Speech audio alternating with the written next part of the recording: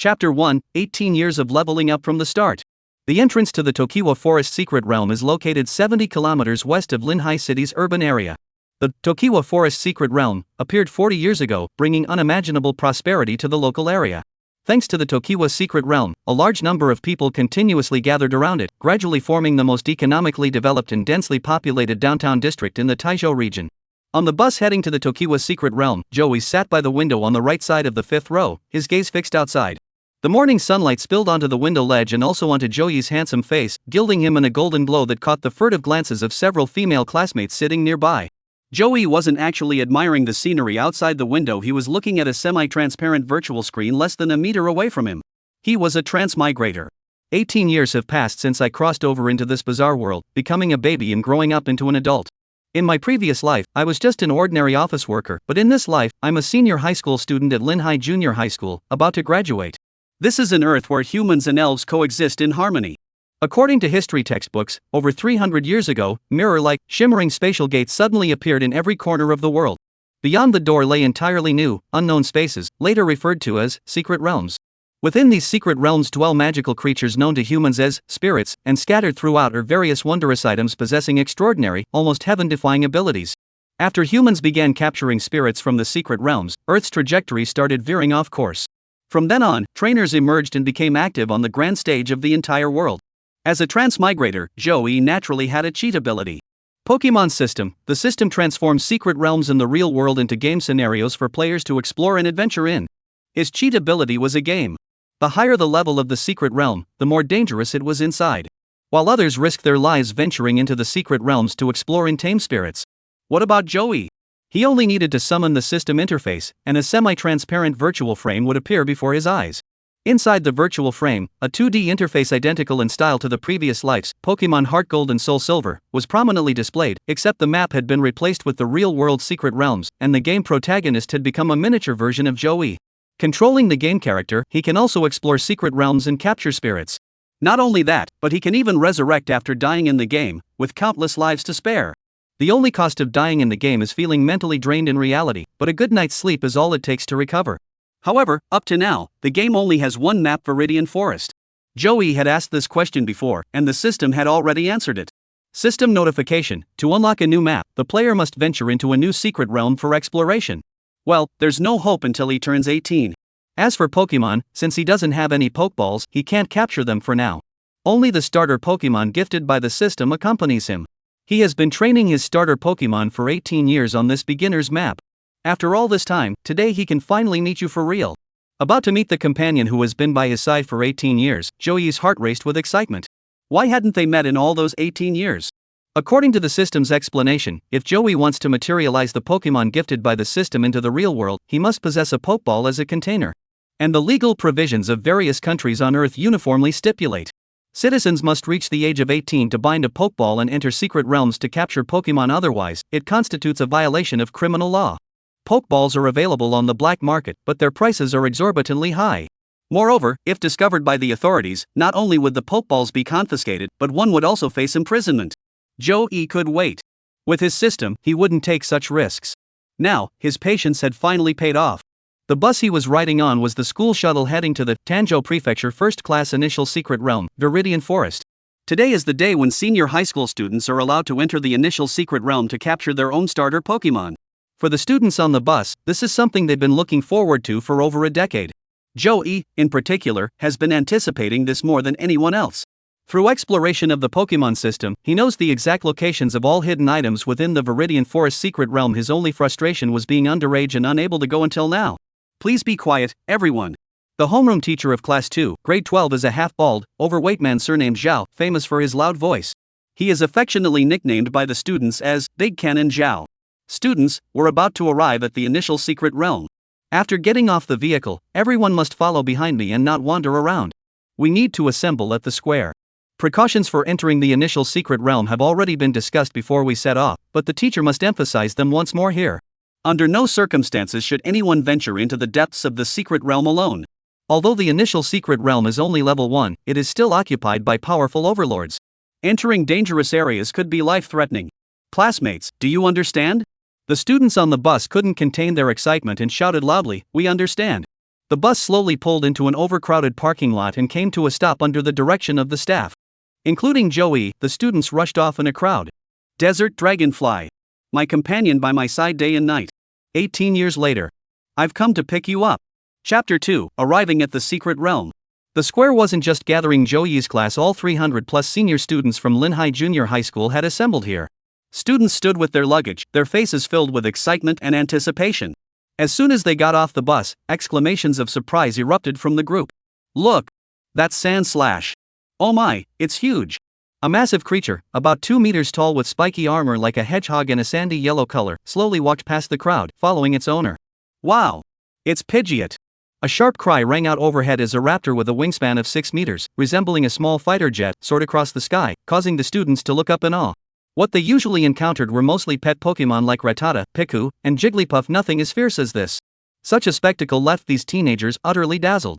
The initial secret realm of Taizhou Prefecture is named Evergreen Forest, designated by the UN as a Tier 1 secret realm.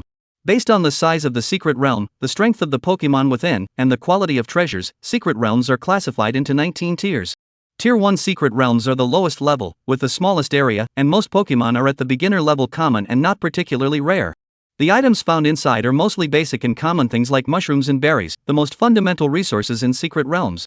Occasionally, rare items may appear, but the probability is extremely low. As the level of the secret realm increases, the internal space becomes larger, the Pokemon grow stronger, and the items nurtured within also become more advanced. Various medicines, advanced Pokeballs, treasures, evolution stones, mega stones. Especially treasures, evolution stones, and mega stones. Just obtaining one of these can trigger a frenzy among trainers worldwide, making overnight wealth and becoming a billionaire no longer a dream. The Viridian Forest secret realm covers a total area of approximately 50,000 square kilometers, roughly half the size of Zhejiang province in the real world. This is only level 1, and among the secret realms worldwide, those classified as level 4 have internal areas equivalent to the entire territory of Xia country. Most of the terrain in the Tokiwa secret realm consists of primeval forests, posing no particular danger. Authorities conduct comprehensive inspections annually.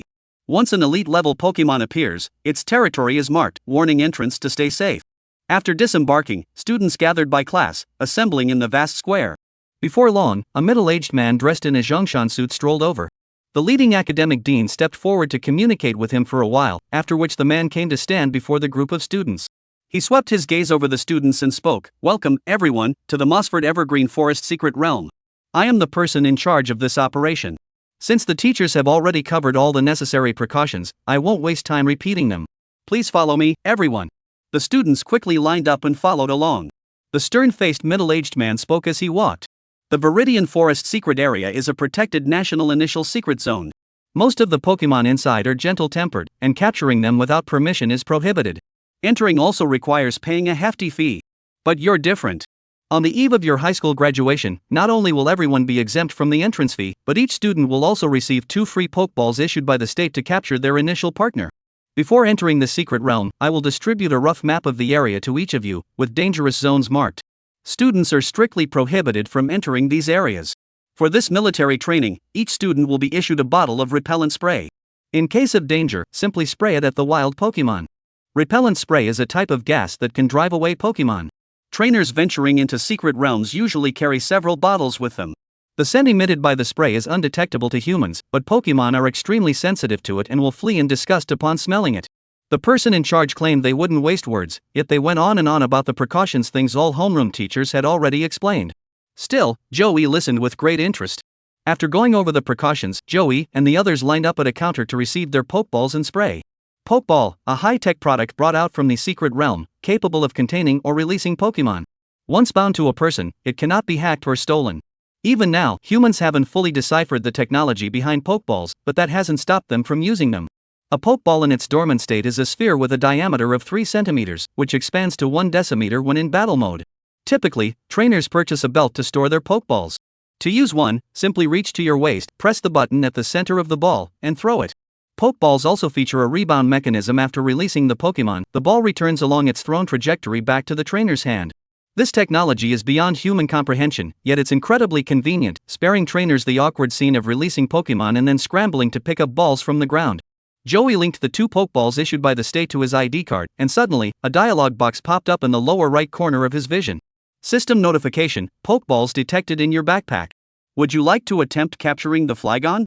A flash of excitement crossed Joey's face, but he suppressed the impulse and chose no. Although Trapinch is the starter Pokemon given by the system, it couldn't be materialized because there was no Pokeball. Now is not the time to materialize it. We have to wait until no one is around. Joey followed behind the team and, after going through procedures like full-body hazardous item scans, finally arrived at the destination of this trip. This was a pyramid-like structure surrounded by high walls, with armed military personnel stationed around the clock. The building's base measures approximately 100 meters in length and width, with step tiers rising on all four sides, reaching a total height of about 5 stories. Joey followed his classmates, ascending the steps one by one until they reached the top platform. There was nothing here except for a single door. 3 meters high, 3 meters wide, and circular in shape. Like a mirror shimmering with ripples, it appeared out of thin air in this world. This is the entrance to the secret realm. Joey's spirits lifted. Chapter 3, Enter. Whether it was Joey or all the classmates, this was their first time seeing the entrance to the secret realm with their own eyes. Everyone held their breath, staring intently at the rippling mirror-like surface. It was unimaginable that simply crossing these ripples would lead them to another magical and magnificent world. Classmates, line up according to your student numbers, remember the precautions I mentioned, and you may now enter. Under the command of the middle-aged man, led by each class's homeroom teacher, the students, with expressions of excitement and anticipation, slowly entered the secret realm. When it was Joey's turn, he couldn't help but close his eyes. Joey felt an indescribable ripple envelop him, and as he took a step forward, the ripple burst like a bubble with a soft pop. Everything changed. Everything has changed. Without even opening his eyes, Joey could sense that the entire world had transformed. Back on Earth, it was May, and when the sun rose, the temperature hovered around 25 degrees Celsius, quite hot. But now, a cool breeze brushed against his face, carrying the fresh, slightly damp air. The temperature was not high, even a bit chilly. The rustling sound of the forest and the amazed exclamations of classmates around him seemed both distant and near at the same time. Joey opened his eyes and glanced around. He was currently standing on a vast clearing specially carved out, with the ground beneath his feet hardened to an extreme degree from being trampled. Behind him, the rippling mirror continued to steadily produce more classmates. 100 meters away from him lay the forest, where towering ancient trees, so massive that it would take several people to encircle them, grew freely. Their enormous and dense canopies nearly blocked out all sunlight. Joey took a deep breath, then slowly exhaled. Whether it was an illusion or not, he felt as if his entire lungs had been purified. A bespectacled classmate beside him closed his eyes in enjoyment and said, "Joey, do you think if we stayed here long enough, we might all live a little longer?" This classmate is named Li Jingyu, Joey's deskmate, and their relationship can be considered quite good. "I think so." Joey nodded, deeply agreeing. Compared to the city air outside filled with smog and exhaust fumes, this place is simply heaven. Li Jingyu rested his right hand on his forehead, looked left and right, and sighed slightly disappointed. "What a pity we didn't see any elves." "Don't worry, we have 3 days, take your time catching whatever you want." Every batch of high school seniors can stay in the initial secret realm for 3 days. Whether they catch an initial spirit or not, they must leave once the time is up. The two marveled together for a while as all their classmates gradually arrived, and the person in charge also caught up with them. This time, without any unnecessary words, he directly announced, "The high school seniors' initial spirit capture operation begins now." More than 300 students scattered in small groups, dispersing with a clamor. After all the students had vanished into the dense forest, the instructor fumbled at their waist for a few seconds before raising both fists and tossing them skyward. 6 pokeballs of varying colors were flung into the air. Pop, pop, pop, pop, pop, pop. The sound rang out, instantly filling the sky with white light. The white light descended, taking physical form. Muscular Maghope, fiery-haired Vulpix, wary-eyed Persian, soaring Pidgeot, glove-wearing Hitmonchan, and plump pink Chansey. The academic director of Joey's school said to the person in charge, President Jiang, "We're troubling you again." The person in charge, surnamed Jiang, smiled and said, "Just doing my job." Then, he turned to the 6 Pokemon he had released and instructed, "Go keep an eye on those elite-level Pokemon. Don't let them pose any threat to the students." The 6 Pokemon each nodded and quickly dispersed. As for the homeroom teachers of each class, they spend their days teaching students and their nights preparing lessons. They simply don't have time to train Pokemon, let alone become adventuring trainers. Joey didn't form a team and eagerly entered the forest alone. The farther from the secret realm's entrance, the denser the tree canopies became, and the trunks grew taller and straighter. At first, he could still see groups of classmates chatting and laughing, but after deliberately avoiding the crowds, he found himself completely alone. Beneath his feet was a gravel path specially laid out by the authorities. Following this path generally ensured safety. Joey sat down beside the gravel path and summoned the system. Invisible to others, a translucent screen suddenly appeared before Joey's eyes. Inside the screen, Joey's game avatar stood somewhere in the forest. Excited, Joey willed a thought, and a status bar appeared on the right side of the screen. Then, Joey's gaze fell on the Pokemon section. Clicking to open it, the avatar and health bar of the Vibrava lay quietly at the top of the interface. System notification: detected Pokeballs in the backpack. Would you like to attempt to capture the Vibrava? Yes. System alert: the battle against Flygon has begun. The screen suddenly went black, then a bolt of lightning flashed across the middle. When the screen lit up again, the in-game character arrived at the battle scene. On our side was Joey's miniature version, while opposite stood a majestic, winged Flygon at level 59, a peak quasi-elite tier Pokemon. Joey was stunned. Is this how you capture it? Should I control the game character to throw a flurry of punches? Fight with my head? Chapter 4, Flygon. Joey skipped over the Y battle button in the lower right corner of the screen and mentally clicked on Backpack. Upon opening it, the text Pokeball 2 appeared. Use it directly. Joey refused to believe that his 18-year bond with Flygon would fail him. From Trapinch to Vibrava, and finally to Flygon, after all this journey, do I still need to battle to capture it? As expected, when the Pokeball was thrown by the game character, Flygon didn't resist at all and was captured instantly. Then, Joey's hands trembled as he took out the Pokeball and tossed it into the air. Bang! A dazzling white light flickered through the forest, coalescing mid-air into a colossal silhouette. Its streamlined form resembled a green dragon, complete with massive diamond-shaped wings, crimson crystalline eyes, and a long, powerful tail. At that moment, a notification window suddenly popped up on the system interface. Flygon Female Ground Dragon. Talent: Purple Champion Tier. Level: Quasi-Champion Peak LV 59959 999 6000. Size: 56 m 82 kilograms. Abilities: Levitate, immune to ground-type moves. Speed boost: speed gradually increases during battle. Skills: Dragon Claw, Dragon Dance, Dragon Tail, Sand Tomb, Dig, Earthquake, Bug Buzz, Crunch, Quick Attack. Joey temporarily ignored this interface. He looked up and said, Flygon, I've finally met you. As soon as the words fell, a melodious cry was heard. The massive figure soaring in the sky swooped down, landing heavily on the ground, then buried its head in Joey's embrace. Having spent 18 years together, though they had never met face to face, their bond had long reached its peak. The Flygon depended on Joey to an extreme degree. I've been looking forward to this moment for over a decade. Joey gently stroked the Flygon's head, murmuring softly. Countless nights, he had dreamed of meeting the Flygon in his sleep. Today, it finally came true. The desert dragonfly rubbed its big head back and forth, pushing Joey backward. After chatting together for a while, Joey finally stood up and said, Alright, next we'll thoroughly comb through the Viridian Forest. Who knows how Joey endured these 18 years. Every time he controlled his character to explore the Viridian Forest, his heart ached. Because those treasures hidden in the Viridian Forest could only be discovered through the game but never obtained through it. He knows exactly where all the treasures are hidden, how deep they're buried, and whether they're guarded by spirits, but he just can't get his hands on them. The composition of these secret realms is fascinating. They function like dungeons in a game, where wild spirits and other treasures randomly respawn over time. Even if someone loots a secret realm completely, within 3 to 5 years, new treasures will mysteriously coalesce within it. To this day, no one fully understands why. The prevailing theory is that fluctuations and shifts in spatial laws cause this phenomenon, especially with elemental treasures. They appear to be physical manifestations of these very laws. What about Joey?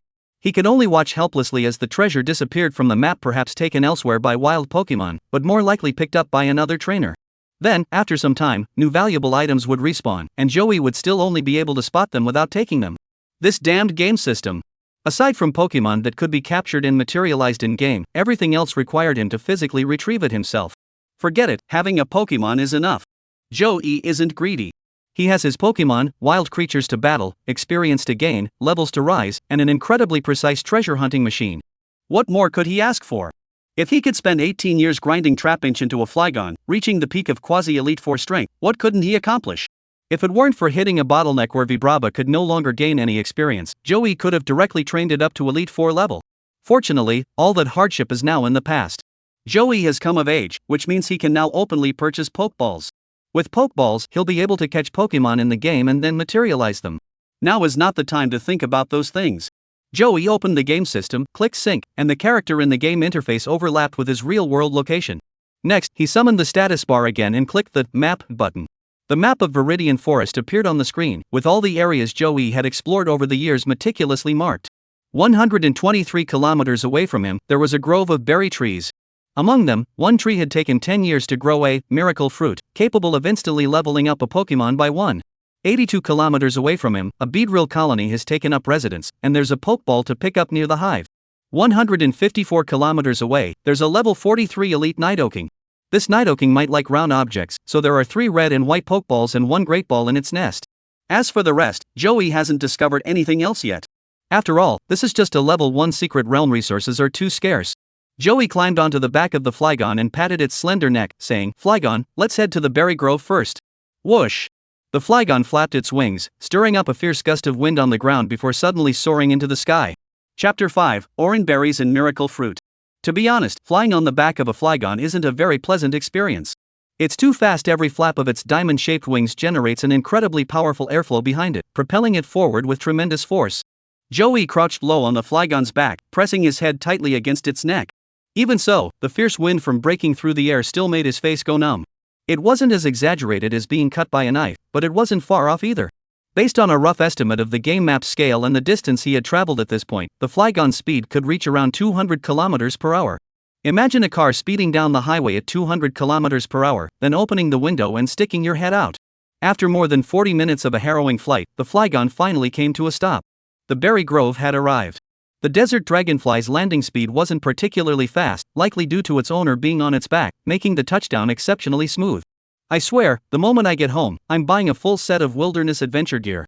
Stepping back on the solid ground, Joey rubbed his numb face and let out a long sigh of relief. After regaining his composure, Joey turned his gaze toward the berry grove ahead. Berries are truly magical things. Some can cure poison, some can relieve paralysis, some can instantly wake a sleeping Pokemon, and others can even heal burns or frostbite. The most practical type is undoubtedly the berries that quickly restore stamina.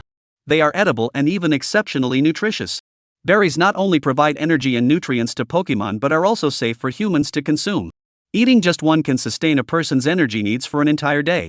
According to the description in the Beginner Trainer's Cultivation Manual, Joey confirmed that the type of berry grove before him was the orange berry. Orange berry trees are not particularly tall, similar in height to orange trees on Earth. The fruit is about the size of an adult's fist, with blue skin and purplish-red flesh inside, belonging to the sweet-tasting category. As Joey approached the berry grove and his gaze lingered on one orange berry, the game system popped up another dialog box. Orange berry, when consumed by Pokemon, it restores a small amount of HP. Joey reached out to pick one, peeled off the skin, and took a small taste of the fruit's flesh. It was slightly sweet with a hint of sourness, resembling an unripe orange. The flavor was decent and tolerable. Orange berries are quite expensive on the market, costing several hundred yuan per pound, making them unaffordable for ordinary families. Pokemon food made primarily with orange berries is even more expensive. A 3-kilogram bag varies in price by brand, but even the cheapest starts at 1,000 yuan. And that's just the beginning. A single Pokemon can consume 6 bags per month. So, unless you're rolling in money, it's better to raise fewer Pokemon. They're simply too expensive to maintain. Feeding Pokemon regular food is an option. It fills their stomachs, but compared to their nutritional needs, ordinary food falls far short. Over time, it would only nurture a stunted companion. Forget about battling, it might not even have the strength to unleash its skills. But Joey wasn't worried. With his Pokemon system, given enough time, he knew the exact locations of all the rare treasures within the secret realm. No matter how high the cost of entering the secret realm, Joey would never lose out. Handing the half-eaten orange berry to his Flygon, Joey turned his attention back to the game system's interface. The desert dragonfly obediently opened its mouth and swallowed the orange berry whole, skin and all. Then, with a bleh sound, it spat the orange berry onto the ground. The desert dragonfly prefers bitter berries. The orange berry was too sweet and sour for its taste. Joey looked up from the system interface and couldn't help but laugh. "Ha, sorry, you don't like sweet and sour flavors, do you? I'll keep that in mind for next time." After all, it was their first meeting, and Joey still didn't know much about the habits and preferences of the Flygon. The Flygon extended its dragon claw to point at the Pecha berry ahead, shaking its head while its 2 antennae swayed continuously. "Got it, doesn't like Pecha berries, doesn't like sweet flavors." Joey responded verbally, shifting his focus back to the game interface. The location he had marked on the map for miraculous fruit wasn't far ahead. Following the path trodden by wild Pokemon, Joey entered this berry grove, while his Flygon took to the skies, hovering above its trainer. After venturing about 200 meters into the grove, Joey spotted a fruit tree slightly shorter than its surrounding counterparts. Not only was this tree stunted in growth, but not a single orange berry had formed on its branches. Could it be that the miracle seed had absorbed all the nutrients? Joey speculated as he continued walking toward the tree. Standing at 182 centimeters tall, he still towered over the fruit tree by a head.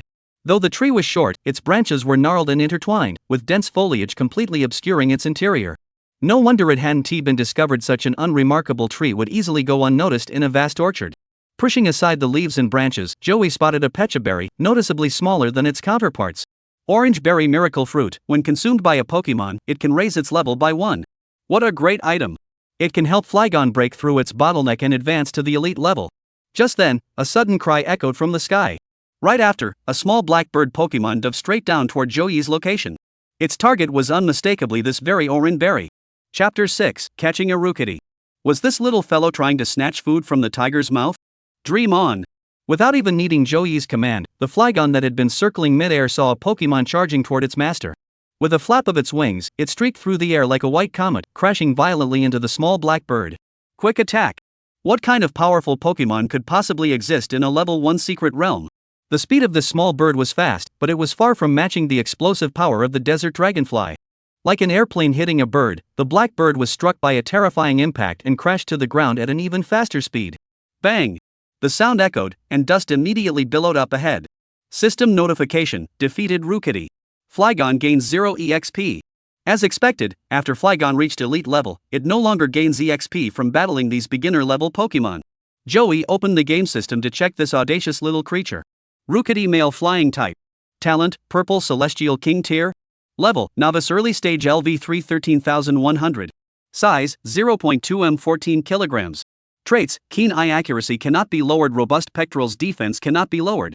Skills: Peck, Leer. Joey finished reading the materials and stared speechlessly yet astonishingly in the direction where the opponent had crashed. What left him speechless was that a rookie-level little creature dared to act arrogantly in front of a Flygon. What astonished him was that its talent had actually reached champion tier. Talent is extremely important for Pokemon. It can affect the speed at which a Pokemon's strength improves, influence their comprehension of skills, and determine their ultimate peak of power. Gray Novice, White Common, Green Elite, Blue Quasi Champion, Purple Champion, Orange Master. 6 tiers of talent, each corresponding to 6 levels of potential. Take this Pikipek, for example. After prolonged battles and training, barring any unforeseen circumstances, its ultimate strength could reach the champion level. This is quite rare. In the wild, the vast majority of Pokemon linger at the gray tier of talent, unable to break through to the elite level in their entire lives. An elite-level Pokemon signifies that this creature holds a very high status within its group, possibly even as the leader of the pack. Beyond that, those at the quasi-champion level are known as lords, possessing their own territories. Any intruders, whether human or Pokemon, will face immediate attack. As for champion-level Pokemon, wild specimens of such caliber are exceedingly rare. They are revered by humans as overlords, dominating entire regions, and ordinary trainers wouldn't dare approach them. This bold Rookidee that dared to snatch Joey's belongings possesses the potential of a champion-level overlord. Can't let it get away. Joey knew how rare it was to encounter a Pokemon with such extraordinary talent. After picking the miracle fruit, he quickly moved to where the Rookidee had fallen and took out his last remaining Pokeball. The Rookidee had been struck by the Flygon's quick attack and lay unconscious on the ground. The unseen laws of nature have a protective mechanism for Pokemon. They cannot suffer fatal injuries in battle. Once an attack exceeds their endurance, they simply fall into a near-fainting state. In this state, as long as the Pokemon isn't attacked afterward, it can quickly recover from its injuries. It is based on this law of nature that Pokemon battles exist. The small-bodied Rookidee was directly hit by the Flygon to the brink of fainting. If Joey didn't intervene, it would regain consciousness in about 10 minutes. Although it wouldn't be able to battle temporarily, flying wouldn't be an issue. Joey threw the Pokeball at it, and upon contact, Rookidee instantly transformed into a beam of red particles and was contained inside. The Pokeball hit the ground and kept shaking, which meant that Rookidee's subconscious was struggling. It was resisting the confinement of the Pokeball's cramped interior. Perhaps frightened by the Flygon, it took about 10 seconds. With a click, the Pokeball finally stopped shaking. Rookidee was caught. Joey opened the Pokeball and released the Rookidee. Returning to the real world from the Pokeball, the little fellow seemed a bit disoriented, looking around in confusion with a bewildered expression. When its gaze landed on the Flygon, it shivered and trembled, clearly intimidated by the desert dragon. But soon it noticed Joey and inexplicably developed a sense of dependence and trust toward him. This is also an unsolved mystery. After being captured by a Pokeball, Pokemon develop a basic sense of trust and closeness toward their trainer. Over time, this trust deepens, eventually turning into a bond so strong that they are even willing to sacrifice their lives for their trainer. Of course, many Pokemon choose to rebel and flee due to neglect or abuse from their trainers. Some may even seek revenge against their trainers before escaping. The Rookidee flapped its wings and flew to perch on Joey's shoulder. Its small body, with blue-black feathers and a round, plump belly, perched on Joey's shoulder like a black bowling ball. It's hard to imagine that such a tiny creature could evolve into the giant avian Corviknight, with a wingspan reaching up to 6 meters in the future. Next. Under the fearful gaze of the Rookidee, Joey beckoned to the Flygon. Ouch! A massive dragon descended from the sky, crashing onto the ground with a thunderous impact, causing the young starly to hurriedly tuck its head into Joey's hair. Flygon, open wide.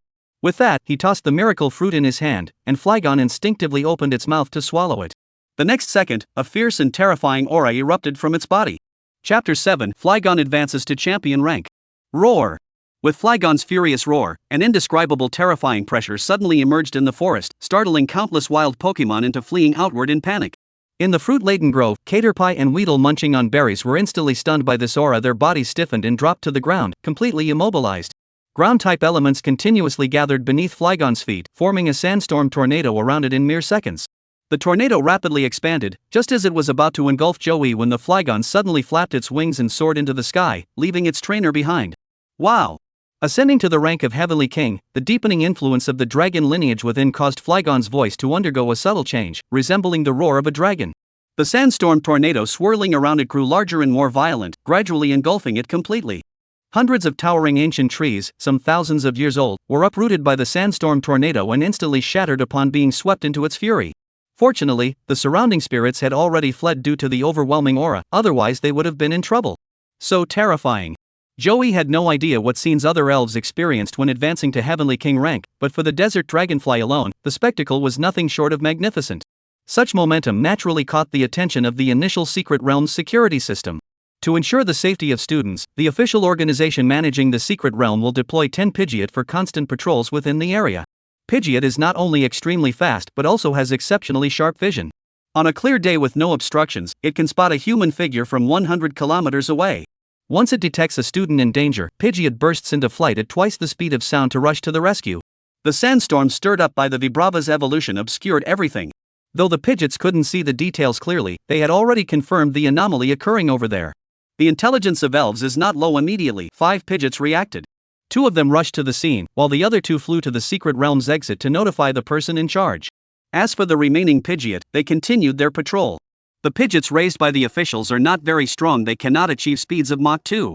But even so, these giant birds fly 5 times faster than desert dragonflies. In less than a minute, the nearest Pidgeot arrived at the scene.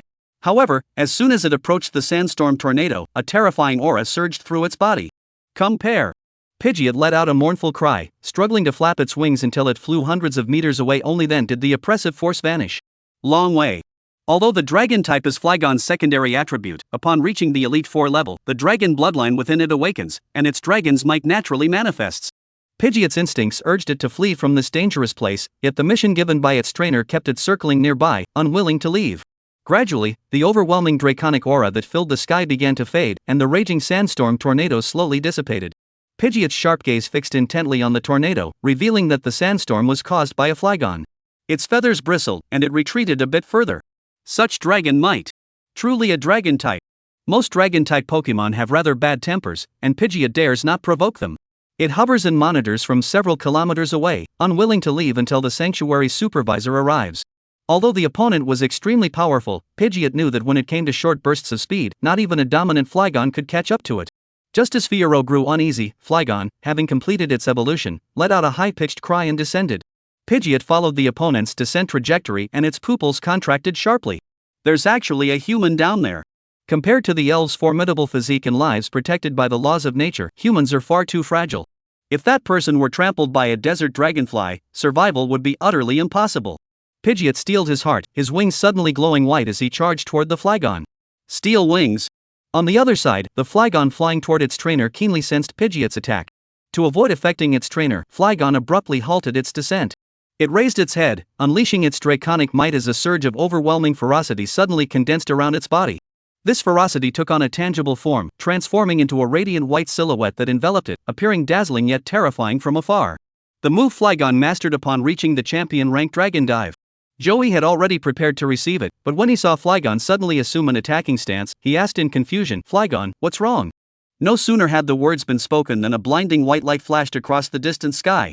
The desert dragonfly fiercely flapped its wings, charging toward the white light with an immense phantom of the dragon god in tow.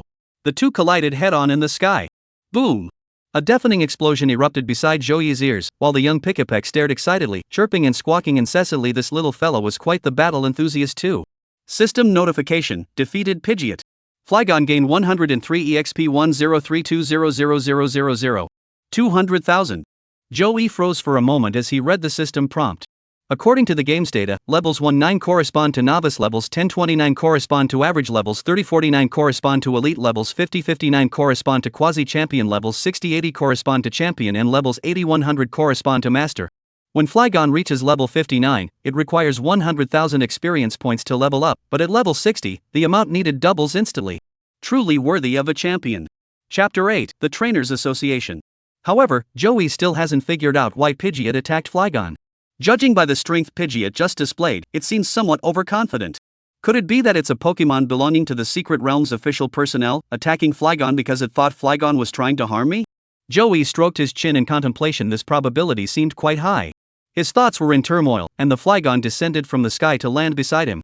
After evolving into a Flygon, its size had grown slightly larger, exuding an awe-inspiring aura, extraordinary and divine. Joey raised his hand and patted Flygon's neck, saying, "Well done, but that Pidgeot." The desert dragonfly tilted its head, its crimson crystalline eyes reflecting Joey's handsome face. Joey found it adorable and said with a smile, "Perhaps Fiero was specially arranged by the Secret Realm's management to protect us students. The commotion you caused earlier was a bit too much, making it misunderstand." Though Pokemon cannot understand human language, they have a unique way of comprehension that allows them to grasp what humans intend to convey. The desert dragonfly turned its head toward the direction where Fiero had fallen unconscious, wagged its tail, and whimpered an apology. "It's okay, someone in charge will come soon to take it for treatment." Speak of the devil. A few Pidgeots appeared on the horizon, with a trainer riding on one of them. About 10 seconds later, the Pidgeots arrived, and Joey could finally see the face of the newcomer. It was the person in charge of the Secret Realm who had just brought the students in. Desert Dragonfly? Why is there a Desert Dragonfly here? Wide-eyed and alert, he also noticed the close relationship between this Desert Dragonfly and Joey. Because Joey's right hand was still resting on the Desert Dragonfly's neck. The Secret Realm manager rubbed his hands together, his tone stiff. "Student, could you tell me the specifics? It's a bit scary, really a bit scary." Regardless of the specific strength of the Flygon, as a Pokemon with the Dragon type and its attributes, the fact that it can evolve to its final form is already extraordinary. Dragon-type Pokemon are powerful, and correspondingly, their growth cycle is also very long. Every Dragon-type Pokemon in its final form, as long as it has a 3-stage evolution, will have strength no less than that of a pseudo-champion. A quasi-champion? He doesn't even have one, yet this high school senior before him possesses one? Given by a family elder? That seems to be the only plausible explanation. But normally, Pokeballs can only be activated by their owner. Could it be that the original Pokeball containing the Flygon was destroyed and replaced with a new one? Or perhaps, the Flygon was placed with a junior family member during its trapinch stage to foster a bond, allowing the junior to capture it directly upon coming of age. The person in charge kept imagining scenarios in his head, while Joey explained, "Just now, my Flygon caused quite a commotion, which led to a misunderstanding with the Pidgeot, so they ended up fighting." This conclusion was more or less what the person in charge had expected, and he inwardly sighed in relief, nodding, "I see. The Pidgeot will recover quickly, and as long as you're unharmed, that's what matters." As he spoke, he glanced at the Flygon and felt his words were somewhat unnecessary. With a Flygon protecting them inside a Tier 1 secret realm, unless they tripped over their own feet, getting injured would be nearly impossible. I really envy students like him who are born with a family fortune, having a potentially powerful Pokemon to grow up with from birth. Unlike him, who achieved this level of strength and earned his position through sheer hard work, step by step. "Classmate, I'll take Pidgeot to get treated first." "You go ahead." The person in charge was speechless. Go ahead with what? Continue the adventure? Who brings a Flygon to a first-level secret realm for an adventure? It's more like a vacation. Joey wore an apologetic expression and said, "I'm really sorry for causing such trouble. Please go ahead with your work." He still needed to search for items hidden elsewhere and couldn't afford to waste time here. As the supervisor tightened the hood of his windbreaker and climbed onto Pidgeot's back, he asked, "Student, what's your name?" Joey. He committed the name to memory, then patted Pidgeot and said, "Classmate Joey, my name is Jiang Kailiang.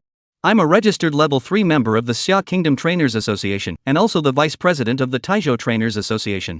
With that, Pidgeot carried him into the sky. Level 3 member? Joey muttered to himself. So that means he has an elite level team, huh? The Trainers Association is the largest official trainers organization in Xia Kingdom. Members of the association not only hold extremely high social status and enjoy various benefits, but it is also said that there are various evolutionary stones and secret treasures available for members to exchange internally. However, not everyone can join the Trainers Association. The association has a total of 9 levels. To become a level 1 member, one must start by owning 6 ordinary level Pokemon. To become a level 2 member, you need to own 1 elite level Pokemon. For level 3 membership, you must assemble a full team of 6 elite level Pokemon. Level 4 membership requires 1 pseudo-champion Pokemon. Moreover, simply having the Pokemon isn't enough. Association members who wish to advance must also undergo trials, complete tasks, and pass evaluations before they can upgrade their association rank. In short, promotion is difficult, but the benefits are substantial. I currently only have 2 Pokemon, not even a full team yet. Chapter 9, Pokeballs Full 6. To assemble a team, Pokeballs are needed first. Joey opened the Pokemon system and clicked on the game map. The map showed that the Nidoking's territory was about 70 kilometers away, where 3 Pokeballs and 1 Great Ball were waiting for Joey. In the outside world, a Pokeball costs 20,000 yuan each, while a Great Ball costs 50,000 yuan. This money was practically free. He needed to hurry to the second-level secret realm to check it out. Only by unlocking new secret realms could he obtain more treasures. He has a Flygon in his possession, which generally ensures his safety. The only consideration is the issue of his trainer association rank. If his association rank is insufficient, no amount of money can grant him access to restricted zones unless he resorts to forced entry, but those who attempt it are executed for threatening national security. Another critical issue is that after Flygon reaches elite rank, defeating wild creatures below level 30 no longer yields experience. Therefore, to continue improving his strength, he must explore new restricted zones. To unlock higher level secret realms, he must join the Trainers Association. He'll go out and complete the membership procedures right away. With this thought in mind, Joey climbed onto the back of the Flygon, settling between its neck and wings, and said, "Let's head to the Nidoking's territory." With those words spoken, the emerald green dragon soared into the sky. Level up, realm ascended, the Flygon's flight speed increased, and Joey wrapped himself even tighter. Flying at a speed of 400 km per hour, it took only 10 minutes to reach the destination. This was a mountainside location with a massive cave, surrounded by lush vegetation. Through the dense foliage of the forest, a few caterpie could faintly be seen munching on leaves. Perhaps sensing an unusual scent, or perhaps startled by the desert dragonfly's imposing presence, a roar filled with fury echoed from within the cave. Roar! With each heavy footstep causing the surrounding earth to tremble slightly, a robust Nidoking emerged from the depths of the cave. Joey opened the game interface and saw Nidoking Male Poison Ground. Talent, Green Elite Tier. Level, Elite Late Stage LV 451534500000. Size, 16 m 84 kilograms. Trait, Poison Sting has a chance to poison opponents upon contact. Skills, Double Kick, Poison Sting, Taunt, Brick Break, Dig, Iron Tail. Looks imposing at first glance, but turns out to be all show and no substance. With merely green tier talent, without extraordinary encounters, it can only reach elite level peak at best in its lifetime. Joey would never bother capturing such a Pokemon.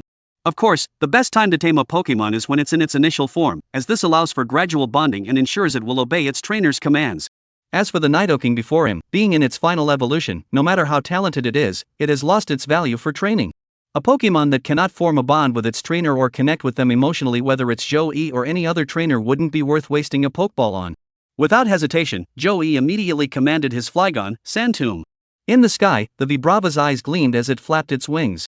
Under the influence of ground-type energy, the soil beneath Nidoking suddenly transformed into a swirling vortex of quicksand, continuously collapsing downward. Roar! The gap between an elite and a champion was as vast as the distance between clouds and mud. Before Nidoking could react, it was completely swallowed by the vortex, unable to break free. Joey patted the Vibrava's neck, and it immediately understood, descending to land at the entrance of the cave. The cave was nearly 4 meters high, 3 meters wide, and 6 meters deep, quite spacious for Joey. But to the Vibrava, such a small space probably wouldn't even qualify as a decent restroom. Joey could see the entire interior of the cave just by standing at the entrance. One couldn't expect wild Pokemon to pay attention to hygiene. The smell inside the cave was quite unpleasant. A few bones were piled in the corner of the wall, though it was unclear which unfortunate Pokemon they belonged to. This was the real world. Nidoking, being an omnivorous Pokemon, would occasionally hunt others for meat. If meat was truly scarce, berries could barely suffice to fill its stomach. Aside from the bones, there were several shrunken Pokeballs in the corner. 3 were red and white, while 1 was blue and white. Joey covered his nose as he walked over, picked up the 4 Pokeballs, and hurried back to the cave entrance to take a deep breath. The moment he picked up the Pokeballs, the game system responded. System notification: player Joey has discovered 3 Pokeballs and 1 Great Ball. Pokeball, a device for capturing wild Pokemon, possessing incredible abilities. Great Ball, a higher grade Pokeball than the standard one, possessing incredible abilities. Found 4 Pokeballs, plus the 2 issued by the nation, making a total of 6. If all are filled, that completes an entire team. It's a pity Joey hasn't decided which one to catch yet. He owns the Pokemon game with countless creatures to choose from, which is indeed a happy dilemma. In the real world, no one captures as many Pokemon as they do in anime. For some unknown reason, trainers are only allowed to carry 6 Pokemon at a time, and cannot catch new ones once this limit is exceeded. Even if you throw a Master Ball, it's useless, you just can't catch it unless you release one of the Pokemon you're carrying or send one to your home. In any case, you can't have 7 Pokemon with you. But Joey is different, he can store Pokemon in the game, so he doesn't have to worry about this issue at all. However, even without this ironclad rule, people wouldn't casually catch Pokemon anyway. Because they simply can't afford to raise them. A single elf consumes 5,000 yuan worth of special food per month, so 6 would cost 30,000. Do you still want to capture more? Must be rolling in money. Chapter 10, Clear the Secret Realm. 4 Pokeballs worth a total of 110,000 yuan were obtained. Before leaving, Joey had Flygon take care of Nidoking as a side task. After all, level 45 provides quite a bit of experience. System notification, defeated Nidoking, Flygon gained 340 EXP 4432000000. 300 EXP per battle, so 200,000 would mean 700 battles. It doesn't sound like much, but Joey knew the number wasn't the issue. The real problem was not having enough Pokemon to grind against. Pokemon games are designed with real-world secret areas as their map templates, so the number and distribution of wild Pokemon follow those in the actual secret areas. There are many Pokemon in the secret areas, but the vast majority are low-level ones like Caterpie. You can see about 100 of them in an hour.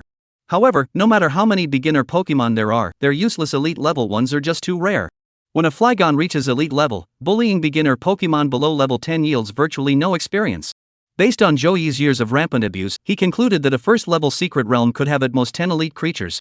After defeating the desert dragonflies once, you had to wait for the wild creatures to recover their stamina before continuing the battle. Otherwise, the game system wouldn't even trigger the fight. Each creature's strength varied, and so did the time needed for recovery. For example, this level 45 Nidoking would take 4 days to regain its fighting strength in the game. This significantly slowed down Joey's level grinding. As Joey pondered, another line of text appeared on the game interface. System notification, congratulations to the player for defeating the strongest boss and clearing this secret realm. Tokiwa Forest Level 1 Secret Realm. Pokemon species, Beedrill series, Butterfree series, Beautifly series, Nidoran series, etc. Item types, berries, mushrooms, Pokeballs rare, potions rare, Great Balls uncommon, bomb mushrooms uncommon, leaf stones extremely rare. System notification, clearance reward, choose one item type. Staring at the lines of information appearing in his vision, Joey froze. Staring at the virtual screen before him, he couldn't help but exclaim in delight, there's such a benefit? Chirp. The young Pidove didn't understand what its owner was saying. The Flygon also tilted its head, looking at its owner in confusion. Ignoring the 2 Pokemon, Joey focused his thoughts and selected the Leaf Stone. This is clearly the best choice, as among all the items, the Leaf Stone holds the highest value. The aromatic mushroom is decent, it's a raw material for making energy blocks and commands a high price in the market. However, compared to the Leaf Stone, it pales into insignificance. Leaf Stone greatly promotes the growth of grass-type Pokemon, with a chance to enhance their innate abilities and trigger evolution in certain specific Pokemon. Evolution stones, also known as attribute stones, primarily serve the purpose of being carried and absorbed by Pokemon of corresponding attributes in the real world. They accelerate growth, help overcome bottlenecks, and aid in evolution. If a Pokemon carries and absorbs many evolutionary stones over a long period, it may even enhance its innate talents, allowing its strength to break through to a higher level. As for evolving specific Pokemon, that's actually just a secondary effect. Experts studying evolutionary stones speculate that these stones, which contain pure elemental energy, form through principles similar to elemental treasures. Both are crystallized manifestations of dispersed elemental laws. Too bad it's a leaf stone. If only it were a earth stone or a dragon stone instead. Joey felt a bit regretful. The earth stone represents the ground type, and the dragon stone represents the dragon type. These 2 evolution stones didn't appear in the games or anime, but in the real world, evolution stones are formed by the condensation of elemental energies, so naturally, other types exist as well. If he could obtain evolution stones of these 2 attributes and let Flygon absorb them, it would probably gain a lot of experience. With a thought, Joey took out the leaf stone from his in-game backpack. This is a flat stone emitting a faint green fluorescence, about the size of 3 fingers held together, with a crystalline but opaque surface. Holding the leaf stone in his hand, Joey inexplicably recalled the spirit stones used by cultivators in the fantasy novels of his previous life. Both contain energy and can be absorbed, but spirit stones are for human cultivators, while leaf stones are for Pokemon. This secret realm sweep is complete. It also fulfills my 18-year-long wish. Returning the leaf stone to the game backpack, Joey took out a Pokeball and recalled his Rookidee. The game backpack could be considered Joey's golden finger. While others had to cram their items layer by layer into hiking bags, Joey's game backpack had no volume and added no weight. It was no different from a spatial ring. I wonder what brand of backpack Ash and Brock carry in the anime. Not only can they fit spare clothes, but they even manage to store pots, pans, and stove stands inside. But hey, it's anime, no need to overthink it. Time to head back. He climbed onto Flygon's back, patted its slender neck, and said, "Flygon, take off." Ouch. The wind howled as the desert Flygon carried Joey into the sky, leaving behind only a fainted Nidoking and the chaotic sand piles created by Sand Tomb. Chapter 11. Trainers are really too expensive. Exit of the Viridian Forest secret area. The academic director of Linhai Junior High School and homeroom teachers from various classes were all waiting here for the students to return. With the help of a few Mashokes, they quickly set up the tent. Then, everyone found an open space, spread out a few camping blankets, took out snacks, fruits, and drinks, and began chatting over tea. Ah, I'm really envious. The Dean of Academics looked at the Pokemon not far away and sighed sincerely. If my family had been well off back then, perhaps I'd be an elite trainer by now. Joey's homeroom teacher Xiaoyud said with a smile, "To be honest, being a trainer is a high-risk profession. Living a stable life like ours isn't bad at all." Other homeroom teachers sighed in agreement. Being born into such an exciting world yet unable to experience that passion is inevitably regrettable. Exactly. But we can't afford it. Raising an elite-level Pokemon starts at 1 million. Raising a child is cheaper than that. Raising Pokemon is indeed expensive, which is the primary factor bar none preventing the general public from becoming trainers. Formal trainers need a full team of 6 Pokemon, totaling 6 million? That's staggering, the female teacher couldn't help but exclaim. A teacher nearby shook his head and said, 6 million won't cut it, there are plenty of ongoing expenses. Not to mention the monthly food costs of 50,000 to 60,000 per Pokemon. Battles and daily training inevitably lead to injuries, and just a single bottle of the most basic potion starts at 50,000. Ha, just be a good teacher for me. Out of these 300 plus students, if even 10 can become official trainers, that would be quite an achievement. As the teachers were chatting, someone looked up and pointed at a rapidly approaching figure in the sky, exclaiming in surprise, "Look, that Pokemon is a Flygon?" Everyone present was either a teacher or staff from the secret realm, all very familiar with the types of Pokemon, and instantly recognized the true identity of that figure. When the Flygon appeared in everyone's sight, they were all startled. How could there be a Flygon in a first-level secret realm? A Trapinch awakening dragon bloodline and evolving to its final form would have a minimum strength of quasi-elite 4 level. When President Zhang returned just now, he said the accident had been resolved. Could the accident he mentioned be? Probably just passing by. Everyone looked up, staring at the dragon gradually approaching in the sky and discussing. A dragon-type Pokemon appeared before their eyes. While everyone felt excited and thrilled, they were also quite worried. If they were in the territory of a Flygon, the consequences would be unimaginable. With just one move like Sand Tomb, everyone's lives would be in grave danger. The Pokemon of the nearby staff couldn't stop trembling. While humans might not notice, Pokemon could keenly sense an overwhelming draconic aura pressing down on them. Their strength was impossible to gauge. But absolutely must not resist. As the desert dragonfly approached, the teachers began to panic. Because they realized this flying dragon was heading straight for the camp with clear intent. Oh no! The desert dragonfly's target is right here where we are. As soon as these words were spoken, the atmosphere around them instantly became tense and uneasy. It wasn't exactly fear, unless humans had invaded the other party's core territory or humans had initiated the attack first. Otherwise, under normal circumstances, elves wouldn't attack humans without reason. The Taijo Trainer Association assigned 3 staff members to assist with this operation involving high school seniors. Although their combat strength couldn't compare to President Zhang Salyang's, each of them possessed 1 or 2 elite-level main Pokemon. Even if the Flygon had malicious intent, they could hold out for a while. An older trainer spoke up, "Everyone, stay calm. Don't panic or overreact. President Zhang has taken his Pidgeot for treatment and will be back soon." That being said, how could anyone remain calm when facing an aggressive dragon like this? Even the speaker himself was feeling tense inside. After about 10 seconds, the Flygon finally approached within a few hundred meters. At this moment, everyone saw that there was a person sitting on the dragon's back. This Flygon has a trainer. Phew, then it's alright. Everyone breathed a sigh of relief, followed immediately by a wave of doubt. Who was this newcomer? We've never heard of any desert dragonfly trainers in our Tai prefecture before? The teachers and several trainers exchanged puzzled glances. Dragon-type Pokemon are extremely rare. Not only are they few in number and difficult to raise, but they are also notoriously stubborn and hard to train. You'd better have at least 8 or 10 Pokeballs if you want to catch a dragon-type Pokemon. Even if you're lucky enough to succeed, they won't obediently follow a trainer's commands. It takes years of emotional bonding to earn their trust. But at the same time, dragon-type Pokemon are also the most loyal. Once they recognize you as their master, they will never betray you. The Flygon drew closer, and those on the ground could feel the wind pressure from the beating of its enormous diamond-shaped wings. As the flying dragon slowly descended, everyone finally got a clear view of the trainer's face sitting atop it. Class teacher Zhao Yud widened his eyes in shock and couldn't help exclaiming in astonishment. Zhou-yi? Chapter 12, The Discomfort Caused by the Flygon. Teacher Zhao, greetings to all the teachers. Zhou-yi smoothed his wind-tousled hair and clothes, then greeted the teachers. Watching this student dismount from the Flygon, the homeroom teachers of Linhai Junior High's graduating class were stunned. Zhao Yud pointed at the Flygon with trembling hands, stammering as he asked. Zhou-yi, how could you? Yes, you're just a rookie trainer who was supposed to catch a starter Pokemon. How did you end up riding a Flygon back? Disbelief was written all over everyone's faces. Zhang Kailiang didn't know Zhou-yi's background and assumed he must come from an influential family. But as the homeroom teacher, how could Zhao Yud not know his student's background? Zhou-yi performed well academically in class, and his mature demeanor in daily life made him well liked by teachers across all subjects.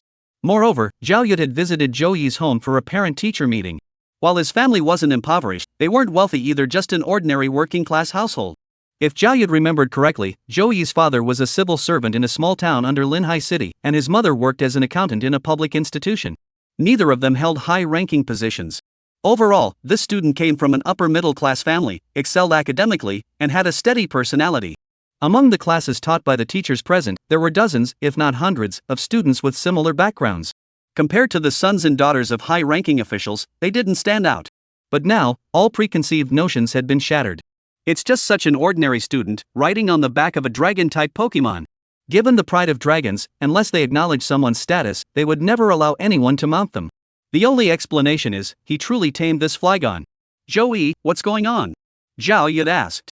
I don't know either. Zhou-yi put on a puzzled expression and began to spout nonsense. Teacher Zhao, I was actually going to ask you the same question. As I was walking, the Vibrava suddenly appeared right in front of me. At first, I was nearly scared to death, and instinctively threw the Pokeball in my hand to capture it. Everyone's hearts skipped a beat, already guessing what would happen next. Sure enough, Zhou-yi's words confirmed their suspicions. After that, the Pokeball kept shaking. It lasted about 10 seconds, then with a ding, it was caught. With a sudden ding? Show me how you ding. The teacher and several trainers were overwhelmed with jealousy, grinding their teeth in anger. Is there really such a good thing? Zhao Yud was still skeptical. It wasn't that he didn't trust Zhou-yi, but the way things had unfolded was simply too unbelievable, almost magical. A teacher resting his chin on his hand chimed in. From what I know, ordinary Pokeballs do have an extremely slim chance of capturing a powerful Pokemon in one go.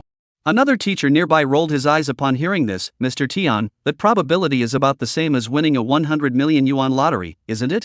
What's wrong with a 100 million yuan lottery? People have won it before. Finally, the head teacher cautiously asked, so, Zhou-yi, have you really tamed this Flygon? Zhou-yi nodded. It listens to me very well, so I think it's been tamed.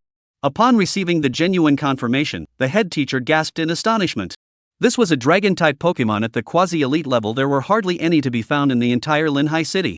Now, it appeared in the team he led and was even subdued by his own student.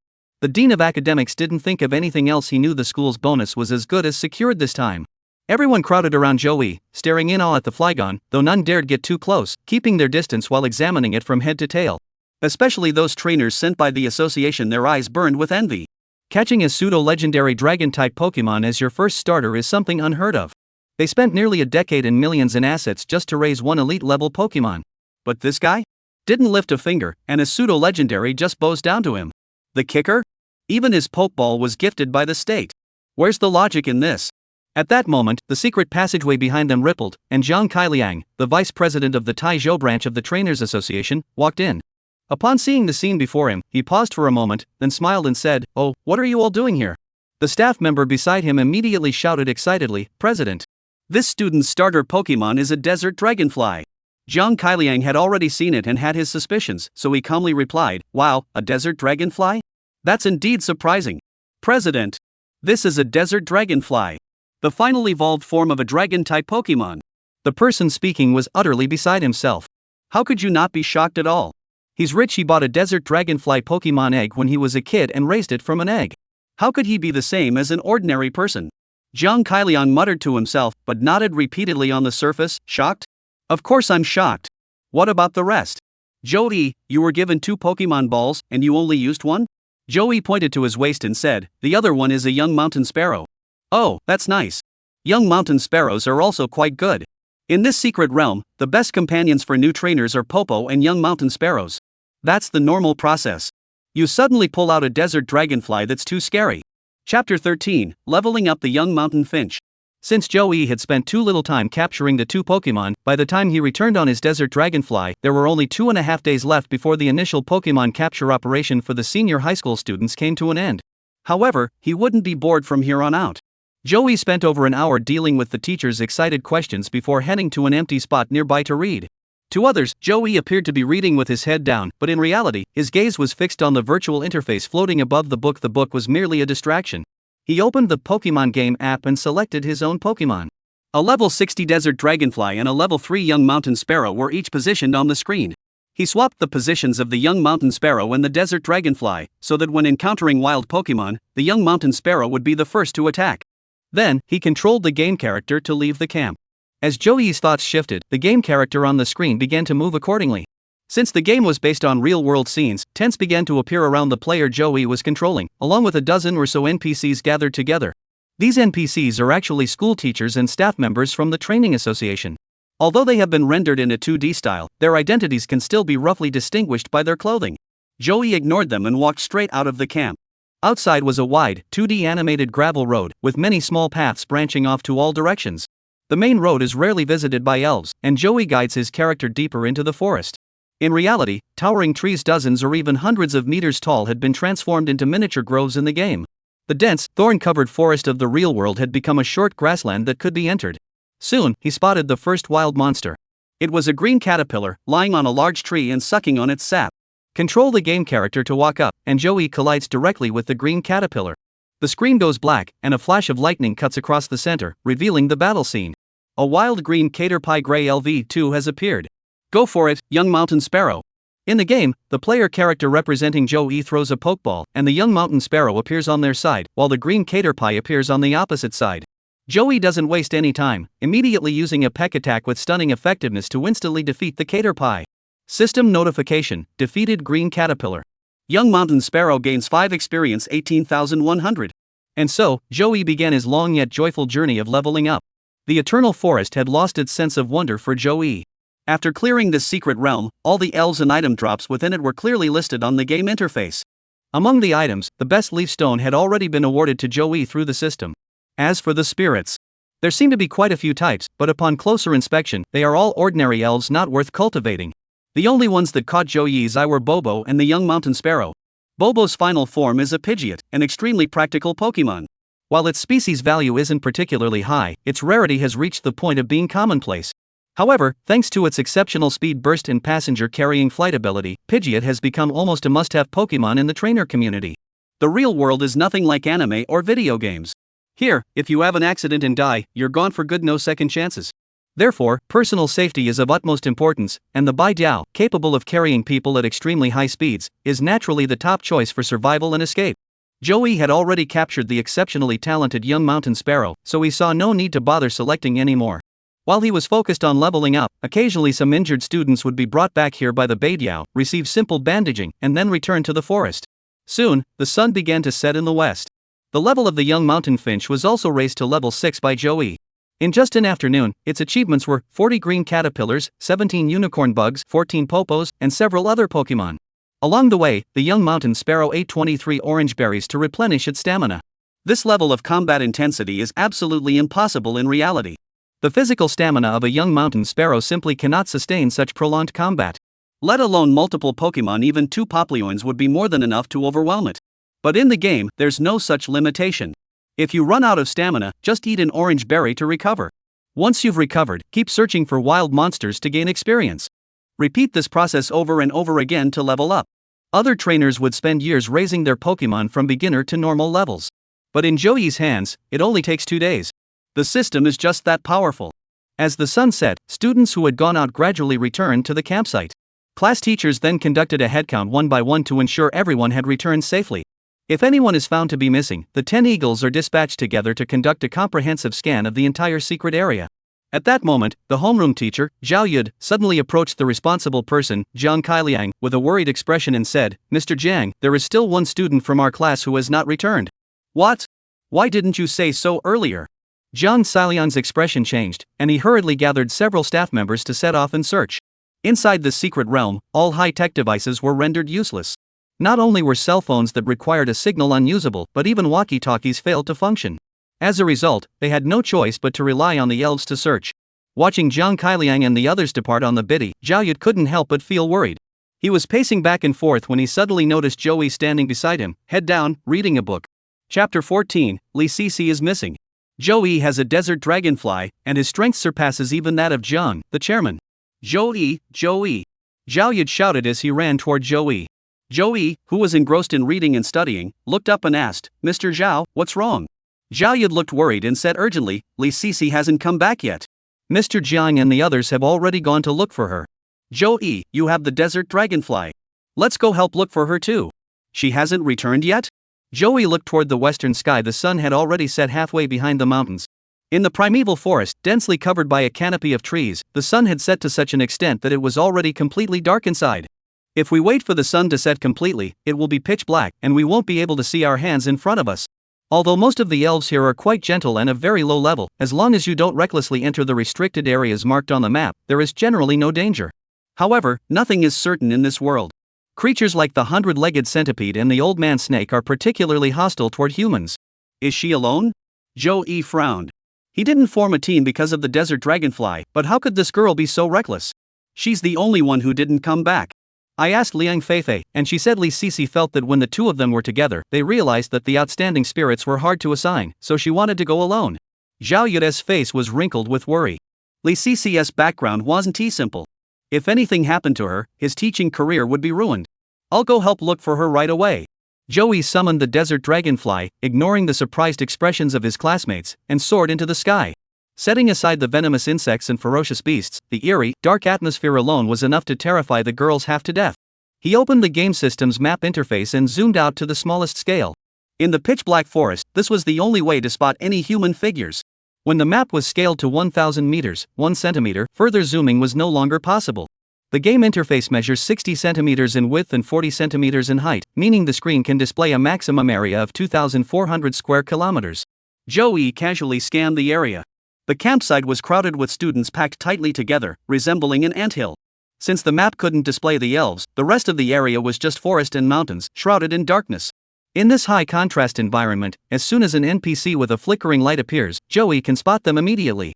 Desert dragonflies fly along this wide road. Woo! The night wind howled, and the desert dragonflies turned into black shadows and disappeared into the sky. At the same time, Li Sisi sat on the side of a small path, hugging her knees, crying and trembling. She was undoubtedly a very pretty girl, but now her delicate face was covered in mud and tears. Li Sisi, whose mind was consumed by fear and panic, didn't have the heart to care about that. She could only hope that the staff would find her soon.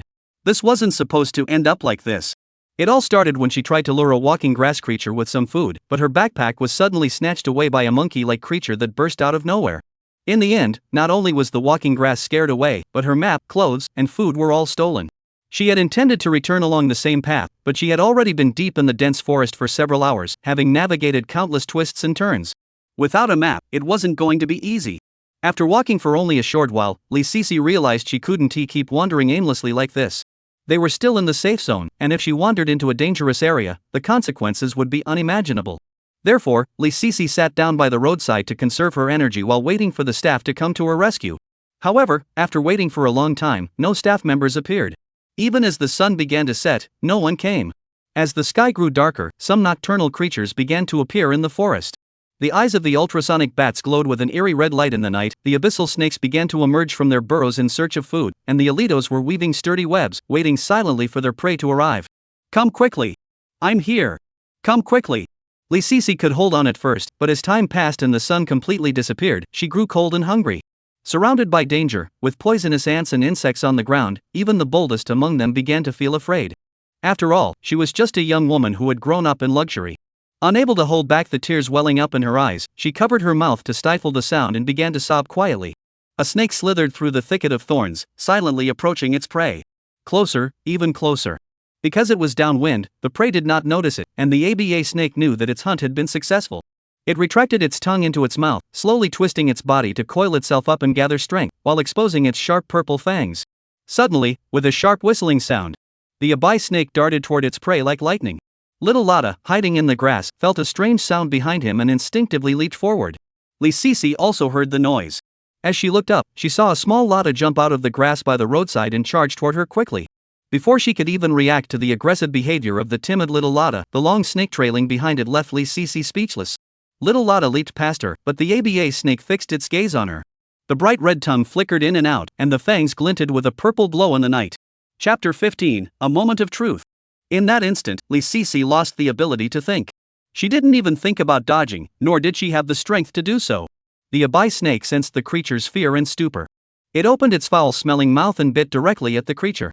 At the last possible moment, a terrifying pressure suddenly descended upon the forest. The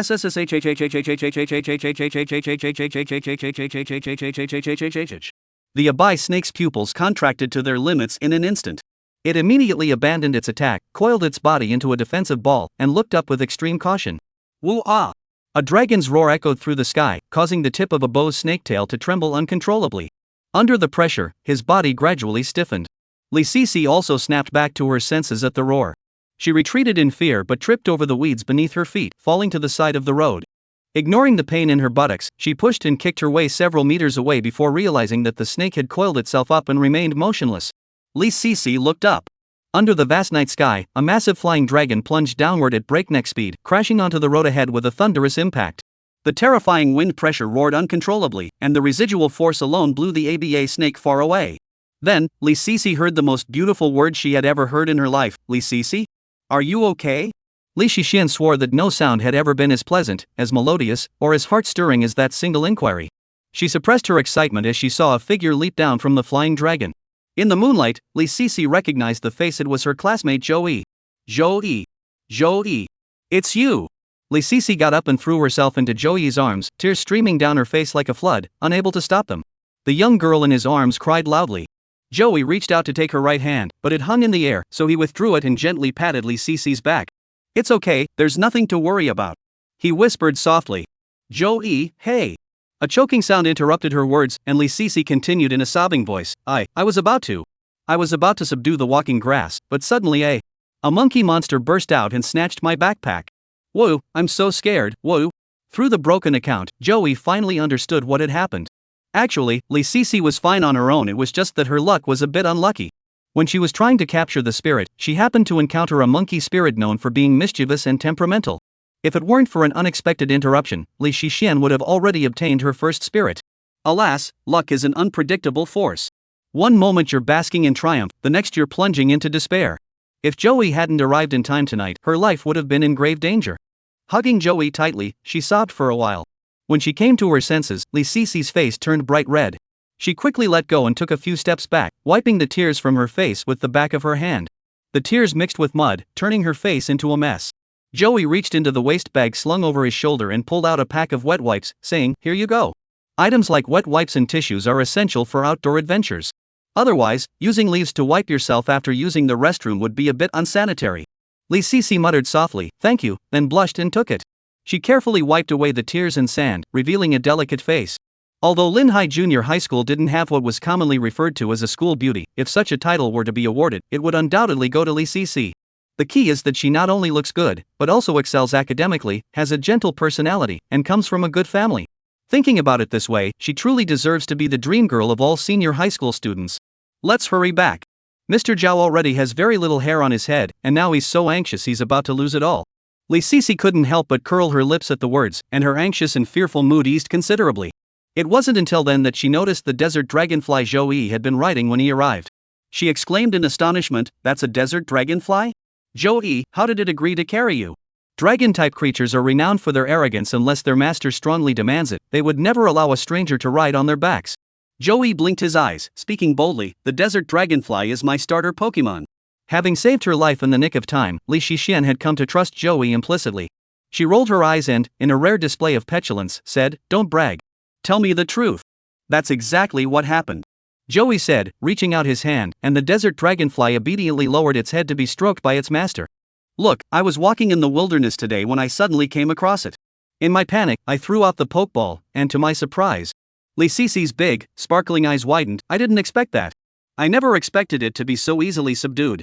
Like the other homeroom teachers, Lee Cece's eyes were also filled with suspicion. "She's just talking nonsense. Throughout history, no rookie trainer has ever captured a desert dragonfly with a pokeball when searching for their starter Pokemon. But the facts are right before your eyes, believe it or not. Li Shixian exclaimed in amazement, if I'm not mistaken, once the giant ant evolves into the desert dragonfly form, its strength is at least at the quasi-king level, right? You're correct, that's exactly how it is. Zhou Yi nodded. You're not the only one who thinks so. The desert dragonfly is the king. Li Sisi's heart, which had just been mended, was once again shattered. Chapter 16, Safe Return. It was now 7 o'clock in the evening. The sun had long since disappeared, and the already gloomy forest was instantly shrouded in complete darkness. When Zhou Yi, sitting on the desert dragonfly, returned with Li Sisi in his arms, over 300 students were all left speechless. Ge, am I dreaming? Slap yourself and see. Smack. That really hurts. Is that Li Sisi? Is that Li Sisi? No, what about Li Sisi? That's a desert dragonfly. Dragon type. Do you understand dragons? Dragon. Over 300 pairs of eyes were fixed on Zhou Yi and the desert dragonfly, watching him leap down from its back, watching him help Li Sisi down, watching him pull out the pokeball, and watching him put the desert dragonfly back inside. Put it back? Damn it! It's really his spirit. The crowd erupted. I'm still at the starting line, and you've already crossed the finish line. We're all citizens of Xiagua. Is this how you want to live your life? The students' eyes were red with envy, like hungry wolves in the night. Zhou Yi. How did you get a desert dragonfly? You cheated. A sharp question rang out from the crowd. Zhou Yi turned to look and saw his classmate Zhang Huayan.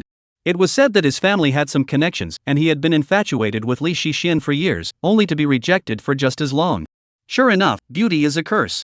Zhou Yi twisted the corner of his mouth and said, I'll be your horse, you good for nothing. Shut up. Hearing the profanity, the students grew excited, anticipating the next part of the drama, but the homeroom teacher, Zhao Yud, stumbled and nearly fell over. This wasn't the calm and refined Zhou Yi he remembered.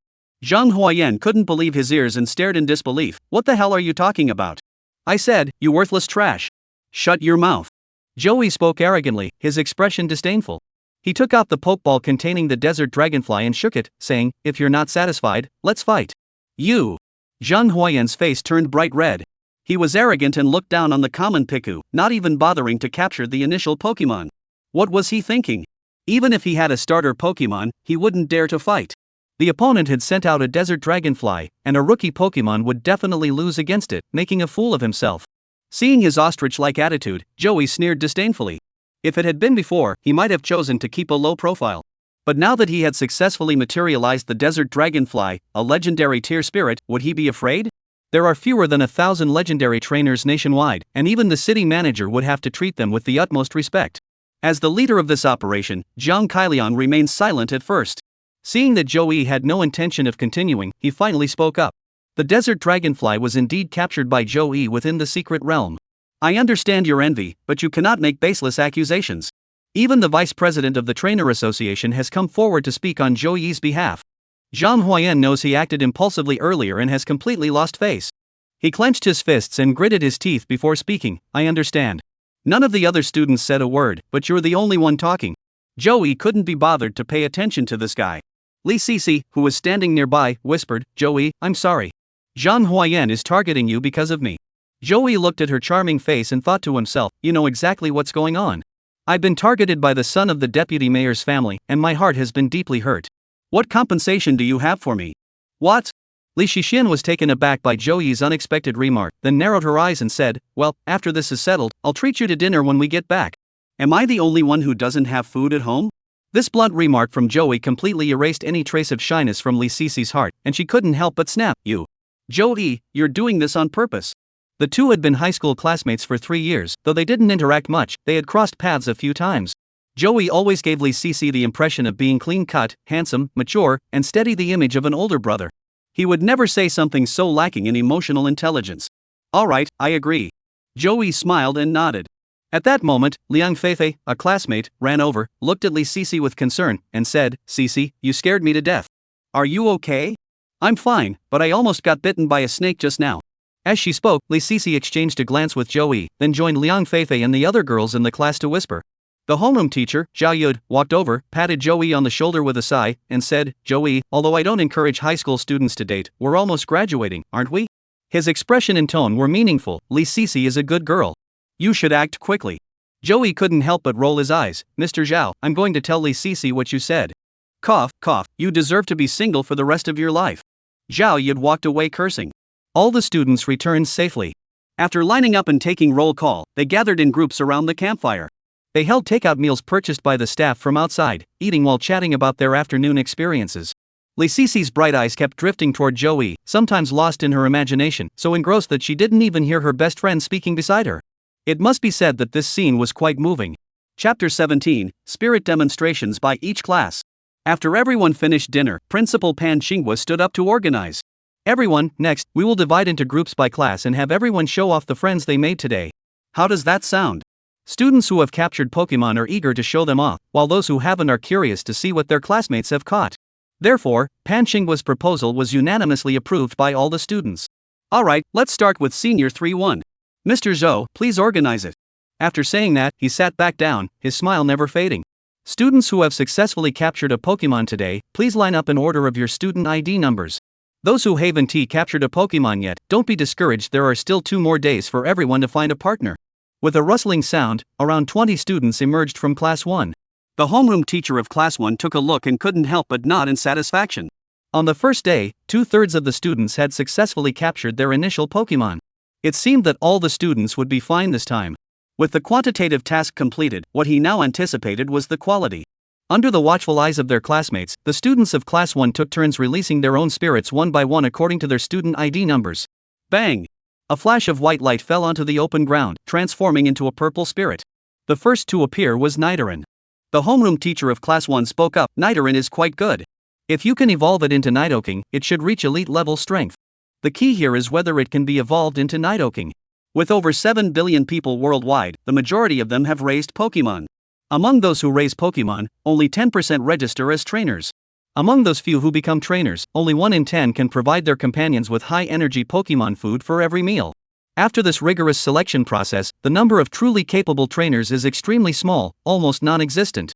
That's why the teacher mentioned during an afternoon chat that out of hundreds of people, being able to produce 10 trainers would already be considered a good outcome. Nidoran sparked a bit of envy among the students, especially those who had returned empty-handed in the afternoon, and its owner couldn't help but look proud. When the student put Nidoran back into its Pokeball, the next Pokemon to appear was a Pidgey.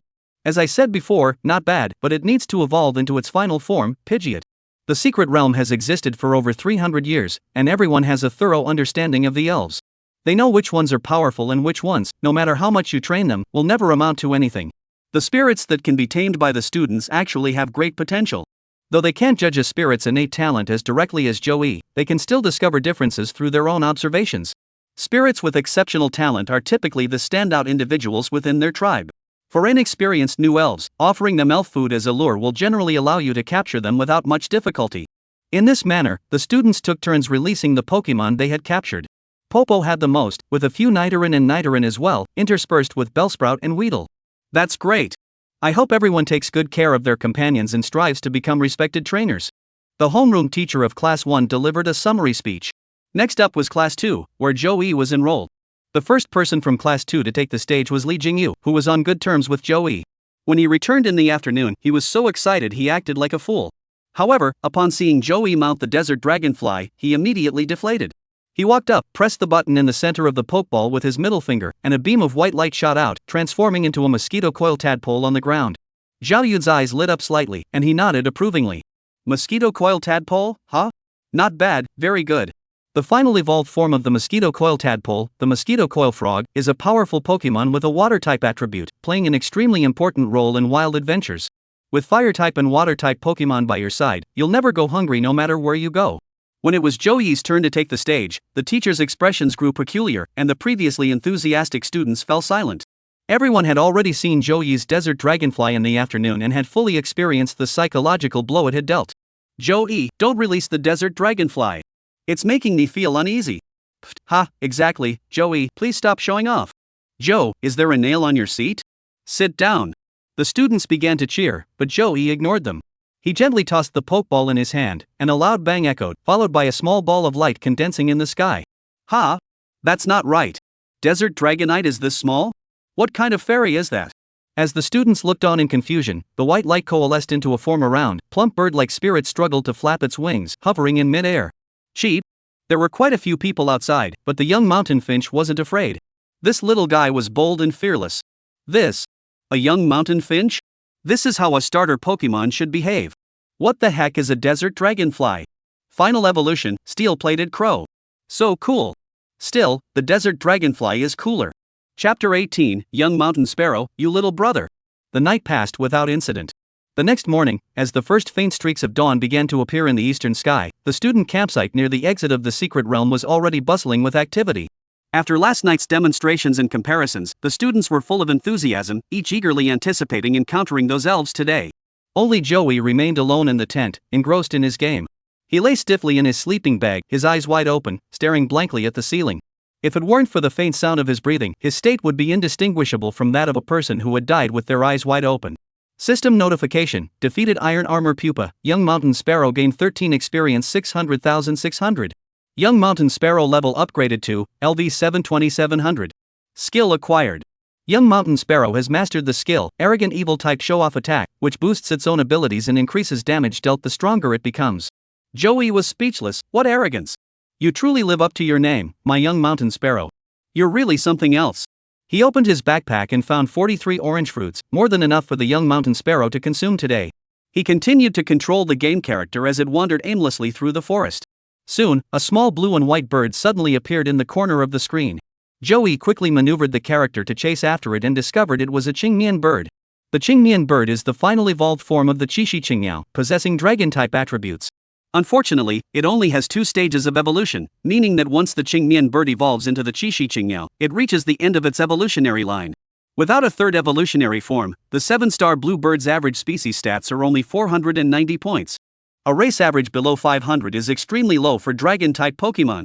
As a result, it is often jokingly referred to as the shame of the Dragon Clan by trainers online, alongside the red-faced dragon. However, such nicknames are just nicknames after all. If a Qingmian bird were to appear in the real world, those who would be the loudest online would undoubtedly be the first to rush over to capture it. After all, it's a dragon-type Pokemon, it's so cool. Joey didn't have much interest in capturing this Qingmian bird. The Qixi Qingmiao is a dragon-type with flying-type attributes, and he already possessed both of those attributes now, let alone in the future. Controlling the game character to charge forward, both sides immediately entered the battle interface. A wild level 7 green feathered bird has appeared. Go for it, young mountain finch. Level 7 against level 7, you know what? It's actually pretty tough. The young mountain sparrow is faster than the blue-winged bird. Controlled by Joey, it charges forward first to lower the opponent's defense with a glare. The Qingmian bird, unwilling to back down, emits a beautiful call to reduce the Ji Shang's physical attack. The first round of the dance battle ended in a draw, with no bloodshed. In the second round, Joey started with a peck. The young mountain sparrow's attack was weakened by the sound, and it used its glare to lower the blue-winged bird's defense, canceling each other out, resulting in normal damage. However, the Qingmian bird's health bar only decreased by 110 points. The Qingmian bird retaliated with a single peck, and despite its inferior abilities, the Ji Shan sparrow lost a staggering 17 health points. Joey changed his strategy and controlled the young mountain finch to use the newly mastered skill, arrogance. The young mountain sparrow was truly arrogant. It let out a series of loud, chaotic cries, charged forward with its wings flapping wildly, but only managed to chip away a tiny bit of the opponent's health bar, not even as effective as a peck. What a wimp! Joey's eyes twitched uncontrollably. It was Qingmian bird's turn. It let out a sharp cry and used its scare skill. Startle has a chance to scare enemies, preventing them from acting for one turn. Unfortunately, this time its opponent is Ironhead Kid. The young mountain sparrow is bold and daring, ignoring it completely. Joey obediently used his beak again. Little did he know that the Qingmian bird also began to attack with its beak. After a few rounds of back and forth, Joey was startled. I can't beat it. Almost killed by the wild monsters, Shishanke, get down there and reflect on your actions. Seeing things were going south, he quickly switched out the young mountain sparrow, tossed the pokeball, and released the desert dragonfly. In a real-life scenario, if the opponent suddenly turned into a desert dragonfly, the Qingmian bird would be sent flying and land on the ground, unable to move. But in the game, it's different. It charges forward with great momentum, showing no intention of fleeing. The desert dragonfly strikes with a flash of lightning, and it's all over. System notice: defeated the blue-winged bird. The desert dragonfly gains 12 experience 416,200,000, and the young mountain sparrow gains 7 experience 9,700. Joey saw this and could only sigh helplessly. Turn-based games are really tough. In system games, the importance of the trainer's role is greatly diminished. Because regardless of their strength, both sides have a fixed number of moves per turn. Even if a master faces a novice, it's still a back-and-forth battle where each side takes turns attacking. Don't talk about timing, dodging, or maneuvering. Joey has no room for strategy beyond using his skills. In real life, the time it takes a novice-level spirit to perform a single move is enough for a top-tier spirit to use 10 skills. The battle ends, and the Qingmian bird disappears from the screen. Meanwhile, in the real-world secret forest, a Qingmian bird flying through the sky suddenly felt a wave of weakness overtake its body. Panicked, it chirped frantically and landed on a tree branch to rest. Speaking of which, Li Sisi hasn't chosen her starter Pokemon yet. The Qingmian bird seems like a good choice. The thought flashed through Joey's mind, but he immediately dismissed it. She's not my girlfriend, so what's it to me? I'm too lazy to go. It's too much trouble. Joey stretched lazily, his gaze once again blank. Keep leveling up. Chapter 19, Parents' Surprise. 3 days passed in the blink of an eye. At the exit of the secret realm, all the students lined up in neat rows, their expressions a mix of excitement and disappointment. After days of wilderness adventures, they had shed some of their youthful naivety and grown much more mature and composed compared to before. Everyone, the initial Pokemon capture operation is officially over. Zhang Kailiang, the head of the secret realm, stood at the front, his voice booming. I sincerely wish all of you a bright future and hope you will become powerful and respected trainers. Of course, if any of you wish to enter the secret realm in the future, it will no longer be free of charge. Zhang Kailiang rambled on endlessly, but Joey's attention was entirely focused on the game interface. After 2.5 days of leveling up, Jishan K successfully graduated from the beginner stage, reaching level 12 and entering the threshold of the standard level. The first thing he needs to do now is head to other secret realms to explore and map them out. Only by opening the map could Joey obtain more rare treasures and tame other spirits. The resources in the first level secret realm are still too scarce, there's really nothing worth exploring. Let's head to the second tier secret realm first, gather enough spirits to form a team, level them all up to the basic rank, and then register as a trainer at the Trainer Association. Joey arranged the tasks for the next steps, and Zhang Kailiang's summary speech also concluded smoothly. The students bid farewell to the staff members and boarded the buses for their respective classes under the guidance of their homeroom teacher, returning to school. The usual routine followed: assembly on the playground, the principal's speech, and so on. Joey was too busy leveling up his Jishan K to pay any attention. After school, Joey returned home. His parents had good personalities and a strong bond. Though they weren't wealthy, Joey had lived a comfortable life over the years. Are you back? Father Zhou Yuansheng was sitting on the sofa looking at his phone. When he saw Joey return, he asked, how did the initial spirit turn out? It's okay. Joey nodded, put on his slippers, and caught a desert dragonfly. Not bad. Joey nodded while putting on his slippers and catching a desert dragonfly. A desert dragonfly? Even in the most backward regions of this world, people are well versed in the various types of elves. Zhou Yuansheng naturally knew what class the desert dragonfly belonged to.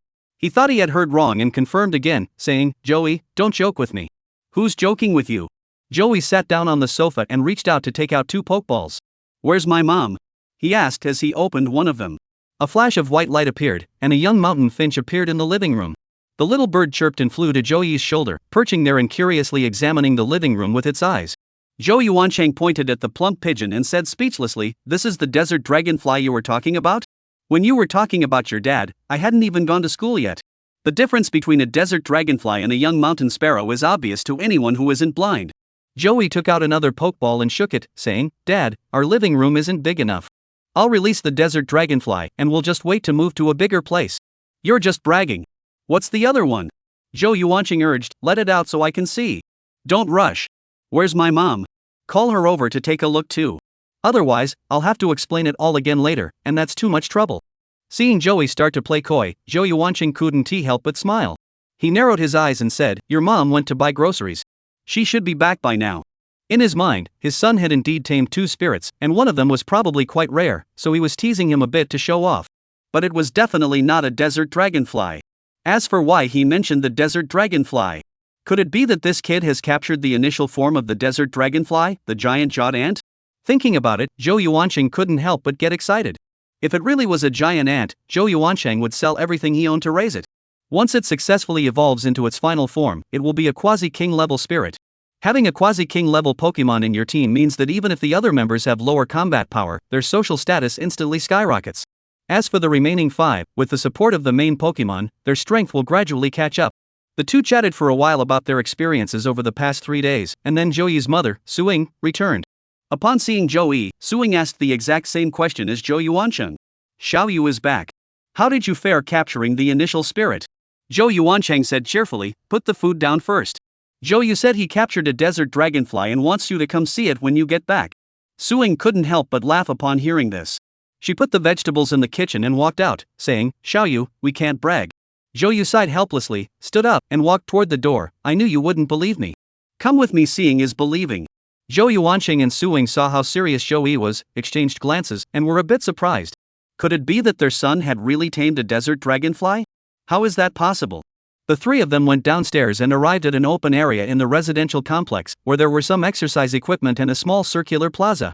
It was dinner time, and there were no other residents around.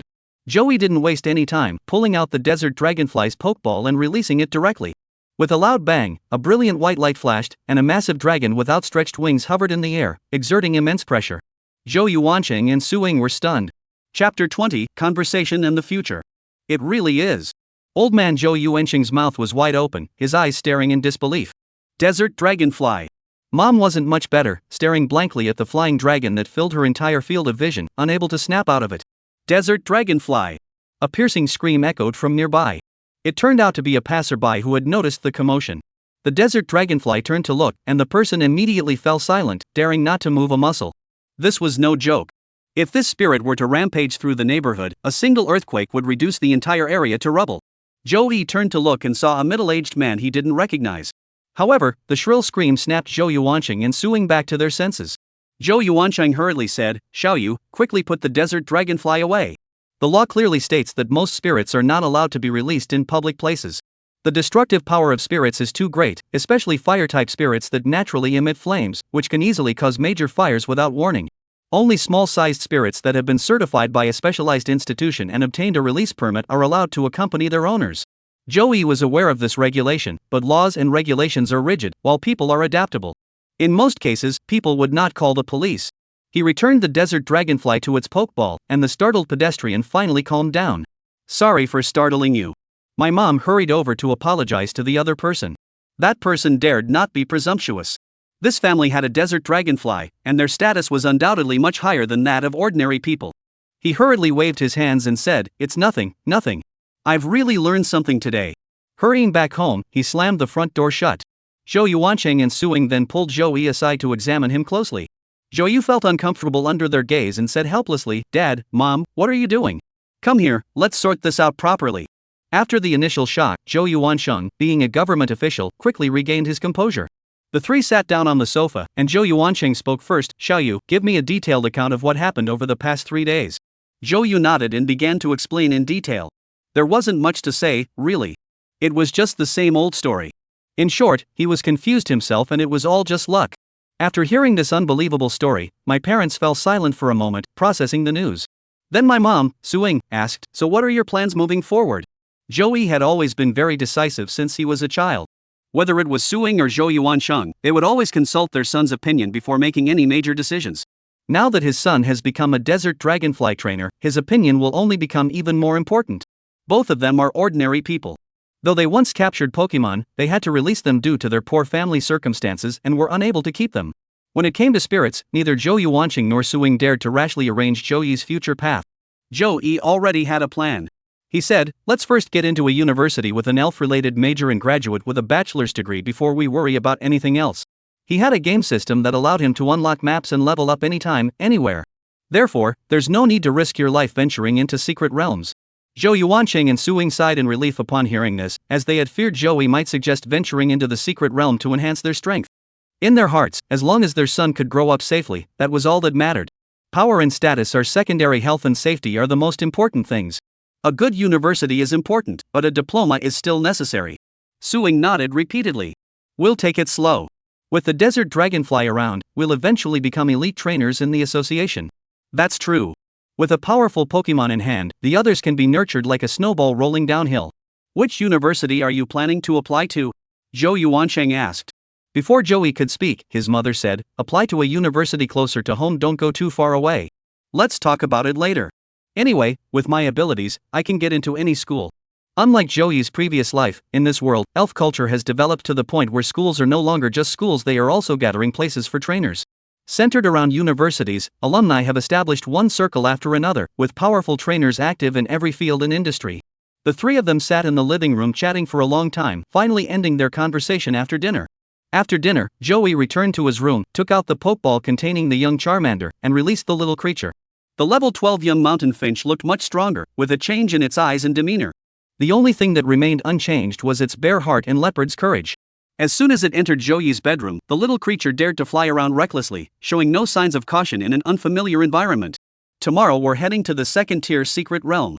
Let's start by taming the spirit first.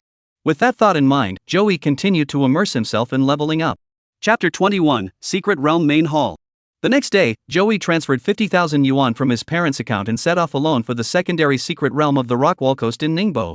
He took a high-speed train, and the journey from Linhai High-Speed Railway Station to Ningbo High-Speed Railway Station was not far, taking only about 40 minutes.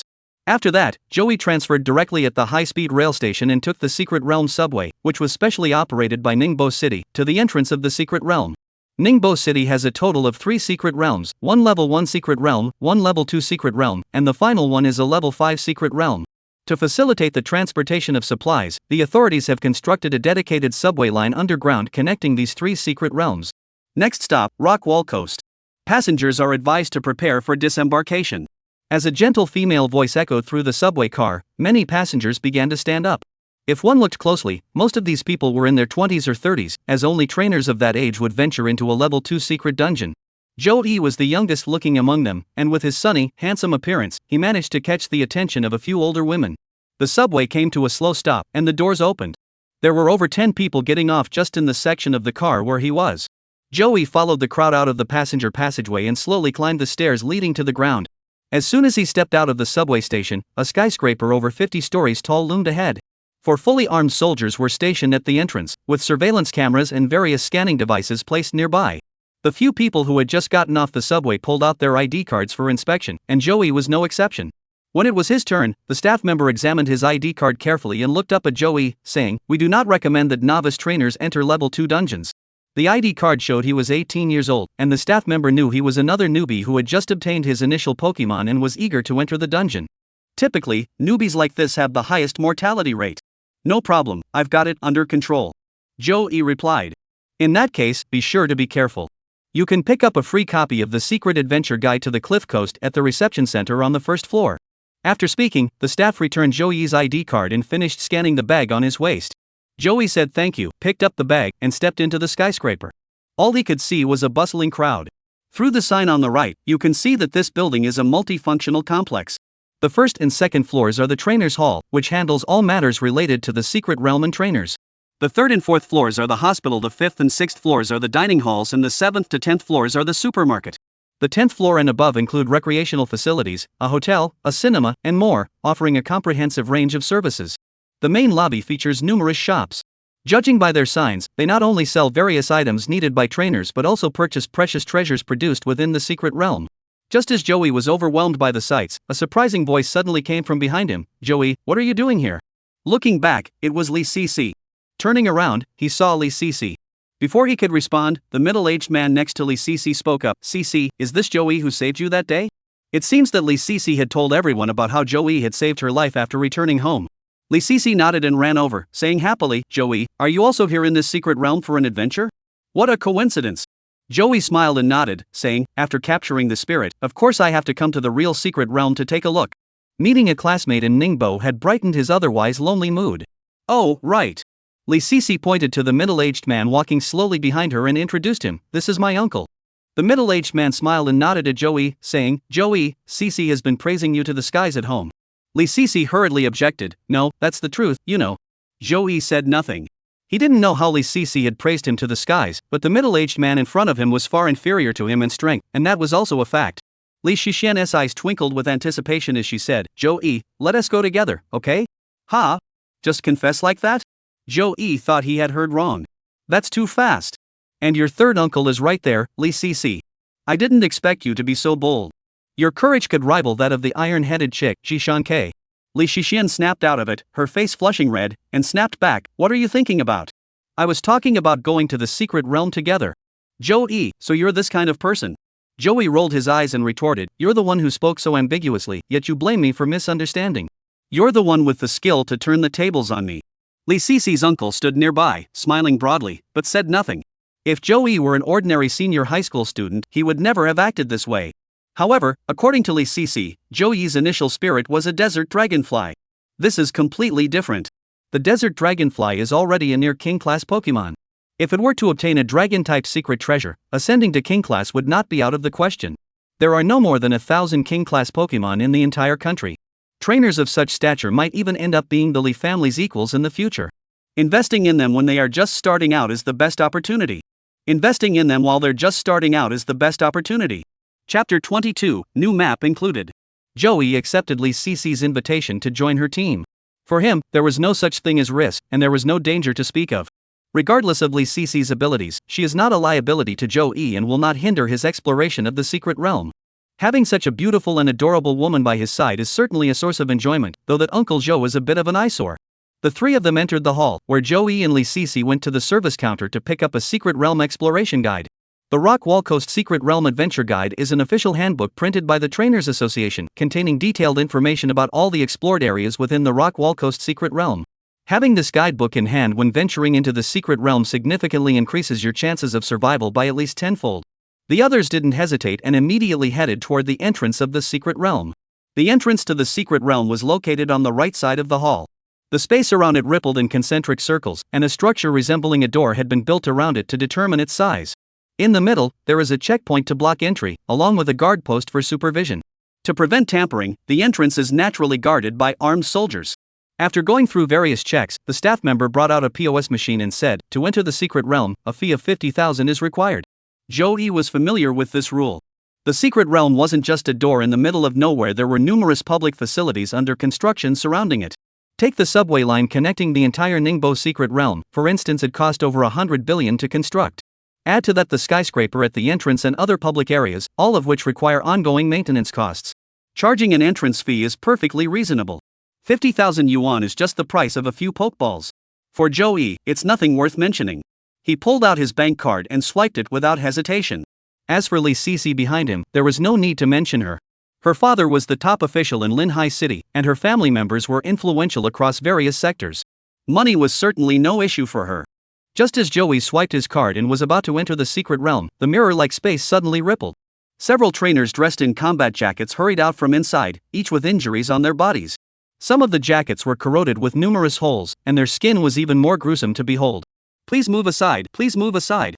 The few trainers who came out in front shouted loudly, immediately drawing the attention of everyone in the hall. Joey and the others quickly stepped aside.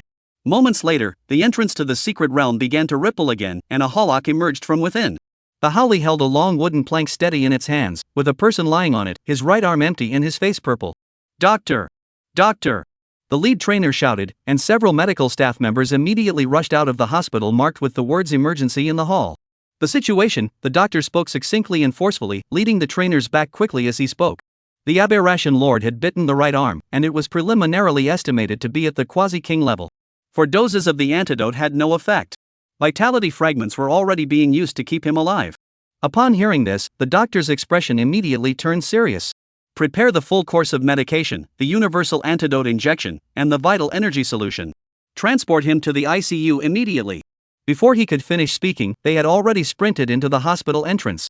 What happened next remains unknown. Witnessing such a horrific scene, Joey was relatively composed, but Lee Cece bit her lip lightly, her face turning pale. The secret realm was no paradise. One wrong step could mean certain death. Even a level 2 secret realm is filled with various dangers, and higher level secret realms are even more so. However, the trainers in the hall were accustomed to such scenes. They remained quiet for only a few seconds before resuming their commotion. Lee Cece's delicate face no longer bore the curiosity and anticipation of moments ago. Joey gave her a reassuring smile. Uncle San said, it's not too late to regret it now. Once you become a trainer, such dangers will always be by your side. Lee Cece shook her head, her eyes filled with determination. This has been my dream since I was a child. Then be extra careful. In the secret realm, you can't let your guard down for even a moment. After speaking, he stepped forward into the mirror-like surface still rippling before him. Let's go, Joey said, taking a step forward. Lee Cece suddenly reached out and grabbed Joey's palm, following him as they blended into the waves. System notice, Rock Wall Coast Secret Realm detected. Converting to game map. Map conversion complete. The Rock Wall Coast Secret Realm has been added to the map. Unlike the first time he entered the initial secret realm, Joey did not feel much change this time. The air wasn't fresh, and the sounds around him were chaotic, because this part of the secret realm wasn't an open wilderness. There was also a hall here. Inside the hall, trainers came and went, creating a lively atmosphere, and some even sat on the ground setting up stalls. Going out and coming back in costs 50,000 coins. This amount is nothing to some people, but for trainers from less affluent families, it's enough to feed their entire team of 6 Pokemon for over a month. Joey can pinpoint the exact location of treasures, but these trainers have had to figure it out the hard way, risking their lives in the process. Therefore, they have decided to stay permanently in this secret realm, refusing to return until they have earned enough money. Chapter 23, Stalls in the Hall. After scanning the entire hall, Joey sat down on an empty chair inside and opened the Rockwall Coast Secret Adventure Guide he had just received to begin reading. Without noticing, Lee Cece had quietly let go of his hand and was now sitting beside Joey, flipping through the handbook as well. As for Uncle San, he was patiently waiting nearby. Trainers must never act impulsively or recklessly. The first thing to do upon entering the secret realm is to familiarize yourself with the environment and identify any dangerous areas that should be avoided. Joey and Lee Cece are taking the safest and most appropriate approach. The handbook provides a very detailed introduction to the Rockwall Coastline's hidden gems. Rocky Coast Level 2 Secret Spot. First appeared in 1942, with a total area of 37.32 million square kilometers. The overall terrain is elongated, with a horizontal length of approximately 213 kilometers and a vertical length of approximately 1,965 kilometers. Joey looked at the map depicted in the handbook and noticed that this hidden realm bore a striking resemblance to the neighboring country of Neon, sharing the same area of 370,000 square kilometers, the same elongated orientation, and the same coastal location. Of course, the creatures living there were completely different. The thought flashed through his mind, and he lowered his head to continue examining the various records of this secret realm. Pokemon species currently discovered within the secret realm: Beedrill series, Butterfree series, Nidoking series, Pidgeot series, Swampert series, Stereo, Marill, Pidgeotto, and Abomasnow. Overall, there are an extremely diverse range of species, with significantly more water-type Pokemon compared to the evergreen forest. This is due to its internal environment, with rocky cliffs and coastlines. Just hearing the name gives you a good idea of the surroundings. The highest level of wild spirits in the secret realm is Near King level. Near King is good news for Joey. His desert dragonfly can still sweep everything aside in this secret realm. Rare items discovered within the secret realm: tree fruits, mushrooms, pokeballs, healing potions, antidotes, paralysis heals, super balls, and super potions. The treasure reserves are quite substantial, far richer than those of a level 1 secret realm. This manual is incredibly detailed, even surpassing the system summary Joey compiled after clearing the game. Indeed, one must not underestimate the accumulated knowledge of humanity over the past 3 centuries. The two sat in the hall for about half an hour, carefully noting down all the important points. Then, Joey stood up and said, "I'll be leaving first." Compared to real-world adventures, Joey preferred to explore maps through games, so he couldn't go with Lee Cece. Be careful. Lee Cece looked a little disappointed, but she also knew that Joey would slow them down if he came with her. After all, at the speed of a desert dragonfly, it would only take a few days to fly back and forth over the secret realm. You must also be careful and stay safe. Leaving a parting remark, Joey stood up and walked toward the entrance of the hall. As he passed by a nearby stall, a young man in his 20s called out enthusiastically, "Hey, handsome, the climate in this secret realm is hot and humid, and it's full of poisonous insects and snakes. Have you prepared any antidotes?" After speaking, he picked up a bottle of pills from the stall and handed it to Joey. "This is a potent antidote made by mixing peach fruit for detoxification and orange fruit for recovery, concentrated and enhanced with vital energy liquid. The effect is absolutely powerful. Outside, a single bottle sells for at least 200,000, but I'll only charge 100,000 here. If it doesn't work, I'll compensate you tenfold. Orange fruit isn't very valuable, it's only 100 or so yuan per pound. Peach fruit has natural detoxifying properties and is quite valuable in the market, with a price of over 1,000 yuan per pound. As for the Yuanqi elixir, this is an extremely rare and precious substance. Whether it's an elf or a human, as long as they haven't completely died, they can cling to life with the Yuanqi elixir. For elves in a critical condition after battle, a single Yuanqi liquid capsule can instantly restore them to full health. Of course, Life Essence liquid is extremely expensive, with prices starting at 50 million in major stores, and even at that price, it is in high demand and often sold out. These are rare treasures produced when the two worlds collide, with the laws of the universe overflowing. It would not be an exaggeration to say that they are formed from the very essence of the world. Joey pondered for a moment, then asked under the other's expectant gaze, "Can I pay later?" "I'll pay you when I return from this adventure." The man rolled his eyes and put the medicine back on the stall. Joey smiled and walked away. Such an ordinary stall could never have something as expensive as Yuanqi liquid, let alone mix it into an antidote. It was clear that this guy was out to scam as much as he could. However, the statement that his mouth is filled with venomous snakes is indeed true. The rocky coastline is influenced by tropical sea winds, resulting in a humid and hot climate throughout the entire hidden realm. This environment is highly conducive to the proliferation of snakes and insects, making antidotes an essential item for anyone venturing into this secret realm. However, Joey did not have any, as he had no use for it and saw no point in wasting the money. Seeing Joey, the young man, walk out of the hall with a fearless expression, someone nearby kindly reminded him. "Young man, although old Zhang's antidote is expensive, it is very effective. Even if you don't buy it from him, it's best to have some of another brand on hand. I've seen plenty of newbies who think they're invincible just because they've captured a rookie Pokemon. Sangge, no matter how much you tell them, they won't listen. Ha, they'll learn their lesson after getting hurt once. Young people, be careful and don't risk your lives." Amidst the teasing reminders from these seasoned veterans, Joey stepped out into the hall and tossed the Pokeball in his hand. On! The desert dragonfly's massive body soared through the air with a thunderous roar, its dragon-like might filling the air. The once bustling hall suddenly fell silent. Joey leaped up and mounted the dragon's back, turning back to say, "Thank you all for your advice." The group who had been laughing the hardest couldn't help but look at each other, their faces turning extremely awkward. Chapter 24, Carp King, you good for nothing. The desert dragonfly looked mighty, but Joey, riding it, hadn't flown far. After flying outward for just over 10 minutes, Joey found an uninhabited area and landed. He sat down on the grass and took out the Pokeball to release the Charmander. Chick Mountain Sparrow, Desert Dragonfly, keep an eye on the surroundings. If any Pokemon or people approach, let me know immediately. Although the system interface was semi-transparent, Joey could still use his peripheral vision to monitor his surroundings. However, this was still the wilderness, and vigilance was absolutely essential. Woo! A desert dragonfly crawling on the grass let out a soft hum, allowing Joey to comfortably rest his head on its belly and play games. Cheep! The young mountain finch flapped its wings a few times against its head, looking just like a little iron-headed kid. Well, I'll leave my safety in your hands then. Gee! Ja! As if it had been entrusted with a very important mission, the young mountain finch's eyes sparkled, and it flapped its wings even harder. Gently, don't flap yourself silly. Joey was speechless and then focused his attention on the Pokemon game. The map where the game characters were located had been synchronized with the real world. Joey first zoomed out the map to its smallest scale, scanning the geographical environment extending 60 kilometers to the left and right, then pulled out the book Rocky Coast Secret Adventure Guide from his shoulder bag. Referring to the map's orientation, Joey controlled the game character to move toward the coast. The Changpan Forest Secret Realm is entirely mountainous, with only small streams even where there is water, making water-type spirits scarce. Powerful water-type spirits are even rarer. However, the Rock Wall Coast Secret Realm is a fusion of mountains and sea. If there are any good water-type spirits along this coast, Joey plans to capture one. Water-type and fire-type Pokemon are both excellent companions for trainers on their adventures.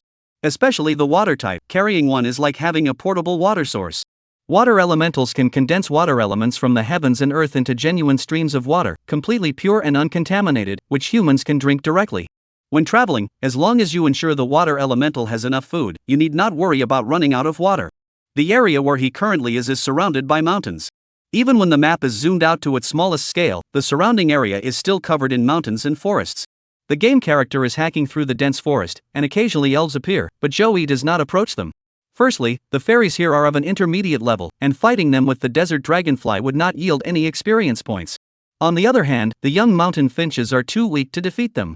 Secondly, the current focus is on exploring the map. Once he has cleared the treasures from the secret realm, that will be the time to leisurely explore and level up. Joey controlled his character to keep moving forward. In the game, whenever there was something worth noting nearby, a small Pokeball would appear on the game interface. He doesn't have to worry about missing any hidden treasures. For example, just now, he had only taken a few steps forward when he noticed a Pokeball flickering with light in the top right corner of the screen. Joey's spirits perked up, and he quickly controlled his character to go investigate. System notification, good healing potion found. Although the game interface displayed the prompt, Joey was unable to use the system to pick it up. He had to go there himself. This is also one of the system's shortcomings. Joey marked the location on the map, then recalled the vigilant young mountain sparrow and mounted the desert dragonfly, flying toward the area. After about 10 minutes, he arrived at his destination, scanned the area, and found nothing out of the ordinary. Joey dismounted from the desert dragonfly, letting it keep watch while he approached a massive rock. Referring to the location in the game, Joey pointed to the area below the rock and said, "Desert dragonfly, move this rock." Ha! Although the desert dragonfly was puzzled, it obediently followed its master's instructions.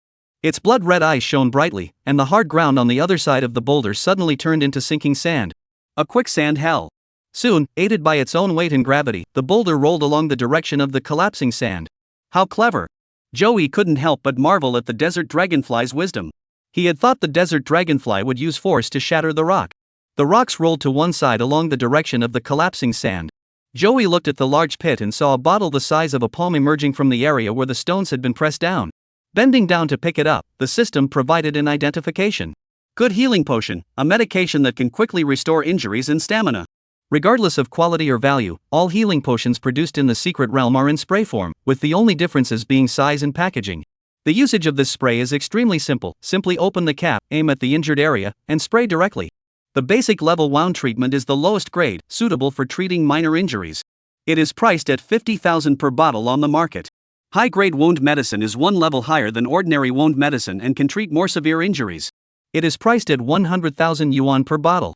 Above that, there are even higher grade healing items such as premium potions, full restores, and full heals, but their prices are quite exorbitant, making them unaffordable for most trainers. These healing items can not only aid Pokemon but also have effects on humans, making them highly sought after treasures in the secret realm. Placing the healing potions into his game backpack, Joey continued to open the game interface. Chapter 25, The Secret at the Edge of the Secret Realm. Under Joey's control, the game character arrived at the coast. Upon arriving here, a few water-type Pokemon began to appear sporadically on the screen, but they were all hiding in the sea. Joey tried to control his character to enter the water, but unfortunately, he couldn't proceed any further once he reached the boundary between land and sea. I can swim, yet I'm not very intelligent. Joey knew that to dive into the water in the game, he first had to capture a water-type Pokemon. Though the water-type Pokemon was right before his eyes, he would have to dive into the sea to catch it. It's a dead end. Joey looked at the vast expanse of water and sighed helplessly. He walked along the coastline, hoping to find a water spirit that had come ashore. Unfortunately, he saw several humans but no sign of the water spirit. In contrast, in the sea beside us, we had passed at least 100 of them along the way. Luckily, they were all ordinary pets. If you had spawned a clumsy fish in the sea, I would have flipped out on you right there. Among the hundreds of water-type Pokemon, the vast majority were level 10-25 agility water jellies, with a few level 30 poison sting water jellies scattered among them. The second most common are carp kings of level 5 or below. These weak and insignificant creatures have driven countless anglers to frustration, as their expensive bait is often devoured by the carp kings during the fishing process. If you manage to catch 100 water-type Pokemon in a day, 90 of them will definitely be carp kings. Even the spirits despise the carp king, as it is nothing but bones with not a single ounce of meat on it. Relying on its bizarre ability to prevent itself from gaining any flesh, the carp king has successfully claimed the title of champion in terms of population size. The Carp King is rightly called the weakest Pokemon, but its evolved form, the violent Carp Dragon, is surprisingly powerful. People just can't figure out why the Carp King can evolve into a Dragonite with an average species value of 540. Fortunately, the evolution of the Carp King is extremely difficult otherwise, the Gyarados would be the top choice for all trainers. In fact, many trainers have indeed gambled on their luck. Some trainers have even gone so far as to breed a group of Koi King, hoping that one of them will successfully evolve. If just one evolves, they won't lose money. Unfortunately, those who harbored hopes for the Carp King were ultimately disappointed.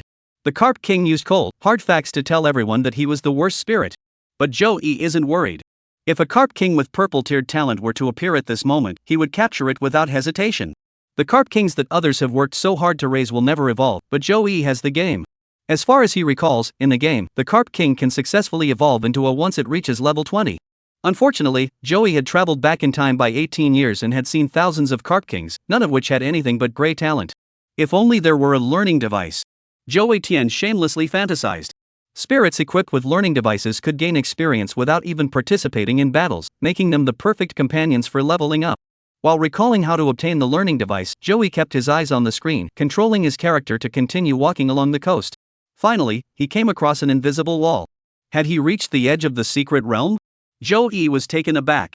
If the secret realm could be measured to have a specific area, then it naturally had boundaries. Joey personally encountered such boundaries in the Eternal Forest. How to describe it? Beyond the edge, a chaotic whirlpool of chaos swirled, emanating an inexplicable sense of void and terror. Joey rode a desert dragonfly of the Heavenly King class, but dared not venture inside. However, there are trainers online who have managed to go in. According to their accounts, after reaching the edge of the secret realm, if you continue forward, you will plunge into a chaotic void, unable to distinguish up from down or left from right, or even east from west. However, if you take a step back, you will definitely return to the edge, as if you had only advanced a meter. Joey didn't know if it was true or not, but he wasn't willing to risk his life. Just as he was about to change direction and head toward the forest. On the screen, beyond the edge of the secret realm, a Pokeball suddenly appeared. What's going on? Joey froze. The Pokeball containing the precious treasure appeared outside the secret realm. Joey controlled the game character to walk over, but was blocked by an invisible wall halfway there. What's going on? How could it appear outside? What's happening? Joey had an indescribable feeling, unsure whether it was strange or frightening. Humans have an innate fear of the unknown. He had thought everything was under control, but this pokeball had shattered everything. Beyond the edge of the secret realm, is it really just a vast chaos? Is it really? There another hidden realm nearby? The hidden paradises that appear all over the world are actually closely connected, but they are separated by invisible, intangible, and impenetrable walls. This is why so many distinct regions have emerged. Thinking about it this way, it does seem possible. To date, humans have explored over 1,000 unexplored regions, the smallest of which is only a few square kilometers in size, not even as large as a slightly larger village. The largest spans over 100 million square kilometers, nearly equivalent to the Earth's surface area. This is a level 6 secret realm located in the international waters of the Pacific Ocean, jointly managed by multiple nations. This entrance has been known for 189 years, yet humanity has yet to fully explore it. If the areas of all the secret realms were combined, the total would undoubtedly be an astronomical figure. So, what lies beyond the edge? Why do treasures appear? If it weren't for the game system, humans who couldn't cross the edge would never have known this secret. Chapter 26, a series of shocking revelations. Chapter 26, Endless Horrors. Looking at the eerie pokeball on the screen, Joey couldn't help but control his character to tap it once. And then, with just that tentative tap, something astonishing happened. The character in the game actually crossed the edge of the secret realm, entered the chaos, and teleported directly in front of the pokeball. System notification: a lost skill learning machine legendary tier has been discovered. Time Roar. Do you wish to add it to your skill inventory? What? Yes. Pick up. The lost skill learning machine legendary Time Roar has been added to the skill inventory. I really got it. Joey sat on the grass, his mouth agape in astonishment. Ever since he had touched the edge of the secret realm, everything had unfolded like a runaway train, suddenly beyond control. First, the game character broke through an invisible wall into an unknown chaos, and then a skill learning machine appeared, something Joey had never seen before. Even if a skill learning machine capable of unleashing a 10,000-volt flame jet appeared before him, Joey would still be surprised, but he would never be this utterly stunned. But what the heck is this? Time Roar is a signature move of the legendary Pokemon Dialga, and in both the game and the anime, no other Pokemon can learn it besides Dialga. Why does this move appear in the Chaos region as a skill machine? Did Dialga ever come to this place? If the various treasures within the secret realm are manifestations of the world's laws, then is this skill also a result of the laws taking tangible form? Since there is a skill called Time Roar, does that mean other elves' unique skills can also be obtained through the skill system? Countless questions flooded Joey's mind, leaving his thoughts in complete disarray. For the past 18 years, he had been living a peaceful life in a secluded realm, never encountering any unexpected events. However, this secret realm expedition shattered his 18 years of established thinking, leaving Joey momentarily unable to react. Stay calm, take it slow. This is a system game scenario. I am not in any danger. Go through each step one by one. He closed his eyes, took a deep breath, and adjusted his unbalanced mindset. After calming his heartbeat and breathing, Joey stared at the Time Roar skill in his skill backpack on the game interface and began to analyze it. First, it was clear that the exterior of the secret realm was not an empty void. Regardless of what exists in the chaos, the presence of skill machines indicates that there is a spatial foundation, albeit one that remains undiscovered due to humanity's inability to breach the barriers of the secret realm. Secondly, as long as one can see the Pokeball, the game character they control can cross the edge of the secret realm and enter the so-called chaotic region to obtain treasures. This is the most important part. Joey's mind shifted, and he closed the backpack interface, then focused his attention on controlling the game character. It moved. Under Joey's control, the game character began to move through the chaos. If this were the real world, Joey would turn around and head straight home without a second thought. He would never take such a risk. But this is a game. The game character is exploring the chaos, while he himself is safely tucked away in the secret realm, lying comfortably on the belly of a desert dragonfly. This gave Joey endless courage. After all, even if the game character dies, it doesn't matter. At most, they'll feel mentally drained for a while and can recover after a good night's sleep. Keep moving forward, keep going. Time ticked by, and after a few minutes, a bright light suddenly appeared at the edge of the screen. It's here. Joey shuddered, goosebumps rising on his skin. After crossing the edge of the secret realm, was there really another place? Chaos. What is the true nature of chaos? Where is the other side? Another hidden realm? Or the original fairy world from the original story? He couldn't quite pinpoint his current feelings either. This might have something to do with the true nature of the hidden realm. Joey controlled the game character to move toward that direction, leaving the chaos behind him. A bright and vibrant scene appeared on the virtual screen. But when Joey finally emerged from the chaos, he was utterly stunned. What appeared on the screen was a vibrant and bizarre space. Scattered haphazardly throughout are circular, twisted portals to other dimensions. Some are large, some small, some near, some far, each emitting an odd glow. What on earth is this place? Just as Joey was filled with dread, a circular spatial gate suddenly lit up, and 3 humans dressed in blue-gray uniforms leaped out from inside. There are actually humans in this place. Are the world's leaders hiding this deeply? Joey had lived for 18 years, and every secret realm he knew of appeared as a separate secret realm gate in various corners of the earth. He had never heard of such a secret realm transit station. The uniforms worn by those few people were also completely unfamiliar to him. At that moment, a dialogue box suddenly popped up at the bottom of the screen. Dars, there seems to be an anomaly in the spatial fluctuations here? Amamo, has Sulcarian been here? Or Lunaria? Myling, never mind, hurry up and catch up.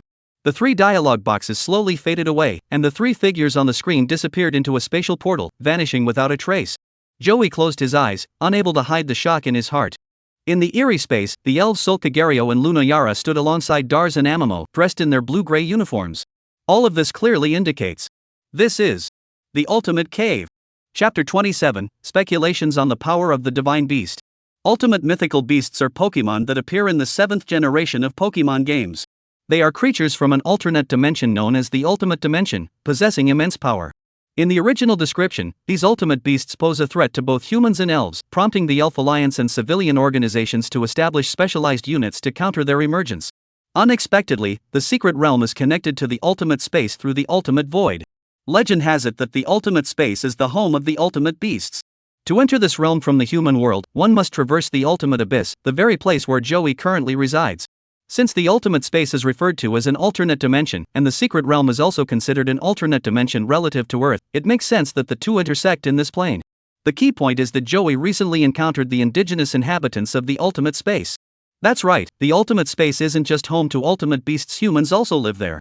These creatures might not be humans at all, they could be aliens. They live in a place called the Ultimate Metropolis, which boasts extremely advanced technology. The people you just saw are members of the Ultimate Investigation Team. Their mission is to awaken Necrozma or restore the glory of the Ultimate Metropolis, and they are conducting investigations throughout the original Pokemon world. It seems that they now have another location worth investigating, Earth. Since there's an Ultimate Investigation Team, that means the spirit world must exist too. I wonder what the worldview of the fairy world is based on. A game? A setting? An anime? A manga? Joey has no idea. He controlled his game character and began moving around inside the ultimate cavern, but no matter how he moved, the spatial wormholes in the distance remained completely still, neither approaching nor receding. The background remained the same vibrant, surreal void. Even when Joey zoomed out the map to its smallest scale, the interface remained unchanged. This is a spatial constraint, unrelated to distance. It seems there's no way to investigate further. Joey sighed helplessly. He had come all the way to such a place yet couldn't figure out the exact reason. It was truly frustrating. Just as he sighed, the space suddenly rippled, and a spirit creature shimmering with blinding lights suddenly leaped out of the wormhole. Its appearance resembled that of a lion, with a pair of deep, piercing blue eyes that emitted an unyielding glow from head to tail, making it impossible to look directly at it. Sulgarian genderless psychic steel. Talent, law level. Rank, super divine beast god tier. Size, 64 2767 kilograms. Characteristics, metal protection abilities are not reduced. Skills, Iron Head, Metal Sound, Mind Head Hammer, Cannon Beam, Morning Light, Bite, Metal Explosion, Crazy Volt, Meteor Rush, Cosmic Power. Salgio in Dawn form. Joey's gaze fell on the opponent's talent and level. A law tier talent, the level of a god. Based on these two pieces of information, if a super divine beast were to exist in the real world, its power would undoubtedly be on the level of a natural disaster. Sulgarian represents the laws of the universe, is as powerful as a god, and can freely traverse alternate dimensions. Similarly, the power of other super divine beasts at the same level would not be much different. Legendary Pokemon such as Lugia, Ho-Oh, Kyogre, Groudon, Rayquaza, Zekrom, Reshiram, and Giratina are undoubtedly of god tier strength. With this, the veil of the ultra-legendary Pokemon's power has been lifted, and human technology is absolutely no match for them. What remains are third-tier gods like the Icebird, whose strength remains unknown, and whether they also represent the laws of the universe. If they do, then it's game over. Joey will never be able to tame a divine beast in his lifetime. If not, then the vision of capturing the divine beast is still something to look forward to. Divine beasts should also have varying strengths. I recall that in the original story, there was more than one Lugia, including a mother and child pair. Joey stroked his chin and thought. There's still too little data and information to make any predictions. In the real world, there are so many hidden realms, yet there is no trace of divine beasts. At most, they are mentioned in some ancient ruins. But those terrifying spirits that seem as powerful as gods, whether they are real or merely legends, remain a mystery to Earth trainers. From now on, Joey can confidently tell everyone that the legends within the ruins are true. As Joey pondered, a dialogue box suddenly popped up on the screen. System alert, Sulgi has detected spatial fluctuations. Roar! Sulgarian smoothed out the fluctuations, and space returned to stability. Joey's screen went black, and when it brightened again, the scene had returned to the rocky coastline. Joey remained silent for a few seconds before letting out a curse.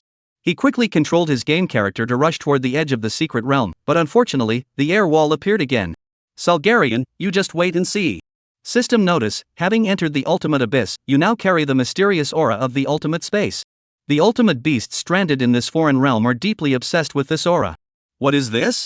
Is this the reward for this adventure? Chapter 28 NPC has appeared. After an extraordinary adventure, Joey returned to the secret realm. He took a deep breath, pushed the recent events out of his mind, and guided his game character to the coastline.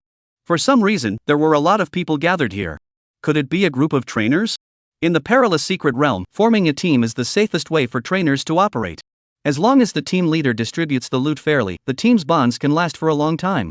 With that in mind, Joey maneuvered his character closer. Suddenly, an NPC wearing a training uniform had a message pop up above its head. Joey found himself unable to move, and then saw the NPC quickly approaching him. When they collided, a dialogue box popped up at the bottom of the screen. Karate Master, train hard. Run 10 laps along the coast every day. Young man, the moment a trainer locks eyes with you, battle is inevitable. Let's have an epic showdown with my powerful move. Koshi has issued a challenge to you. Will you accept? Wait, this game has real NPCs? Joey suddenly widened his eyes. The Pokemon game system is a game based on real-world secret locations as its map. Even if NPCs appear on the map, they are real-world humans transformed into the game, lively and dynamic, completely different from the static NPCs in traditional games. Could it be that there really is a karate trainer named Gonchar on the coast hundreds of kilometers away? That shouldn't be possible. The game character he controls is virtual and doesn't exist in this world. The only explanation is that he traveled to another dimension, where he was exposed to the essence of the ultimate space, causing his system to undergo a transformation. After all, he had just encountered characters from the original story's ultimate investigation team. To confirm his thoughts, Joey quickly selected Accept Battle. Accept Battle. Gangster, well done. That's the kind of fighting spirit a trainer should have. Go, Holly. As the lightning struck the center of the screen, the battle scene appeared before Joey's eyes. The battle against Karateka Gashi has begun. Gashi has deployed Goryoku Green LV-36. Go, Desert Dragonfly. Holly, at level 36, isn't very high level, so Joey didn't hesitate. He clicked on Dragon's Claw and instantly defeated him. Gangster, as expected, my cultivation is still insufficient. The battle ended in victory, with the Desert Dragonfly gaining 3,360 experience points, while Joey earned 500 game coins. That much experience? Joey was delighted. At the same level of 36, wild Pokemon could only grant the Desert Dragonfly over 300 experience points, but battling a trainer had increased that by a full tenfold. While over 3,000 experience points may not seem like much for a Desert Dragonfly, a single encounter with a young mountain sparrow can level it up at rocket speed. He swapped the positions of the young mountain sparrow and the Desert Dragonfly, placing the young mountain sparrow at the forefront, and then set off on his journey to find the NPC. Meanwhile, in another dimension, a trainer named Gashi, dressed in a karate gi, was training on a rocky coastline. As he was running, he suddenly felt exhausted and nearly fell. What was going on? Just as Sure stabilized himself, he felt confused. He turned his head and discovered that Howley, who had been following him, was now in a critical condition. Howley, what's wrong with you? Gangster hurriedly pulled out a bottle of healing medicine from his pocket and sprayed it onto Howley. Soon, Howley came to his senses. Gaucher sighed in relief, recalled Howley into the Pokeball, and ran toward the nearest Pokemon Center. Victory in the battle against the mountain climber. Desert Dragonfly gained 1,530 experience points, and Young Mountain Sparrow gained 930 experience points. The Young Mountain Sparrow's level has been upgraded to LV-18. What? What does the Young Mountain Sparrow look like? The scene suddenly shifts rapidly, and the Young Mountain Finch transforms into a beam of white light, its form continuously shifting between that of a Young Mountain Finch and a blue magpie. Joey, of course, had no reason to suppress its evolution, so he quickly issued the evolution command in his mind. The next second, the Young Mountain Sparrow successfully evolved into a blue crow. At the same time, the real-world Japanese bush warblers also let out surprised chirps. Chirp! It lowered its head to examine itself, and a dazzling white light suddenly began to spread from its feet, quickly enveloping its entire body. Under Joey's watchful gaze, the young mountain sparrow rapidly grew larger and transformed into a large predatory bird with wingspan of about 2 meters. Blue crow male flying. Talent, purple emperor level. Level, common mid-tier LV 1804500. Size, 08m 18 kilograms. Characteristics, sharp gaze accuracy does not decrease, robust chest muscles defense does not decrease. Skills, peck, glare, arrogant, taunt, drill peck, air slash. Not bad. After evolving, it mastered drill peck, which is a slightly more powerful skill. Air slash is a ranged flying type move that's extremely useful in the early stages. The most significant change is in appearance. During the Jishanke phase, it was a round, plump little creature, but after transforming into a blue crow, its wingspan is now taller than Joey, making it impossible to ride on his shoulders anymore.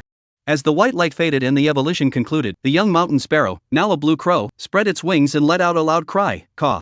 The blue magpie was startled by its own voice. What happened to my voice? Where's my cute chirping sound? Cheep. After trying for a long time, Blue Crow finally realized that the cute version of himself was gone forever. With NPCs, the experience gained in an afternoon was equivalent to a week's worth of previous efforts. A trip to the ultimate space has brought significant benefits. Oh, and almost forgot about the skill machine. Joey slapped his head and quickly opened his backpack. Chapter 29, Using the Skill Machine. Backpack. Skill Machine. Use.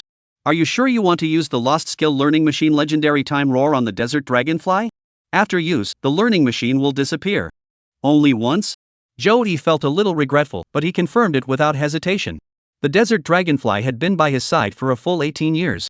No matter how rare or powerful the Pokemon he might capture in the future, in Joey's heart, the Desert Dragonfly would always be the most important one. The Desert Dragonfly has learned Time Roar. As the dialogue box in the game faded out, in reality, the Desert Dragonfly suddenly stood up from the grass. It shook its head uncomfortably, flapping its wings to move away from Joey, its blood-red eyes flickering with a faint blue glow. Starting from the slender tips of its three-leafed tail, a blue light flashed along the patterns on its back, gradually spreading upward and eventually dyeing its massive diamond-shaped wings a brilliant blue. Under the influence of the blue light, the Desert Dragonfly's wings begin to tremble and grow larger, reaching their maximum size. Ah! It suddenly let out a loud cry, and from the depths of its throat, it emitted a thick blue-white beam of light. The beam was so dazzling and terrifying that rings of white energy danced and twisted around its surface, causing ripples to form in the surrounding space. Boom! A powerful gust of wind swept out in all directions, causing the surrounding trees to rustle loudly. A beam of light shot straight up into the sky, piercing through the clouds and leaving a gaping hole in the sky. As the energy was released, the Desert Dragonfly's wings, which had expanded behind it, rapidly shrank back to their original size.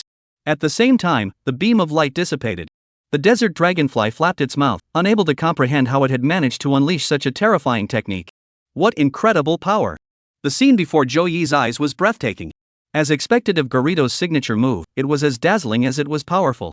The newly evolved Blue Crow, still a bit proud of itself, immediately let out a sharp, piercing cry in admiration upon seeing its senior's majestic form. Several eagles flew in from the distant sky. They were likely drawn by the energy columns of Time Roar, which a nearby trainer had spotted, and had come to investigate the situation. Joey didn't want to waste time with these people. He recalled the Blue Crow into its pokeball, mounted the Desert Dragonfly, and flew away directly. Under the chill of the sea breeze, the night in the secret realm was unusually cool. However, Joey was hiding in a warm cave, enjoying the delicious taste of instant noodles. This cave was dug out by desert dragonflies using their digging skills, measuring approximately 3 meters in length, width, and height, resembling a warm Mongolian yurt. In the center of the cave, burning firewood is piled up, occasionally emitting a few crackling sounds. The Blue Crow didn't like the fire, so it dozed off on a tree branch outside the cave. The desert dragonfly lay at the entrance of the cave, its back facing outward and its belly inward, with its large diamond-shaped wings covering its body, appearing elegant and graceful.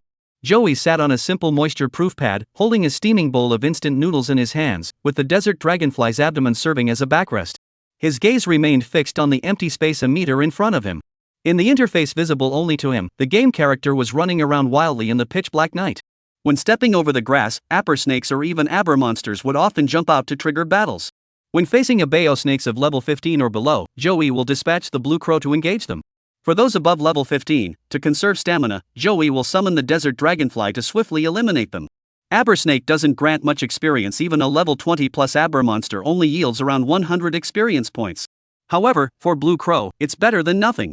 Perhaps due to the time of day, Joey had been wandering around for a while without spotting any NPCs, but he did notice a few real-world trainers gathering around a campfire in the forest. Real-life trainers couldn't see Zhou Yi's game character, and even if they got close enough, the battle mechanism wouldn't trigger. Therefore, Zhou Yi also has little interest in them. In the real world, people rarely use elves to battle each other in their daily lives, because doing so is really expensive. While constant battles can make the spirits grow stronger quickly, they also mean a significant consumption of healing potions and spirit food. If the elves are of a higher level, the quality of healing potions and elf food may not be sufficient, necessitating the use of high-quality healing potions or even essence elixirs. Additionally, the elf's food supply may not keep up with demand. To keep the elf in peak condition at all times, you must feed it more expensive energy blocks. This is a Pokemon battle, and it's like throwing money out the window. Just as Joey passed by a trainer's campsite, a white figure suddenly flashed across the edge of the screen. The white figure moved so quickly that it disappeared in the blink of an eye, but the system managed to capture its information. Ghost Flash Male Ghost Poison. Talent, Orange Master Level. Level, Common Initial LV 15,233,500. Size, 13m01 kg. Abilities, Floating Immune to Ground Type Skills, Penetration Flash can penetrate opponents' barriers or substitutes to attack. Skills, Song of Destruction Inherited, Hypnosis, Tongue Lick, Hatred, Black Gaze, Curse, Nightmare Shadow. Orange Tears Shiny Ghost. Joey suddenly sat up, the drowsiness that had just begun to creep into his eyes vanishing instantly. Chapter 30, Flash Ghost. Ha! The sleepy desert dragonfly was startled awake by Joey. It raised its head and stared at its master in confusion. Joey was too excited to care whether the desert dragonfly could understand the so-called flash, and shouted an explanation. I saw a flash of the ghost spirit. And it was even white. Jengar's series of flash color changes weren't that significant, so at first glance, it might be hard to tell the difference between the two. However, the one Joey encountered was a genuine color variation, transforming from its original gray-black to white, the most obvious flash imaginable. It was precisely because of this that Joey, who was wandering around aimlessly, noticed it. If it were an ordinary ghost, its pitch-black body would blend into the darkness of the night, and even a trainer with the sharpest eyesight wouldn't be able to see it. Joey hurriedly controlled his game character to chase after the ghost's direction, but after walking hundreds of meters, he still couldn't see any trace of the ghost. Gone. How could it be gone? Joey furrowed his brows. A flash ghost with such exceptional talent, he absolutely couldn't let it slip away. He made up his mind instantly, stood up, and said, Desert Dragonfly, get up. Let's go. What? A desert dragonfly was lying comfortably by the fire, looking completely confused. What's the matter? Get up, hurry. Joey climbed onto its back, slapping its neck with his palms, making a loud smacking sound. Poor desert dragonfly, it had just dozed off, its eyes not fully closed yet, and now it had to serve as a mode of transportation again. It struggled to stand up, spread its wings covering its body, and then flapped them violently. Boom! The campfire inside the cave vanished instantly, with charcoal scattered everywhere, even sending Joey's moisture-proof mat flying far away. Gak! The blue magpie dozing on the treetop was startled awake and opened its eyes to see its master riding a desert dragonfly into the sky. It let out a piercing cry, as if abandoned by its master, and frantically flapped its wings in pursuit. But how could it possibly catch up to a desert dragonfly with its speed? So the creature could only emit even more pitiful squawks, desperately trying to summon its owner. Suddenly, a red beam shot toward it from ahead. The blue crow's heart leaped with joy, and it obediently returned to the pokeball. The Deep Blue Squad is a team of trainers led by Yu Yongin. The team consists of 4 members, 3 of whom are trainers, and the other is a breeder. Yu Yongin, as the team leader, is naturally the strongest. His most powerful Pokemon has already reached the elite peak level, and the others are all hovering around the elite level, making their strength not to be underestimated. The other 3 team members, though not as strong as him, are more than capable of handling a level 2 secret realm. In theory, such a team composition should be used for exploration in level 3 or even level 4 secret realms. Given the item drop rate in the Rock Wall Coast secret realm, they wouldn't even make a profit on this trip. Breaking even would be a miracle. As a level 3 member of the Trainer Association, Yu Yongin received a discount on the entrance fee to the secret location. However, this discount applies only to level 3 or higher secret locations, and level 2 secret locations do not qualify for this benefit. Higher level trainers who wish to enter lower level secret realms to take advantage of the benefits will be charged higher fees. This dungeon expedition alone required Yu Yongin to pay 200,000 in admission fees, and with 3 team members, the Deep Blue Squad paid a total of 400,000 before being allowed to proceed. The Deep Blue Squad is quite renowned within the Provincial Trainer Association. Why would they spend 400,000 yuan to venture into the Rock Wall Coast, a low-level secret realm? There is, of course, a reason. The story began 10 days ago when Yu Yongin was handling affairs at the Zhejiang Province Trainers Association. His nephew suddenly called him. On the phone, his nephew spoke hesitantly and in a roundabout way, finally revealing that there was a shiny Jengar in the Rock Wall Coast secret spot just as Yu Yongin was about to hang up. He said it like this. I swear it really exists. I've seen it 3 times, but unfortunately it escaped each time. Second uncle, you are the person I admire most. I want to present it to you. These words made Ju Yongin snort in disdain.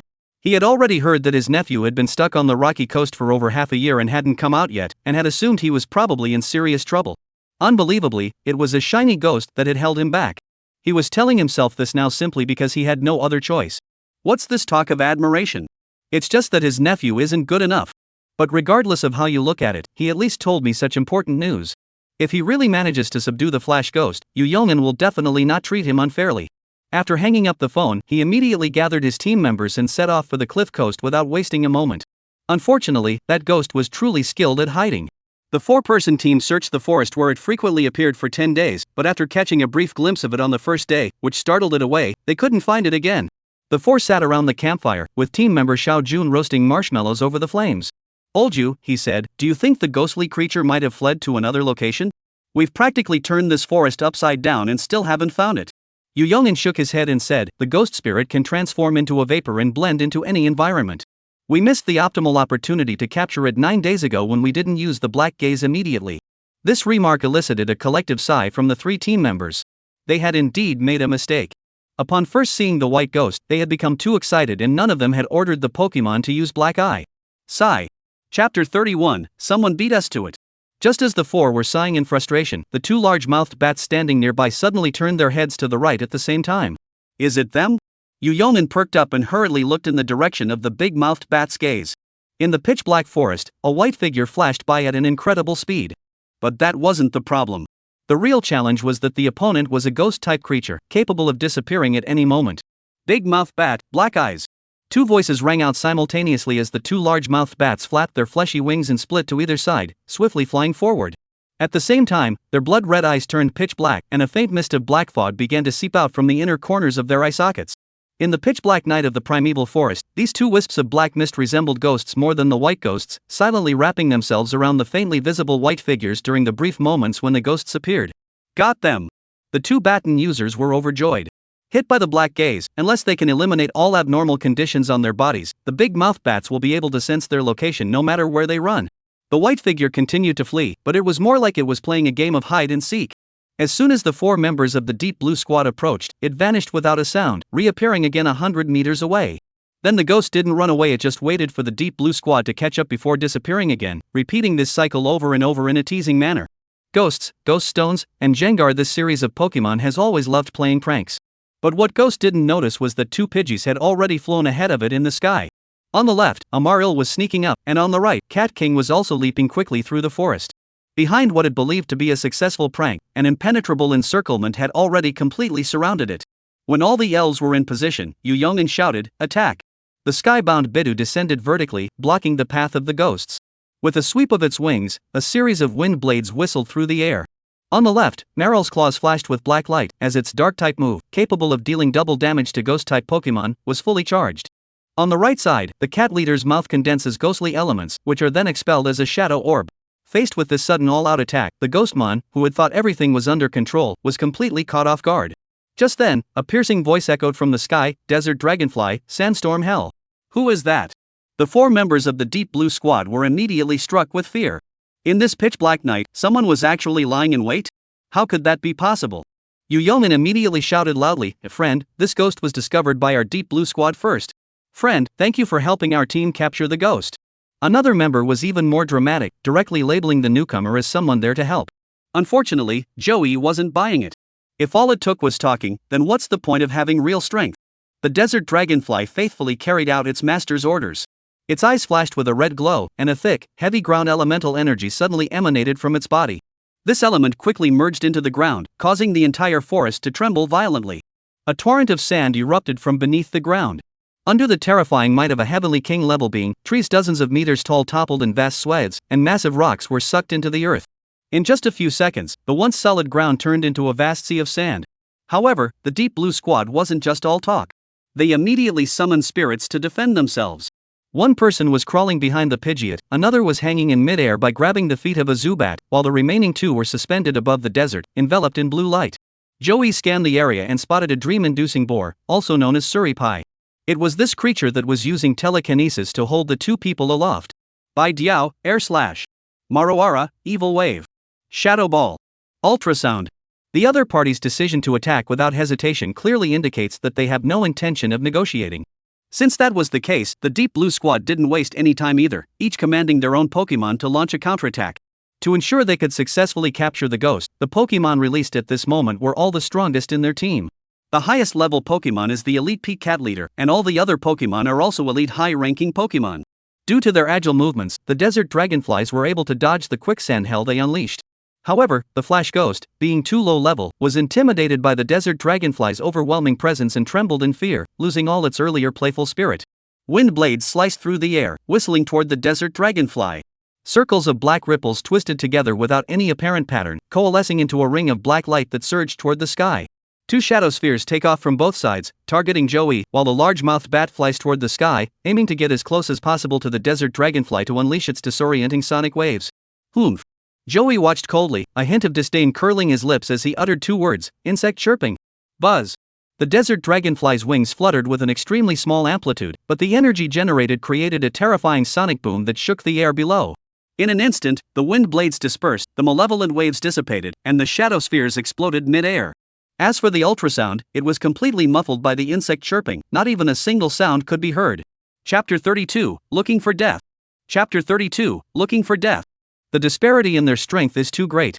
The combined assault of 4 elite-level spirits couldn't even scratch the desert dragonfly, which effortlessly countered with a single insect chirp. The king is a barrier that blocks nearly all trainers. The Xia Kingdom Trainers Association has approximately 77 million registered trainers, but fewer than 1,000 trainers possess a king-level Pokemon. And the entire team consists of 6 trainers who are all at the champion level? There are only 5 such trainers in the entire country. This shows just how difficult it is to become a Heavenly King. Therefore, the Heavenly King holds an extremely high status worldwide, and every country is willing to grant them generous treatment. The Deep Blue squad had originally assumed that the strongest challengers would be at most quasi-Heavenly Kings. After all, they were desert dragonflies, and one must still give face to dragon-type Pokemon. But they never expected that the one who came was actually a king-level Pokemon. This is definitely a Heavenly King-level opponent. A quasi-Heavenly King couldn't possibly break through our combined attack so easily. The team member hanging beneath the large bat had a grim expression. He couldn't understand why a king would appear in a level 2 secret realm. Xiao Jun immediately spoke up to, Olju, let's retreat.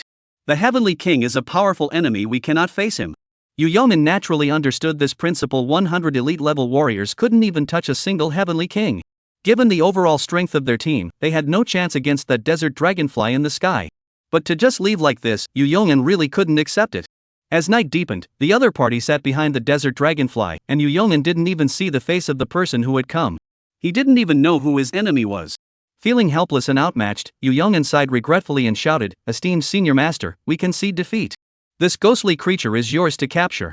As he spoke, Yu Yongin glanced at the white ghost at a distance. He desperately hoped the ghost would escape, for then he would still have a chance. Yes, although I cannot resist the king trainer, I can make the ghost escape as long as it is not captured. Yu Yong'in's mind raced as he quickly considered the feasibility of his plan. But no matter how hard he thought, he couldn't come up with a viable solution.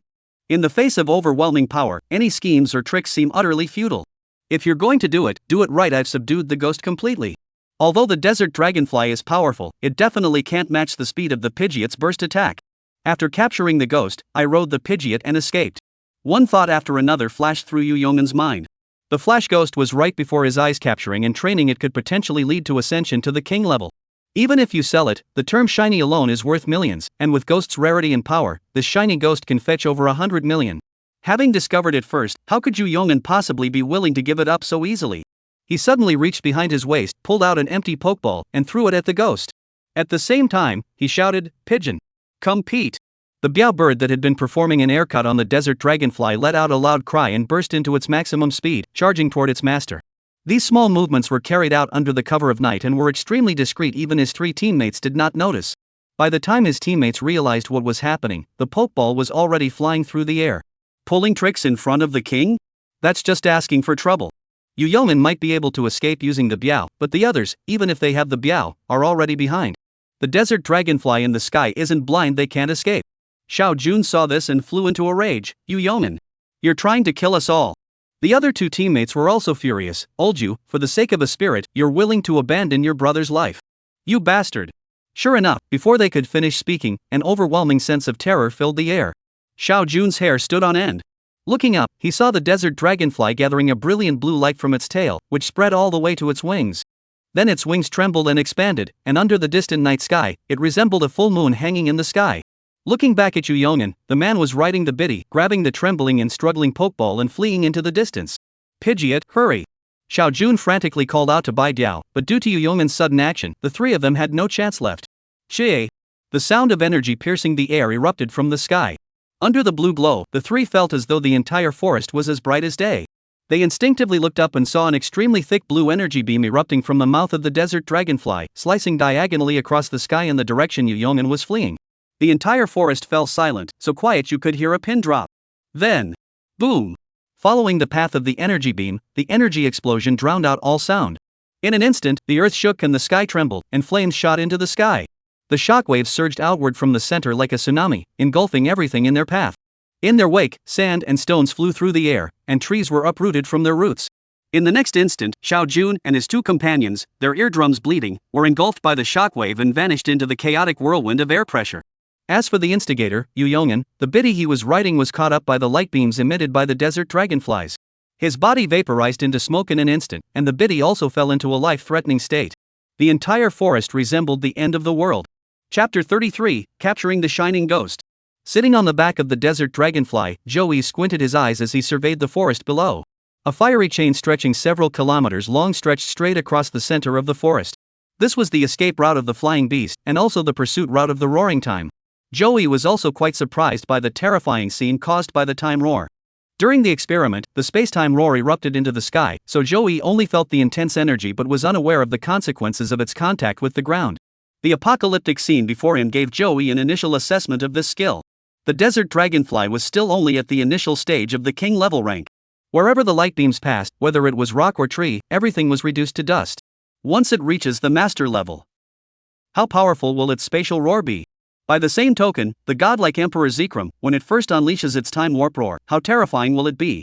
In the forest ablaze with flames, a charred pokeball suddenly opened. It was Ghost, who had broken free from the pokeball that had captured it, transforming into a red beam of light and reappearing. After all, it was of a fairly high level, and capturing it directly with a pokeball while it was fully conscious was still quite challenging. As soon as the ghost appeared, it felt a surge of scorching heat rushing toward it.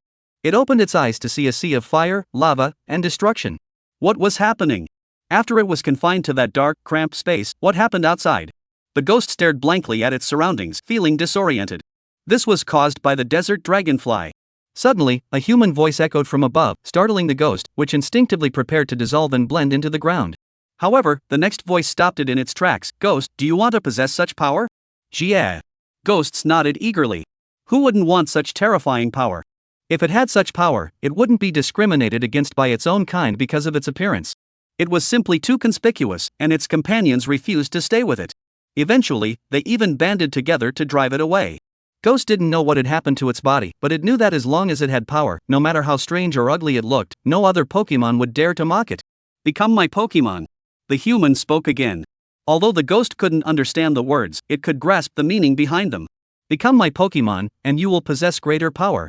You will stand at the pinnacle of your own kind, the Jengar. How tempting human words are. During the years that Ghost was exiled, it heard humans say this many times. But only the human before it possessed the strength to match its words. The ghost floated in the fiercely burning forest, looking up.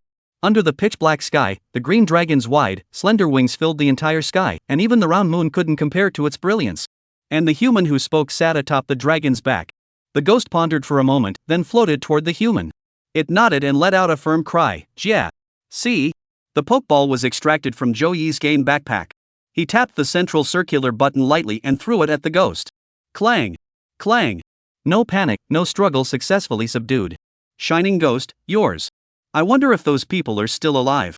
Joey opened the game map and discovered 3 human NPCs lying there several kilometers away. Except for the one who had been vaporized by the temporal roar, the other 3 were still alive under the protection of the elves. They were wise enough to recognize the situation and, upon realizing that the one approaching was the Heavenly King, immediately retreated, thus no longer falling within the desert dragonfly's targeted range. As for the trainer who tried to, he overestimated himself and underestimated the desert dragonfly. It can only be said that he deserved his fate. If he is still alive, Joey will certainly find him and kill him. It's all about strength. On Earth, laws can regulate a person's behavior, but in the secret realm, everything is decided by strength. There are no surveillance cameras, no cell phone recordings, and no means to preserve evidence. To die in this vast, desolate forest, silently and without a trace. Desert dragonfly, go back. Joey withdrew his gaze and pulled his hood over his head. Then, the desert dragonfly flew back toward the cave. Cough cough. Xiao Jun leaned against the stump of a half-fallen tree, clutching his chest and coughing incessantly. Mariela stood by his side, her eyes filled with concern as she looked at her master. Mariela, I'm fine. Xiao Jun forced a smile, then bent down to rummage through his shoulder bag and pull out a bottle of good wound spray. With the help of Mariela, he took off his tattered jacket, rolled up his shirt, and sprayed the ointment on the painful area of his chest. The liquid from the spray adhered to his skin, a cool sensation spreading, and the excruciating pain subsided significantly. Huff. Xiao Jun sighed deeply, shook his head, and smiled bitterly. This time he was really in trouble. Old you, I really have eyes. Mara, go check on Xiao Jun in Guagu. Nyo. Nyo la. Ma Nyola shook her head and stayed by her master's side, unwilling to leave. Xiao Jun gently stroked the bright red feathers on Manila's head, smiled, and said nothing. Chapter 34, The Warning in the Great Hall. Returning to the cave, Joey gathered the scattered charcoal and moisture-proof mats, relit the campfire, and released the ghost. Amid a flash of white light, the ghost, shrouded in white gas, appeared before him. The campfire seemed to burn more fiercely, and at the same time, Joey caught the scent of gas on his nose. The ghost spirit is composed of gas, so it naturally emits a gas-like odor. If it envelopes a human's head with its body, the person will be poisoned by the gas and faint within 3 seconds. Jie. Like the blue crow, the ghost also doesn't particularly care for the glow of fire. As soon as it emerged from the pokeball, it floated to the entrance of the cave, using its 2 white eyes, which took up half of its body, to scrutinize its master, while also secretly glancing at the desert dragonfly behind its master. Joey ignored the ghost, focusing instead on examining its various attributes. Its innate abilities were undoubtedly exceptional, even surpassing those of the desert dragonfly by a significant margin. The orange talent signifies that it has the potential to reach the master level. As long as there are no unforeseen circumstances and proper nutrition is maintained throughout its development, this ghost can advance to the master level. Its level and size are both average and unremarkable, not worth mentioning. However, its characteristics caused Joey to pause in thought. In addition to its basic ability to float, Ghost has an additional ability unique to Flash, penetration. It can penetrate an opponent's barriers or substitutes to attack. It must be said that this feature is extremely practical. Light Wall, Half Reflection, Mirror Cloak, Mystic Guardian, White Mist, Decoy. These tricky defensive moves are completely ineffective against ghosts. It also inherits the Song of Destruction. Song of Doom causes any spirits that hear the song to fall into a state of doom. Over time, there is a certain chance that they will directly fall into a near-death state. This skill is indeed powerful given enough time, it can instantly defeat any opponent. But if you call it useless, it's also quite useless. If the enemy is too strong, the time it takes for the destruction state to trigger will increase. If you encounter an opponent one realm higher than yourself, after several battles, the Song of Annihilation may not even activate. Moreover, the most deadly aspect is that as long as the elf disappears from sight for a certain period of time, the state of annihilation will also dissipate simultaneously. Fighting wild spirits is a good idea, as they pose no threat to the spirits of trainers in the real world.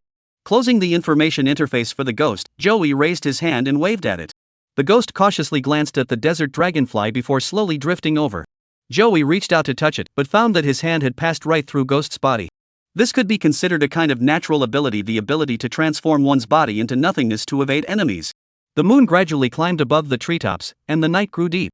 On the other side, Xiao Jun and his 2 companions, covered in wounds, returned to the secret realm's exit hall in the dead of night. Since it was nighttime, most of the trainers who had been adventuring outside had returned here to prepare for camping. As a result, there were at least 100 trainers inside the hall, gathered in small groups of 3 or 4, drinking and chatting. The Deep Blue Squad had gained some fame within the trainer community in Zhejiang province. As soon as the 3 appeared, the trainers immediately recognized their identities. Isn't this the Deep Blue Squad? What are they doing in a level 2 secret realm?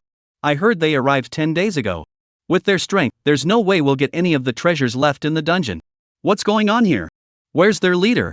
The trainers stared at the 3 in astonishment. At that moment, a young man suddenly ran out of the crowd. His face bore a hint of anticipation and joy as he spoke. Xiao Jun, Shenghua, you're back. Where's my uncle? This man was the trainer who had discovered the Flash Ghost, and also the nephew of Yu Yong'an, Yu Huojun. Xiao Jun blared at Yu Huojun with a grim expression and a fierce gaze. Tell me the truth. Are you the only one who knows about that Pokemon? Yu Huojun was startled by Xiao Jun's glare, and the joy on his face vanished. He stammered. Of course, I can guarantee it. I've been chasing it for over half a year.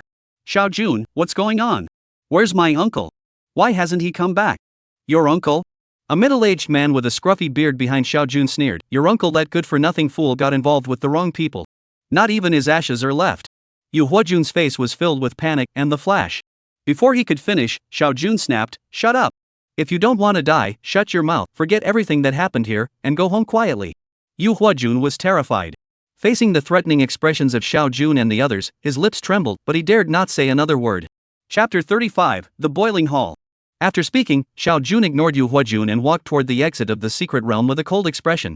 The two squad members behind him followed silently, and the three of them vanished into the ripples of the spatial wormhole under the watchful eyes of the crowd. The trainers in the hall exchanged glances, and the discussions quickly erupted. What's going on? Did we provoke someone we shouldn't have? Hey, you there, is the captain of the Deep Blue Squad your uncle? You're Yu Huojun, right?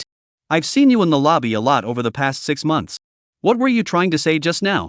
Trainers have a keen sense of perception. Although Yu Huojun's words were interrupted by Xiaojun, those who can survive in the secret realm are no ordinary people. A single flash was enough to bring forth a flood of thoughts. A beautifully dressed woman approached with a charming smile, took Yu Huojun's hand, and said, Little brother, will you tell your sister? I promise to make you happy tonight. Surrounded by these people, Yu Huojun finally snapped out of it. Unlike his uncle, this group of trainers were ruthless predators who would stop at nothing to get what they wanted. If he revealed the location of the shiny ghost, not only would he gain nothing, but he might also be threatened or even face life-threatening danger. It's all harm and no good. Yu Huojun remained silent. He broke free from the female trainer's grip and hurried toward the exit of the secret realm. But was it really that easy? Earlier, Xiaojun and his two companions were so powerful that the other trainers dared not act rashly. But Yu Huojun, being a young upstart, was different. He revealed information that was too tempting to resist, and whether they could leave or not was no longer in their hands. Immediately, someone blocked the exit of the secret realm, smiling broadly as they spoke. Mr. Yu, finish what you didn't say earlier, and I'll let you go. Don't even think about it.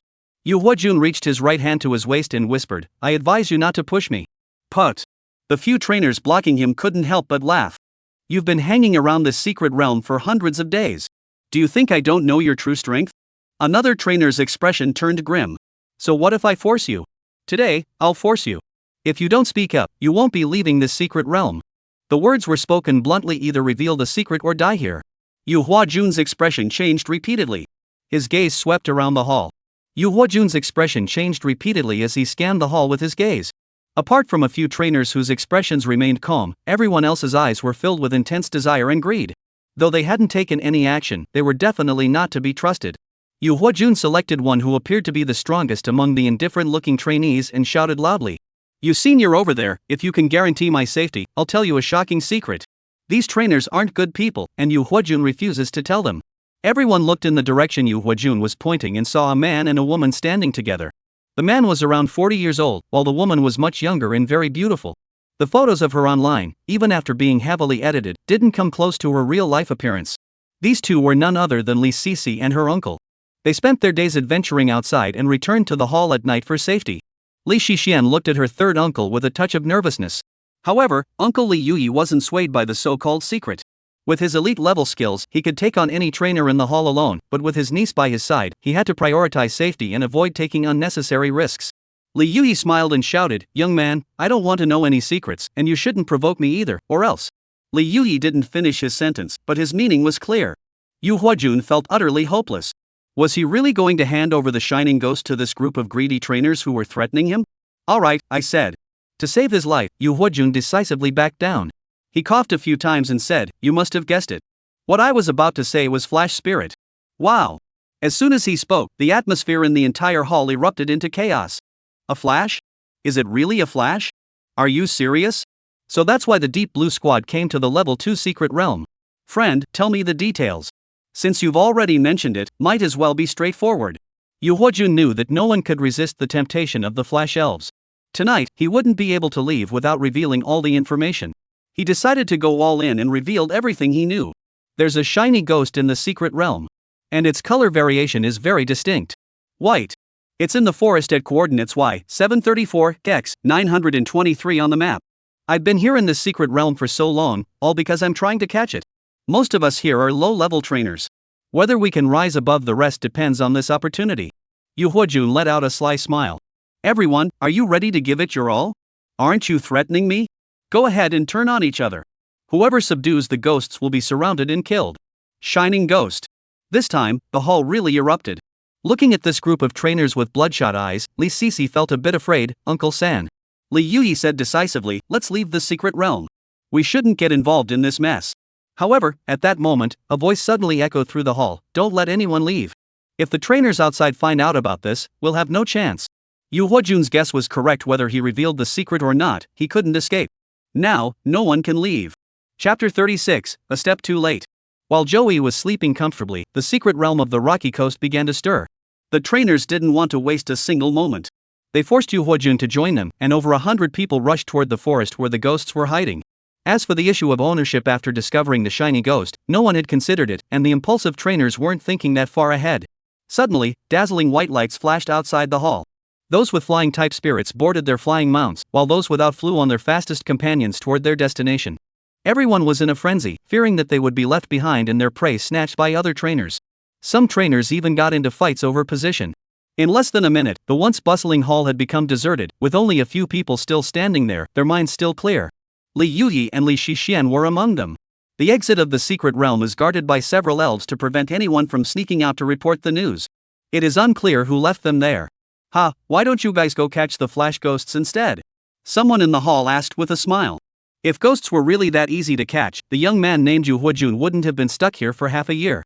The voice belonged to a burly man with a deep, resonant voice.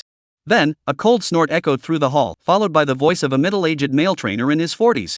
The Deep Blue Squad is an elite team. They can even defeat Pokemon at the near legendary level. Yet now, they can't even bring back their captain.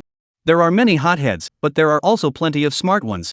Just now, many trainers noticed the look of apprehension on the faces of the 3 members of the Deep Blue Squad, but they were blinded by the allure of immediate gain and lost their rationality. Does anyone want to take care of those Pokemon? A female trainer pointed toward the exit of the secret realm. Li Yuyi smiled and pulled out a Pokeball, saying, I'd love to. The female trainer nodded to Li Yuyi. In that case, the 3 on the left are yours, and the 3 on the right are mine. By the way, she turned to the 7 people remaining in the hall. If any of you don't want me to leave, speak up now. Let's have a friendly match first to test our skills, so we don't end up getting hurt later. Her firm demeanor silenced the other trainers, and no one spoke up, presumably agreeing to let her go. Since no one is speaking, shall I begin? As she spoke, the woman tossed the Pokeball in her hand. Bang! A robust Bulbasaur appeared in the hall. Bana! Bulbasaur is full of energy and clearly of a high level.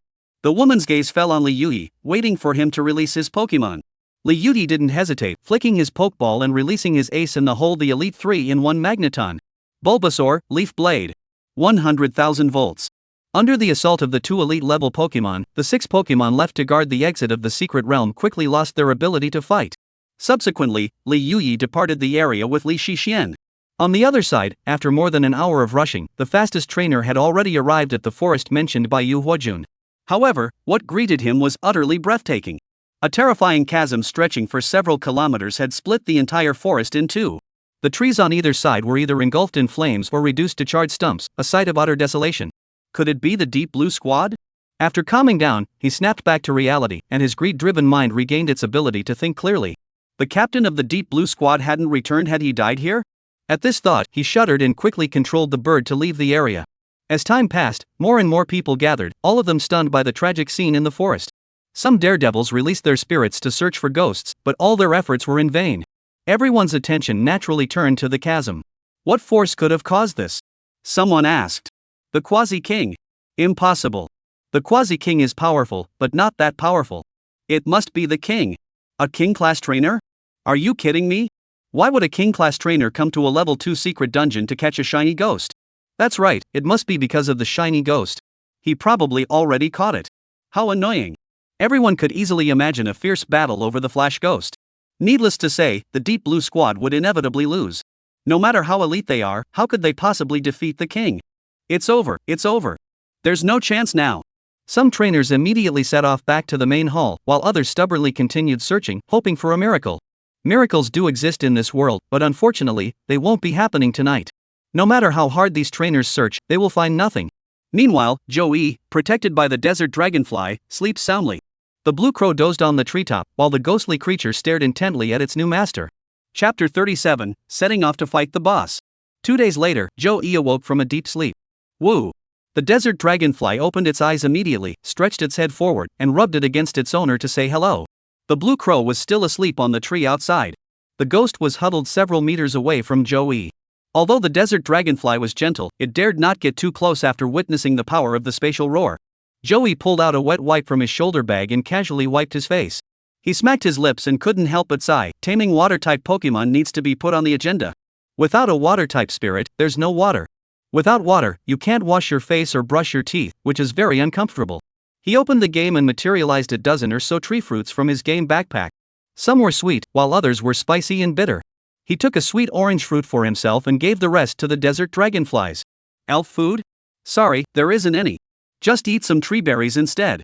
After all, fairy food is made from tree berries, so the effects are pretty much the same.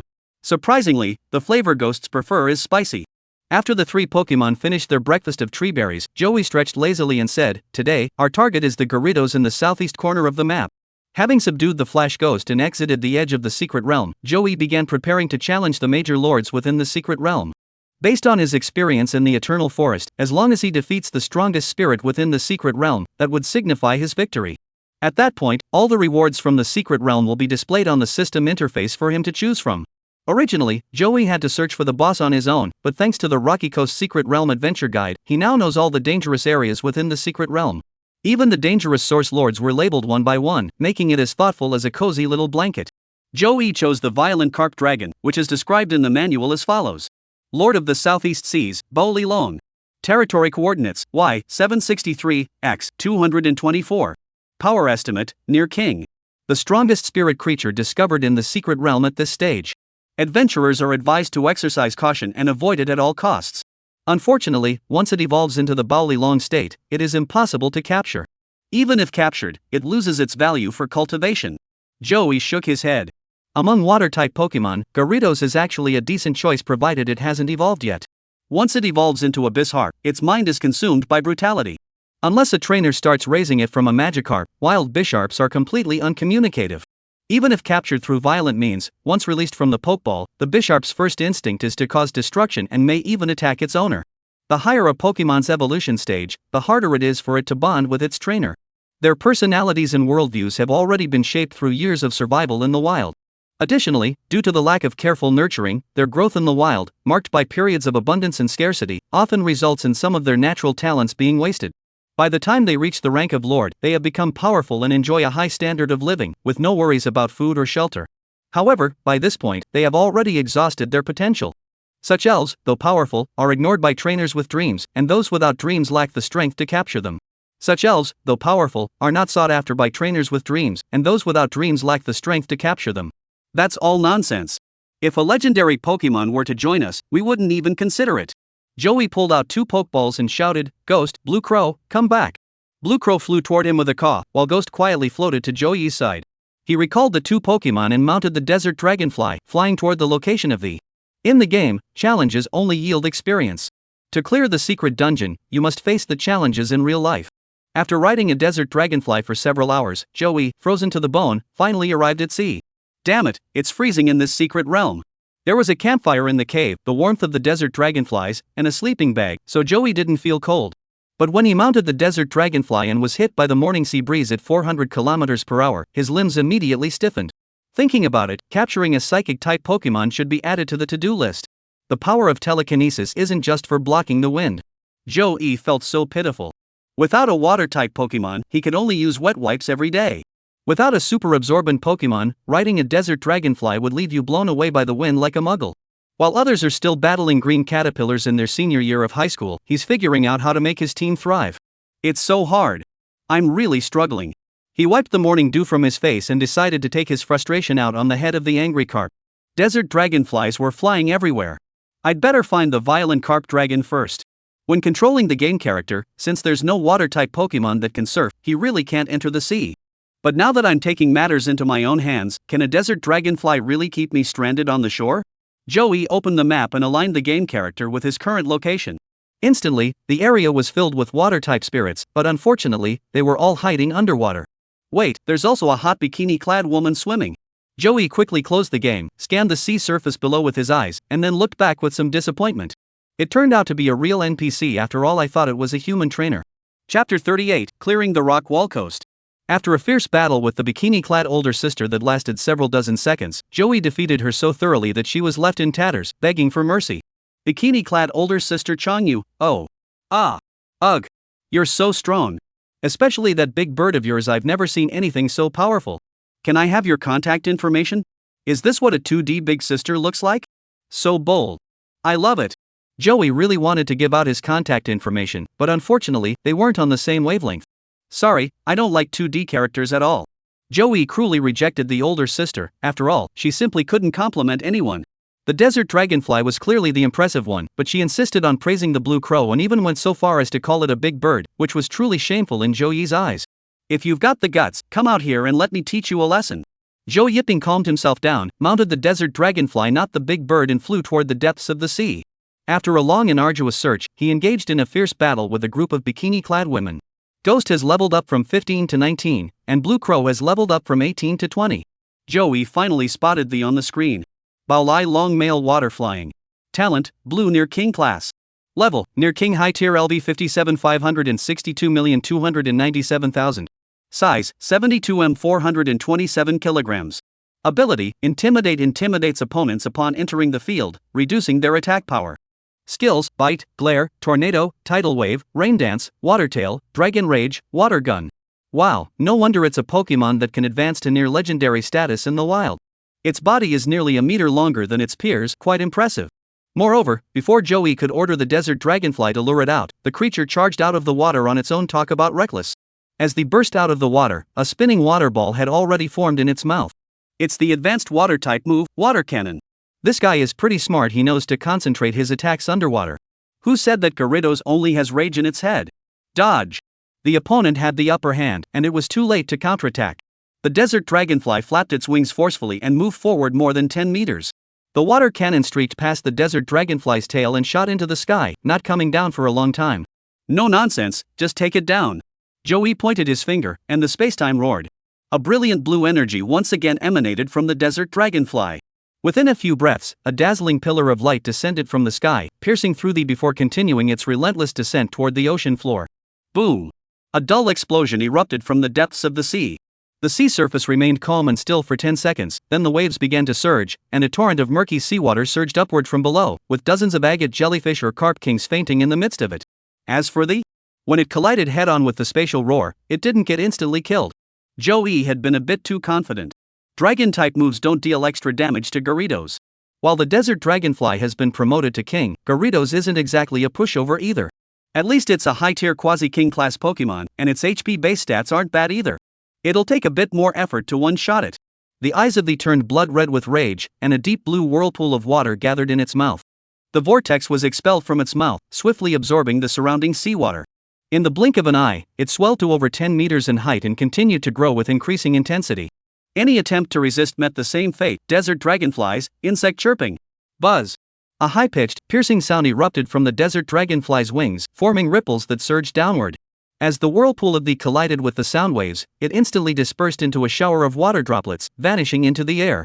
The piercing vibrations continued forward, striking the Bowlilong with force. This time, it could no longer scream. Defeated the rampaging carp dragon, desert dragonfly gained 894 experience, 1,227,820,000. System notification: congratulations to the player for defeating the strongest boss and clearing this secret realm. Rocky Coast 2nd tier secret dungeon. Pokemon species: common forest Pokemon of various series, Seastar, agate jellyfish, carp king, long-winged gull, apper snake.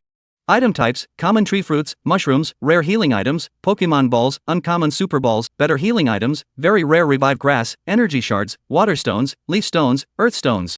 System notice: clear the stage to receive a reward. Select one item from the available types. Joey looked at it and thought, what's there to hesitate about? Of course, I'll choose the earth stone. The desert dragonfly had been relentlessly attacking the kindergarten-level Pokemon, and with opponents of such mismatched strength, its experience naturally diminished significantly. If it weren't for the appearance of an NPC with 10 times more experience, the desert dragonfly's experience bar wouldn't even budge. Earthstones can enhance the power of ground-type spirits, and with a bit of luck, they can even unlock the spirit's hidden potential. Joey has been waiting for this moment for a long time.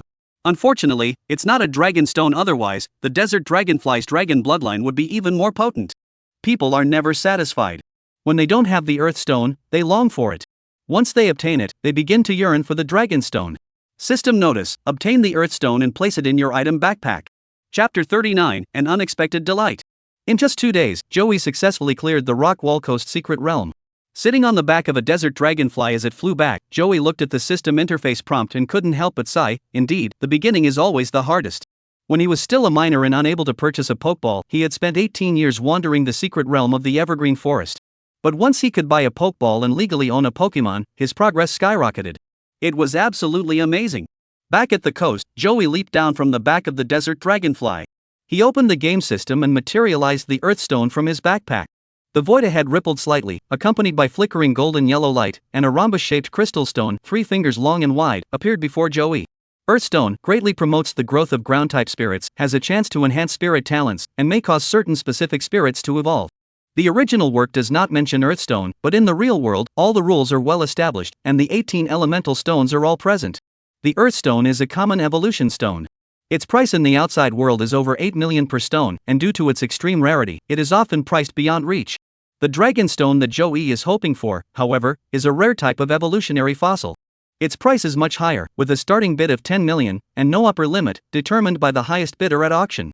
Once the Earthstone appeared in Joey's hands, the desert dragonfly's gaze fixed firmly on it. Woo! It let out a cute little whimper, lowered its head, tilted its head, and looked at its owner with eager eyes. It was meant for you anyway, take it. Joey tossed the fossilization crystal in his hand. The desert dragonfly opened its mouth and swallowed it whole. The next second, earth elemental energy erupted from its body. Centered around the desert dragonfly's landing point, the surrounding earth began to tremble violently. Tiny grains of sand and pebbles were drawn upward by an unknown force, floating into the air and slowly rotating around it. System notification: absorbing the Earthstone, the desert dragonfly gains 1 million experience points. Desert Dragonfly level upgraded to LV 64193200240000.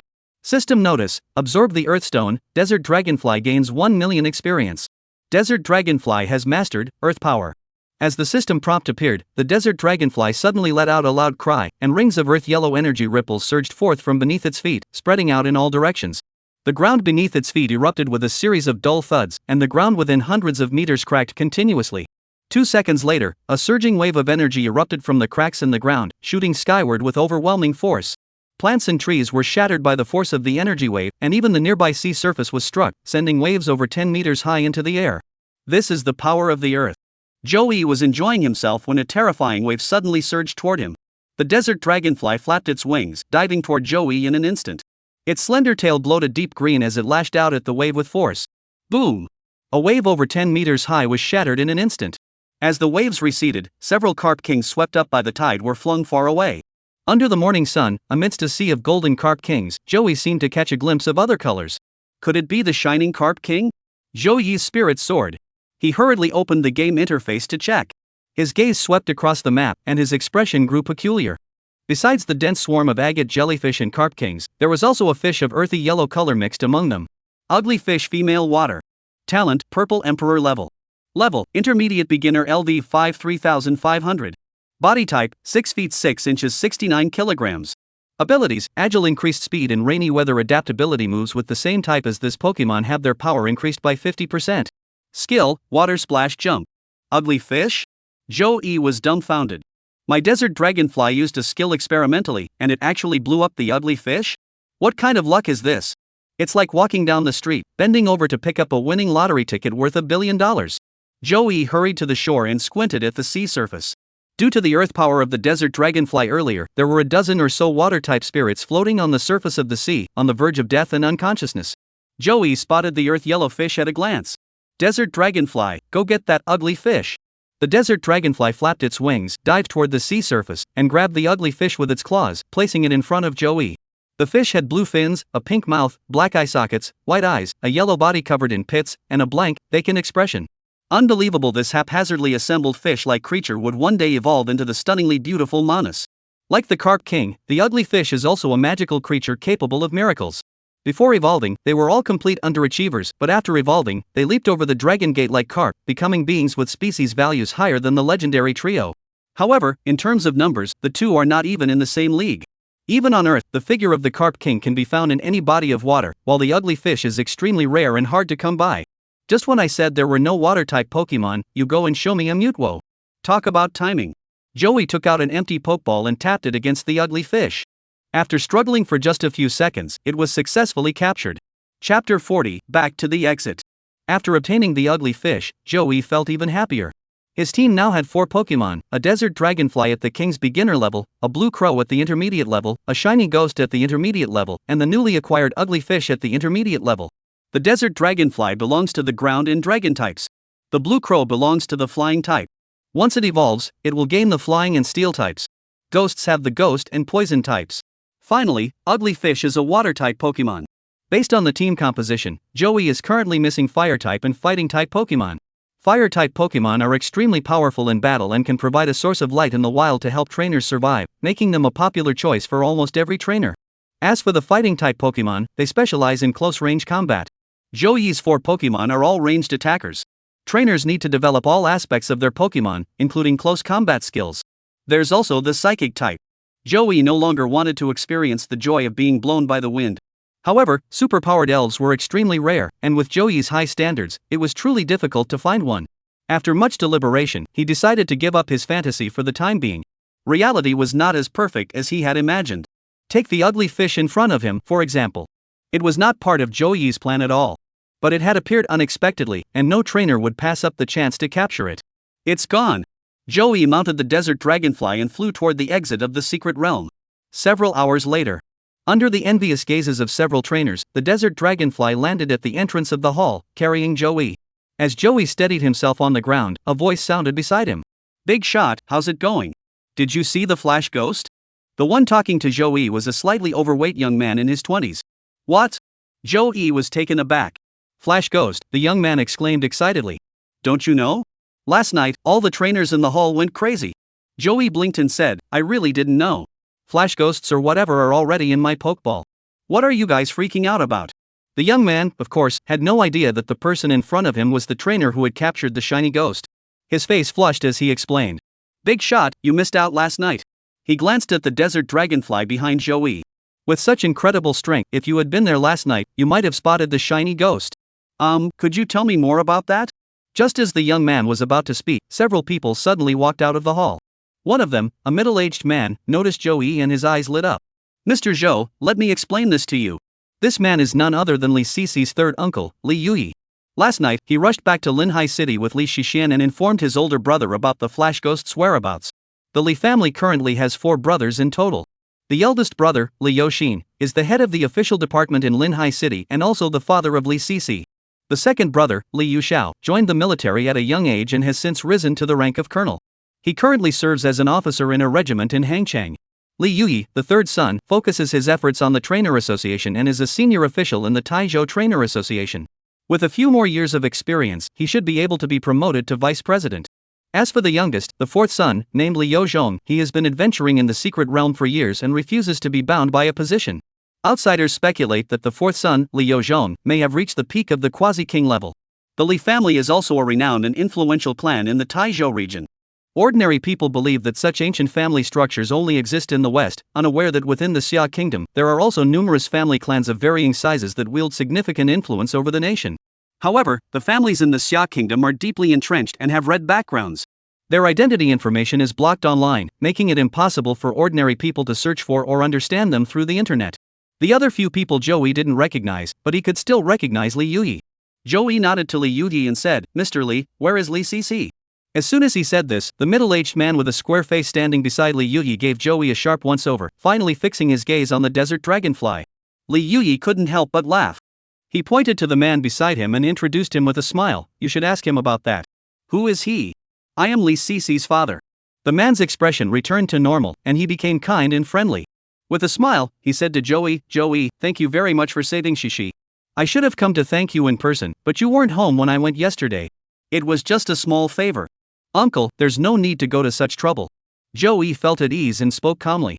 The top city official was a high-ranking official in the eyes of ordinary people, but in Joey's mind, he was just another person, and he treated him with a level head. Subsequently, Li Yuyi explained what had happened the previous night. Only then did Joey realize that so much had happened after he had subdued the ghost. Chapter 41, The Discussion in the Car. After Li Yuyi finished explaining, Joey asked, "So what are you doing now?" "Of course, we're just here to try our luck. Encountering a rare Pokemon, a trainer naturally wants to capture it, and this time it's a shiny ghost, which other trainers want too. Li Yuyi wants it too, and that's not something to be ashamed of." He said it matter-of-factly, "At least it's a shiny ghost, so its potential can't be bad. I want to capture it just like those other trainers, okay? Actually, the shiny ghost I'm talking about has already been caught by me." "What? What?" Li Yuyi was shocked. A desert dragonfly was bad enough, but how did the flash ghost get into your hands? You've got all the good stuff in the world. What kind of trainer are you? Li Sisi's father, Li Yoshin, was also taken aback for a moment before saying, "Since you've already been defeated by Joey, let's head back. There's no point in wasting any more time." He was the top official in the city, with a busy schedule of official duties. If it weren't for the flash ghost, he definitely wouldn't have put aside his work to come here. Li Yuyi stared at Joey for a moment, then sighed silently. "The ghost you subdued was your doing, so the traces left in the forest are also your handiwork?" They rushed over last night and also saw the terrifying gash in the forest. "Yes." Joey nodded. "The desert dragonfly is that powerful?" Li Yuyi couldn't believe it. It wasn't that he doubted Joey was lying, but that kind of attack was beyond the capabilities of a non-king level spirit. Looking at the traces left behind after the explosion, his spine tingled with fear. How terrifying must the scene have been at the time? Joey reached out and gently stroked the neck of the desert dragonfly, speaking calmly, "The desert dragonfly is just that strong." "All right, then. Captain Yu Yeoman of the Deep Blue Squad." "That's not me." Joey shook his head in denial and pointed at the desert dragonfly. "It was it." Li Yuyi gave Joey a disapproving look but said nothing. The actions of the Pokemon are entirely the responsibility of their trainers. Whether one or the other kills someone, what difference does it make? Li Yoshin, however, was staring intently at Joey. Joey wasn't afraid. Even if he didn't say anything, anyone with eyes could tell. Killing someone was no big deal in the secret realm. Just last night, several of those died because of the speed at which they were heading into the forest. Did anyone hold them legally responsible? No, there's no law in the secret realm. Here, strength is the law. However, once you leave the secret realm and return to modern society, you must still be a law-abiding citizen. Next, Joey and Li Yuyi boarded a high-speed train and returned to Linhai City. Li Yoshin's driver was waiting at the entrance of the Linhai high-speed railway station. He invited Joey to get in the car, but Joey refused. Li Yoshin didn't press him. Before they parted, he said, "Joey, thank you again for saving Shishi. Please come visit me at my house sometime. It's only natural for classmates to help each other." After saying that, Joey took a step forward and left. Li Yoshin and Li Yuyi got into the car, took out cigarettes, and began smoking. The car drove smoothly toward the city center. Halfway there, Li Yoshin suddenly asked, "Yuyi, what do you think of that young man?" Li Yuyi took a deep drag on his cigarette and laughed. "What do you think? He's only been a trainer for less than a week, yet his desert dragonfly can easily defeat my entire team. What qualifications does a 40-something elite trainer like me have to judge?" Li Yoshin fell silent for a moment. "Based on your observations, does he have feelings for Cici? What does it matter if he does or doesn't?" Li Yuyi looked up and stared at the person in front of him. "Brother, what do you think of Shishi?" To his surprise, Li Yoshin remained calm, showing no sign of embarrassment. "Don't try to pull that on me. Qianqian is my daughter. Do I need you to remind me about her happiness?" Li Yoshin took a deep drag on his cigarette, the swirling smoke obscuring his expression. This young man is no ordinary person. Desert dragonfly, flash ghost all in just a few days? His future is limitless. Moreover, his father is a civil servant, and his mother works for a state-owned enterprise. His family background is spotless. Li Yoshin grew increasingly convinced that Joey was an excellent choice and the best candidate to be his daughter's husband. If he has such excellent character, why not?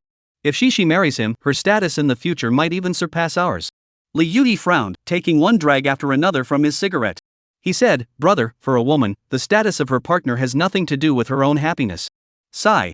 Li Yoshin was well aware of this. Sometimes, the higher the status of one's partner, the less happy a woman might be.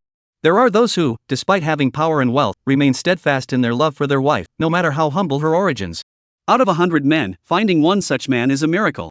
But Joey is truly exceptional. If this man were to become the son-in-law of the Li family, and were to rise to the rank of heavenly king in the future, not only he but also his other brothers would all rise to prominence alongside him. Never mind, let's just let nature take its course. Li Yoshin couldn't bear to sacrifice his daughter's happiness. He stubbed out the cigarette but then closed his eyes to rest. Chapter 42, Zhao Yud's Admonition.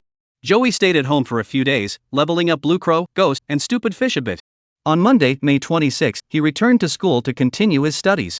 However, the fact that his first initial Pokemon was a desert dragonfly had already spread like wildfire across all the class chat groups. Everyone had gone through elementary, middle, and high school together, and they could recite the names of all existing Pokemon from around the world by heart. Every student knows which tier the desert dragonfly belongs to and how powerful it is. It is precisely because they know this that everyone now looks at Joey with newfound respect. As soon as he entered the school gate, the students around him began to whisper among themselves. "It's Joey. I heard his initial spirit was a desert dragonfly? No need to hear it, it's true. I saw him when he went to fetch Li Shixin back, he was so cool. Does he have a girlfriend? Who is this person?" The junior looked completely confused. What was he talking about, desert dragonfly and all that nonsense? What had he missed? Don't you know? The whole school is talking about it, and there are even pictures in the class group chat. He was sitting on a desert dragonfly, looking so cool. Desert dragonfly? A startled cry rang out at the school gate, causing Joey to look over as well. Hello, senior. The young man was quite clever. After greeting Joey, he hurriedly ran into the campus. Joey smiled and shook his head. He knew that the desert dragonfly was indeed a bit too much for these students who had just stepped out of the campus. Originally, everyone was on the same starting line, but now there was an instant gap of 10,000 miles between them, so it was no wonder they were buzzing with discussion. Envy and jealousy are natural human emotions. Just focus on doing your best, there's no need to dwell on it too much. When Joey entered the classroom, the students who had been enthusiastically discussing something fell silent upon seeing him and began to stare at him. Joey scanned the room and, when his gaze landed on Li Cici, their eyes met. She quickly averted her gaze, her eyes darting away like a startled deer. "What are you all looking at? I'm not here to inspect the rooms, Zhao Depeo." Joey was speechless. These guys looked like they had suddenly seen their homeroom teacher appear behind the window. Hearing this, everyone burst into laughter, recalling the fear they had felt under Zhao Depeo's control behind the window on ordinary days. "Joey, how did you manage to tame the desert dragonfly?" The first student asked a question, and then an avalanche of questions immediately overwhelmed Joey. "Joey, let us see the desert dragonfly. You were so cool that day. By the way, have you been hanging out with Li Cici lately? How strong is the desert dragonfly? Is it a contender for the title of king? Joey, which university are you planning to apply to?" The noisy voices of the students could be heard from far away, and even students from the neighboring class came over to join the crowd of people asking questions. At that moment, Zhao Depeo arrived. He smiled and said to Joey, "Since the students have so many questions, why don't you go up and answer them all at once?" "Mr. Zhao, it's not that I don't want to say it, but I already explained it last time. Capturing the desert dragonfly was really an accident. Joey shrugged his shoulders, looking helpless and rather mischievous. A classmate shouted loudly, "Give me 1,000,000,000 more of these accidents." Zhao Yud glared at him. "If something like that happened to you once, you'd be dead. 1,000,000 times? Do you really think everyone has the same luck as Joey?" Zhao Yud spoke, then motioned for Joey to return to his seat. Then he tapped the lectern and raised his voice. "All right, everyone, please quiet down." After all, it was Zhao Depeo. His booming voice instantly drowned out all the students, and everyone fell silent immediately. After a week of getting to know each other, everyone had become quite familiar with their initial Pokemon. Zhao Yud's expression grew serious as he said, "But I must pour cold water on your enthusiasm. Now is not the time to relax. The college entrance exam is just around the corner. Don't let raising Pokemon distract you from your studies. If you want to bond with your Pokemon, there will be plenty of time after the exam. That's right, Pokemon are important, but for most students, studying is actually more important." Zhao Yud didn't say everything he wanted to. There are a total of 38 students in Class 2 of Senior 3, and if 5 of them can become real trainers, that would already be quite impressive. The vast majority of students will release their Pokemon after graduating from university and give up on becoming trainers. By that time, they have started earning their own income and gradually realize that raising Pokemon isn't just about having love for them. Spirits require special food, frequent battles to gain experience, healing potions to treat injuries, and evolution stones to absorb elements. All of these things cost money, and they're not cheap. Few can endure it, unless they are willing to take the risk and venture into the secret realm to gamble with their lives. "Students," Zhao Yud said earnestly, "trust your teachers. Once you graduate from university and start earning your own money, that will be the true test of your resolve and dreams. Morning reading is about to begin. Everyone, calm your minds and focus on getting good grades first." Chapter 43, The Trainer Association. Half a month passed quickly. During that time, Joey played games in class, played games after class, played games after school, and even played games before bed. After spending over half a month on Rocky Coast Secret Realm, Blue Crow's level reached 29. Just one more level, and he could achieve the elite rank that others take over a decade to reach. As for the Ghost, its level is now higher than the Blue Crow's. At level 32, it has successfully evolved into a ghost stone. After spending so much time together, Ghost Stone has become much closer to Joey and no longer fears the desert dragonfly. However, its playful and mischievous nature remains unchanged. In the end, only the ugly fish remained, and its level was the hardest to improve. For ordinary trainers, the ugly fish, which can only perform the water splash move, has no combat ability and cannot be leveled up through repeated battles. It can only be powered up by feeding it water stones using in-game currency. However, Joey is different. He has access to the game system, which grants experience points as long as ugly fish participates in battle for just 1 second before the fight begins. In just half a month, even the ugly fish had reached level 20. However, ugly fish doesn't evolve based on level, it requires beautiful scales. As a result, it hasn't evolved into a beautiful fish yet, and its only skill is water splash. While playing the game, Joey also managed to ace his college entrance exams. Playing games every day, his college entrance exam scores were naturally dismal.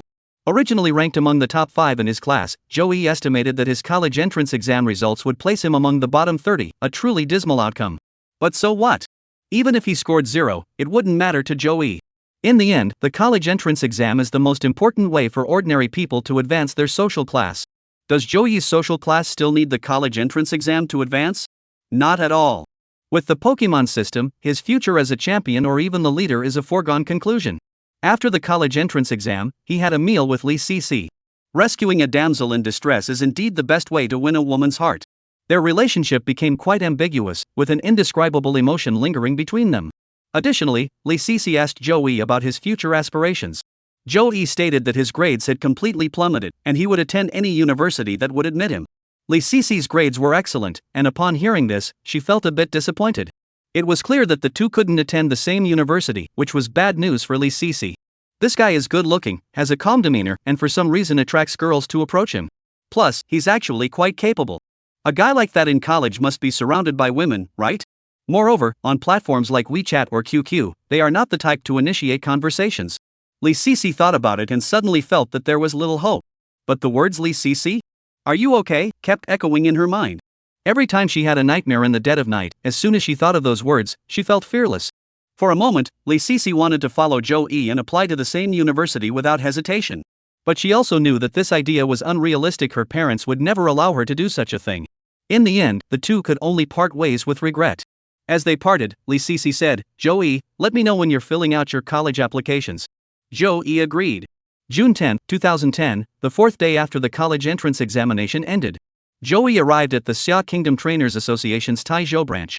He had come to join this official, largest trainer organization. Since the official organization controls the entrances to all the secret realms, without joining the trainer association, one cannot enter level 3 or higher secret realms. To explore new maps, Joey had no choice but to join. Besides, joining the association has many benefits no one would refuse. The Taizhou Trainer Association has its own office space, which is no smaller than the city government's official premises. The lobby is bustling with people, creating a lively atmosphere. Everyone here has 6 pokeballs on their belts, and their demeanor is different from that of ordinary people outside. They possess a wildness, a primal energy that can only be gained through years of adventuring in the secret realm, setting them apart from ordinary people with their untamed aura. This aura is completely different from that of people who punch the clock every day, as if they come from 2 different worlds that cannot coexist. When Joey stepped into the association's office hall, he immediately drew the attention of many. He was too young. The youngest trainer in the association is already in their mid-20s, so Joey, who is just an 18-year-old teenager, naturally attracts attention. Joey walked straight up to the service counter, pulled out his ID card, and said to the staff member at the window, "Hello, I would like to register as a member of the Trainer Association." The clerk glanced at Joey and replied with a professional smile, "Sir, to become an association member, you need to have 6 ordinary-level Pokemon." "I don't have any," Joey said. The teller's smile froze for a moment. She saw Joey's date of birth on his ID card and realized he was a student who had just captured his first Pokemon. However, the other person's matter-of-fact response caught her off guard. "At least act a little embarrassed?"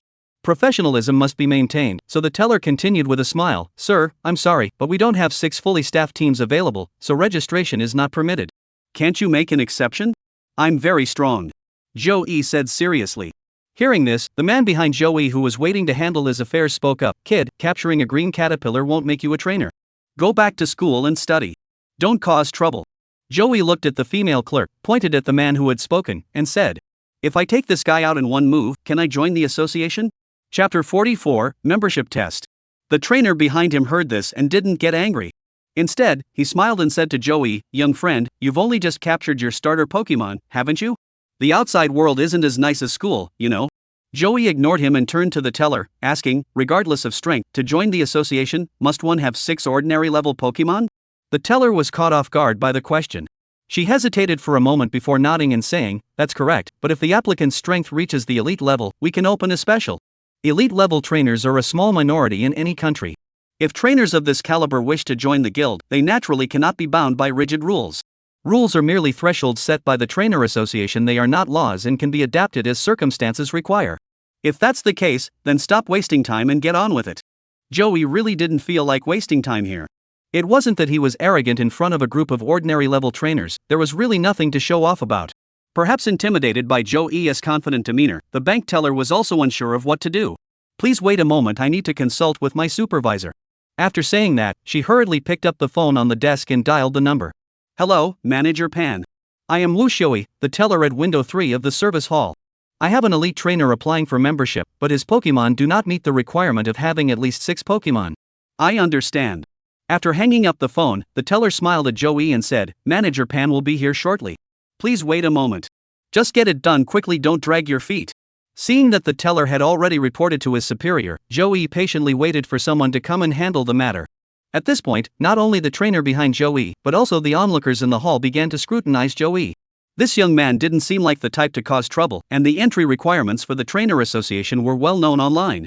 Could it be that he really has elite level skills? Some people were whispering, "That's impossible. He's too young. He looks like a college student." Besides crazy people and cute kids, who would dare to cause trouble at the trainer association? Look at how calm he is. Perhaps he was born with a Pokemon by his side, growing up together. By the time he turns 18, reaching elite rank isn't out of the question. Thinking about it that way, it might just be true. The trainer behind Joey also guessed this, and he secretly rejoiced that he had kept his mouth shut and not completely offended anyone. At that moment, a middle-aged woman dressed in a sharp, professional manner descended the stairs. She approached the third counter and asked, "Wu Shui, who is applying for membership?" "This Mr. Joey, his number of spirits does not meet the standard, but..." "I understand, sir. Please follow me. The association needs to assess your abilities. If we confirm that you possess elite-level spirits, we will open a special channel to process your membership application." The manager, surnamed Pan, however, seemed much more composed.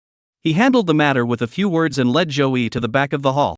Seeing this, the trainers in the hall who had been watching the commotion immediately followed suit.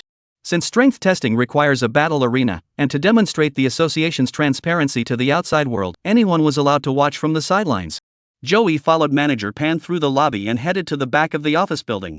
There was an enormous square measuring approximately 300 meters in length and width. The square was neatly arranged with rectangular combat arenas, each measuring 30 meters by 6 meters. This area is not quiet at all, on the contrary, it is quite lively. The trainers from the association were training their Pokemon on the field, and there were even several pairs of Pokemon engaged in friendly battles, with crowds of onlookers gathered around. For lower-tier trainers, Pokemon battles are the only way to help their Pokemon grow. They cannot afford evolution stones, nor can they afford the exorbitant price of energy cubes. The only way to strengthen their Pokemon is through constant battle, allowing them to gain experience and improve their abilities. The spirits possess extraordinary regenerative abilities. After being critically wounded in battle, they can fully recover within a day. Therefore, in the safe modern society, battles between elves occasionally occur. However, in the secret realm, trainers will never engage in battle unless there is a prior grudge between them. The secret realm is fraught with danger, and allowing one's Pokemon to be pushed to the brink of death due to a battle between trainers is akin to suicide. After Pan Manager brought Joey here, he confirmed once more with Joey, who was following closely behind.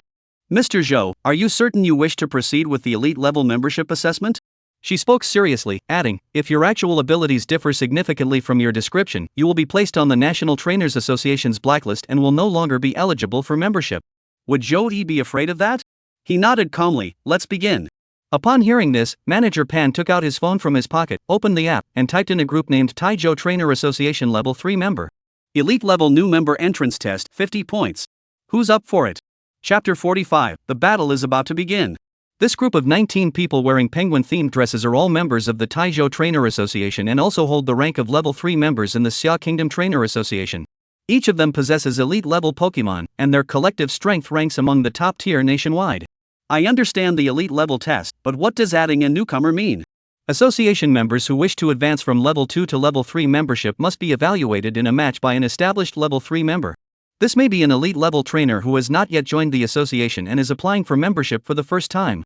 Are there still elite level trainers in our country who haven't joined the association? That's impressive.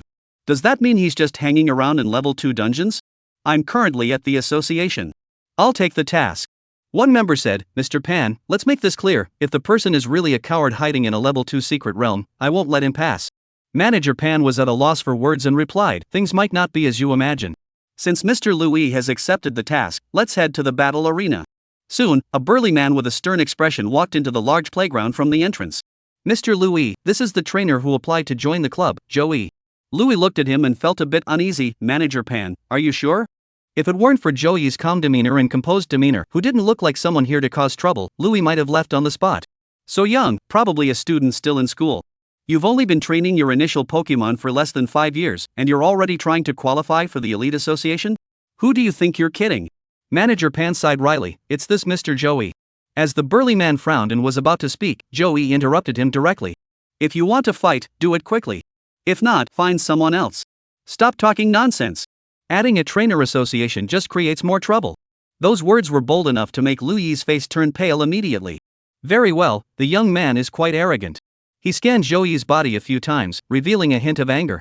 Come on, let me see what you've got. How dare you say such a thing? With that, he strode toward an empty combat area. Joey remained composed, walking calmly toward the opposing command position. The battle arena was quite spacious, made of hardened earth, with scattered rock pillars standing in the center, serving as cover for both sides to dodge and maneuver. In front of the trainers' seats, there is a concrete barrier over a meter high. If the after effects of the battle reach this area, the commanders can take cover behind the barrier. After Joey and Louis took their positions, a referee walked over from the side. Don't underestimate the referee. This position requires extremely precise observation skills and an incredibly vast knowledge of elves. Because they hold the lives of the battling Pokemon in their hands. Once a Pokemon loses its ability to battle in a match, it loses the protection of the world's laws. At this point, the referee must make a swift decision and halt the battle. If the decision is not made in time, the Pokemon in critical condition may lose its life if attacked again by the opponent. Please prepare, trainers. The referee's strict, booming voice echoed throughout the arena. Upon hearing the commotion and seeing the Pokemon battling, the nearby trainers immediately gathered around. Is that Louis? A level 3 member of the association. A seasoned elite trainer. His opponent is so young, probably still a student. What's the point of fighting? I thought it was going to be another big battle, but I guess it'll just be a quick win. The referee pulled out a red and a blue triangular flag from behind his back, raised them above his head, and declared, please release your Pokemon simultaneously. Though he had never participated in a formal battle, Joey was well versed in the procedure after watching 18 years of live broadcasts.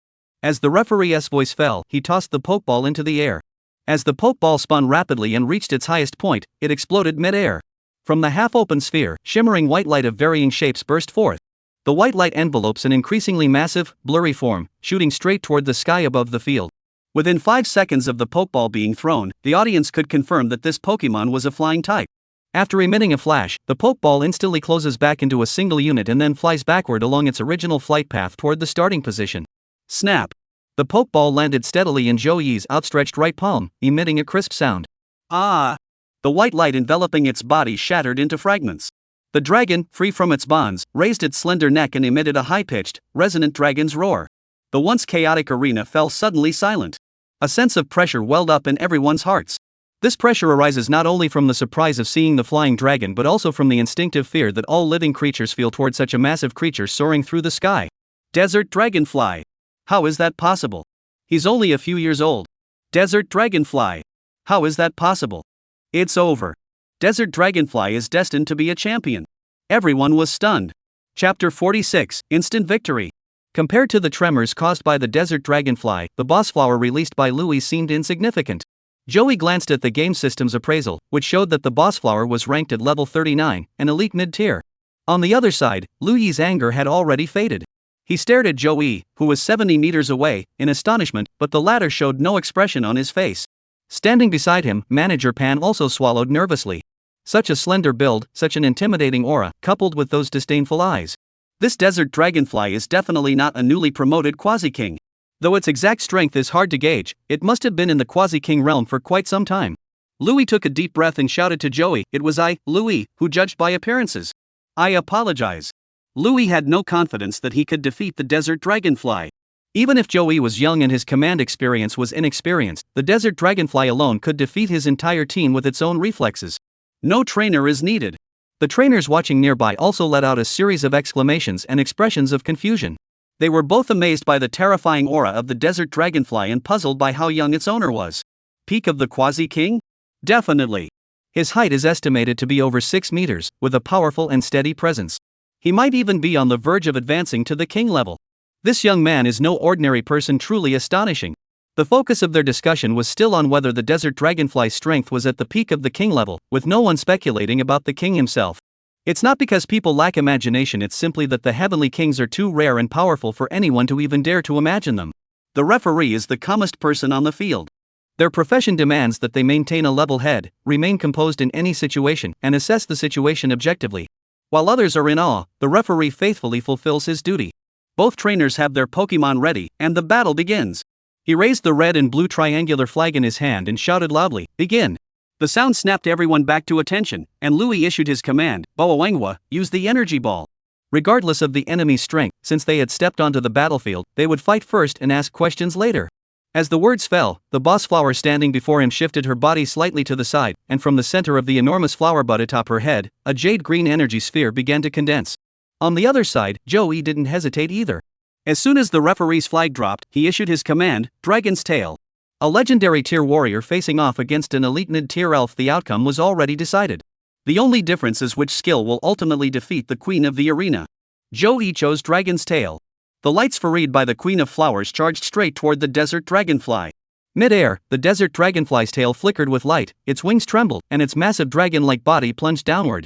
Boom! It directly shattered the energy ball and charged toward the queen flower with undiminished force. As it neared its target, the desert dragonfly spun around, and its dragon tail struck the flower crown on the top of the flower of the tyrant's head. Bang! A powerful force struck the ground, causing the entire arena to tremble slightly. The ground was blasted open by the dragon's tail, forming a massive crater. As for the Queen of Flowers lying at the center, she was already on the brink of death, having lost all ability to fight.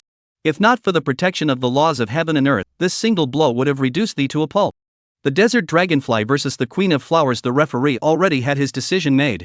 Upon seeing the dragon's tail strike its mark, he immediately raised the red flag on Joey's side and declared loudly, "The Queen of Flowers is on the brink of death. The battle is over. The red team's desert dragonfly has won this match." The trainers watching the battle were well aware of the outcome, and their faces showed little surprise.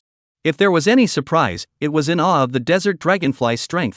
Though the dragon tail move didn't reveal its full capabilities, the massive crater on the ground clearly indicated its immense power.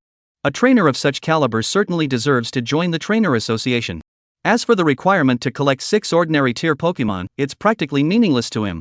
He can take on 6 at once. What does he need 6 of? Louis sighed, recalled the into the Pokeball, and walked over to Joey, saying, "With your strength, not only the Taizhou branch, but even the headquarters of the Capital Trainer Association wouldn't dare to refuse." Joey also recalled the desert dragonfly, smiled, and said, "The capital is too far away. I'm too lazy to go." Upon hearing this, Manager Pan secretly sighed in relief. She shot Louis a reproachful glance. As the HR manager of the association, having members with stronger capabilities meant her performance would be better. If Joey, such a top-notch talent, were to slip away, this year's bonus would be ruined. Manager Pan hurriedly called out, "Mr. Joey, you are more than qualified to join our Taizhou Trainer Association. Please head to the 6th floor VIP lounge and wait there for a moment." Under the envious gazes of those around him, Joey returned the desert dragonfly's Pokeball to his belt and nodded, saying, "Thank you for your trouble." Level 3 member of the Taizhou Trainer Association, someone in a penguin-themed skirt asked. "Louis, have the battle results come out yet? What's the background of the opponent?" Louis replied, "It's a big shot." Chapter 47, A Penny Can Stump a Hero. "Mr. Joey, please have a seat. We will assist you with the registration process immediately."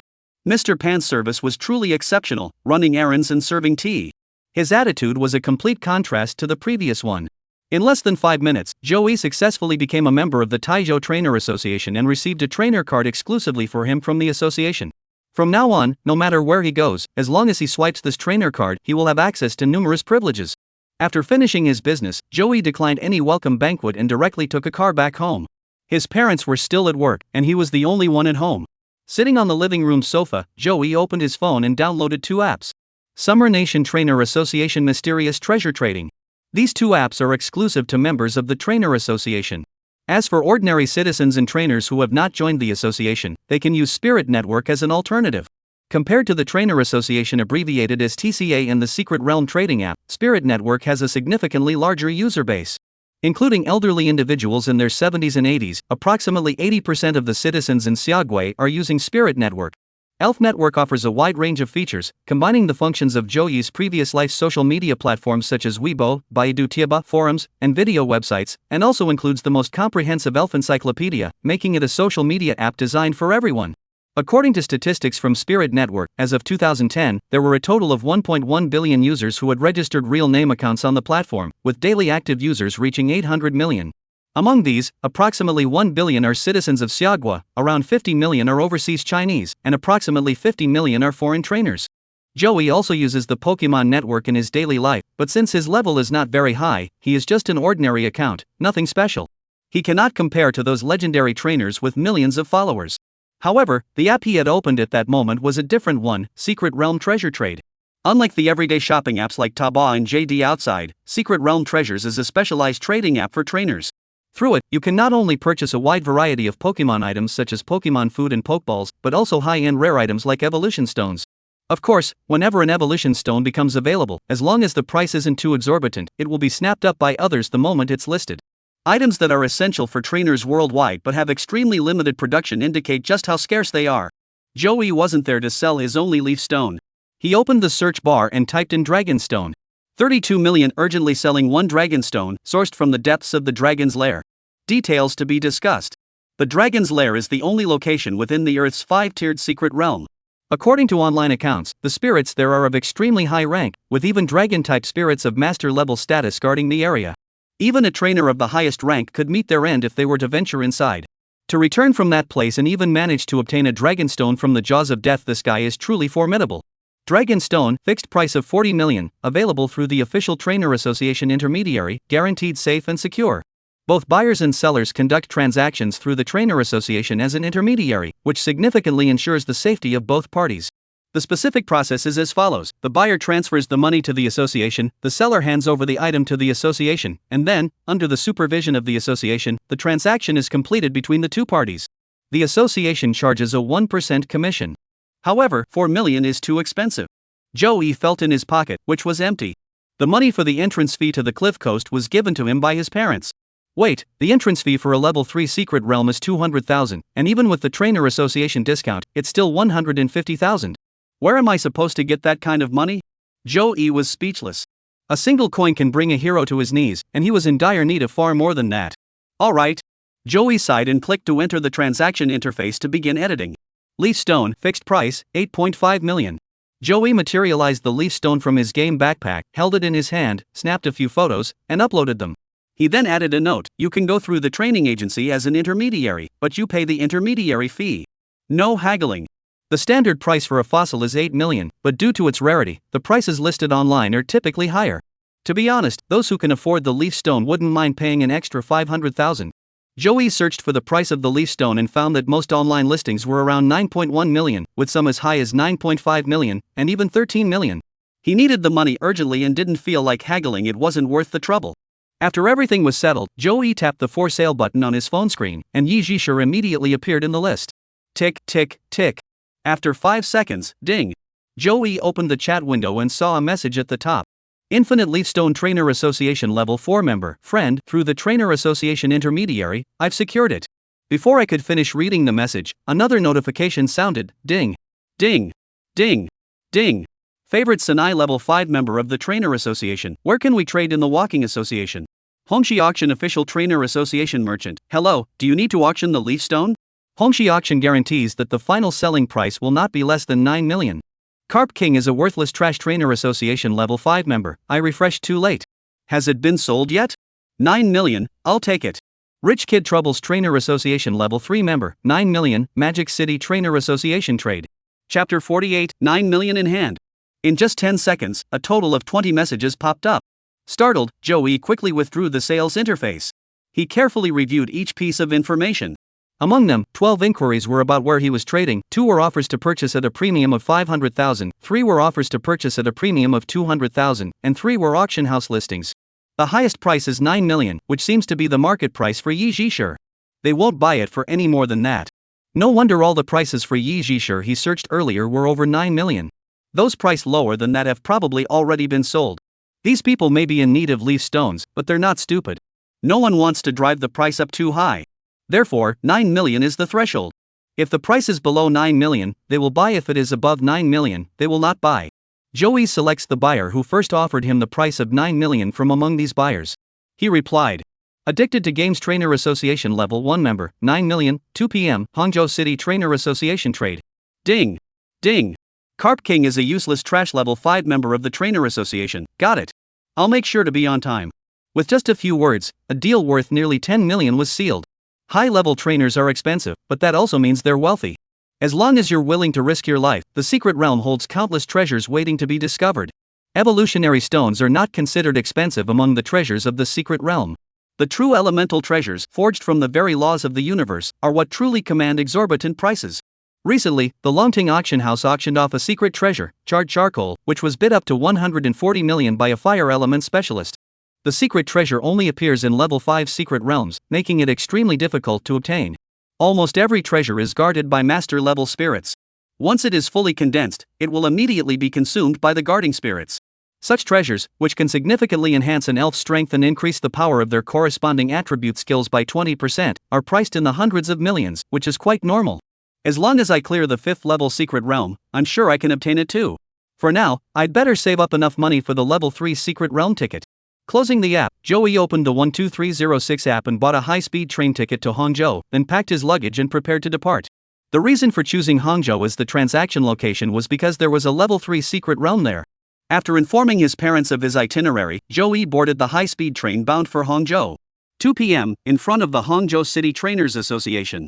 Hangcheng is the provincial capital of Zhejiang Province and a first-tier city in Xia Kingdom, with a permanent population of over 10 million. A third-tier city like Taizhou naturally cannot compare. The Hangcheng Trainer Association's headquarters is an imposing structure, covering an area of over 9,000 acres, more than 3 times the size of the Taizhou Trainer Association's facility. Of course, the number of trainers on both sides is also on a completely different scale. The number of level 3 members in the Taizhou Training Association is less than 20, while Hangzhou City has over 700. The primary reason for this disparity is that Hangcheng possesses a level 3 secret realm, which provides elite trainers with an ideal venue for adventure.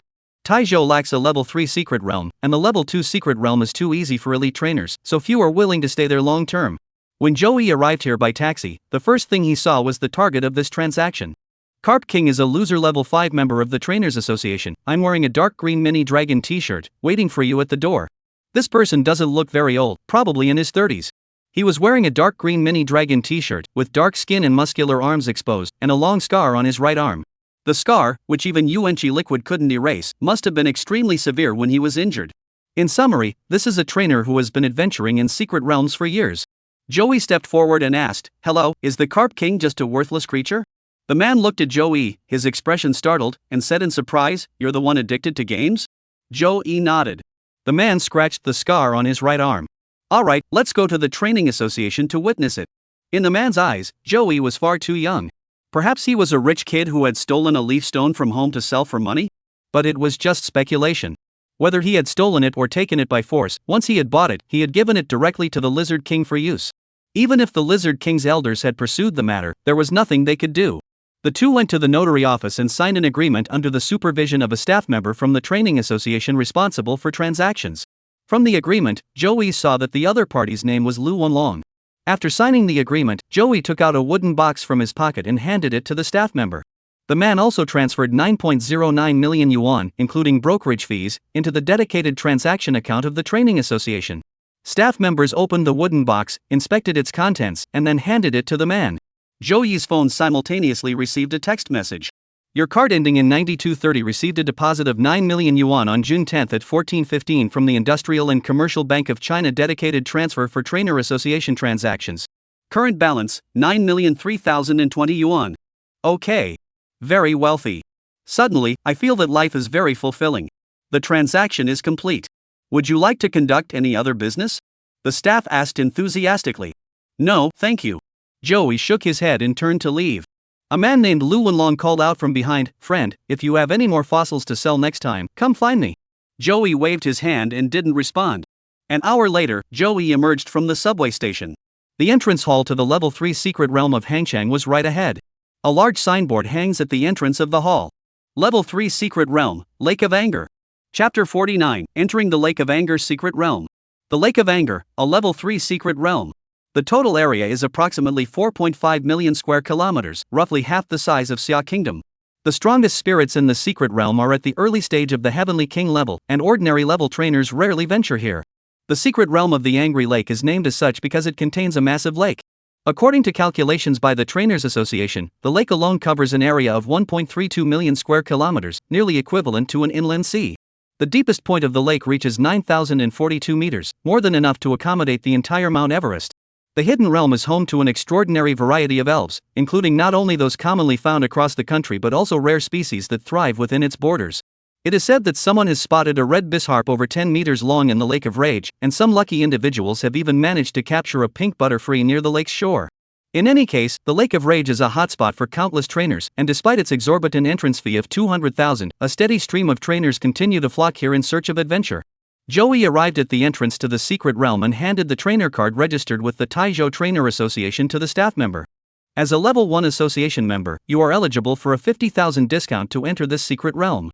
You will still need to pay 150,000. The staff member pulled out a POS machine, entered the amount, and handed it to Joey, looking like an impatient old man urging him to pay quickly. What a no-profit deal. Joey sighed as he swiped his bank card, and 150,000 yuan was gone in an instant. The secret realm of the Lake of Anger attracts over 1,000 visitors daily, meaning that this single realm alone generates nearly 1.5 billion in revenue every day. With a total of 54 Level 3 secret realms across the entire Xia Kingdom, money is merely a number for the Trainers Association. With daily revenues exceeding hundreds of billions, it's no wonder the entrance halls to the secret realms are so lavishly decorated. Even a 7-star hotel wouldn't be any more impressive. After paying the fees, Joey stepped through the gates of the secret realm. System notification, Anger Lake secret realm detected, converting to game map. Map conversion complete. The Lake of Anger has been added. Alright, according to reason, Joey should be able to go home now. All he has to do now is stay home and play video games, and his fairy level will skyrocket. However, his goals are far greater than just leveling up. At Level 3 dungeons, trainers can already obtain evolution stones for all types of Pokemon, though they are rare. Still, trainers discover around a dozen of them every day. Especially in the central area of the Lake of Rage, within that terrifying storm of anger, a water stones every month. If you stay at home, these evolution stones aren't for Joey. Beyond the entrance to the secret realm, the hall on the other side was still bustling with activity. Thousands of trainers crowded the interior of the hall, some selling rare items, others chatting and resting. To provide services tailored to the trainers, the area around the hall has developed a range of amenities, including clothing stores, outdoor adventure gear shops, restaurants, Pokemon breeding facilities, and inns. This place is no longer just a transit hub around the exit of the secret realm. A small town is gradually taking shape. It is said that due to the exorbitant ticket prices, humans have constructed a large city within the Level 5 secret realm, with many trainers relocating their entire families there, never to return for decades. For those who have relocated their entire families, they seem to no longer belong to Earth. Calling them residents of the secret realm would not be an exaggeration. The 5th level secret realm has been explored to cover an area of 350 million square kilometers, while the entire Earth's surface area is only 5 million square kilometers. This single secret realm alone could accommodate the entire global population. Returning to the Lake of Anger secret realm, Joey had just stepped out of the secret realm's gates when someone approached him to strike up a conversation. Hey, do you need the latest map of rare spirits in the secret realm? This is a young man with a big smile on his face, not much different from the street vendors promoting swimming and fitness. Joey shook his head and ignored him. Hey, handsome, you won't regret buying this. The manual the Trainers Association gave you is outdated. The map I have here is the most accurate one. Seeing that Joey wasn't interested, the man rolled his eyes and didn't say another word. Joey first wandered around the hall for a while. There was no doubt that the foot traffic here was no less than that of the commercial streets outside. Where there are people, there are business opportunities. Where there are business opportunities, there are merchants. Plus, since this hidden gem is so lacking in entertainment options, every shop here attracts numerous trainers. However, the cost of opening a store is a major issue. Just the entrance fee alone costs 200,000 yuan, which is simply unaffordable for ordinary stores. After selling a leaf stone, Joey now has money, and he needs to spend it. His gaze swept around the hall, and a shop named Constant Fruit Breeding caught his attention. Feeding the desert dragonflies tree fruits wasn't a permanent solution.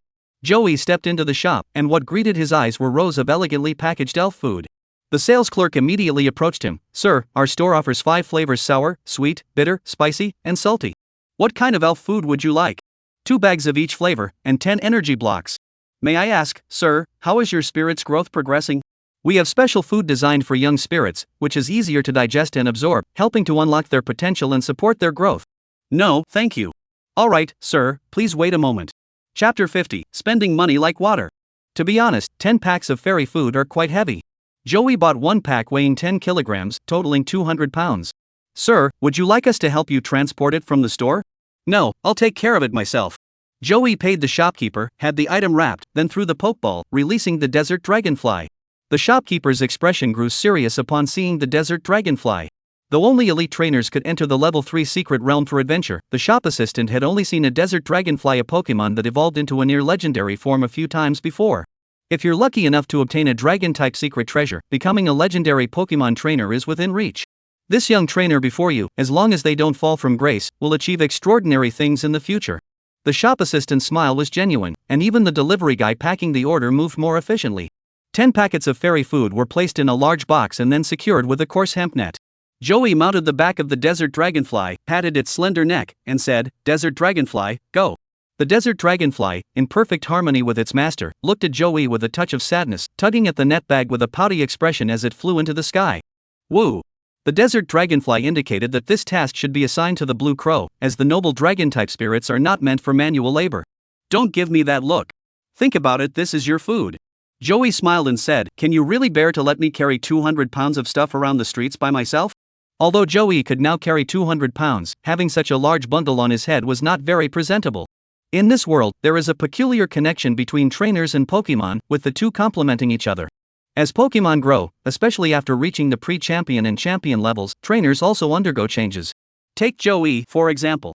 With a desert dragonfly rank exceeding 60, he could feel his physical abilities improving in every aspect. Joey had once tested this and found that he could effortlessly lift a rock weighing over a ton. In his previous life, such strength would have been 5 times greater than that of a world weightlifting champion. Killing a cow with a single punch is as easy as pie. The legendary status of top-tier trainers is no coincidence, it stems from their own extraordinary abilities, which are constantly evolving toward superhuman levels. Of course, no matter how powerful they are, they still fall within the realm of ordinary humans. A bullet to the head would still kill them. Experts speculate that the reason why top-tier trainers undergo such changes is because the Pokemon need their trainers to become stronger.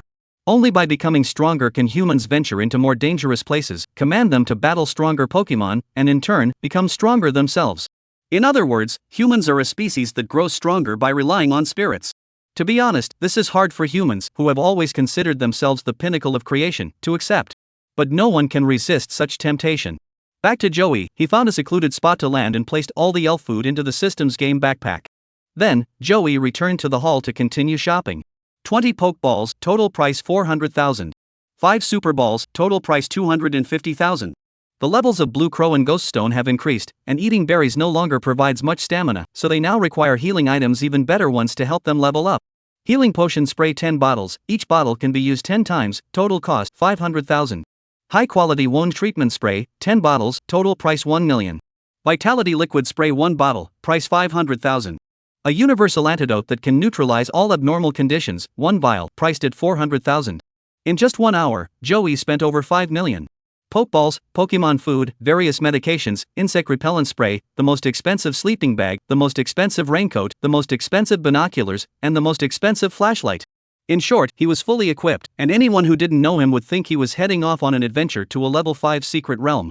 Joey didn't think much of it. After clearing the 3rd level secret realm, he could choose any rare treasures within the realm. Money was just a number. Once the purchases were complete, the sky had already grown dark. He stuffed all the items into his game backpack, but Joey's waist pouch remained empty, and he returned to the hall with empty hands. Trainers weren't particular about such things, and the real hub of activity was inside the hall, where a large crowd gathered to chat and gossip, resembling a bustling marketplace. Of course, unlike the level 2 dungeon where tents and sleeping bags litter the ground, these people wouldn't sleep on the floor of the hall. Unlike the struggling, ordinary level trainers who are barely scraping by. Once they reach the elite level, they usually have several million in savings, so even if things go badly, they won't end up sleeping in public areas. Where there's demand, there's a market. Around the lobby, various hotels and inns of all sizes have sprung up. After booking a room at the hotel, Joey walked into the secret realm hall with a copy of Angry Lake Adventure Guide in hand and found a spot to sit down. The hall was bustling with people, and whether it was for the lively atmosphere or to gossip, this was the place to be. As appeared again yesterday afternoon. This time even Chen Tianwang showed up. I knew it all along. Don't even mention the king, I bet even the master himself would be tempted. I haven't heard any news about the 4 grandmasters coming over? We're just lowly elites, how could we possibly know the schedules of those high-ranking officials? If only I could tame that wild carp dragon, that would be amazing. You're daydreaming. Chapter 51, Head to the center of the lake. Speakers speak without intent, but listeners hear with intent. In a previous life, as a die-hard Pokemon GBA player, Joey would sneak into his dorm room after evening study sessions and play the game under the covers with a flashlight. Anger Lake, combined with the mention of the violent carp dragon by these people, how could he not guess what this meant? It's clearly the plot of the Red Violent Carp Dragon as. Back then, pirated cartridges were rampant in the market, and many of the translations for the Pokemon were incorrect. For example, the Red Gyarados was translated as, and surprisingly, trainers in the real world also started calling it that. Joey sat aside, deep in thought. According to Flashghost's data, Flash Elves all have exceptional natural talents, and they also possess a unique trait specific to Flash. As can evolve from Carp King into Fierce Carp Dragon on its own, its innate abilities are undeniable. Such a rare wild Pokemon, once spotted by a trainer, is sure to attract countless followers. Even the top-tier trainers have arrived, which shows just how irresistible it is to trainers. Thinking of this, Joey opened the game system, listening to the gossip around him while his mind was focused on the game. With a flick of his thoughts, his game character mounted a desert dragonfly and flew toward the Lake of Anger. While flying was a quick way to travel, it had its drawbacks. You couldn't encounter elves, and you couldn't see the hidden treasures below. However, the red is the top priority right now. As for the treasures, there will be plenty of time to explore them later. The level 3 secret realm is indeed quite vast. Joey spent over an hour just flying across the land portion. The Lake of Anger was right before his eyes, but due to the game settings, Joey couldn't move forward even an inch, even while riding the desert dragonfly in the sky. Alright, this is very 2D. Joey's thoughts raced as the game character under his control returned to the ground and walked toward the lake. A dialogue box popped up. The lake's surface is calm and still.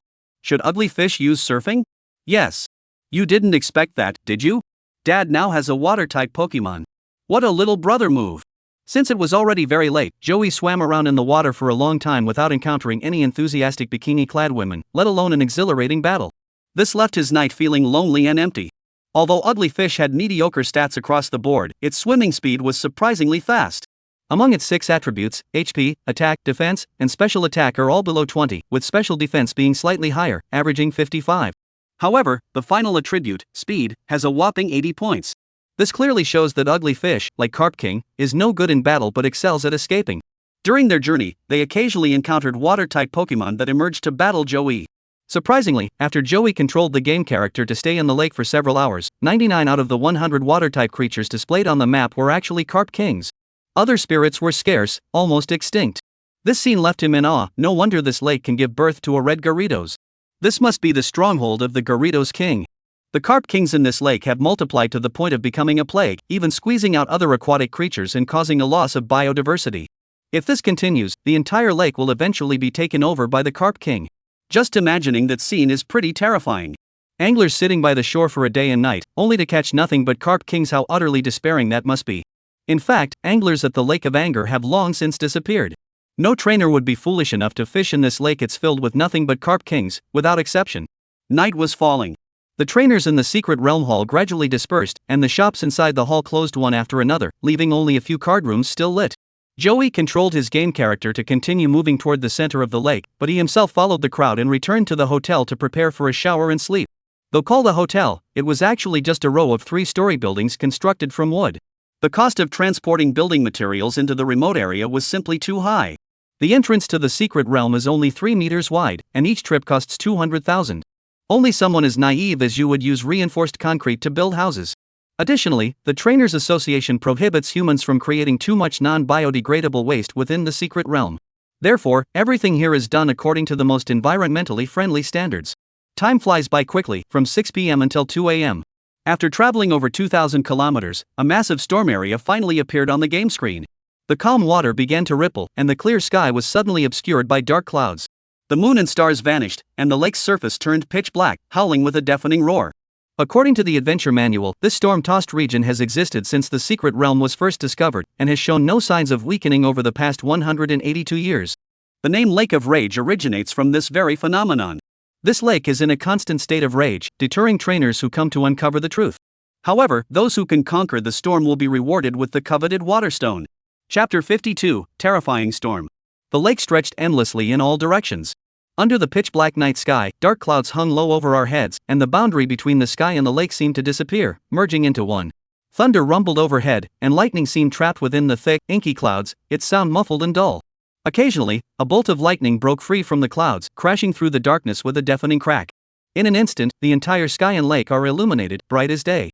Through this brief flash of light, the tornado raging on the lake's surface also became visible. Below, it connected to the water above, it touched the sky. Even the word terrifying couldn't begin to describe its power. Within the torn, cotton-like black clouds of the tornado, billions of volts of high-voltage lightning crackled and surged wildly. Joey stood at the front of the tornado, as small as an ant. But there was not a single trace of fear in his heart. What could a mere thunderstorm tornado possibly do? Trainers who embark on a perilous journey with their lives on the line fear no danger. Ugly fish. Charge in. Facing the fierce wind and thunder, Joey plunged headlong into the storm and was engulfed by the tornado. Boom! Within less than a second of entering the tornado, a terrifying roar echoed in my ears. Everything was pitch black and blurry, then a bright white flash of lightning descended, its blinding light seeming to burn through the eyelids as it surged forward. Whoosh! Lightning struck Joey, instantly reducing his entire body to charred remains. No one could survive such a terrifying lightning strike, not even Joey. Billions of volts of high-voltage lightning surged through his body, reducing every cell to ashes. In that instant, Joey felt as though tens of thousands of silver needles were piercing the tips of his 10 fingers, causing excruciating pain that pierced his heart. Enough, enough. You're making it sound like you're experiencing it yourself. After taking a shower, Joey lay on the bed like a corpse, with the game system a meter away from his eyes. On the screen, the display gradually turned gray, and a dialog box appeared at the bottom of the screen. System prompt: you have lost consciousness, and everything is pitch black before your eyes. The scene displayed on the virtual screen was indeed terrifying. Even a master-level trainer would dare not act recklessly under such overwhelming divine might. Of course, it looks brutal, but in reality, he's unharmed. As the game character died, a wave of exhaustion washed over Joey, leaving him mentally and physically drained, as if he could fall asleep the moment he closed his eyes. Since the giant ants evolved into desert dragonflies, this experience had not occurred in a long time. He glanced at the ugly fish's condition and saw that its health bar had been completely depleted. Well, trying to venture into the center of the Lake of Rage with just one ugly fish was indeed unlikely. With that thought, Joey drifted off into a deep sleep. The next morning, the warm sunlight streamed through the glass window onto the bed. Joey, who had fallen into a deep sleep the previous night, stretched lazily and opened his eyes. After a night's rest, his weary spirit had completely recovered. As soon as he opened the game, Joey was stunned. Joey had spent 18 years in the Changpan Forest Secret Realm. In the beginning, he died countless times while leveling up, but his game character always respawned at the same spot after each death. But today was different. The scene that appeared on the screen was unlike anything Joey had ever seen before. Orange-red roofs, white walls, and a sign above the main gate shaped like a silhouette of a pokeball. Isn't this just the Pokemon Center from the game? No way. The game's map is clearly based on the real world, so how could the Pokemon Center from the original story appear there? Handing a Pokeball to Ms. Joy and getting it back fully charged for free with a few taps is something that could never happen in real life. Once a Pokemon's stamina drops to critical levels, it takes at least a day to recover. If they suffer actual damage, the spirits require a much longer period of rest before they can fight again. There's no such thing as a quick fix at a spirit center. But the building before him was eerily familiar. Joey couldn't have mistaken it was the Pokemon Center from the game. Could it be that I'm here? Joey widened his eyes and immediately zoomed out the map to take a closer look. As the map continued to zoom out, the game characters on the screen also grew smaller, and Joey's field of vision expanded. Then, various buildings began to appear before his eyes. The familiar Pokemon Center, the familiar Pokemon Shop, the familiar streets, and the familiar NPCs. He even spotted a gym. Joe Yiming was stunned. After the Ultimate Cave, he had arrived at another location from the original game. Closing the map, Joey controlled the character to walk a few steps on the street and soon discovered a road sign standing nearby. Move up a bit. Welcome to the Village of Endurance, Kaji Town. Alliance Road 42. Lake of Anger. Alliance Road 44. In the game, after all the spirits are on the brink of death, the character will indeed return to the entrance of the Spirit Center in the nearest city to revive. However, in the Angry Lake Secret Realm where Joey is located, there is no Pokemon Center. There is only one explanation. The game characters have once again crossed the edge of the Secret Realm and reached another dimension. Chapter 53, Another Dimension. Joey tried to enter the gates of the Elf Center. The screen went black, then displayed the Pokemon Center lobby, identical in structure to the one in the game. The hall is predominantly warm yellow in color, with a few small figures standing around. At the top is a red counter, where Miss Joey, dressed as a nurse, stands behind it. Beside her is a machine where Pokemon balls can be placed. Joey clicks on the dialogue. Miss Joey, thank you for your hard work. This is the Pokemon Center. I will restore your Pokemon's energy. Please hand over your Pokemon to me? Joey chose to agree. In the scene, the game character reaches behind his waist and pulls out 4 Pokeballs, handing them over. They are then placed by Miss Joy on the machine to her right, where they make a few ding-dong sounds. A few seconds pass. We've been waiting for you. Your spirits have been restored. Please come again next time. Joey opened the spirit interface and saw that the desert dragonfly, blue crow, ghost stone, and clumsy fish all had their stamina bars fully restored. This is impossible, absolutely impossible. Is the technology in that world really that advanced? Can elves recover to full health in just a few seconds? If one day the edge of the secret realm were to shatter, and humans were to discover the elf world where Joey currently resides, what consequences would that bring? Would they coexist harmoniously and jointly develop the secret realm? Or will war break out between the two sides, leading to widespread suffering and destruction? Given the current technological prowess demonstrated by the elf world, Earth's chances of victory seem slim. Moreover, do the people of this world even know about the existence of the secret realm? In recent days, Joey has engaged in combat with many game NPCs, but their conversations were all rigid, preset dialogues, lacking any intelligence. Prior to this, Joey had always assumed that these NPCs were simply generated by the game. However, after the character he controlled actually arrived in another world, Joey no longer believed that. Perhaps they were all real human beings living in parallel worlds, and through this miraculous game, Joey had crossed paths with them. However, Joey's connection with them was not deep enough to allow for true communication, so the trainers all spoke in rigid, formulaic phrases. Of course, all of the above were Joey's own speculations. The truth behind the secret realm and what lies hidden within it remain unknown. Joey controlled his game character to exit the fairy center, but just then, a dialogue box suddenly popped up at the bottom of the screen. Palkia has detected an anomaly here. Palkia erased the spatial fluctuations. The screen went black, and when it lit up again, the game screen had shifted to the wooden house where Joey was located. The game character returns to Joey's current location, overlapping with him. So, what exactly is going on here? Joey muttered to himself. Deep down, Joey felt that his connection to another world was growing stronger. Perhaps it was because he had visited the ultimate cave. At first, the game could only manifest the map of the secret realm's interior. However, due to an accident, the game characters somehow ended up inside the ultimate cavern, which connects all parallel dimensions. He then crossed paths with another timeline, where he could not only see the people from that world but also engage in combat with them. Now, he has taken it a step further. The game character he controls has directly entered that world. But that's still not enough. The buildings in the real world couldn't possibly be constructed like that. The Pokemon Center might actually exist, but the game's depiction of it has been scaled down. After much thought, Joey shook his head and gave up trying to figure it out. Everything will work out in the end. Whether it's Earth, a hidden realm, or the real world of elves, as long as he's strong enough, he'll find his place. After waking up and finishing his morning routine, Joey checked out of the room and set off for the center of the Lake of Anger. Since he couldn't enter the area by surfing on the ugly fish, he decided to ride the desert dragonfly and go check it out himself. A mere level 3 secret realm? He doesn't believe it could possibly be a match for a king-level opponent. At the same time, the Spirit World, Shinku, and Tenken Mountain. The ruins of the Divine Capital, the forbidden land of the Shinwa clan, accessible only to direct descendants of the clan. Legend has it that this ruin holds the secret to the world's origins. Whoever unravels this mystery will gain control over time and space. A woman clad in a black cloak, with golden hair, stands deep within the ruins, her piercing eyes fixed intently on the altar ahead. The altar's base measures 10 meters in length and width, with a height of 3 meters. Engraved on its surface are 4 mysterious patterns, giving it an appearance that is neither imposing nor grand. However, atop the altar stands a strange and ancient bronze instrument. Its appearance resembled a globe, with a massive sphere suspended above the base, rotating continuously, while 4 smaller spheres of different colors orbited around it. This device is referred to as the time-space instrument by the gods and their clan. Its movement represents the flow of time and space in this world. Whenever an anomaly occurs in time and space, this device reacts in sync. As the woman gazed intently, the bronze instrument above the altar suddenly rippled. Another spatial temporal fluctuation? Could it be the ultimate beast? The woman's expression grew slightly solemn. But the next second, among the 4 smaller spheres orbiting the large sphere, the pink sphere flickered slightly, and all the fluctuations vanished. The woman's delicate yet resolute face was filled with confusion.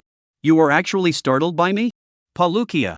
P.S. The plot primarily takes place on Earth and in the Secret Realm, and will not significantly involve the original work's world. However, for the sake of the original work's female lead, there will be a slight, very slight reference. Chapter 54, The King Arrives.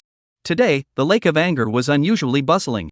Surrounding the colossal tornado connecting heaven and earth, countless trainers have gathered here. Their purpose for gathering here is simple: they have all come to witness Chen Beishan, the Dragon King, subdue the Red Gyarados.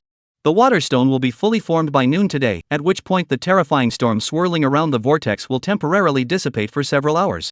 As the most powerful dominant spirit in the Lake of Anger, the Red Storm Dragon will certainly not miss this water stone. At that time, it will be the perfect opportunity for Chen Beishan, the Heavenly King, to subdue it. Ah, now that it has been subdued, our hopes have diminished once again. Exactly. At least before, we still had a little hope. Now, there's nothing left to even think about. I hope Ez can resist the temptation of the water stone. Ez has been gone for so long, why has he suddenly reappeared? Isn't this just walking into a trap? Look, here comes another one. Wow, it's a desert dragonfly. That's unusual. Damn, this guy is so young, and he already has a desert dragonfly. He must be the son of a rich or powerful family.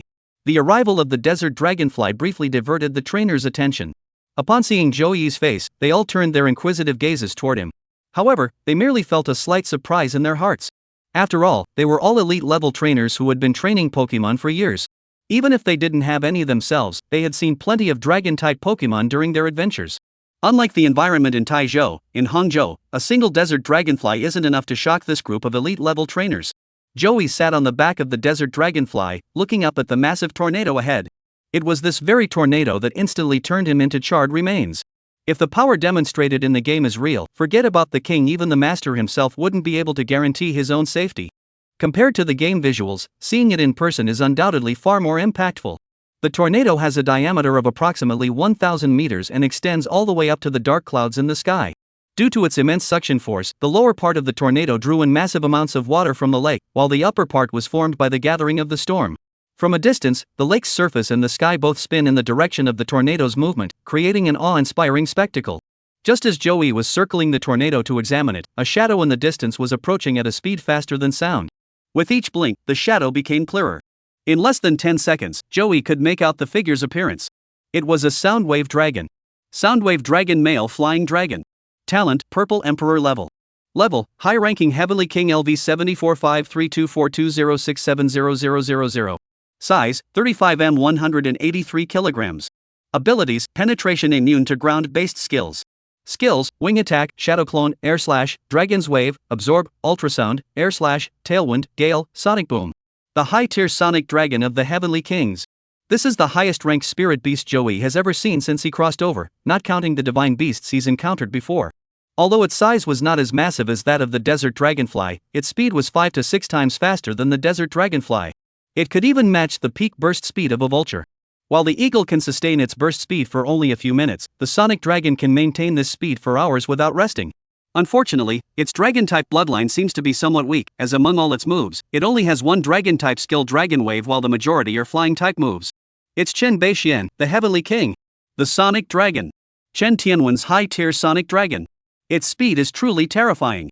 Other trainers had already identified the newcomer, none other than Chen Beishan, the legendary trainer who had recently captured the Red Gyarados. Chen Beishan, 54 years old, appears to be a middle-aged man in his 40s. He has a prominent forehead, narrow cheeks, and a naturally sharp-featured face. Dressed in a black jacket, his eyes darted around, and upon noticing the large crowd, he narrowed them slightly. Chen Tianwang. I've met Chen Tianwang. Wishing Chen Tianwang a successful capture of the shining brawler dragon today. Regardless of what they may be thinking inside, at least they are all sincerely congratulating Chen Beishan on his successful capture this time. However, Chen Beishan was not one to smile or joke around. Facing the crowd's bows and greetings, he didn't even bother to nod, standing indifferently before the massive tornado, waiting for the right moment. The onlookers felt frustrated, but they didn't show any signs of dissatisfaction on their faces. When Chen Beishan scanned the entire arena, his gaze lingered briefly on the desert dragonfly before shifting to Joey. His expression betrayed a hint of surprise, followed by a furrowed brow as he pondered Zhou Yi's origins. As a seasoned veteran, Chen Beishan had a keen and ruthless eye for detail. He could almost confirm that this desert dragonfly had already reached the level of a legendary master. He recalled that there were indeed younger trainers who had bred desert dragonflies, but none of them seemed to match Zhou Yi's appearance. At such a young age, to possess a desert dragonfly of king-class caliber, how could he not recognize him? Could it be a newly emerged upstart? Regardless, a trainer with a legendary Pokemon is roughly on par with him in terms of status. Shen Beixian nodded at Zhou Yi in greeting. Chapter 55, You wait, I'll subdue him. As time slowly passed, the massive tornado began to shrink gradually, and its rotation speed also slowed down. Everyone perked up, knowing that it was about to dissipate and the water stone was about to appear. Another 10 minutes passed, and the tornado finally disappeared completely. The dark clouds above dispersed, revealing a clear blue sky stretching endlessly. The lake's waves gradually calmed, eventually transforming into a mirror-like surface as smooth as glass. A gentle breeze, the last remnant of the wind, caressed the face, bringing a refreshing coolness. It ruffled the surface of the lake, causing the sun's rays to shimmer and dance on the water. At the same time, deep blue elements rise from the lake like mist, swirling from all directions and converging toward the center. The elements gather in greater numbers and grow thicker, eventually coalescing into a stream of liquid water at the center. The surrounding air suddenly becomes moist. Liquid water droplets gradually condensed, and a crystal about 3 fingers long and wide slowly formed. At that moment, a massive red shadow flashed beneath the clear lake surface. It's as the Flash Blast Carp Dragon is here. Everyone focused their attention on Shen Beixian, whose expression remained calm and indifferent, eagerly awaiting his next move. Long ago, trainers had already witnessed the flash of the shiny Gyarados, and during that time, other legendary trainers had also come to investigate. However, this creature has yet to be captured, which speaks volumes about its caution and vigilance. Shen Beixian, though a seasoned veteran, would be powerless against it without some special tactics. The deepest part of the Lake of Anger is over 8,000 meters deep. The only needs to dive downward, and no one can reach that depth, making it impossible to subdue it. Unless one can convince thee to willingly fight on the lake's surface, capturing this creature would be as difficult as climbing to the heavens. Ordinary Bao Lu Long will go berserk and launch an attack at the slightest provocation. But as is different, it can control its violent temper very well and will never let anger cloud its judgment. Such an opponent is indeed a tough nut to crack, but Shen Beixian already has a clever plan in place. Upon seeing the red figure flash beneath the lake's surface, Shen Beixian did not act rashly. A flash of excitement crossed his eyes, yet his expression remained composed. Time continued to pass. As still remained in the lake without showing his head, as if the water stone on the lake's surface had lost its attraction to him. However, Zhou Yi began to move. He sat on the back of the desert dragonfly, seemingly staring intently at the lake surface, but his attention was actually focused on the game interface in front of him. Since the terrifying tornado had dissipated, Zhou Yi effortlessly arrived above the so many Carp Kings. Zhou Yi glanced at the map and was immediately startled by the overwhelming number of Carp Kings. With the water stone at the center, aside from the cautious Bao Li Long constantly swimming around, there were no other Pokemon within hundreds of meters.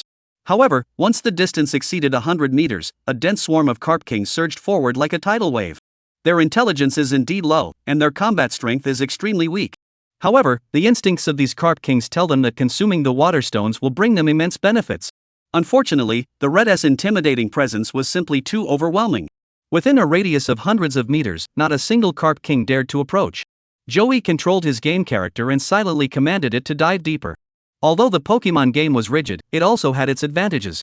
For example, right now, if you have a water-type Pokemon, it can use the game's hidden machine move, dive, allowing it to enter the lake bottom.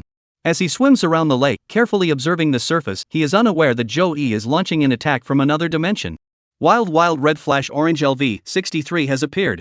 Go for it, Desert Dragonfly. A level 63 wild brawler. This guy managed to grow all the way to king level on its own without any help from a trainer. The battle officially begins. The Desert Dragonfly enters the battlefield, and Zhou Yi doesn't hesitate to unleash his ultimate ability, Spatial Roar. Although the name Bao Li Long includes the word dragon, it does not possess any dragon-type attributes. As a water-flying-type Pokemon, this harp is extremely vulnerable to electric-type moves. Unfortunately, Desert Dragonfly does not know any electric-type moves, so they must face each other head-on. A blue beam of light erupted from the Desert Dragonfly's mouth, shooting straight toward the red glowing fierce dragon. Whoosh!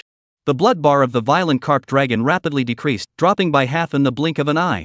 No wonder it's the Spatial Roar, it's got some serious power. It was the turn of the fierce Carp Dragon, who unleashed a water cannon, causing the Desert Dragonfly's health bar to drop by a quarter. In the second turn, Zhou Yi clicked on Dragon God's Dive. He feared that another time roar would instantly kill the rampaging carp, but unlike in real life, in the game, you cannot defeat a captured Pokemon to the point of near death. Once a wild creature's health bar is depleted, it automatically leaves combat and cannot trigger another battle for a period of time. To capture the wild Pokemon, Zhou Yi must carefully reduce its health to the minimum and then throw a Pokeball at it. Luckily, he had purchased nearly 1 million Pokeballs earlier. Joey admired his own foresight. Otherwise, if he had run out of Pokeballs halfway through capturing the Pokemon, that would have been so embarrassing. Chapter 56, Flashy Bisharp captured. The Dragon God's dive attack reduced the flash-blasted Carp's health bar by an additional 12 points from its already halved state. From this, we can infer that the power of the spatial roar in the game is twice that of the Dragon God dive. The Bowly Long used Bite Shatter this turn. In battle, matching skills with Pokemon attributes is crucial. Take the Desert Dragonfly as an example. When it uses Ground-type and Dragon-type special moves, its special move power increases by 50% because its base type is Ground and Dragon. However, when using other moves such as insect-themed moves, there is no additional bonus. This is currently the case with the Violent Carp Dragon. Bite Shatter is a Dark-type move, and since it doesn't have any attribute bonuses, the Desert Dragonfly only lost 1/5 of its HP this time. Dragon's Claw. Under Joey's control, the Desert Dragonfly's ultimate move grew weaker with each use. It began with the legendary tier Spatial Roar, then transformed into the high-tier Dragon-type skill Dragon God Dive, and by the third round, it had weakened further, unleashing the mid-tier skill Dragon Claw. The speed of the Desert Dragonfly has increased. The acceleration effect continues to take effect, causing the Desert Dragonfly's speed to increase steadily. In the third round, he fired another Water Cannon, but it missed. Water Cannon is a high-tier move in the Water-type moveset, and its accuracy is not particularly high. Given the Desert Dragonfly's speed boost, missing the target is not surprising.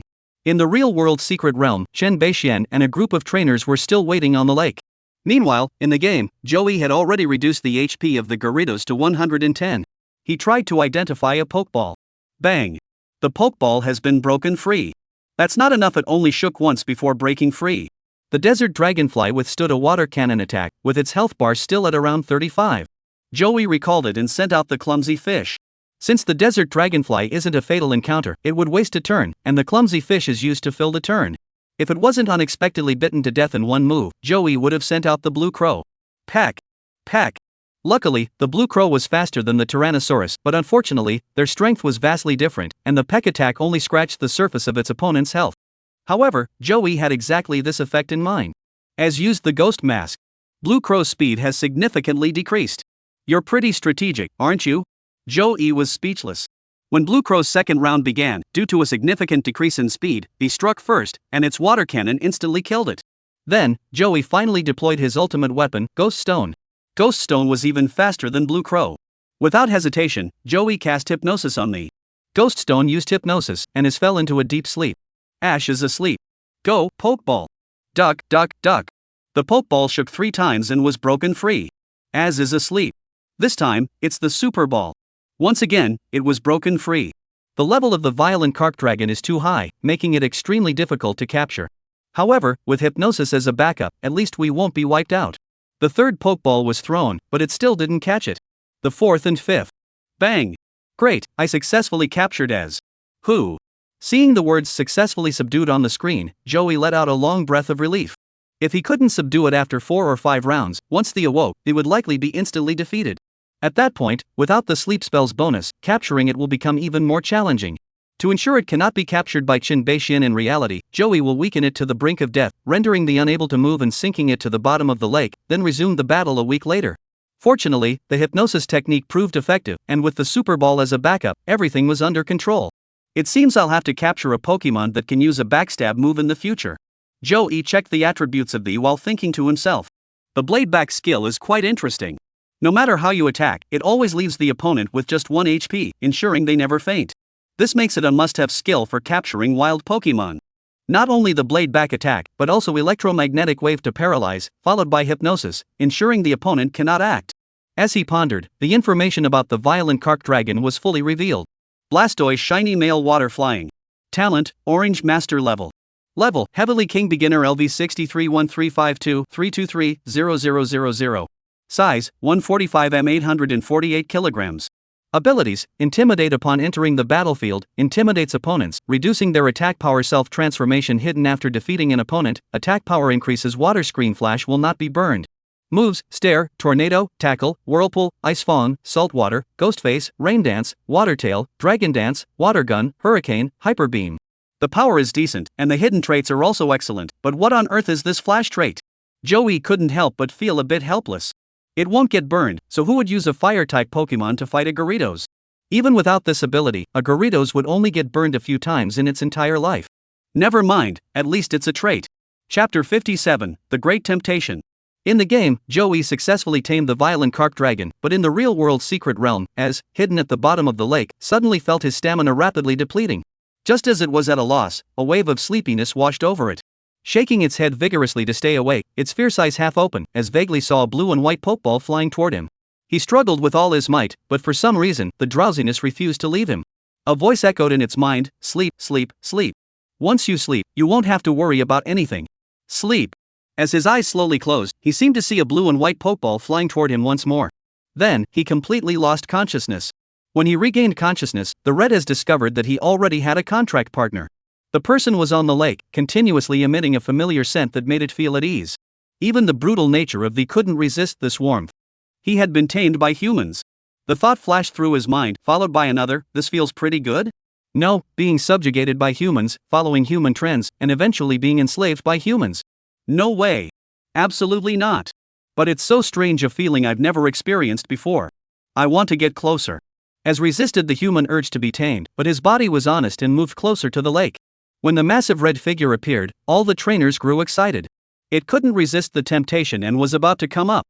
Ah, the water stone is still so domineering toward water-type spirits. It never learns. It forgot that last time it almost got captured by Zheng Tianwang because of the water stone's temptation. Here it comes. Wow, it's huge. The lake surface gradually rippled with waves, and the red figure grew closer and closer, finally breaking through the water with a splash. Wow, just the exposed head alone is over 3 meters wide. A house probably couldn't even fit it. Those blood-red eyes, like lanterns, flickered with a chilling, intimidating glow. As he burst out of the water, his gaze immediately locked onto Joey. It knew that this human was its master. Why has it been tamed by this person? It was incomprehensible. It had always stayed at the bottom of the lake and had never engaged in battle. Could this person be its destined master? The Red is different from its kind. Its head is not filled with brutality, but rather with wisdom and the ability to think deeply. Aslao fixed his gaze on his master and suddenly noticed that his master was signaling to him. Roar! As he turned his head, the water stone. Because he was too preoccupied with his destined trainer, he completely forgot about the water stone. Roar! Its roar was filled with authority and intimidation, triggering its intimidating trait. Except for Joey's desert dragonfly and Chen Beishuan's soundwave dragon, all the spirits present involuntarily stepped back a few paces. However, their formidable strength and the inherent arrogance of the dragon-type Pokemon prevented them from retreating further. The intimidate ability of the Bisharp had no effect on them. As didn't bother to notice, it suddenly leaped out of the lake, its massive body fully exposed to everyone present. Its nearly 15-meter-long body resembled a dragon emerging from the sea, and the rows of bright red scales shimmered brilliantly in the sunlight. As it leaped into the air, he swallowed the water-covered rock 10 meters above the lake's surface in one gulp, then enveloped himself in a dense mist of water vapor. At the same time, a prompt flashed on Joey's game interface. System notice, absorb the water stone. Since the Bao Long has already absorbed the water stone 4 times, you have gained 250,000 experience points. Bao Long has leveled up to LV 64 335,232,400,000. No wonder it's the ruler of these waters. It actually snatched 4 water stones from humans and developed resistance to them. After swallowing the water stones, As's massive body collapsed back into the lake. Although it possessed the ability to fly, its original wings had long since degenerated into fins on either side of its gills, rendering it unable to soar through the skies. A towering water column over 10 meters high erupted with a thunderous roar. As they swallowed the first water stone, Shen Beishian, the Heavenly King, finally spoke. Bao Long, look at this. Including Joey, everyone's attention was drawn to Chen Beishian. There, in the palm of his raised right hand, were 5 water stones. Although water stones are common evolution stones, their demand is extremely high in the market because nearly every trainer possesses a water-type Pokemon. As a result, the price of water stones has remained consistently high, often costing several million more than other evolution stones of the same level. On the secret treasure trading app, each water stone can fetch over 10 million. Now, to lure this shimmering, Chen Beishian has put up 5 of them at once. He really went all out. Evolutionary fossils have always been highly sought-after treasures, with a value even more stable than gold. Onlookers couldn't help but marvel at Chen Beishuan's generosity. They clearly sensed the dense water element above it, its massive head emerging from the lake surface, its eyes fixed on Chen Beishian with a fierce glare. Chapter 58, Become My Spirit. Holding 5 water stones in his hand, Chen Beishian spoke aloud, Blastoise, if you become my Pokemon, these 5 water stones are yours. Not only that, but there will be even more water stones in the future, and even water-type treasures for you to absorb. Given Chen Beishuan's strength and status, he wasn't just bragging when he said that. While the price of one water stone at 10 million is indeed expensive, it is not beyond the means of a seasoned veteran like him. They venture into level 5 secret realms, spending a year or two there, risking their lives to gamble and take risks, and naturally come back with some high-priced treasures to sell. As for water attributes secret treasures, according to the prices set at the Asia-Pacific Summit auction held 2 years ago in the open waters of the Pacific Ocean, each piece is valued at 198 million. Mysterious water drops. Formed from the primordial laws of the universe, this artifact possesses extraordinary power, capable of transforming water-type spirits into entirely new beings. Not only does it enhance their innate abilities, but it also permanently increases the power of all water attribute skills by 20. Chen Beixian, though powerful, has invested all his resources into enhancing his spirit strength. Asking him to come up with 200 million all at once is simply impossible. If he can gradually accumulate the funds over time, he might be able to bid for one at an auction house. Blastoise, become my Pokemon, how about it? Chen Beixian saw that the Bao Li Long hadn't responded, so he asked again. Chen Beixian saw that the violent carp dragon hadn't responded, so he asked again. But the violent carp dragon seemed to have been deeply offended. Roar! A deafening roar erupted from the lake's surface, and golden light particles suddenly burst forth from the mouth of the red. It already had a master, yet the man before it was inciting it to betray him. How could they not be enraged? Destroy the death ray. Be careful. Chen Tianhuang has angered it. The trainer immediately recognized the move the Gyarados was about to use. Fearing it would hit them, everyone hurriedly commanded their Pokemon to move away. The real world isn't like a video game or anime. If hit by that destructive beam, Pokemon might still be protected by rules, but humans would be reduced to charred remains on the spot. Chen Beixian's expression darkened. Humph. If you won't take the wine, you'll have to drink the punishment. He slapped the sound wave dragon he was sitting on and commanded, explode the sound waves. The Sonic Wave Burst is also a standard attribute ultimate move, with power slightly weaker than the destructive Death Ray, but far stronger than other skills. The Sonic Dragon's 2 meat wings are stretched taut, and the 2 ears on its head, resembling speakers, suddenly begin to vibrate rapidly. The violent Carp Dragon's destructive beam was fully charged and transformed into a golden energy beam, charging toward it. The Sonic Dragon simultaneously unleashed its ultimate move, causing ringing sound waves to ripple through space, aiming to overwhelm the violent Carp Dragon. Boom! A terrifying explosion brews in midair, as destructive beams of light and sonic waves clash and clash, with the Sonic Dragon eventually gaining the upper hand. The already weakened is the first to collapse. The shockwaves rapidly descended toward the lake surface. Realizing the situation was hopeless, they immediately ceased the destructive beams and dived toward the lake bottom. Boom! The sonic shockwave rippled across the lake's surface, violently pushing aside the surrounding water and forming a semicircular vacuum zone hundreds of meters wide. That's intense. This is the power of a true legend. So strong. The power is indeed strong, but didn't you notice that Az escaped? Oh, right, where's Az? The trainers who had retreated far away searched everywhere but couldn't find the red figure, so they all turned to look at Chen Beixian. The Sonic Dragon truly demonstrated its immense power, giving everyone a glimpse of the terrifying strength of a high-ranking champion. However, looking at the outcome, Chen the Heavenly King made the trip for nothing. As suffered such a scare this time, he will likely hide himself away for a long time again, and Chen Beixian is destined to return empty-handed. Chen Beixian was truly unwilling to accept this. His team of spirits has always lacked a powerful water-type mainstay. This red Gyarados was renowned across the Pokemon community, and upon hearing the news, Chen Beixian spent over half a year in Hangzhou specifically to wait for it. His goal was to be the first to enter the secret realm and capture it. Unexpectedly, it still managed to escape. Do I have to waste another 6 months waiting? Will this happen again next time? This simply refuses to follow the trainer. Just as Chen Beixian was feeling frustrated, someone suddenly shouted, "Look! Az hasn't left yet." Everyone quickly looked down and spotted its figure in the lake. Why didn't it leave? It left so decisively last time. Could it be seeking revenge? At that moment, Joey blended into the crowd and suddenly spoke up. Perhaps it was the water stone in Chen Tianhuang's hands that attracted it. It doesn't want to leave. That's right. It dared to swallow the water stone right in front of us just now. There are still 5 left. How could it possibly want to leave? The trainers exchanged opinions. Chen Beixian stared at the 5 water stones in his hand, pondered for a moment, then clenched his teeth and threw one. You can't catch a wolf without sacrificing the lamb. So much time has been wasted, we absolutely cannot leave empty-handed. As Chen Beixian threw the water stone into the sky, 2 beams of white light simultaneously around him, a self-destructing magnetic monster at the mid-stage of the Heavenly King realm. A sun spirit at the peak of the quasi-Heavenly King realm. Chen Beixian had originally intended not to release the self-destructing magnetic monsters. Under a 4-fold disadvantage, the self-destructing magnetic monsters would definitely scare the away. Chen Beixian had originally not intended to release the self-destructing magnetic monster. Under a fourfold type disadvantage, the self-destructing magnetic monster would certainly scare away the Baolilong.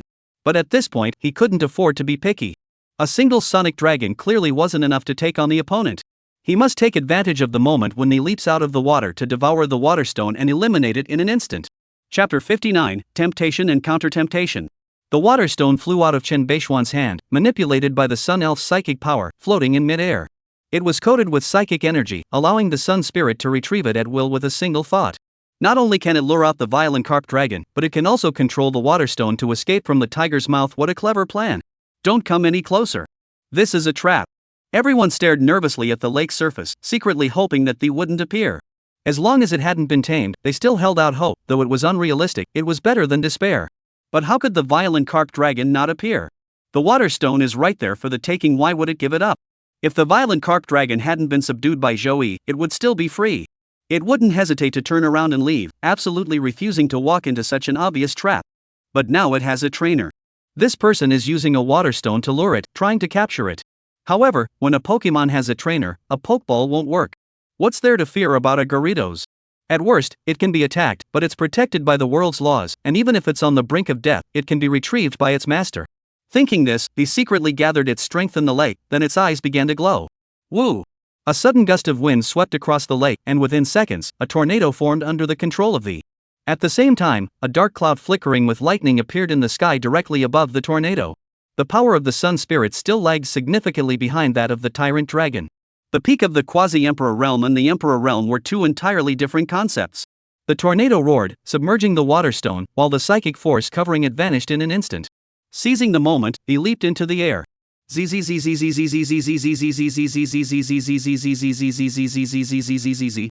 the violent carp dragon leaped into the air, a blindingly white bolt of lightning shot down from the dark clouds in the sky, slicing through space and hurtling toward the center of the tornado. To ensure accuracy, Chen Beishuan ordered the self-destructing magnetic monster to target the water stone. Just as they bit down on the water stone and swallowed it, the electric-type ultimate move Thunderstorm struck thee directly. Roar! 4 times the damage, with outstanding results. They let out a painful roar, and its already precarious stamina was instantly depleted. But it wasn't fighting alone. Joey was right beside it. As the Baolilong was on the brink of death, Joey immediately opened the game and used the life-saving elixir to revive the Baolilong. A green light suddenly erupted from the Baolilong's body, and with the help of the vitality elixir, it regained 20 HP. A bottle of Yuanqi liquid spray costs 500,000 and can be used 5 times. Each use can revive a dying fairy and restore 20 stamina points. A mere 500,000? A single water stone is worth 10 million. Roar! Although not at full strength, the angry roar of these still resonated with power. Chen Beishuan furrowed his brows. His gaze fixed intently on the location of the, as if trying to pierce through the tornado outside. Is he that full of energy? In his estimation, the thunderbolt attack from the self-destruct magneton should have been more than enough to take down the Rampardos in one hit. Setting aside the disparity in their strengths, electric-type moves deal 4 times the damage to a Gyarados compared to regular moves. Thunder itself is the signature move of electric-type Pokemon, and with a 4x type advantage, even if Gyarados is at the peak of its power, this attack alone is enough to be fatal. Is it the boost from the shiny status? As he watched the fall back into the lake, Chen Beishuan feared it might escape and quickly threw the water stone in his hand. This time, he told the Sun Spirit to get ready first and not to activate its psychic powers for the time being. There was no other option. They had already used up a water stone. If it escaped, the loss would be significant. If he doesn't turn back before the water stone falls into the lake, Chen Beishuan will have the Sun Spirit release its psychic power to catch it. The water stone is essentially a conglomeration of water elements, so it cannot come into contact with a water source. Once it comes into contact with water, it dissolves. Under Chen Beishuan's relieved gaze, the red figure in the lake did not leave but returned in charge toward the water stone. Self-destructing magnetic monster, strike again with thunder. The sky was overcast with rolling thunder, and terrifying lightning crackled. Just as the water stone was about to fall into the lake, the blue psychic force reappeared, holding it steady less than a meter above the lake's surface. They made a sudden stop, hiding beneath the lake's surface without surfacing. The temptation was right before its eyes, but the pain of being struck by lightning was simply too agonizing. They sensed the aura of psychic powers emanating from the water stone and detected the deadly threat lurking within the dark clouds in the sky. It wasn't that stupid. If it can get something out of it, getting struck by lightning is no big deal. But expecting it to fall for a trick when it can't get the water stone? Dream on. He swished its tail and began diving toward the lake bottom. Chen Beishuan saw this and grew anxious. The Baolilong was clearly wary of the psychic energy attached to the water stone. Chen Beixian saw this and grew anxious. The violent carp dragon was clearly wary of the psychic energy clinging to the water stone. Sun Spirit, withdraw the psychic energy. Meow. The blue light in the Sun Spirit's eyes faded, and the water stone continued to fall downward, about to dissolve into the water and disappear. The grew desperate, swiping its tail to create a white ripple in the water, charging toward the lake's surface. Chapter 60, let's get out of here. Boom. Another blindingly white high-voltage lightning bolt struck down from the dark clouds, hitting the gaping maw of the red. The water stone was swallowed by it, and the lightning was swallowed by it as well. In the next instant, Chen Beixian threw the advanced ball in his hand, striking the battle-weary directly. Except for Joey, all the trainers present clenched their fists tightly, watching helplessly as the green and white advanced ball flew toward the shiny Bisharp. A premium ball costing 200,000 could significantly increase the capture rate. In their eyes, the legend of the red Gyarados in the Lake of Rage was about to come to an end. To everyone's surprise, just as the premium ball was about to hit the already near-death creature suddenly opened its eyes. With a gentle sweep of its thick tail, it sent the advanced ball flying. How is that possible? Its recovery ability is too strong. The shocked voice of a trainer echoed throughout the arena. Chen Beixian's expression, which had previously been tinged with joy, darkened. From the brink of death to regaining consciousness, the violent carp dragon took less than 2 seconds. Just as the voice had said earlier, how was this possible? What's going on? Is the Flash Bao Lulong really that strong? Chen Beixian didn't hesitate for a moment. He turned to the self-destruct magneton beside him and ordered again, 10,000 volts. However, upon seeing that the was about to give itself away, Joey had already decided to call it off. The situation earlier had been extremely perilous. Even if the poke ball thrown by Chen Beixian hadn't been swept away by the awakened Gyarados, it would have been deflected by the protective red light of the poke ball. At that point, everyone would know that the Gyarados had an owner, and Chen Beixian would realize he had been tricked. Unless Joey never uses as again, once Chen Beixian finds out that he is the owner of the violent carp dragon, the two sides will become sworn enemies. As for the future, he can always tell others that Az was only subdued after Chen Beixian returned. This isn't considered deceiving others, it's simply that Chen Beixian wasn't as skilled as others. 2 water stones are enough. There's no point in unnecessarily provoking a high-ranking heavenly king and earning his enmity. It's not worth it. Joey opened the game system, quickly selected the best healing potions, and immediately restored the blood dragon's health to full. A bolt of 100,000 volts struck the lake, and the Bao Lilong, screaming in pain, vanished from everyone's sight. Did the 100,000 volt bolt hit it? How could it withstand that?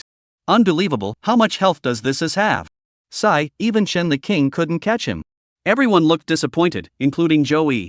Everyone thought Joey was feeling sorry for Chen Beixian, but little did they know that what he was truly regretting was that Chen Beixian still had 3 water stones that hadn't been deceived out of him yet. However, getting 2 was already quite impressive. Chen Beixian is a seasoned veteran, and he's extremely cautious in everything he does. Getting something from him isn't easy. Watching the Bao Lilong disappear into thin air, Chen Beixian couldn't help but feel utterly frustrated. If there was any way to reverse the situation, he would have thrown the remaining 3 water stones he held in his hands down as well. Unfortunately, the head of the violent carp dragon didn't even bother to look back, telling him that the water stones no longer had any effect on the opponent. Why was it so resilient? Chen Beixian narrowed his eyes, clenching his fists so tightly they cracked. If this were on land, it wouldn't be this troublesome. Chen Beixian suppressed his frustration and recalled the Sun Spirit and the self-destructing magnet monster. Sound Dragon, go! As soon as the words left his mouth, the sonic dragon carried Chen Beixian and vanished into the sky. It wasn't until then that the trainers dared to discuss it. Everyone looked at each other, feeling a mix of relief and an urge to laugh. Chen Beixian, the king of the sky, was in big trouble this time. Yeah, he tried to steal a chicken but ended up losing the rice instead. Az is a tank, right? Let me calculate, 2 moves with 4 times the damage from Thunderbolt, 1 move with 4 times the damage from Volt Tackle, and he can still withstand it? That's way too overpowered. 2 water stones, 2 million wasted, sigh. Due to the king's intimidating presence, no one dared to mock him openly, but they were all secretly delighted. Originally, the gathering of the water stone was a fierce competition among everyone, and even Az would have been surrounded and subdued by the crowd. However, Chen Beixian, in order to lure the, brutally suppressed all the trainers, leaving everyone with a poor impression of him. Now that he's in trouble, everyone is expressing their regret. At least Zheng Tianwan once captured Az in a pokeball, but Chen Tianwang can't do that. Where has Az been for the past 6 months? Was he in seclusion, training hard? As long as Az is still around, there's still something to look forward to in the future. The trainers watched the lake return to calm and smiled as they left the area. Joey followed suit, pretending to return to the entrance hall of the secret realm. However, in the game, Joey moved his mind and chose to materialize the Bao Lilong. A super ball on his waist began to glow, and the red Bao Lilong in the lake of anger vanished instantly. System notice, absorbed water stone. Since Thea has already absorbed Water Stone 5 times, you have gained 150,000 experience points. System notice, absorb Water Stone. Since the Bao Long has already absorbed Water Stone 6 times, you have gained 100,000 experience points. Bao Long has leveled up to LV 65 435,232,500,000. It seems that evolution stones can't be consumed endlessly. Eating too many becomes ineffective. Joey shook his head regretfully.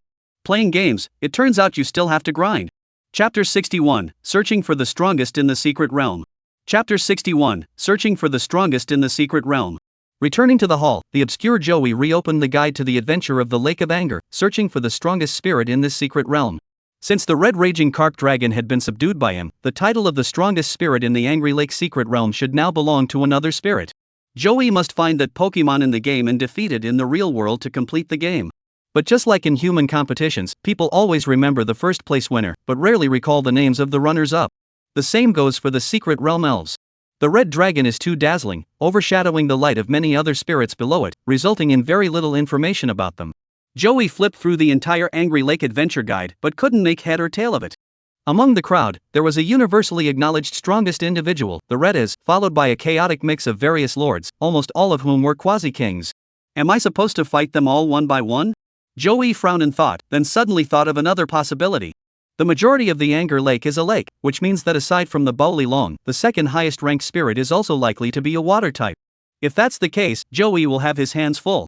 Just like the problem Chen Beixian faced, humans are land-dwelling creatures and are extremely unskilled at fighting in water. Let alone how to find that spirit in the vast expanse of water. Even if Joey were lucky enough to come across it, how to lure it out would still be a problem. These Lord-level spirits are no pushovers. They've been through countless battles, outwitting adventurers and fighting for treasures. The moment they sense trouble, they'll make a swift escape. Wait a minute, I have as now. Joey slapped his head. What am I afraid of in a water battle? The time to capture the shining brawler was too short, and Joey hadn't yet adjusted his mindset. He still thought he only had 4 Pokemon. With that thought, Joey immediately opened the game and, following the locations marked in the adventure manual, controlled his in-game character to scout out the area first. The area around the entrance to the secret realm was surrounded by forests and mountains, and it was also the most frequented area by human trainers. Pokemon rarely ventured near this place. Joey controls the game character to move northeast. He has plenty of time, so the map scale hasn't been zoomed out, allowing him to see the surrounding Pokemon while also spotting the Pokeballs representing treasures. Compared to level 2 secret areas like the Eternal Forest and the Cliff Coast, the resources in the Lake of Anger are significantly more abundant. Joey had been out of the secret realm hall for less than an hour when he discovered the first Pokeball hidden in the dense forest. Don't miss out. He maneuvered his character closer, focusing his mind on the Pokeball. System prompt, antidote found. Do you want to put the antidote in your backpack? After assessing the distance between the two and weighing the value of the antidote, Joey decided to stay home and keep playing games. Although it wasn't worth making a special trip for it, he could pick it up on his way by. After all, it was worth 500 yuan per piece. He marked the location of the antidote on the map and continued on his way. As the game character passed by a patch of grass, something suddenly appeared. The grass began to shake violently, and a female NPC with a tuft of green grass on her head jumped out. Qianshu, an elite trainer, what's that? I thought it was a Butterfree. But since we've met, let's have a battle. Qianshuan has challenged you. Do you accept? Experience Baby came to share experience points, and Joey naturally had no reason to refuse. The battle against Qianshuan elite trainer has begun. Qianshuan sent out QB Blue LV 37. Go, Ghost Stone. After days of leveling up, Ghost Stone has reached level 36 and mastered a Ghost-type attack skill, Shadow Punch. However, Ghost Stone's special attack stat is more than twice its physical attack stat, and Shadow Punch is a physical skill, so its power when used by Ghost Stone is rather limited. If it were replaced with Shadow Ball, the power would be much stronger, but unfortunately, Ghost Stone hasn't mastered it yet. Joey didn't let Ghost Stone fight against the nine-tailed fox. Before the first round even began, Joey directly clicked on Pokemon and switched out the Dragonite. Ninetales used Flamethrower, with average effect. The blood bar of the violent Carp Dragon is extremely thick, and combined with its type being countered, the Flamethrower only dealt minimal damage. Under Joey's control, a single saltwater attack instantly killed the opponent. The experience was quite good, with Ghost Stone gaining 984 points and Bao Long gaining 1042 points. The battle continues, and Chihiro's second Pokemon is a level 42 Electric Dragon. Joey decisively switches to the Desert Dragonfly to take down the Electric Dragon in one hit. Victory over Elite Trainer Chihiro. Desert Dragonfly gained 1030 experience points, and Ghost Stone gained 720 experience points. Ghost's level has been upgraded to LV 37 1,224,500. Qianquan, alright, I lost. But did you see a pink butterfly? A pink butterfly? Zhou Yi was taken aback. Judging by the appearance, could there be a flash fairy in this secret realm as well? However, Ba Deity is still pink. This is way too girly. Zhou Yi ignored it and continued toward the territory of a certain fiery monkey. Chapter 62, The Raging Monkey Lord. To be precise, this fiery monkey lord located in the northeastern corner of the secret realm is the most dangerous spirit in the Lake of Anger, without a doubt. Any trainer daring to approach their territory will be met with merciless attacks. First come the low-level monkey monsters, followed by the standard-level monkey monsters, and finally the elite-level fiery monkeys. If the invaders persist, the clan leader, a fiery monkey at the peak of its power, will personally intervene, accompanied by a group of subordinates, to drive the invaders away. Their temper is extremely volatile, even more so than that of the violent carp dragon. Other spirits at least have some sense of restraint, but the explosive monkeys? The moment their eyes meet, it means it's about to launch an attack. It's a bit like, what are you looking at? What do you want? When the game characters entered this area, there were indeed fewer NPC trainers around, whether they were from the real-world adventure or the game itself, none were in sight. Indeed, even trainers from another world would assess the situation and avoid this group of madmen. But Zhou Yi couldn't do that. To clear the level, he must face the challenge head-on, no matter how terrifying the dragon's lair or tiger's den may be. In the game's visuals, scattered monkey monsters begin to appear in the surrounding forest. Some are leaping back and forth among the treetops, others are climbing up and down the tree trunks, and some are even in small groups, fighting each other, as if they have endless energy to expend. Zhou Yi observed them all the way, and at first, the monkey monsters were of very low level, all between 10 and 20, with a few exceeding 20. As the game character continued to progress, some level 25 monkey monsters began to appear. From the visuals, there are also several small fruit-bearing groves in the center of the forest, where a few elite, fiery monkeys of around level 30 are crouching, possibly sent there to guard the fruit. Continuing along a forest path that had been torn to shreds by the fiery monkey tribe, Zhou Yi finally came upon a massive, towering tree. The sheer grandeur of the tree cannot be fully appreciated in the 2D game graphics, but when compared to the surrounding forest, its canopy is nearly 10 times larger than that of the other trees. The level 59 flaming monkey chief is currently residing on this tree. This guy is lying comfortably on a platform made of tree branches, surrounded by 7 female fiery monkeys attending to him, living like a king. You dare to set up a harem in front of me?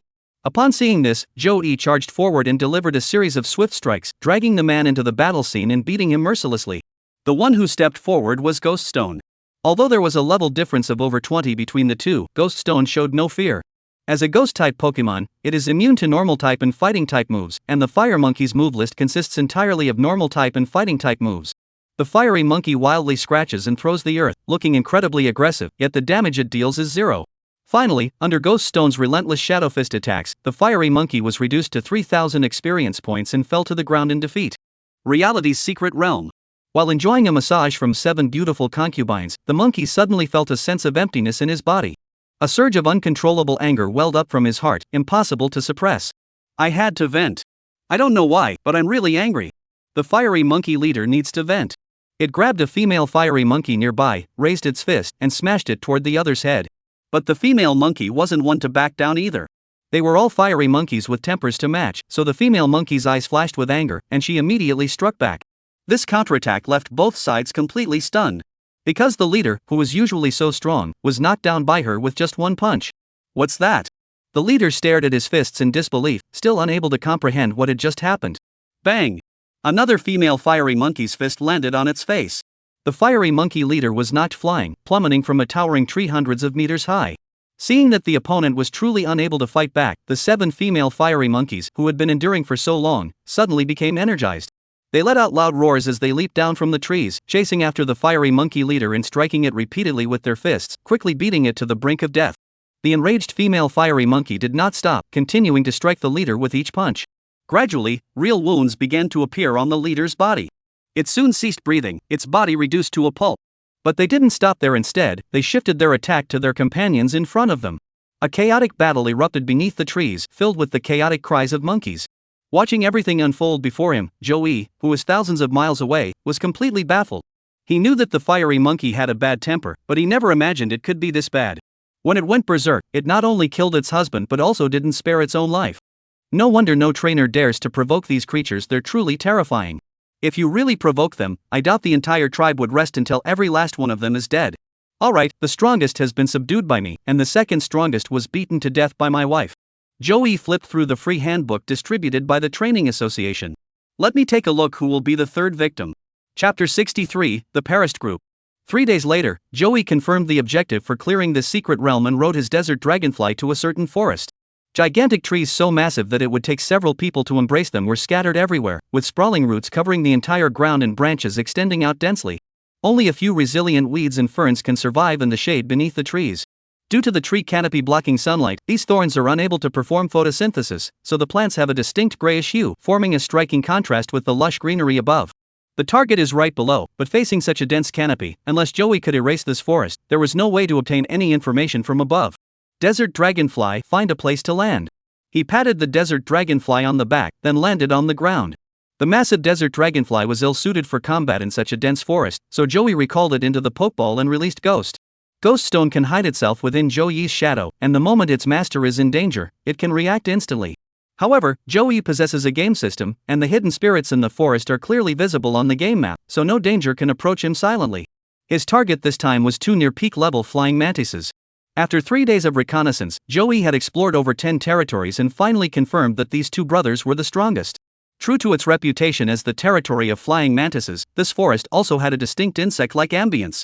The ground is covered in slippery moss, and the roots of the trees are adorned with bizarre, multicolored mushrooms. Some are rare and delicious ingredients and medicinal herbs, while others are brightly colored and absolutely inedible. To be honest, Joey didn't particularly enjoy walking in such an environment.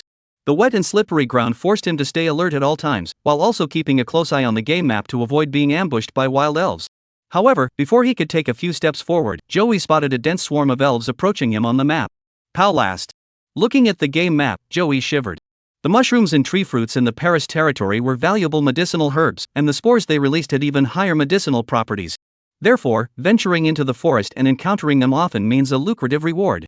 However, facing a large group of Paris suddenly appearing before you is a situation that truly tests one's courage. Though they were all elves, they should be treated equally. But Paris is just too bizarre and disgusting. Similar to the Bulbasaur series, the Paris series also has plants on its back. However, the plants on Bulbasaur's back are seeds that are part of its own body, and they bloom into flowers after evolving. What about Parasect? They are mushrooms, and very strange parasitic mushrooms at that. After evolving, they can consume their hosts. At first, the mushrooms behind the parasite creatures root themselves into their bodies, absorbing their nutrients to grow. The sap and essence that parasite draws from the tree roots are all seized by the mushrooms on its back, leaving it to develop slowly. When the mushroom absorbs enough nutrients and grows large enough, the Parlas evolves into a Parlast. At this point, a terrifying scene unfolds. After evolution, Paris's own will and thoughts would be erased. The once lively eyes of the Paras form gradually turn gray and lifeless, becoming the hollow, deathly eyes of the evolved form. Meanwhile, the mushroom behind it, which feeds on the host's nutrients and grows larger than the host itself, will develop consciousness and begin to control the body of the Parlas. Subsequently, the parasitized Parlast, now controlled by the mushroom, will continuously release toxic spores. Since the mushrooms and spores that grow under their influence are rare medicinal herbs, the parastels driven by the mushrooms gather in large groups to protect their territory. This period is also when they reproduce the next generation. They feed constantly, producing more small parasitic fungi, and absorb the sap from the trees, all to make the mushrooms behind them grow larger. Upon hatching, the young Parlas are immediately infected with toxic spores, causing 2 small mushrooms to grow on their backs. A new cycle begins.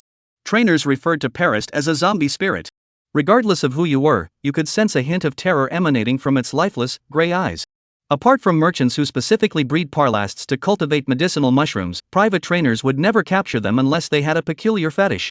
When a large group of Parastels carrying giant mushrooms appeared before him, Joey admitted that he was intimidated. He would rather face a king-level elf head-on than let his vision be obstructed by this group of bizarre zombies. Let's get out of here, Desert Dragonfly. Come out quickly. Joey threw the pokeball, released the desert dragonfly, and leaped forcefully onto its back. Take off, take off. This is unbearable. He kept snapping photos of the desert dragonflies, refusing to look at the group of Parastels. Are the best wound medicines on the market really made from the mushrooms of these creatures? Joey fell into deep thought. Chapter 64, Target Discovered. Joey encountered a group of zombie elves, causing severe mental trauma. After much deliberation, he decided to give up and ride the desert dragonfly, using long-range attacks to finish the job. Although this was highly destructive to the environment and would harm many innocent elves, who could blame him for feeling so frustrated by Paris? He had even planned to go get the rare item, the fragrant mushroom, shown on the map, but now he doesn't want it anymore. It's just too frustrating. The desert dragonfly flew slowly along the treetops, while Joey kept a close eye on the game map. Without engaging in direct combat, the two nearly legendary tier flying mantises were indeed difficult to detect. Their speed is incredible, darting here and there in an instant.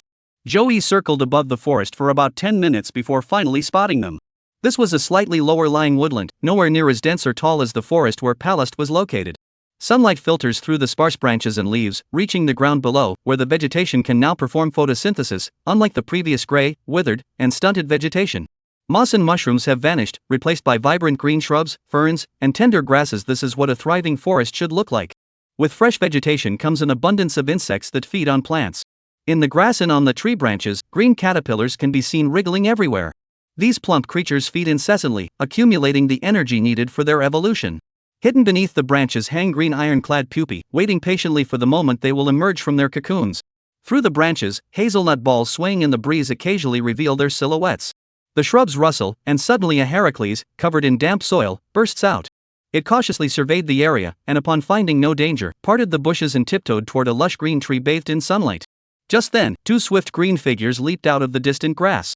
They left trails of afterimages on the ground, not even flapping their wings, relying solely on their legs to charge straight toward Heracles. Heracles noticed something was wrong.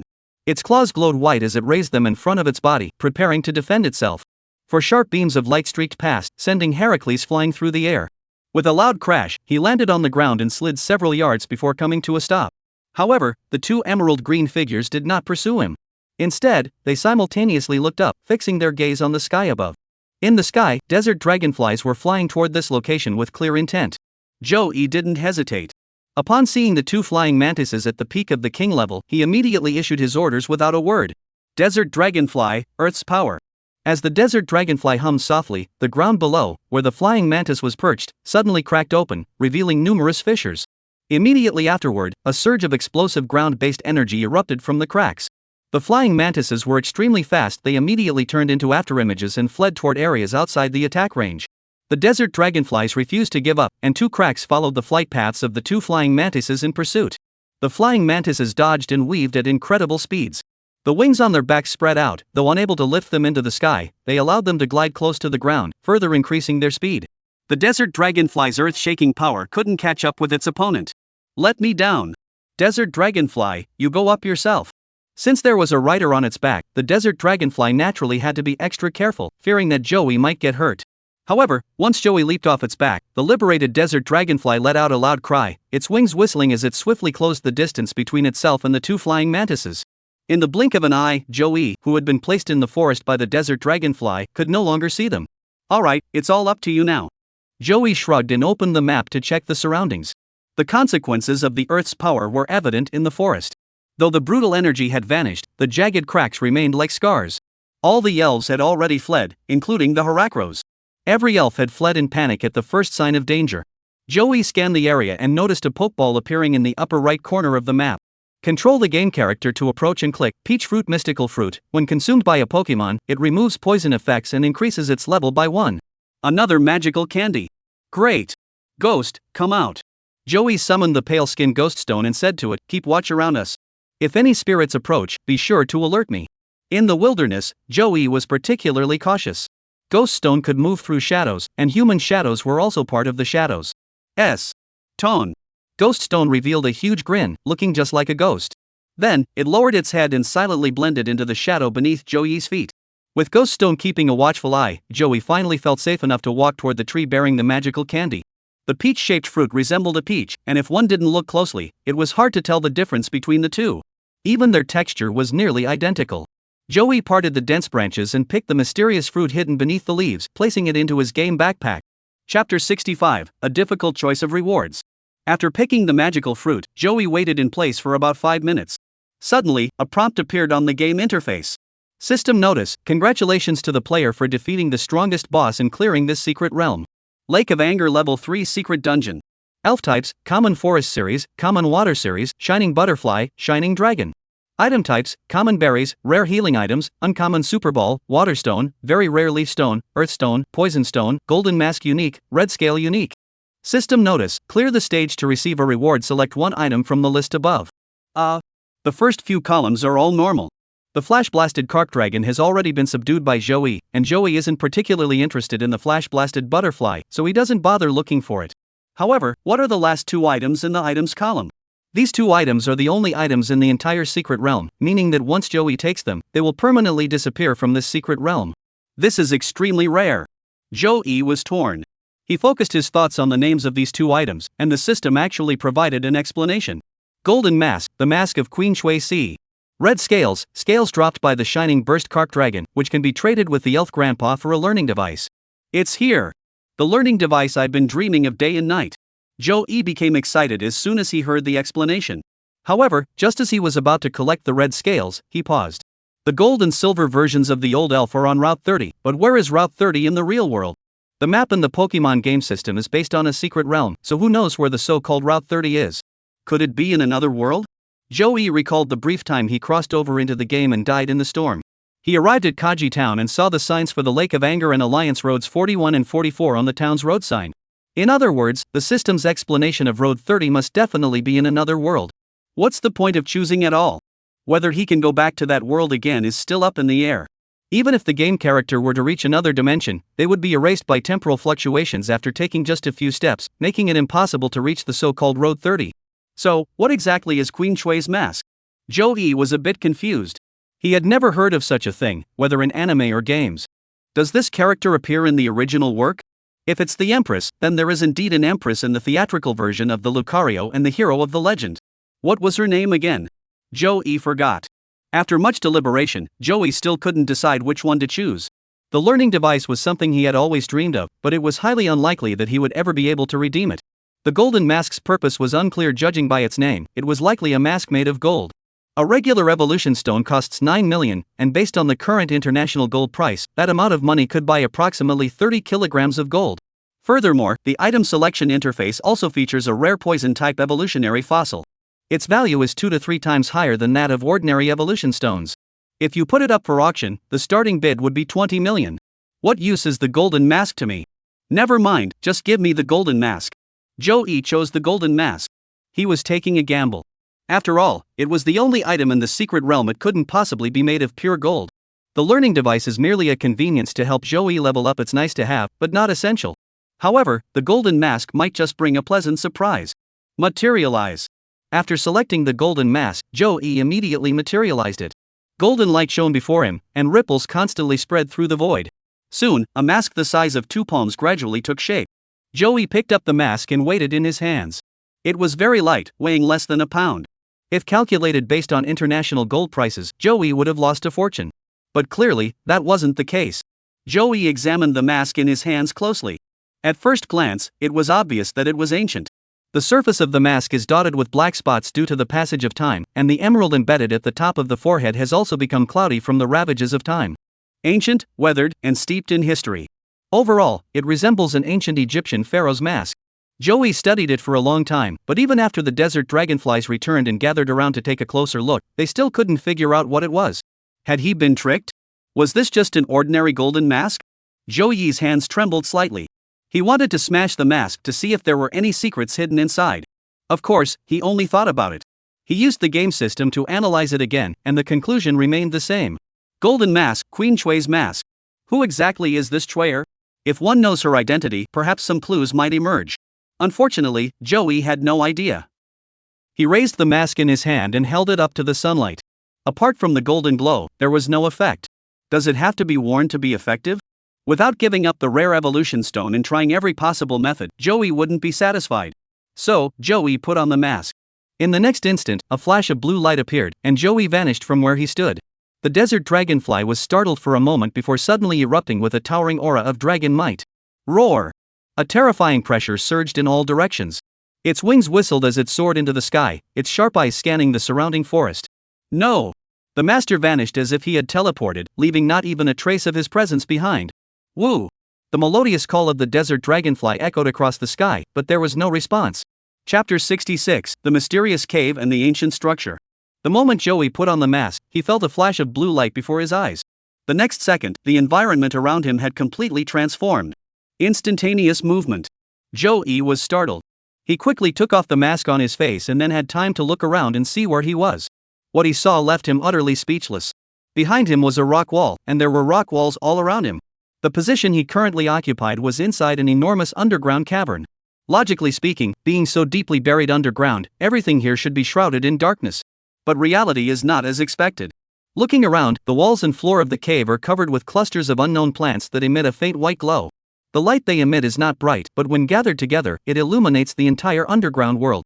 As a result, Joey was able to estimate the size of the cave by eye. It is approximately several hundred meters long, about 100 meters wide, and roughly 20 meters high. The cave is naturally formed, and there are many natural caves on Earth as well. Some of these caves are even dozens or hundreds of times larger than the one before us. Joey should not have been so surprised. However, the structure at the center of the cave, entirely constructed from blue bricks and stones and resembling a temple, left Joey wide-eyed in astonishment. This structure stood out starkly in the desolate cave, with nothing else around it except for the glow of unknown plants. Who knows how long it has stood here in this ancient, sunless underground realm? Over time, it has been shaped and carved by the elements, seeming to emanate the primal grandeur of millions of years. Right. Joey, who had just snapped out of his shock, quickly opened the game interface, selected the desert dragonfly and ghoststone, and chose to materialize them. A red light emanated from the pokeball at his waist, coalescing into a tangible form. Joey took out the two pokeballs and opened them with a bang. Bang! A low, worried moan echoed through the air. Still shrouded in lingering white light, the desert dragonfly collided into Joey's arms, knocking him to the ground. Joey gently stroked the desert dragonfly's head and whispered, "I'm sorry for worrying you." He turned to look at the white ghost stone circling around him and smiled, "I'm sorry for worrying you too, ghost stone." "I'm fine." Tone. Ghost. Ghostly split its mouth open and laughed joyfully. All right, desert dragonfly, I'm safe." That was just instant teleportation. Woo. The desert dragonfly raised its head, its blood-red eyes fixed intently on Joey, tears welling up in its eyes. Even as a top-tier spirit, it was still crying. Joey felt moved, but couldn't help but smile. Sigh. Yeah. Yeah. Joey was still reserved, but the ghostly ghost stone beside him was completely carefree. It raised its white claws and mocked the desert dragonfly. The desert dragonfly buried its head in Joey's embrace, its slender tail twitching lightly before plunging directly into the mouth of the ghost stone. Guh. Stone. Ghost stone had no physical form, but it still looked like it had been choked. After calming the desert dragonfly, Joey patted his butt and stood back up. He first opened the game map to check his current location. The map displayed the interior of the cave. Joey zoomed out, and deep blue water patterns immediately appeared around the edges of the interface. "I'm inside the lake of anger, at the bottom of the water?" He kept shrinking the scale until it reached the smallest ratio of 1 centimeter to 1 kilometer. At that point, a vast lake appeared at the top of the screen, with a dark tornado raging at the center of the image. Joey confirmed that he was currently at the center of the lake of anger, deep beneath the lake's surface. He never expected that there was such a cave below, and that there were actually structures inside the cave. Joey looked down at the golden mask in his hands, feeling a bit confused. "Ghoststone, enter my shadow and stay on alert." "Desert dragonfly, let's go check it out over there." "Make arrangements." Joey cautiously moved forward, approaching the building. The short 100-meter distance passed in an instant, and he arrived in front of the building made of green stone bricks. The entrance was extremely spacious, with no gates blocking the way, allowing 5 cars to pass side by side without any issues. From the outside, the building has a temple-like appearance, with 4 massive stone columns standing at over 10 meters tall and 2 meters in diameter at the entrance. A set of stairs made of flat bricks leads up to the entrance, consisting of a total of 9 steps. Due to the desert dragonfly's large size, it couldn't enter the structure all at once. Joey had no choice but to recall the reluctant desert dragonfly into its pokeball, leaving only the ghost stone to remain vigilant. He then followed the steps upward, slowly entering the solemn and majestic interior of the building. Surprisingly, the interior structure was quite simple. After climbing the steps, there is only a single extremely wide, straight corridor stretching from the entrance all the way to the top of the hall. Other than that, there was nothing else. It cannot be said that there is nothing at all. The walls are carved with exquisite patterns, and the ceiling is adorned with mysterious designs. As Joey looked around, the carvings roughly told the story of a queen's life. From her birth to her gradual growth, then her ascension to the throne, and finally her rule over everything. Additionally, the interior of the passageway was completely flat and empty, with nothing inside. Chapter 67, Power and Heritage. Joey pulled out a flashlight and walked slowly down the corridor. At the end was a stone door. Joey pushed it open with force, and the interior finally came into full view before him. It was a cubic stone chamber constructed from dark-colored bricks, not particularly large in size. It lacked the solemn and majestic atmosphere of the entrance. However, the stone slabs underfoot, the walls around me, and the ceiling above are densely covered with incomprehensible swirling patterns. The bright light of the flashlight made them appear even more mysterious and eerie. Perhaps because it had been sealed for so long, the air inside was quite murky. However, Joey was breathing smoothly and showed no signs of danger. The floor, made of black stone slabs, was covered in dust.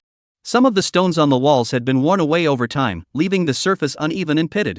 At the top of the interior, there stands a statue that remains completely intact.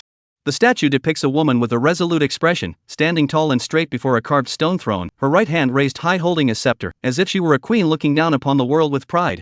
The scepter she holds is entirely made of gold, with a round ruby the size of a fist embedded at its tip. Compared to the surrounding ruins, the scepter was surprisingly clean, with no damage whatsoever and not even a speck of dust on its surface. Joey approached her and examined it closely. Golden scepter, Queen Chui's scepter. Chui's mask, Chui's scepter. So, this statue is Queen Chui? Then, why were the people wearing masks teleported to this place? Joey was completely confused. He opened the game interface and started clicking around randomly, hoping to find something. When his attention focused on the statue, a prompt appeared.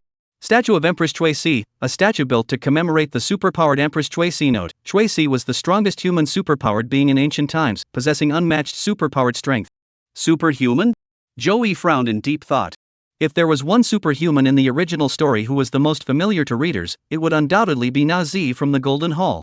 Superpowers in human hands can unleash terrifying power, and Nazi in the anime is particularly memorable.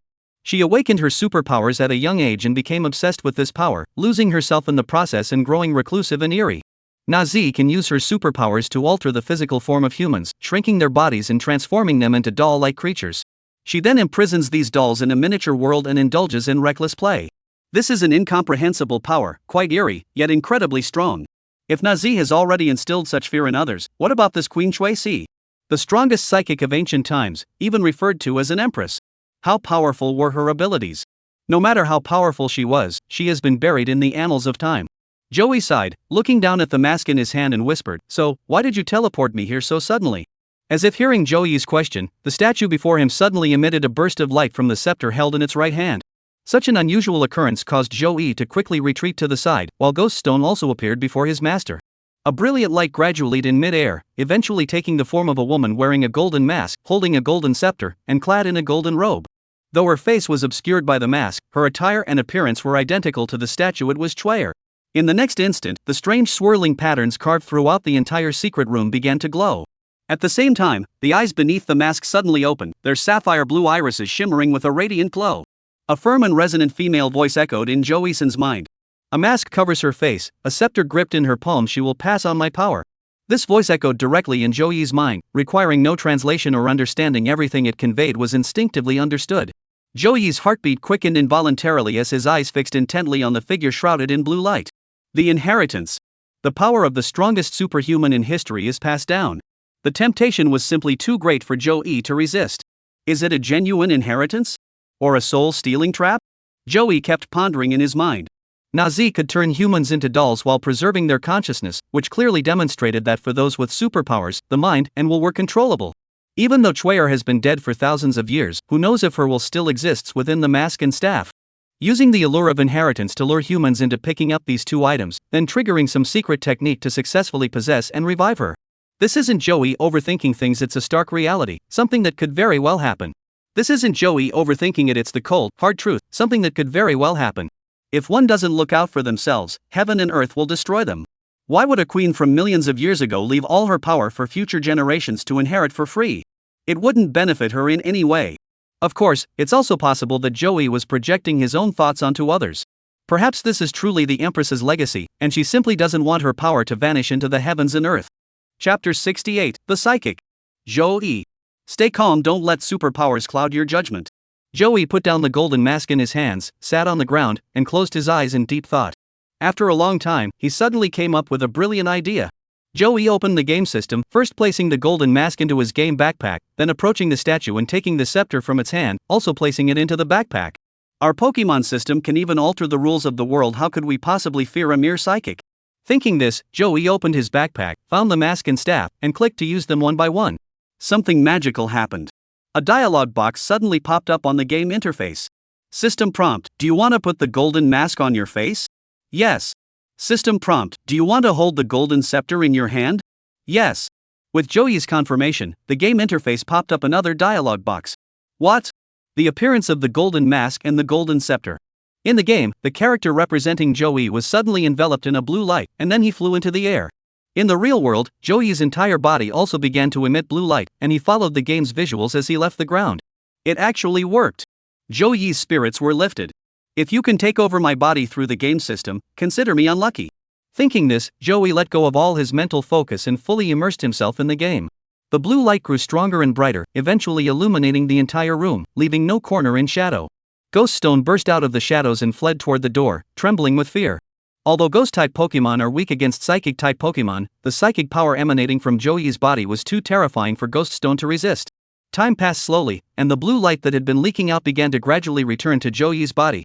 Joey could feel his thoughts growing clearer and his spirit growing more invigorated. His eyes flickered with a faint blue glow as he reached out and casually squeezed a brick. Boom! The dark blue bricks were crushed in midair by him. Telekinesis? Do I have telekinesis now? A huge surprise overwhelmed Joey. In this era where humans rely on elves to grow, he actually possesses his own power. If his superpowers were powerful enough, did that mean he could defeat the elves on his own strength? In this world, no one can possess elemental power. Even trainers at the level of a master are merely enhancing their physical abilities. However, Joey broke the mold. With the help of the superpowers granted by the mask and the staff, he developed his mind and evolved into a new species of humanity on Earth. Shui Si, this isn't the Golden Temple. Where are we? Shuier, the power is fading. No, it's being absorbed. Shuier, who dares to be so bold? Shuier, never mind, it was meant to be passed down to future generations anyway. Shuier, heirs, carry my glory and seek the ultimate mystery of the world. Shuier, eternal life is but a fleeting illusion. The dialogue boxes on the interface kept appearing and disappearing. Joey was right, Shui's thoughts were indeed sealed within the mask and the scepter. As long as the mask and staff are picked up by someone at the same time, her spirit can be revived. As for the power? Half true, half false. Whether it's possession or inheritance, it all depends on Shuier's decision. However, under Joey's cunning maneuvers, Shuier's plans were completely disrupted. Game characters are virtual, whether they are wild elves or NPCs from another world. When Joey battles them, they feel nothing. Shuier is no exception. She could feel her will, sealed within the sacred artifact, steadily weakening. No matter how hard she searched, she could not detect who was absorbing the power. The two existed in different dimensions, and no matter how powerful Shuier was, she could not cross the dimensional barrier to see Joey. Time ticked away, and the blue light emanating from the golden mask and golden scepter began to fade gradually. Joey's senses were now exceptionally sharp. He can sense the increase in his mental energy, hear the flow of blood in his veins, and see the joy of the superpowered elements surrounding his body. He felt that at this moment, he could destroy the heavens and the earth with a single gesture. This was an illusion brought on by his sudden surge in power. Such a thing could never actually happen. The glow of the mask and the staff finally faded completely. System notice: the golden mask and golden scepter have shattered. These two sacred artifacts belonging to the ancient superpowered empress have completely vanished from the world. In the real world, Joey slowly descended from the sky. His entire body is enveloped in blue psychic energy unleashed by his superpowers, giving him a momentary aura of divinity, though the fact that he's wearing a down jacket ruins the overall effect. So, am I now a superhuman? Joey closed his eyes and sent his psychic energy out in all directions. This time, he didn't need to look at the game interface. The surroundings appeared clearly in his mind. Even the ghost stone hiding by the door was visible in crystal clear detail. Joey casually raised his hand, and the ghost stone was immediately bound by telekinesis. Ghost stone was startled, and black light erupted from his entire body. Joey immediately sensed a force struggling to break free, but it was still far from reaching its limit. Ghost stone's current strength was at the elite intermediate level, yet Joey could easily control it. In other words, the psychic abilities he is currently demonstrating are at least at the level of a quasi-king. Supernatural abilities. From today on, he is a superhuman. Chapter 69, The New Level 5 Secret Realm. The evening sun cast a gentle glow, and a light breeze rippled across the water. The lake of anger shimmered in the setting sun, a sight of extraordinary beauty. A massive red shadow emerged from the depths of the lake, darting toward the surface in an instant. Looking closely, it turned out to be an enormous whoosh. The violent current broke through the lake's surface, sending waves 10 meters high into the air, which condensed into a brief rainbow under the sunlight. This violent carp dragon was none other than Az. Joey, meanwhile, was crouched at its neck. His entire body was covered by a layer of blue membrane. Having emerged from thousands of meters below the lake's surface, he was not even wet. The superpower shield he had longed for was finally within his grasp, and it was powered by his own strength. The tornado has disappeared too? Emerging from the lake bottom ruins and confirming his position hadn't shifted, Joey was somewhat surprised. The tornado that could instantly kill a game character had vanished without a trace. Could it be that the formation of the tornado was somehow connected to the golden mask and the scepter? After much thought, this is the only explanation I can come up with. Otherwise, why would the tornado disappear once the mask and scepter were destroyed? I also wonder if the water stone will continue to condense. If Joey's actions cause the water stone to stop condensing as well, he'll be cursed by millions of trainers. Desert dragonfly, come out. Joey opened the pokeball in his hand, and the desert dragonfly flapped its wings and flew into the sky. Without needing it to crouch down, Joey's eyes emitted a blue glow, and he was enveloped by psychic energy, swiftly floating upward. Though he had only recently mastered his superpowers, basic applications came effortlessly to him. As for more advanced abilities, Joey has not yet mastered them at this point. However, along with the inheritance of his superpowers, the training methods for those bizarre abilities have also been imprinted in Joey's mind. With diligent study, he is certain he can master them completely. Using telekinesis to lift himself into the air, Joey flew behind the desert dragonfly and landed. He maintained his telekinesis, patted the desert dragonfly, and said, "The sun is about to set. Let's head back to the hall." Woo! A melodious hum spread out, and the desert dragonfly's wings whistled as it swiftly vanished from the lake's surface. Earth, the vast and boundless Pacific Ocean. On a remote, sparsely populated island, the tranquil space suddenly rippled, accompanied by faint tremors. Streams of multicolored light, composed of elements from various laws, spread outward like musical notes on a staff. The entire world was suddenly filled with an eerie sound inaudible to human ears. Terrifying energy fluctuations were constantly being triggered, and multicolored beams of light shot straight into the sky, winding for tens of thousands of kilometers, even breaking through the Earth's atmosphere. Such a colossal energy eruption was immediately detected by the major powers that constantly monitor global anomalies. Countries urgently deployed their own satellites to investigate the situation as quickly as possible. Subsequently, the UN headquarters immediately convened a video conference of the permanent members of the Security Council. The specific details of the meeting are unknown to the general public. All they know is that another new secret realm has been opened. Since it has just been opened, the exact level of this secret realm is currently unknown. Trainers of the highest rank have been dispatched by various nations to investigate, and the information they have reported back indicates that this secret realm is highly likely to be Earth's second level 5 secret realm. This news has sent shockwaves through the global trainer community. The Pokemon Online community is flooded with information about the new secret realm. In the largest public channel, hundreds or even thousands of posts can be scrolled through in just 1 second. Breaking news! The second level 5 secret realm has been unlocked worldwide. High energy reactions detected in the North Pacific. Suspected high-level secret realm has appeared. High energy reaction location confirmed. Central Pacific, Federated States of Micronesia, State of Zekol. Seeking 3 teammates to join an adventure in a new secret realm. Minimum requirement, elite level. The secret realm has just opened, and no one has ever explored it before. Treasures of the heavens and earth are everywhere. Come with me, everyone. To be honest, the energy fluctuations caused by the opening of this secret realm are truly terrifying. Not only major world powers, but even private institutions can detect the energy reactions in the Pacific Ocean. Moreover, the UN has no intention of keeping this a secret. From ancient times to the present, the moment the secret realm opens, it has always been open to all trainers. Charging admission fees for ordinary secret realms is understandable, as the treasures within have long since been plundered. But even the new dungeons are being restricted, preventing trainers from entering? Do you really think trainers have no backbone?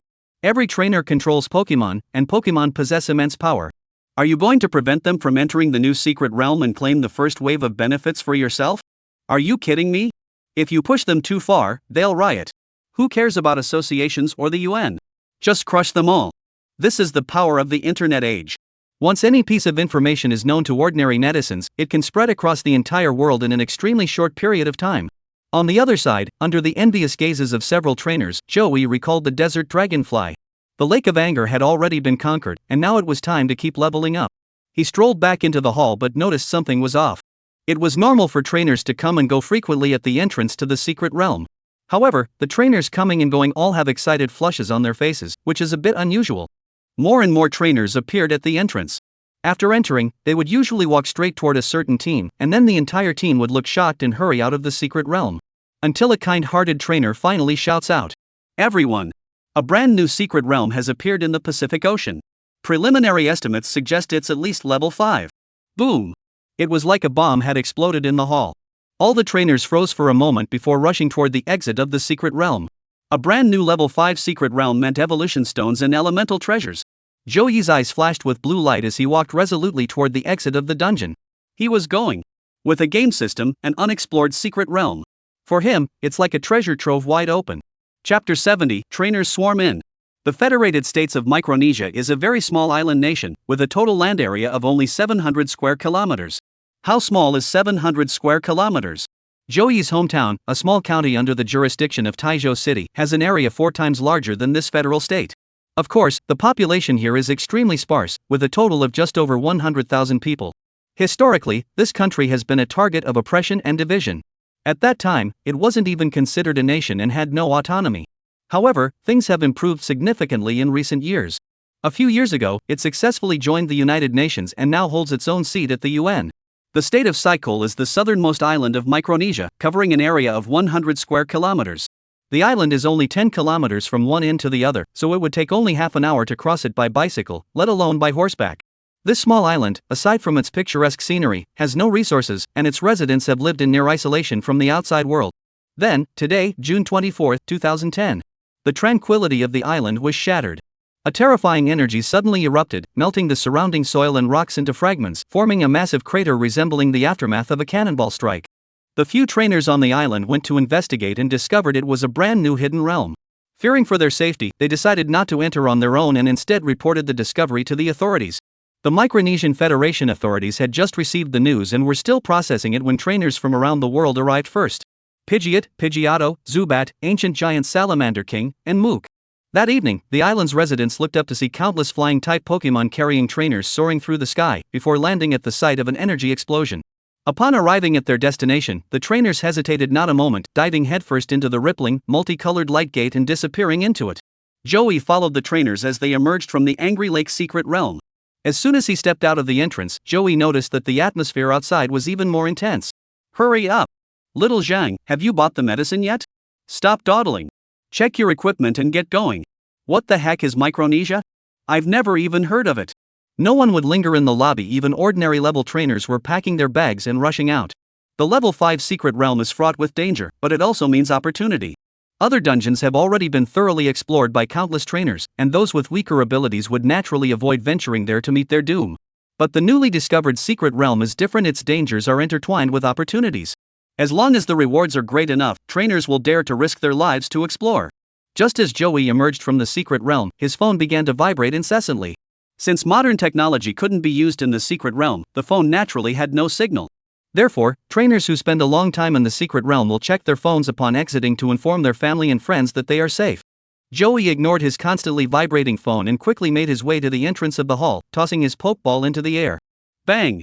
A flash of white light, and the desert dragonfly appeared mid-air. The desert dragonfly, which usually attracts the attention of many trainers, is ignored at this moment. Everyone was rushing along in a hurry. Hey, you can't ride flying-type Pokemon in the city. Never mind, the law doesn't punish the many. As long as there's no major accident, the higher-ups won't bother us. Does anyone have a flying mount to lend? I'll reward you handsomely. Trainers with flying-type Pokemon can board the Pokemon directly and take off. Those without flying-type Pokemon should head to the nearby subway station and prepare to charter a boat. Joey also ignored the city's ban on riding Pokemon, hopped onto the back of a desert dragonfly, and took off into the sky. It wasn't until then that Joey had a moment to pull out his phone and check. Among them, Lee Cici had sent over 10 messages, some asking about Joey's university preferences, and others expressing concern for his safety. Lee Cici's uncle, Li Yui, also sent a few messages, mostly about the new secret realm, asking if he would be going. The other messages were from his parents, all asking if he had returned from the secret realm and reminding him to be careful during his adventures. Joey opened the satellite navigation system and entered the Micronesian Federation, Sikakor State Island. He then continued on his way while replying to messages. The sky was already getting dark. Joey's body was shimmering with blue light as he crouched on the back of a desert dragonfly, moving across the sea at over 400 kilometers per hour. Fortunately, Hangzhou, where the secret realm of the Lake of Anger is located, is a coastal city, and the new secret realm appeared only about 2,000 kilometers away from Hangzhou. Following international satellite navigation, the desert dragonfly flew at full speed for nearly 5 hours. At 12:04 a.m., Joey finally spotted the island of Zykol in his line of sight. A few Biao birds were approaching from ahead, their burst speed extremely fast, but their endurance was poor. After a long journey, their speed has significantly decreased. The desert dragonflies was past the trainers and dive into the secret realm. Joey felt as though a thin membrane had been pierced by his own blade, and the surrounding space instantly transformed beyond recognition. System notification detected the initial tree of a world on the brink of extinction, converting into a game map. Map conversion complete. The initial tree of the extinct world has been added. Chapter 71, Treasures Everywhere. As they burst out of the secret realm's gates, what greeted their eyes was a primeval forest shrouded in darkness.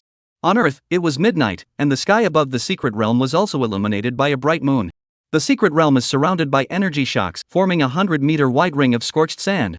Beyond the sand, through the faint moonlight, one can see towering, unknown giant trees. Each tree stands over 100 meters tall, and even 5 or 6 adults holding hands would be unable to encircle its trunk. As for the sky, there were at least 20 flying type fairies dancing under the moonlight. Each Pokemon carried a trainer on its back, flying off in different directions. The initial tree of the world that has perished. Behind him, new trainers kept emerging from the entrance to the secret realm. Joey muttered to himself and chose a less crowded direction to take off. At the same time, he released Ghost Stone, had it hide in his shadow, and opened the game map. While others had to venture deep into the forest to search for treasures, Joey simply glided low over the area. Once he spotted a treasure map, he could instantly display it in the form of a Pokeball. It can only be said that this is truly an unexplored secret realm, can't it? Just seconds after takeoff, a Pokeball icon appeared on the map ahead. The desert dragonfly was in perfect sync with its master. Joey gently tapped its back with his index finger, and it immediately changed direction. After the game character overlapped with the Pokeball, Joey controlled the desert dragonfly to come to a stop. Then he focused his mind on the screen to search. Resurrection Grass Rare, restores all stamina to dying elves. Resurrection Grass is one of the primary ingredients used to craft Vitality Elixir. Merchants are currently offering 500,000 coins per plant for its acquisition. This location is less than 5 kilometers from the entrance to the secret realm, so there must be many trainers who have arrived first. However, the resurrection grass is hidden among the grass and thorns, making it impossible for anyone to discover. Joey did not let the desert dragonfly land, instead staying securely seated on its back. Only his eyes glowed blue as his mental energy surged from his mind, extending downward to scan the area below. After a few breaths, a small blade of grass emitting a faint green glow was enveloped in blue light and flew into the sky. Joey moved his mind. Should I put the resurrection herb in my backpack? Yes. The resurrection plant has disappeared. Supernatural abilities are truly convenient. They greatly enhance the efficiency of searching for treasures. Desert dragonfly, keep moving forward. Woo! With a loud cry, the desert dragonfly darted toward the distant horizon. Forest, forest, forest. As expected of the secret realm of the world's first tree, even though it has perished, the trees within the secret realm still dominate the entire area. From the map, it's clear that there are an enormous number of insect-type spirits here, with new ones appearing every 10 meters or so in the foreground of the screen. The desert dragonfly moves forward in a straight line, encountering common treasures such as Pokeballs, potions, and berries along the way. Joey doesn't stop to pick them up but instead chooses to skip them altogether. He had no idea what the resources were like inside the level 5 secret realm located in the Pacific Ocean, but the resources in the secret realm he was currently in were undoubtedly abundant beyond belief. In just half an hour, he had already obtained 2 resurrection herbs, 2 super balls, 1 advanced ball, and 1 mystical fruit. The combined value of these items now exceeds 2 million. Unfortunately, no traces of the evolutionary fossil have been found yet. It seems that even in the advanced secret realm, the evolutionary fossil is a very rare treasure. At that moment, the shape of a Pokeball appeared on the game interface. Joey controlled his character to tap it, revealing the magical fruit formed by the Buddha's hand tree. Another magical candy. This fruit enhances the power of Pokemon in the real world, and in the game, it's a treasure that allows Pokemon to directly level up by 1. The desert dragonfly was stuck at the peak of the Quasi-King level and couldn't progress further, even when the experience bar overflowed. However, with the help of the miracle fruit, its level immediately increased by 1, breaking through the King level bottleneck and becoming a King-class Pokemon. Joey really liked this thing. To him, the magical fruit was a divine fruit that helped Pokemon break through their limitations. Just as Joey used his psychic powers to pluck the magical fruit and send it to himself, preparing to place it in his game backpack. Whoosh! A faint, almost inaudible whistling sound came from below. It was a pitch-black shadow sphere. This shadow ball silently blended into the night, and even Joey didn't notice it at first. The desert dragonfly, which had been on high alert, suddenly took to the sky, with the shadow ball grazing its wings as it shot upward. Joey's pupils contracted slightly, and a flash of blue light erupted from his eyes. His mental energy surged forth instantly, engulfing the forest. The source of the shadow spheres was the dense thicket of bushes below and to the left. However, there was nothing unusual. Under the scan of the superpower, that area was completely blank. Impossible. Joey hurriedly opened the game interface and compared it with his real-world location. Sure enough, there was a crow leader over there. An evil-type Pokemon, no wonder the psychic abilities weren't working. Joey focused her gaze, and the information about the crow leader appeared at the top of the interface. Peak of the Near King. As expected of a high-level secret realm, I encountered a wild spirit at the peak of the Quasi-King level so quickly. Joey activated his psychic power, instantly shredding the bushes where the crow leader was hiding. Without any cover, the black-purple crow revealed its form, its eyes glaring at Joey. This was a crow leader whose ferocity was etched into its eyes. Its gaze was as cold and piercing as ice, and its sharp claws glinted with a chilling light. After being spotted by Joey, the crow leader glared resentfully at the magical fruit in Joey's hand and darted into the nearby bushes. Daring to ambush him but lacking the courage to fight head-on? Joey sneered. There's no such thing as a free lunch. Desert Dragonfly, take care of it. On. Having been ambushed for no reason, the already annoyed Desert Dragonfly, with its master's permission, immediately spat out a deep blue beam of light. Whoosh! A dazzling blue light illuminated the entire forest. The crow leader, whose eyes had been cold and menacing just a moment ago, was instantly terrified. Feeling the terrifying energy fluctuations emanating from above, it could no longer maintain its arrogance, letting out a series of piercing screams as it frantically flapped its wings and fled. Boom! A violent explosion echoed through the pitch-black night, and the forest was instantly engulfed in flames. Countless sleeping elves were awakened, and flocks of supersonic bats fled outward, simultaneously terrifying the small Lottas that had come out at night to forage. In the game interface, the crow leader remained motionless, lying motionless in its original position. System prompt: defeat the crow leader to obtain 1,403 experience points from the Desert Dragonfly. Chapter 72, Burning Bug. Ambush. After taking care of the crow leader, Joey didn't pause and continued forward. However, before the Desert Dragonfly could fly far, a faint red glow appeared in the forest ahead, constantly shifting. Are there any fire elemental spirits around? Since the distance is quite far, the game map hasn't been expanded to that area yet, so the type of spirit isn't displayed. Desert Dragonfly, go check it out. Spirits with open flames are typically fire-type, and Joey's team is indeed lacking in fire-type damage dealers. If that spirit is sufficiently powerful, Joey plans to capture it. As Joey approached, he grew excited. A spirit, its body ablaze with flames, shone brightly in the deep darkness of the night, appearing before him. A white head, a brown-black insect-like body, and bright red flames. All of this was revealing its extraordinary nature to Joey. Burning insect, female insect, fire. Talent, orange master level. Level, advanced LV 25 35,235,500. Size, 11m 38 kilograms. Size, 11m 38 kilograms. Abilities: Flame Body inflicts burn damage to opponents in close combat. Bug Sense hidden as HP decreases, the power of bug-type moves increases, with a maximum boost of 100%. Skills: Endure inherited, Dawn inherited, Spark, Charge, Flame Attack, Flame Wheel, Web, Absorb, Charge, Bug Bite. Burning Bug. And it's the highest quality. Looking at the information displayed on the game screen, Joey suddenly made the Desert Dragonfly stop. Whether in the wild or in a trainer's hands, the Burning Bug is extremely rare. Its evolved form is the Fire God Moth, with a species average of 550. It belongs to the strongest tier just below the semi-divine level. Most importantly, this Burning Bug has inherited 2 extremely powerful special moves. Hold on, as long as it is used successfully, it can survive any attack and retain its last drop of stamina. When used in conjunction with its Insect's Premonition trait, this skill allows it to unleash double combat power when its stamina drops to its lowest point. Next up is Dawn. This skill is also quite powerful. As long as there is sunlight, using this skill will restore your own stamina. Combine it with Hold On for an even more perfect effect. This is simply the best moveset. With his natural talent and hidden abilities, how could Joey not be excited? Generally, burning bugs do not appear in the wild at night. With its glowing flames, it is practically a sitting duck in the pitch-black night. Without the forest to block the view, its silhouette could be seen from tens of kilometers away. So why did the fireflies appear here? This story begins 2 days ago. 2 days ago, while the burning bug was sleeping in its nest, it suddenly sensed an endless amount of energy gathering nearby. This force was so powerful and terrifying that no living creature could possibly stand against it. From hundreds of meters away, it glanced at the source of the energy fluctuations and saw the space there trembling violently, as if it were about to be torn apart. As a result, the burning bug wisely fled the area. It decisively abandoned its nest and began migrating to a more distant location. Unfortunately, before it had evolved the ability to fly, it could only travel a few hundred kilometers in 2 days. Tonight, it had already found a hiding place, but just as it was about to sleep, intense energy fluctuations suddenly erupted nearby. A deafening roar echoed, and the entire sky seemed to be wailing in sorrow. The burning insect's senses were exceptionally sharp. They were terrified and, regardless of whether they were exposed, rose from their temporary hiding places and prepared to flee in the dead of night. Before it had gone far, the explosions in the distance subsided, and then Joey caught up. Good fortune is unstoppable. Watching the fireflies crawling swiftly through the forest, Joey did not launch an immediate attack. He opened the game interface with a thought, preparing to capture it in the game. After testing the first 4 Pokemon, especially the successful capture of the red Gyarados named as, Joey reached a conclusion. That is, Pokemon captured in the game already have a certain level of affinity from the start. After other trainers capture a Pokemon, their first priority is to build a bond with it.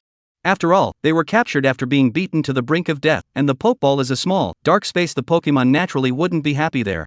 Trainers need to spend a lot of time building a bond with the Pokemon before they can become familiar with it and command it in battle. But Joey doesn't need to. As long as they are captured in the game, the system automatically grants a certain level of affinity. Burning Bug, become. Before he could finish speaking, Joey suddenly felt a strong gust of wind from behind, as if something was rushing toward him at an extremely high speed. The desert dragonfly reacted swiftly, suddenly spreading its wings and soaring into the sky. However, the opponent's speed was simply too fast, and they had the advantage of the surprise attack. While the desert dragonfly's ascent successfully allowed Joey to avoid the attack, it was struck directly itself. The massive dragon's body, along with Joey, crashed down, colliding with a loud thud into a tree, shattering it before landing on the ground next to the burning insect and sliding several meters. Who was that?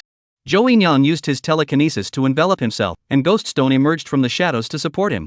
Though his body remained unharmed, the rage within him erupted like a volcano. I've always been the one to outsmart others, never did I expect to be outsmarted today. With a sweep of his psychic powers, he immediately detected the spirit attacking from above. Cross Bat. No wonder it's so fast. As the final evolution of the common Pokemon Ultrasonic Bat, Crossbat has a species value of 535 points, the same level as the starter Pokemon. And its speed base stat is an impressive 130. What made Joey's heart sink was that this forked bat was already at level 68, making its strength on par with that of a mid-tier king. There was no prior enmity between the two. Wild forked tooth bats would never attack a desert dragonfly without provocation. There was definitely someone manipulating them from behind the scenes. As soon as this thought crossed his mind, Joey immediately threw a Pokeball from his waist, just as the Pokeball emitted a white light. A red phantom suddenly burst out from the nearby forest and charged straight toward Joey. Boom! The desert dragonfly that had risen from the ground flashed its tail, sending the red figure rushing toward Joey flying through the air.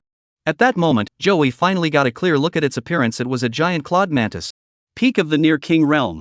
Joey let out a sigh of relief.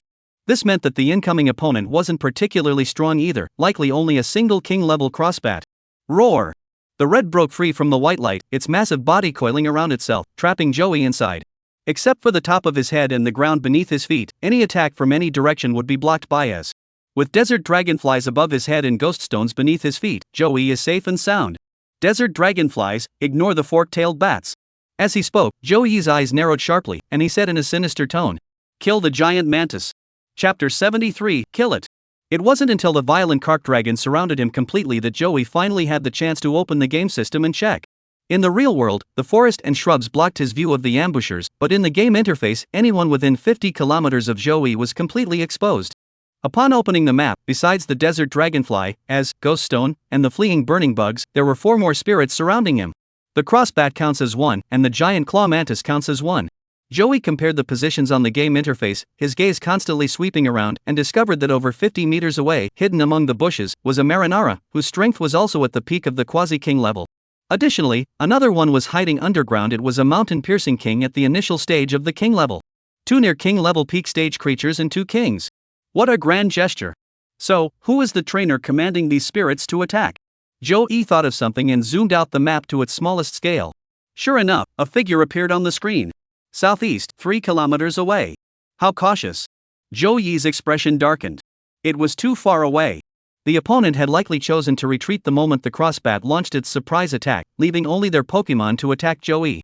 This is the correct course of action. Reality isn't like a novel. No one is a regular person standing there dumbfounded on a battlefield where elves are clashing. If they're not targeting you, are you really going to go after an elf you can't possibly defeat in a single fight? Joey was distracted by the burning insects, lowering his guard against his surroundings, which is why he fell into this creature's trap. Fortunately, his basic defenses were still intact. Even if the desert dragonfly couldn't avoid the forked bat's sneak attack, with Ghost Stone blocking the way, the forked bat would absolutely never be able to attack Joey. The current situation is very complicated. The real mastermind is hiding thousands of kilometers away, while the cross-toothed bat, Marula, and Mountain King lurk in the forest or underground, ready to strike at any moment. The giant clawed mantis has been thrown onto a tree trunk by a desert dragonfly and is struggling to get back on its feet. Dragon-type moves only deal half damage to the giant clawed mantis. Though the two are vastly different, the desert dragonfly cannot instantly kill it. Desert dragonfly, Earth's power. As Joey issued his command, his eyes suddenly erupted with a surge of psychic energy, rushing toward the giant mantis. Having evolved from a flying mantis into a giant clawed mantis, while its attack power had significantly increased, it had also lost the speed it once prided itself on. The flying mantis's speed stat is 105, while the giant clawed mantis's is only 65 points. Joey's psychic power was extremely fast, instantly covering the giant mantis. At the same time, the desert dragonfly released a powerful ground-based energy, causing terrifying cracks to erupt from beneath the giant mantis's feet. Joey could sense the giant mantis's struggles. Though his mastery of his superpowers was still rudimentary, he managed to control the creature for a full 3 seconds using sheer mental strength. Boom! The Earth's power erupted on the giant mantis, instantly clearing its remaining health bar. However, the desert dragonfly did not stop. More ground-based elements continued to explode, and the giant mantis was instantly torn to pieces. Giant clawed mantis, die. Boom!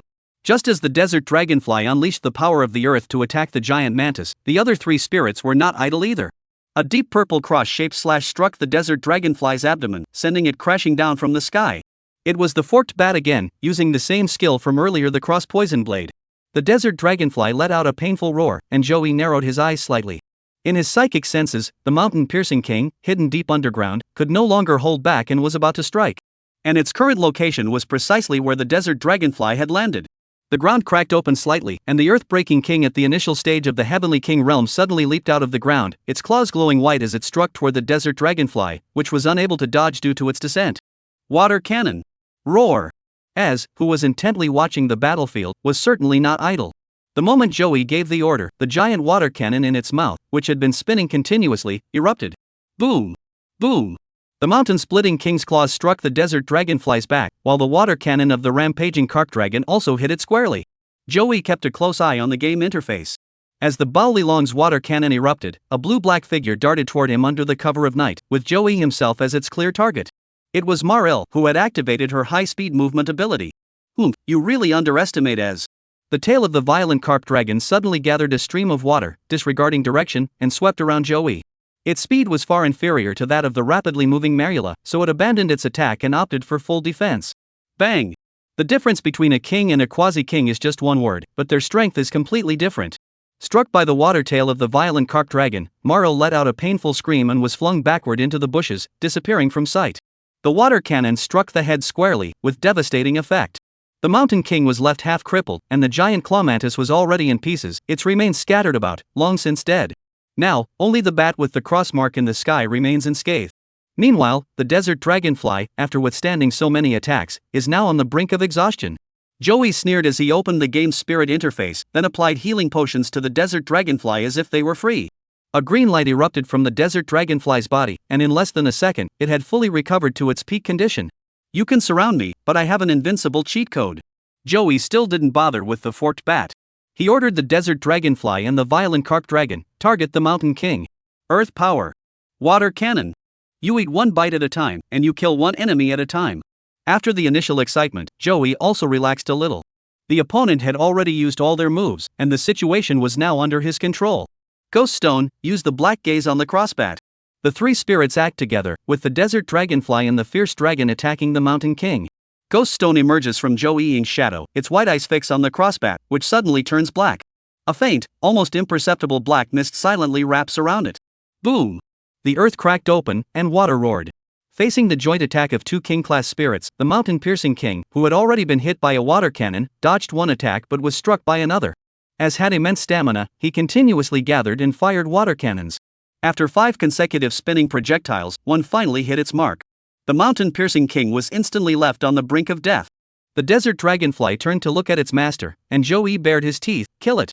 Woo! The long tail shimmered with light, and the dragon's tail was raised high, crashing down on the Mountain King lying on the ground. Chapter 74, Regret Too Late. Just as the dragon's tail was about to strike the dying Mountain King, the sky suddenly flashed with purple light. We've been waiting for you! Joey let out a low shout, and his superpowers erupted instantly. The cross-shaped bat's third strike hit the desert dragonfly, but the desert dragonfly's tail swiveled and struck the cross-shaped bat in return. Boom! Both flew backward at the same time. The desert dragonfly was blocked, but the water cannon of the rampaging carp dragon struck the Rock King directly, shattering its rock-hard scales into cracks.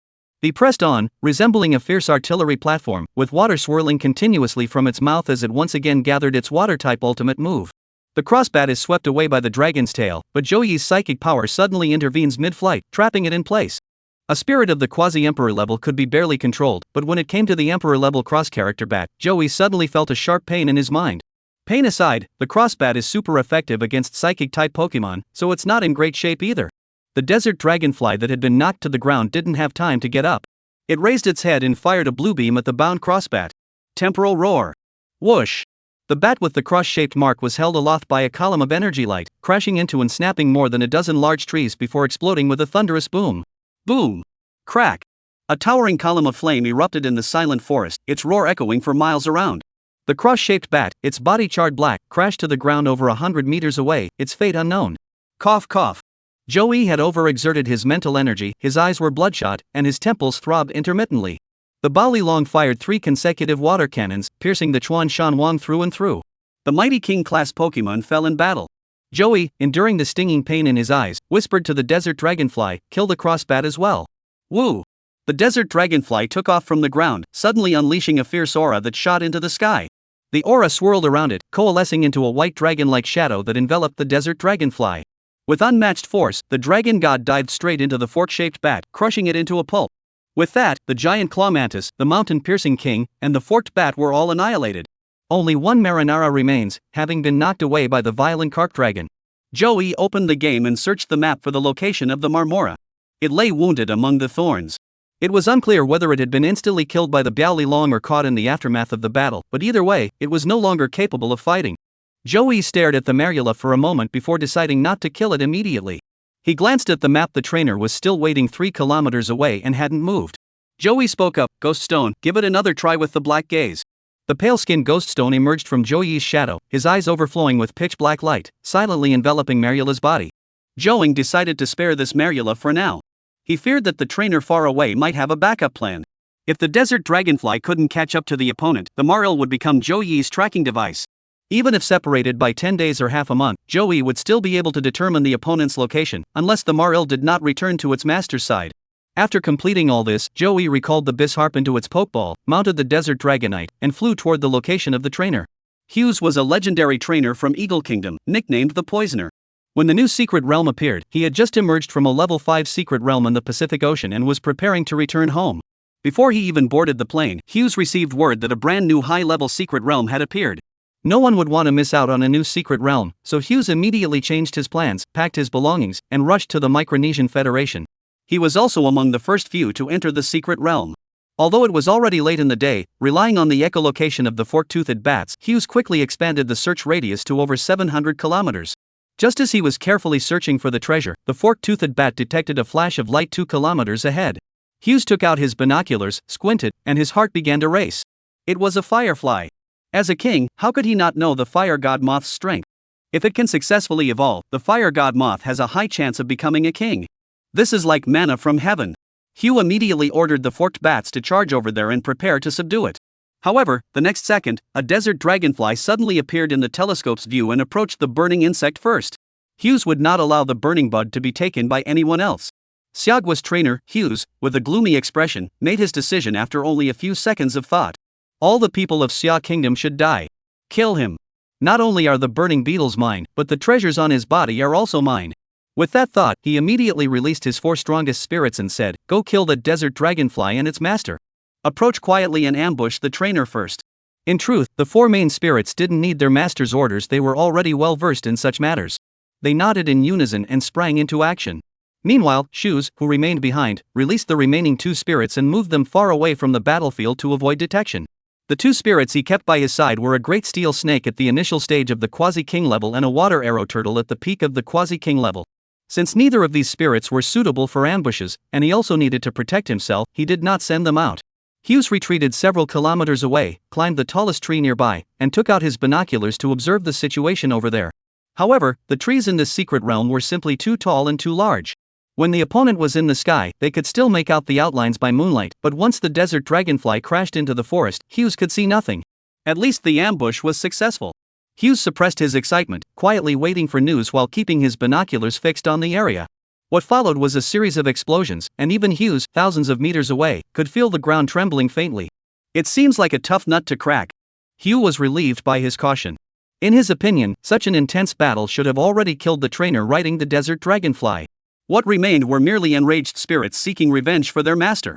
However, the situation had far exceeded Shu's expectations. The explosions continued unabated, and the flames kept erupting, illuminating half the sky in a brilliant red glow. After waiting for a while, the commotion finally began to subside, and Hughes spotted the silhouette of the desert dragonfly through the telescope. Cross. Just as he was about to order the crossbat to take him an escape, he glanced around and saw only the great steel snake and the water arrow turtle by his side. For a moment, Hughes regretted it so much he wanted to die. He now only hoped that the other party hadn't discovered his location, otherwise he was doomed. Chapter 75, Subduing the Burning Bug. Chapter 75, Subduing the Burning Bug. With a god's eye view, how could Joey possibly have missed Shosi? He didn't pull any fancy moves, he simply mounted the desert dragonfly and charged straight toward the ambusher. Under the desert dragonfly's burst of speed, the 3-kilometer distance was covered in just 20 seconds. However, when Joey arrived at the location where Shosi was supposed to be, there was no sign of him there. Opening the map, the location marked as Shu's position was a massive rock formation. Joey sneered and whispered, "You think hiding underground will keep me from finding you? Desert dragonfly, Earth's power." No sooner had the words left his mouth than Hugh's figure suddenly began to move, and the ground beneath him trembled continuously. Boom! How could the speed of the giant steel snake's digging compare to the desert dragonfly's skill release? As soon as Hughes moved, terrifying energy began to gather beneath the ground and surge upward. Roar! The giant steel snake suddenly burst out of the ground, letting out a painful roar. At the same time, the disheveled Shoes was exposed before Joey, his face filled with terror as he shouted at him, I'm sorry, spare my life." He couldn't stop himself, Smee Mazer. "What the hell are you talking about?" Joey's eyes flashed with blue light as he extended his right hand and grasped Shu's hand from a distance. Cough! As if his neck had been squeezed, Hugh's face turned red in an instant. Without realizing when, blue psychic energy had already wrapped around his body, constantly squeezing him. Crack! The telescope hanging in front of Hughes shattered into pieces. Joey's right hand clenched loosely, lifting upward, and Hughes rose into the air along with it. Roar! Seeing its master captured, the massive steel snake, which had only a single drop of blood remaining due to its sturdy constitution, struggled and roared furiously, preparing to attack. The desert dragonfly unleashed another earth power attack, and this time the giant snake was subdued. Joey bound Shu and dragged him in front of himself. He could see terror and pleading in his eyes. "Is it because I used my superpowers that you're terrified?" Joey spoke softly. "What good would begging for mercy do now? If it happened again, would you still choose to ambush me?" Joey's right hand gradually tightened, and Shu's body emitted a creaking sound as it struggled to bear the weight. Blood foam kept bubbling up from his mouth, his eyes turned bright red from the immense pressure, and blood trickled out of his nose, ears, and eye sockets. "Please no!" Bang! In his expression of unbearable pain and fear, Hughes was completely crushed by Joey. Joey flicked his right hand, and the blue light dissipated. The limp, noodle-like body of Shosi fell to the ground with a wet thud, turning into a pile of minced meat. He glanced at the unconscious giant steel snake and refrained from delivering the final blow. Spirits act according to their trainer's commands. The previous crossbat had been ordered to kill him, so Joey naturally showed no mercy. However, the steel snake had no intent to kill, so he could spare its life. The most important thing now is to loot the spoils of war. Joey scanned the area but didn't see Shu's backpack. Besides the belt with the pokeball on his waist, he didn't have a bag either. A cheap trick. Joey sneered as he opened the game interface, and sure enough, he saw 15 or 16 pokeballs piled up next to it. So this guy had hidden his loot. Even if he died, he wasn't going to give it to Joey. Unfortunately, he encountered someone with X-ray vision. No matter how well he hid it, it was useless. When it comes to identifying treasures, the game system is quite intelligent. It can automatically determine whether a treasure has an owner. Treasure held by others will not be displayed, while treasure that belongs to Joey can be seen clearly. He channeled his mental energy, extended his hand toward the opening created by the giant steel snake, and with a gentle gesture, a backpack and a shoulder bag flew out from inside. The zippers, enveloped in blue light, slid open automatically, and several wooden boxes inside the backpack floated toward Joey. Opening the first wooden box revealed a water stone. Opening the second wooden box, there was a ghost stone. The third wooden box contained the leaf stone. The fourth wooden box contains the resurrection grass. Next came the medications, first aid spray, insect repellent spray, antidote, energy potion, energy tablets, and so on. Water stones are worth 10 million, leaf stones 9 million, and recovery items like resurrection grass total around 2 million. The most valuable item is the ghost stone. As a rare evolutionary fossil, its price can reach 25 million in the auction house. Murder and arson earn you a gold belt. In just 10 minutes, Joey made nearly 50 million. With that money, he could buy over 20 houses in his hometown of Linhai City. No wonder you enjoy killing so much, it's truly a lucrative profession. Joey looked at the scattered flesh on the ground and shook his head in admiration. Desert dragonfly, let's go, we haven't subdued the burning insect yet. The desert dragonfly let out a low hum and flew back toward the burning insect with Joey in tow. Tonight, the young hearts of the burning insects suffered immense trauma. Its recent luck has truly been terrible. First, high-energy reactions appeared around its nest, forcing it to relocate against its will. Then, halfway through the move, the nest suddenly exploded, releasing an endless surge of energy. If it hadn't left early, it would have been toast. And it wasn't over yet. In the middle of the night, several Lord-level elves were engaged in a fierce battle, and this lowly minion could only hide nearby, trembling in fear. Finally, the battle ended, and that odd-looking creature departed on a desert dragonfly. However, according to its genetic memory, desert dragonflies were clearly dragon-type creatures, and dragon-type creatures were not allowed to have any spirits riding on their heads, were they? That never-before-seen psychic type is so powerful that even the dragon-type lord has submitted to him. Thankfully, it's all over now. However, before the burning bug could catch its breath, the opponent returned. The firefly looked up and saw the creature dismount from the powerful desert dragonfly and walk toward it, coming to a stop in front of it. Flaming bug, become my spirit creature. It heard the other's voice and understood what it meant. Is it called his spirit? What does that mean? The burning insect pondered, searching for relevant information in its vast genetic memory bank. Humans? Monsters? Trainers? Spirits? Endless memories flooded his mind, and the burning bug understood. Its gaze met that of the trainer before it, and it nodded solemnly. Even the powerful dragon-type leader, the desert dragonfly, had become his Pokemon. The burning bug felt it couldn't refuse him. And it had to become even stronger to return and impress its mother. From its genetic memory, it knew that spirits could only grow quickly by working with a trainer. Once a spirit becomes a trainer's companion, as long as it obeys their commands, after about 50 years, the trainer will pass away, and the spirit will regain its freedom. 50 years is not long, after all, they have a lifespan of over 500 years. By then, it will have evolved into a fire god Ma, and its strength will surpass that of its mother. There will be no reason for its mother to stop it from going out to live independently. This is a win-win situation. Chapter 76, Fire God Moth. Fire God Moth. Joey held a pokeball in the palm of his hand and aimed it at the burning insect in front of him. A red light enveloped it, then transformed it, and finally contained it. The pokeball swayed gently a few times before coming to a sudden stop with a click. Captured. At that very moment, Joey suddenly felt an overwhelming sense of dread. He slowly uttered the last word, his right hand covering his heart as he gasped for breath. What was happening? This feeling was something about to happen? After awakening his superpowers, his perception of such things had become more acute. Woo! The desert dragonflies around me also seemed slightly irritable. Its eyes darted around, and the leaf at the tip of its tail spread out and trembled slightly, revealing its inner anxiety. What's wrong, desert dragonfly? What's going on?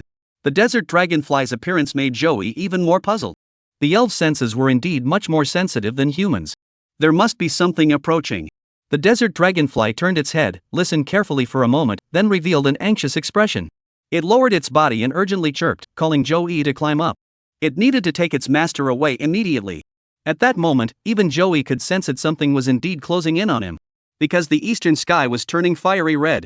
The red light is so dazzling, so terrifying, it resembles a huge sun slowly rising from the east. Is it the sun? Is it sunrise? Is it already dawn? What is it? Joey hurriedly gathered his things, stood up, and looked over there. Under the blinding light, what did Joey see? A colossal figure. A fire moth emanating towering flames, its massive body as tall as a building, exuding an awe-inspiring presence. Dominator class. Joey felt an immense pressure bearing down on him. The opponent was so powerful that he couldn't even muster the will to fight. Facing such an elf, Joey couldn't even ensure his own safety, let alone think about challenging it. Any technique against such power is nothing but nonsense. Fighting it is a suicide mission. How big can a spirit grow? Many trainers have discussed this question online. Whether it's the messages conveyed by ancient ruins in secret realms or images circulating online, they all indicate that certain Pokemon can grow to extraordinary sizes so large they're absurd and even terrifying. Joey believes that a desert dragonfly with a wingspan of 8 meters is already quite large. However, standing here to face the dominant species still made him break out in a cold sweat. The air twisted as it drew near, the forest burned from its breath, and the sky grew bright with its arrival. Along the way, it didn't disturb a single bird or insect, as these little creatures had already fled far away. Only those who seek their own demise would dare to block its path. Imagine this, a colossal creature over 15 meters tall and more than 10 meters wide looming toward you from the horizon. With each flap of its wings, the entire sky seems to burst into flames. With every meter it advances, the air ahead crackles and explodes. Such a creature, who wouldn't he be afraid? Joey clearly felt his scalp tingling, cold sweat soaking his back, and the entire forest turning into a sea of fire. Just his luck, the massive creature came to a halt right in front of Joey. In an instant, the entire sky was distorted by the flames erupting from the 3 pairs of wings behind it. Its enormous, luminous eyes swept gently over Joey's body, showing no sign of emotion, as if it were a stationary sun suspended before him. Why? Why would such a terrifying spirit stop in front of him? At the same time, when facing it up close, Joey could feel the immense pressure it exerted. Unlike the fear induced by the Bao Lulong's intimidating trait, this aura felt more like the despair and helplessness brought on by a pressure-based ability. Joey swallowed hard and tremblingly tapped on the other party's information. Fire moth, female insect, fire. Talent, orange, evolving laws in progress. Level, demigod law understanding in progress. Size, 196 m, 3,382 kilograms. Size, 196 m, 3,382 kilograms. Abilities: Flame Body inflicts burn damage to opponents at close range. Bug Premonition hidden as HP decreases, the power of bug type moves increases, with a maximum boost of 100%. Air Pressure God exclusive inflicts extreme pressure on opponents, with a chance to prevent them from using moves. Skills: Hold On, Morning Light, Fire Dance, Big Character Explosion, Burn to Ashes. Demigod. Joey was stunned. This secret realm actually had such a terrifying ruler. What level of secret realm was this? Its body alone measures 18 meters in length, the same height as a 6-story building on Earth. When its massive wings, engulfed in flames, spread out, it looks as though the entire building is ablaze. Joey looked at its abilities and was instantly dazzled. Wait a minute. Hang in there, Morning Light. Joey was dumbfounded. You bastard, burning bug, you've ruined me. He trembled as he took out the burning insect he had just captured, then released it. The dazzling white light that usually shone brightly now had no brightness at all. Eek. The burning bug is indeed the offspring of that demigod tier fire god moth. Though it is only of ordinary rank, it shows no fear in the presence of this demigod, and judging by its demeanor, it seems quite dissatisfied. Compared to the excitement of the fireflies, the fire moth seemed rather subdued. Its voice is unusually low and distant, as if echoing from the horizon. Joey didn't know what the fire god moth meant, but the burning insect suddenly became enraged, lowered its head, and charged straight toward the colossal creature. Puff! Not a single droplet of water flew out, and the demigod fire god moth remained as calm as ever. Faced with the fire god moth's attitude, the burning bug grew even angrier. The flames around its head suddenly expanded, enveloping its body, and it charged toward the opponent once more. Unfortunately, it was still to no avail. The burning bug suddenly felt dejected, its entire body emanating a sense of loss. As the master of the burning bug, Joey felt like he had gained some insight. He raised his head and cautiously glanced at the fire god moth before speaking. Flaming insect, is the fire god moth your elder? Eek. The burning bug shook its head. It didn't want a mother who confined itself like that. Joey rolled his eyes. Even the skills are identical and she still tries to argue. Joey gathered his courage, looked up, and spoke loudly. Fire god moth, please rest assured. I will take good care of the burning bug. The fire god moth's fiery gaze fixed on Joey, then shifted to the desert dragonfly. Finally, its gaze returned to the burning insect, emitting a hollow, distant hum. The burning bug nodded firmly. The fire god moth stared at Joey with a cold gaze for a moment, until he felt uneasy, then withdrew his indifferent gaze. Then, Another low hum followed, and the firefly, upon hearing it, suddenly felt happy. It scampered over to Joey's side and rubbed against him. Joey's windbreaker was immediately set ablaze by the flames on the firefly's body. Chapter 77. Hold steady, play it safe. The fire god moth has departed. With the brilliance and grandeur of the blazing sun, the demigod vanished into the horizon. The trees in the forest began to secrete a special sap, and the raging fires soon extinguished themselves, leaving the sky pitch black once more. Joey and the desert dragonfly exchanged glances and both sighed in relief. The half-god Joey couldn't help but mutter in disbelief. If even a half-god possessed such power, what about the divine beasts? He realized he had underestimated the power of the divine beast spirits. At first, he had compared them to the anime and video games, where the divine beasts were naturally weak. Then the game characters entered the ultimate cave and saw Selgio in its dawn form. Although this left Joey deeply impressed, it was just on the screen. What can you feel through a screen? The grandeur, size, authority, and pressure, those awe-inspiring vibes are all blocked by the game interface. Therefore, Joey could only speculate, using his knowledge from crossing dimensions to infer the power of Selkarian, and thereby deduce the terror of the super divine beast. However, he had never actually experienced just how powerful it truly was. Today, Joey finally understood. That overwhelming, terrifying aura that descended from the heavens could truly sap the will to fight from most elves. I wonder if it can be tamed in the game. Once the fire god moth left, Zhou Yi's courage returned. He quietly opened the game and controlled his character to move in the direction the fire god moth had left. Unfortunately, the fire god moth was already nowhere to be seen. To be honest, if Joey were to encounter the fire god moth in the game from thousands of miles away, he wouldn't hesitate to charge right in and give it a good beating. Anyway, it's just through the screen. If you're so tough, come through the network cable and fight me. Not just one hit, Joey also threw a pokeball to test the waters. With a sigh, Joey closed the game interface and turned his attention to the burning bug, saying, "Burning bug, with such powerful elders, why were you so afraid during the battle with the desert dragonfly just now?" The burning bug raised its head in confusion. Is its mother very powerful? The burning bug doesn't know. It had never witnessed its mother's attacking posture, nor felt the aura and pressure that other spirits sensed. How could the burning insect, as its child, possibly know? The burning insect had only ever received warmth and care from its mother. Alas, this little creature had grown up and must now leave its mother's protection to venture out into the world on its own. It's not exactly leaving, though. Just as the burning bug was being captured into a pokeball, its mother appeared, proving that she's always keeping a watchful eye on her child. Sigh, never mind. I guess I should be grateful for what I have. Joey shook his head in reflection, but this also explains your natural talent and inherited skills. After speaking, Joey returned the burning bug to its pokeball, mounted the desert dragonfly, and soared into the sky. Desert dragonfly, let's head back to the entrance of the secret realm. In just a few short hours, he had faced a surprise attack from the king and the overwhelming pressure of a demigod, nearly dying twice. It's too dangerous out there. Let's just back off for now. Anyway, we can explore it in the game. Why risk our lives for a first-time record? There's no need, really. Stay calm and steady to win. Entrance to the secret realm. Surrounding the spatial passageway, where ripples occasionally appeared and figures flickered, trainers had set up bonfires, illuminating the night sky. Many people had gathered here. Not only trainers, but also many merchants waving wads of cash, ready to buy up treasures. When Joey returned riding the desert dragonfly, he attracted some attention, but most people only glanced at him briefly before going on their way.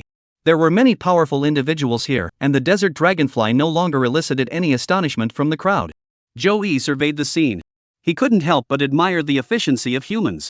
The secret realm has only been open for half a day, and already spacious wooden houses have been built here.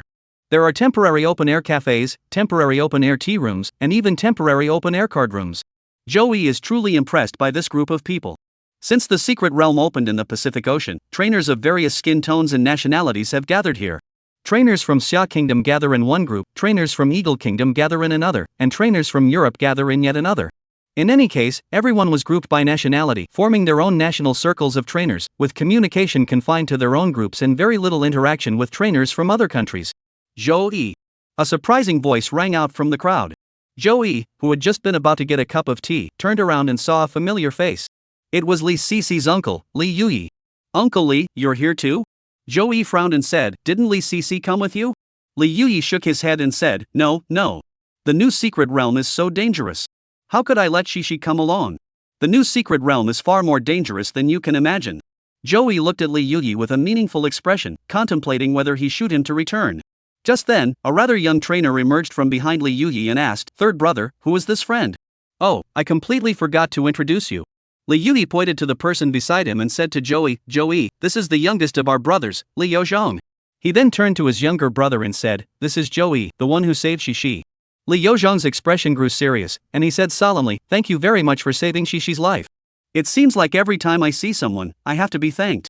You're welcome, Joey said with a smile, shaking his head. Joey couldn't help but laugh and wave his hand, repeating what he had said last time, no need. I'm a classmate of Li Cici. It's only natural. However, at the same time, they were also sizing each other up. For Joey, Li Yozhong seemed vaguely familiar, especially after his psychic abilities had awakened, allowing him to recall even the deepest memories buried in his mind. If Joey remembered correctly, Li Yozhong had appeared in the list of notable alumni from his high school, with both his photo and name included. In any case, he was a renowned trainer of the quasi-champion level. Li Yozhong was also sizing up Joey. The other party had saved Shishi, so they should have expressed their gratitude, and moreover, Li Yozhong glanced behind Joey, where the towering figure of the desert dragonfly stood quietly, bathed in the surrounding flames, looking particularly captivating. No wonder my older brother wanted to set him up with Shishi. Such a talented young man truly needs to be firmly secured when he is just starting out. Li Yozhong had a sudden realization. Once the other party rises to power, the Li family will no longer be able to climb the social ladder.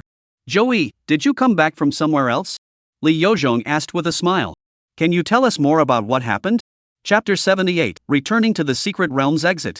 Joey followed Li Yuyi and Li Yozhong, the two brothers, to a campfire site. Yozhong, introduce this young man. Wow, here comes a young hero. When did our circle produce such a young desert dragonfly trainer? What's your name, handsome? Do you have a girlfriend? I have a niece who studies dance. She's absolutely stunning. Everyone isn't blind. Although it's been hidden now, the desert dragonfly was following Joey closely and never left his side. Such a young trainer, there's a high chance the desert dragonfly could advance to the rank of king. Build a good relationship now, and you'll have a powerful ally in the future. Go on, stop wasting my time. Li Yozhong waved his hand to stop his teammates from teasing him, his expression turning serious again. This trainer is my niece's classmate, Joey.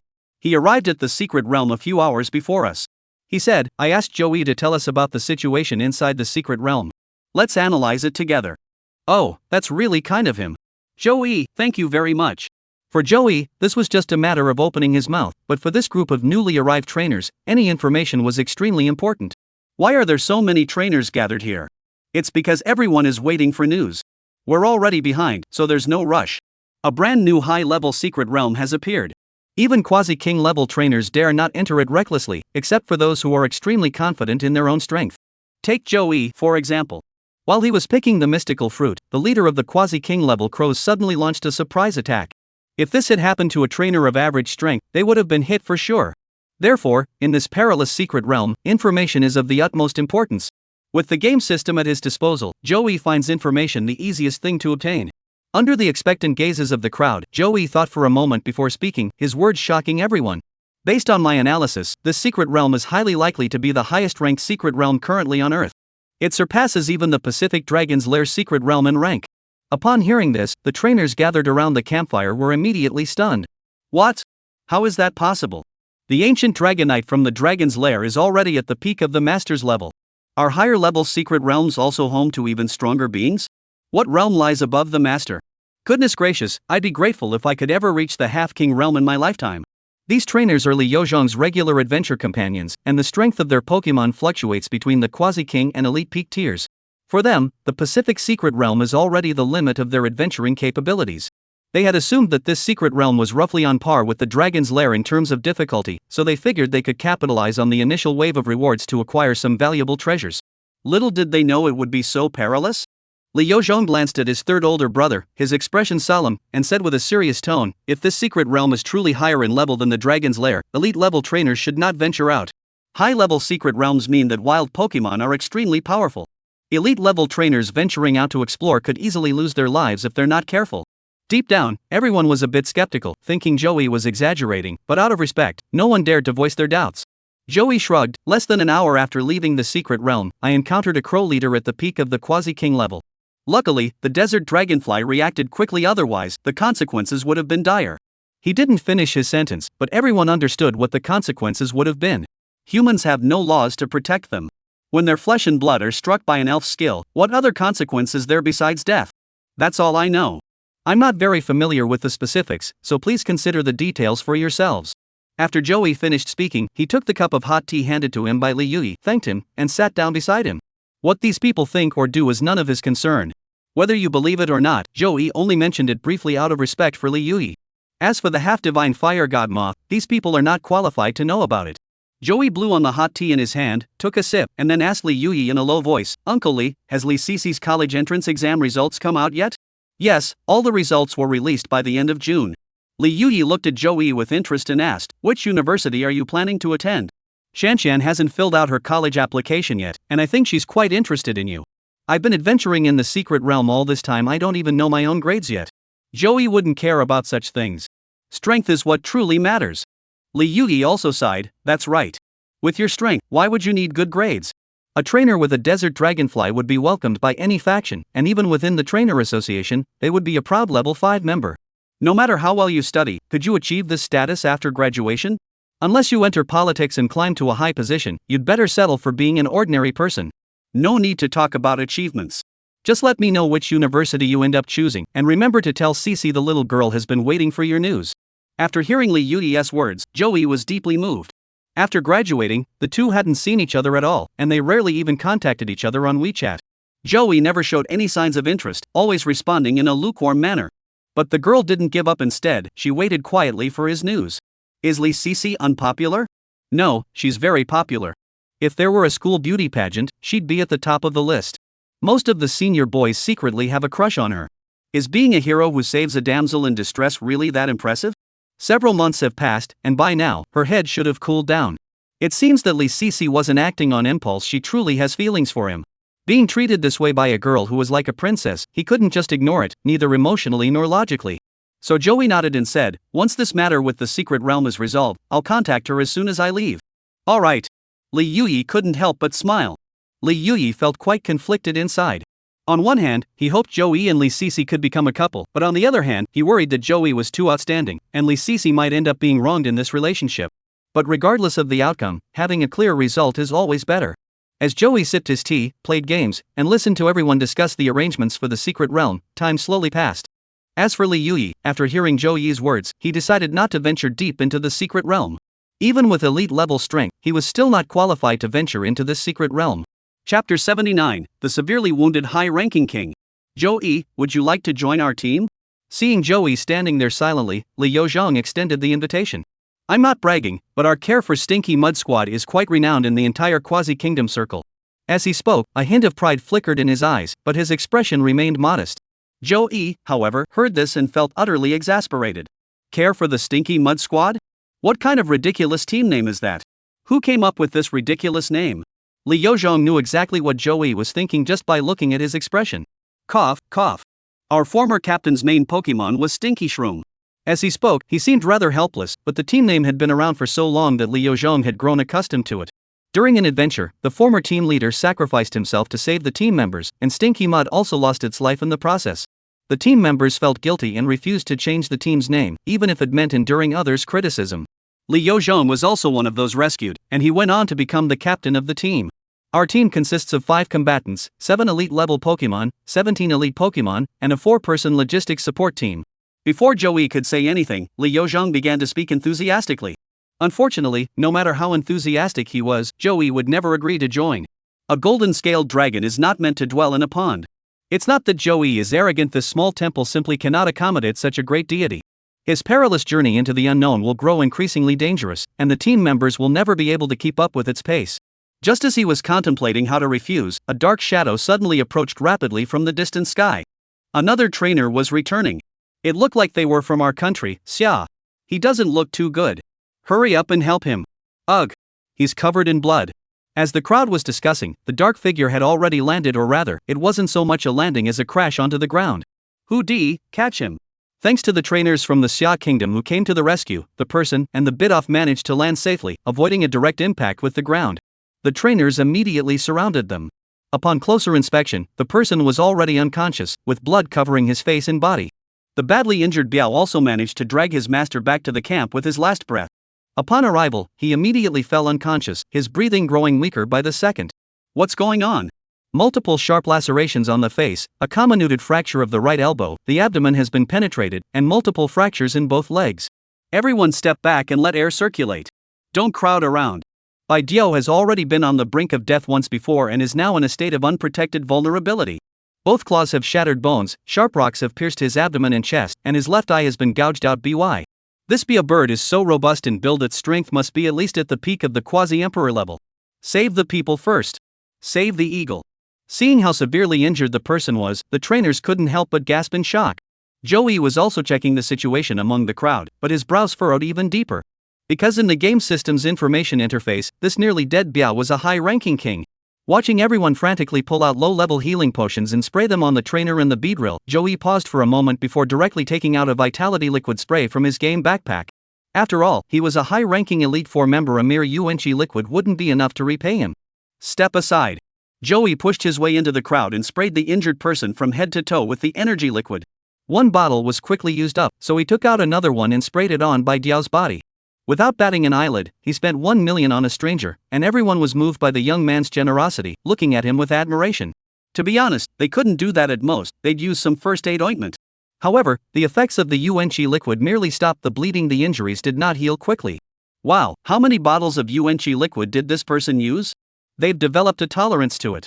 Energy elixir won't cut it. I bet he swallowed over 20 energy blocks.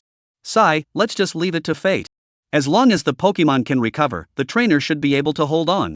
First, let's clean the blood off his face. Biao is so strong he shouldn't be unknown. Maybe someone recognizes him? Upon hearing this, someone immediately ordered the spirit beside them, Water EV, liquid watering. Carefully cleaning the bloodstains from the person's face, a trainer finally recognized his identity. However, the result left everyone speechless. For the terrifying voice had shouted, Hong Dahua, a high-ranking executive of the Huawei Group. His Biao is of the Heavenly King level. It's actually a Heavenly King. Everyone was suddenly filled with fear. No wonder they could develop drug resistance for Yuanqi liquid. The high-ranking executives of Huawei Group certainly wouldn't be short on funds. How is that possible? In just a few hours, a top-tier trainer has fallen so far? Everyone looked at each other in disbelief. Could this mean that danger was not far from this camp? It should be fine. The secret passageway causes spatial fluctuations, so no elves would dare to approach this area. Cough cough. Just as they were discussing, Hong Dahua, who was lying on the ground, suddenly opened his mouth and started coughing. Wake up! Everyone, make way! Hong Dahua weakly opened his eyes and, upon realizing he was surrounded by people, relaxed slightly. Someone asked cautiously, Mr. Hong, what happened? Coughing up a bit of blood, Hong Dahua said weakly, thank you all for your help. Where is my Biao? Li Yozhong stepped forward and pointed at Joey, saying, the Biao is severely injured, but this young man used 2 bottles of Yuanqi liquid, and the situation is now stable. Thank you. Hong Dahua looked at Joey and asked, may I ask your name, young man? Joey. Thank you. Hong Dahua repeated it again, firmly imprinting Joey's name and appearance in his mind. This was a life-saving favor, he must repay it. Joey, like everyone else, wanted to know why a high-ranking member of the Heavenly King's faction had fallen to such a state. He focused his attention and asked, Mr. Hong, what exactly happened? Ha? Hong Dahua exhaled a mouthful of stale air, then coughed up a mouthful of blood, wiped his mouth, and said, this secret realm is definitely not just level 5. Joey wasn't exaggerating. Li Yozhong and the others exchanged glances, their hearts racing with shock, before looking at Joey with a sense of guilt. Manhwa continued, I urge everyone, if you are not strong enough, do not venture deep into the secret realm. It is far too dangerous. As he spoke, a hint of fear flashed in his eyes, and he added with lingering dread, it's not just the sect master level, it's definitely more than that. Joey's eyes narrowed, Mr. Hong, what kind of spirit is it? I have no idea and can't get close. Chapter 80, Exiting the Forest. Head to the desert. Hong Dahua's severe injuries cast a somber mood over the trainer camp. However, everyone present was a reckless adventurer who had spent years exploring the secret realm, their hearts hardened like iron. Although Hong Dahua was in a dire state, he had seen worse. This incident only made everyone more cautious, but it did not shake their resolve. Some people took Hong Dahua out of the secret realm, while other trainers gathered together to discuss the situation. From time to time, other trainers returned with severe injuries. Some managed to make it to the camp, some die along the way, and some are simply brought back as corpses, carried by Pokemon. Why do trainers come to the secret realm to explore? Because of the abundant natural resources. These treasures originally belonged to the wild spirits of the secret realm. When humans suddenly appeared and began to plunder them indiscriminately, the spirits naturally resisted, and conflict was inevitable. Joey sat back down by the campfire, holding a cup of tea that was growing increasingly cold, his mind fully absorbed in the game. According to Hong Dahua, the terrifying spirit he encountered was located 2,000 kilometers southwest of the secret realm. Joey opened the desert dragonfly in the game, used the flying technique, and then set a straight course toward that direction. The flying technique in the game is just like in real life, with the desert dragonfly flying at over 400 kilometers per hour. To reach the destination, it would take 5 hours of continuous travel. Along the way, Pokeballs frequently appear, but most of them contain common items like antidotes or healing potions, which aren't worth Joey's time to pick up. As time passed, trainers from various countries around the camp closed their eyes to rest, adjusting their states to prepare for the upcoming adventure. A faint streak of dawn began to appear on the horizon. Then a fiery red sun rose from the east, bathing the entire forest in warm orange-red sunlight. As the sunlight shone down, mist rose from the dense forest, creating a scene that seemed straight out of a fairy tale. The camp gradually grows bustling as trainers from various countries begin to pack their belongings, check their equipment and supplies, and confirm the condition of their Pokemon. Dawn broke. It's time to set off and explore the new world. Li Yozhong quickly finished his simple sandwich and began to gather the members of the Stinky Mud Squad. Everyone ready? All right. Let's go. I can't wait. They looked energetic, as if the corpses and wounded from last night had never appeared. Li Yozhong slung his backpack over his shoulders, secured his shoulder bag, and looked at Joey, who had not slept all night, marveling at how full of energy young people were. Joey, what about you? He asked. Joey sat there calmly, showing no intention of getting up. I'm not in a hurry. Knowing that the other party had no intention of joining his team, Li Yozhong didn't press the matter. He simply nodded, then we'll be on our way. Farewell. Have a safe journey. The 5 trainers of the Stinky Mud Squad set off in full gear, summoning their respective flying-type Pokemon, and soon disappeared into the sky. Li Yudi, lacking the necessary strength, had returned to Earth last night with the group escorting Hong Dahua, leaving only Zhou alone at the original location. The campfire had long since died out, and the morning breeze blowing from the mountains carried a hint of coolness. Joey decided to release the desert dragonfly, comfortably leaning against it, and focused on playing the game. This scene attracted quite a few curious glances. The new secret realm was right before their eyes, and the sky had already brightened, no longer shrouded in the dangers of the night. Joey, however, chose to lie down and do nothing, which some found disdainful, while others envied him. The once bustling camp quickly grew quiet, with only a scattered few trainers remaining. Almost all of them were too intimidated by last night's brutal events to venture out. Joey paid no attention to them, his entire focus was on the game. This map was indeed very high level. On his way here, Joey hadn't seen a single game NPC. Occasionally, a few real-world trainers would appear. Slowly, the character he was controlling reached the edge of the forest. Here, the trees were much shorter, and the canopy no longer densely covered the sky. Scattered sunlight filtered through the tree branches, casting dappled patches of light on the ground, creating a beautiful scene. Joey couldn't see it. The forest in the game interface was two-dimensional. Though the scene was the same, it simply wasn't real. Controlling the character and the desert dragonfly, they continued flying outward. The forest turned into low shrubs, and the once lush grassland gradually became barren. Is this the place where Hong Dahua once was? Joey was a bit puzzled. The map showed several Nidorino of ordinary rank, which were clearly unable to harm a trainer of the king's rank. Moving forward, the forest has completely disappeared, and the land below has turned into a barren desert. The screen begins to fill with swirling sand and dust. System notification: the desert dragonfly seems very happy. Joey couldn't help but smile when he saw the prompt. He took his eyes off the game, turned his head, and gently stroked the desert dragonfly, saying, "You really like sandstorms, don't you, desert dragonfly?" Woo! The desert dragonfly raised its head and affectionately rubbed against its owner. "Once I've finished exploring over there, we'll head over and experience it for ourselves." As he spoke, Joey refocused his attention back on the game. As he delved deeper, the wind and sand grew stronger, the ground became increasingly dry, and the creatures appearing on the screen transformed from insect type and grass type to ground type and rock type. Little punch stone curled up in the sand dunes, hiding, while stone balls rolled around with the wind and sand. Occasionally, a diglet would pass by with a few diglet, creating a rather harmonious scene. This place, though barren, seemed impossible to be where a legendary trainer would fall. However, the sudden ground sinkholes could be dangerous. These are burrows dug by Pokemon like Golem or Diglett, with extensive tunnels below. Adventurers could easily fall into them and be buried alive by sand and rocks. In the peaceful and serene sandy terrain, Joey noticed something unusual.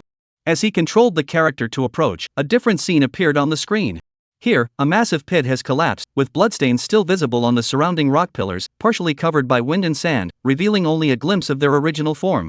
The surrounding area is littered with charred remnants of explosions, shattered rocks, cracked ground, and melted sand. Although a night of sandstorms had covered many traces, the remaining conditions clearly indicated that a fierce battle had taken place here. Chapter 81: The Mysterious Drops. Joey stood inside the large pit, imagining the intensity of the battle that had taken place there.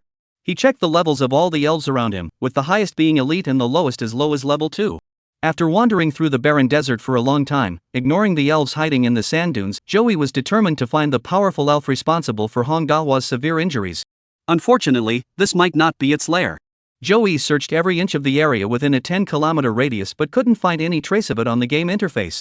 He did come across several nests of rogue crocodiles and bandit-like creatures, and even spotted a high-level orb, but unfortunately, he couldn't retrieve it. Joey mounted the desert dragonfly and continued flying deeper into the desert. Several more hours passed, and the game character was now over 5,000 kilometers away from the exit of the secret realm. At this point, the desert terrain began to shift slightly, and on the screen, oddly shaped, withered trees started to appear sporadically. These trees had been dead for a long time, their thin branches long since rotted away, leaving only their thick roots standing tall in the cracked earth, enduring the relentless assault of wind and sand. After walking several kilometers forward, the ground was no longer cracked, and even a faint shade of green vegetation had begun to grow. "There's a water source." Joey's guess was correct, and soon a small pond the size of a football field appeared on the screen. Although the pond was murky, the surrounding mud was covered with footprints, and some green vegetation was growing stubbornly around it. This is a watering hole for the elves of the desert. Riding the desert dragonfly, we continued onward. After only about 10 minutes, a massive mountain peak suddenly appeared ahead. The mountain peak was cylindrical in shape, with the top and bottom of equal size, and its surface was almost vertically steep. The desert dragonfly took approximately 5 minutes to reach the summit, implying that this mountain peak, which suddenly appears in the desert, is an astonishing 33 kilometers tall? That's impossible. Joey marveled at its tall and straight form. The highest mountain on Earth is Mount Everest, with an elevation of over 8,800 meters, but this mountain is 4 times as high as Mount Everest? Upon reaching the summit, Joey discovered there was actually a lake here. The sight before him immediately led Joey to a conclusion: a volcano. This mountain peak was an extinct volcano that had erupted millions of years ago, spewing massive amounts of volcanic ash and lava, reducing the surrounding land for thousands of kilometers into ashes. This also explains why the area is now a barren wasteland, with only dry, withered tree branches remaining. They were all engulfed by the energy waves unleashed by this unprecedentedly massive volcano and plunged into oblivion. After the lava eruption inside the volcano ceased, a massive crater was left on the summit. Over time, rainwater accumulated in this area, gradually forming a crater lake at the summit. This explanation is perfect, with each part seamlessly connected, leaving no room for doubt. However, why was Hong Daihua attacked, and what kind of spirit attacked him? The answer remains unclear. Joey muttered to himself in silence. It wasn't about avenging Hong Daihua. Joey needed to gather information about this secret realm to confirm which spirit was the strongest there. Although we can't challenge it now, there will come a day when we can use this information. And if you want to adventure in the secret realm, how could you not know which places are dangerous? The lake is calm and still. Does the violent carp dragon use surfing? Yes. As Joey confirmed, the red was released into the volcanic lake at the summit of the mountain in the game interface, lifting the game character above the lake's surface. Joey did not find any Pokemon in the lake, and even more astonishingly, he did not see any Magikarp anywhere in the world. Goodness, there are no Carp Kings in a place with water? That's unbelievable. After circling the lake on his Bowly Long and comparing the size to the map, Joey concluded that the lake had a diameter of approximately 3,000 meters and was perfectly round, a natural formation. When he reached the center of the lake, a Pokeball appeared on the lake bottom. Joey controlled the Gyarados to dive, then clicked. System prompt: mysterious water droplets detected. Mysterious water droplet, a dense water droplet formed by the condensation of laws, possessing extraordinary power. Water-type spirits absorb it to gain significant enhancements in strength and innate abilities, with the power of water-type skills increased by 20%. What? Joey jolted awake and sat up immediately. It appeared. A never-before-seen attribute treasure. A precious item worth nearly 200 million. The allure of the mysterious droplets was simply too great, and Joey couldn't help but wish he could teleport immediately to the location of the game. However, his mastery of superpowers was limited to telekinesis. Forget about advanced skills like teleportation, he hadn't even mastered telepathy yet. What should we do? Should we go? The price at which the mysterious droplets can be sold is irrelevant. Joey doesn't need those 200 million. What truly matters to him is the potential revenue they can generate. Red Brawly Dragon as Ugly Fish. No matter which Pokemon you use it on, it will greatly enhance their power. After much deliberation, Joey still did not take action.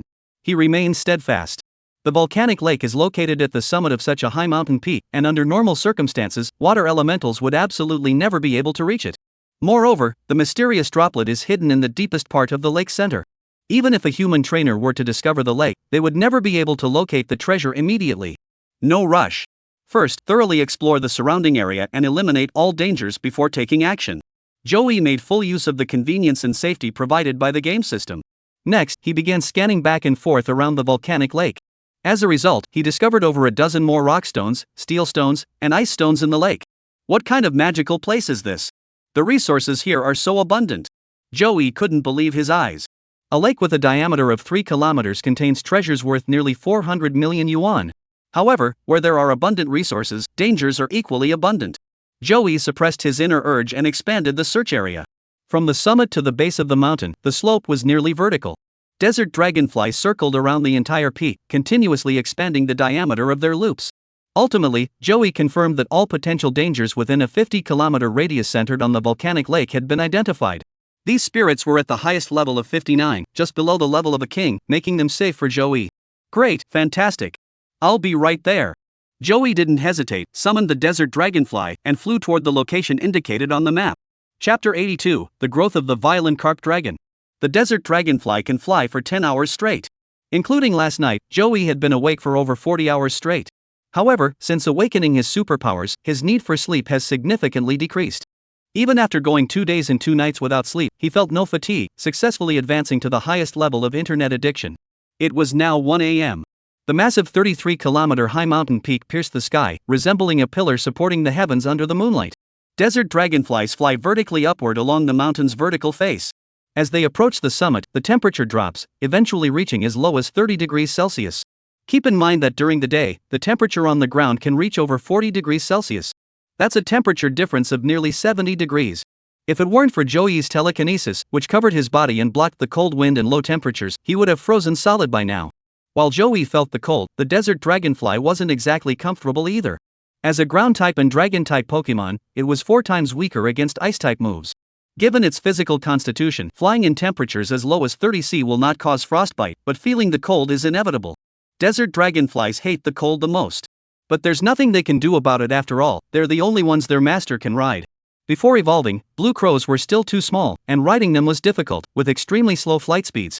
One person and one spirit endured the bitter cold, spending 7 minutes to finally reach the volcanic lake at the summit of the mountain, the destination of this flight. To ensure safety, Joey did not recall the desert dragonfly.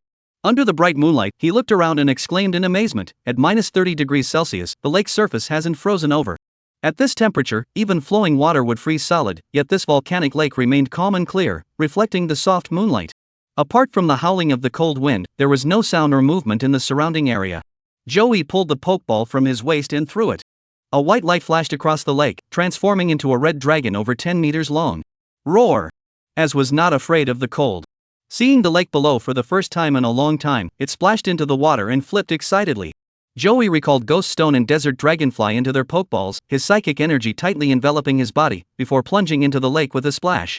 He sat behind the massive head of the Gyarados, gripping the gills formed from its wings with both hands, and, guided by Az, charged toward the lake's depths. 1 kilometer, 2 kilometers, 3 kilometers. 4,000, 5,000. Based on a rough estimate, Joey felt that he had already descended over 7,000 meters, yet he still hadn't reached the bottom of the lake. The area was pitch black. If not for Joey's mental energy emitting a faint blue glow, it would have been completely pitch black, with not even a hand visible in front of him. The water pressure at such depths was taking a toll on Joey, but he managed to hold on thanks to his superhuman abilities. If he were to withdraw his superpowers at this moment, atmospheric pressure would turn Joey into mincemeat in an instant. However, he seems to show no signs of abnormality, still maintaining an excited demeanor. Joey continued to dive deeper. When he felt a faint stinging sensation in his mind and the psychic shield on his body began to ripple, he finally saw the lake bottom. His mental energy was rapidly depleting, and to ensure the shield's strength, Joey dared not use his psychic abilities to scan the lake bottom. In complete darkness, he pulled out a flashlight from his shoulder bag and began feeling his way around, using the mysterious droplet marked on the game map as a reference point. After confirming the location and clearing away the thick layer of lake sediment, a faint blue glow suddenly appeared before his eyes. Amidst the pitch-black mud, a droplet of water, shimmering with the power of water elements, lay quietly, as if it were the most beautiful jewel in the world. System notice: mysterious water droplet detected. Would you like to place it in your important items backpack? Of course. The mysterious droplet has been placed in the package. Got it. Joey patted the scales of the violent carp dragon, and as understood, carrying his master upward with a thunderous roar. At the summit, the cold wind howled, but the lake's surface rippled with water, resembling a spring river. Suddenly, the moonlit lake surface was shattered with a loud splash, and a massive red carp dragon leaped out from within. Joey sat atop the red carp dragon, his eyes tightly closed, as he raised his hand to massage his swollen temples. After staying still for a moment, waiting for his mental energy to calm slightly, Joey finally opened his eyes and took the mysterious droplet out of his game backpack to examine it closely. Compared to the evolution stone, it was very small, only as long and wide as Joey's fingernail. However, anyone with eyes can clearly see the fundamental difference between it and the evolutionary fossil. The evolutionary stone is a solid crystal surrounded by a faint aura of attributes. Meanwhile, the mysterious droplet in Joey's hand was a constantly shifting fluid, as light as a feather, and emanating elemental power from its core outward. Roar! As, clinging to his master, let out a fawning bark, his eyes fixed intently on the mysterious droplets in his hand, drooling with desire. The temptation was simply too great for as he couldn't control the desire burning within him. After some thought, Joey decided to give the mysterious water droplet to the ugly fish. Requires a special item to evolve. Even if it absorbs the mysterious droplet, it cannot evolve immediately and will not gain any combat power. However, the violent carp dragon is different. It is already at the king level. Once it absorbs the mysterious droplets, not only will the power of its water-type skills increase by 20%, but it will also gain a significant amount of experience. I wonder how many levels you can level up to. Joey, having made his decision, tossed the mysterious droplet in his hand. Roar! As he let out a triumphant shout, he swallowed it whole. The next moment, a deep blue light erupted from its body. In Joey's perception, all the water elements on the lake's surface began to gather toward thee, forming a misty zone composed of blue elements around it. Joey's eyes flashed with blue light as he used his mental power to lift himself back to the side and open the game interface to take a look. System notification: under the effect of the mysterious droplets, as has become even stronger. System notice: under the influence of the mysterious droplets, as has become even stronger. As level has been upgraded to LV720520000. As water type skill power increased by 20. Due to the influence of the mysterious water droplets, as has mastered the water type ultimate skill Cannon Water Cannon. A series of system prompts appeared at the bottom of the screen. Roar! Roar! The high-pitched roar echoed continuously above the volcanic lake. Each roar signifies that the level of the is increasing, making it even more powerful. Chapter 83, Corpses. Horror. A mysterious water droplet caused the power of the violent carp dragon to surge to the mid-tier of the Heavenly King realm, saving years of arduous training. Then, Joey once again turned his gaze back to the lake. There were still a dozen or so fossilized stones waiting for him to pick up. No wonder it's an untouched secret paradise. The resources here are truly abundant. If it weren't for the fact that there were no elves on the game map, Joey would have thought he had stumbled into the lair of some powerful overlord. However, the locations of these evolution stones were different from those of the mysterious water droplets. They didn't seem to be submerged at the bottom of the lake but were instead gathered inside the mountain. Regardless of where they are, with billions of dollars right before our eyes, there's no way we'd let such an opportunity go to waste. Don't get your hopes up too high. Mental exhaustion caused by overexertion was unpleasant. Joey opened the game map, took a deep breath, and let thee carry him underwater. This volcanic lake was unlike other lakes, where the water became deeper the farther one ventured from the shore. Its shores are exceptionally steep, and taking a single step forward leads directly to a 1,000-meter deep abyss. They dived vertically along the lake's rocky walls, descending to a depth of around 1 kilometer this time. Joey soon realized that the evolutionary fossil was already within reach. Sitting atop the and using the light from his powerful flashlight, Joey saw that the lake bottom's rock walls were dotted with numerous irregularly arranged holes, each as tall as several people. Why are there holes inside a volcanic lake? Joey furrowed his brows. Could it be that some kind of spirit creature dug the caves in the past? Many elves build their nests underground or inside mountains, especially mole elves, who can construct vast underground labyrinths. According to the game map, there are 4 pokeballs clustered together deep within a cave hundreds of meters away from him. Not diving too deep, with his mental energy still sufficient, Joey activated his psychic powers to extend a scan into the cave to ensure safety. A pale blue aura of mental energy emanated from Joey's eyes, surging toward the cave like a tidal wave. The interior of the cave was labyrinthine, with countless branching paths. After extending his mental energy for thousands of meters, Joey could no longer sustain it. He withdrew his mental energy and scanned the cave where the spirit ball was located several times, both inside and out. Finding no signs of danger and with the game map showing no Pokemon nearby, he patted the Bagon and signaled for it to go inside. The cave was large and wide, with the Bowley long measuring 15 meters in length and 13 meters in width, more than ample space to enter this underwater cave. A person and an elf made their way through the winding cave for hundreds of meters before coming upon an elliptical space the size of a room. Still composed of rock, the ground was littered with scattered stones, and in the central area, several crystals 3 fingers wide were glowing in the water. Discovered rock stone 4. Should I put it in my backpack? 4 rock stones, worth 45 million. Joey grinned and eagerly added them to his game. Looking up, he saw several branching passages in the cave, leading in all directions, and the place where he was currently standing seemed like a transfer station. It's too complicated. Having already explored it with his mind, Joey dared not proceed recklessly. He simply returned the way he came and followed the map's guidance to enter the cave through another passage. The second was 4 ice stones, and the entire cave was shrouded in biting cold, with ice crystals sparkling in the air. The third is the steel stone, the most expensive evolution stone. The steel stone is a type of rare evolution stone, with a starting price of 20 million outside. The 4 pieces Joey currently has are estimated to be worth 100 million. Ice stone can be understood, and rock stone can be accepted, but this steel stone. Joey surveyed the small cave, his mind filled with confusion. Why is the steel stone here in this underwater cave? Could it be that long ago, this place was once occupied by a steel-type Pokemon? That doesn't make sense. Besides the 3 idiots from the movie, what kind of Pokemon would build its nest next to another Pokemon's? Steel, rock, and ice. These 3 types don't seem like they'd be neighbors. I don't understand. Shaking his head, Joey activated his psychic power and pulled the steel stone out of the cave floor. When the 4 sparkling metallic fossils were dug out of the ground by Joey, a deep silver-gray hue was revealed beneath the murky lake water. Joey paused, then went over to clear away the mud and sand. What was hidden beneath the mud and sand left him speechless. It was a massive steel monster, with most of its body buried beneath the sand and stones. Joey Chow used his psychic abilities to burrow into the mud and discovered that this object was over 6 meters tall. Moreover, for some unknown reason, it appears to have been split in two from top to bottom by some sharp object, leaving only half of its body buried in the mud, never to see the light of day, while the other half remains completely out of sight. This is. The familiar shape startled Joey, causing him to step back repeatedly. At the same time, a dialog box popped up on the game interface. Half remains of Regis Kairu. System notice: for unknown reasons, Regis Kiru has only left behind the left half of its body. Finding the other half may help revive it. Regigigas. After confirming the true identity of this item through the game system, Joey couldn't help but shout out loud. Below the steel-type evolution stone was Regigigas. So what about ice-type and rock-type? At this thought, Joey quickly climbed onto the back of the and ordered, return to those two places. Roar!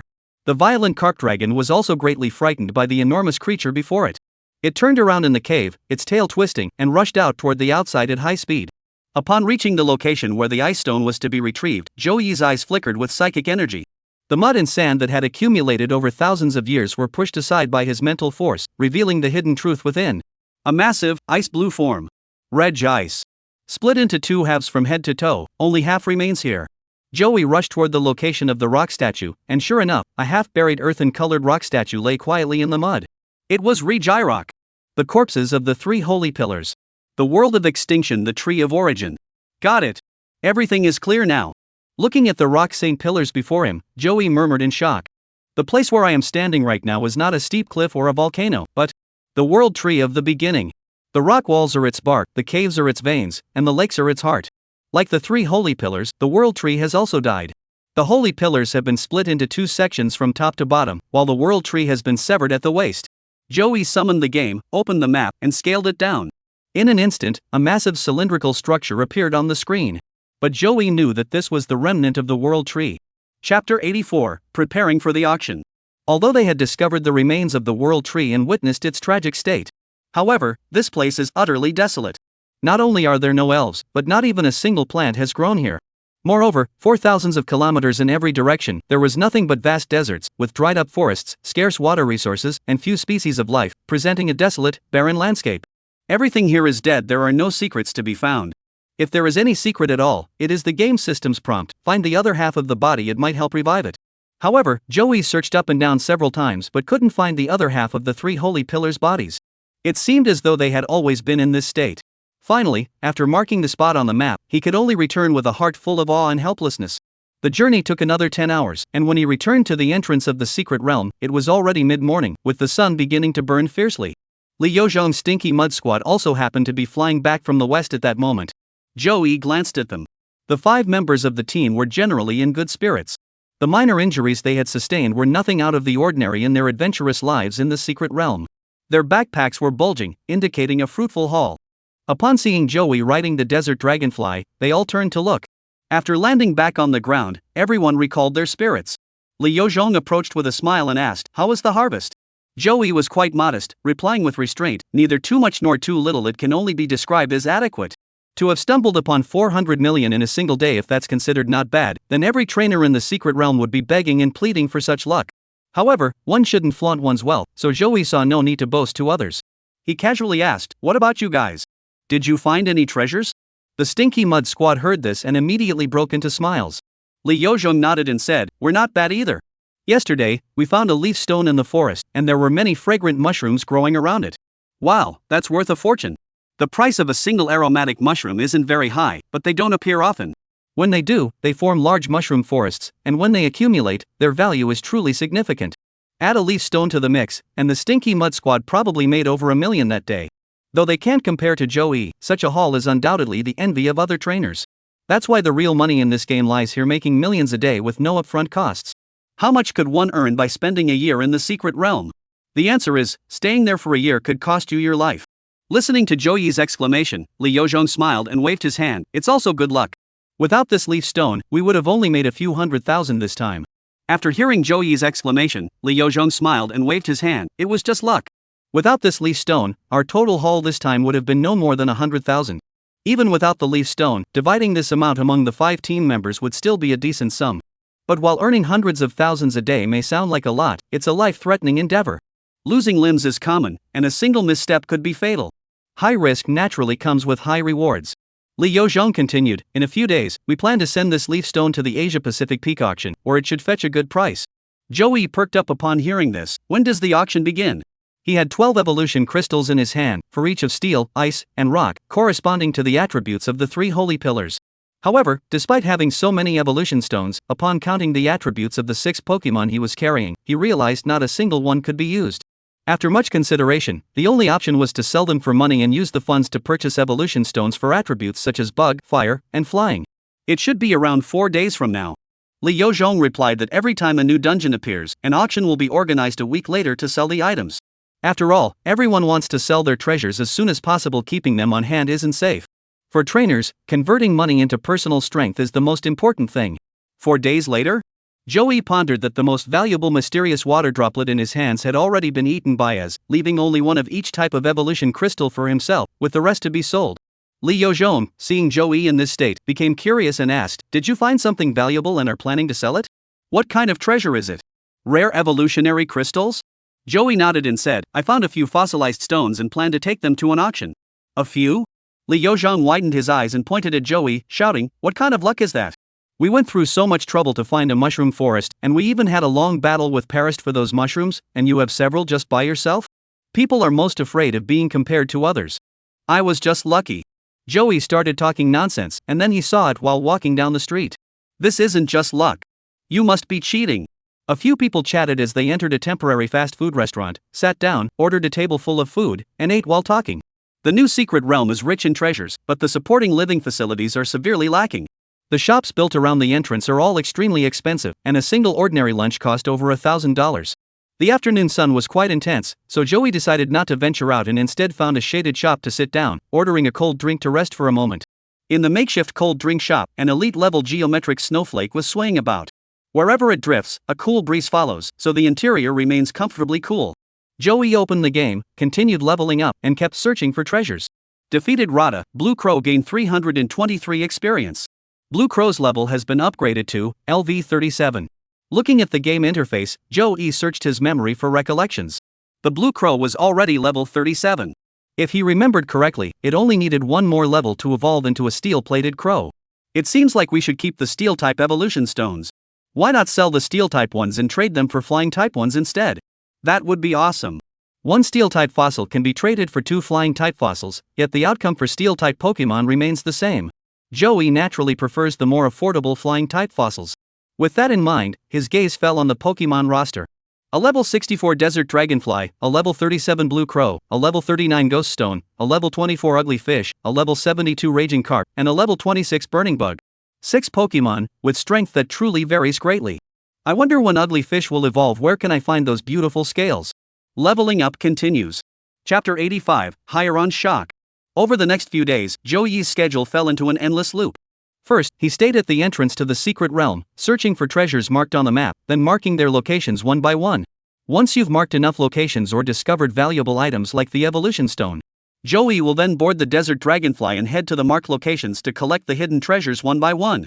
Then he returns to the entrance of the secret realm, where he lies back and plays games while other trainers risk their lives exploring. This cycle repeated itself day after day, and in just a few short days, he had gained a great deal. With just one day remaining before the auction began, the Ross family of Europa was tasked with hosting this globally anticipated event. A massive cruise ship has already docked alongside West Corley Island, its decks ablaze with lights and bustling with activity as trainers await the emergence of countless treasures from the secret realm. At the same time, in another world, following the ripples emanating from the time-space device, a woman clad in a black cloak and adorned with golden hair arrived in this barren wasteland known as the Land of the Dead. She was Hyaron, the most renowned trainer in the Sinnoh region. Heroina holds many titles: Champion of the Divine Realm, Divine Heir, and Overcomer. These are all the honorific titles bestowed upon her by the world. This exceptionally talented woman, with her strong background and her own hard work, successfully ascended to the pinnacle of the Sinnoh League Championship at the age of 24, becoming renowned throughout the world, known to all. However, few know that Hyaron, renowned for her formidable combat prowess, is also a seasoned scholar of mythical ruins. Besides raising spirits, Hirona's greatest passion is reading ancient myths, studying history, and searching for lost ruins. A few days ago, while sitting in the forbidden area of her clan, Hyaronnie suddenly noticed that the spacetime had once again begun to fluctuate, and Perukia had yet to intervene to stabilize it. Therefore, she decided to personally investigate the site of the incident. The location was at the westernmost tip of the Sinnoh region, and Hilda had visited there numerous times for research. According to ancient myths and legends, this place was once the sacred sanctuary where the World Tree was born, and the genetic origins of all Pokemon once lived here. To ensure that the Dream Realm remained undisturbed, the World Tree summoned 3 deities to guard it, giving rise to the 3 sacred pillars. According to records, the World Tree is the root tree that supports the entire world. Flowing through its trunk is an endless source of life force. This life force is transmitted through its vast root system into the planet's interior. From that moment on, this world began to nurture life. Once it withers and dies, it means that the world will also gradually come to an end.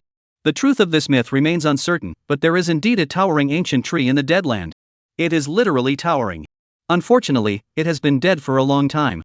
According to the dating results provided by the Research Institute, this tree died 30,000 years ago and was severed at the waist by some mysterious force. Hyaronnie's purpose for coming here was not to study ancient mythology, she had come due to temporal fluctuations. The spacetime device can monitor spacetime fluctuations in any corner of this world.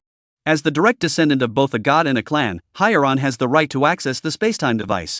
However, with this right comes a responsibility. Whenever there are any anomalies in the spacetime of this world, Hyaron must investigate them, and she must use her transcendent power to inform the space god so that it can help stabilize the fluctuations. Otherwise, the ultimate abyss will be opened, and those bizarre and powerful ultimate beasts will invade this world, bringing terror and destruction.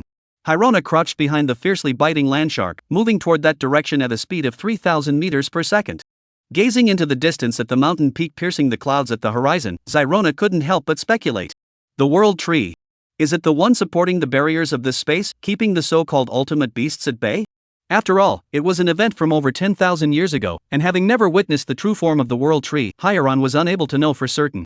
The flying speed of the Latios was truly terrifying. Just moments ago, the World Tree was still on the horizon, but by the time Hyaronnie's had a moment to think, it was already right before her eyes.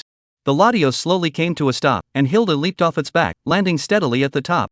The howling cold wind remained, the lake's surface still rippled with waves, and the water refused to freeze. This place has been studied by countless factions, but no research institute has ever obtained any useful information, so it has gradually been abandoned by all factions. If it weren't for the fluctuations in the spacetime device, Hyaron would never have remembered this long-forgotten place. She narrowed her eyes and carefully surveyed her surroundings. Perfect. The fiercely biting landshark stared at the center of the lake and let out a low growl to its master. Is it in the lake? Hyaronnie possesses the power of transcendence. She can understand the language of elves and transmit her thoughts into the deepest recesses of any elf's mind. Come forth, Minas. As the white light flickered, a beautiful elf with a slender figure and a gentle aura appeared on the lake. Minas, dive down and check for any unusual activity. Woo! Minas nodded, turned, and plunged into the lake, disappearing from sight. However, it soon resurfaced, chirped softly at Hyaron, and then spat out a small droplet of water sparkling with a shimmering glow. This was. Hyaronnie took the deep blue water droplet from Minas' mouth, closed her eyes, and felt the overflown power overflowing through her senses. Seconds later, she suddenly opened her eyes, unable to contain her shock. Such a strong water element! And the power of the laws? What is this thing? The appearance of this tiny water droplet shattered Hyaron's worldview. Woo! Minas chirped softly, staring longingly at the droplets. Is it okay? Are you sure it's safe? Hyaron was hesitant. Woo! Having received Mina's affirmative response, Hyaron was not one to hesitate. Her expression grew serious, and she decisively flung the droplet of water from her hand. Alright, here you go. After swallowing it, the situation that unfolded left Hyaronnie speechless. How could his strength have increased so much in just a few seconds? She was stunned. Chapter 86, The Dual Gods of Time and Space. Hyaronnie was stunned by everything before her eyes. In just a few seconds, the elf's strength had been boosted to a whole new level. This was unheard of. To become powerful, spirits rely on relentless training and prolonged battles. Combined with their innate talents and hard work, they can evolve into true powerhouses. But that single water droplet just now turned everything upside down. That single water droplet erased all the hard work the trainer and their Pokemon had put in together. If eating this thing can make you stronger, then what's the point of having trainers? Why bother training or battling? Just go out and find as many of these as you can. With enough of them, every Pokemon can become a champion? Minas, how does it feel? Before Hieronymus could finish speaking, a faint blue light suddenly gathered in Minas's mouth. The blue light swirled and transformed into a deep blue orb. Then, Minas raised his head, and a beam of energy radiating blue light erupted, slicing the lake water in two. This is the canon water cannon. Minas, when did you figure that out? What, just now? Was it that strange drop of water? Hyrona was confused.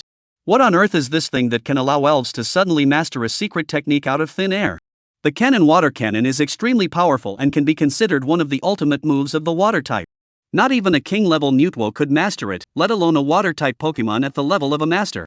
Newtwo absolutely cannot use this move no matter what, it cannot be learned. But now, a tiny droplet of water, and everything falls into place. This couldn't possibly happen in the real world. Hyrona had a premonition that things were spiraling out of her control, and the world was veering off course toward an unknown destination. No! This concerns a change to the entire world. We must get this right. When it comes to matters of global significance, there is no room for doubt. Hyrona narrowed her eyes, placed her hands before her chest, and interlaced her 10 fingers into an odd gesture, murmuring to herself, "Overcome existence within my heart." In an instant, due to an ancient contractual bond, Hyrani sensed the faint yet undeniable connection between the god and clan and the dual deities of time and space. "Parokia, show yourself." She channels the power of transcendence within her heart and calls out, "Dialga, please appear." You two deities who bind time and space, an object that should not exist has appeared in this world, and even the fundamental laws have undergone an unimaginable change. Please appear. With each cry, Hyrani's held the artifact before her chest, and her hands, formed into strange seals, suddenly burst forth with blinding light. The light spread in all directions, as if the entire sky had come to a standstill. 3 seconds later, the sky suddenly began to tremble and twist violently. The void shattered, chaos swirled, and a vortex-like temporal portal was opened. Terrifying gusts of wind swirl within the passage, and boundless energy erupts within. 100-meter-tall deep blue colossus leaped out of the passageway. Meanwhile, on the other side, the void was split open by an enormous pink fissure. A massive white beast with brown and purple patterns emerged from the spatial fissure. 2 terrifying beings, each over 100 meters tall, stood in the sky with an unmatched aura of power. The deep blue colossus shifts its gaze, causing time to spiral into chaos. The white colossus breathed in and out, causing the space around it to tremble. The two seem to have existed since the dawn of time, with ancient, primal energies surging around them. Emperor Zulu. Palukia. The deity of time and space. Palukia created space. Without it, the dimensions of the world would cease to exist. Deuteronome created time. Without it, the river of time would forever come to a standstill. This super divine beast does not exist in reality, yet it transcends reality. Beyond the chaotic dimensional barriers, they have carved out their own dimension. As the guardians of the spacetime instrument, the god and clan have maintained a long-standing pact with the spacetime dual gods. Hyrona can summon the 2 great divine beasts using her transcendent power. She can also imprint her thoughts into their minds. From the chest of Rona, the lighted by the strange hand gestures transformed into 2 beams of light, surging alongside the 2 super divine beasts. Through mental, Hyaron felt as though the entire world had been enveloped by the domains of these 2 divine beings. The 2 spirits each occupied half of the sky, one pink and one blue, their colors spreading almost to the depths of the universe, endless and boundless. Dialga, Palkia, I beg you, reverse the spacetime of this place. Hyrona's pupils shone with a brilliant blue light. Though she did not speak, her voice echoed throughout the heavens and earth. She wanted to see how this droplet had appeared. 2 colossal divine beasts stood towering in the sky, filling the entire field of vision. The sun's rays dimmed in comparison. The dual gods of time and space gazed at Hyrona, sensing her sincerity and fear from the depths of their hearts. After a moment of contemplation, they acted in unison. Terrifying energy ripples spread out from their bodies. Space trembled constantly, and time began to falter. Gyarados. The energy sphere transformed into a shockwave and charged toward the lake's surface. If Joey were here, he would recognize this technique. It was the skill machine he had picked up, Time Roar. Of course, the energy pillars of the desert dragonfly pale in comparison to this one. The difference is as vast as that between a swan and an ant, or heaven and earth. On the other side, the spatial barriers frictioned purple-white electric sparks. A crescent-shaped crack was slashed out by Palukia, tracing a circle around the lake and severing the space here from the rest of the world. The laws of both sides collided above the lake, instantly reducing the entire space to chaos. Time ceased to flow, and space lost its solidity. Then, on the mirror-like surface of the lake, an image appeared. The figure in the painting was a psychic. Under the cover of night, he rode a desert dragonfly to the top of the world tree and released a flash of light, which transformed into A and dived into the lake. After a moment, he leaps out of the lake. And the man waved his hand, instantly condensing a water droplet. That's it. Hyrona recognized the water droplet. It was identical to the one Minas had just absorbed. Who is this person? She wondered in her heart. Ah! Palukia let out a low growl. Upon hearing this, Hyrani's heart trembled. What? A being from another dimension with the aura of the ultimate? Could all of this be the work of the ultimate space? If that's the case, then it's a relief for Hyaron. The ultimate space has been intersecting with this world for a long time, and reports of ultimate beasts destroying cities occasionally surface from various parts of the world. If handled properly, the harm they cause is not significant. In the highest level records of the Spirit Alliance, Hyaron even saw photographs of humans from another world. They wore gray-white uniforms the same color as their skin, as if they could freely open wormholes leading to the ultimate abyss. So, who are you exactly? Denta Luca, please trace this person's movements. Roar! In the scene, everything in the space where Joey was began to retreat. Chapter 87, Conversation with Hyaron. Hyrona stared intently at the screen, preparing to deduce the man's location by following his movements. However, things did not go as she had expected. As the man retreated and vanished at the summit of the world tree, the image formed by the two gods of time and space did not change along with his retreating figure. Did Jengar's time reversal ability fail? What's going on? Hiroko couldn't help but ask. Roar! Dialga roared, but the meaning behind his words left Hilda wide-eyed. Different worlds, no way back. How is that possible? She could see it clearly in the footage. The man found the water droplets in the lake beneath her. The locations were identical, which meant he had taken the water droplet from here before. Why was it not this world? Wait a moment. Hyaron suddenly thought of a crucial point. If this person had also been here, he would have taken the water droplet. So why was Minas able to find another one? A water droplet with such a terrifying effect must be an extremely rare item. If there were two at the bottom of the lake, there's no reason why this person wouldn't have taken them all. If Minas could find it, that Flashy must have noticed it as well. Based on the temporal and spatial gods' recent retrospection, the water droplets here had indeed been picked up by the other party. What exactly did Minas absorb? Could it be that not only is this person from another realm, but the space he occupies is also from another realm? A world identical to the deadly realm she currently inhabits. The man had picked up a water droplet in his own world, but the water droplets in the fairy world existed in a different dimension, so he couldn't take it. In that case, Diajaluka cannot travel back in time. The spacetime it can influence is limited to the 4 spaces on the spacetime device. The alternate dimensions, however, lie beyond their realm of control. Parallel worlds? She felt a bit dazed, unable to believe it, yet somehow it made sense. According to research published by the Ethereum Foundation, there are indeed many parallel universes in this world. Hyrona learned from certain sources that within the Ethereum Foundation, there is a mysterious area referred to by the Foundation's high-ranking officials as the Ultimate Abyss. Whether human or elf, anyone who enters the Ultimate Abyss can break through spatial barriers and travel through a wormhole to another different dimension. And as Perukia just mentioned, this person carries the aura of the ultimate space. Two similar worlds are moving forward in parallel, never to intersect. Just as everything was progressing smoothly, a ripple appeared. A human being possessing the ultimate spatial aura unknowingly broke through the spatial barrier. And that man, having briefly entered the elf world, was temporarily brought back by Diajaluka. This not only alarmed her, who was observing the spacetime device, but also caused the two worlds to briefly intersect, leading to a momentary fusion of the world's laws. Are there many such water droplets in his world? Hyrona spoke with a touch of emotion. Just a moment of fusion could influence the laws of the world to condense such an object. If it was common there, Hyrona would like to go and explore. It's too tempting. No need for arduous training or constant battles, just eat to enhance your strength. Who wouldn't want that? Roar! At that moment, Pelukia suddenly let out a low growl. Hyrona looked up in surprise. Was the spatial fluctuation in Kaji Town last time also caused by him? Pelukia nodded. On.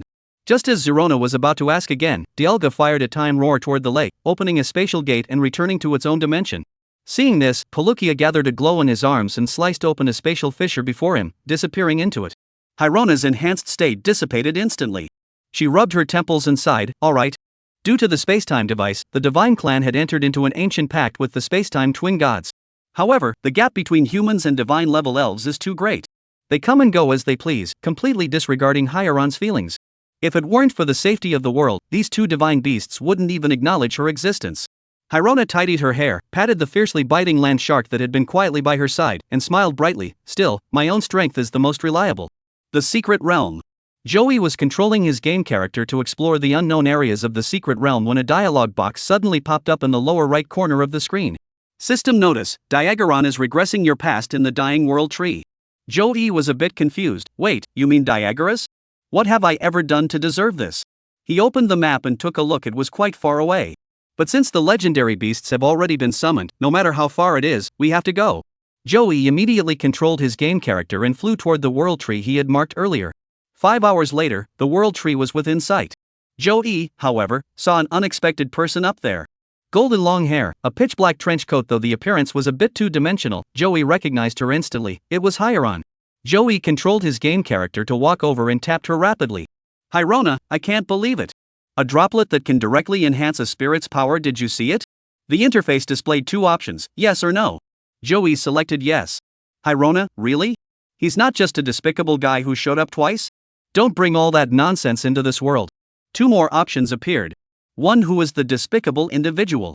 2. What is this mess? Joey had a premonition, so he chose 1. Hyrona, he carries the aura of the ultimate space, which may cause the overlap of two dimensions and timelines, temporarily altering the laws of reality and manifesting an object from another parallel world in our world. So, the despicable creature Hieronymus spoke of is me? Joey looked completely innocent. What did he do that was so heinous? Even if you're the champion, you can't just slander someone's good name out of thin air. Chapter 88, he registered with Hyaron. There were no options here, so Joey continued to click on the dialogue box. Hyrona, the Deadland was once shrouded by the World Tree, hiding a great secret. 3 half-body elf corpses were discovered here, but unfortunately, nothing remains now. 3 half-body corpses? This is the 3 holy pillars. What a coincidence. I have 3 halves here too. Bring them over and try putting them together. Maybe they can be revived. Joey jumped up and quickly clicked on it. Hyrona, when will that guy show up again? Never mind, let's not show up. But those water droplets are really powerful. Don't change the subject. Please go back to the previous sentence. Joey felt helpless. This was too painful. He hated people who only said half of what they meant. Hyrona, by the way, since we've met, how about a battle? Hey, with my hot temper. Am I afraid of you, a woman? Joey didn't hesitate and clicked accept. The screen went black, a flash of lightning crossed it, and the battle scene appeared. The battle against Hyaron has begun.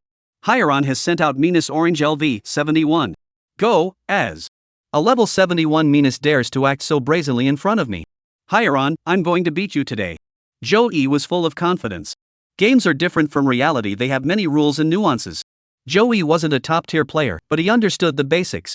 Minus has low physical defense and its water-type special moves are only average in effectiveness, while Baryon has high physical attack power and can crush its opponent in the first round. With a crack, Newtwo's HP dropped by 15. That hard? Joey was a bit surprised by Minus' health bar and defense. However, since Bite Shatter is a dark-type move, it lacks the power boost from Mystic Water Drops and its own type attributes, so the damage was still manageable. And what about Newtwo? What a guy! He came up and immediately fired a cannon blast at the head of the violent carp dragon, stunning Joey, who was watching on the screen. Hyrona, this is the skill Mina just learned. How's it look? What's so good about it? I think you're cheating. Where did Minus get a cannon water cannon? While complaining, the cannon water cannon's power is indeed formidable. Even with the water-type skill damage reduction of 50%, it still took nearly 13 HP. Another move, Bite Shatter. Minus is unable to move this turn due to the recoil from the cannon water cannon. Another Bite Shatter. Hyrona is also stubborn, firing the second shot of the cannon. Taking the damage, he bit the opponent 5 times, shattering them and sending them off the field.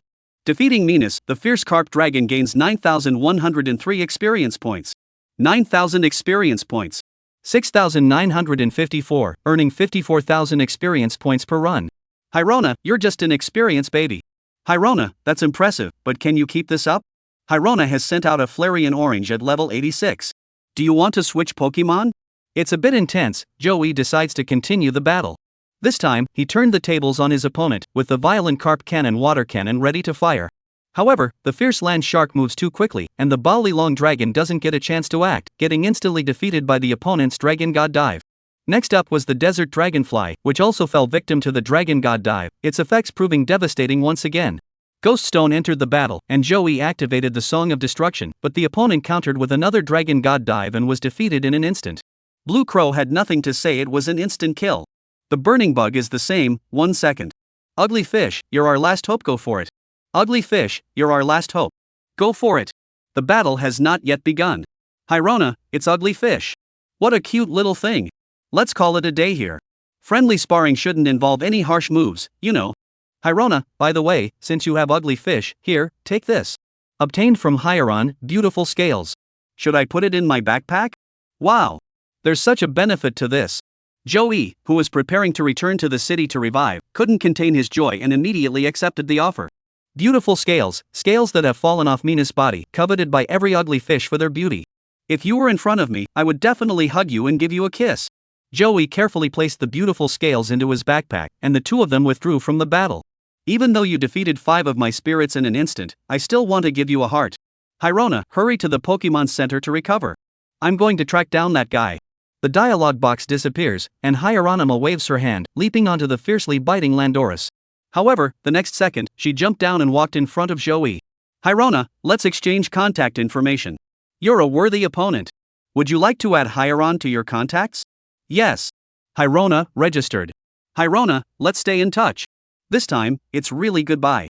I'm off to track down that guy. I hope he doesn't spot me. Humph. Thus, Joey watched helplessly as the fiercely biting landshark turned into a blur and vanished from the screen. The one you're looking for is right in front of you, Ms. Hieron. Wait, that's not right. We're separated by a dimensional barrier. You might never find me. Joey sighed as he opened the elf interface, where rows of bright red near-death statuses were blindingly obvious. You make it sound so easy, but where am I supposed to find a Pokemon Center? He angrily opened the energy spray and sprayed each Pokemon, immediately losing 500,000. Fortunately, the beautiful scales gave him a little comfort. Joey clicked on the scales and gave them to the ugly fish to carry. The ugly fish is very happy. What? Ugly fish's appearance? A flash of light flickered, and Joey confirmed the evolution in his mind. Congratulations! Ugly fish has evolved into Mutwo. Minus has mastered Water Pulse, Charm, Whirlpool, Water Ring, Charm, Life Droplet, Dragon Tail. Carp leaping through the Dragon Gate. In the real world, Joey released the ugly fish, whose scales turned from earthy yellow to vibrant colors, and suddenly burst into a dazzling glow. Since Joey had been sitting beside the entrance to the secret realm without moving, the ugly fish appeared and released its evolutionary light, causing a crowd of trainers to rush over immediately. Wow! Ugly fish has evolved. What's going on? What's going on? Oh my god, isn't that the desert dragonfly's trainer? Minas, let me take a look. I want to take a look too. Bro, are you selling Minas? Name your price. P.S. About the part where Hilda summons the 2 gods of time and space, I actually referenced the character from the movie Ultimate Power. She just casually summoned Dialga with a single gesture. Chapter 89, Ugly Fish Evolution. Under the envious stares of the onlookers, Ugly Fish evolved. Like insect-type Pokemon, Mutwo undergoes complete metamorphosis. Many Pokemon undergo significant changes in size upon evolution, but other aspects remain largely unchanged. When members of the same evolutionary line stand together, their evolutionary relationship is easily discernible. However, the transformation from Bagon to Charizard is a whole different story. A white light in the shape of a fish spread across the ground and quickly elongated. The ugly fish, which had been only half a meter long, began to transform into a snake-like form. After the white light completely dissipated, a beautiful, brand new spirit appeared before Joey and the other trainers. Minas was undeniably stunningly beautiful. Its appearance resembles that of a sea snake, measuring over 6 meters in length. The front half of its body is mostly cream-colored, while the rear half is a vibrant blend of blue and red. Especially striking is the large tail fin at the tip of the tail, covered in black stripes overlaid with blue and pink scales, resembling a fan. Minas has red eyes, a red eyebrow extending from above the eyes to the outer edge, and 3 black spots on the underside of the neck, where the beautiful scales for evolution grow. The beautiful scales are the most beautiful and precious scales on Minas' body, typically growing only on the vital areas below its neck. This is actually the result of Minas' mixed dragon bloodline. Minas not only mastered tornadoes and dragon tails, but exceptionally talented individuals can even learn dragon breath and dragon waves. Therefore, like most dragon-type Pokemon, Mutwo also has such a scale on its body. The rarity of the beautiful scales is beyond question. Setting aside the number of Minas, obtaining this single scale from its body alone is an arduous task. Dragon-type scales are off limits to anyone, and Minas' exquisite scales are no exception. They can only be obtained once they naturally shed on their own. I wonder where Hieron's beautiful scales came from. Could they have fallen off her Mutwo? Either way, Ugly Fish has finally evolved. It has transformed from a haphazard creation of nature into a meticulously crafted masterpiece. From then on, ugliness, stupidity, and weakness became a thing of the past, while elegance, gentleness, and beauty became its hallmarks. Minas Female Water. Talent, Purple Emperor level. Level, Advanced LV, 27. Size, 66 meters, 1,869 kilograms. Abilities, Agile increased speed and rainy weather adaptability moves with the same attributes as this Pokemon have their power increased by 50%. Skills, Water Pulse, Charm, Tornado, Water Ring, Enchant, Life Droplet, Dragon Tail. This trait. Upon seeing Minas' attributes, Joey was instantly filled with joy. Perfect. Ha! Hearing his master's excited shout, Minas looked up in confusion. It wasn't used to the drastic changes in its body, so it instinctively responded to its owner by flapping its tail like an ugly fish to make itself jump. As a result, when its vibrant red, blue, and black tail fin flicked, a stream of water immediately coalesced. It was the water tail. Joey didn't pay any attention to that. He was still in a state of surprise. Venus had actually retained both the traits of effortless movement and adaptability. This meant that when it used water-type moves in the future, their power would be 50% higher than before. Combined with Rain Dance, it can also perform at its best with ease. Venus didn't know why his master was so excited, but since Joey was happy, it closed its eyes in contentment. At that moment, a soothing aura emanated from its body. This was Venus' unique ability. The trainers around it stared intently at Venus, their envy evident in their eyes. Someone asked, "Hey, where did you catch that ugly fish?" Someone immediately rolled their eyes and said, "Do you think they're a bunch of carp kings? Ugly fish are solitary creatures."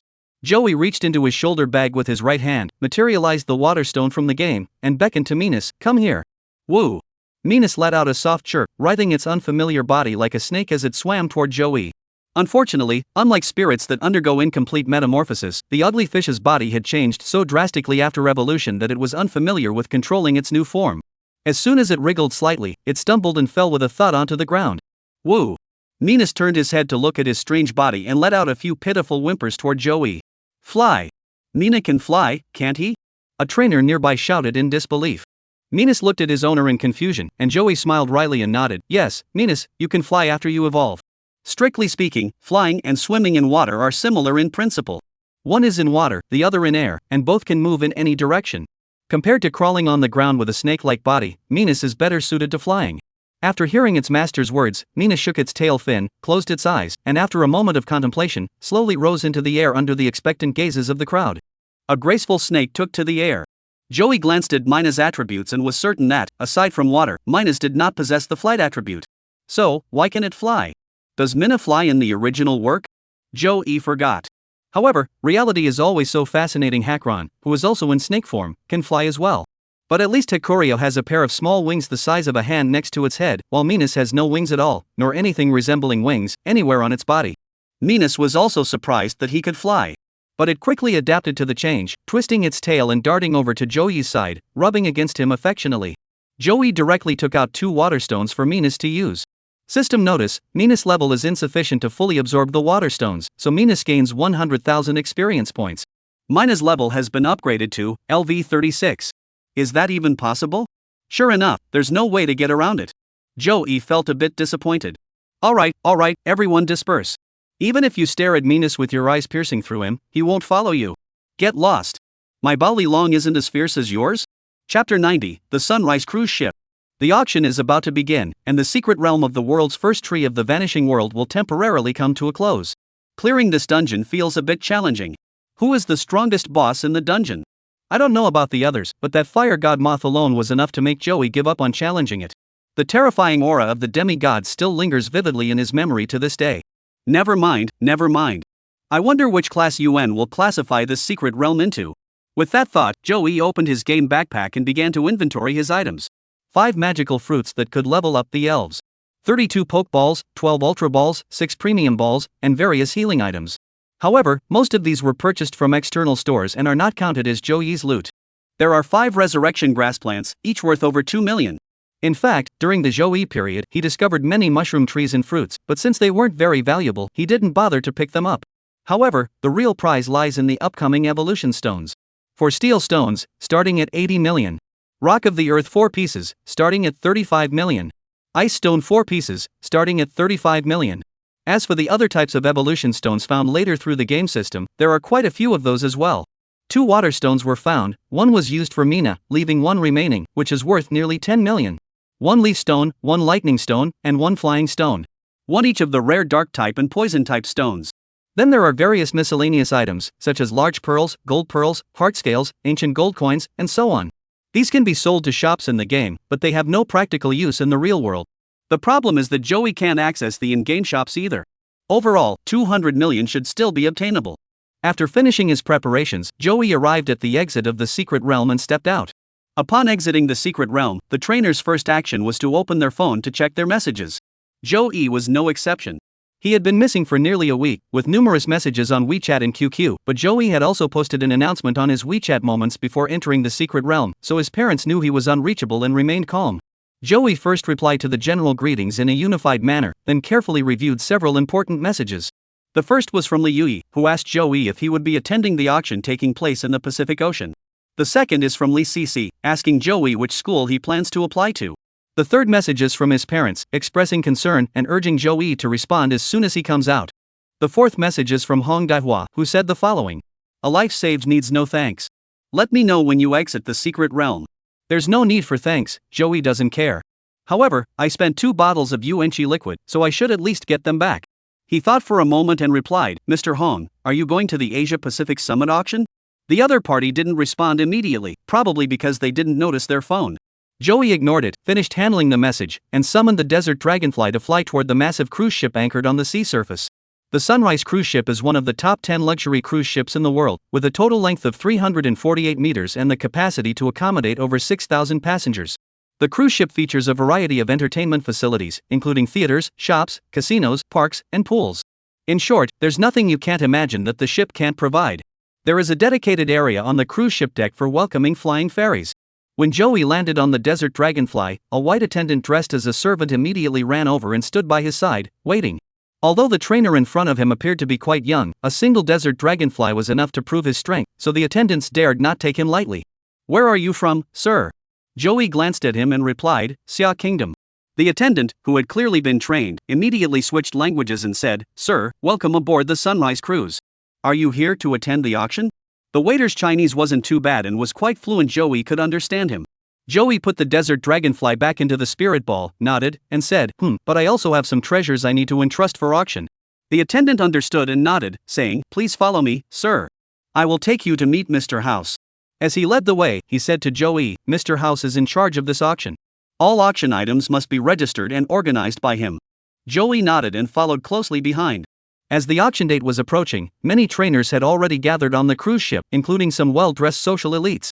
Of course, there are also no shortage of socialites with striking beauty, slender figures, and faces as delicate as peach blossoms. A global gathering of this magnitude would never be missed by these women, who have arrived with a specific purpose in mind. They would do anything to secure their place among the elite. Joey watched all this with great interest. Here, it was a world of opulence and extravagance. Anything was possible as long as you had the money. Following the attendant, he entered the ship's cabin and wound his way through a series of twists and turns before arriving at the door of an office. "Do." The waiter knocked on the door. A strong voice came from inside the door, "What is it?" The attendant replied respectfully, "Mr. House, there is a trainer from Xia Kingdom who wishes to entrust an item for auction. Come in." They were all speaking English, and Joey could only understand a little, but it didn't matter. There would be professionals to communicate with later. The attendant opened the door and ushered Joey inside. The interior decoration of the office was understated, but Joey wasn't familiar with such things and couldn't gauge their value. In any case, it didn't look like the place of a nouveau riche. Shortly after, a regional agent from the Xia Kingdom arrived and introduced himself. "My surname is Liu. You may address me as Agent Liu. May I ask your surname?" "My surname is Zhou." Now, both parties could finally communicate smoothly. After pouring tea for everyone, the waiter quietly left the office, leaving only House, Joey, and the regional agent surnamed Liu. "Mr. Zhou, what items would you like to auction?" Mr. Liu, the agent, was a middle-aged man with a kind face. Even when faced with a young man like Joey, he maintained a smile on his face. Joey reached into his shoulder bag, pretended to pull out a wooden box, and placed it on the table, saying, "A few fossilized stones." As he spoke, he opened the box, and several different beams of light immediately spread out from inside. Agent Liu looked at the wooden box and his expression froze. He said painfully, "Mr. Zhou, mixing evolution stones of different attributes together will damage their quality over time. But it's only been a short time. But it hasn't been that long yet." Joey shrugged indifferently. "Alright, please wait a moment while I count them." "Alright, please wait a moment while I count them."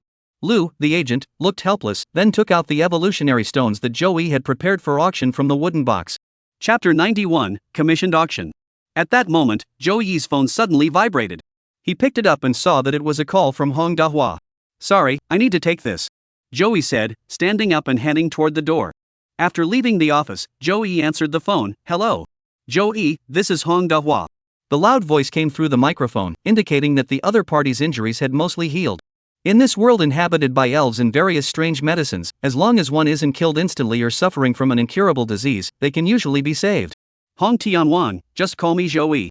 The name Hong Dahua is quite well known in the Xia Kingdom. Although he is not the true heavenly king, he is only one step away from that position. Across the entire Xia Kingdom, there are only 5 trainers who possess 6 king-level Pokemon. They are level 7 members of the Trainer Association and have been officially granted the title of king by the state, enjoying exceptional privileges, and Hong Dahua is a level 6 member of the association, having bred a total of 5 champion-level Pokemon, with only one remaining as a pre-champion Pokemon that has yet to advance. However, his king-class combat power is undeniable, and his status among trainers in Xia Kingdom ranks just below the top 10 kings. When Joey mentioned that Hong Tianwang had been left in the office, House and Lu, the agent, exchanged glances and furrowed their brows in thought. House asked in English, Lu, is there a king named Hong in the Xia Kingdom? The status of a heavenly king is extremely high worldwide. There are only 37 heavenly kings on the surface of the entire earth, and each one holds a status equivalent to that of a high-ranking official in a nation. Even the head of the Ross family wouldn't dare to be disrespectful, let alone someone from the House family. As far as I know, there are no surnames Hong among the 10 heavenly kings of Xia Kingdom. Lu, the proxy, pondered and deliberated, but Huawei Group has a high-ranking official surnamed Hong who possesses 5 heavenly king-level spirits, making him extremely powerful. 5 heavenly king-level spirits, House frowned, this is no different from the real heavenly kings. That's right. Lu, the agent, nodded in agreement. In fact, whether the other party was a big shot or not, it didn't matter much for the transaction between them. After all, House is responsible for auctions, not acquisitions, so Joey's status and position won't affect the final transaction price. While Joey was on the phone, Agent Lu finished counting the fossilized stones in the wooden box. He took a deep breath, feeling a sense of awe. 3 steel stones, 3 rock stones, and 3 ice stones. House was also surprised, widening his eyes and asking, so many? Items worth over 100 million yuan would be considered a major client even at a world-class auction. Evolutionary fossils, after all, are consumable items, and their prices cannot compare to those of rare antiques. Antiques can be purchased for display and appreciation, and most importantly, they can appreciate in value over time. However, fossils are purchased solely for use by Pokemon to absorb their energy, and once they're used, there's a sense of emptiness left behind. Items produced continuously won't have absurdly high value. If, one day, the fossil suddenly stops appearing, its price would instantly skyrocket by tens or even hundreds of times. By the time Joey finished his call and returned to the office, Lu, the agent, had already prepared the contract and was waiting for Joey to sign it. After briefly reviewing the commission fees to be paid, Joey signed his name on the contract. Since the appraisal exceeded 100 million, the auction house only charged a 1% commission. This is quite reasonable, as some domestic auction houses charge as much as 10% commission, and unsold items also incur an additional 3% unsold fee. Of course, the most frustrating part in China is that you have to pay personal income tax on the auction proceeds. For treasures found in secret realms, the national regulation is a 5% tax. If Joey were to auction these items domestically, it would mean a payment of 5 million. As for private transactions among trainers, there aren't many rules as long as you don't get caught, you can avoid taxes. However, private transactions also carry risks such as being scammed, robbed, or even killed. Even a single fossil can be worth nearly 10 million, and few can resist such temptation. The most critical point is that there is no law in the secret realm. After signing the contract, Joey secured a seat at the auction and then left the office.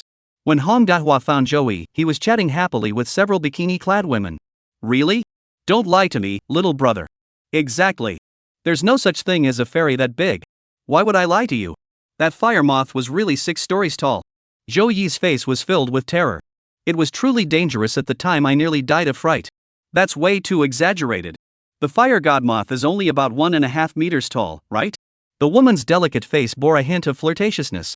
You don't believe me? Joey's face showed a displeased expression. Why don't you come to my room tonight and I'll tell you all about it in detail. I'll definitely make you believe me. Cut the crap. I don't believe you. Hey, what's your room number? Hey, scan me, add me as a friend. Seeing Joey surrounded by 4 women, Hong Dahua was at a loss for words. He couldn't help but ask himself a soul-searching question. Is this guy really my savior? Is he really a trainer brave enough to venture into the new secret realm? He looks like nothing more than a spoiled rich kid. Cough cough. In his 50s, Hong Dahua coughed a few times, hoping to attract Joey's attention.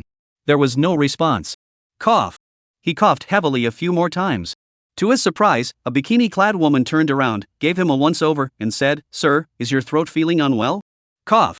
This time, Hong Dahua was truly taken aback. He sighed helplessly and said, "Joey, you really are so carefree." "Ah, Hong Tianwang." Joey quickly emerged from a pile of snow-white peaks, smiling. "Sorry, those sisters were too beautiful, I didn't notice you." "Heavenly King?"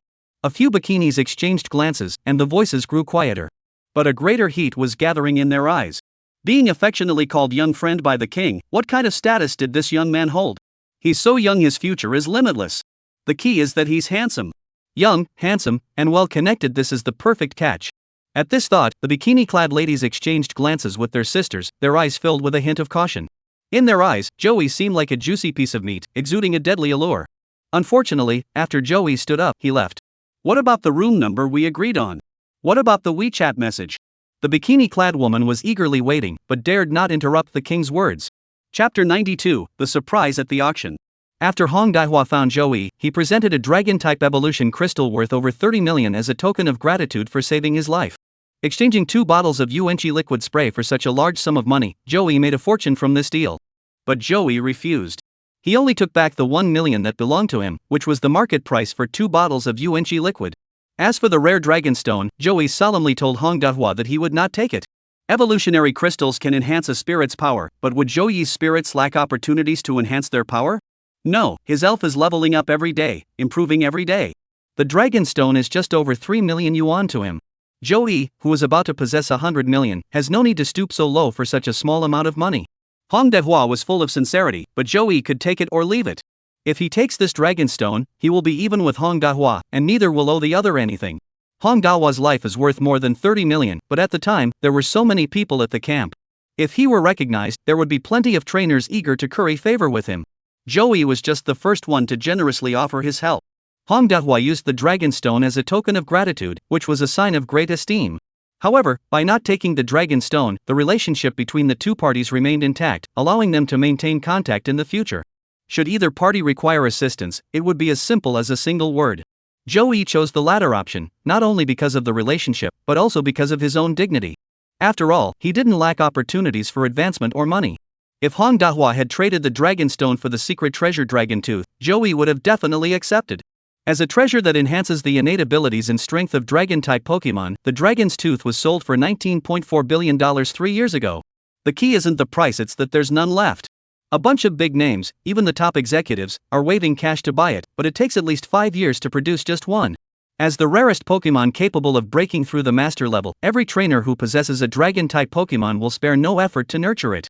Over time, the price of Dragon's Tooth has skyrocketed, leaving other treasures far behind.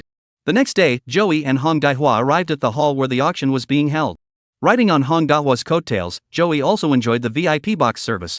The VIP room was not very large, with red carpets on the floor and oil paintings hanging on the walls, decorated simply yet elegantly. Pulling back the curtains at the front, the view suddenly opens up, offering a clear view of the vast auction hall through the window. The attendant provided a detailed explanation of the private room's features. From the elevated vantage point, one could not only overlook the entire auction hall but also see everything on the auction podium clearly. Additionally, the private box is equipped with a LCD screen, allowing you to closely observe the items on the auction podium. The screens also display detailed information about each auction item and the current bidding price, making it easier for guests to participate in the bidding. The Ross family's auction house ranks among the top 10 globally, specializing primarily in the trainer market, with venues established in numerous countries and regions worldwide. While waiting for the auction to begin, Joey took out his phone, scanned the QR code to enter the auction interface, and began flipping through the list of items up for auction on the screen. High-end balls, evolution stones, ancient relics, unknown miscellaneous items, everything was there, even a Pokemon egg. As he scrolled down the list, his fingers suddenly came to a halt. Among the treasures, there was a glass bead with a diameter of about 3 centimeters.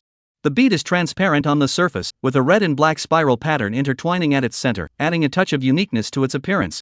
This is Jengar's Megastone? Without seeing the actual item, Joey was unsure how to identify it using the game system. He had been in this world for so long and had never seen a Megastone before. Joey didn't know the exact reason, perhaps because the secret realms that had appeared earlier weren't high enough in level to generate such a special item as a Megastone. Joey opened the information interface of the suspected Jengar Megastone with anticipation, only to see the following text. A mysterious pearl produced in a new secret realm. Its function is currently unknown, but it contains extremely pure ghost-type elements. It's definitely from the new secret realm. Joey's suspicions were confirmed. On the 22nd, I must buy it. Joey remembered the auction number of the pearl. As time passed, the guests attending the auction began to arrive one after another, and the hall gradually became lively. However, the guests were of a high caliber, and despite the large crowd, there was no noise, only occasional whispers.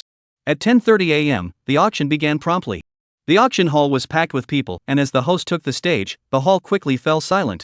In the VIP box, Joey and Hong Daihua picked up the headphones provided by the organizers and put them on. At any international level auction, the organizers always provide Bluetooth headphones for all guests. There are 10 simultaneous interpreters stationed nearby, ready to translate for guests who do not speak English. Of course, compared to the host's passionate and enthusiastic voice, the translation transmitted through the Bluetooth headphones sounds much smoother. Ladies and gentlemen, it is a great pleasure to welcome you all to this Asia-Pacific Summit auction hosted by Ross Group. We wish you all the best in finding the treasures you desire. After a few opening remarks, the auction will now begin. The first item up for auction was a set of 6 high-end balls, which were purchased for 1.2 million. The second item is a special defense enhancer that slightly boosts a Pokémon special defense, which was purchased for 950,000. The third item is a set of 6 luxury balls, which sold for 2.1 million. The fourth item is a defense enhancer that slightly increases the defensive spirits, sold for 1 million. The fifth item is a set of decaying armor from a secret ancient ruin. As the treasures were unveiled one by one, the bidding grew increasingly intense, with each item selling for a premium. Hong Daihua also raised his paddle several times and purchased a few miscellaneous items from the Secret Realm ruins. However, Joey showed little interest in these items. Under the game system's appraisal, everything was instantly identified. He was now eagerly awaiting the appearance of the 22nd treasure so he could use the system to appraise it. Congratulations to bidder 21 for successfully winning the auction for the Leafstone at $1.2 million. The auctioneer's enthusiastic and highly persuasive voice rang out once more. The next item up for auction is an item from the new Secret Realm. As the translation came through the Bluetooth headphones, a circular glass sphere appeared on the screens inside the private room. Joey turned his head toward the stage in the auction hall, his gaze focused. Just as he had anticipated, the game interface suddenly popped up with a dialog box. Jengar Mega Evolution Stone, a super evolution stone that allows Jengar to evolve again. Indeed. Joey's expression turned serious, and he had already made up his mind to purchase it. Is 100 million enough? If it's not enough, borrow from Hong Dahua. If you can't borrow it, go sell yourself to the bikini-clad ladies. Chapter 93, Mega Stone in Hand. No one in this world knows about Mega, and that is Joey's advantage. However, whether they are spirits or instruments, their ability to perceive whether an object possesses elemental attributes is extremely strong. Therefore, although the crowd did not know the purpose of this object, they understood that it must be a rare item. The auctioneer on stage spoke with a composed expression, and the translation came through the Bluetooth earpiece. Ladies and gentlemen, Lot 22 is the Ghost Pearl, with a starting bid of $1 million. Bids must be increased by at least $10,000 each time. The auction is now open. As the auctioneer finished speaking, no one in the room made a sound. No one's money grows on trees, and without knowing what this was, no one was willing to take a chance. However, what this world lacks the most is not money. Sure enough, after a brief silence, someone quickly called out the first price. The auctioneer immediately broke into a smile and announced loudly, bidder number 35 is offering 1.01 million. People are prone to herd mentality. Since the first person took the lead, everyone else would wonder why he was buying. Could this be a good item? No way, I can't miss out on this. As a result, the price of the Ghost Pearl mentioned by the auctioneer kept rising steadily until it finally stabilized at 2.09 million. In Hong Dao's box, Joey raised his bid again, but this time he added 500,000 directly to the price, bringing the total to 2,590,000. Guest number 7 bids 2.59 million. Guest number 7 bids $2.59 million. Any higher bids? The current bid is $2.59 million. The auctioneer began to get excited. A glass ball of unknown purpose, which was likely completely useless, had been sold for over $2 million, and he couldn't believe it himself. Joey's move scared off many people. $2.59 million was no small sum converted into Sia Nation currency, that was over 15 million. That amount could buy 2 ordinary evolution stones. For this unknown pearl, it's not worth it. Anyone else bidding? Bidder 7 has offered 2.59 million. This bead has been detected to contain strong ghost-type elements. The auctioneer is still trying hard to build up the atmosphere, but no one is raising their paddles. The wooden hammer struck 3 times, and after the third strike, the megastone was secured by Joey. At this point, Hong Dahua finally spoke up and asked, "What's the secret behind that glass ball?" Well, it's extremely useful to some people, but to some trainers, it's no different from a regular glass ball. Joey didn't reveal the truth, but he didn't lie either. Hong Dahua was also wise enough not to press further. He nodded thoughtfully, but in his heart, he had already begun to make plans. Something that Joey was willing to spend over 15 million on couldn't be an ordinary item.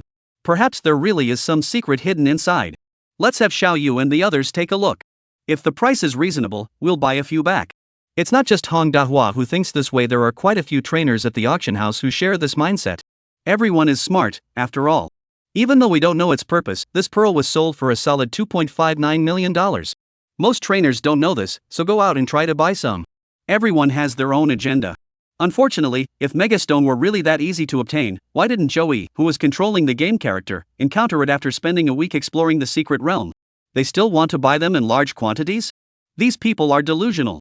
Having obtained the Megastone for Jengar, Joey was clearly delighted, unable to suppress a faint smile at the corners of his mouth. If I recall correctly, the shiny Jengar's Mega Evolution form also has a white body, with a hint of blood red at the ends of its arms and legs. Needless to say, it's absolutely stunning. The auction outside continued, and soon it was time for Joey's ordinary evolution stones to be auctioned. The atmosphere at the scene had been heated up to a fever pitch, and the evolution stones, which were normally valued at only 9 million, were bid up to 11 million. As time went on, Joey's 3 steel stones were also brought onto the display platform. The next item up for auction is the steel stone, with a starting bid of $3 million. Bids must increase by at least $500,000 each time. The auction begins now. As soon as the auctioneer finished speaking, trainers raised their bidding paddles. Bidder number 64 has increased the bid by $100,000. Guest number 12 has added an extra $50,000. As a rare evolutionary fossil, steel stone is still very scarce on the global market. Therefore, its price continuing to rise is understandable. Ultimately, when the price reached $3.5 million, or nearly 25 million yuan, it finally stabilized. Snap! The deal was sealed. Joey sold his first steel stone. The next item up for auction was something else entirely. This was part of the auction strategy. They broke up the items to create more anticipation and excitement among the bidders, while also increasing the sense of urgency. In the end, Joey sold 9 evolution stones for a total of 160 million. After deducting the auction commission of 1.06 million and the 18 million for the Megastone for Jengar, Joey's total income was over 80 million. Unless there's something truly worth it, Joey wouldn't waste his money here. Why not buy it at the secret treasure market? It's not cheap there either. Why are you acting so impulsive and throwing money around everywhere? Joey steadied his composure, sitting on the high platform and looking down at the trainers frantically bidding. Even useless ancient artifacts from the secret realm were being sold for over $1 million. The final showpiece of the auction, the climactic item, was a treasure, charred charcoal. As soon as it appeared, the atmosphere in the room erupted with excitement. Everyone had already heard about it from previous promotions and had prepared funds in advance to purchase it. Starting from a minimum price of $1.5 billion, the price skyrocketed like it was on steroids, eventually breaking through the $2 billion mark. But that's not all. Fire-type Pokemon are incredibly powerful in battle. Enhancing their skill power and innate abilities makes them an absolute surefire investment. Finally, this charred piece of wood was purchased by a mysterious trainer in VIP Room 2, with a price tag of $230 million, over $3 million more than the previous mysterious water droplet. As the hammer fell, Joey couldn't help but exclaim, "Wow, that's really generous." If this secret treasure could help a fire-type spirit break through to the king level, then the 200 million price tag would be well worth it. Manhwa couldn't help but feel a bit envious. If he didn't lack the funds, he might have tried to snatch it for himself. For ordinary trainers, the most crucial factors aren't the Pokemon or the time. What matters most is that they don't know the Pokemon's potential. Sometimes, after spending decades nurturing them, the elves reach the peak of their elite strength and then can't progress any further. This is undoubtedly a devastating experience. However, this situation doesn't apply to Joey, who has a game system. Therefore, the secret treasure's primary function for him is to enhance skill power, while the improvement of innate abilities is merely a secondary benefit. Alright, the first Asia-Pacific Summit auction has come to an end. The next one will begin in 2 weeks. There will be even better treasures waiting for everyone then, so please don't miss it. Chapter 94, Going Home, Going Home. The trainers participating in the auction gradually left the venue, and Joey and Manhwa also strolled out of the private room. After chatting for a while, Manhwa said as they parted, "If you ever come to Shenzhen in the future, be sure to let me know so I can show you around as your host." After Joey's half-hearted agreement, the two parted ways. Shortly after Joey returned to his cabin, a dedicated staff member brought him the items he had acquired at the auction. "Mr. Joey, these are the treasures you acquired at the auction." The attendant held a safe in his hands and continued. "You have successfully bid on 9 evolutionary fossils. After deducting the commission, the total amount is $15 million. As he spoke, the attendant entered the password, the safe opened, and he placed it before Joey with respect, saying, "Please inspect it." Before Joey's eyes was the very same Jengar Mega Evolution Stone, with a black gold credit card placed beside it. Of course, $15 million was far from enough to qualify for an invitation from Eagle Country Cloud, so while the card was black and gold, it wasn't the renowned Centurion Black Gold card. The attendant explained, "Sir, this is the auction item you have won, the Ghost Pearl. This is the black gold card from Ross Bank, which you can use to withdraw funds at any time." Joey placed the Megastone for Jengar into his shoulder bag. Though he picked up the black gold card and handed it to the attendant, he said, "Charge the 2.59 million for the ghost pearl to this card. I'll take care of it right away." The waiter took the credit card and left with the safe. Joey sat on the sofa, staring at the crystal-clear Jengar Megastone in his hand. Mega is a mysterious ability that allows Pokemon in their final forms to evolve once more. The secret realm has existed on Earth for over 300 years, and no such item has ever been discovered before. It was not until the emergence of a new, unknown grade secret realm that Megastones were formed under the intense collision of laws. Joey didn't know if the Megastone in his hand was the first one in the world, but even if it wasn't, it must be among the first 3. "Unfortunately, my ghost stone hasn't evolved yet, so I can't test it now." Joey shook his head regretfully. Moreover, Mega Evolution has its own set of conditions. It can only occur if the Pokemon shares the same intentions as its trainer and has a deep bond with them. How deep is the bond between me and Ghost? Joey asked himself. Among all his Pokemon, only the desert dragonfly could be considered to have such a deep bond. As for the other few spirits, under the system's most basic intimacy rules, they were barely passable. In any case, let's focus on evolving Ghost at first. In the real world, evolving Ghost in the game into Jengar through a trade is impossible, as no one would give away their own Pokemon. Therefore, the only way for Ghost to evolve into Jengar is to continuously strengthen its abilities. Once its strength and level are sufficient, evolution occurs naturally. Joey made his decision the primary target for leveling up would now be Ghost Stone. Soon after, the bank card was also returned to Joey's hands. After deducting the amount for the Mega Stones, there was still $12.41 million remaining. At today's exchange rate between the US dollar and the Xia currency, Joey now possesses nearly 90 million in cash. Don't underestimate 9 million. It may not seem like a lot, but this is working capital, not fixed assets. There are many wealthy individuals in Xiagua, with assets exceeding 90 million, but if it comes to 90 million in cash that can be immediately accessed, there aren't many who can do so. Alright, it's time to go home. After packing his luggage, Joey set off on his journey home. The new secret realm was incredibly vast, and to date, the area they had explored was likely less than 1,000th of the total. If Joey wanted to complete it, it would be a matter of years. The key issue is that the new secret realm is of a very high level, with almost no NPCs encountered inside, and the experience gained from defeating minor monsters is too meager. While there are indeed many treasures inside, the truly valuable rare items are still rare, and Joey is too lazy to make a special trip for those low-value treasures. In summary, it's not worth the effort. First, clear out all the lower-level dungeons and complete every single one within the borders of Xia Kingdom. While leveling up with NPCs, you can also pick and choose any treasures you want. With that in mind, the desert dragonfly soared into the sky. Zhejiang Province, Linhai.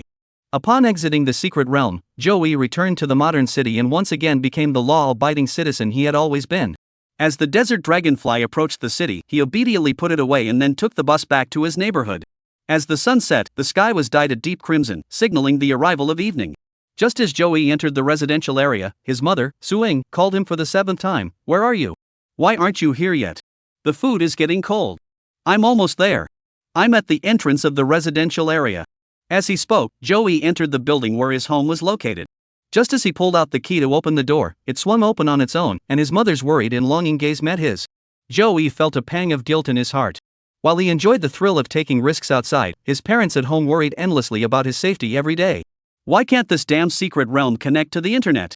Once you leave, you're completely cut off. After cursing under his breath, Joey looked up and smiled broadly, saying, "Mom, I'm back. Come quickly, come quickly." Seeing her son return home safely with no visible injuries, her worries eased. "Are you hungry? It's time for dinner." She happily wiped the apron she had been wearing while cooking, then helped Joey take off his shoulder bag, her face glowing with a smile she couldn't contain. The shoulder bag was hung on the coat rack. Su Ying's expression changed, and her voice rang out sharply, "Zhou Yuanshang. It's been half an hour. Are you still in there? Come out immediately. Your son is back." Wait, what's the rush?" came his father's voice from the bathroom. Then came the sound of flushing. Zhou Yuansheng shook the water droplets from his hands and carefully examined Joey from head to toe. Upon noticing that his son's skin hadn't even been tanned by the sun, he finally let out a faint smile and nodded, asking, "How about that so-called new secret realm?" "It's a long story," Zhou sighed. "It's a long story." Joey sighed. Zhou Yuan, who had just finished his exercise, spoke forcefully, "Make it quick. Get rich overnight." Joey replied. The old father's eyes lit up. "Make a fortune overnight?" "Not just that." Joey smiled. His elderly father's hands trembled slightly. "Wealth rivaling a nation?" Wang Jianlin, the legendary figure, once said that every time he ventured into the secret realm, he would set a small goal for himself. Joey waved his hand modestly. "I've just achieved a small goal myself." Cough, cough. The old father played along, his eyes reddening as he spoke tremblingly. With so much money, how are you going to spend it? Save it with your parents, and we'll use it to marry you off in the future. What are you two playing at? Suing came out of the kitchen with a bowl of rice and said, come and eat. What are you two playing at? Suing came out of the kitchen holding a bowl of rice and said, come eat. Chapter 95, Buying a house is a surefire way to make money. Suing. Your son claims he made $1 billion. Zhou Yuanqing was so busy listening to Zhou Yi brag that he didn't even have time to eat. Are you listening to him? Suing rolled her eyes. He said he made $100 billion, and you believe him? Though there are indeed many rare treasures in the new secret realm, one knows their own family best. Their son has only been a trainer for less than 2 months. Relying on a desert dragonfly, he can barely protect himself in the new secret realm. Making money is something to discuss later. Mom, really? Joey reached for his waist but didn't feel his shoulder bag. He hurried to the coat rack, took his wallet out of the shoulder bag, and then pulled out a black gold card from the wallet. Under the light, he waved it around and said, look. Black and gold exclusive and prestigious. Zhou Yuanqing didn't believe it for a second. He pulled out his wallet, took out a black industrial and commercial Bank of China card, and said disdainfully, I have one too. Dad, you're really important, you can even use a black card. Cough cough, it's nothing special. I just like the black color. Pfft, Suing couldn't help but laugh at the two of them acting silly. Zhou Yuanqing, that black card you have is probably a credit card you were sold by the staff when you applied for a mortgage, right? Zhou Yuanqing wasn't happy to hear that, so he put the credit card, which symbolized his prestigious status, back into his wallet and said, we don't care what kind of card it is, credit card, savings card, or loan card. As long as it's black, that's fine. Tell me, is it the same color as the card Xiaoyu is holding? Zhou Yu couldn't help but laugh and sigh, Dad, Mom, at least take a closer look. This isn't the same as a credit card, is it? Seeing Joey speak so seriously, Zhou Yuanqing and Suing also took it more seriously, and both came to the dining table to take a look. Rosebank? Zhou Yuanqing's English was terrible, and he stumbled over the words. His mother, Suing, worked in the finance department of a state-owned enterprise and was well versed in the world's major banks. Upon closely examining the bank card, Su Ying's expression grew serious. Rossbank? It seems Zhou Yuanqing is well read too. He immediately caught on. What? The Roth family from Europe mentioned in that book about currency wars? It's not that exaggerated, but their background is indeed quite formidable. Suing was surprised. She picked up the black card and examined it from all angles, but it didn't look fake at all. Then she opened her phone, logged into a global financial app, entered Joey's card number, and to her surprise, she actually received the relevant information. Suing didn't hesitate and transferred 100 yuan to that account number. Ding!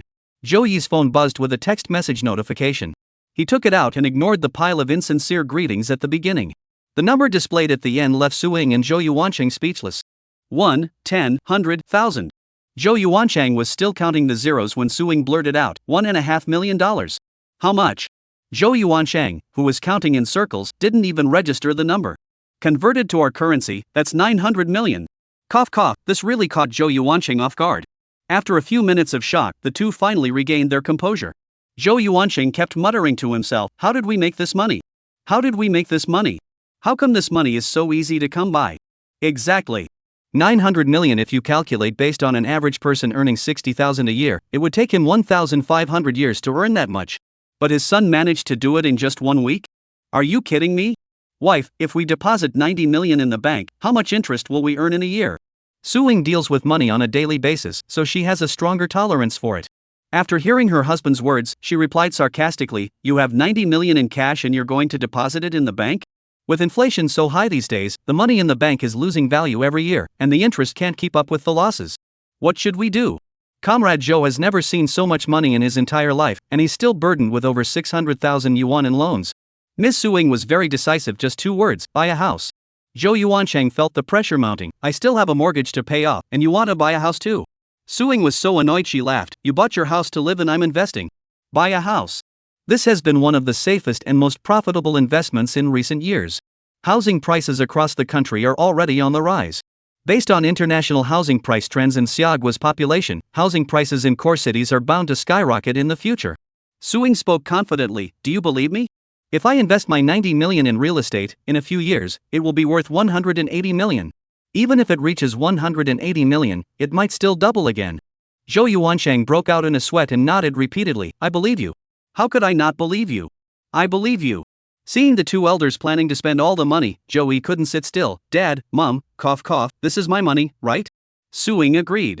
Joey had always been independent since he was a child, and they had never interfered with their son's finances. Suing asked, "So, do you have any plans for this 100 million? Joey blinked and said, "I plan to use it all to buy fossils." Cough cough. Zhou Yuanshan coughed again. Joey quickly changed his tone. "Let's pay off the loan to the family first, then I'll buy it." Zhou Yuansheng straightened his expression and said, "I." Joey understood and immediately interrupted, "Dad, Mom, I've thought about it. The evolution stones don't seem to require that much, so we can save $1 million, save $1 million. Son, I need to explain something. Dad. There's only $2 million left. Dad, I love you." Zhou Yuansheng ate his dinner contentedly. Joey had actually intended to leave $4 million at home. He didn't need that much money to buy fossils. A regular fossil costs no more than 10 million yuan. There are only 6 Pokemon in total, and the Gyarados isn't worth mentioning. It wouldn't even have any effect if you ate it. The desert dragonfly and Mutwo have already been used once, and their effects are significantly reduced. Only 3 Pokemon remain: Ghost Stone, Blue Crow, and Burning Bug. Each has 1 evolution stone, totaling 3 million. Joey still has 2 million left to spend as he pleases. If the money isn't enough, there are still 6 more evolution stones in the backpack that haven't been sold yet. With the game system, Joey actually doesn't lack money at all. He just wants to tease his parents a bit. Suing stared at Zhou Yuansheng with a smile. Zhou Yuansheng felt that the food in his mouth suddenly lost its flavor. He placed his chopsticks on the table and said, "Wife, since you handle the finances, it's better if you keep this money." Mom laughed again. Chapter 96, The Date with Li Cici. After staying home for a few days, Joey invited Li Cici out. The two met at a cafe. Li Xixian had clearly made an effort to look her best, both in her attire and her appearance. She was wearing a long dress, and her beautiful collarbone was faintly visible. The fabric of the dress was so white it seemed almost transparent, with a subtle sheen, yet it remained completely modest. The hem of the skirt trails down to just below the knees, revealing the young girl's legs, as white and slender as jade. Her entire body radiates the vibrant beauty of youth. After not seeing her for several days, Joey felt a moment of dazzling beauty upon first laying eyes on the young girl again. Upon seeing Joey sitting on the chair waiting, Li Xixian's bright eyes widened slightly, and she hurried over. Joey, whose mental senses were exceptionally sharp, could clearly feel the glances of several young people around him secretly fixated on her. When Li Cici came and sat down in front of him, those glances immediately turned into jealousy, staring intently at Joey. "Joey, have you been waiting for a long time?" The young lady's tone actually had a hint of sweetness to it. Joey looked up and down at Li Cici, didn't answer her question, but instead said, "You look very pretty today." "Ha?" Li Cici's delicate ears turned a shade of pink as she lowered her head and whispered, "Really? Of course it is. It's absolutely beautiful." Joey smiled and replied, "Just making things up." Li Cici placed both hands under the table, twisting them into a knot, and quickly changed the subject. "Have you ordered your drinks yet?" "No, I'll wait for you." Joey stood up and asked, "What do you like?" "I'll have an iced latte, medium size." "Let's go together." Li Cici also stood up and followed Joey to the counter. After getting their coffee, the two sat facing each other. Li Cici took small sips of her latte, her bright eyes fixed on Joey as she asked, "Have you filled out your college application yet?" Joey sighed helplessly, "It's already too late now.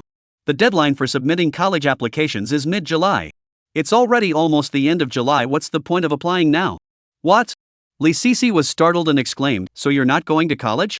Although they had become trainers, none of her classmates had made any plans for their future yet. Whether they can withstand the trials and become officially registered members of the Trainer Association remains to be seen. Therefore, attending university remains the only viable option for the vast majority of the general population.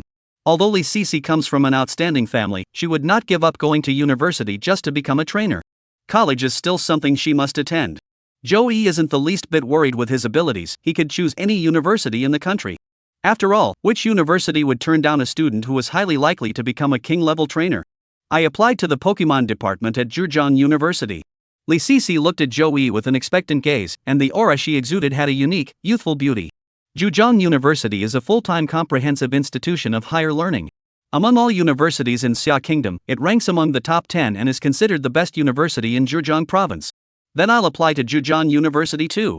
As soon as Joey said this, Li Cici couldn't hide the excitement in her eyes, and a bright smile immediately appeared on her charming face. "Really?"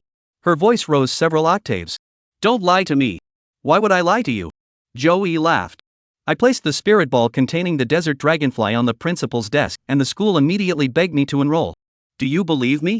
Admitting one student grants access to over $1 billion in educational resources. This deal is a no-brainer. Unless the school administrators have lost their minds, they would never turn Joey away. In today's society, where Pokemon are all the rage and trainers hold a prestigious status, every university has established a Pokemon Academy, and the National University League is held annually, with universities as the participating units. The performance of students in the league directly impacts the Ministry of Education's funding allocation for the following year. In such a situation, it's not just that Joey missed the deadline for submitting his college applications. Even if he applied for admission after others had already started school, he would be fiercely competed for by universities nationwide. As Joey boasted, a faint blush crept onto Lee Cece's pretty face. She cautiously asked, then, when the time comes, can we go to school together to register? No problem. Joey nodded readily. Then it's settled. Lee Cece looked serious, making sure not to stand him up like last time. When did I ever stand you up? Joey looked completely confused. He couldn't remember. Lee Cece felt a bit wronged and pouted, saying, I invited you to dinner, and you agreed, but you never showed up. Ah, ha. Joey scratched his head, his smile a bit awkward. Sigh, it's not that I stood you up. There's no signal in this secret area, so I couldn't help it. Also, we agreed to fill out our college applications together, and you promised to tell me when you did. Cough cough, Joey rubbed his nose. I was thinking that after you fill out your college applications, we could go to your university together. Ha! This sudden flirtatious remark made Lee Cece's face turn red, and she closed her mouth shyly. Poor girl, in love, the one who falls first is always the one who ends up feeling so small. The two chatted for a while longer before Joey drove Lee Cece home. Standing at the front door, Lee Cece didn't show it too obviously, but Joey could still see the reluctance in her bright, big eyes. Should I go first? Bye. Joey waved his hand. Bye. Joey turned around and prepared to leave. Joey. A pleasant voice called out from behind him. Ha! He turned his head to look at Lee Cece. Under Joey's intense gaze, the courage she had just mustered up vanished in an instant. Lee Cece's delicate lips trembled slightly before she finally said, We've all graduated from high school. Our teachers and parents won't be watching over us anymore. Joey looked puzzled but nodded in response, Yeah, we've graduated. See you in college? Lee Cece snorted angrily, See you in college. After saying that, the girl ran into the residential area, leaving Joey with only the graceful silhouette of a young girl. Women. Joey hailed a bus and headed toward the outskirts of Linhai City. Chapter 97, Head to Jujong University for the assessment. Next, Joey continued to level up while also making his way toward Hangzhou City. Since he had promised Lee Cece he would go and finalize the university arrangements. Jujong University is located in the picturesque city of Hangzhou. The university's ELF campus is situated along the Qianjiang River, adjacent to West Lake, offering breathtakingly beautiful scenery. Near Hangzhou City, Joey returned from the Desert Dragonfly and transferred to the subway, spending over half an hour before finally arriving at his destination for enrollment at Jujong University's Qianjiang Ferry campus. Due to its scenic location, the Qianjiang campus is open to the public during the day, allowing anyone to enter and explore. Therefore, Joey followed the small groups of people and entered the campus gates. While others began their tour slowly from the entrance, Joey walked purposefully toward the admissions office. The Spirit Academy differs from ordinary undergraduate programs in that, in addition to admitting students based on academic performance, it also has a special admissions office for trainers. The trainer recruitment office targets every college entrance exam student nationwide. If your scores do not meet the admission cutoff for Jujong Province universities, no problem. As long as you have the necessary skills, you can come to the trainer recruitment office to take the on-site exam. Once you pass the exam, congratulations. You are now an official member of Jujong University. The admissions office door is wide open, and a young woman with a pleasant appearance is sitting in the office on the right, playing with her phone. Joey walked in with a calm demeanor, approached the office door, and knocked gently. The young woman looked up, noticed Joey, and asked, Hello, this is the admissions office of Jujong University. May I assist you? Joey took out his wallet, pulled out his ID card and the card he had obtained from the Taizhou Trainer Association, placed them on the table, and said, I'm here to apply for the Jujong University Spirit Academy. What's this? Looking at the dark red trainer card, the young woman hesitated. Joey nodded, It's a trainer card. You can scan it to take a look. Please wait a moment. The young woman placed the card on the sensor next to the computer, and Joey's information quickly appeared on the screen. It clearly stated when and where Joey had entered the association, as well as the method of entry. His association rank was also clearly marked. Are you a registered official trainer with the training association? Joey nodded, Yes, is there a problem? The young woman was a bit surprised. She picked up Joey's ID card and looked at it again, confirming that the handsome young man in front of her had just turned 18. She then placed the ID card on the scanner, and the computer displayed the relevant information. Linhai Junior High School Department, College Entrance Exam Score, 613. This score isn't bad, but compared to the admission cutoff of 649 points for universities in Zhejiang province, the gap is quite significant. However, students who come to the admissions office at the Zhenjiang campus are naturally not relying on high test scores to get in. After confirming Zhou Yi's identity, the young woman smiled slightly. I'll notify the higher-ups immediately. Please wait a moment. With that, she picked up the landline phone next to the computer and dialed a number. Mr. Pan, there are students here to take the ELF practical test. Alright, I got it. Okay, good. After a few words, the call ended, and the young woman stood up and said to Zhou Yi, please follow me. Following the young woman, the two arrived at a large sports field. Similar to the Taizhou Trainer Association, the playground in front of Zhou Yi was also divided into several sections, each marked with a 3,060-meter Pokemon standard battle arena. At that moment, the field was bustling with men, women, and Pokemon, some engaged in friendly battles, creating a lively atmosphere. When the two arrived, a piercing sound suddenly echoed through the sky. Zhou Yi looked up and saw a massive biao bird flapping its wings as it descended. Zhou Yi was startled and asked the young woman beside him, can you ride flying creatures from the aviation department at Zhejiang University? Within the campus, elves can be released, but only after obtaining prior permission from the school and being registered on file. I see, Zhou Yi mused. Sure enough, no matter where you are, you have privileges, and universities are no exception. A man in his 30s jumped down from the sky. The man glanced at Zhou Yi and said, Xiao Pan, is he the student who applied this time? Zhao, the director. The young woman called Xiao Pan nodded and said, he is a senior high school graduate from Taizhou Linhai Junior High School, with a college entrance exam score of 613. He is. Mr. Zhao waved his hand to interrupt, we don't look at grades here, we only look at ability. He looked at Zhou Yi and said, since you've come here, you must know the admission rules of Zhejiang University, right? I know, Zhou Yi nodded. It's just a battle. Who does Zhou Yi have to fear? Alright, let's not waste any more time. Let's get started. Director Zhao was quite decisive. After explaining the situation to the students in the venue, they made way, and the match could begin at any time. At that moment, Xiao Pan finally finished what he had been saying earlier. Director Zhao, although Zhou Yi is a recent graduate, he is a registered official trainer with the Taizhou Trainer Association. Oh? Director Zhao was a bit surprised and looked at Zhou Yi, asking, what level? Just level 1. Director Zhao praised him, given your family's circumstances, becoming a member of the training association at your age is already quite impressive. The senior students who had gathered around began to whisper among themselves. Just graduated and already a member of the training association? Those with wealthy families can secretly keep Pokemon even though the law prohibits owning Pokeballs. Maybe they've been keeping one for 18 years already. Nonsense. If they find out, you'll be in for a world of trouble. How long has it been since the college entrance exam? An ordinary level elf in a team? That's impossible. The conversation nearby didn't affect Zhou Yi and the others. Xiao Pan quickly ran into the room below the grandstand of the large sports field and reappeared with a DSLR camera and tripod in his hands. Xiao Pan explained to Zhou Yi. This match will be recorded, and the recording will be submitted to the school leadership for review. Whether you are admitted or not will depend on the school leadership's vote. I understand. Zhou Yi reached into his waist and pulled out a Pokeball, enlarging it into battle mode and said, let's begin. Alright. Zhao Zhuchu swung his right arm, and the Pidgeot beside him hovered above the arena. The Pokemon I'm sending out is a Pidgeot. Releasing it first, I wasn't afraid of Zhou Yi sending out a Pokemon that could counter Bidoof. Zhao Director was very confident. Chapter 98, The Disappearing Ghost Stone. According to the game system, Zhao Zhuchu's Pigeon is level 39, with elite peak strength. Since the opponent has already sent out their spirits first, Zhou Yi naturally wouldn't take advantage of him. Though he felt miserable, he still threw the Pokeball he had prepared in his hand. A flash of white light appeared, and Ghost Stone materialized on the field.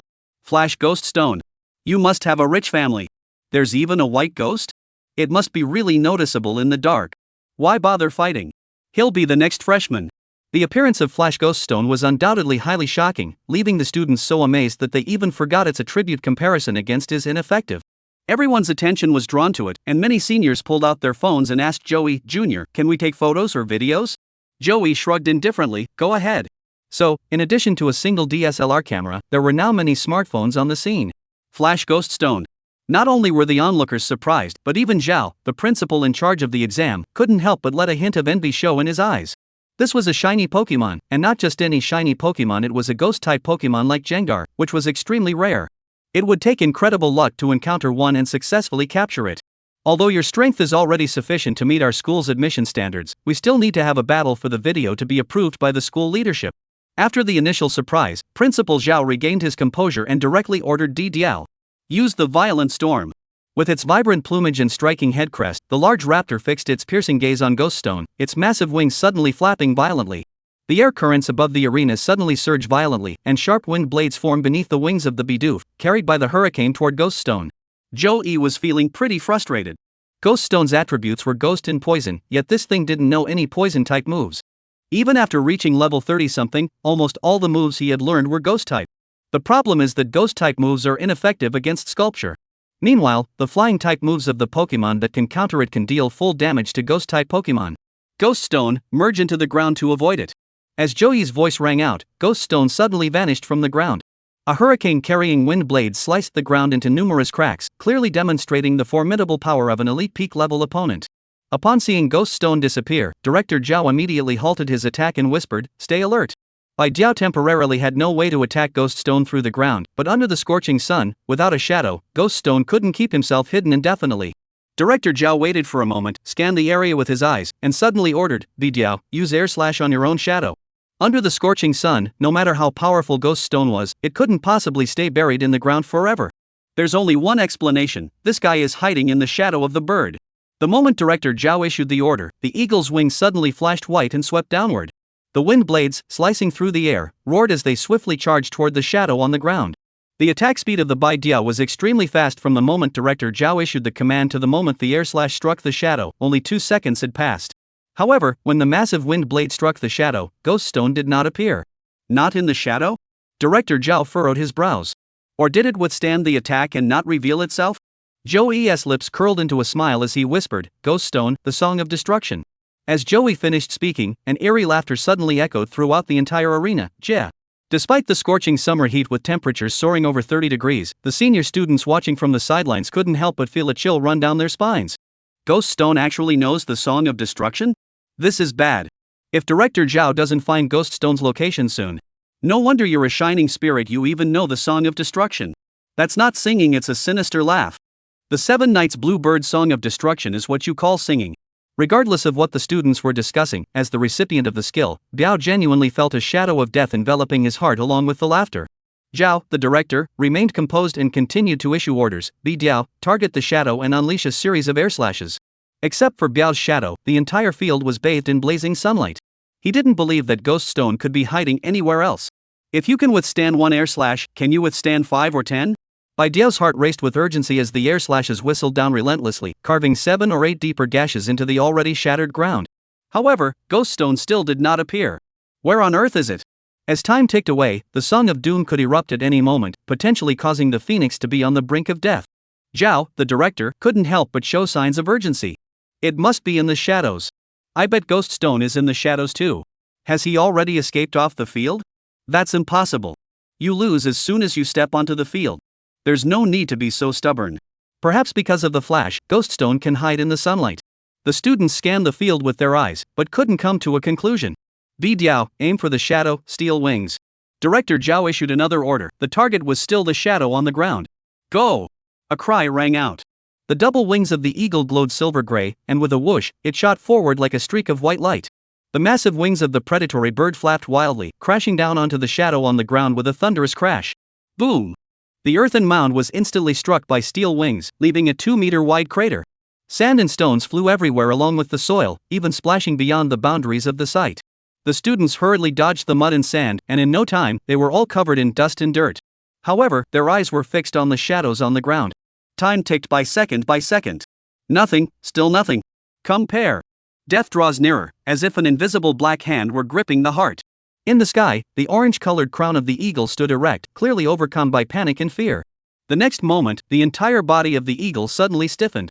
Then it plummeted straight toward the ground. The effect of the Song of Destruction was activated. Alas, come back. Director Zhao took out the pokeball and recalled the Pidgeot to prevent it from crashing into the ground and sustaining real damage. Then, he looked up at Joey and said, "No matter how the school leadership decides, as far as I'm concerned, you've passed. There's no denying it." Ghost Stone took at least 2 minutes to merge into the ground, and it never appeared once from start to finish. Chapter 99, I paid for this. Everyone, including Director Zhao, was waiting for Joey to summon Ghost Stone. Everyone was truly curious about where it was hiding and how it could remain invisible for so long without casting a shadow.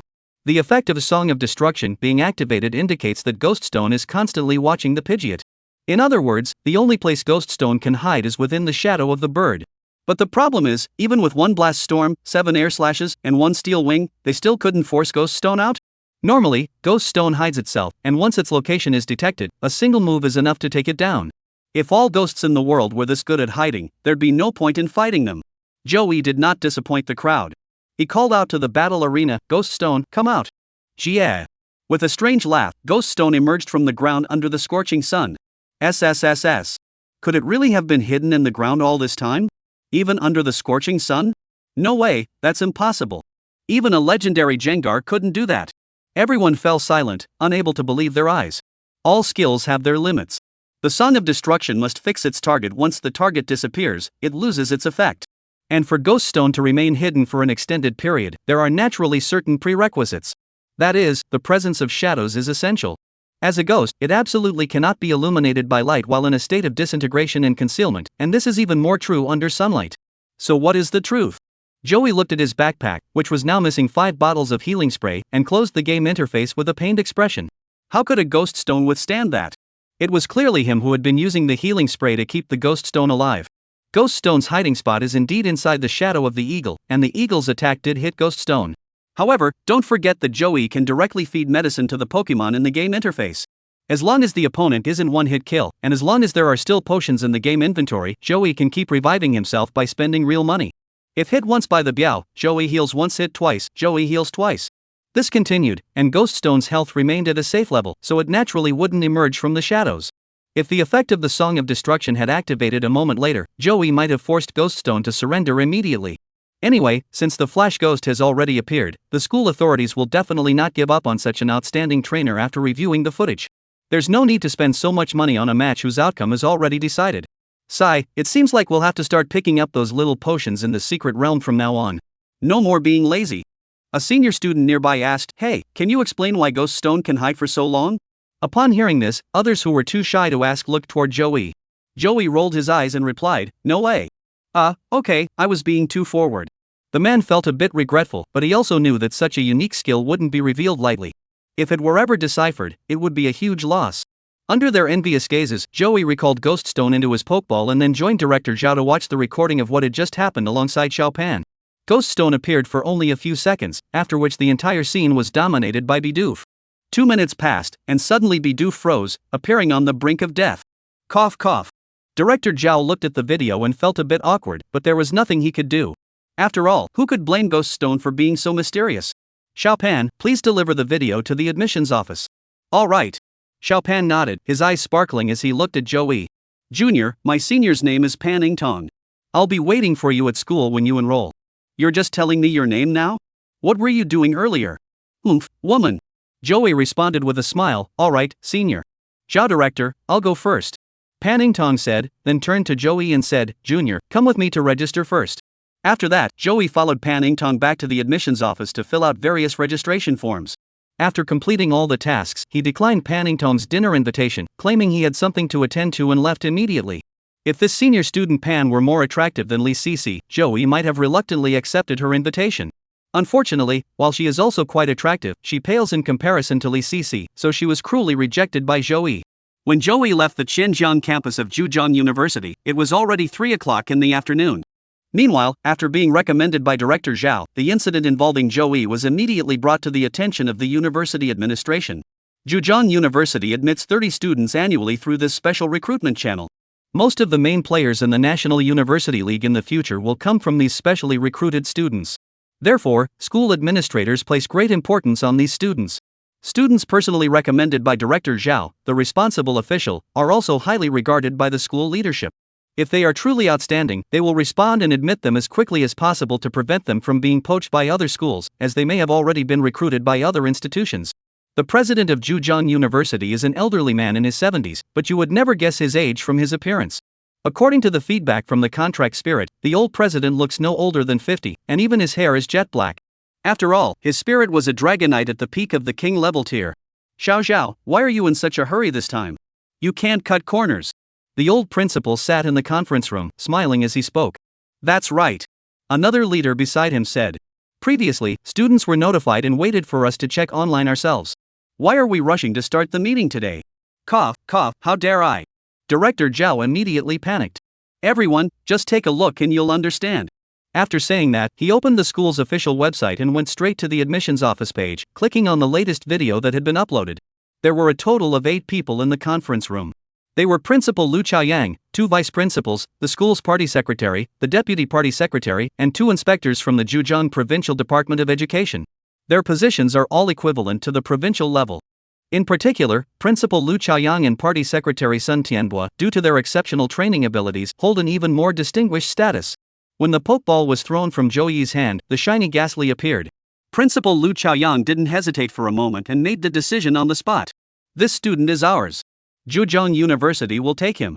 Chapter 100, We Can't Afford It. Just as Joey entered the grand hall of a secret realm located by the West Lake, his phone rang. He picked it up and found it was an admission notice from Zhejiang University. As he had suspected, no school would reject a highly skilled senior high school trainer. Joey nodded and nodded, indicating that he understood, his expression calm and devoid of excitement. Joey nodded and hummed in acknowledgement, his expression calm and devoid of excitement. The call ended, and Joey sat in the lobby, opening the Secret Realm treasure trade app and began searching for evolution stones. After giving his parents 20 million, Joey still had 70 million left, which was enough to buy 7 ordinary evolution stones. Desert Dragonfly, Brawl Dragon, and Mew have already used evolution stones, so they are excluded for now. The remaining Pokemon are Blue Crow, Burning Bug, and Ghost Stone. Blue Crow is a flying-type Pokemon, Burning Bug is a bug-type and fire-type Pokemon, and Ghost Stone is a ghost-type and poison-type Pokemon. Joey opened the app's search interface and checked the prices of the evolutionary forms for the above types. Finally, Joey confirmed the types he would purchase. 1 flying-type, 1 fire-type, and 1 rare ghost-type. While evolution stones can enhance a Pokemon's power, they also have a specific focus for dual-type Pokemon. Ghastly doesn't even have a single poison-type move, so using a poison-type evolution stone on it might be a waste of its potential. Maybe eating a ghost-type item could help it learn a new move? The best would be Shadow Ball. Ghost Stone, you've got to make your dad proud. Joey looked forward to it and started searching on the app. Evolutionary Fossil, Flying Type, 11 million, non-negotiable. Flying Type Evolutionary Fossil for sale at a bargain price, 11.5 million. Flight Series. You're really expensive. Joey glanced at the price and closed the search interface. Who said the aviation department was just an ordinary major? This price is at least 2 million over the market value. There's nothing we can do about it after all, the aviation department is so practical in the real world. Which trainer doesn't have a flying-type Pokemon these days? Especially Pidgeot, it's almost as common as a house pet, so it's no wonder the price of its evolution stone isn't cheap. Joey continued typing in the search bar, this time looking for the Firestone. Urgent sale, Firestone, 9.99 million. Firestone, used by fire-type spirits, 11 million. Firestone, price negotiable. The price of the Firestone was within Joey's expectations. A range of around 10 million was quite normal for this popular attack-type item. Joey thought for a moment and chose the cheapest option to ask, where can we trade? Evolutionary stones that can be listed for a long time on the Secret Realm treasure trading website are actually priced quite high. If they are sold at a low price, they are snapped up within the first 10 seconds of being listed. This website isn't just watched by trainers, the staff of major merchant guilds are the main ones competing for items. There are a total of 13 Firestones available for sale, and the one Joey chose is priced at 9.5 million, which is already the lowest price. The other party did not respond immediately, so Joey opened the interface and began searching for the last one. Rare Evolution Stone. Ghost type, only 20 million. 19.9 million, the Ghost type Evolution Stone is yours. To Joey's surprise, the Ghost type Evolution Stone was unexpectedly cheap. He swiped his phone screen and muttered to himself, could it be because of the rarity of the Ghost type fossils? There aren't many spirits of this type, and they're rarely seen in secret realms. Moreover, Ghost-type creatures are extremely difficult to capture, as they are particularly skilled at hiding, and without some special methods, it's nearly impossible to subdue them. The key point is that Ghost-type Pokemon aren't as useful as Psychic-type, not as powerful as Dragon-type, not as durable as Steel-type, and not as visually appealing as Fairy-type. This results in the evolution stones for other Pokemon in this type being unable to command high prices. Great! Joey was satisfied and chose the cheapest seller. He sent the information over. Addicted to Games Trainer Association Level 1 member, hello, where should we meet for the transaction? However, several minutes passed, and there was still no response. Are they all busy in the secret realm? Joey sighed helplessly. He didn't have time to waste with these people, so he quickly opened the Chaotic Elf Network and began searching through the shops of various merchants. Spirit Network was the largest, most comprehensive, and most widely used website in the entire Xia Kingdom. It not only features personal profiles and communication pages for trainers but also includes a merchant section. Here, you can engage in private transactions, and physical stores from all over the country can list their offerings. However, as for the price, since physical stores can't avoid taxes, the price naturally has to be raised significantly. Joey took a look around. The evolution stones for the flying type cost 15 million, the fire type cost 12 million, and the ghost type 19 million? Joey wasn't happy. My ghost type is so unpopular? How did we end up like this? Don't you have any shame, you ghost?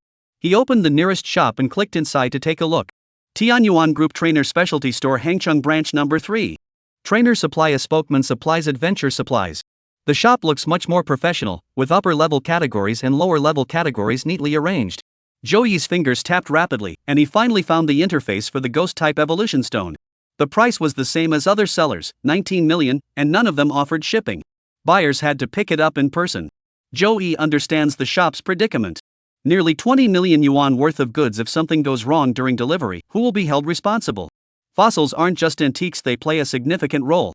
Therefore, the courier company directly refused to transport the evolutionary fossils to avoid a group of criminals staring at the delivery vehicles with malicious intent every day. Since it was all happening in Hangzhou, Joey didn't waste any time. After confirming with the merchant via the app that the goods were available, he immediately took the subway and headed over there. The Secret Realm Metro dedicated line was fast and not crowded, so Joey arrived at his destination in just half an hour. Welcome to the Tianyuan Trainer Specialty Store. How may I assist you today? The young lady behind the counter at the entrance is quite attractive and has a pleasant voice. Joey replied, I have a reservation. Alright, what is the guest's phone number? Joey gave his number. The front desk attendant looked at it and realized it was a reservation for a ghost-type evolution stone. At such a young age, so wealthy, this is no ordinary customer. She immediately greeted them warmly, guests, please come in. She then led Joey to the VIP room. Before long, Joey's account was 19 million less, and he now held a ghost-type evolution stone in his hand. Chapter 101, Entering the Secret Realm once again. As expected, when demand is low, prices drop. After obtaining the ghost evolution stone, Joey continued to spend money. Can it be sold for 10 million?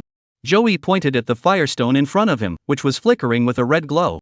The counter price was 12 million, while the price for rare treasures from the secret realm was 11 million. The difference wasn't significant, so if the price could be lowered, Joey would buy it. Facing a customer who had just spent 19 million, the manager dared not delay and hurriedly said, please wait a moment, I'll go ask the higher-ups. Regarding a price reduction of 2 million, as a branch manager, he had no authority to make such a decision. The manager made a call in front of Joey, detailing Joey's purchase of the ghost stone, and only then mentioned the 2 million yuan price reduction for the firestone. The manager naturally wanted the deal to go through, as his commission and the store's profits were closely tied to it. After a full minute and a half on the phone, the manager finally smiled and said, Sir, the boss says we can sell it for 1,050. Joey thought for a moment and nodded in agreement. Alright, then 10.5 million. Then he went to the pharmaceutical section and purchased nearly 10 million worth of various medications. Joey finally understood. The game is turn-based, so using a potion once means the opponent also attacks once, so the benefits aren't very high. However, in real-world combat, the effects of potions are amplified infinitely. As long as he has enough healing items, Joey's Pokemon can keep fighting indefinitely. Therefore, it is essential to stockpile plenty of medicine. From the moment he entered to the moment he left, Joey spent a total of 40 million, with 30 million remaining in reserve. He then returned to the secret realm. This time, Joey planned to head to one of the few level 4 secret realms in Xia Kingdom, named Hangcheng Great Wetland by the Trainer Association. According to the Secret Realm Handbook printed by the association, the Great Marsh's secret realm spans nearly 10 million square kilometers, roughly equivalent to the entire area of the Xia Kingdom. According to intelligence already confirmed, the strongest Pokemon within the secret realm is a Mutwo at the peak of its power. Over a century has passed since this secret realm was first discovered, and the Mutwo has consistently maintained its dominance as the undisputed ruler of the Great Marsh, never relinquishing its position as the supreme ruler of the marshlands. Of course, the other lords are no slouches either.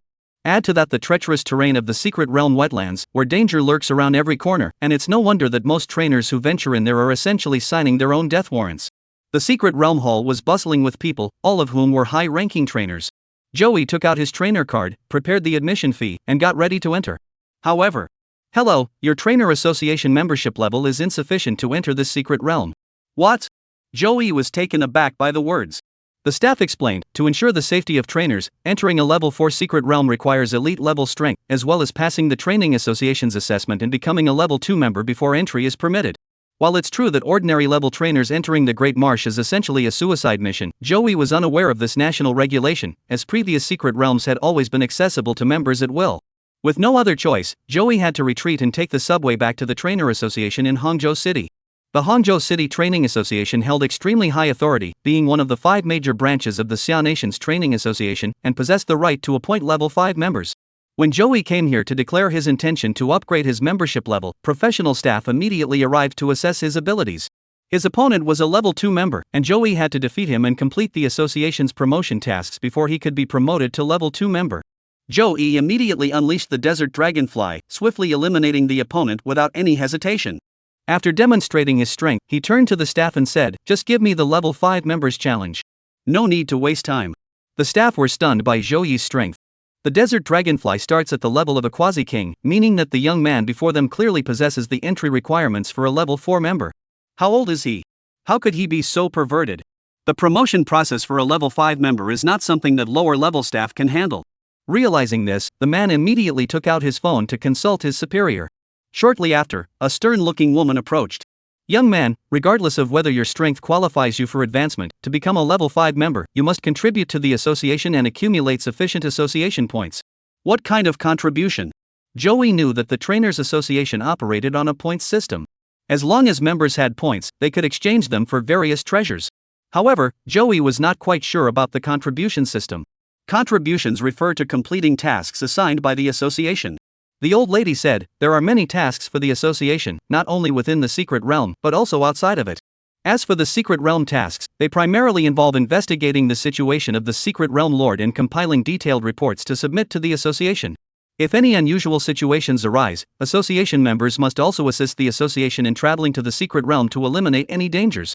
The old lady explained a lot of complicated things, but Joey summarized it as follows. Essentially, you accept tasks assigned by the association, complete them, and in return, you receive contributions and points? Yes. The old lady nodded. Alright. But could you give me a temporary pass? Joey wanted to go straight into the Great Marsh to explore.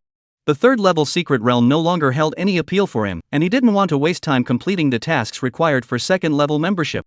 Watching the Desert Dragonfly flapping its wings on the battlefield, the old woman didn't refuse and asked, "Which secret realm's temporary access pass do you want?"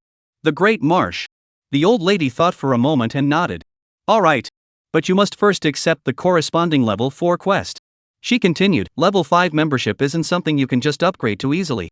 To reach that position, you need at least 5,000 contribution points."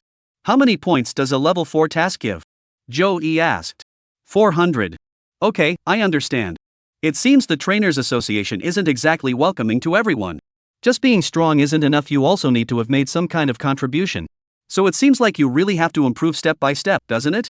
Joey temporarily abandoned his plan to become a level 5 member. You can't become a big shot overnight. One's own strength is what truly matters, and membership level is of little consequence. The reason he wanted to skip straight to level 5 was to avoid future complications. As for the benefits that come with membership, they're not worth mentioning to him. Holding the temporary access pass issued by the Hangzhou City Training Association, Joey returned to the Great Wetlands Secret Realm Hall. After finding the Secret Realm Quest section in the hall, Joey began to carefully select his options. Summer Nation Trainer Association Headquarters Level 7, the Pacific New Secret Realm has been unlocked. Trainers with legendary tier Pokemon are now being recruited to explore the realm and map its layout. Rewards will be distributed based on the mapping results. Hangzhou City Trainer Association Mission Level 4, an abnormal activity has been detected in the Aberration Swamp.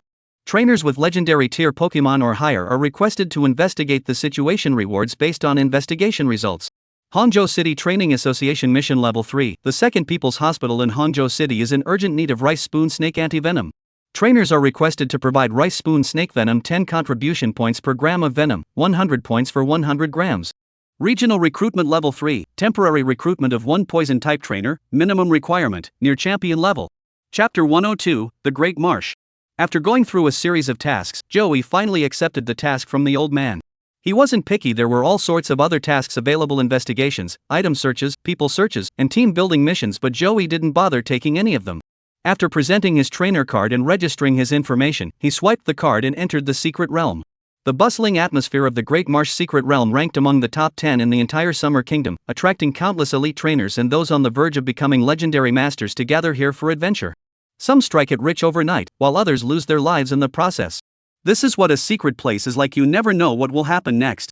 As soon as he stepped out of the thin membrane separating the two worlds, Joey felt the difference in this world. Now that he was a superhuman with heightened senses, he could clearly perceive the elemental energies contained within the surrounding heavens and earth. In the Great Marsh Secret Realm, the most active elemental forces are water-based, followed by earth-based and grass-based. Joey took a deep breath, but before he could observe his surroundings, he heard the chaotic din of a large crowd. Antidote. A special antidote. It specifically treats the snake venom of the old monster. Special insecticide spray for large wetlands, now on sale. Professional wetland guides who know every corner of the wetland, available for just $5,000 a day. Looking around at the chaotic noise, Joey smiled. Compared to the silent, ambush-filled secret realm, he actually preferred this kind of environment. Though it was a bit noisy, at least he didn't have to be constantly on edge. After all, humans are social creatures, and prolonged loneliness can lead to abnormal behavior. As Joey emerged from the entrance, a young man approached him and spoke up. "Young man, do you need the old man's special antidote? I guarantee it's more effective than any antidote on the market." Joey asked with a smile, "The kind that offers a tenfold refund if it doesn't work?" Cough. "Young man, you're joking. We're all legitimate sellers, we wouldn't joke about someone's life." "That makes sense. If he really dares to sell counterfeit medicine, the poison trainers will come back and skin him alive." However, Joey doesn't need to worry. Setting aside whether the old man can even get close, his own superhuman abilities at the Quasi-King level are more than enough to block any poison. The old monster was a poison-type Pokemon, and psychic powers were its natural counter. Seeing that Joey showed no interest, the man's eyes darted around, and he pulled out another map. "Do you need a map? It's very detailed, and it took countless lives to create. Just $500 for one copy." It was the same old routine, praising his own product while belittling the Trainers Association. Joey ignored him and walked straight out of the hall. "Hey, handsome, need a guide?" The area is vast and the terrain is extremely rugged, with marshes scattered throughout. Without someone familiar with the terrain to guide you, it's very dangerous. Nonsense. Trainers who can enter the secret realm all have flying-type Pokemon. If they can fly to get around, why would they need to walk through the swamps? They're just a bunch of scammers preying on newbies, exaggerating the dangers to make a quick buck. Seeing Joey's youthful appearance, they thought such a trainer would be easy to deceive. Little did they know that Joey had already ventured into the new secret realm and witnessed a demigod with his own eyes. How could he possibly fear a mere level 4? As he stepped out of the hall, the chaotic sounds faded away, and he felt much more alert. Joey threw out the Pokeball, mounted the desert dragonfly, and flew toward the abnormal location marked by the Training Association for the Aber. The Great Marsh truly lived up to its name. As soon as they stepped out of the hall, they were surrounded by a vast swamp. All you can see are shallow ponds and sandbars. Walking along the edge, you might sink in up to your waist. Areas with mud and sand are overgrown with weeds, and it's unclear whether the ground is firm. Apart from a few brick paths leading to the main hall, there is nowhere safe to step. There are also buildings surrounding the hall, but they are all tropical-style stilt houses, with the main structures supported by columns raised off the ground. The lower sections are coated with various waterproof materials to prevent moisture from seeping in. Although the secret realm is rated level 4, due to geographical constraints, there are few buildings here, and it is even less bustling and prosperous than a level 3 secret realm. Everyone has gone off on adventures who would stay here for entertainment? Joey shifted his gaze to the outskirts. The uneven pond was surprisingly clear, with no foul odor and no elves lurking. When flying through the Great Marsh, the only thing to watch out for is the toxic gas emitted by the swamp. Sometimes these gases can cover an area of thousands of miles, and if humans or elves aren't careful and end up in the gas, the consequences can be severe. Not only does the toxic gas cover a vast area, but it can also rise very high into the sky, making it impossible for even elves flying far above the ground to avoid it. Additionally, elves generally cannot fly too high, as this would pose a risk of oxygen deprivation for trainers. However, compared to wading through water on the ground to find a path, flying through the sky is at least 100 times more comfortable. In the end, flying-type Pokemon are truly convenient and safe as long as you don't get knocked down by another Pokemon. Sitting on the back of a desert dragonfly, Joey opened the game interface and scanned the surroundings. Good, another area with few NPCs. Joey really disliked such secret realms because the experience gained from wild monsters was truly minimal. It seems like next time we go to a secret realm, we should look for ones where ordinary trainers gather to adventure. Who knows which secret realm has the most NPCs? Joey shook his head and told the desert dragonfly to take off, reminding it to watch out for toxic gas zones. Woo! A desert dragonfly let out a low buzz, flapped its wings, and rose into the sky, creating ripples in the grass below. Mushroom. Large mushroom. Fragrant mushroom. Poisonous powder mushroom. After flying through the sky for several hours, Joey didn't know how many Pokeballs he had seen, but unfortunately, they were all mushroom-related items. You're really a big swamp, aren't you? There's nothing good here, just a bunch of junk. However, there seem to be quite a few spirits here, especially water spirits, which are everywhere. Joey has also spotted the figure of a water shuriken. Unfortunately, when he checked the specific details, he found that its natural talent was average, so he did not bother to capture it. The final evolution of the Swamp Leaper is the giant swamp monster. Except for the grass type, the giant swamp monster has no other weaknesses, making it a highly popular Pokemon. Unfortunately, it's a bit ugly, and its body is always covered in a layer of slippery, moist vapor, making its appearance not very appealing. Some female trainers prefer to carry Pudgy over using Giant Slug. Looks still matter. Joey is also a looks-oriented person. Besides his elf-like abilities and species stats, looks are his second priority. 6 hours later, Joey's destination for this investigation was finally within sight. According to the information provided by the Trainers Association, this was a wetland island surrounded by swamps on all sides, not very large in area. Normally, the area is calm and peaceful, but recently, for unknown reasons, a large number of aberrations have gathered here, exhibiting extremely aggressive behavior. This has already resulted in the deaths of 4 trainers and over 10 others being poisoned. As a result, the Trainers Association has issued an investigation mission to thoroughly probe the abnormal occurrences in this area. Joey sat on the back of a desert dragonfly, gazing intently ahead. There was no need for a game map. Even with the naked eye, he could see the faintly visible deep purple snake-like shadow among the trees and grass. So many of them. The island isn't that big, but the density of these creatures is definitely abnormal. These aberrations have gathered here, and there's simply not enough food to sustain them all. Joey estimated that all the small Latas and other elves within a radius of several kilometers had already been hunted to extinction by these aberrations. Could there be something attracting them? Chapter 103, Snakes. Snakes. Regardless of whether there was anything attracting them here, the fact remained that these aber snakes and aber monsters were converging from all directions, and had already formed a threateningly large group. Not only are passing trainers suffering, but the surrounding ecosystem is also being severely damaged. The environment inside the secret realm requires human protection. The Trainers Association is also responsible for this aspect of the work. Furthermore, there are numerous extreme wilderness conservation organizations internationally. If they discover that a country is destroying the ecology of a secret location, these activists can transform into terrorists and blow up the secret location's main hall. Humans must not produce non-biodegradable waste, and any damage caused by elves must be proactively repaired. This is the harmonious scenario for the long-term development of the secret realm. As Joey continued to approach the wetland forest island, he noticed that the number of aber snakes and aber monsters below was increasing rapidly, to the point where there was one every few steps. These aber monsters continuously expel toxic gas, turning the air above the swamp forest into a gas with terrifying toxicity. From afar, it resembles a purple cloud shrouding the area, giving it an airy yet beautiful appearance. Joey had the desert dragonfly land at the edge of the toxic gas, then he opened the game and controlled his character to move forward. The game interface mirrored reality, with the view shrouded in deep purple clouds. The entire virtual screen is shrouded in toxic fog, making it impossible to see anything to the left or right. This mission is only level 4? Joey felt a bit cheated. If it weren't for the game system, which trainer would dare to venture into this area? You can't see a thing, and it's a matter of life and death. Even the king wouldn't dare. Thinking of this, Joey channeled his mental energy, enveloping himself and the desert dragonfly tightly within. Although there was still some distance to the toxic mist, it was better to be safe than sorry and activate his mental energy for protection. That should work, right? No, why didn't I use the game to explore the lobby first? Joey was a bit confused. He could have comfortably completed the task by hiding in the lobby, so why did he have to come here and take the risk? Isn't that just being stupid? It's all those salespeople in the lobby who confused Joey. But since we're already here, just going back like that would be too cowardly. Just be a little careful and make sure you stay safe. The completion of the mission depends on how thorough the investigation is. If the danger encountered exceeds level 4, the final reward will definitely be higher. However, the danger ahead is definitely not limited to level 4.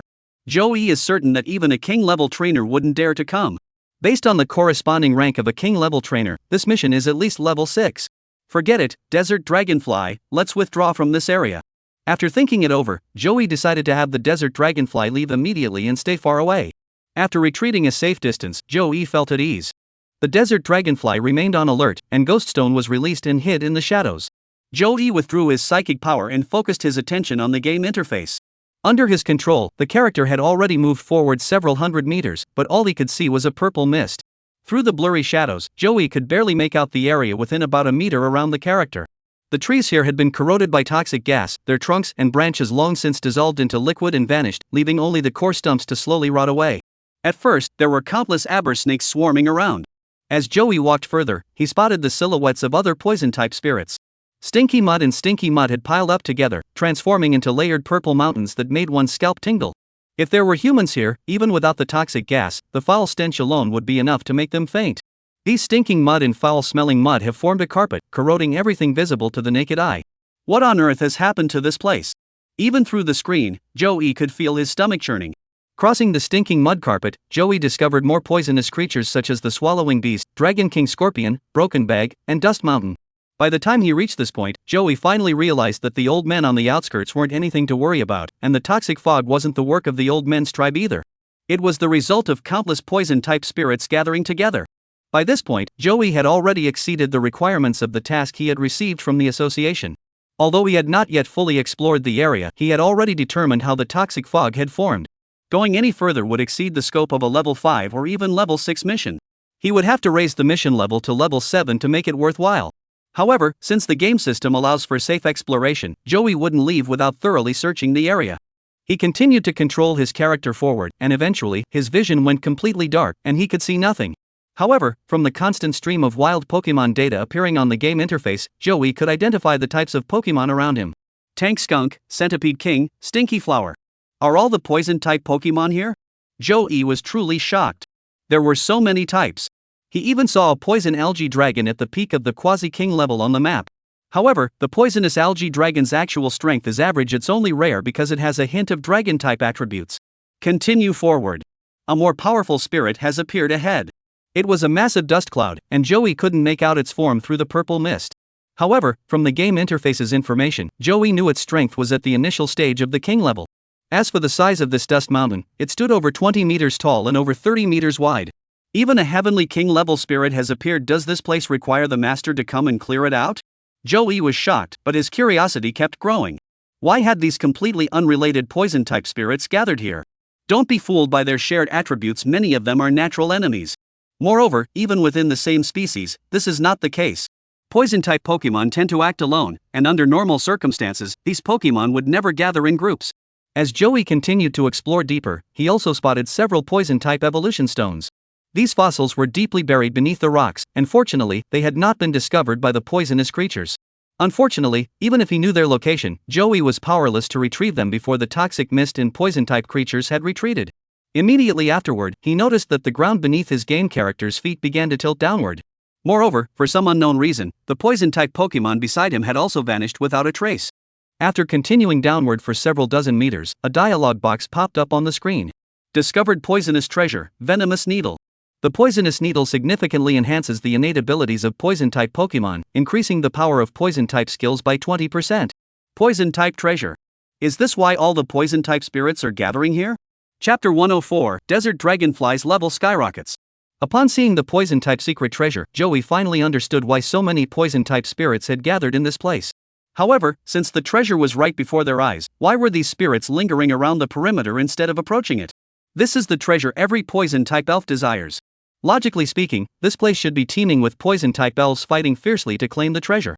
But the reality is the exact opposite. There isn't a single Pokemon within 100 meters. Suppressing the urge to go in and retrieve the treasure, Joey continued to control his character and explore the unknown territory.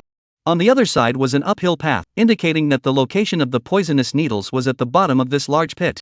The next 100 meters are still a vacuum zone, with no signs of any elves except for the purple poisonous mist. However, as soon as one steps out of the 100-meter zone, a dense swarm of poison-type spirits immediately appears.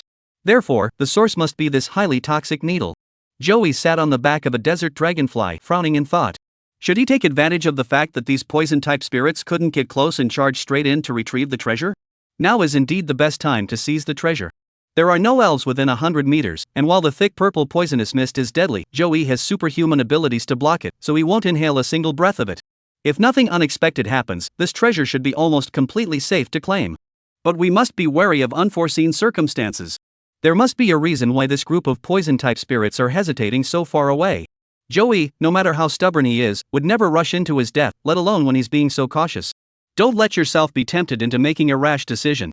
With this warning to himself, Joey waited patiently and began challenging the surrounding elves. Time passed slowly, and he waited for several hours. Despite the relentless battle, Joey showed no signs of impatience. Although the experience gained from the wild monsters wasn't much, quantity made up for quality, and Manas and Ghoststone were still able to gain enough experience to level up. Victory in the battle against Queen Rose. Ghoststone gained 382 experience. Defeated Stinky Snake in battle, Ghost Stone gained 266 experience. Congratulations! Ghost Stone has leveled up to LV 43. Ghost Stone has leveled up, but there's still no movement over there. I wonder how much longer we'll have to wait. Could it be that when other trainers discover something unusual here, this is what we'll find? If that's the case, doesn't that mean he'll have to wait for an unknown number of days? Joey felt a headache coming on. Wasting time on such matters was something Joey was reluctant to do. After waiting for several more hours, with countless poison-type Pokemon and piles of healing items, Ghost's level finally reached 44, and the sun was already setting in the west. Joey finally lost his patience. He directly ordered the desert dragonfly, get closer to the poisonous mist. As he spoke, Joey's eyes flashed with blue light, unleashing his mental energy to tightly envelop both himself and the desert dragonfly. As the desert dragonfly approached the toxic mist, Joey could feel the poisonous gas slowly eroding his mental force shield from the outer perimeter.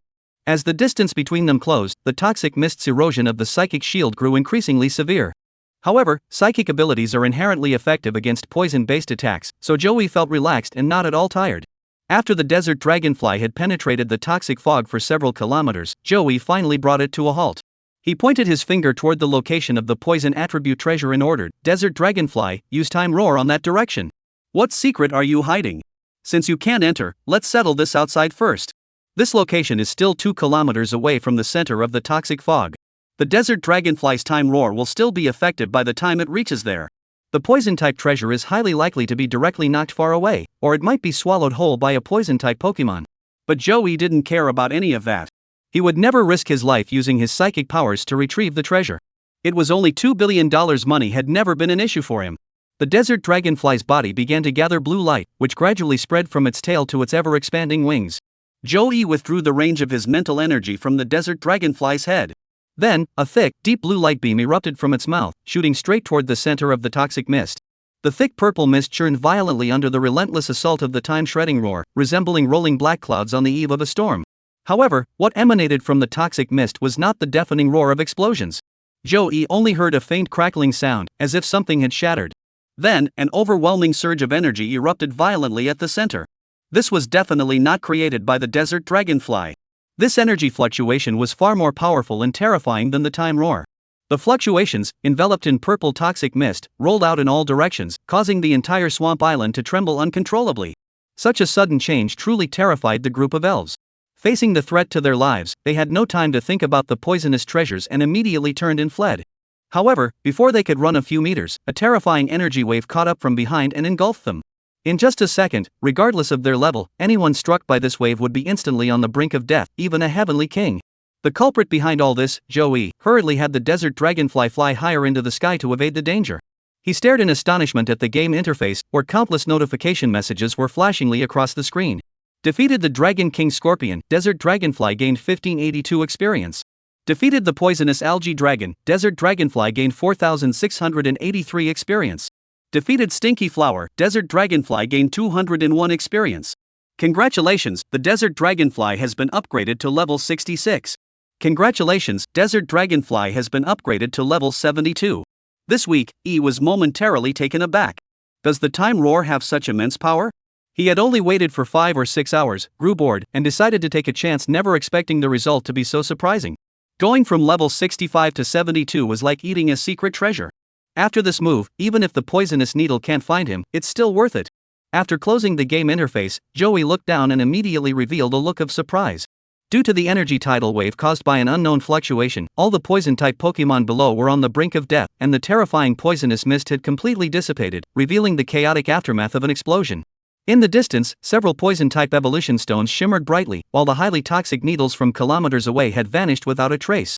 Joey's eyes lit up, and the nearest poison-type evolutionary crystal was instantly picked up by his psychic ability. Desert Dragonfly, head to the center point to find the treasure. With diamond-shaped wings flapping, the Desert Dragonfly carried Joey toward the explosion center a kilometer away. Chapter 105, Parallel World. However, when Joey finally reached the center of the energy fluctuations, he immediately stopped in his tracks and dared not proceed further. What did he see? The energy fluctuations from earlier had destroyed everything around them, leaving only a massive crater. At the bottom of the pit, where the highly toxic needles had once been, a 2-meter-tall elliptical door, its edges emitting a blue glow, was slowly warping in sync with the spatial fluctuations. On the other side of the door lay scorched earth, with two poisonous needles placed side by side, simultaneously emitting a soft yet dazzling purple glow. I'm here, Hewitt. Joey lingered 100 meters away, unable to move forward, his mind in disarray. This elliptical, twisted light gate looked familiar. The desert dragonfly unleashed a time roar, creating a temporal portal here? So, is this what those poison-type spirits are afraid of? Every time the secret realm gate opens, trainers who enter it discover a flat area around the gate that has been shattered by energy fluctuations. Given the hesitant behavior of the poison-type Pokemon, could this light gate truly be the secret realm gate? A secret realm within a secret realm, where does it lead to? The situation once again exceeded Joey's expectations, and once again, he found himself leading all of humanity. Swallowing hard, Joey's gaze fell upon the interior of the spatial gate. Unlike the secret realm gate on Earth, which rippled and was impossible to see through, the door that appeared before Joey could actually be seen through, revealing the scenery beyond it. As he entered the narrow space, Joey discovered that there seemed to be nothing unusual behind it. Something was off, there was a significant difference. Why were there two poison-attributed secret treasures over there? The double temptation didn't make Joey let his guard down, he didn't even get close. Oh, right, check the game. Joey, suddenly realizing, looked at the game. On the virtual screen, there was also a distorted elliptical light gate in front of the character. Enter. Enter. Joey immediately controlled his game character to enter the light gate. Discovered poison-type secret treasure, venomous needle. Discover the poisonous treasure, venomous needle. Upon seeing these two prompts, Joey was so angry that his eyebrows twitched. I'm not blind. Of course I can see there are two poisonous needles here. This isn't the prompt I wanted. When I need you, you don't show up, but when I don't need you, you keep popping up one after another. Why don't you give me a hint related to the space gate instead? Joey wanted to curse. Despite his frustration, once the character entered through the light-filled doorway, Joey immediately opened the game map to survey the surroundings. At this sight, Joey's eyes widened in shock. What the hell? It's exactly the same. Indeed, after passing through the light gate, the geographical landscape displayed on the map was identical to the place where he was currently located. There was also a light gate, a large pit, and a group of poison-type elves on the brink of death. Wait, the positions and types of these elves seemed different. Joey controlled the game character to get closer and take a look, then compared it to his own situation and noticed something suspicious. In the swampy secret realm where he was, there was a poisonous algae dragon on the brink of death. However, there was no sign of it on the other side of the light gate. There were 5 double-egg gas piles in the large wetland, but only 3 on the other side of the light gate. On this side of the Great Marsh, there is a massive dust mountain over 30 meters wide, but none have appeared on the other side. There is a difference, but it is very subtle. These minor differences don't mean anything, on the contrary, they further confirm Joey's hypothesis. Could it be that? His gaze fell upon the 2 secret treasures on the ground, emitting a faint glow. If it was indeed as Joey had suspected, the reason for there being 2 secret treasures had also been discovered. There is only one possibility, and that is, in a different space-time dimension, another great wetland secret realm is experiencing the same events. No, it's not a secret realm, it's a parallel universe. But wait, is the world beyond the door connected to ours, or is it a completely separate secret realm? Is there another version of me over there? Does that me have a Pokemon system? Should I just kill him? Does he have the same idea? Is he also behind the door? Wait, could he be controlling the game character standing next to him too? Joey's imagination ran wild, and the more he thought about it, the more terrifying it became. Too many questions flooded his mind. If it weren't for the clarity of thought he gained after becoming a superhuman, his mind would probably be a tangled mess right now. If it weren't for his superpowers, he never would have even considered the possibility of a parallel version of himself. This is just me scaring myself. It's impossible. Joey shook his head and pushed all the chaotic thoughts out of his mind. In any case, these 2 treasures did not originate from the same plane, they come from different space-time dimensions. The space-time gate opened by the desert dragonfly brought the 2 together. Since it's a parallel universe, the same situation must have occurred on the other side. Therefore, it should be the same as here, and there should be no danger, right? After all the spirits on our side were blown unconscious, and judging from the game map, the same is true over there. With that thought, Joey immediately ordered, Desert Dragonfly, go down. Boom! The green dragon crashed to the ground, and Joey leaped off the back of the desert dragonfly and landed in front of the light gate. He took a tree fruit from his game backpack and held it in his hand. Of course, it wasn't for eating. Joey flicked his right hand, and the tree fruit was thrown into the light gate. With a soft thud, it landed on the ground, completely intact. Alright. Joey unleashed a superpower with lightning speed, enveloping the 2 poisonous treasures in a blue light before snatching them back in an instant. Discovered poisonous needle 2. Should I put it in the backpack? Yes. When the poisonous needle vanished from his hand, Joey finally let out a sigh of relief. Alright, $400 million in hand, this is the beginning of my golden years. Just as he opened his backpack and gazed eagerly at the two poisonous treasures, a dialogue box suddenly popped up at the bottom of the screen. Hirona, a human from another world with the aura of the ultimate void. Hirona, wow. It's you. You're the one, you despicable creature. What? Joey quickly closed his backpack and returned to the game interface, only to find an NPC character wearing a black trench coat standing in front of his game character. There was even an exclamation mark above the little figure's head. I didn't click on it at all. How did the dialogue appear? She can see my game character. Joey was startled and quickly maneuvered his game character to overlap with his own position. He couldn't take on someone like that, so he decided to make a quick escape. Hirona, don't run away. We need to talk this out today. As if sensing something, Hirona's gaze suddenly turned toward the light gate where Joey was standing. Through this tiny light gate, barely 2 meters tall, men and women from different worlds encounter each other for the first time. Their eyes meet. Both of them were dumbfounded. Chapter 106, Meeting with Hiron. How to put it? Hironis is an extremely beautiful woman. She has long golden hair that reaches her knees, a delicate and gentle face, and a strong and determined gaze. The black trench coat she wore on the outside covered most of her figure, but her long, straight legs were still visible. With such a striking appearance, combined with her formidable strength and deep-rooted background, it's no wonder that Hirona is hailed by the people of the fairy world as one of the most popular trainers in the world. Of course, in her eyes, Joey, this troublesome human from another world, wasn't exactly friendly. Hirona stood on the other side, her gaze fixed on Joey, speaking seriously. Who are you? What is your purpose for opening the spacetime gate at random? Hirona's voice was pleasant, not the delicate tone of a delicate young lady from the water towns of Jiangnan, but unusually firm and decisive, causing one to listen intently. Unfortunately, Joey couldn't understand a word. He was from Earth, while the other was from the elf world. Their living environments were completely different. How could they possibly share the same language? Joey took a thorough look at the woman in front of him from head to toe. It wasn't noticeable in the anime, but when Hieronymus appeared in the real world and stood before him, the impact of breaking through the dimensional barrier was undeniable.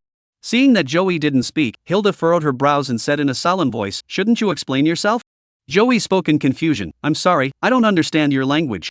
Upon hearing this, Hieronymus knew that communication between the two was impossible.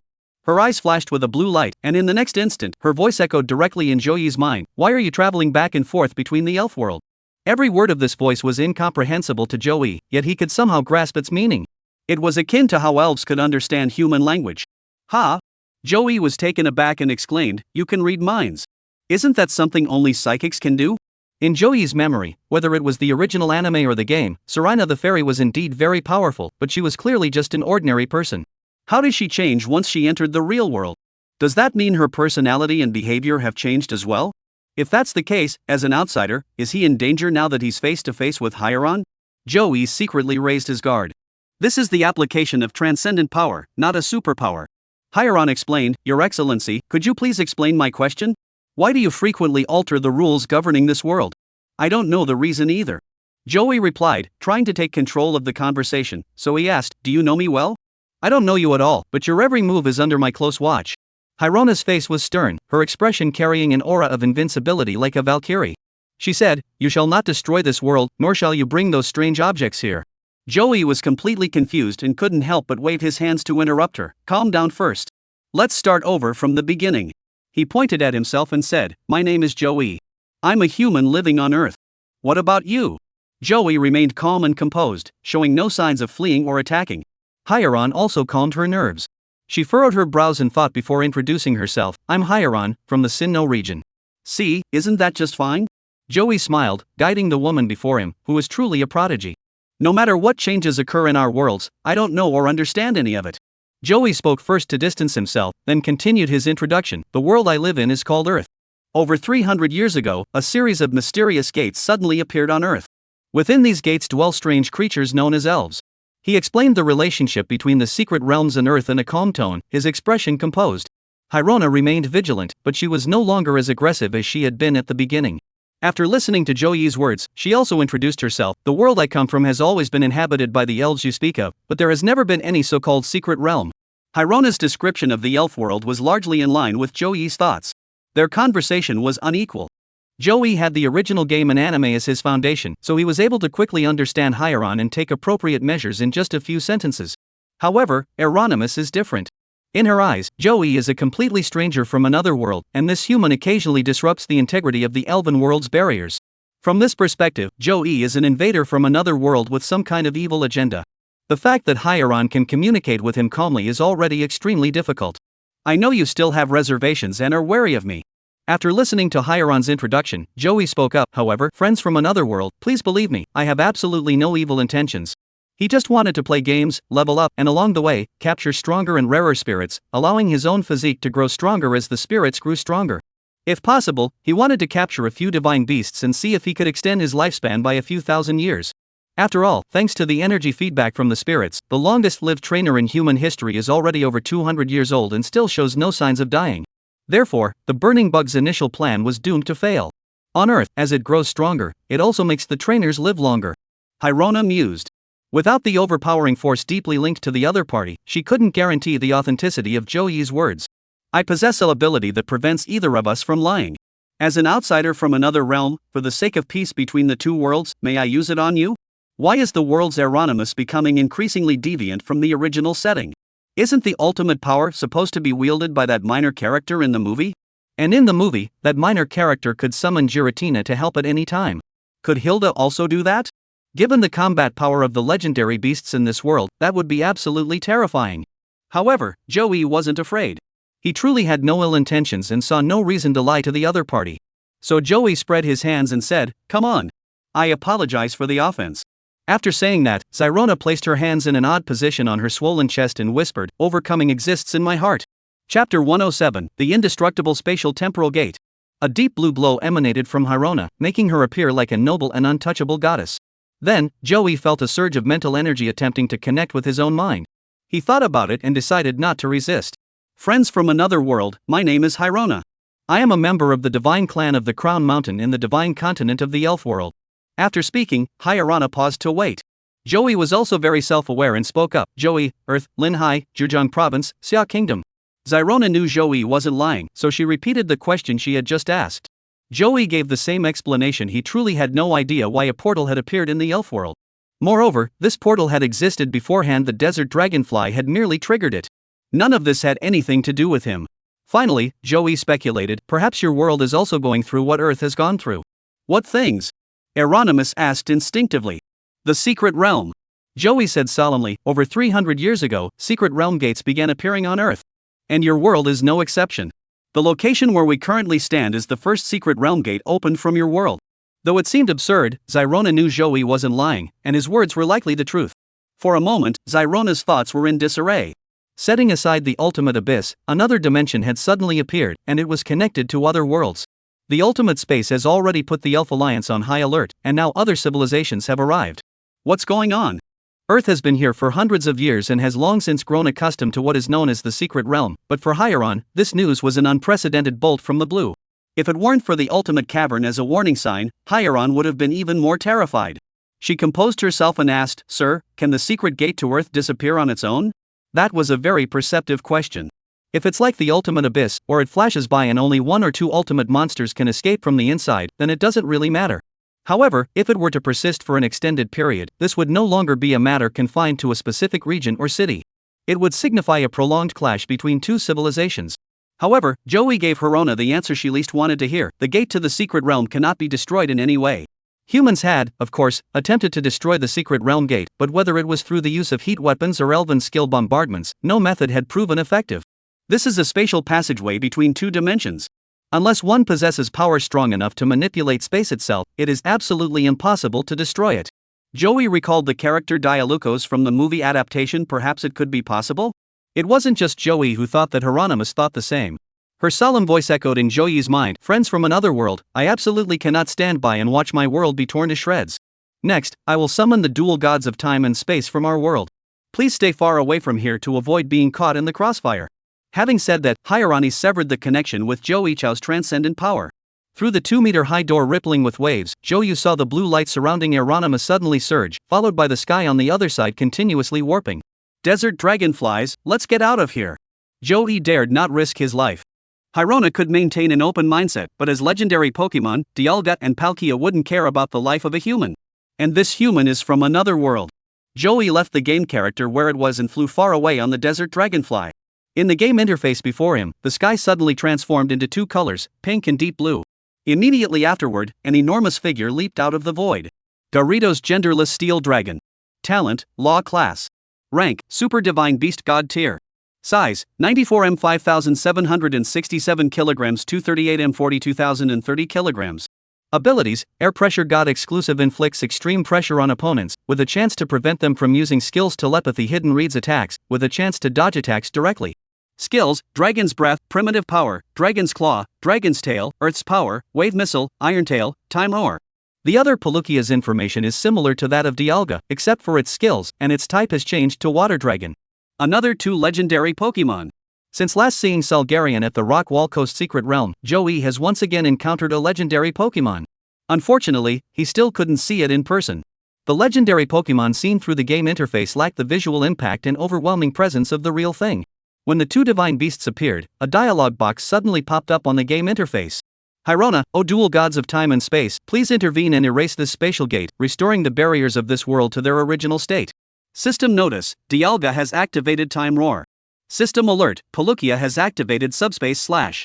Joey saw a deep blue light column and a dark red crescent moon rushing toward the spatial gate on the screen, leaving a trail of shattered space in their wake. Click. Ha! The location of the spatial gate instantly turned into a chaotic void, with no time or space, and no sense of east, south, west, or north. However, as the space rapidly repaired itself, the flickering blue-hued spacetime gate also reappeared alongside the restored space. Hyrona, what? Even the time-space dual gods? Hyrona, what could have happened? Hyrona, since that's the case, time and space gods, please seal this time portal forever. Roar. The furious roar of Dialga. Roar. Palkia's furious roar. Through the game interface, Joey saw the 2 legendary beasts' bodies shimmering with light as their signature moves were unleashed once again. However, this time the space was not shattered, instead, it rippled continuously. The 2 streams of energy completely covered the spatial gate before gradually calming down. Immediately afterward, each opened a spatial passageway and vanished without a trace. Meanwhile, Hieronymus summoned her fiercely biting landshark and swiftly flew away from the area. Joey watched the spatial portal on the screen and controlled his game character to approach it. However, after the character passed through the spatial gate and a second had passed, it suddenly flickered back to the entrance. Is this a time loop?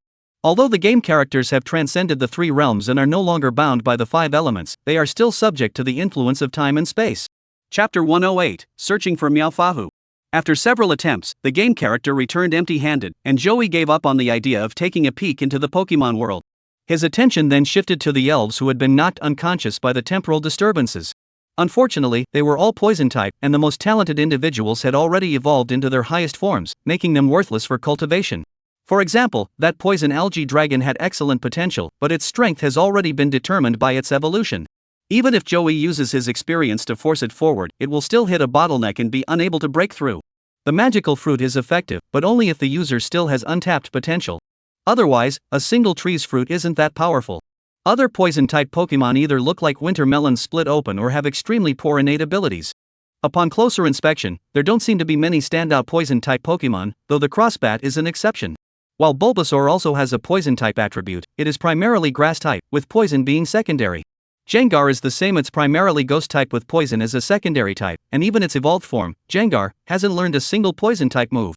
Forget it, the poison-type has a shiny Gengar, so there's no need to catch another one. Ignoring these Pokemon, there were no more poison sting attacks to attract them here. They would disperse on their own once they woke up. Does that mean I've exceeded the requirements for this mission? Joey smiled, but after thinking for a moment, his smile vanished. If I report what happened here, who would believe me? No one would believe it. The staff responsible for reviewing applications at the Trainer Association aren't little kids. What are you talking about, Dialga, Palkia, and Zekrom? Do you think people are little kids? Moreover, Joey doesn't plan to report everything. At least, he won't mention the matter of contacting Hieronymus. If the higher-ups found out, as the first Earth citizen to make contact with an alien human, he would never have peace again. Forget it, I'll just report the basics. The rest is up to you to figure out on your own. Thinking of this, Joey patted the desert dragonfly and said, let's go find the strongest spirit in this secret realm. Woo! The desert dragonflies buzzed softly as Joey and the others left the strange place shrouded in a temporal loop. According to the Great Wetland Adventure Manual, the strongest spirit in this secret realm is a king-level Bulbasaur. Its dwelling is located at the easternmost part of the Great Marsh, known by trainers as the Marsh Flower Garden. The garden is home to numerous grass-type Pokemon, and countless trainers long to visit the area in hopes of capturing a grass-type Pokemon with exceptional potential. Reaching the peak of the King's League should be no problem. The semi-divine fire god moth Joey dares not provoke, but the peak of the heavenly king realm is still within his reach to test. If all else fails, I'll just take some drugs. With that plan in mind, Joey double-checked the map's location and set off with confidence. Meanwhile, while riding Eladios back to Shin and Jin, Zyrona pulled out her Pokédex and called her grandmother, Jezilan. "Grandma, please gather all the council members in the council hall." Jezilan heard this and immediately asked in a low voice, "What has happened?" "It's hard to explain in a few words. I should be home in about an hour." Hiroko paused for a moment before continuing, "Grandma, our world is about to undergo a massive transformation."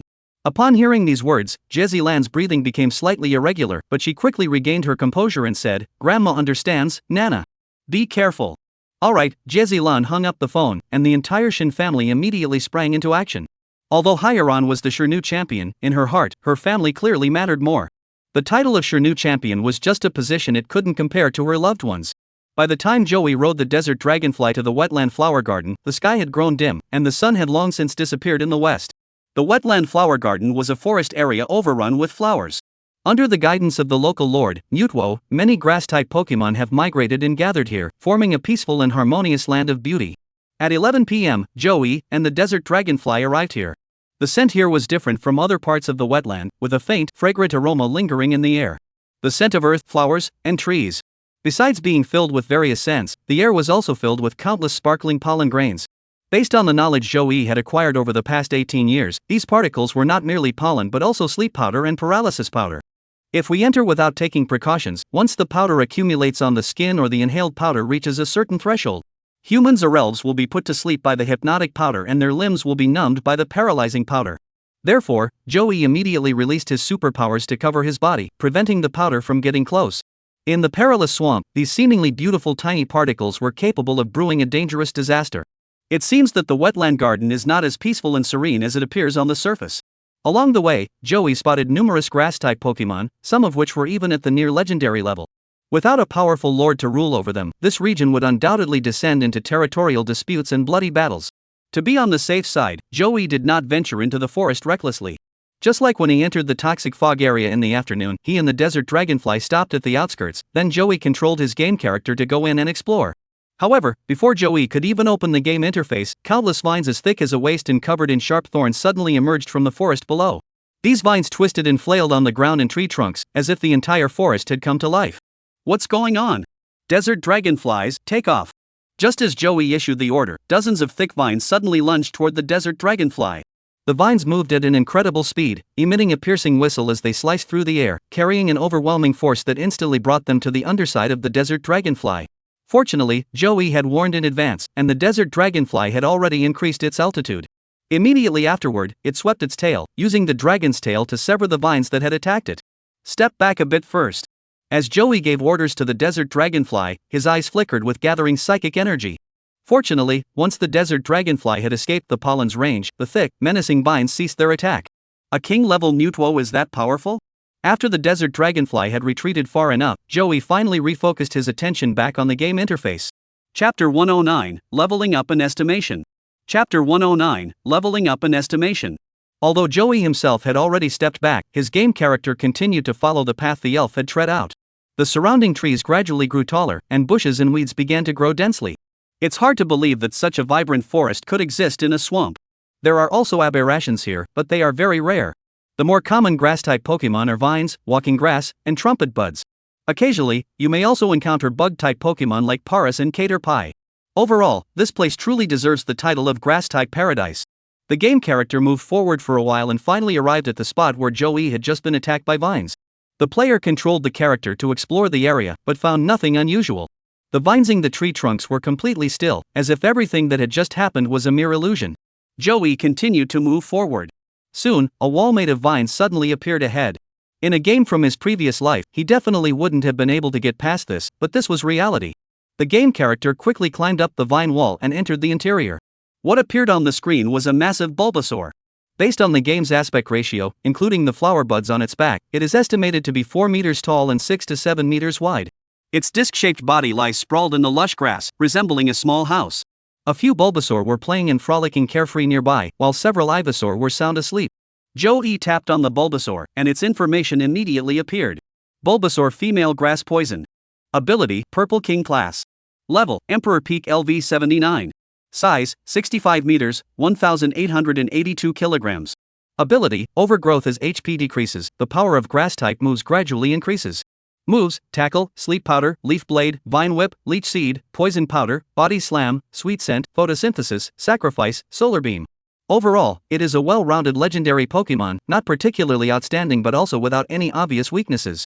Dealing with such an entity should pose no major issues as long as Joey remains cautious. As for the nearby Bulbasaur and Ivysaur, they were not a concern for Joey. They were far too weak. Even the strongest Bulbasaur was only elite tier, not worth mentioning. However, if it comes down to a real fight, these Bulbasaur series might use skills like Poison Powder or Paralyze Powder to cause trouble. Joey decided to go all out and defeat all these minor foes first. The Burning Bugs had Fire-type attributes, dealing double damage to Grass-type enemies. Though their levels weren't very high, they managed to take care of all the minions in the area. At that moment, Joey suddenly remembered that he still had Ghost Stone and Firestone in his backpack that hadn't been used yet. He slapped his forehead and muttered, "I must have lost my mind." After entering the secret realm, everything happened so quickly and was so surprising that Joey even forgot about the 2 evolution crystals he had purchased at great expense. So, he found a relatively safe spot nearby, had the desert dragonfly land, and summoned Ghost Stone and the Burning Bug. Joey took out 2 evolution stones from his backpack and tossed them to the 2 Pokemon, saying, "Ghastly, Charmander, these are for you." Stone. Yee. Both spirits were quite excited and quickly swallowed the evolution stones. As the crystals entered their mouths, they instantly transformed into surging elemental energy that coursed through their bodies. Ghost Stone's body was enveloped in a dark mist, while Burning Bug's body erupted in flames, illuminating the surrounding wetlands in a brilliant red glow. System notice: Ghost Stone has absorbed a Ghost-type evolution stone, gaining a large amount of experience. Burning Bug has absorbed a Fire-type evolution stone, gaining a large amount of experience. System notice: Ghost Stone has leveled up to LV 47. Burning Bug has leveled up to LV 34. Unfortunately, neither of the 2 Pokemon learned any new skills besides leveling up. It seems the power of the evolution stone isn't strong enough after all. Staring at Ghost Stone, Joey hesitated. He was weighing whether to use the Poison-type secret treasure to level up Ghost Stone. If Poison is Ghost Stone's primary attribute, Joey wouldn't hesitate to use the Poison Needle on it. But the problem is that Ghost is the primary type of Ghost, and that's where things get tricky. If it ends up evolving into a Poison-type Pokemon in the future, that would be a huge loss. This is not impossible generally. Dual-type Pokemon tend to choose one type as their primary type. When they learn skills associated with their primary attribute are always prioritized first, followed by those associated with their secondary attribute. Additionally, the power of the 2 will also differ slightly, with primary attribute skills being more powerful and secondary attribute skills being slightly weaker. If you equip a Ghost-type Pokemon with a Poison-type secret item, it has a high chance of learning Poison-type moves and will become more focused on Poison-type attacks in the future. No way. After careful consideration, Joey decided against it. If he were to go ahead and use it on Ghost Stone without any regard for the consequences, it would feel like trying to force something that wasn't ready, and that would be unnecessary. After absorbing the evolution stones, the 2 Pokemon gazed at their master with affectionate eyes. However, Ghost and Burning Bug were both spirits that couldn't come into close contact with their masters, so their joy and happiness could only be conveyed to Joey through their eyes. Ghost Stone's body is still composed of gas, so if it covers Joey's head, it could cause gas poisoning. As for the Burning Bugs, each time they approach, they ignite Joey's clothes and pants. Come back. Joey took out the Pokeball and put them back inside, then refocused his attention on Bulbasaur. Bulbasaur is a grass poison-type Pokemon, and is weak against flying, fire, psychic, and ice-type Pokemon. However, the only Pokemon I have that can battle it are Desert Dragonfly and Az. The Desert Dragonfly is manageable since there's no type advantage between them. As for Az, while Flying-type Pokemon counter Poison-type Pokemon, Water-type Pokemon are countered by Grass-type Pokemon, so they cancel each other out, making them also mutually neutral. Fortunately, the opponent isn't an Electric-type Elite Four member, otherwise Gyarados would be practically useless. Since this opponent was extremely powerful, Joey wasn't confident he could definitely defeat them, so he needed to carefully compare both sides' strengths and estimate his chances of winning. The Desert Dragonfly has a flight advantage, while the Meow FWA Flower is a slow and bulky type. This isn't a game, so as long as the Desert Dragonfly is fast enough, it can dodge most of the opponent's special moves. Plus, in the real world, you can team up for a 2-on-1 ambush, and with some in-game purchases, I don't believe you can survive. Joey climbed onto the back of the Desert Dragonfly and said, "Let's go." Chapter 110, The Great Battle. As soon as they approached the vicinity of the flower garden where Mutwo was located, the vines filled with thorns and barbs came to life once more, twisting and flailing menacingly at the desert dragonflies flying through the sky. To proceed, you must defeat Mutwo fairly and squarely. There is no room for compromise between the two sides. Joey didn't hesitate, immediately throwing out a Pokeball. Flygon, use flamethrower on those vines. Though it hasn't evolved, it's still elite class. Held aloft in midair by Joey's psychic force, surging waves of scorching flames gathered before the burning insect, then plummeted downward toward the twisted vines below. However, to Joey's surprise, the scorching flames had little effect on the vines, quickly extinguishing themselves as they frictioned against one another. Their level was still too low. Joey felt a hint of regret. However, the burning insect's reckless attack angered the master of this territory, and a furious roar suddenly echoed from the depths of the forest. Bana! A massive beast in the forest raised its enormous head and let out a deep, rumbling roar from its throat. Accompanied by the roar, a distinctive scent emanating from the massive flower bud on the back of the Pokémon began to fill the air. Suddenly, the atmosphere around them grew tense. Behind the trees, in the grass, and among the thorns, there was a rustling sound as something began to move. Whether they were grass-type, bug-type, or even poison-type, any Pokémon living in this area began to gather below the location where Joey was standing. Is that a sweet scent?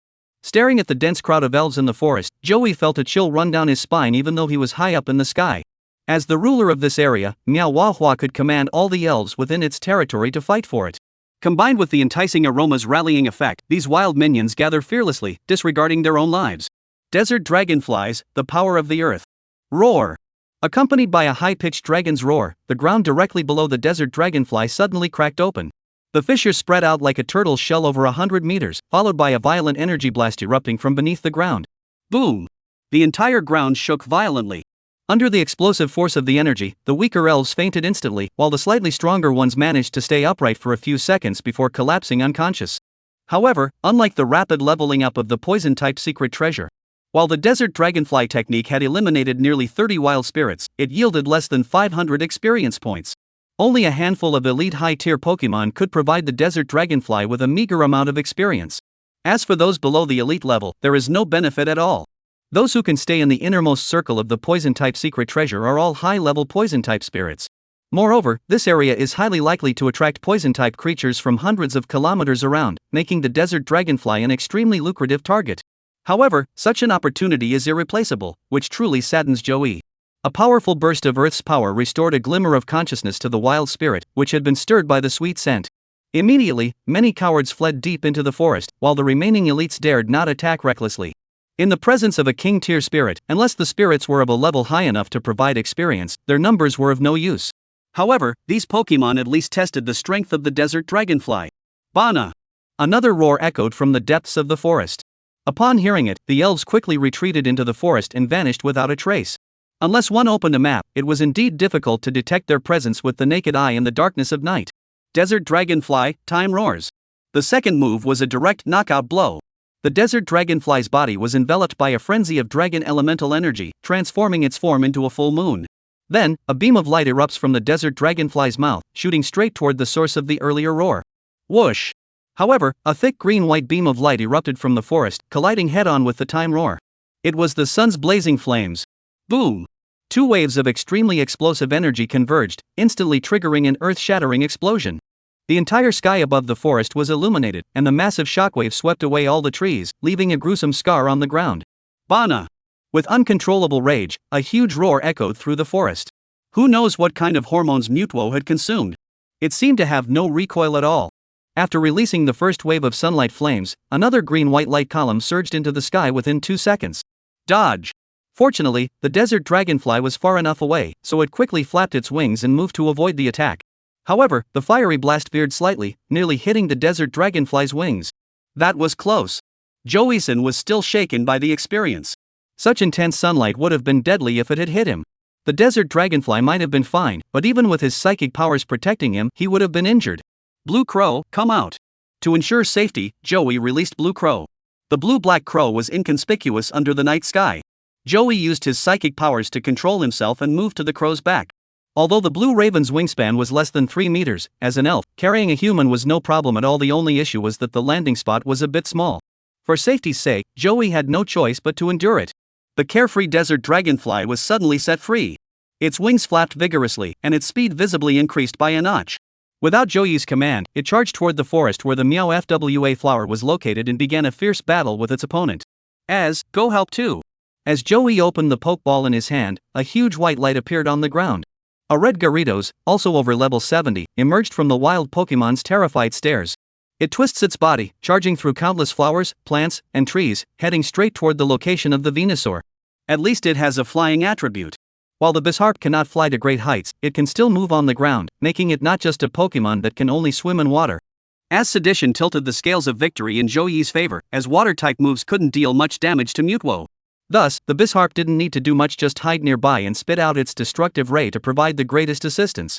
Maya Penguay is massive and slow-moving, and when faced with a two-pronged attack from Boliddragon and Desert Dragonfly, it is unable to evade effectively. While focusing on the sky, it cannot attend to the Gyarados on the ground. While fighting against the destructive death rays, it was struck by Desert Dragonflies from the sky. Violent explosions echoed through the forest, and towering flames illuminated half the sky in a brilliant red glow. All the fairies in the flower garden had retreated to a safe distance, fearing they might be caught in the aftermath of the explosions. Time ticked by, and after nearly 10 minutes of intense combat, the battle finally came to an end. Lord Bulbasaur was defeated. Desert Dragonfly gained 10,239 experience points, and Gyarados gained 9,823 experience points. Congratulations to the player for defeating the strongest boss and clearing this dungeon. Chapter 111, Clearance Settlement. Divine Tier Surprise. System Notice: congratulations to the player for defeating the strongest boss and clearing this secret realm. System Notice: congratulations to the player for defeating the strongest boss and clearing this secret realm. Great Marsh Level 4 Secret Dungeon.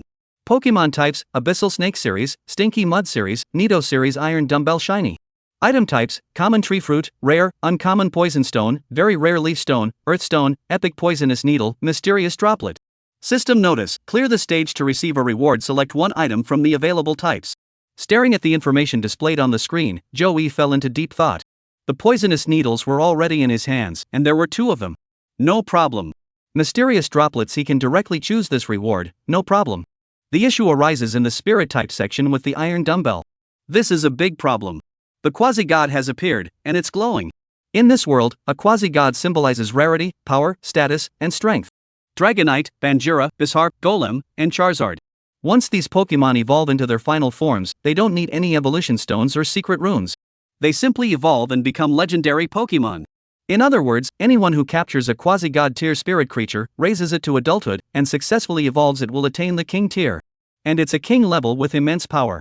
If they encounter any extraordinary opportunities in the future, they might even ascend to become a sect leader, standing at the pinnacle of the entire world.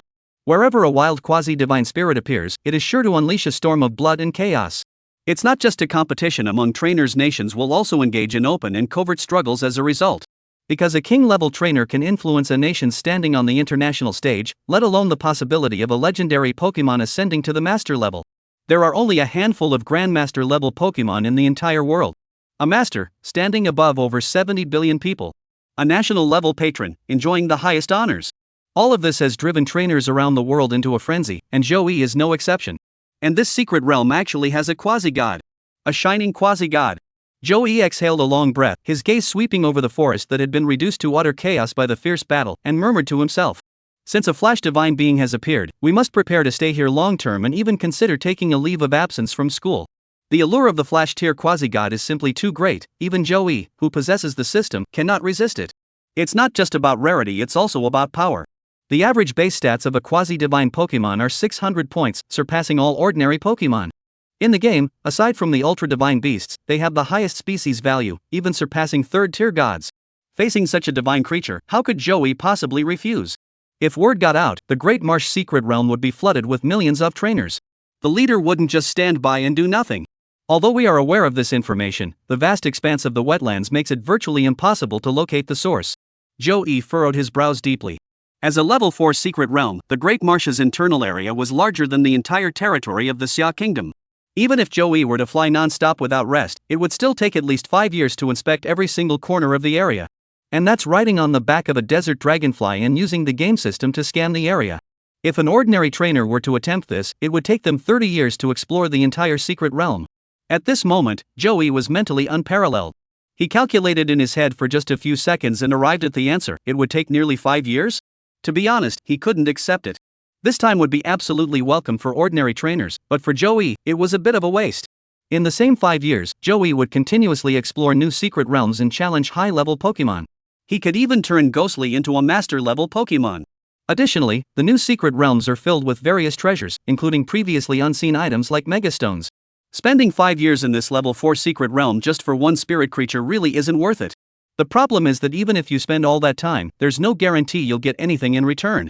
The iron dumbbell can also move freely, it's not just sitting there waiting for Joey to come and catch it. What should we do? Should we look for it or not?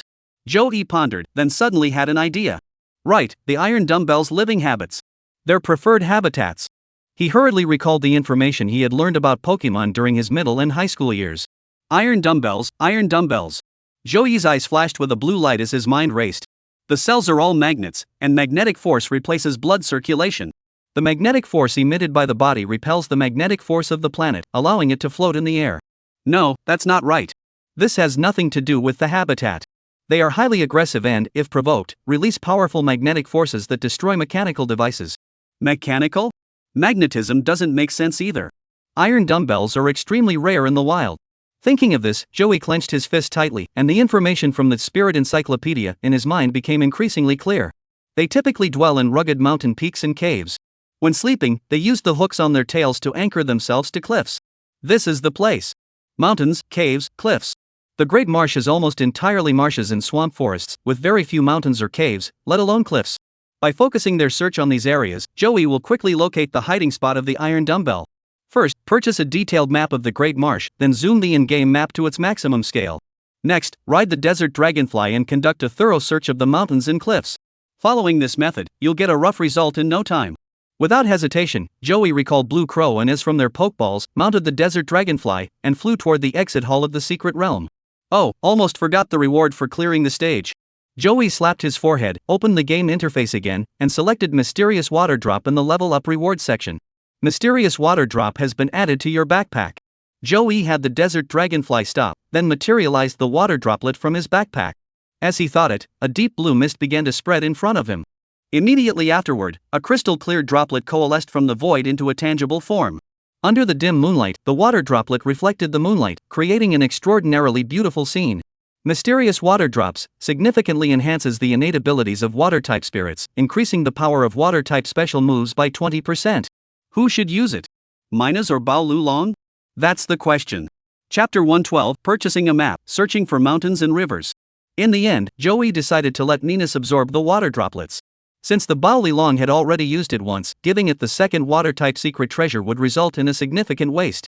After all, the effect of increasing water-type skill power by 20 cannot be stacked, meaning that if the Bao Lulong consumes this water drop, it will gain no additional benefits beyond experience points. The cost effectiveness is too low. However, Minas is different.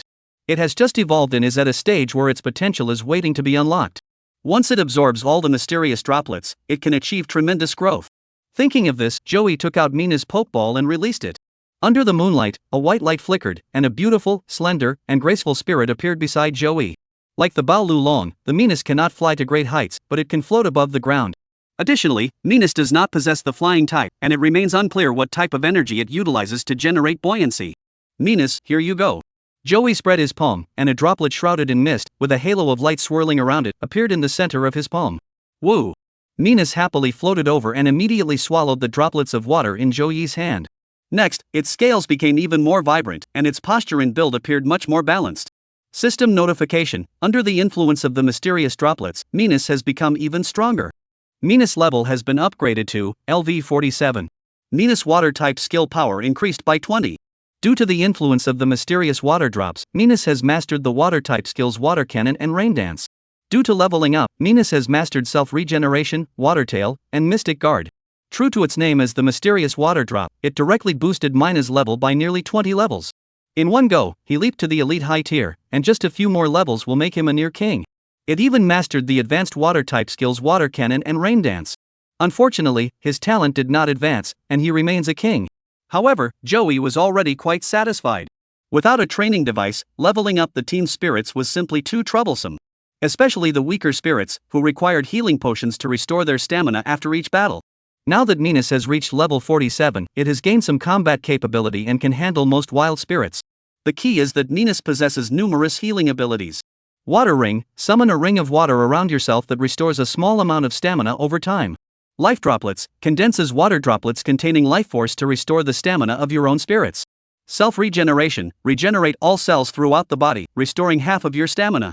With these 3 skills, as long as you're not one-shot killed, Minas is an endless leveling and monster grinding machine. As for the remaining 2 poison-type secret treasures on his person, Joey had no plans to use them on Ghoststone. However, he also wouldn't sell them, he would temporarily store them in his backpack for now. Evolutionary stones are indeed rare, but lower-level dungeons can produce them, and they can also be purchased online, so Joey can sell some of them. Elemental treasures are different. Even in a level 4 dungeon, they are considered epic tier items and are extremely rare. Not only are there no purchase channels available online, but it is also a scarce item even within the Trainer Association. Unless you go to an auction house, there's no place to find it.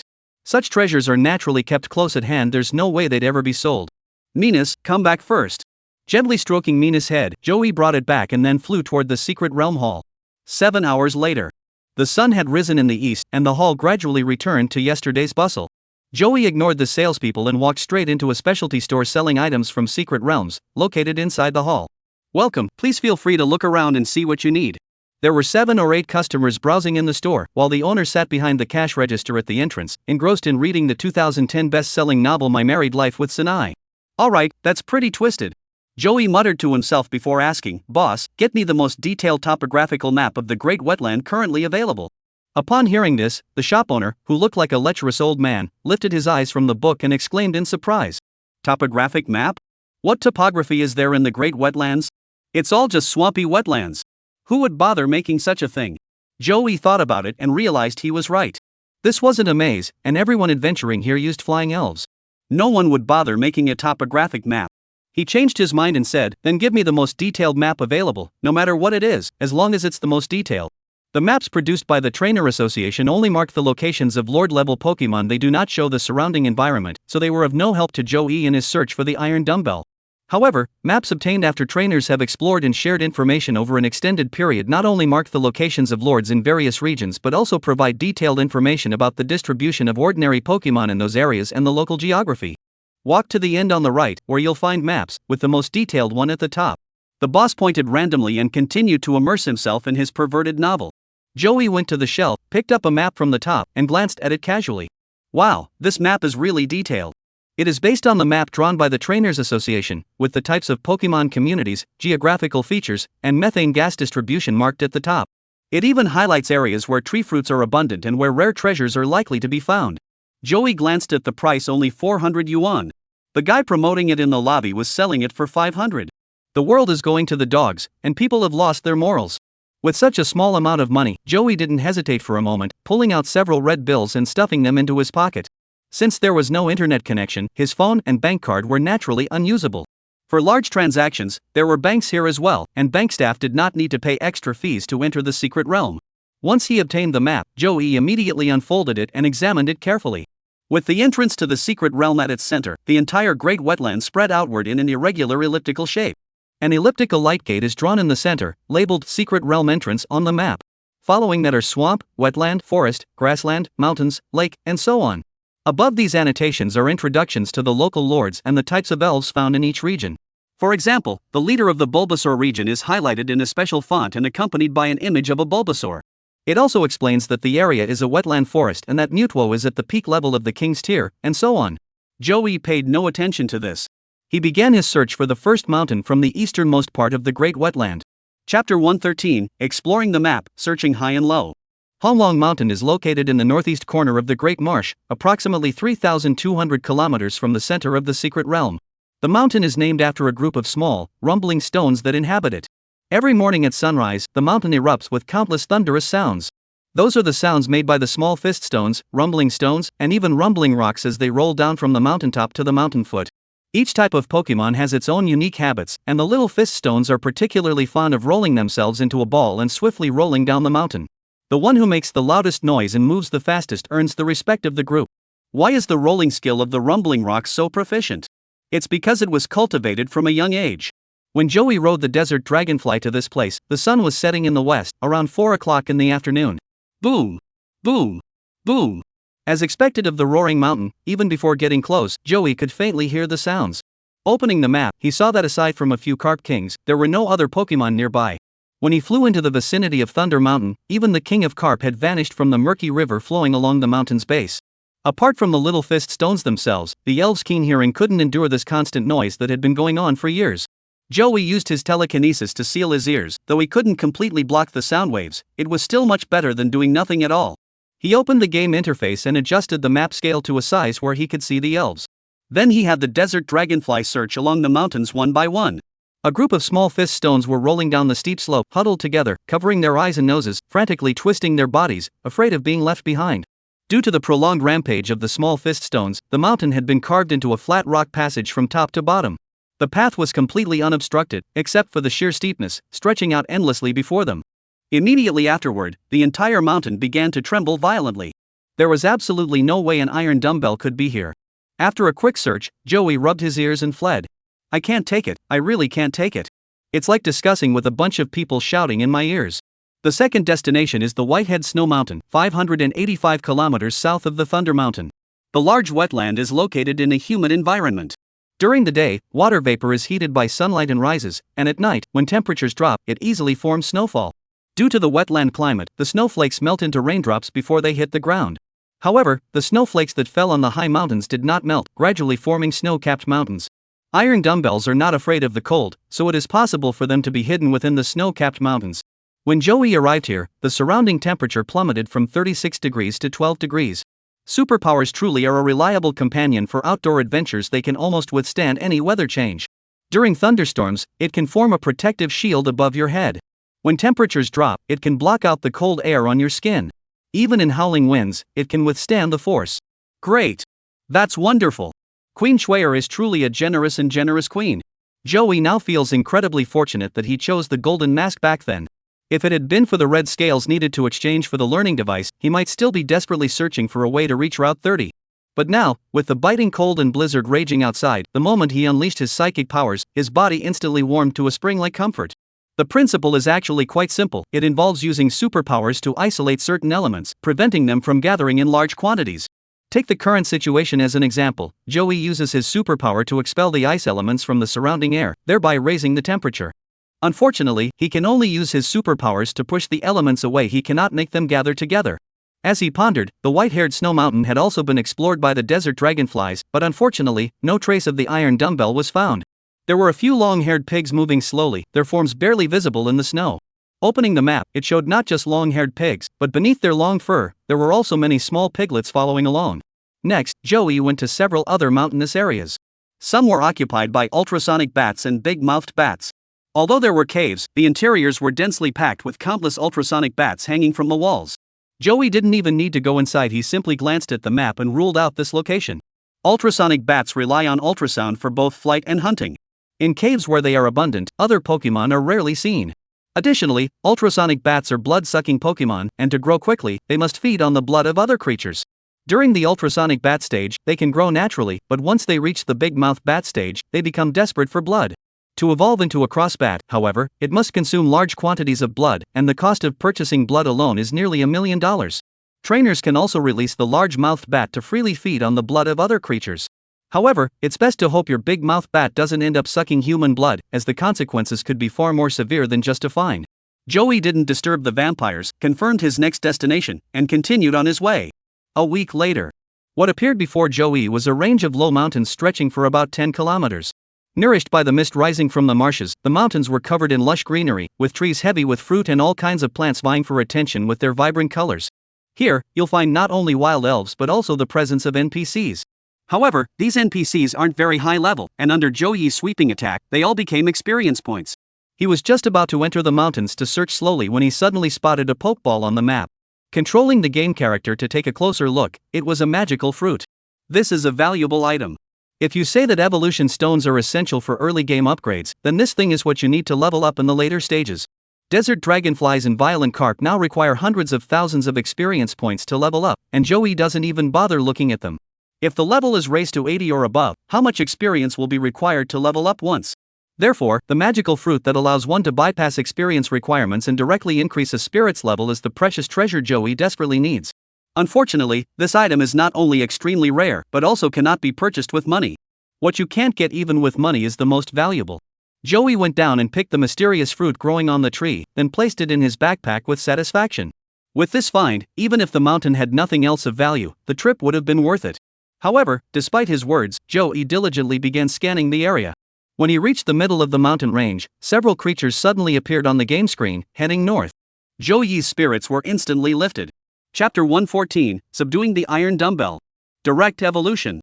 Seeing the north-facing arrow on the map, Joey felt a surge of anticipation. As spirits that both rely on magnetism for their abilities, North Nose and Iron Dumbbell are two extremes.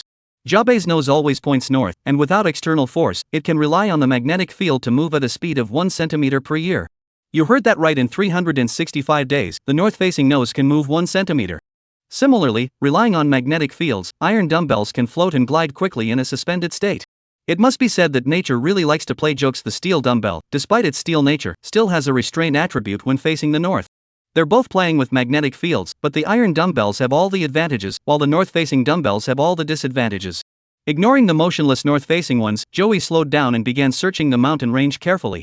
Especially certain deep caves, which were highly likely to hide the target. Heaven rewards those who persevere. After over a week of relentless searching, Joey finally discovered the gleaming Iron Dumbbell. This location is at the tail end of the mountain range, near a toxic swamp shrouded in a foul stench. It's a place where trainers rarely venture for training. In a forest on the mountainside, there is a small hole less than half a meter high in the cracks of the rocks. From a distance, the entrance looked like it had been casually dug by a bored mole, utterly unremarkable. However, on Joey's system map, a white Iron Dumbbell was hanging upside down inside. Iron Dumbbell flashed genderless steel superpower. Talent, Orange Master Level. Level, Common Peak LV29. Body type, 06M303 kg.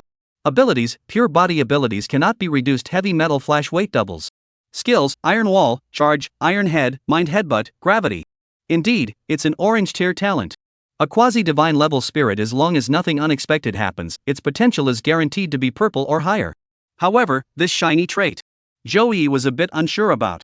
The hidden trait of the Iron Dumbbell is light metal, which is quite advantageous for ordinary steel-type Pokemon, as it reduces weight and increases speed. However, the Iron Dumbbell is actually useless, as its movement relies on magnetism, so its weight doesn't matter at all. However, the hidden properties of the lightweight metal are gone, and the additional properties of the shiny metal give it a heavy metal twist. This is extremely useful for Pokemon that aren't very fast but rely on strength. With their massive weight, both their collisions and self-sacrificing charges become significantly more powerful. Skills like Mountain Crush and Heavy Charge, which rely on weight, are even more devastating, effectively doubling the impact. However, when this trait appears on an Iron Dumbbell, weight gain means more powerful impact, so the power of the Bullet Punch and Comet Punch will definitely be stronger. Are there any other benefits? Regardless, let's subdue them first. He didn't go down to disturb the other party but instead controlled his game character to move closer to that direction. When the character reached the cave entrance, the height of the cave blocked his progress. With no other option, Joey summoned his mental energy and violently pulled the Iron Dumbbell, which was tightly pressed against the rock wall, out of the cave. Buzz! Suddenly attacked, the Iron Dumbbell immediately let out a panicked cry. Its white spherical head spun around frantically, searching for the culprit. The next moment, Joey entered the game's battle scene. The battle against Iron Dumbbell Flash has begun. Go, Desert Dragonfly! Joey immediately replaced the Desert Dragonfly and sent out a level 35 Blue Crow to engage in combat.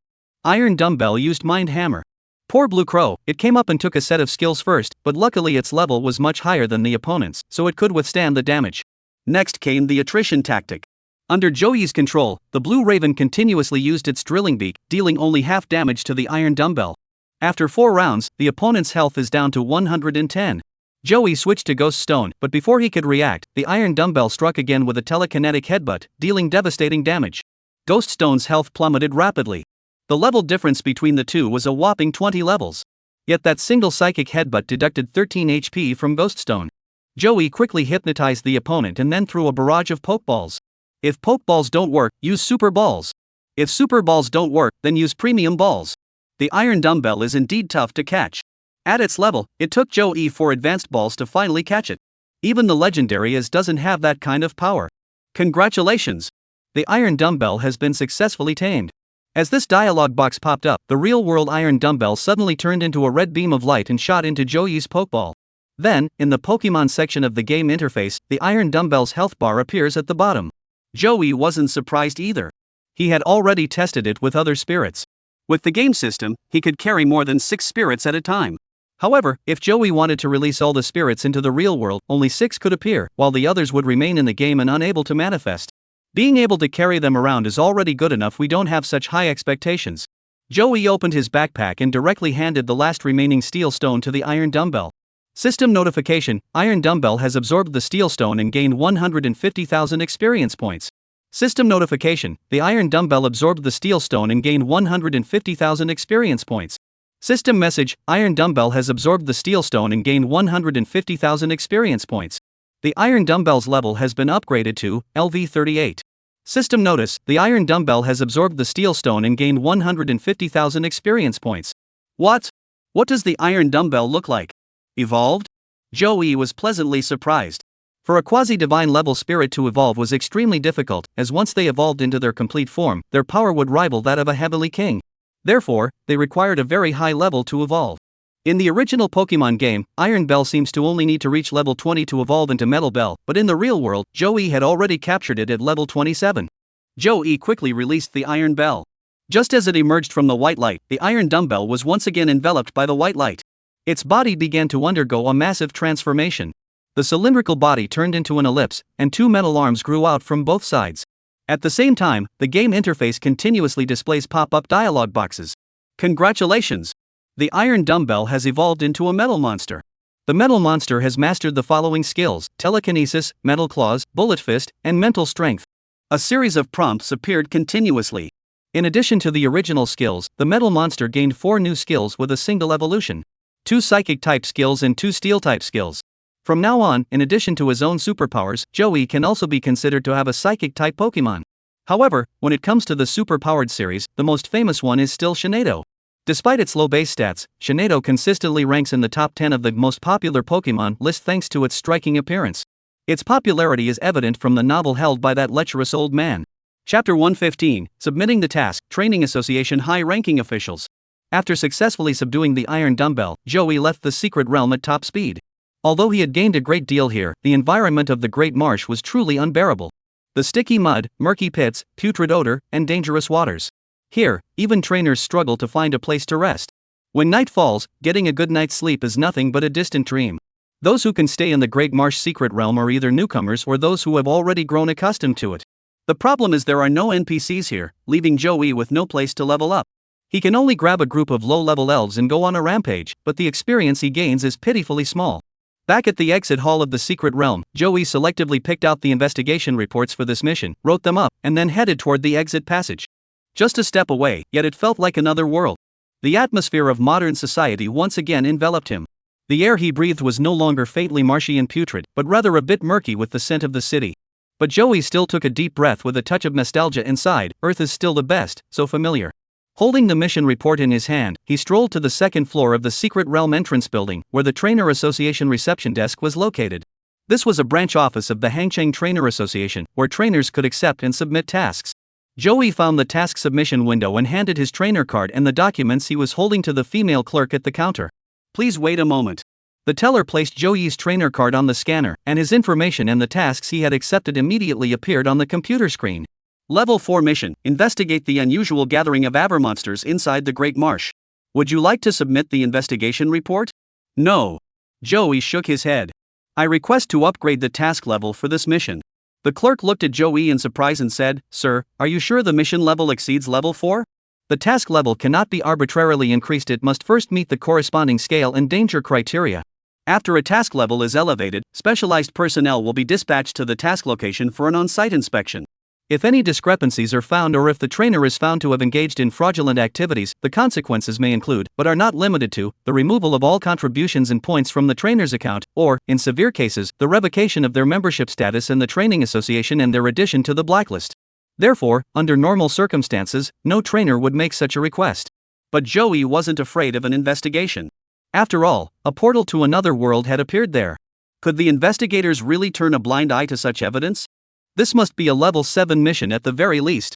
Just read the report yourself. Joey said that I've already handled the strange matter with the old man over there.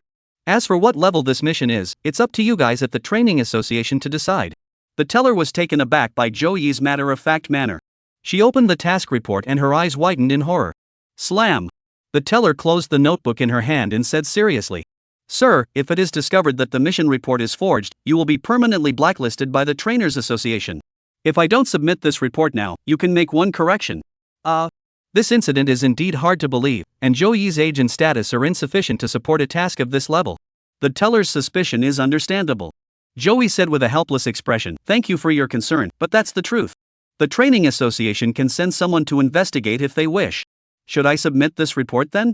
Perhaps because Joey is handsome, the young lady double-checked it again. "If you need to upgrade the task level, I will immediately notify my superior to handle it. After that, it will no longer be possible to make any changes. Hand it over. Hurry up and hand it over." "All right." The teller nodded, took a photo of the documents for filing, and picked up the phone to make a call. After the teller explained the situation. Soon after, the head of the secret mission for the Hangchang Trainer Association rushed over. He was a middle-aged man with a square face, appearing to be around 50 years old. He walked with the stride of a dragon and the decisiveness of a tiger. His expression was serious as he walked straight toward Joey's counter and said, "Hand over the mission report." "Chairman Zhong." The teller was a bit surprised to see the visitor, but quickly recovered and handed Joey's report to him. Chairman Zhong took the report, and as his eyes scanned it, his brows furrowed deeply. After a moment, he set the report aside, took a deep breath, and looked at Joey. "Did you submit this report? You must know that fabricating data is a serious offense." Enough. I know." Joey interrupted him helplessly. "Whether it's true or not, can't you just check it yourselves? If it's fake, I'll withdraw from the training association myself." Zhong, the association president, stared intently at Joey. Seeing no sign of guilt on his face, he couldn't help but feel a sinking sensation in his heart. He asked in a solemn voice, "This is a matter of great importance. As the person in charge, can you accompany me?" Joey also understood the gravity of the situation and was aware of even more critical information. So he didn't refuse and nodded, saying, "Then let's go together." Upon hearing this, Chairman Zhong stood up and said, "Please follow me." The two arrived at the entrance to the secret realm in the lobby downstairs. President Zhong took out his bank card and swiped it to pay for the two of them, then led Joey quickly inside. The security guard on duty looked completely bewildered. Who were those people just now? Mr. Zhong, the chairman? But he looked so solemn. What happened? On the other side, as soon as they stepped out of the secret realm's gates, salespeople immediately surrounded them. However, having spent so much time in the Great Marsh secret realm, everyone naturally recognized the person in charge of the Hangchang Training Association task section. Not to mention that Zhong Tao was the vice president of the training association, holding a prestigious position. The group immediately stopped in their tracks and adopted a respectful demeanor. "President Zhong, you've arrived." Zhong Tao ignored them, hurrying out of the hall with Joey in tow. He summoned a massive, imposing bitty bird. Joey looked up and recognized it as a high-ranking heavenly king. He was a bit surprised, but then remembered that the other party was, after all, a high-ranking member of the Hangzhou City Martial Arts Association. The Hangzhou City Training Association is one of the main branches of the Xia Nation Training Association. And as the president, his status was undoubtedly high-ranking nationwide, so his capabilities couldn't be too shabby. As the president, Zhong Tao holds a high-ranking position nationwide, and his capabilities are undoubtedly top-notch. "Let's go there in my biao." Zhong Tao said, "Do you still have the map of the Great Marsh? Just point out the location on it." Chapter 116, Head to the location to investigate. The high-ranking Biao of the Heavenly King moves as fast as a jet plane. Having broken the sound barrier, Joey and his companions were surrounded by a ring of white mist like sonic booms, but Joey, who was lying prone on the back of the Biao, couldn't hear a thing. The Biao's flight exceeded the speed of sound, so the terrifying roar of the sonic boom was left behind. Blue Crow can't keep up. No wonder so many trainers choose Bidoof, there's a reason for that. At this moment, Pidgeot's speed is at least 4 times that of a desert dragonfly. Compared to Blue Jay, there's no comparison, it doesn't even have the qualifications to trail behind. Should I also capture a Biao? Joey's resolve wavered. Speeding up meant faster exploration. It was nothing like before, when searching for an iron dumbbell took only a few minutes, but traveling took hours. From the entrance of the secret realm to the poisonous mist area, Joey flew for 7 or 8 hours, while Bai Diao reached the destination in just over an hour. At Zhong Tao's signal, Bai Diao slowed down in advance, and the sonic boom clouds behind him dissipated. Suddenly, a piercing wind sound echoed in his ears. Zhong Tao and Joey lifted their faces and removed the hoods from their jackets. On the back of a Biao in full flight, if you don't take any protective measures, the wind resistance alone could blow your face out of shape or even tear it apart. Is that where it is? Zhong Tao spotted the destination of this trip at first glance. It was too conspicuous. The energy wave generated by the explosion surged outward, reducing everything around it to ashes. The flat crater highlighted the spatial portal, making it stand out prominently. Not to mention that it's also emitting a blue glow. This is the place, I'm just guessing. Joey wrote in the mission report. The cause of the toxic fog has been identified. It is not only due to the gathering of the Aber monsters, there are also a large number of other poison-type Pokemon inside. The gathering of poison-type spirits is caused by the toxic needles of the secret treasure. The toxic needles were likely formed due to spatial disturbances causing nearby laws to fluctuate and disperse, thereby creating this secret treasure. The spatial disturbances have formed a light gate, whose appearance is highly similar to the gate of the secret realm. It is suspected that they are both spatial gates. Please dispatch specialized personnel for investigation as soon as possible. As for Zyrona, Joey made no mention of her. Anyway, the spatial gate had already been subjected to a time-space loop, and Joey really didn't want to complicate matters further. If it were discovered that Joey had come into contact with beings from another realm, who knows what trouble the extremist higher-ups might cause. They might even find a master-level psychic elf and use hypnosis on Joey. Vice President Zhong Tao ordered the Biao to land. Before approaching, he asked, "Will there be any danger?" "No, it shouldn't be. I've been inside before, and it only bounced me back. There were no other abnormalities. It should be fine. I've been inside before, and aside from being bounced back, there were no abnormalities." Joey's words made Zhong Tao's expression grow peculiar. "You're really quite bold. I tested it on stones and tree fruits first, you know. Do you think I'm stupid?" The two of them talked as they slowly approached the light-filled door. Joey was quite carefree, but Zhong Tao, the president, appeared cautious. After all, it was their first time encountering such a situation, and it was an extremely high-level spatial event. It couldn't be too careful. Of course, by the time they reached the door, no danger had materialized.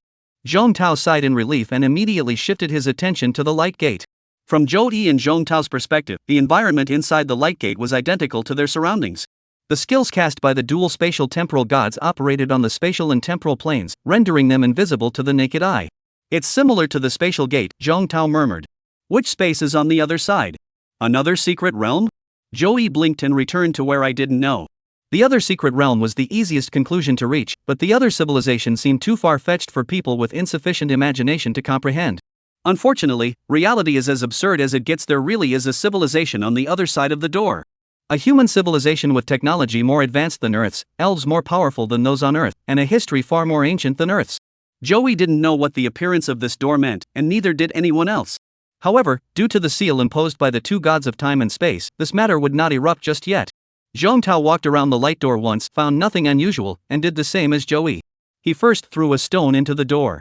Zhong Tao circled the light gate once, found nothing unusual, and then did the same as Joey. He threw a stone inside. The stone melted into the light gate and began to fall toward the ground on the other side. However, the next moment, the stone suddenly vanished and returned to the outside of the gate. It was indeed bounced back. But what was the principle behind this? Zhong Tao was completely confused. Is it the space itself repelling us? He kept thinking, then decided to just walk toward the light door. Joey saw the two gods of time and space unleashing their skills and dared not risk his life, but he never expected the clueless Zhong Tao to actually step forward himself. Could it be because I just mentioned that I had verified it myself, so he felt emboldened to act so boldly? Joey felt a bit uneasy.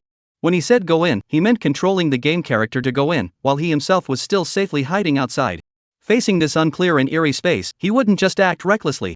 Now that Zhong Tao is personally handling it, there shouldn't be any issues, right? After all, the time-space dual gods aren't exactly evil beings. As expected, just like the stone earlier, Zhong Tao, accompanied by a faint glow, seemed to teleport back to his original position as he entered the light gate. At first, he was a bit disoriented, but after glancing around at his surroundings and at Joey beside him, Zhong Tao snapped back to reality. After pondering for a moment, he said, "Let's go back." He walked back to Joey and said, "I'll upgrade your mission level to level 7. The mission level has been upgraded, and the nation has also taken notice of the anomalies here." Joey's objective had been achieved, and he nodded.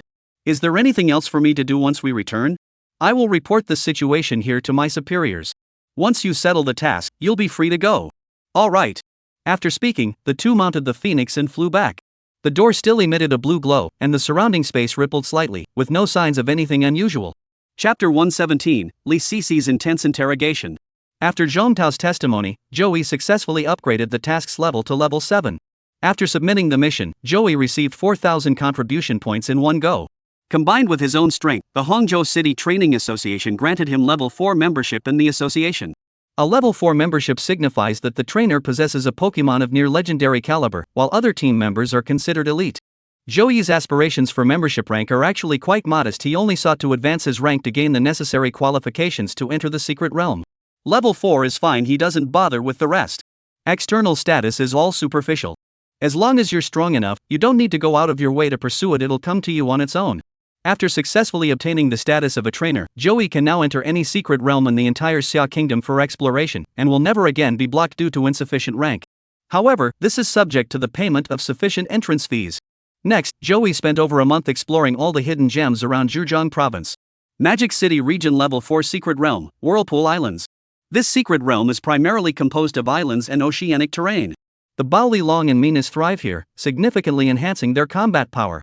The strongest Pokemon in this secret realm is the Dragonite at the peak of the King's Tier, but Joey has yet to find it, making clearing the realm an impossible task. However, after a week of searching, Joey managed to obtain 2 water stones, which was still a worthwhile endeavor. Additionally, each island in this secret realm was surrounded by numerous NPCs dressed as bikini-clad women and shorts-wearing men, which allowed Joey to earn a significant amount of experience.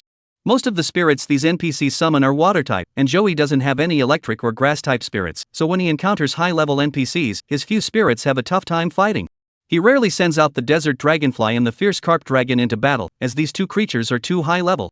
Even if they defeat their opponents, the experience gained is minimal compared to what they need to level up. Instead, he mostly sends out the ghost stones to fight. Joey isn't sure exactly how many levels the ghost stones need to reach before they can evolve, so he is eager to get them to level up as quickly as possible. However, to avoid altering Ghost Stone's primary attribute, he couldn't use the poison needle, so he had no choice but to keep it in battle frequently to gain experience. Since he couldn't find the Spiked Dragon King in the end, Joey had no choice but to leave reluctantly. Next, he headed to another secret realm in the Demon City, Ruined Lighthouse Level 3. The Ruined Lighthouse is another secret realm centered around the ocean, and the strongest spirit inside is also water-based. Unlike land-dwelling spirits, water-type spirits are extremely difficult to spot, and even if you manage to find them, they can easily escape. However, the 3rd-level secret realm is not as vast as the 4th-level one. Under the piercing gaze of Ghoststone, the early-stage King-class Megalodon was ultimately defeated, granting the Tyrant Dragon over 10,000 experience points. In this secret realm, no valuable treasures were found, but Joey selected a water stone as his final reward upon clearing the dungeon. Next up was Fuxing Province. This time, Joey had learned his lesson. He first checked the information about various secret realms on the Elf Network and selected only land-based secret realms to explore. As a result, he cleared 4 level 3 secret realms in just 1 week, successfully obtaining 4 evolution crystals of different attributes. As Joey quickly cleared one dungeon after another, the number of available dungeons in the game continued to grow. Not only were there more evolution crystals to collect, but the levels of the spirits also rose rapidly. Before long, it was already late August, and Joey had to return to school. Whether he chose to enter politics or the training association, a university degree would be an important credential for his future career. Additionally, my parents also need this diploma to acknowledge the hard work and sacrifices they have made over the years to provide me with an education.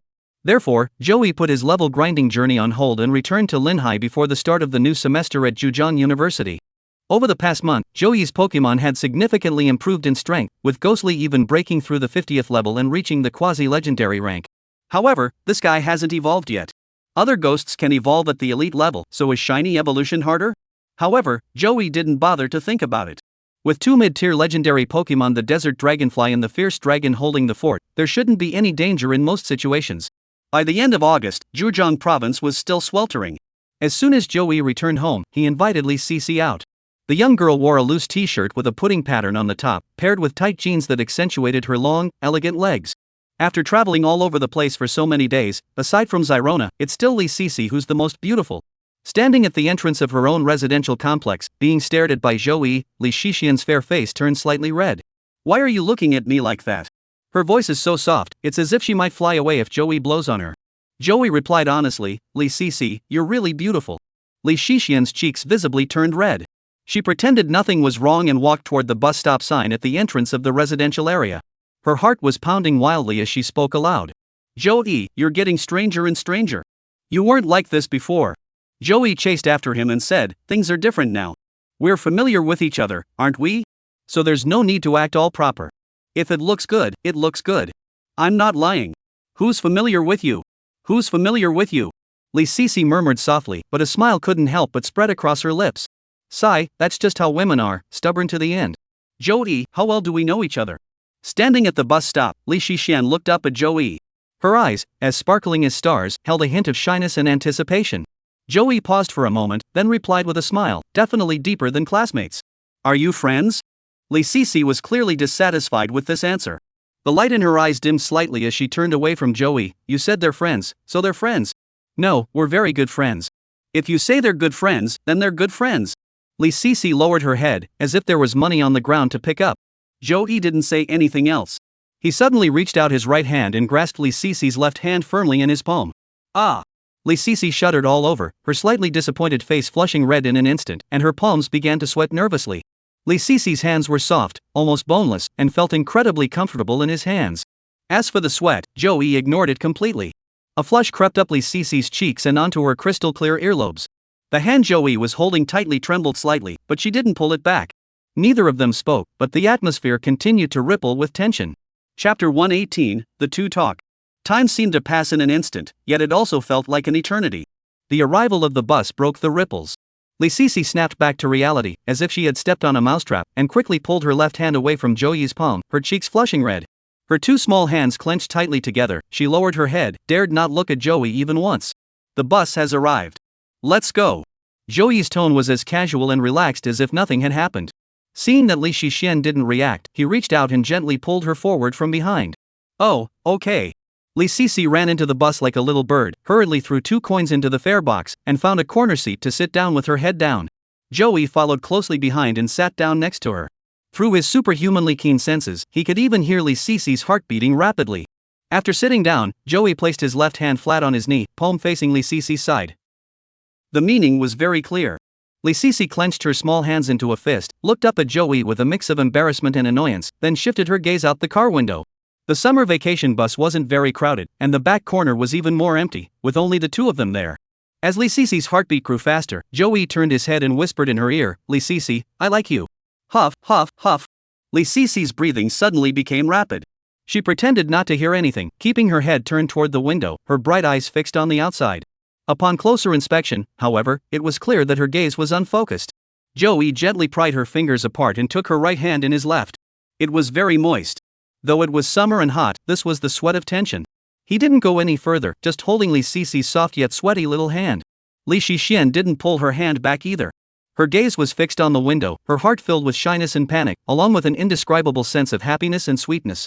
The unfamiliar sensation left Li Sisi feeling slightly tipsy, and she let Joey take her hand without resistance. The bus stopped and started, with people getting on and off. After about 10 minutes, Joey shook Li Sisi's hand and said, "It's time to get off." At that moment, she had completely transformed into the demeanor of a timid young bride, lowering her head and softly murmuring an aha, unable to utter a single word. The two of them walked all the way to the table before letting go of each other's hands and sitting down. They ordered a few desserts and 2 iced drinks. Joey asked, "We have to sign up the day after tomorrow. Shall we go together?" "Sure." Li Sisi nodded. "Your parents aren't going to drive you, are they?" "Yeah." "Are they okay with you being alone?" "Yes." Li Sisi. Joey extended his index finger and tapped her forehead. "I'm talking to you." "Ha?" She looked up in confusion, but when her eyes met Joey's, she quickly looked away again. At that moment, Li Sisi was still in a daze, probably waiting for her mind to fully snap back before she could start thinking again. The waiter brought over the iced drink and dessert. After taking a sip, Li Sisi finally looked up at Joey. Her face still bore a trace of shyness, but at least she was no longer dazed. "What did you just ask me?" she asked softly. Joey repeated what he had just said, "We have to sign up the day after tomorrow. Do you want to come with me?" Li Sisi took a small sip of her drink and nodded. "Of course. We already agreed, didn't we? Is everything okay with your parents?" A girl as beautiful as Li Sisi, Joey wouldn't dare let her go alone to a completely unfamiliar university to register. What if someone had bad intentions? "I told them I'd go with them to sign up." The girl's pretty face started to flush again, and her voice was as soft as a mosquito's. "My dad agreed, saying it's to help me develop my independence." "Alright, I'll pick you up the day after tomorrow morning, and we'll go to Hangzhou together." "It's still because of your abilities, isn't it?" Joey couldn't help but sigh. If it were a high school graduate from a village where there were hardly any elves, let alone going to university together, just getting them to agree to meet would be a miracle. "Joey, have you been in the secret realm all these days?" Li Shixian asked. "It takes so long to get in touch with you every time." "Yeah, while school hasn't started yet, I've been exploring a few level 3 secret realms around Zhejiang province. Although I can always go back after school starts, I might as well take the time now to map them out while I have the chance. Plus, the more maps you have, the less it matters whether you're at school or in the secret realm. Anyway, you can level up through the game, but it's a bit frustrating that you can't pick up the treasures you discover." Li Sisi asked excitedly, "You were just wandering around in the level 3 secret realm. How strong are the desert dragonflies there?" She was deeply impressed by Joey's ability to tame the desert dragonfly. Li Shixian had only managed to capture 4 spirits so far. They are Bobo, Kitten Monster, Sun Eevee, and Water Eevee. Among them, Bobo and Xiaomao Guai were captured by Li Sisi herself, and their strength is still at the beginner level. The 2 Sun Eevees and Water Eevees, on the other hand, were Pokemon prepared for her by her family. From the moment they first appeared in their EV forms, the 2 Pokemon had always been kept by Li Sisi's side. They had never been captured, registered, or even allowed to accompany her when she went out. It wasn't until Li Shixian turned 18 and the government allowed her to carry Pokemon that Sun Eevee and Water Eevee were finally officially captured. These 2 Pokemon were raised for approximately 10 years, and due to the use of evolution stones, they are now both at the elite beginner level. And what about Joey? According to Li Sisi's understanding, Joey came from an ordinary family and could never have afforded to raise an elf from childhood. And yet, this man managed to capture a desert dragonfly of near king level strength on his own. It's simply unbelievable. When faced with Li Sisi's question, Joey paused for a moment before answering. The strength of the desert dragonfly is actually already at the king level. What? Li Shixian's eyes widened in disbelief, thinking she had heard wrong. It was still a quasi-king level dragonfly before, how could it be? Joey tapped the table lightly with his fingers and asked in return, who said it was a quasi-king before? Li Sisi thought for a long time but couldn't recall any specific descriptions of the desert dragonfly's strength. In other words, Joey had never explicitly revealed the desert dragonfly's strength. Everyone had always assumed it was on par with a quasi-king. The desert dragonfly was always. That's right, it has always been a top-tier Pokemon. Chapter 119, Li Sisi's parents. It all started with the king. Li Sisi was confused. She had even forgotten her shyness, her sparkling eyes fixed on Joey. How did you manage to tame it? This is a legendary dragon-type Pokemon. It's truly unbelievable. Given the pride of dragon-type Pokemon, how could it choose a rookie trainer as its master? How is that even possible? Li Sisi's mind raced frantically. She suddenly looked up and down at Joey with a suspicious expression and whispered, Joey, could you be the illegitimate son of some prominent family who was abandoned? Cough. Joey almost choked on the icy drink in his mouth. He glared at the girl and said, what nonsense are you talking about? You've been reading too many novels. Li Sisi blushed and smiled awkwardly, muttering, then how could you possibly have a desert dragonfly of the king level? No, even if you're the illegitimate child of a prominent family, you couldn't possibly have a legendary level spirit. The girl furrowed her brows, her gaze piercing through Joey. So where did you get your desert dragonfly? Spill the beans. She bared her little fangs, looking adorable, making Joey want to kiss her soft cherry lips. Of course, just holding hands was enough to make this little girl nervous. Taking things further would scare her away.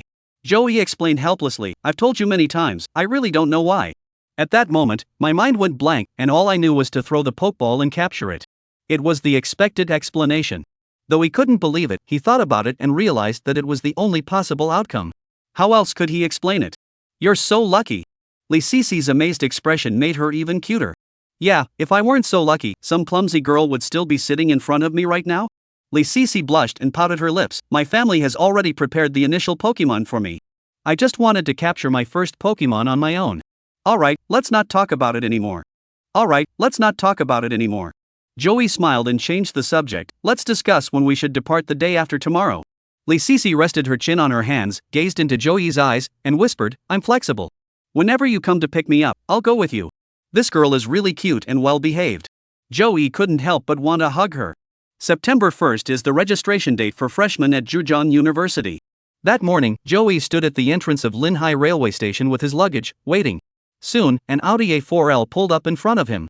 A girl wearing a white floral dress got out of the back seat and smiled brightly at Joey. Joey ultimately did not go to the government compound to pick her up. If Li Yoshin couldn't even participate in his daughter's university enrollment, that would be too tragic. So the two agreed to meet at the entrance of the train station, at least allowing Li Sisi's parents to send her there. Li Sisi quickly ran up to Joey and asked with a smile, Joey, how long have you been waiting? I've been waiting since 3 in the morning, my eyes almost dry from staring so long. You're lying. Her voice was sweet and soft. A woman only shows this kind of expression in front of someone she likes. The A4's rear door opened again, and Li Sisi quickly stopped smiling and whispered, my parents are here too. A man and a woman got out of the car. The man had met Joey before he was Li Sisi's father, Li Yoshin.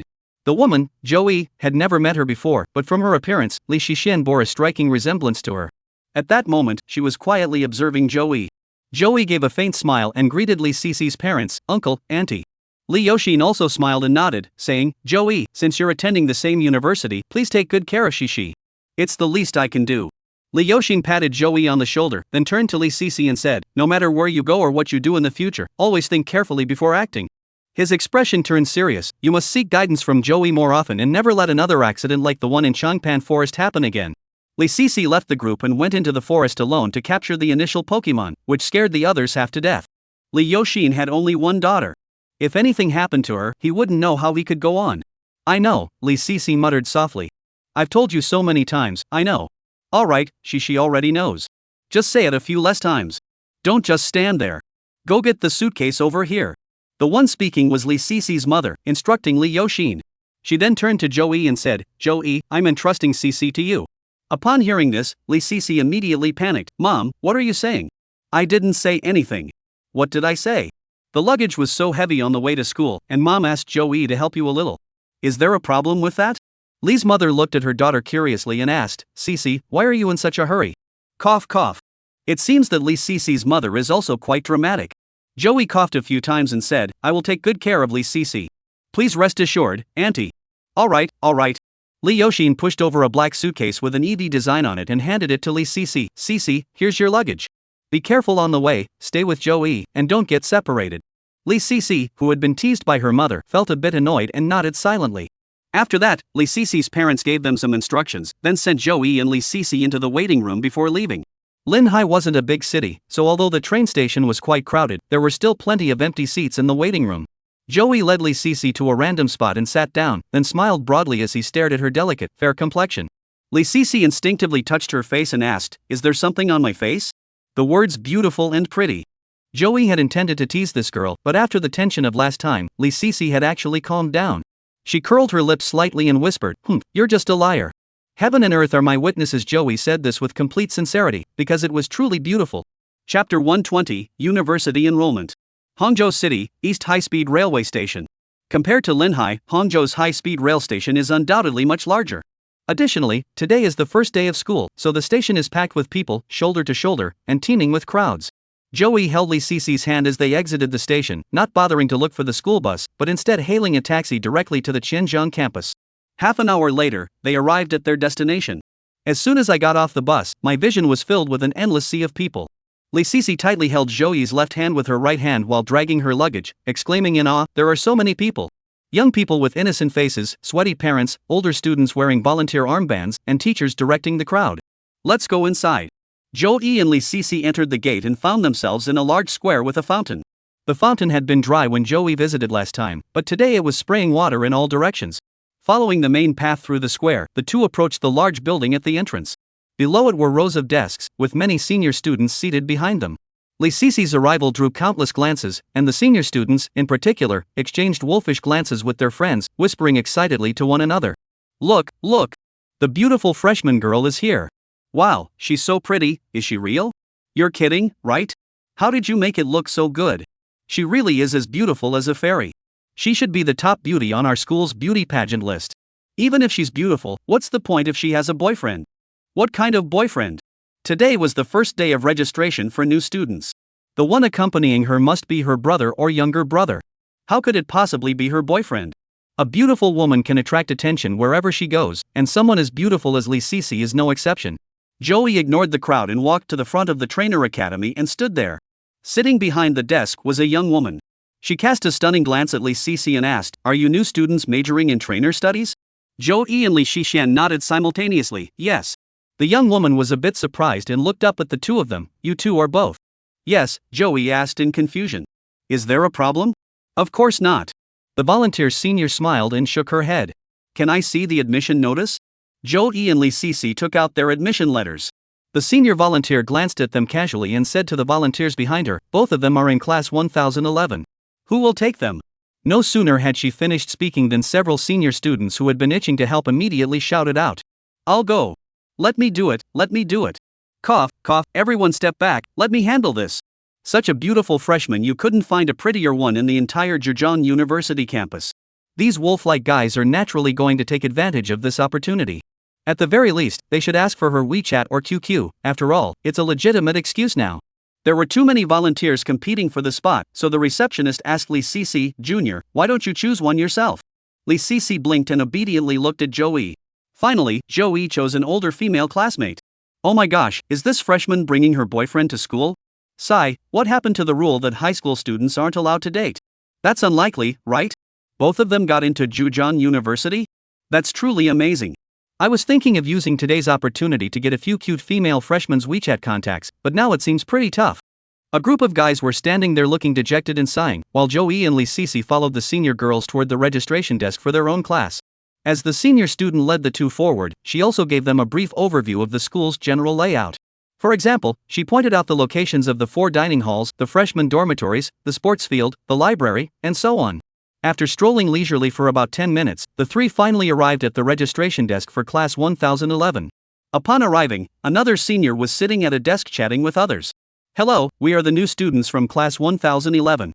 Joey handed over the admission notice, ID card, bank payment receipt, and other documents he had prepared earlier. "Hello." The senior student smiled and said, "I'm your academic advisor, Pan Ing. Welcome to Jujang University." She glanced at the documents, then looked up in surprise and glanced at Joey. "You were admitted through special recruitment, weren't you?" "Yes, why?" "Nothing, those who are specially recruited are usually quite talented," Pan Ing said, marking Joey's name on the student roster to indicate that he had signed up. Next was Lee Cece, whose information was much more straightforward. She had been admitted based on her college entrance exam scores. After organizing both of their profiles, she continued. "That's all. Joey's dormitory is room 502 in Building 3 of the South District, and Lee Cece's dormitory is room 305 in Building 15 of the North District. In some schools, the dormitories for male and female students are not far apart, but it seems that this is not the case at the Zhenjiang campus. One is in the south area, and the other is in the north area. Given the size of the Zhenjiang campus, Joey will have to walk for over half an hour if he wants to eat with Lee Cece in the future.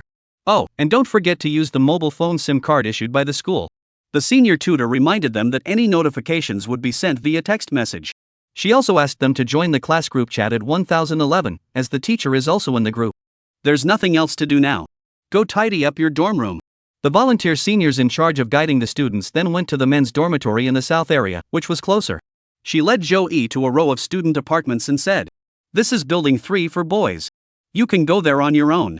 I still need to take my female classmates to the girls' dormitory." Joey nodded and said to Lee Cece, "Cece, I'll go ahead. Let's stay in touch via WeChat." "All right." Lee Cece nodded reluctantly and followed her senior out. Standing at the bottom of the dormitory building, Joey surveyed the surroundings. The road is lined with green trees on both sides, and there are public areas such as a cafeteria, gymnasium, training ground, and large playground nearby. Overall, it's quite decent, though it's a bit farther from Cece. Joey dragged his suitcase to room 502 on the 5th floor. The door was open, and Joey saw several people inside, some with youthful faces and others who appeared to be parents of students. "Dong." Joey tapped on the door as a signal, and everyone's attention was immediately drawn to him. "All right, the last roommate in our dorm has finally arrived," said a rather sturdy young man with a smile. Chapter 121, The Competition in the Dormitory. Seeing that everyone in the dorm had already gathered, and Joey was the only one who came alone to sign up, the older roommates crowded in the room hurriedly gave a few instructions before temporarily leaving. Joey dragged his suitcase inside and gave the room a casual glance. The dorm rooms at Jujang University were all quadruple rooms. Upon entering, there was a cabinet on the right and a bathroom on the left. Further inside is where the students sleep. Below are desks, above are beds, and at the end is a balcony. Since Joey arrived last, the other 3 beds had already been covered with mats, leaving only the bed pressed against the bathroom wall still empty. It's only natural that those who arrive early would take the best spots. You can't possibly leave the best one for last, can you? Unless the school has already assigned the beds, the last student to arrive won't have any choice. Joey smiled faintly and leaned his suitcase against the corner of the wall. At that moment, the young man sitting at the desk by the window spoke up. "We'll be classmates for the next 4 years and roommates, and who knows, we might even team up for adventures after graduation. Let's get to know each other. My name is Xia Nan, and I'm from the Magic City." This Xia Nan wears glasses, is about 185 centimeters tall, and has a pretty muscular build. With him leading the way, the remaining 3 also began to speak. Huang Zhonghua, from Wenzhou City, Zhejiang Province. He was well-mannered and seemed easy to get along with. The next person to introduce himself was a handsome young man, Yi Hanyang. "I am from Hangzhou City." Joey, from Taizhou, Zhejiang Province. It's the 21st century now. The dormitory rankings of number 1, number 2, number 3 from online novels have long since disappeared. After getting to know each other a bit, their conversation quickly shifted. The tall and muscular Xia Nan smiled and asked, "How many spirits does everyone have?" In this world, elves are an evergreen topic of conversation. Whenever elves come up, any young person perks up. Just then, Yi Hanyang heard this, lifted his t-shirt to reveal the elf belt inside, and said with a proud expression, "I have 4. Before Xiaonan could ask, he started introducing them himself: Bobo, Little Firehorse, Mosquito Coil Tadpole, and Nidoran. Before Xiaonan could ask more, he started introducing them himself: Bobo, Little Firehorse, Mosquito Coil Tadpole, and Nidoran. As expected of a local, he has water, fire, and flying types, a pretty solid combo for a newcomer. Xiaonan exclaimed, Little Firehorse is rare.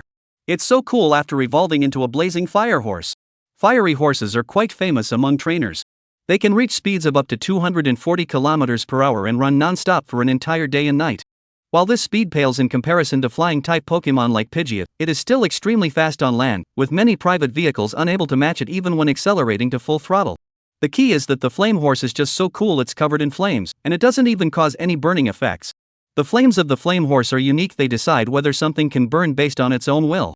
If it can, the flames can ignite everything. If not, the flames remain completely cold. This is also one of the key reasons for its popularity. Xiaonan marveled, shook her head, and said, I can't compare to you. I only have Popo and Bulbasaur. Meow Fotsy seeds? Yi Hanyang widened his eyes in surprise and exclaimed, Where did you catch it? This one is worth 4 of mine. And you said we can't compare. Hee hee, good luck. Xiaonan smiled triumphantly. I happened to be there when the school organized the capture of the initial Pokemon. After saying that, he looked at Joey and Huang Chongwei. What about you guys? What are your starter Pokemon? Tell us. This seemed like he was showing off, but having Bulbasaur as a starter Pokemon was indeed something most people would envy. When Xiaonan asked him about it, Huang Zhonghua didn't say much, his tone sounding a bit helpless. I only have one Popo. With 3 roommates, each having a Bobo, Joey couldn't help but marvel inwardly at how hardworking the Bobo creatures truly were. Joey, what about you? Young people's competitive spirit is always so strong. Xiaonan clearly wanted to gain a sense of fulfillment from her roommate. After Huang Zhonghua finished speaking, he immediately shifted his gaze to Joey. Unfortunately, his plan had backfired. Joey didn't exaggerate much, speaking casually, my initial spirit was a burning bug. Oh, that's pretty cool, isn't it? Xiaonan was like a duck being held by the neck, her boastful voice abruptly stopping as she stared at Joey in disbelief. Burning bug. Joey smiled indifferently, nodding as he repeated the other's words. Yeah, I was lucky to come across it. Cough. What kind of luck is this? Not only Xiaonan, but the other 2 roommates were also stunned. This is a burning bug. Once it evolves, it's practically a quasi-king class Pokemon. If bred properly, becoming a king class Pokemon isn't out of the question. Xiaonan suddenly spoke up, Can Joey let us see it? His words were immediately met with agreement from Yi Hanyang. Yeah. I've never seen a burning insect in real life before. Even Huang Zhonghua couldn't help but nod, looking enviously at Joey and saying, Joey, can you let the firefly out so we can take a look? All right. Joey reached behind his waist, pulled out a Pokeball, and opened it in his hand. A white light appeared in the dormitory, landing on the ground and condensing into a flame-covered insect-like Pokemon nearly half a meter tall. The temperature in the room immediately rose significantly. Spirits like fireflies, which have open flames, are not suitable for release indoors, so Joey quickly returned it to its spirit ball. Seeing the firefly with his own eyes, Xiaonan had nothing to say this time. His eyes were filled with envy as he exclaimed, You're so lucky. I'm truly impressed. From now on, I'll call you older brother. Joe Gu.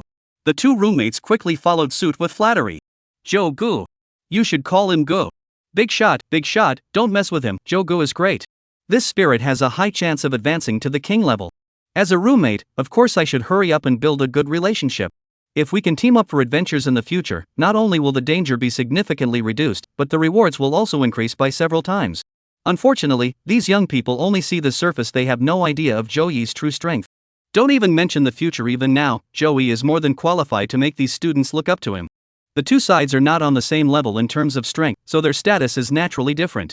Joey said with a calm smile, We're all classmates. There's no need for such formalities. Just call me Joey. Chapter 122, Girls' Dormitory. Joey completely shattered her desire to show off, and Xiaonan quickly changed the subject. Everyone, it's already past 11 o'clock. Why don't we all go try the cafeteria food together? Sure, I'm hungry too. Yi Hanyang stood up from his desk and looked at Joey. Joe, want to eat together? This guy has some nerve, calling him Joe right off the bat. Xiaonan was really frustrated. Although he had suggested Joe, seeing his roommate call him so casually made him feel really uncomfortable. It should have been Xiagu.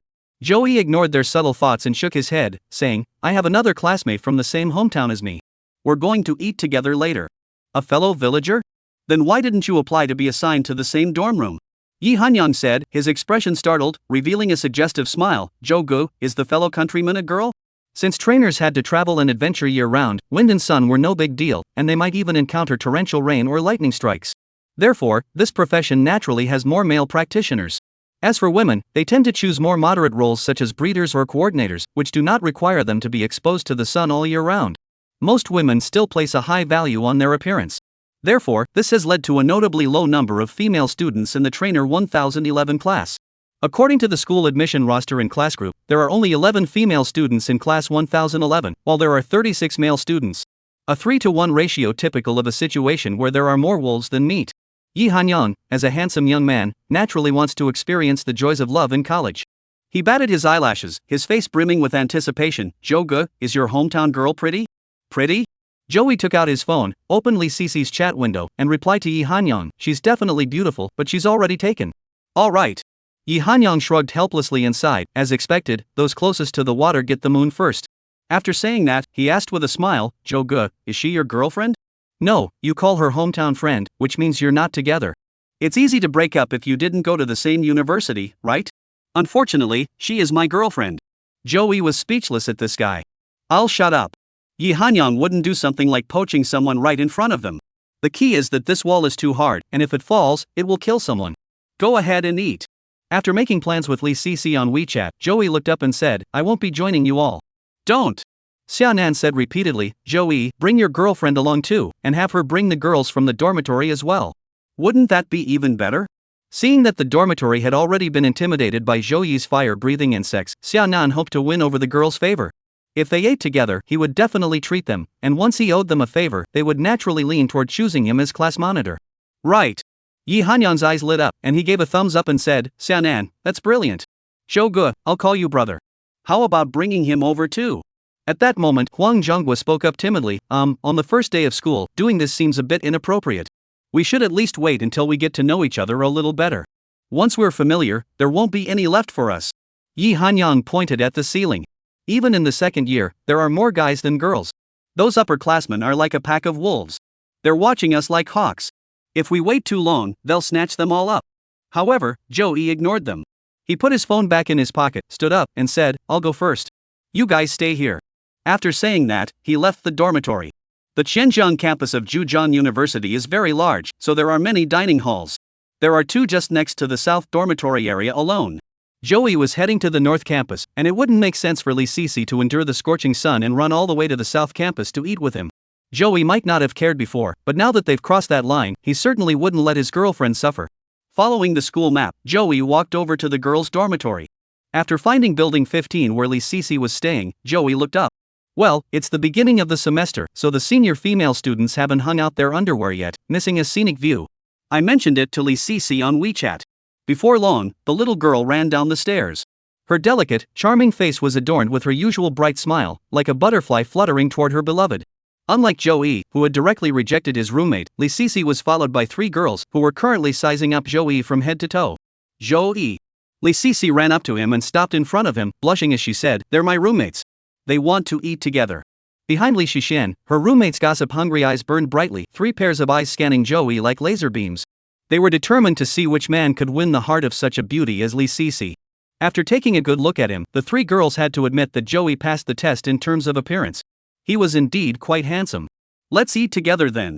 Joey smiled and nodded. "Should we invite my roommate too?" "No, you guys go ahead. We don't want to be the third wheel." The girls laughed and left, leaving only Joey and Lee Cece behind. "Look at that, the girls are so considerate. Let's go." Joey held out his hand. Lee Cece's face flushed red. She glanced furtively in the direction her roommate had left, then hesitantly placed her small hand in Joey's palm. Joey squeezed Lee Cece's soft, delicate flesh and asked with a smile, "How's your roommate? Have you gotten to know her yet?" "Yes, I have," Lee Cece replied, her expression filled with astonishment. One of her roommates actually had 6 elves. "Yes, we have," Lee Cece said, her expression filled with amazement. "One of the roommates actually has 6 spirits." 6? Joey was also a bit surprised. They weren't all Caterpie and Rattata, were they? No way. They're Pokemon worth nurturing properly. That's pretty impressive. Just the food alone costs tens of thousands every month. Yeah, the thing is, all 6 of them are special. What kind of spirits? Pidgey, Charmander. The North Campus dining hall is also very close to the girls' dormitory. While chatting, it only takes a few minutes to walk there. The school cafeteria is just like that. Zhejiang University is no exception. Row upon row of tables and chairs, a few windows selling fast food, a few more selling fried rice and noodles, and some specialty dishes.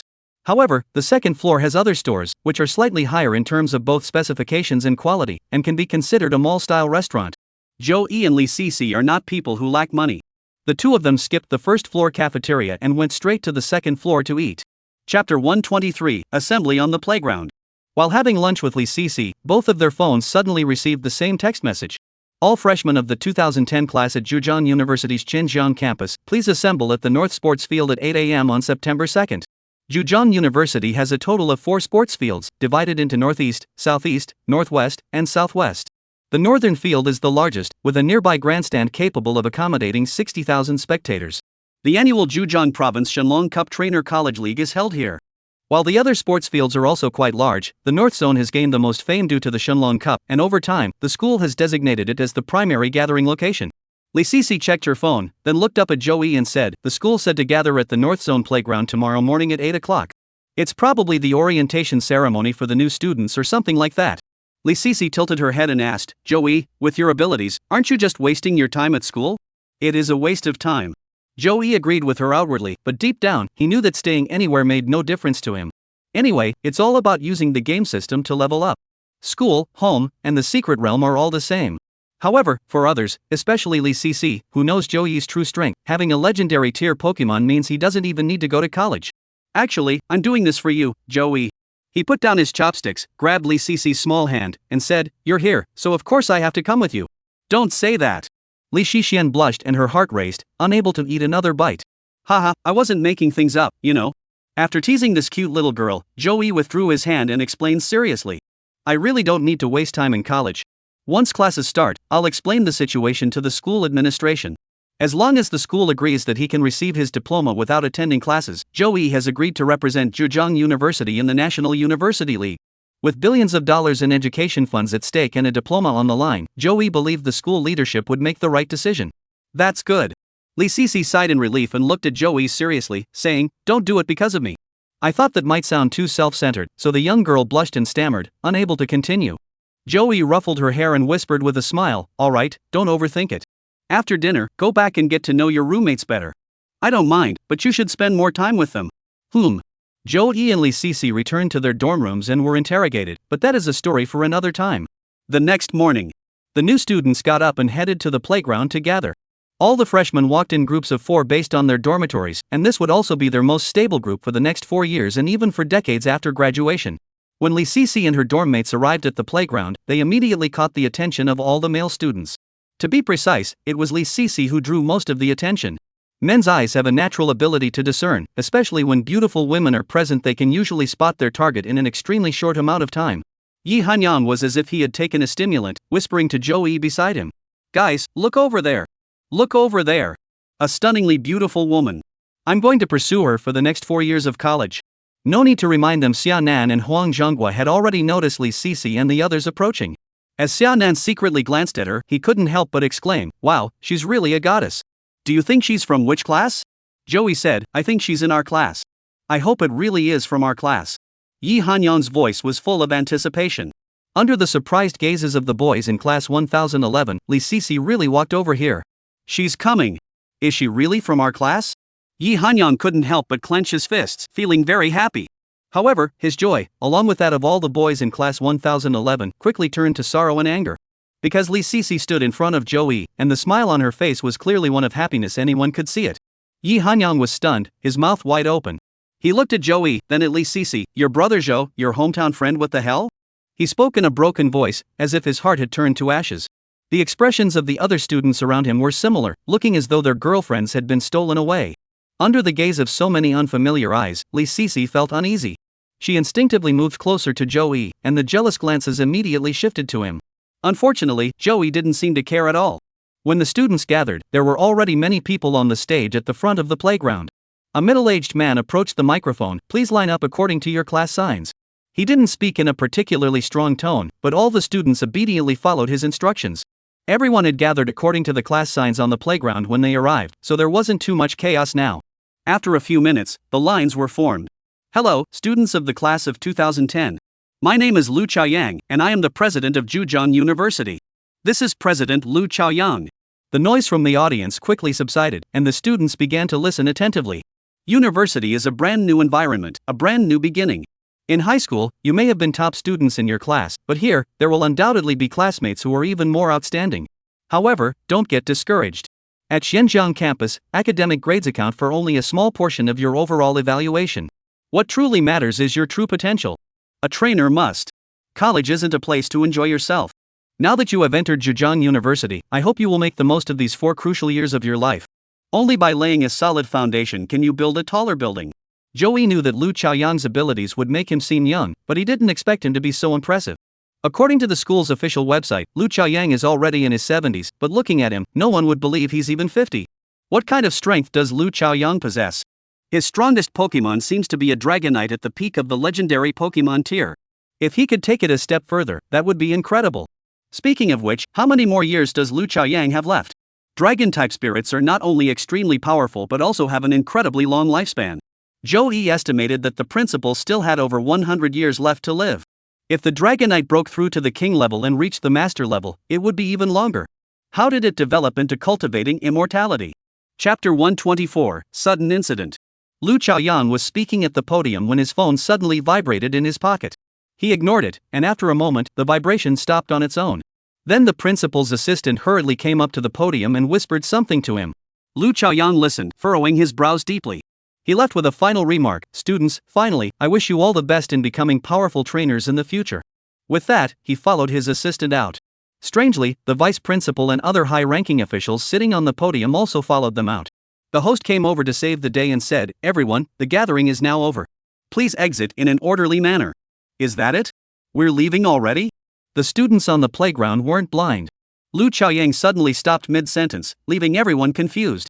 Cece whispered to Joey beside her. The principal clearly didn't finish speaking. Why did he leave so abruptly? Maybe he had an urgent matter to attend to. As students, we don't need to worry about such things. Lu Chaoyang is not only the president of Zhejiang University but also a high-ranking member of the Trainers Association, and his position there holds even greater authority. Joey was curious, but his status and connections were insufficient, and he lacked access to the necessary information. He had no idea what could have caused Lu Chaoyang to interrupt the opening ceremony. However, the power of the people is formidable. Before the freshman could leave the stage, someone shouted, "Look at the fairy network. They say there's been an anomaly in the new secret realm." Over 2,000 people on the playground immediately pulled out their phones and opened the spirit network to check. Joey was no exception. As soon as he entered the Weibo section, he saw over 10 posts in the trending section. New secret realm undergoing abnormal changes. New secret realm accident. The mutation of the secret gate in the Federated States of Micronesia. All of these phenomena are related to the high-level secret realm that appeared just a month ago. Joey hurriedly clicked to enter and take a look. The Micronesia secret realm suddenly underwent a major change around 8 a.m. The gates to the secret realm no longer serve as barriers, and the spatial ripples have vanished. From Earth, one can now clearly see the interior of the secret realm. Additionally, the gates to the secret realm appear to be continuously expanding. The following are a series of images. In the images, the originally chaotic and rippling spatial passage has disappeared, replaced by scenes from the inner sanctum. Traces of the explosion, a makeshift campsite, and the towering primeval forest in the distance. Even without entering the interior, one can still see everything clearly through this light portal. Communication signals are now possible inside the secret realm. The barrier of the spatial gate has vanished, allowing Earth's signals to enter the interior unimpeded. It has been confirmed that within a 300-meter radius of the secret realm's gate, electronic devices such as mobile phones can function normally. Upon reading this, Joey hurriedly opened the game and selected the Micronesia secret realm map to enter. The game character appeared at the top of the screen. Previously, when switching maps for adventures, the game character always appeared at the entrance to the secret realm. However, this time, something has changed. The game characters were over 300 meters away from the entrance to the secret realm. Recalling the information from the elf website, Joey quickly controlled the character to take a few steps forward. Upon realizing that his character could approach the gate to the secret realm, he sighed in relief. If the game was affected, the consequences would be severe for Joey. As for the real world, if the sky falls, there are tall people to hold it up. He can just watch the spectacle. Joey? Cece called out softly from the side. What's wrong? Snapping out of the game interface, Joey looked at the young girl beside him. What's the new secret realm everyone's talking about online? Joey thought for a moment, nodded, and said, Shishi, I might have to go take a look. With such an unusual occurrence in the secret realm, he couldn't just sit idly by. Even if he wanted to watch the commotion, he had to go to the scene himself. Only by being there in person can one be the first to know what happens, no matter what changes occur. You must understand that this is the high-level secret realm known as the world's first tree of extinction by the system, and it contains the remains of the 3 holy pillars. How could he not care? Will this anomaly have an impact on the 3 holy pillars? Thinking of this, Joey couldn't help but wish he could fly to the Micronesian Federation immediately. Li Shixian was worried inside, but she didn't stop him with words, "Be careful, and if you encounter any danger, get away quickly." Should I go first? Joey held her small hand. Stay at school and wait for me. Don't wander off, okay? Okay. Looking at the obediently beautiful young girl before him, Joey couldn't help but lower his head and gently kiss her lips. The incredibly soft sensation instantly imprinted itself on Joey's heart. After that, Li Sisi, her heart racing, stood there in a daze, while Joey pulled out a pokeball from his waist and tossed it into the air. Boom! Boom! A white light shot out from the pokeball, and the massive form of the desert dragonfly appeared on the playground. It's the desert dragonfly. Oh my god, whose is that?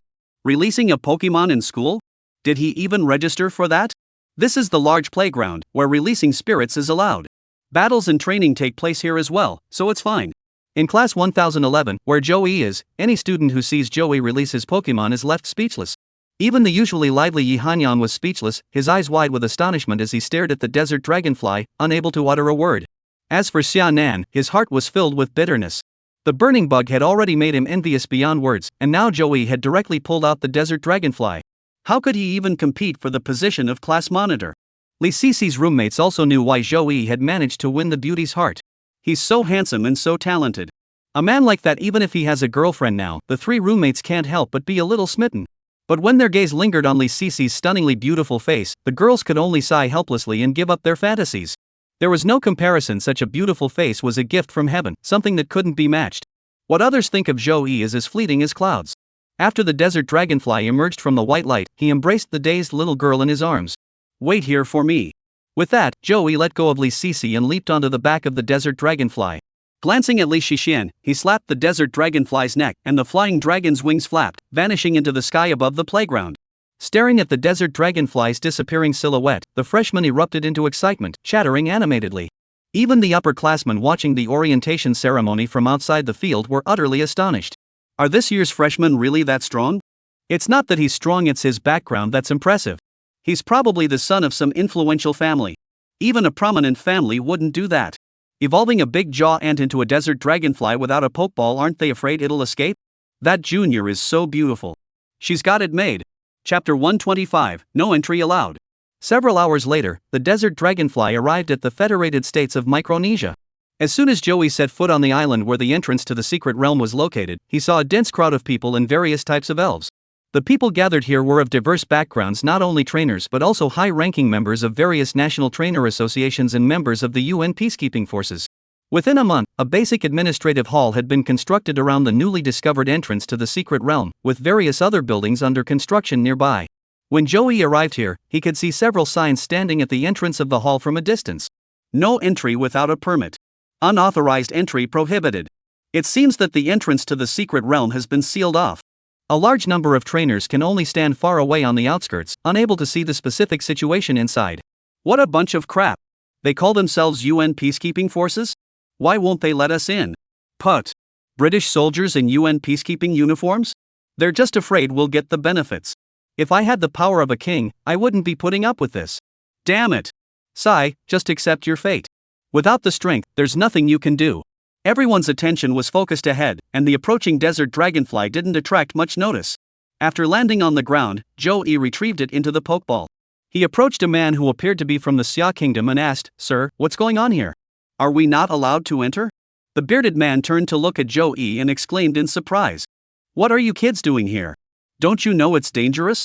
This is nonsense. Go home. If you want to watch the commotion, there's a live stream on the internet. Just go home and watch it there." This uncle is still a kind-hearted person. Joey couldn't help but laugh and cry, "Brother, being young doesn't mean you're weak, okay?" Hearing this, the uncle looked Joey up and down. "With your delicate skin and tender flesh, have you even lasted a month in the secret realm?" You wouldn't believe it, but Joey was spotless from head to toe, with no signs of sunburn on his skin. He didn't look like an adventurer at all. "No, bro, I just want to know what's going on up ahead. What else could it be?" Trainers below the king level aren't allowed in because it's dangerous. The old man said, spitting on the ground. Humph. I've been stuck in this high-level secret realm for over a month, and I'm afraid of danger? He sneered. Who doesn't know that spatial fluctuations mean the overflow of laws? Secret treasures are just the laws that overflow and condense into form. Danger? I think it's those dogs from Eagle Nation trying to hog it all for themselves. To put it nicely, it's a union of countries from all over the world. In reality, it has always been controlled by the United States, with its headquarters even located there. If it weren't for the fact that Xia and Mao countries can still hold their own against it, this largest international organization on Earth would likely have become a one-party state under the Eagle Nation. At this moment, as a tool for Eagle Nation to control the world, the UN has blocked all trainers from entering, even expelling those from the secret realm. But everyone can only endure it. In the trainer community, might makes right. Joey frowned and asked, the king has no restrictions? It's one thing to stop us elite quasi-heavenly kings, but the heavenly king? The old man sneered. Even if you gave these guys 10 times the courage, would they dare? In the secret realm, a single move could obliterate them all. What could the heavenly king do? Oh, I see. Well, that puts my mind at ease. Joey nodded with a knowing expression. With that, he walked straight ahead. Hey, what are you doing? Go inside, what else can you do? You little brat, you've lost your mind. The uncle stared at him in disbelief. You said that?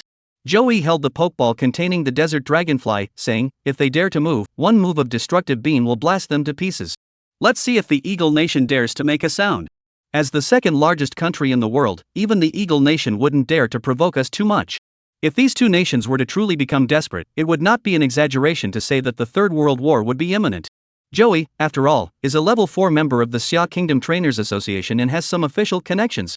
He stepped forward into the crowd and saw a row of dozens of white soldiers holding rifles at the entrance of the hall, with a menacing black rooker tiger glaring fiercely beside each soldier. As Joey approached, the lead soldier immediately raised his rifle and warned, "Stop. Don't move. You bunch of British bastards, don't give me all that English nonsense, I don't understand it." Joey grimaced, his eyes flashing blue, and tossed the pokeball in his hand. Desert dragonfly. As for the rifles in the soldiers' hands, they were useless against the superhuman abilities of a quasi-king level powerhouse. If it weren't for the risk of exposing his psychic abilities, Joey could have easily killed all 30 of these soldiers with his mind alone. The desert dragonfly emerged from the pokeball, and the group of black rooker immediately went on high alert, lowering their front bodies and baring their teeth. Seeing this, the desert dragonfly's gentle eyes turned fierce, and a chilling aura spread out from it. Several ordinary strength black rookas still wore ferocious expressions, but their limbs involuntarily retreated a few steps in fear. Spectators from various countries suddenly perked up. Wow, here comes a rookie. Oh my goodness, there's someone who dares to provoke the Eagle Nation. This desert dragonfly is pretty impressive. Maybe it really is the king, but it's a bit too young. Just as everyone thought the soldiers were about to attack Joey, the situation took an unexpected turn. The lead soldier stared at the desert dragonfly for a few seconds, then glanced at the intense reaction of the black ruga at the peak of the King of Heaven tier beside him. Under everyone's unsuspecting gaze, he suddenly saluted Joey and shouted, "I'm sorry, sir." After saying that, the guy actually stepped aside to let the way clear.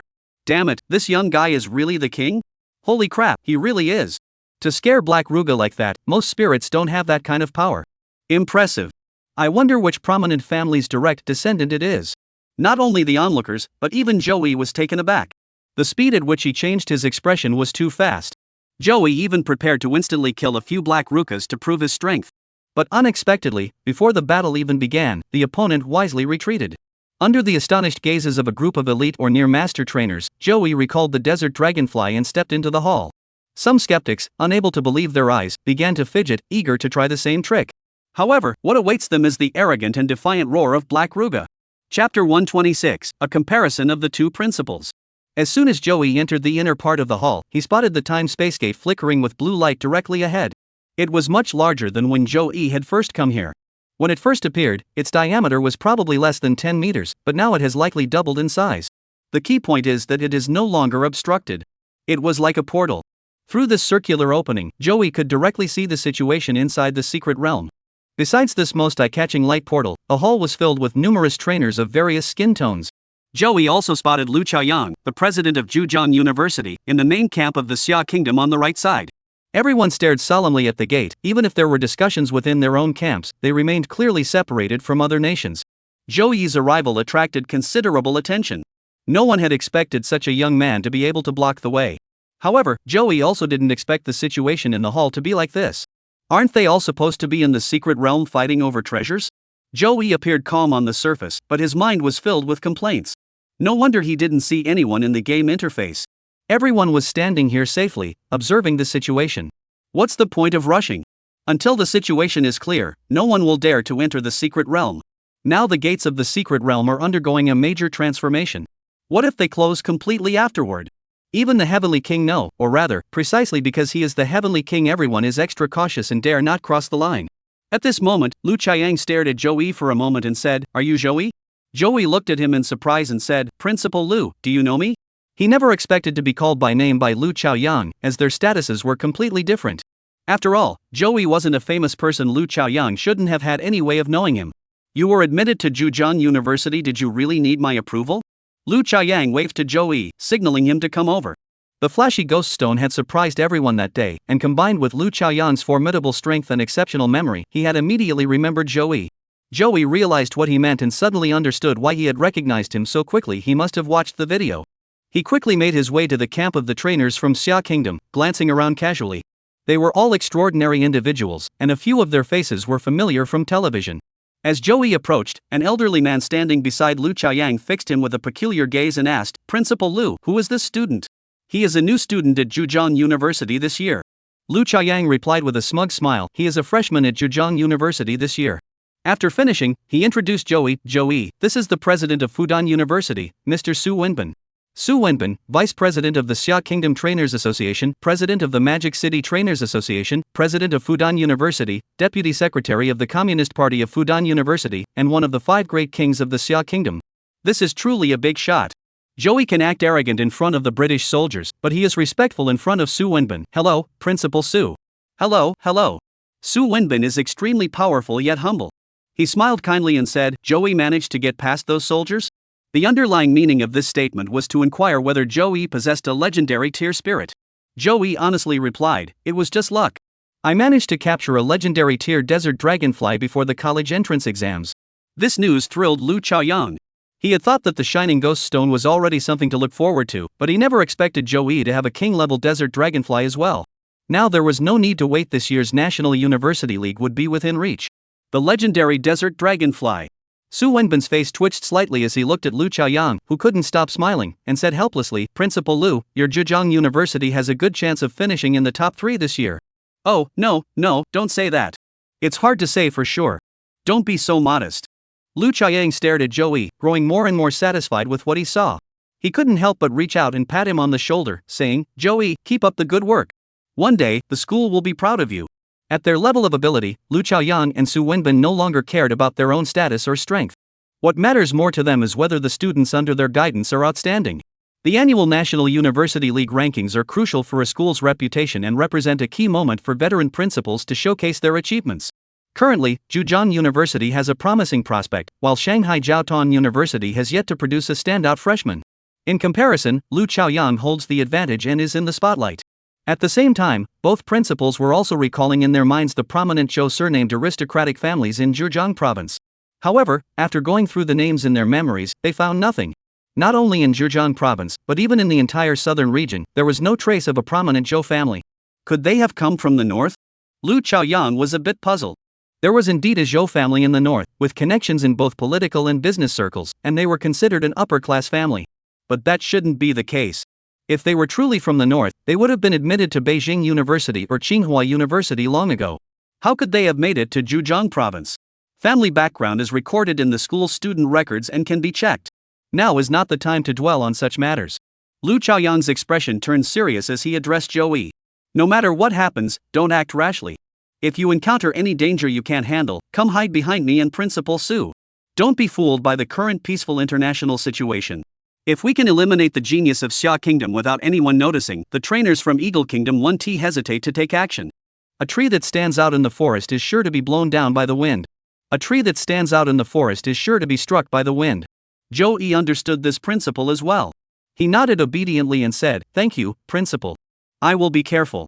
To be honest, even a top-tier king wouldn't be able to take Joey's life. Unless you can instantly take down both the Bao Long and the Desert Dragonfly at the same time, under the drug-enhanced tactics strategy, Joey is as tough as a cockroach, impossible to kill. Moreover, he possesses superhuman abilities. As long as enemy trainers don't show up, he's fine. But once they do, he immediately uses telekinesis to eliminate them without hesitation. This is also why Joey dares to venture into the secret realm. Having been given a second chance at life, and with the system to boot, he values his life dearly. As time went on, more and more top-tier figures arrived here, gradually forming two major factions led by the Xia Kingdom and the Eagle Kingdom. As for Europe, they are simply too far away and are likely still on their way. Chapter 127, The Secret Treasure coalesces before their eyes. Over 50 trainers gathered in the Grand Hall. Everyone had one or more legendary Pokemon in their hands, and figures like Su Wenbin were so rare that even on an international stage, there were few like him. Everyone, including Joey, is waiting. Waiting for the temporal gateway to cease its transformations entirely, waiting for the moment when they could enter the secret realm to investigate the situation further. By this point, there were very few trainers left outside.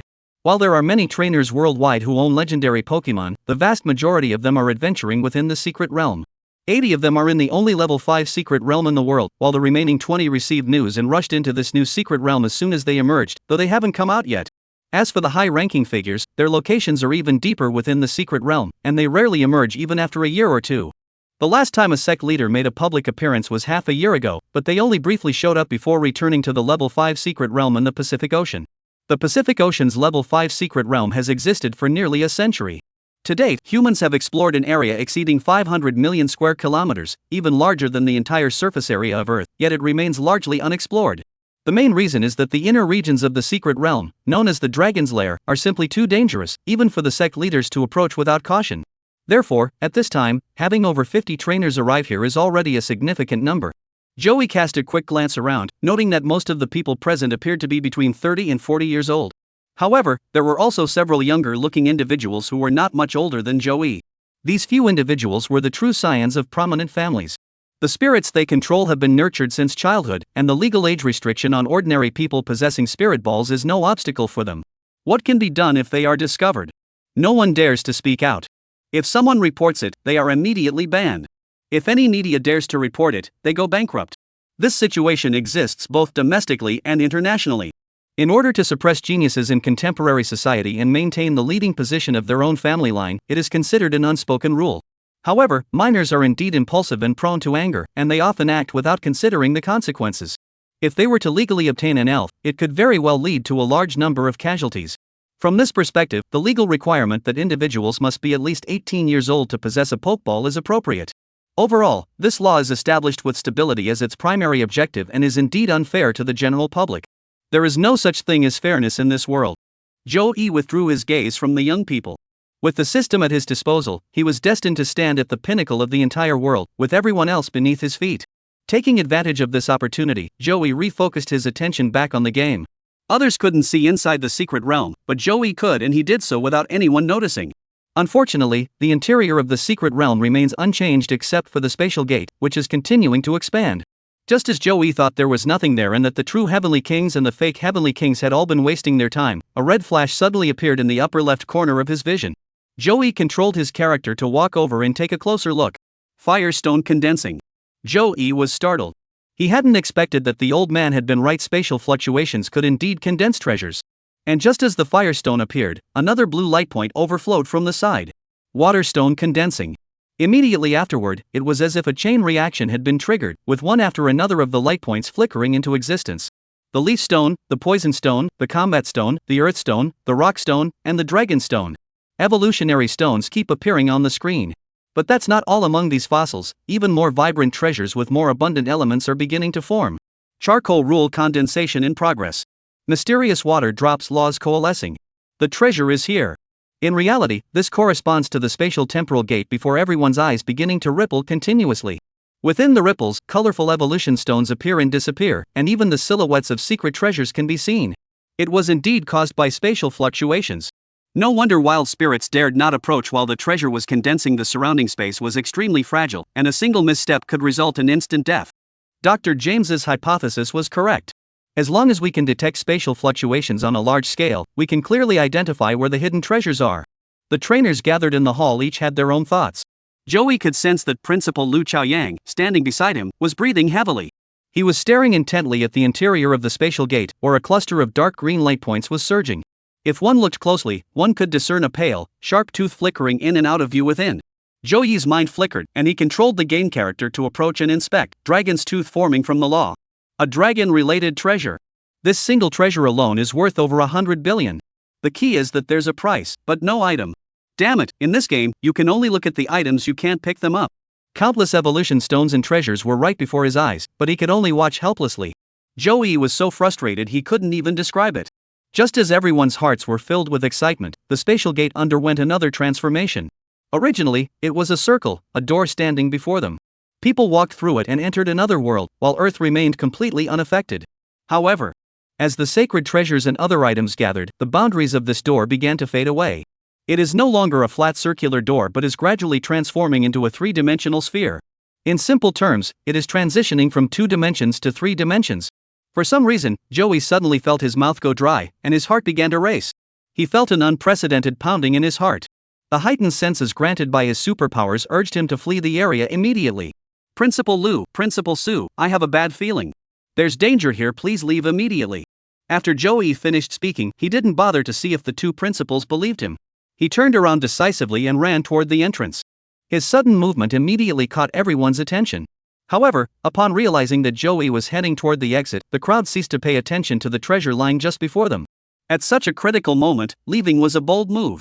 Su Wenbin frowned, staring intently at Joey's rapidly receding figure and said solemnly, Lu Chaoyang, your student. Before he could finish, a sudden pang of anxiety gripped his heart. Cold sweat instantly soaked through Su Wenbin's back. All trainers of Xiagua, stay away from this place.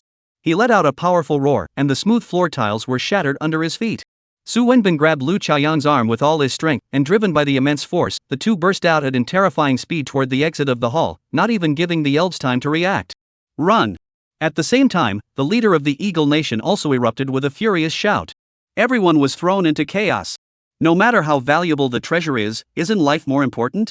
The 2 strongest true kings have already left without hesitation. What else is there for them to hesitate about?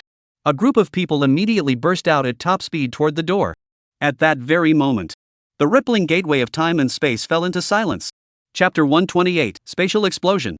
Joey suddenly burst out from the entrance of the hall. At the same time, the white light from the pokeball he released followed him. Before the desert dragonfly could emerge from the light, Joey leaped directly onto its back. Desert dragonfly, let's go! Woo! Sensing its master's anxiety, the desert dragonfly raised its wings high and suddenly pressed down. Boom! As the flying dragon's massive body soared into the sky, a violent wind erupted below, blowing several soldiers off their feet. As he passed over the heads of the group of trainers gathered outside, Joey remembered the kind-hearted old man from earlier and shouted downwards, "There's danger inside! Everyone run! Run quickly!" By the time he finished speaking, he had already been propelled hundreds of meters away by the desert dragonfly's charge. Everyone was still in a daze when 2 more figures burst out of the hall. Wow, the old man with gray hair in front took a step and leaped more than 10 meters. On the other side, Lu Chaoyang, who was being held back by Su Wenbin, wasn't idle either. He knew that Joey and his old friend must have had a reason for acting this way, so as he stepped out the door, the spirit was released at the same time. Quick dragon! Go! The consequences of this are much more terrifying. The seemingly innocent and adorable dragonite wraps its arms around the 2, while its tiny wings flutter gently behind it. Boom! The intense wind pressure exploded violently, blowing not just a few soldiers, but even Black Ruga was blown far away. Everyone heard a deafening sound as the sound barrier was broken, and by the time they came to their senses, the dragon was already gone, leaving only its silhouette behind. Oh, and there was also a loud, resonant voice echoing above their heads, "Stay away from here." Some trainers had already reacted and quickly released their Pokémon to escape. Meanwhile, in the hall, the Eagle Kingdom's king followed closely behind, with dozens of fake kings pouring out from the hall and fleeing toward the sky. Suddenly, the entire space fell silent. The shock on everyone's faces seemed to be frozen in time. You could hear a pin drop. The next second, Gaki Kaka. The teeth-grinding sound of friction and shattering echoed in everyone's minds. Like the calm before a storm, a great sense of dread weighed heavily on everyone's hearts. Boom! A massive shockwave erupted suddenly from within the hall, unlike anything ever seen before. Everything in its path was reduced to ashes in an instant. Everyone finally understood why the trainers with legendary Pokémon had fled. This is the spatial explosion triggered only when the secret realm gate appears. Why? Why did the second explosion occur? Isn't the spatial gate already in existence? With this question in mind, some people fled outward, while others were engulfed by the shockwave and vanished instantly from this world. Lu Chaoyang and Su Wenbin escaped in the arms of the Dragonite, catching up to the desert dragonfly in less than 2 seconds. He merely pointed toward Joey, and the mind-linked Dragonite immediately understood. The direction shifted slightly, and the Dragonite suddenly rammed into the back of the desert dragonfly. Joey felt an immense force collide with him from behind, and in an instant, he and the desert dragonfly broke the sound barrier. This terrifying sensation of being pushed backward was unlike anything he had ever experienced before. In the next instant, all sounds vanished. Joey didn't need to look back to know that the threat was about to erupt. Sure enough, before the deafening roar could echo out, the deadly pounding of his heart returned once more. The sound couldn't keep up with Joey and the other's speed, but the visible spatial ripples were closing in step by step. The Dragonite pushed the desert dragonfly forward for 10 seconds before the threat finally vanished. Lu Chaoyang patted Quick Dragon's arm, and the 3 people and 2 Pokemon finally came to a stop. As soon as they stopped, a whirlwind caused by an energy wave engulfed them. However, at this moment, they were over 10,000 meters away from the center point, and the energy wave had lost most of its power by the time it reached them. Apart from making the already disheveled hairstyles of the 3 even more chaotic, the storm caused no further consequences. Ha! Joey sat on the back of a desert dragonfly, exhaled deeply, and turned to look at the scene of the incident. Within a radius of 7 or 8 kilometers centered around the secret realm gate, everything had been completely destroyed. Buildings, rocks, sand, soil, humans, and elves. Nothing can survive a spatial explosion. However, quite a few trainers and Pokemon managed to escape, some with broken limbs, others covered in blood, but at least they survived. Lu Chaoyang sighed deeply. Blinded by the immediate gains, we forgot about the spatial fluctuations. Principal Su Wenbin also shook his head with a wry smile. We shouldn't have done that. But who could have predicted that the spatial gate would erupt again? Who could have imagined? Lu Chaoyang nodded toward Joey and exclaimed in amazement, didn't Joey already think of it? So both of them stared at Joey. This extraordinary young man possessed a sixth sense that was even more acute than that of the 2 at the peak of their powers, truly astonishing. The 2 principals were waiting for Joey to share his thoughts, but Joey instead opened the game to check the situation. Nonsense! With so many treasures, we can't miss out. As soon as the game screen appeared, Joey's eyes lit up. 1, 2, 3, 4, 5, 6. Wow! 6 secret treasures are embedded in the smooth soil, shining brightly. The evolution stones have all been shattered, but the treasures remain. Joey immediately prepared to fly back, but upon second thought, he suppressed his desire and instead said to the 2 principals, Principal Lu, Principal Su, let's discuss something. The 2 immediately perked up. Lu Chaoyang, who had narrowly escaped danger, smiled and asked, what's the matter? Well, how about we split the treasure 3 ways later? Joey was helpless. The speed of the desert dragonfly really couldn't match that of the fast dragon. If he turns back and flies toward the entrance to the secret realm, could the 2 cunning kings forget all those treasures lying on the ground? Right now, they're just not thinking about that yet. But once they remember, given the speed difference between a desert dragonfly and a fast dragon, he wouldn't even be able to catch up to the hot stuff. Upon hearing this, the 2 principals' eyes lit up instantly. Especially Lu Chaoyang, the trainer of the Dragonite, who smiled broadly at Su Wenbin and said, Principal Su, what do you think of Joey's suggestion? Su Wenbin wouldn't refuse. A desert dragonfly can't compare to a fast dragon, and his phoenix can match it? By the time the Pidgeot is released, the Dragonite will already be flying thousands of meters away. Old Su immediately stated his position, I have no objections. We should also thank Joey for reminding us. Lu Chaoyang also had no intention of keeping it all for himself. He patted his old partner on the shoulder and said, We agreed beforehand I want 1 dragon's tooth, just 1 dragon's tooth. Nothing else. Joey used his game character to take a look at the secret realm and agreed readily, deal. The 3 of them hurried back, leaving the half-dead trainers below to fend for themselves for now. We'll save them later, they won't die in a hurry. Chapter 129, let's go pick up the secret treasure. Chapter 129, go treasure hunting. The closer they got to the center, the more they could feel the terrifying power of the spatial explosion. Everything is shattered into the most basic particles by the spatial tremors, and even a microscope would struggle to see them, let alone the naked eye. The entire area turned into a vacuum, and then outside air rushed in, filling the surroundings with dust. Lu Chaoyang found the desert dragonfly's flight speed too slow, so he had Joey recall it and had the fast dragon carry the 3 of them directly. A distance of over 10,000 meters was covered in less than 10 seconds. Calculating it this way, the dragon must be at least 3 times the speed of sound. It can fly over 1,000 meters in just 1 second. And what about the desert dragonfly? At a speed of 400 kilometers per hour, that's 1/10 the speed of a Dragonite. Joey couldn't help but feel envious to the point of dying. With this speed, wouldn't he be able to travel at lightning speed? The time spent scanning the map and searching for treasures would also be greatly reduced. As he landed on the outskirts of the spatial fluctuations, he chuckled and asked, Principal, where can I catch a Dragonite? Principal, where can I catch a Dragonite? Joey had expected a dismissive glance, but to his surprise, Lu Chaoyang didn't hesitate for a moment and gave a decisive answer, the dragon's nest. What? Zhou was startled, but quickly regained his composure. Right. The dragon's nest. He suddenly slapped his head. How could I be so stupid? There's a dragon's nest in the Pacific 5th level secret realm. Others were blocked by dragon-type spirits of the master level and dared not enter, but Zhou had the game system. What was there to fear? He wasn't going in himself. What's wrong with using a game to tame a mini dragon? Not even the master would notice, let alone a divine beast. Thanks for the reminder, Principal. Zhou's face flushed red, and he was almost ready to set off for the dragon's nest immediately. He couldn't resist. The little dragon was waving at him from ahead. Who could resist that? Lu Qiang saw that something was wrong and asked anxiously, Zhou, you're not planning to go to the dragon's nest to catch a fast dragon, are you? No way. Why would I go back to catch a dragonite? Lu Qiang sighed in relief. That's good. Dragonite isn't that easy to catch, not even the master can. I was going to catch a mini dragon. The quick dragon has already fully developed and is hard to train. Cough cough. Su Wenbin, who was listening nearby, almost choked on his words. No, Zhou, you must understand that the dragon's nest is extremely dangerous. Even the sect leader wouldn't dare to venture deep inside. Lu Qiaoyang was helpless. After finally getting such a talented student, how could he be so foolish as to go to the dragon's nest to meet his death? Is that even a place where humans can go? Moreover, dragon-type Pokemon are rare and difficult to breed. They are extremely protective of their offspring, and under normal circumstances, young dragon-type creatures would never be allowed to appear alone. Trainers who venture into dragon nests may occasionally encounter adult dragon-type Pokemon, but no one has ever reported seeing a juvenile dragon-type Pokemon.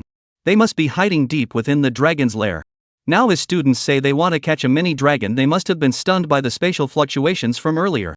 Su Wenbin joked, Zhou, if you really want to go, just give me the treasure this time. That way, it won't be a waste. Zhou rolled his eyes. Principal Su, you're not being very fair. You think you can just take my treasure? You're dreaming. Lu Qiaoyang picked up several pieces of rebar that had been blown away and scattered on the ground. As he spoke, the three of them slowly approached the front.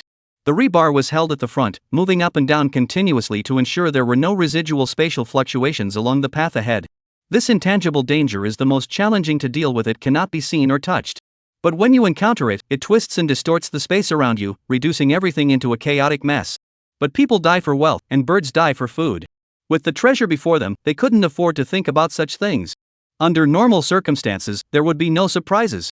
Holding steel bars, they felt their way forward for hundreds of meters. Through the swirling dust, the scene that appeared before them left the three of them too afraid to approach. What's going on? Su Wenbin asked in confusion. Lu Qiaoyang sighed helplessly. How should I know? Out of the three of us, you're the oldest and have the most experience. Given Su Wenbin's abilities, his head of gray hair must make him at least 150 years old. This is a veteran who survived World War II. I wonder how powerful his main Pokemon must be. The wars in this world are a bit different from Zhou's previous life. The power of rifles and bombs has been greatly reduced by the elves.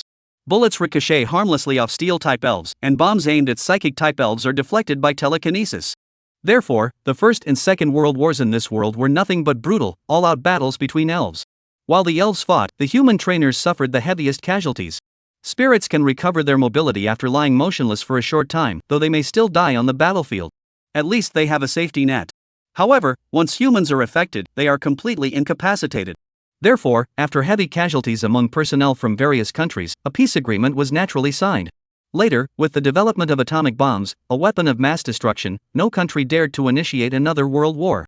Even elves feared these hot weapons. If they were ever used in a real war, the Earth would be doomed. Getting a bit off topic here. Let's get back to the present. What appeared before Zhou and the others was a massive, semi-transparent light sphere. Through the surface of the sphere, Zhou and the others could see the flatland inside. So, what exactly was going on here? Su Wenbin and Lu Qiaoyang were both stunned, and Zhou was also stunned. When he was controlling the game character to search for the treasure, the scene was clearly not like this. To confirm, he opened the game interface again to check. This time he looked closely, and not only was the light sphere gone, but even the secret realm gate had vanished. The area around the game character was completely flat, with nothing else in sight except for the flickering glow of the treasure. Zhou bent down, picked up a stone, and threw it forcefully toward the glowing orb. The stone passed through the surface of the light sphere without any resistance, but when it flew over the sphere, it did not fall out from the other side. The three seemed to have understood something. Lu Qiaoyang quickly walked to the other side and also threw a stone into the hole. Sure enough, it didn't reappear after going in. In the end, the three of them came to the conclusion the light sphere was the gateway to another dimension. Originally, one could only enter through the front of the spatial gate, but now that the spatial gate has transformed into a light sphere, entry is possible from any direction. The final question was posed by Zhou, who raised his hand and asked, "Principal, who should go in first?" Lu Chaoyang was instantly at a loss. You've already called him principal, how could he just stand by and watch his student take such a risk? Chapter 130, The Distribution and Use of the Secret Treasure. Lu Chaoyan looked around for a while but still did not act rashly. Seeing this, the equally cautious Su Wenbin suggested, "Why don't we capture one of those British guys and throw him in to test the waters?" After all, he was a seasoned veteran of the battlefield, and the lives of non-native trainers meant nothing to him. Joey heard this and couldn't help but agree wholeheartedly, almost nodding in approval. However, Lu Chaoyang, who had lived this long, had also taken the lives of dozens of people. But in situations where there was no grudge or enmity, he simply couldn't bring himself to harm others in such a way. But he has also not explicitly opposed it. Just as the three of them were hesitating whether to find a scapegoat to scout ahead, the glowing translucent sphere ahead suddenly vanished. A breeze blew in from ahead, murky yet tinged with the scent of the forest. Not only that, but a mysterious treasure shimmering with an otherworldly glow also appeared before Joey and the others. Has the portal to another dimension completely vanished? Su Wenbin took out a pokeball and released a mid-tier Sun EV, then ordered, "Use telekinesis to retrieve those treasures." The barrier disappeared. Does that mean the treasures are now directly exposed on Earth's side? Without any barriers, we can retrieve them without getting close. Under the tense gaze of Joey and the others, Sun EV unleashed a blue psychic force that extended forward. Then, 6 mystical treasures of varying shapes but emanating elemental energies were suspended by the psychic force and floated outward. Safe and sound. The mental energy and the secret treasure successfully crossed the boundary where the original light sphere had been, appearing before Joey in plain sight. Dragon-type, Dragon's Tooth, Ghost-type, Curse Symbol, Steel-type, Metal Membrane, Psychic-type, Bent Spoon, Water-type, Mysterious Water Drop, Poison-type, Venomous Needle. Lu Chaoyang listed the types of secret treasures one by one. By the time he reached the end, even his tone couldn't help but grow excited. For rare secret treasures. 2 ordinary secret treasures. I only want the Dragon's Tooth. He pointed at the pale tooth shimmering with dragon elemental energy. We agreed beforehand, I don't want anything else. You can split the rest among yourselves. With the treasure before him, Joey didn't rush to choose. He said to Su Wenbin, the Heavenly King, "Principal Su, you go first." What a clever move, retreating to advance. How dare Su Wenbin try to take something from a young person? He seemed unconcerned, waving his hand and saying, "Joey is the future of the nation. You go first." That's exactly what I wanted to hear. Joey blushed and said, "The kid wants the metal film and the curse symbol." I don't know what Principal Su thinks. Upon hearing Joey Luo directly request 2 rare treasures, Su Wenbin felt a pang of regret. However, the words had already been spoken, and since Joey had left 3 for him, Su Wenbin couldn't say anything. He could only nod and say, "Let's divide it this way. I have no objections." The distribution of the 6 secret treasures was complete. Under the psychic control of Sun EV, the Dragon's Tooth floated toward Lu Chaoyang. The Steel-type and Ghost-type treasures were then secured by Joey. The final 3 treasures of the Superpower, Water, and Poison series ended up in Su Wenbin's pocket. As soon as he got his hands on the Dragon's Tooth, Lu Chaoyang couldn't wait to throw it out. "Quick, Dragon, catch it." His Dragonite had been stuck at the peak of the King's tier for 10 years, showing no signs of breaking through. Lu Chaoyang desperately wanted a Dragon's Tooth. If he could use it to evolve his Dragonite, he would be able to rise to the top and become one of the few masters in the world. The Dragonite swallowed the Dragon's Tooth in one gulp, and suddenly, powerful Dragon-type elemental fluctuations erupted from its body. Its momentum surged upward, and waves of energy formed into gusts of wind that spread outward in all directions. Just as Joey believed he was about to witness the rise of the master, the dragon suddenly wilted. Dragon-type energy had reached its peak and could no longer continue to rise. No matter how much the Dragonite roared, it couldn't break through the master's constraints. According to Joey's game system analysis, Principal Lu Chaoyang's Dragonite actually only has purple tier potential. In other words, without any extraordinary encounters, it will never be able to advance to the master level in its lifetime. Dragon-type treasures are indeed considered extraordinary encounters, but unfortunately, the Dragonite's innate talent did not improve. Even after absorbing the Dragon's Tooth, it remains a purple tier talent. The overwhelmingly powerful and terrifying aura gradually subsided. Not only Lu Chaoyang, but the Dragonite also let out a few low, dejected growls. Lu Chaoyang heard the sounds and immediately smiled, patting the dragon and saying, "Old buddy, don't lose heart. It's just a Dragon's Tooth. If one doesn't work, we'll find another one. We've got plenty of time." As the highest-ranked trainer at this stage, the master had achieved this level of expertise with his Pokémon, and there were very few others who had done so. In fact, there were fewer than 20 such Pokémon in the entire world. Lu Chaoyang had already prepared himself mentally, so the failure of his promotion did not affect him greatly. Woo! The trainer's words of comfort were still quite effective. Although Dragonite was still a bit downcast, it was much more uplifted than before. It's a bit petty, to be honest. But upon seeing Qilong's promotion fail, while Su Wenbin felt sorry for Lu Chaoyang, he couldn't help but feel a slight sense of relief.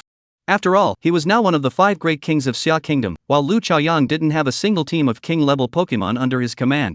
After all, he was now one of the 5 great kings of Xia Kingdom, while Lu Chaoyang, despite possessing a king-class Pokemon, had no team to speak of. If the Dragonite successfully evolves, Lu Chaoyang will rise to become the leader, and his status will be higher than his. Su Wenbin felt ashamed for even having such a thought.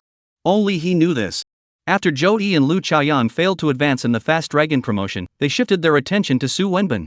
Zhou Yi casually asked, "Principal Su, do you need it?" Su Wenbin looked down and caught the eager gaze of the Sun Ibis at his feet. Of course he would use it. He didn't hesitate, directly handing the curved spoon formed from the law to Sun Ibu. Eevee's aura also surged steadily. In Zhou Yi's game interface, its level shot up from 72 to 77 in an instant. It has been promoted from the intermediate stage of the Heavenly King to the advanced stage of the Heavenly King. It was clearly evident that Sun Eevee's aura had grown significantly stronger, with faint blue psychic energy flickering in its eyes, giving it an air of mystery. Su Wenbin then took out another Pokeball, hesitated for a moment, and finally opened it. A white light burst forth from within, coalescing into a water arrow turtle with a steady and imposing presence. Zhou Yi immediately opened the game to check King's Peak. The problem was that the talent was also purple. All purple talents, this is tough. Under Zhou Yi's pitying gaze, Su Wenbin gritted his teeth and threw the mysterious droplet from his hand. The water arrow turtle swallowed it whole, but the situation that unfolded was the same as with the Dragonite. Evolution failed. Chapter 131, The Popular Zhou Yi. The failure of the water arrow turtle's evolution left Su Wenbin deeply disappointed, but he didn't show it. Instead, he comforted the other person with the same nonchalance as Lu Chaoyang. After retrieving the water arrow turtle into its Pokeball, Su Wenbin finally sighed deeply and said helplessly, "Water arrow turtle has already used the mystic water drop twice. The power of its water type moves won't increase anymore. Sigh, not advancing is a complete waste. Billions of dollars worth of treasures were simply thrown into the water, not even causing a ripple. This is the norm at the peak of the Heavenly King realm. To advance to the position of Sect Master is no easy feat." Alright. Su Wenbin shook his head to regain his composure, smiled at Zhou Yi, and teased, "Zhou Yi, it's your turn to show off." Both the Steel type and Ghost type are rare types, and Su Wenbin was now very curious to see which Pokemon Zhou Yi would choose. Meanwhile, Lu Chaoyang had already guessed the ownership of the Ghost type secret treasure, but the Steel type remained a complete mystery. In terms of value, the Psychic type secret treasure far surpasses the Steel type. Since Zhou Yi had abandoned the bending spoon and chosen the metal membrane, there must be a spirit on his body that needed this secret treasure. As Zhejiang University's secret weapon this year, Lu Chaoyang is eagerly anticipating Zhou Yi's spirit. Zhou Yi opened the 2 Pokeballs, and a white light shot into the sky. Boom! Boom!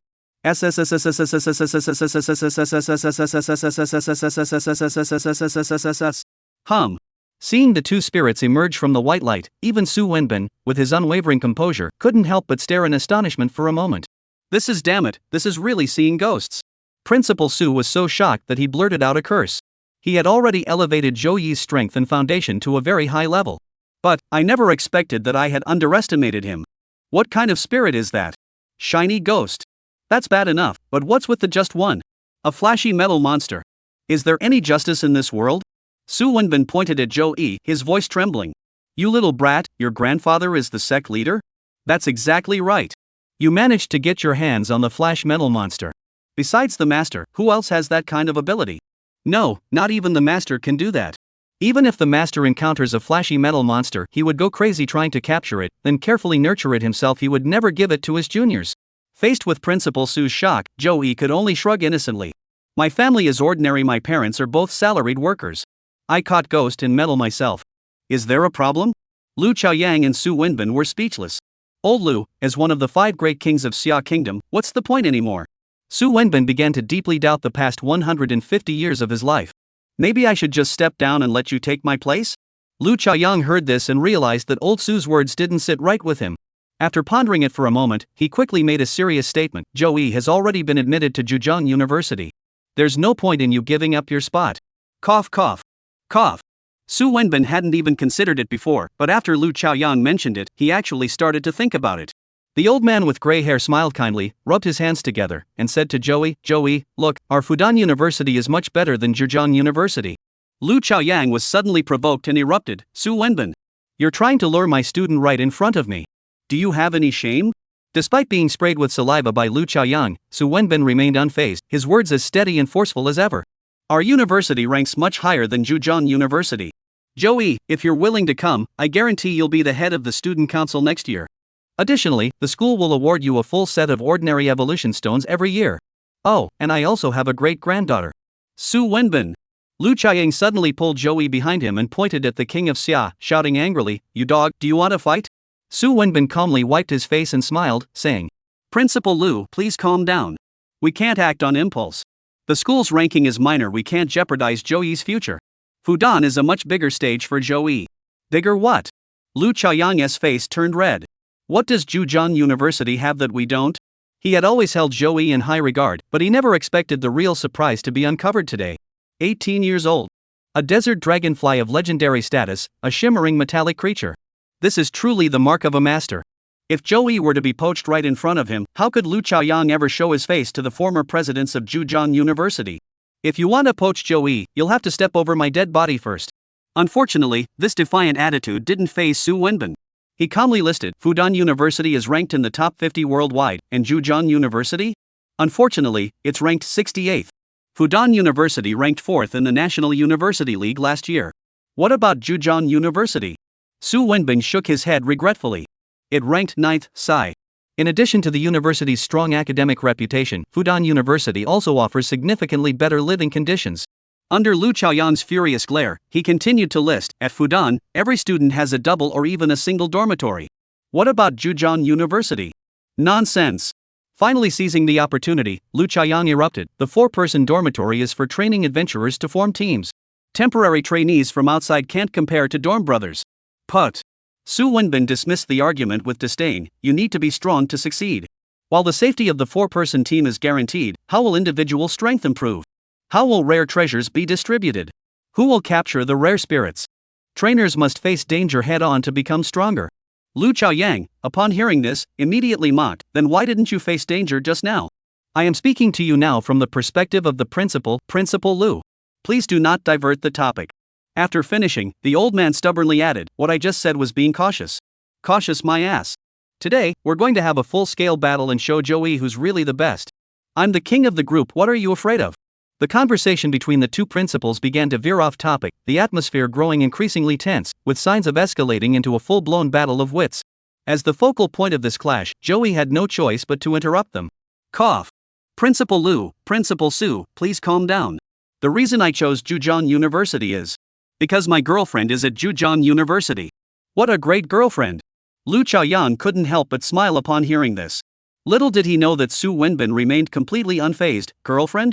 No problem, we can all go together. Su Wenbin. Let your Banjira out. We have to have a showdown today. Chapter 132, Ghoststone Evolution. The two principals ultimately didn't come to blows, as Joey felt it would be inappropriate to defect in front of the old principal.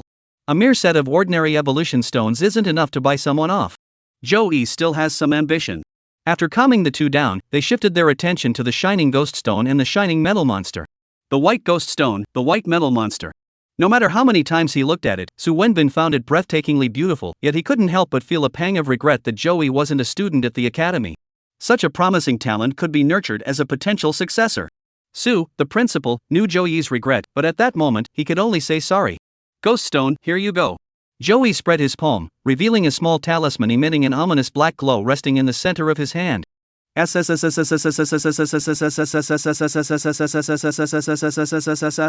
Ghoststone was ecstatic, transforming into a white shadow and charging toward its master. As its body pierced Joey's palm, the curse symbol vanished into thin air. Then, Ghoststone emitted a black glow, and an eerie aura began to emerge, causing the surrounding air to grow noticeably cooler. System notification, Ghoststone has absorbed the curse symbol. Ghoststone's level has been upgraded to LV59. What? What does Ghoststone look like? It's evolved. Joey looked at Ghoststone with anticipation. A brilliant white light began to emanate from its body, continuously flowing outward until it completely enveloped Ghoststone before finally stopping. Then, its body began to transform. Evolving from Ghastly into Jengar, it grew a body and limbs, and its overall shape became more rounded. Additionally, unlike Ghastly's weight of 0.1 kilograms, Jengar is no longer composed of gas, and its weight has become that of an adult human. Having weight also means having its own distinct form. From now on, Jengue can touch Joey without being phased out. Of course, if it chooses to, it can still transform into a shadowy form and blend into the ground or the shadows. Ghost Stone's evolution in the game is quite bizarre. It requires players to communicate with other players before it can evolve into Jengar. Thinking about the sudden 40 kilogram weight gain, some speculated in the past that it was actually Ghastly that had swallowed its new owner and then transformed into Jengar to return to its current owner. This is what is known as communication evolution. Every additional Jengar means the death of a player. Let's resist Jengar, starting with me. Congratulations, Jengar has evolved into Jengar. Congratulations, Jengar has mastered Shadow Ball Advanced. Under the influence of the curse symbol, Jengar has learned Shadow Beam Ultimate Move. Under the influence of the curse symbol, Jengar has gained the ability, Curse Body. Not only has it learned Ghost-type moves, but it can also master abilities? This time, Joey was truly surprised. Was it the powerful effect of the curse symbol, or was it just Gengui's natural talent? He quickly opened the game system to check Jengar's status. Jengar Shiny Male Ghost Poison. Talent, Orange Master Level. Level, near Kingdom Peak LV 59. Size, 18.5 meters, 504 grams.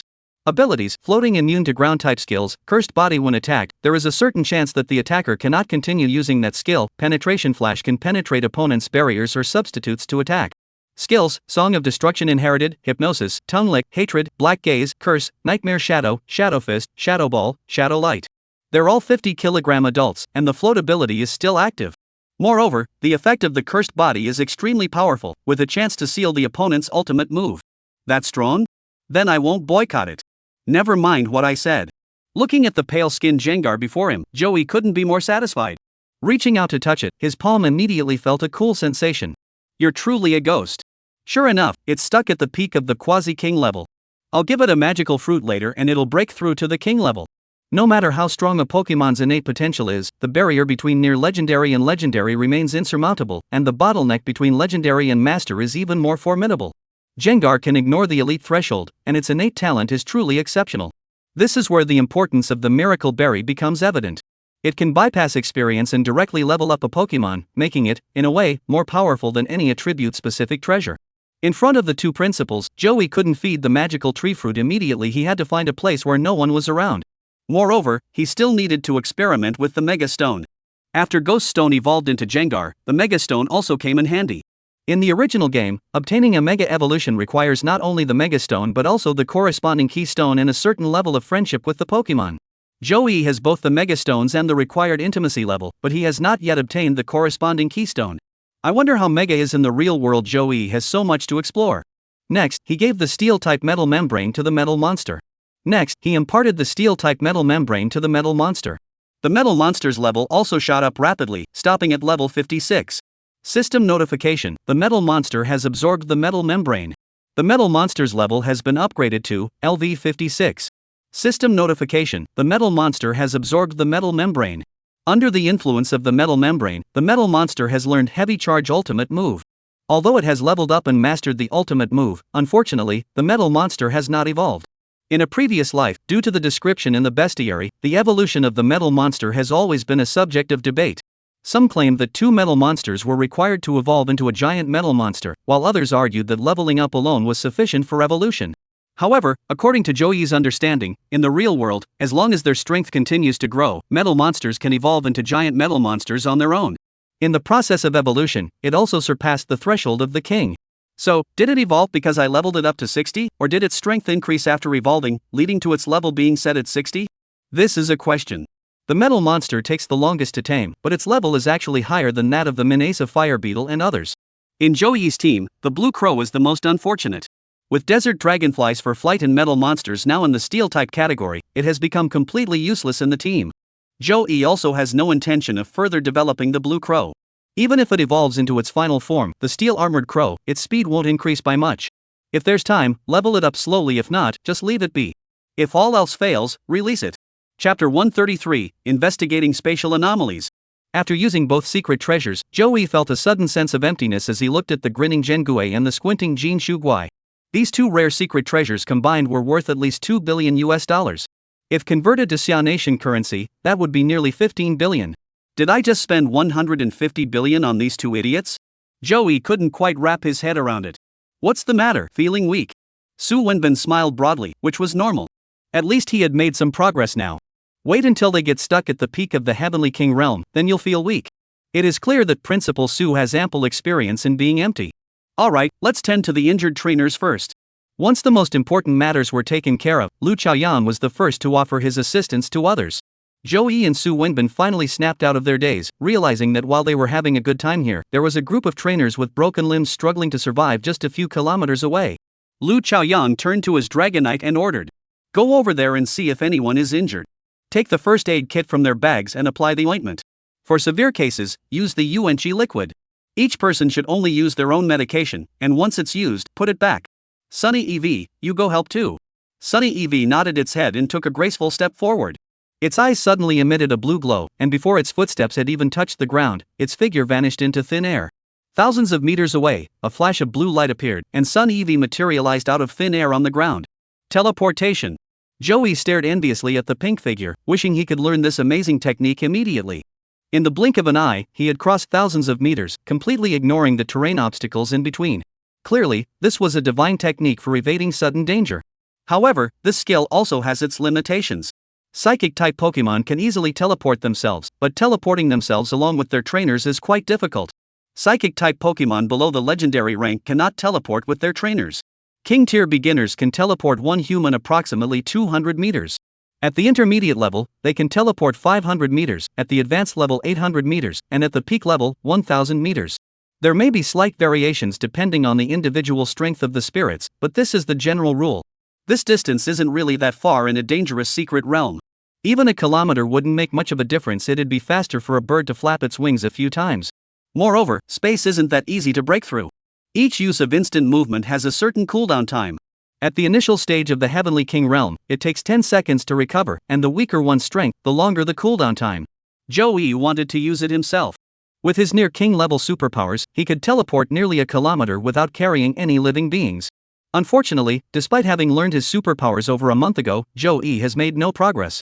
This falls under the realm of mental application, which he completely lacks understanding of and dares not experiment with recklessly. Since there is a Hieron in this world, there must also be a Naza and a Gardelia, right? Both of these individuals are renowned psychics. If Joey could travel to the spirit world to learn from them, his mastery of psychic abilities would no longer be so rudimentary. Let's discuss these matters later. For now, let's focus on researching the spacetime gate. Joey shook his head, pushing the chaotic thoughts out of his mind. The anomalies of the spacetime gate were related to the collision between the two worlds that was the top priority that needed to be clarified. Quick Dragon and Sun EV were rescuing the injured trainers, while Joe E and the two principals gathered around the open area, examining it closely. The previous time-space sphere had vanished, and the entire space seemed to have returned to its original Earth-like state. However, whether it was Joe E, Lu Chaoyan, or Su Wenbin, all three knew that the space before them was different from Earth. Because it could conjure up a gentle breeze out of thin air. This breeze also carries the scent of the primeval forest, the scent of trees and soil. Lu Chaoyan frowned and said, "The spatial sphere is still there, we just can't see it." Su Wenbin shook his head. "Perhaps we can put it another way, this brand new secret realm has completely merged with Earth." He pointed to the empty tunnel ahead. "Although it looks no different from Earth, that's because both sides experienced spatial explosions, leaving the land shattered into identical shapes." Joe E began to understand. He hesitated and asked, "Principal Su, are you saying that in reality, as long as we take a few steps forward, we're no longer on Earth?" Su Wenbin's assertion is nothing short of earth-shattering. This means that the secret realm has completely merged with Earth. The surface of the secret realm has appeared on Earth, replacing the original space of Earth. Is it still expanding? Lu Chaoyan's expression grew solemn. This is the most critical question. If the contact area between the secret realm and Earth continues to expand, it will eventually cover the entire island and even the entire federated states of Micronesia. Over time, given the size of this secret realm, the Earth itself will be completely enveloped. No one knows whether it is expanding or not. All we can do is reach a conclusion. After Su Wenbin finished speaking, he took a few steps forward. He extended his hand, using the airflow on both sides and the temperature difference to pinpoint the boundary point. Then he drew a line on the ground. If the secret realm expands beyond this line in the future, then Earth will be in danger. Being swallowed by the secret realm, losing our proud modern technology, and all humanity being dragged into the brutal laws of nature, that's not a good outcome. For powerful trainers, it's a whole new world. But for ordinary people, it will be hell. Just as Zhou Yi and Lu Chaoyan were deep in thought, several birds of prey flew in from the distance. It seemed that the high-energy reaction caused by the explosion of the spatial gate had been detected by others. The few trainers who arrived first looked at the vast, flat crater before them and were momentarily speechless. Soon after, several people wearing uniform attire from Xiaguo recognized Su Wenbin. They quickly ordered Bai Diao to land on the ground, and a leader stepped forward cautiously and asked. Su Tianwan, Principal Lu, I am Wang Yuan, a senior investigator from the Xia Kingdom Trainers Association. What has happened here? The spatial gate has exploded, and the secret realm is merging with Earth. In front of these people, Su Wenbin's expression turned serious. After a brief explanation, he continued. You've arrived just in time. Conduct a thorough investigation of the situation here and monitor the size of the secret realm's erosion at all times. The investigators' expressions grew serious, and they all replied in unison, Yes, Your Majesty. Chapter 134, There's a Secret Treasure? I'll go. While the two principals and the training association personnel were conducting their investigation in a hurry, Joey had his attention focused on the game. He suddenly remembered that he seemed to have forgotten about the other treasures. The evolutionary fossil had indeed been crushed by spatial fluctuations. However, since all 6 of the secret treasures are intact, there is no reason why the charred wood he saw earlier should have disappeared. There is only one possible explanation: it was blown away by the shockwave from the explosion and is now hidden somewhere. Charred charcoal is great, the fireflies need it. Currently, among Joey's 7 spirits, only the burning bug, blue crow, and desert dragonfly have not used the secret treasure yet. This is unfair. We need to get them all up to speed. Joey's gaze was fixed on the screen, starting from the intersection of the secret realm and Earth, not missing a single detail. The game character was controlled to search to the side. 100 meters nothing. 200 meters nothing. 300 meters still nothing. Those 6 secret treasures are so close, yet your fire attribute secret treasure only jumps a little? Joey continued to expand the search area outward. Finally, when the game character reached a distance of 1 kilometer from the explosion's epicenter, a pokeball flashed at the forefront of the screen. Joey perked up and immediately went to investigate. Firestone fragment. Wow, you actually managed to survive the spatial fluctuations? You're so resilient. It doesn't deserve Joey to go out of his way to stir things up, so the game character continues to scan the area by circling around. At 1,300 meters, another pokeball appeared. Joey hurried over to check. Steel stone. Wow, no wonder it's a steel type. You're tough. For the $300 million fire-type treasure, Joey resisted the temptation of over 200 million and continued his search. After taking a few steps, another pokeball appeared. Charcoal. It's you. Joey marked the location on the map, exited the game, and looked around. The two principals carefully observed whether the secret realm was spreading. A daring investigator from the Trainers Association dared to step directly into the area affected by the secret realm's erosion, tilting his head to converse with a companion who seemed to be in another world. Others were busy rescuing the injured on the outskirts. Good, no one is planning to venture deeper into the secret realm for now. We can wait a bit longer and see if there are any hidden treasures left in other areas.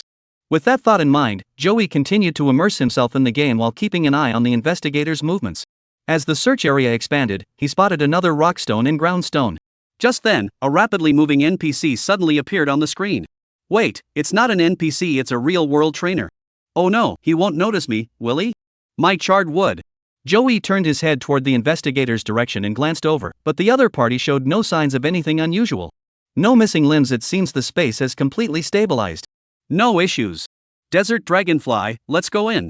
Joey leaped onto the back of the flying dragon, flapped his wings, and flew toward the center of the secret realm's erosion point. Lu Chaoyang immediately noticed his actions and exclaimed in surprise, Hey, Joey! What are you doing?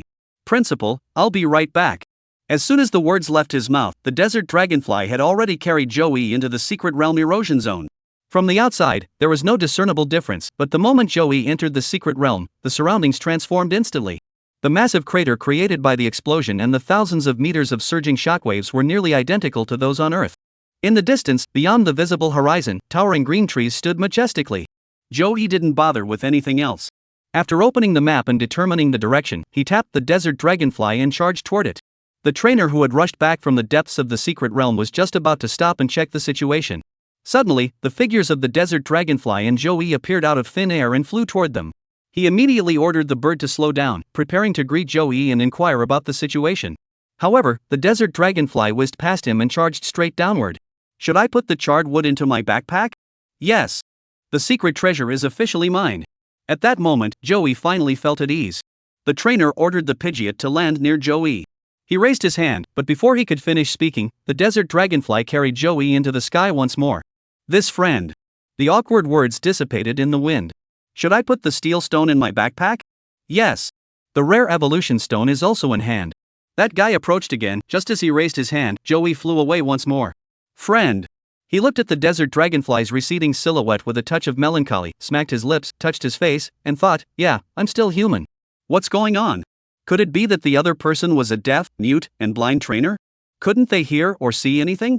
So young, and with a desert dragonfly, what a waste. This old man has decided not to follow Joey anymore. He ordered Bai Diao to fly to the center of the explosion, where there was still a person wearing the uniform of the investigation team, tilting his head and muttering to himself. The man suddenly felt afraid. He quickly touched his body and asked Biao anxiously, Biao, can you see me? I haven't turned into a ghost or anything, have I? Bai Diao looked completely confused. That's good, that's good. The older brother breathed a sigh of relief, landed beside him, and greeted him, hey. HM? Investigator Wang Yuan turned around. Did you come back from the secret realm? Yes, what's going on here? The older man asked, referring to the person who had just left. Wang Yuan explained, the spatial gate exploded. It's best not to linger here. The spatial gate exploded. The older brother panicked immediately. How are we supposed to get out now? Just then, a strange voice echoed from the void beside him. What do you mean, get out? Just take a couple of steps and you'll be out. What the hell? Who's there? The old man was a bit overwhelmed. He looked around and didn't see anyone, so he quickly closed his eyes.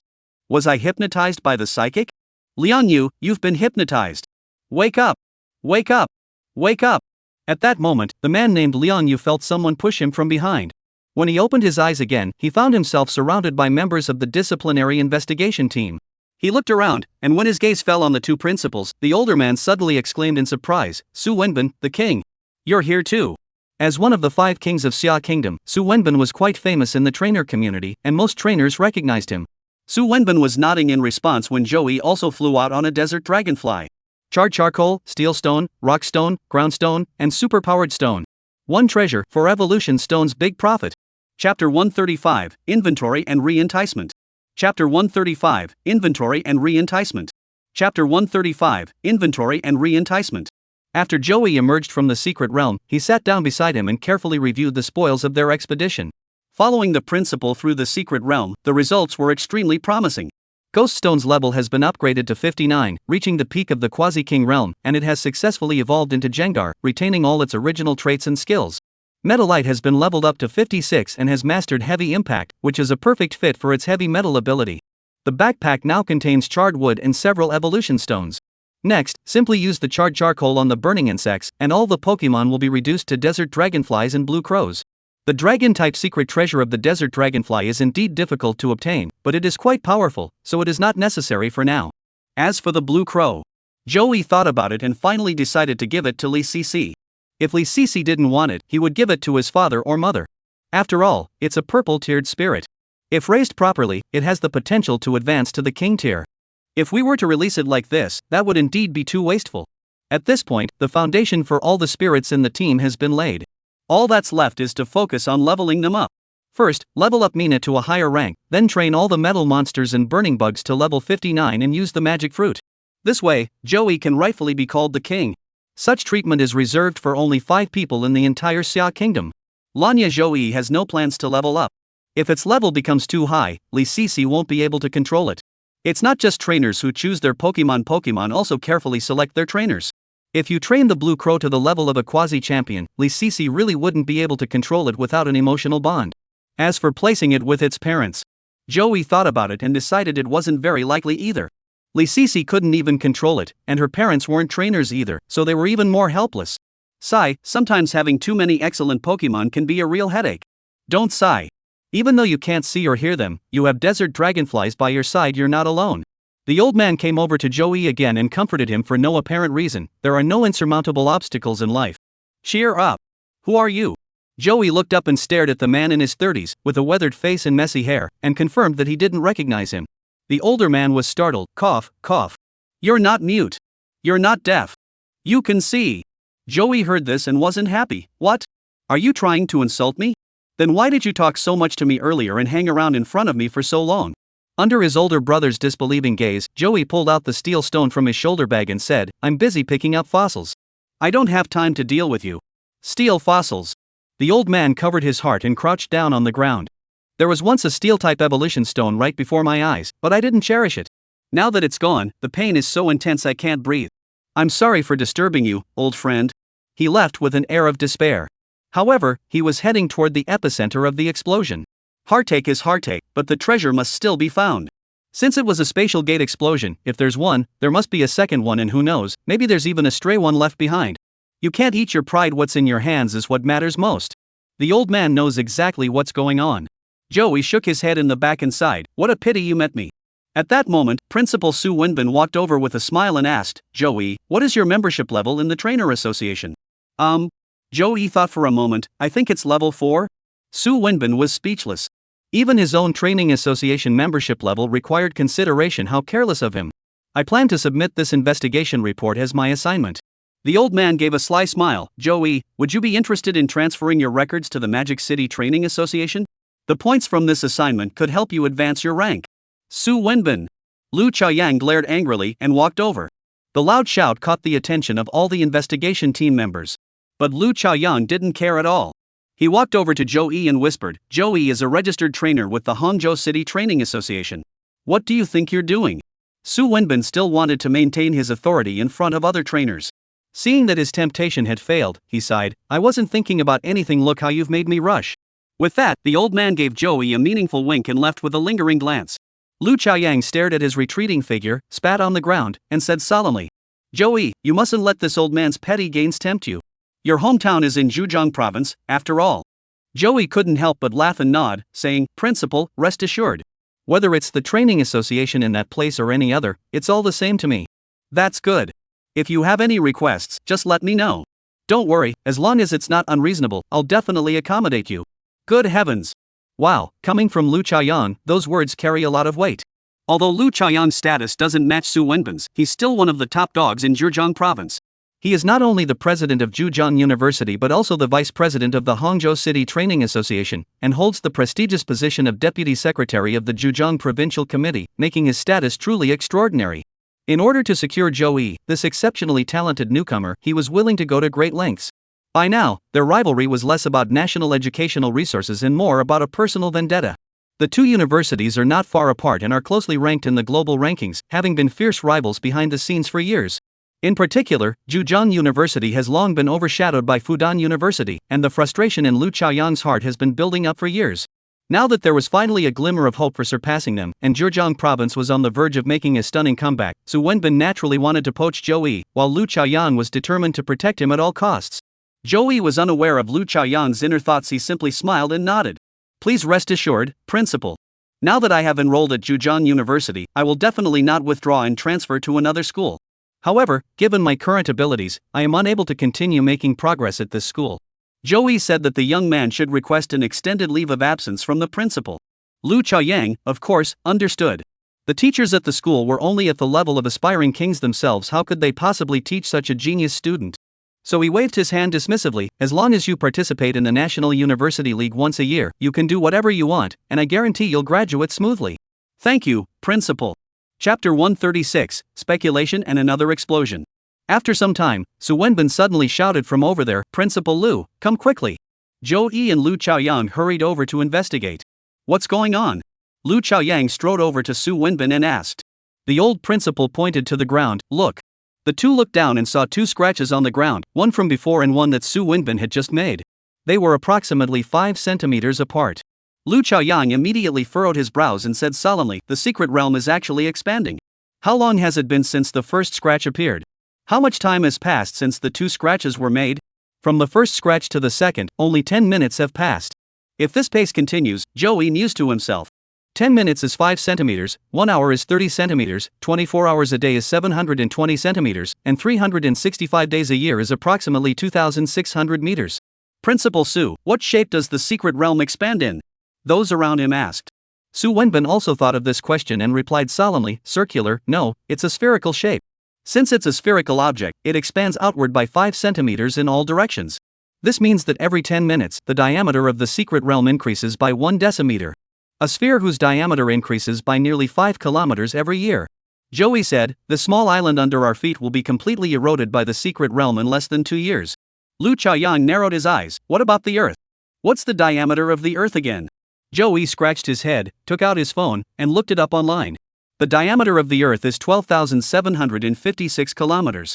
The secret sphere is attached to the Earth's surface, with half of its volume extending into space and only the other half affecting land and oceans. Setting aside other anomalies, the erosion rate of the secret realm alone would render humanity's habitable space completely eroded within 5,000 years. 5,000 years. Upon hearing this number, both Lu Chaoyang and Su Wenbin breathed a sigh of relief. To be honest, this is quite a long time, considering that our Xia kingdom has only existed for 5,000 years. If that time ever comes, perhaps humanity will have already developed other planets and migrated all over the universe with the elves. Let's set aside the issue of this secret realm for now. We don't know whether similar anomalies could occur in other secret realms. Zhou Yi said. If all the spatial gates leading to the secret realm around the world turned into spheres, how many years could Earth survive? Cough, cough. Young people have such vivid imaginations. Lu Chaoyang shot Zhou Yi a disapproving glance. If that were to come true, he'd be the one with the bad luck. According to incomplete statistics, there are at least 1,000 secret realms of various sizes around the world. If they all erupted at once, the Earth wouldn't last 5 years. Let's hope the spherical space is an exception. Zhou Yi shrugged. I'm just a daydreamer. Zhou Yi let his imagination run wild. If the secret realm truly envelopes the entire Earth, then the spectacle of all trainers gathering together is not impossible. At that point, even ordinary people in their 70s and 80s would have a few caterpillars in their hands? Or will all of humanity gather together to form a federation, protected by powerful trainers, and survive in secret realms? Or perhaps the Pokemon world has undergone a similar fusion, with characters from the original story appearing before our eyes? Then the two worlds could engage in friendly exchanges, or perhaps even a civil war. Zhou Yi? Zhou Yi. Ah. Principal Lu, what's wrong? What are you thinking about? You didn't even respond. Lu Chaoyang was speechless. Even in such a tense atmosphere, he could zone out. His student's mind was too big. I was thinking about what the Earth would be like after being corrupted by the secret realm. Zhou Yi, you're thinking too far ahead. Alright. Hangzhou City, Level 4 Secret Realm, the Great Wetlands. At the same time as the explosion at the new secret realm spatial gate, this area also began to undergo strange changes. It was not the entrance to the Great Marsh, but the location where Zhou Yi had previously obtained 2 poison-attributed secret treasures and faced off against Hieron. The spatial gate here connects the secret realm to the elf world and is sealed by the spacetime laws of the spacetime twin gods. Any entity that has not transcended time and space cannot cross this gate. The Hangzhou City Training Association reported this unusual occurrence to higher authorities. The headquarters of the Xia Kingdom Training Association took it very seriously and immediately dispatched 15 special investigators to investigate the situation. Among them, as the leader of this investigation team, the team captain possesses a legendary tier Pokemon, demonstrating extraordinary strength. However, today, a violent spatial explosion occurred. Involving the Xia National Training Association Special Investigation Team, Hangcheng Training Association staff and representatives from the Hangcheng military, 3 distinct factions. A total of 25 people and over 100 elves perished in the spatial explosion, with no survivors among either humans or elves. The terrifying force of the explosion obliterated everything within a radius of thousands of kilometers. Even the hardest rocks could not withstand such a violent tremor. The vast, exposed crater was completely flat, with only a few scattered fossilized remains and several artifacts emitting an eerie glow.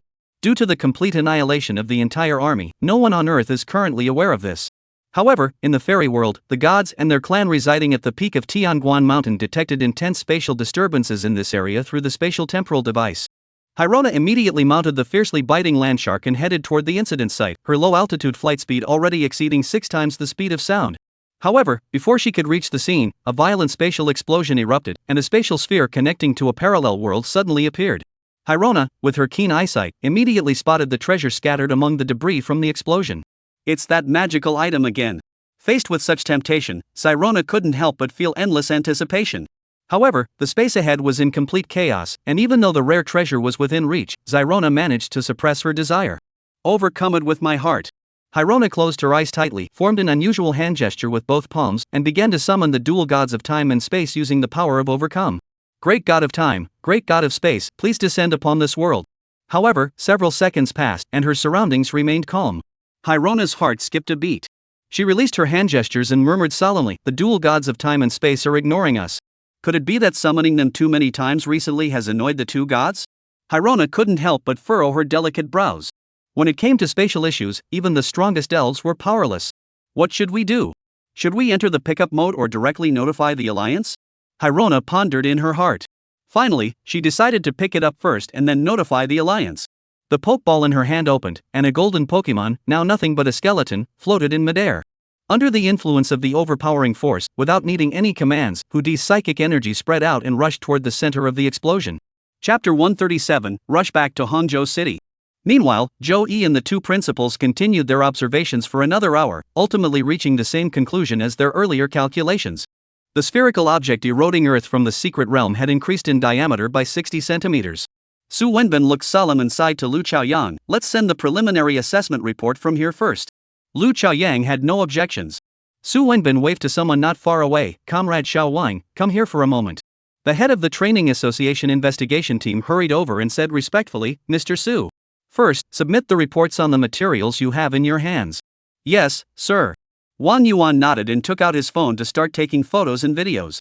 After clearly documenting the scene and providing a detailed explanation, he transmitted the materials to the Emergency Response Center of the Xia National Trainer Association. The center will dispatch specialized investigators to handle the case, and the system will determine the urgency of the situation based on the severity level indicated in the documentation.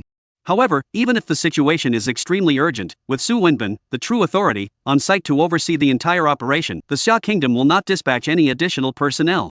There's no need. In the entire Xia Kingdom, there are only 4 grandmasters whose strength surpasses Su Wenbin's. However, these 4 masters have been secluded in the secret realm for years and haven't emerged. Who knows where they are now? Submitting the report now is merely to inform the state in advance and draw its attention to the matter. The investigation team's observations and research are ongoing, and they have deployed an unknown device across the surrounding area. Under the surveillance of the laser rangefinder, even the slightest expansion of the mysterious sphere is clearly visible. In the distance, a large crowd had gathered at some point. Some were trainers who had just arrived, while others were family and friends of the injured, rushing over after receiving a call or notification. Of course, there were also adventurers who had emerged from the secret realm. Most of them looked completely bewildered, having no idea what was going on. Soon after, the true rulers of Eagle Nation and the European nations also arrived. Since the secret realm is located within the Micronesian Federation and is not part of Xia Kingdom's territory, Su Wenbin had no grounds to prevent other nations from investigating. Whether it was the United Kingdom or the European Union, after investigating the secret realm, both were greatly shocked. While the two true Heavenly Kings were busy contacting their respective factions, Zhou Yi remained calm and composed, completely engrossed in his game. After some time had passed, the ground eroded by the secret realm had expanded by nearly 3 meters compared to the beginning. However, the area within a 1,000-meter radius of both locations had been affected by the explosion. Therefore, even if the ground has been replaced with the secret realm, it appears normal from a distance. Zhou Yi snapped out of the game, stood up, and stretched lazily. He looked up and saw that Lu Chaoyang and Principal Su Wenbin were still observing the changes in the secret realm. Are all the older generation of trainers this patient? Zhou Yi couldn't help but admire them. If it weren't for the game to play, he wouldn't have had the heart to stay here for so long. Of course, given their different statuses and backgrounds, their reactions to the matter were naturally different. Zhou Yi's indifferent attitude represents the majority of trainers, while the two principals, due to their positions, place great importance on this matter. The sun was directly overhead, and Zhou Yi checked his phone. It was 1 p.m. There were several messages on WeChat, all sent by Li Cc. "Zhou Yi, have you arrived yet? How's it going over there? Be careful. Let me know when you see this." All of this was from 2 hours ago, but Zhou Yi, who was engrossed in his game, hadn't noticed at all. It was the explosion of the spatial gate that triggered the secret realm's true invasion of the real world. "It's not a big deal. I'm going to have lunch now." Zhou Yi replied to 2 messages, looked up, and felt lost. "Lunch? Where should we go for lunch? Don't even mention restaurants, there's not even a pot around here. The secret realm hall was reduced to ashes by spatial fluctuations. How could a restaurant have survived?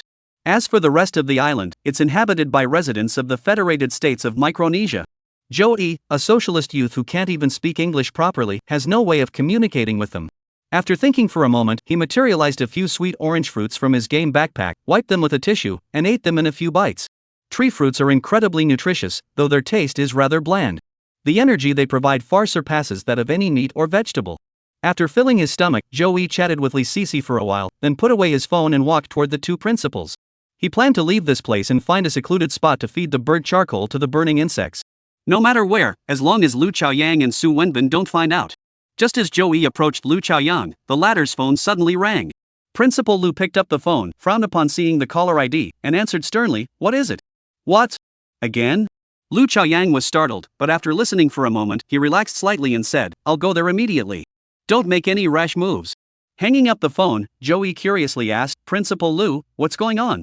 Lu Chaoyang took a deep breath. The same spatial spheres have also appeared within the Great Wetland secret realm. Inside the Great Marsh? Joey immediately recalled the places he had investigated earlier.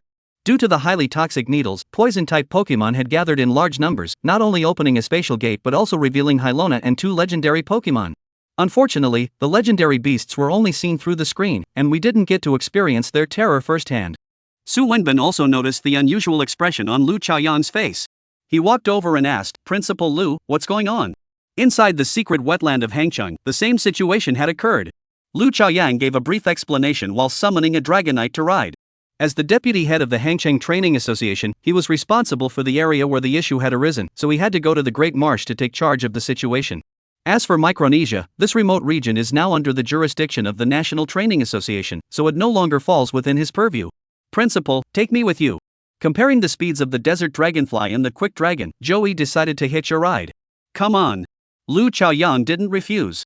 He moved forward, made some room, and asked Fast Dragon, "Old buddy, can we take him with us?" After all, it was a quasi-divine dragon-type Pokemon. Even trainers had to consult it. After all, it was a dragon-type quasi-god, even a trainer had to seek its opinion. Woo! Kua Lon looked at Joey and nodded. So Joey also climbed onto the dragon's broad back and held on tightly. "Principal Su, I'll leave this to you." After Lu Chaoyang finished speaking, the dragon soared into the sky. Watching the sonic boom and the receding figure in the sky, Su Wenbin felt a bit troubled. "I wish I could go too." Unfortunately, he couldn't bring himself to say it. Chapter 138, Clash of Civilizations? While riding on the back of the fast dragon and rushing back, Joey opened the game, clicked on the Great Wetland map, and selected to enter. The game character appeared in the exit hall inside the Great Marsh. Joey estimated the distance between them and chose to go solo. Even if he were thousands of kilometers ahead, he couldn't match the speed of the Dragonite. After giving up his game character, Joey took out his phone and opened the Pokemon website. Since Lu Chaoyang had been notified by the Training Association, there must be specific information on the Spirit Network. Sure enough, as soon as Joey entered the Current Affairs section, he saw the trending topic. The trending topic for the new Secret Realm was still there, prominently displayed among the top few entries. However, a trending topic titled Mysterious Space Gate appears inside the Great Wetland quickly surged to the top of the list in a very short time. He entered the Current Affairs forum again and immediately saw the related posts. Joey clicked on it to check, and soon the entire story unfolded before his eyes. "Everyone, I have a shocking secret to share with you. A spherical portal to a secret realm has appeared within the Great Marsh.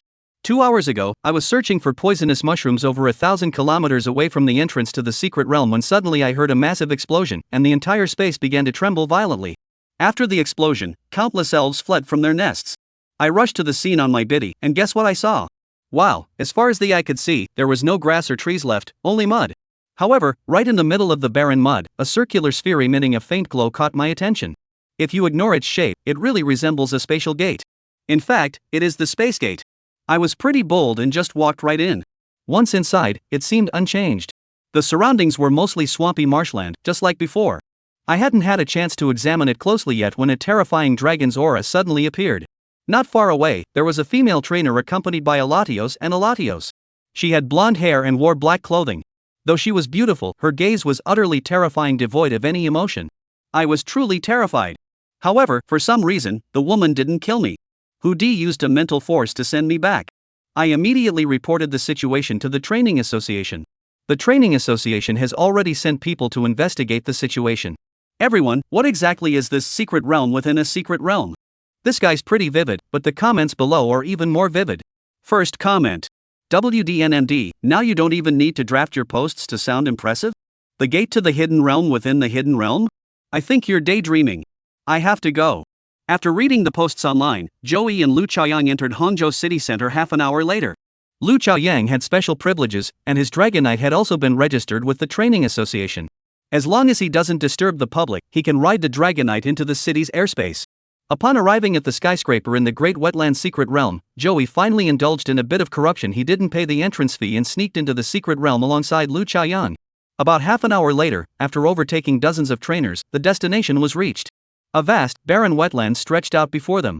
The bizarre trees and hollow rocks that had been corrupted by poisonous elves had all vanished, and the aftershocks from the spatial explosion had leveled everything within a 10-kilometer radius. The sticky, filthy water of the swamp flowed below, while the spirits hiding in the marsh had already fled without a trace.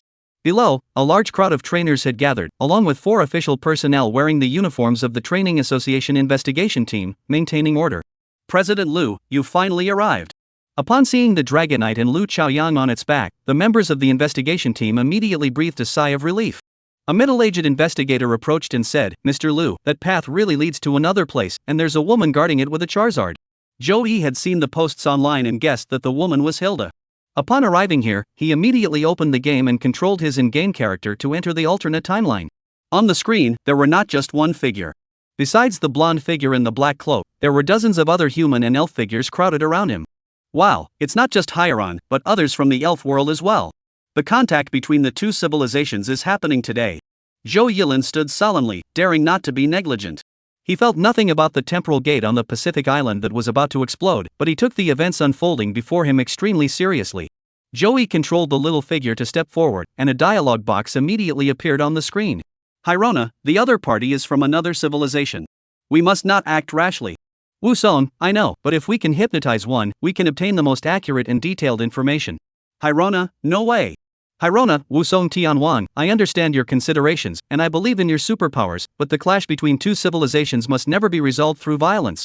"Wusong, perhaps it's not another civilization at all, but simply a temporal boundary point in our world? Such matters don't require the time-space dual god Shirabi can handle it alone." "Kikuno, Wusong, calm down. This is indeed hard to believe, but since the ultimate space exists, there must be other worlds." While they were discussing this, Lu Chaoyan was listening to the investigation team's report. "Mr. Lu, the reported trainer mentioned a female trainer with Alatios. When we went to investigate, we found the information to be accurate. She is a woman with golden long hair and a black trench coat." He looked visibly shaken. "She's way too powerful. If she attacks, I wouldn't stand a chance. The Hoodie attacked, but only pushed us back into the swamp without harming us. Mr. Lu, what should we do?" Listening to the investigation team's report, Lu Chaoyan looked serious and said nothing. Before clarifying the other party's background, Lu Chaoyan dared not act rashly. Any careless move could trigger a major battle, let alone the fact that the other party possessed the fierce landshark. Is this woman from another secret realm? Blonde hair, could she be from Europe or America? But with the fierce biting land shark Lu Chaoyan, he searched his memory thoroughly. There was simply no woman on Earth who fit the description. It's also possible that the opponent is a hidden powerhouse. Regardless, we must make contact to find out. Just as Lu Chaoyan hesitated, Joey suddenly spoke up. "Principal, let me go take a look." Chapter 139, Collision with the Devil. "No way." Lu Chaoyan firmly rejected Joey's proposal. Setting aside Joey's talent and abilities, his age alone was enough for Lu Chaoyan to refuse his request. There were a group of seniors in their 30s and 40s at the scene, and even some elderly seniors in their 50s and 60s. How could they possibly let Joey, a young upstart, take such a risk?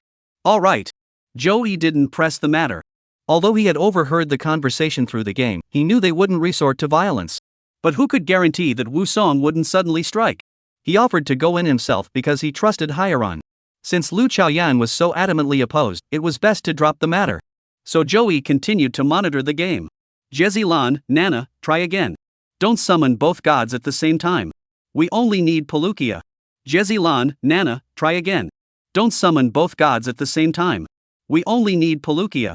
"Hyrona, I understand, Grandma. Hero, overcoming obstacles with determination. Palukia, roar." Seeing the huge figure appear on the game screen, Joey suddenly broke out in a cold sweat. Luckily, he hadn't gone over there, otherwise, the consequences would have been beyond his imagination. Hyrona, why didn't you summon me sooner? Why did you have to pull such a heart-pounding stunt? Don't let Dad catch you." While Joey was focused on the game interface, he heard Lu Chaoyan's words. "I'll go check it out myself. No matter how strong that woman is, she can't possibly take me out in one hit." Upon hearing this, Joey hurriedly spoke up. "Principal." "Wait." Lu Chaoyan stopped in his tracks and asked in confusion, "What's wrong?" "Principal, I have a bad feeling about this." Joey's expression was extremely serious, and his tone was incredibly heavy. "Your premonition is terrifying." Lu Chaoyan jumped in surprise upon hearing this and hesitated. "Should we run?" Cough, no need for that. It seems that the situation at the new secret realm has made the principal jumpy, and it will probably take some time for things to settle down. No wonder. After all, its spatial level energy touching it means certain death. How could he not be afraid? Let's wait a little longer, just a little longer. Joey refocused his attention on the game, keeping a close eye on the situation across the table. He had no idea what Hyaron had just said, but suddenly, Palukia's massive body erupted in a burst of red light. Then, the red light enveloped the sphere where it intersected with the secret realm and gradually vanished into the void. "Hyrona, Palukia, thank you so much." Palukia, roar. After completing all of this, Palukia vanished from the screen. Wu Song, is this the legendary spirit? Mustard Orchid, as expected, Palukia is closer to us humans. Kikuno, I never imagined that I would be able to witness the form of a deity in my lifetime. Joey looked, and suddenly realized that something was wrong. Parukia had sealed off the space, right? The secret realm and the elf world are indeed separated, right? People from both sides can't cross over, right? But, however, how come my game character still there? Joey panicked immediately. If the game character couldn't come back, wouldn't his biggest advantage be gone? If the main body couldn't get through, what good would it do to be familiar with the fairy world? He quickly maneuvered the character toward the sphere. He hurriedly controlled his character to approach the sphere of time and space. However, a heartbreaking scene unfolded before Joey's eyes. When the game character entered the time-space sphere, after a few seconds, it had somehow returned to its original position. System prompt, this space is a loop. Joey was about to cry. He trembled as he wiped his eyes. Thankfully, there were no tears. Then, clinging to his last shred of hope, Joey murmured, let our current locations align. The game screen went black, and when it lit up again, the character on the interface reappeared at Joey's current location. Inhale. Exhale. Joey covered his heart and exhaled deeply. Damn, that was too exciting. Previously, there was a delivery service to your door, so why isn't it available this time? Palukia, your attitude is really terrible. Lu Chaoyang carefully observed the spacetime sphere, keeping an eye on Joey out of the corner of his eye. Seeing his expression change repeatedly, and finally letting out a long sigh, he couldn't help but ask nervously, Joey, do you have a premonition? Ha? Joey was startled and shook his head repeatedly, saying, No, the bad feeling has disappeared, that's why I'm relieved. It's gone. After Joey's intervention, Lu Chaoyang, who had just made the decision, now dared not approach. Who knows if your sixth sense is reliable? What if it fails at a critical moment? That would be a disaster. At that moment, a disheveled trainer stepped forward and said, Mr. Lu, please let me go in and take a look. As long as you make this reconnaissance mission an official task of the training association, I'm willing to go in. Lu Chaoyang looked at the other person seriously and said, Are you sure? I'm sure. All right. Lu Chaoyang nodded and said, I will classify this operation as a level 7 mission. The mission reward is 10,000 points and 5,000 contribution points. Hangcheng Training Association Level 3 member Yu Xiao accepts the mission. The man undid the spirit belt around his waist, handed it over to his companion, along with the 6 spirit balls hanging from it. Then, he broke free from his teammate's grip, wading through the murky swamp water seeping up from the ground, and strode forward with long strides. Under everyone's watchful gaze, the man vanished into the spatial fluctuations. Disappeared? Lu Chaoyang's expression changed. The spatial sphere over there in the new secret realm clearly wasn't like this. Trainers who travel from Earth can see each other on Earth as long as they remain within the range of the spacetime sphere's coverage. They will only disappear once they step outside that range. However, now it has been missing from the very beginning. Why is that? Is it different? Lu Chaoyang was filled with anxiety. Only Joey knew what was going on at the scene. This guy didn't have to do anything to earn the points and contributions for a level 7 mission. Back when Joey was investigating this place, the mission was also upgraded to level 7, but unfortunately, he only received 4,000 contribution points in the end. However, this man was unaware of the internal circumstances. He charged forward with a death wish, and Joey couldn't help but admire him for earning those 5,000 points. Just as Lu Chaoyang and the others were growing concerned, the man had been inside for less than 5 seconds when the space suddenly rippled, and his figure reappeared at the entrance. However, the man seemed unaware of anything unusual. His gaze remained unwavering, and with a resolute demeanor, he stepped forward and entered the spatial sphere once more. What's going on? Lu Chaoyang was puzzled. Chapter 140, The Space is in a Loop. Lu Chaoyang was puzzled, and the others were naturally just as confused. Only Joey knew what was happening at that moment. This person, like the game character, was trapped in Palukia's time loop. Unless he realizes something is wrong or someone from the outside alerts him, he will be unable to escape even after walking for 100 years. This person's movement is no different from standing still. It must be said that this ability is extremely abnormal. It can only be broken through by someone with the same level of energy. Or one could violently shatter the spatial cycle, which is known as shattering the void. Many spirits in the spirit world possess this ability, including the world-reversing Rhyperior, which can also directly open spatial portals. If we were to judge by power alone, the legendary Pokemon should all possess such abilities, shouldn't they? When that person reached the 5th cycle, Lu Chaoyang finally stepped forward and called out to him, Yu Xiao, haven't you noticed anything unusual? Startled by Lu Chaoyang's voice, the man seemed to snap back to reality, halting his steps abruptly. Am I really Lu, the chairman? He asked, his face filled with disbelief. I was clearly walking forward the whole time. Alright, no need to ask, I knew there wouldn't be much to gain. Lu Chiang sighed helplessly. Once you enter the spatial sphere, you'll return to your original position after 5 seconds, then repeat the same actions. How is that possible? I was clearly moving forward, the man said anxiously. Mr. Lu, I'm not lying. I know you didn't. This task is considered completed for you. Lu Chiang said, hesitating for a moment before walking over there. Woo! The nearby dragonite quickly stopped its master and let out a serious cry. Lu Chiang patted the dragon's arm reassuringly. Don't worry, everything will be fine. After speaking, he walked around the dragon to stand beside Yu Xiao, then stepped into the void like spherical space. Like Yu Xiao, he reappeared in the same spot 5 seconds later. However, Lu Chaoyan was much more vigilant, constantly keeping an eye on the situation behind him. As soon as he took his first step into the spatial sphere, he turned around to look back and noticed that Zhou Yi and the others were still there. Lu Chaoyan continued forward a few more steps and looked back again, but Zhou Yi and the others remained unchanged. He took a few steps back, but there was still no change. This went on for a while. He kept walking forward, glancing back, but the trainers behind him remained at a steady distance. Finally, Lu Chaoyan came to a stop. He turned and walked to the left. A few seconds later, a figure suddenly appeared out of thin air in front of him, and Lu Chaoyan, who had almost collided with it, quickly stopped. This person was none other than Yun Xiao, the trainer who had just volunteered. He looked as though he had seen a ghost. President Lu, how could you keep appearing in front of me? It's nothing. Lu Chaoyan figured out the principle and frowned as he returned to his original position. Did you notice anything? He asked Joey. Joey replied casually, that space is just cycling. Unexpectedly, Joey casually revealed his guess, leaving Lu Chaoyan stunned. How did you know? Something like spatial loops without first-hand experience, how could an ordinary person possibly guess that? Even though you guessed correctly, Lu Chaoyan looked at Joey in disbelief. What on earth were you thinking? Isn't it obvious?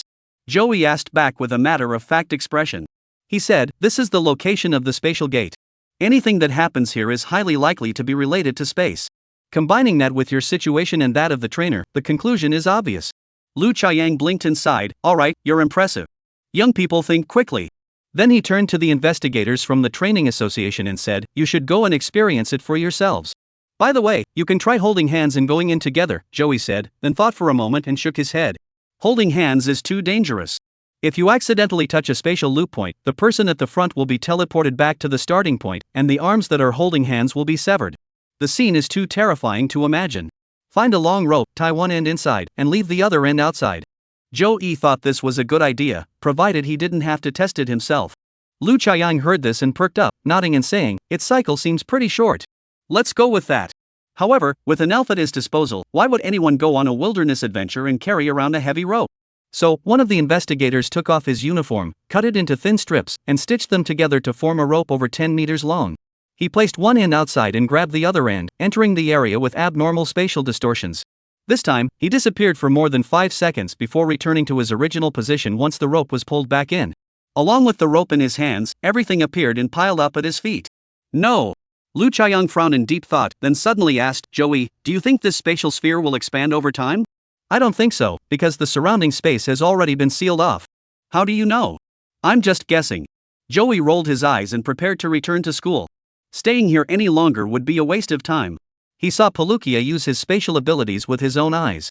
To think that a few ordinary trainers could experiment with a method to traverse space using spatial loops is nothing short of delusional. You'd be better off spending that time taking a closer look at Li Sisi.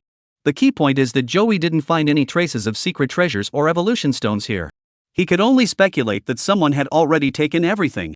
Judging from the posts on the Pokemon forum, it was unlikely that the first trainer to discover the area had done it. Otherwise, he would have kept it to himself and made a fortune quietly. Why would he come out to show off? The result is clear, it's Hyaron. Comrade Hyaron, you're really greedy. Joey gritted his teeth, as if he had lost hundreds of billions. He looked up and said to Lu Chaoyan, Principal, I'll head back first. Lu Chaoyan was staring intently at the empty space ahead, deep in thought. Upon hearing this, he merely nodded, go ahead. Joey tossed the spirit ball, summoning a desert dragonfly that soared into the sky. Zyrona possesses the ability to detect spatial fluctuations, so as long as she is present, the Pokemon world and Earth cannot collide.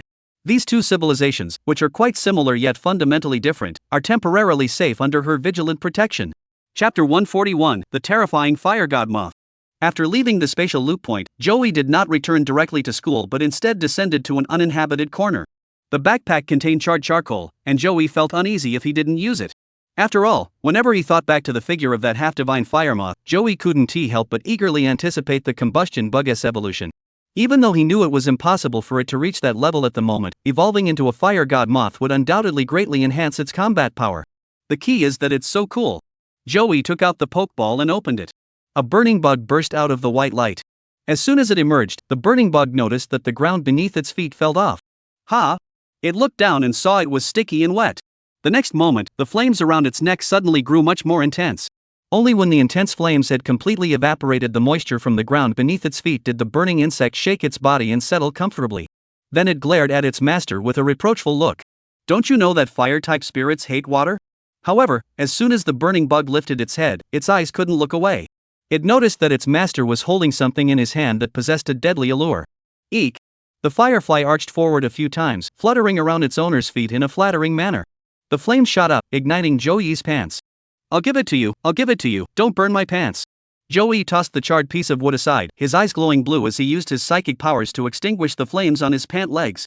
The culprit, the burning bug, opened its mouth and steadily swallowed the fire attribute treasure worth hundreds of millions of dollars into its belly. In an instant, terrifying flames erupted from its neck, forcing Joey to activate his superpowers and retreat continuously. Even the desert dragonflies were compelled to take flight and flee to a safe distance. Even after retreating more than 20 meters, Joey could still feel the scorching heat bearing down on him. Suddenly, the burning insects, engulfed in flames, emitted a burst of white light. Evolved?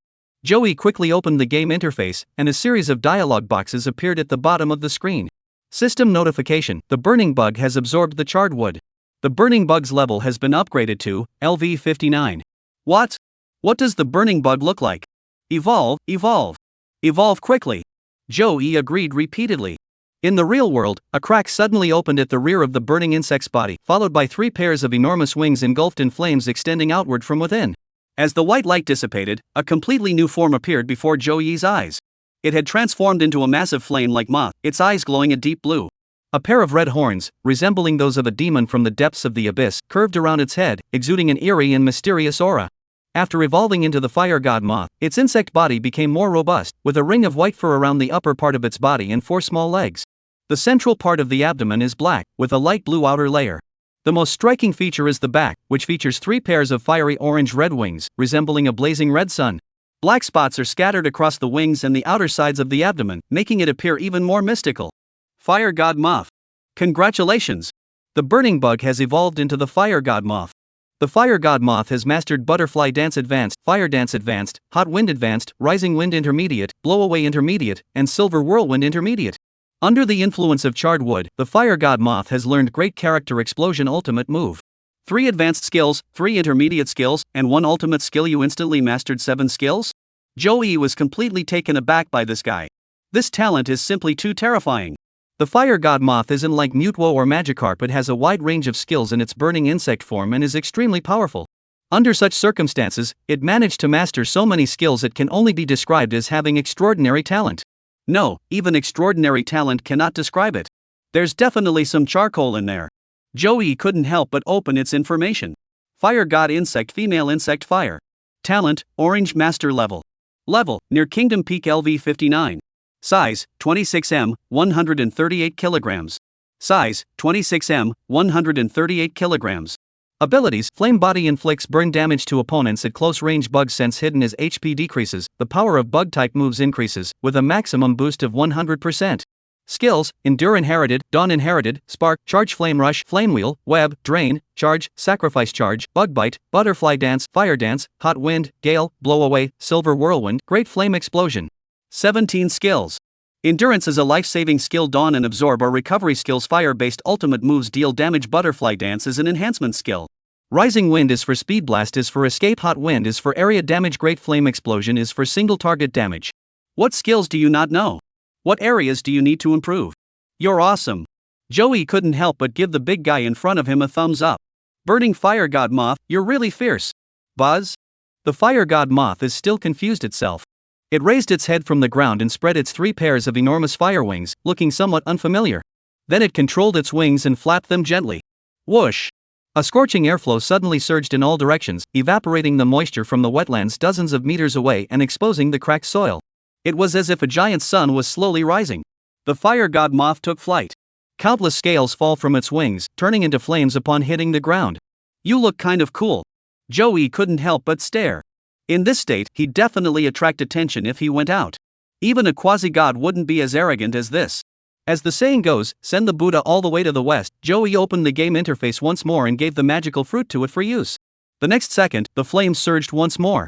Although it was only a one-level upgrade, the difference between a quasi-king and a king was like night and day. Although it was only a one-level upgrade, the gap between a quasi-king and a king was like night and day. The difference in strength between the two levels is at least tenfold. The fire god moth's 3 pairs of fiery wings suddenly flapped, and a searing red whirlwind erupted forward in an instant. Within a few hundred meters, the ground turned into scorched earth in the blink of an eye. Hot wind? What terrifying power! Once you've started, you might as well finish it off.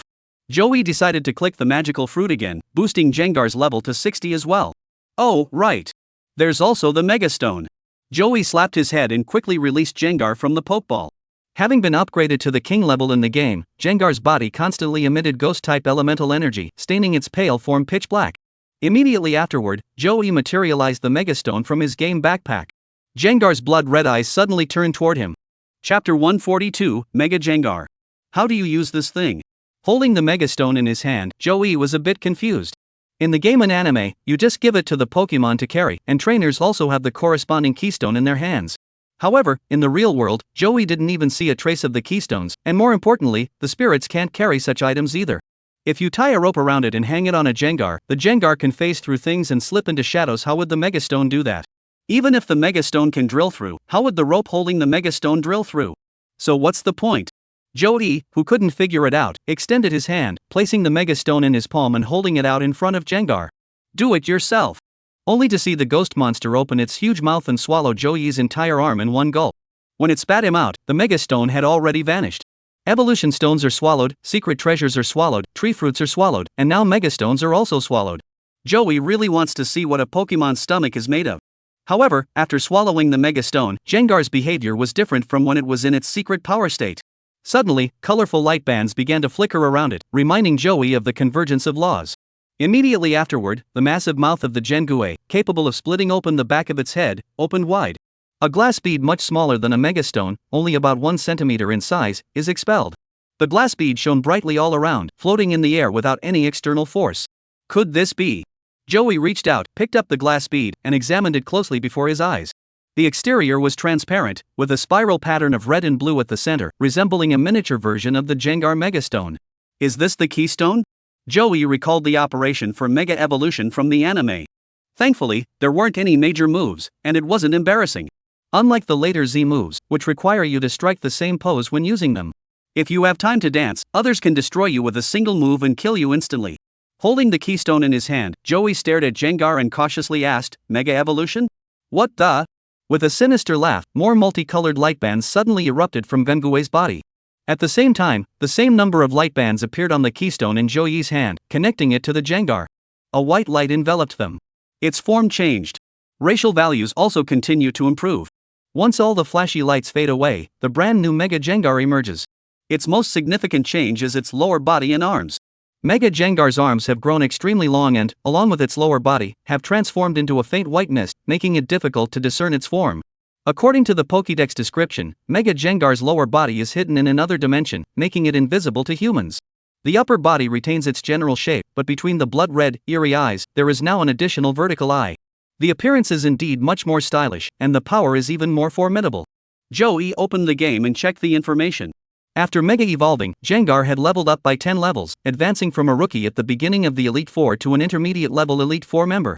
He reached out to touch Jengar and found that it had transformed into its ghost form and no longer had a physical body. Alright, let's get rid of it. As the master spoke, the ghost's white light flickered, and it returned to its original form. Alright, it's time to go back. Joey recalled the fire god Moth and Jengar into their Pokeballs, mounted the desert dragonfly, and rushed back to school while deep in thought. Mega Evolution on Earth was still an unknown territory, and he wondered what kind of uproar it would cause if he were to reveal it. Being threatened isn't really an issue, after all, Joey's current strength is already well established. Though he couldn't match a true Heavenly King, once the metal monster's levels were upgraded, they wouldn't be far off from the real thing. In summary, the primary focus should always be on enhancing strength. Moreover, he truly requires a spirit with extremely fast flight speed. Having experienced the lightning-fast speed of Dragonite firsthand, Joey, who was riding a desert dragonfly to travel, couldn't help but miss that exhilarating sensation of being pushed forward. The desert dragonfly is very powerful, but its speed is truly too slow. This speed doesn't match its strength. Alas, it is limited by its species. Just as humans cannot grow wings no matter how hard the desert dragonfly tries, it cannot surpass the speed of the fast dragon. We must journey to the dragon's lair in the Pacific Ocean. Whether we can find the mini dragons is another matter, but we have to give it a try. Several hours later, Joey returned to school. There were several text messages on his phone, including one from Lee Cece. The general message was that the homeroom teacher was holding a class meeting, and all students were to gather in room B304 at 2 p.m. He glanced at the time in the top right corner of his phone, 1:59 p.m. Without the ability to summon spirits at will, arriving at the classroom in just 1 minute seemed highly unlikely. Just as Joey put away his phone, the time suddenly jumped again, showing 1400 hours. Alright, I'm already late. But he's not in a hurry, so it doesn't matter if he's a little late. Joey opened WeChat and sent a message to Lee Cece. She, where is the classroom? Send me your location. Lee Cece replied quickly and sent her location. When Joey followed the map on his phone to the classroom, he was exactly 5 minutes late. He knocked on the classroom door, and a steady voice of a middle-aged man came from inside. Come in. Joey pushed open the door with an embarrassed expression. Teacher, I'm sorry I'm late. The homeroom teacher, wearing glasses, had a rather square face. He didn't say anything either, just smiled and said, It's okay, we haven't started yet. Find a seat and sit down. He's pretty easy to talk to. Joey scanned the classroom, and the first person he noticed was naturally Lee Cece. The girl was sitting with her 3 roommates, as dazzling as the moon surrounded by stars. Joey looked over at his classmates in his dormitory, but there were no seats available around them either. It seemed like he had no choice but to sit in the front row. There are no fixed seats in university. In principle, every student can choose their own seat and change seats freely for the next class. Generally, the first row is rarely occupied. After all, it is closest to the teacher, and there is a risk of being called on. Plus, sitting in the front row, you wouldn't feel comfortable sleeping or playing with your phone. The current situation is that only the first row has empty seats, so Joey has no choice. He sat down calmly. Then, the homeroom teacher said, Alright, let's continue. We were just discussing the important matters for new students. Large or temperamental spirits should not be released carelessly. Everyone is now an adult, and if a spirit causes an accident or damages public property, you will be held fully responsible. Small, gentle-natured spirits may be released within the dormitory, but they must not be taken outside the dormitory. Chapter 143, The First Class Meeting. The homeroom teacher spoke at length, covering various matters related to elves that required attention. His name was written on the blackboard in gold, Jin Shengwu. After explaining the rules for a while, the homeroom teacher finally stopped. Everything I have said above relies primarily on your voluntary compliance. As your homeroom teacher, I am only responsible for teaching the curriculum. Unlike high school, the relationship between university class advisors and their classes is quite loose. Class advisors, especially those at the Spirit Academy, rarely manage students' daily lives outside of class. Students rarely see their homeroom teachers more than a few times a year after class. By the way, my rank in the Trainer Association is level 3, and my strongest Pokemon is Elite Peak Charizard. Elite Peak. Don't underestimate Joey's current strength. His Pokemon are top tier, including a legendary and a shiny one. That's because he has a cheat code that allows him to level up endlessly. Ordinary people don't get that kind of treatment. They, the elves, need years of training and combat to enhance their abilities. Class teacher Jin Shengwu, with his elite peak strength, would be a pillar of the training association in Linhai City. With more effort, he might even become the deputy director of the branch association. But at Zhejiang University, he can only be a class advisor. However, like any other job, the larger and more developed the city, the more resources it has.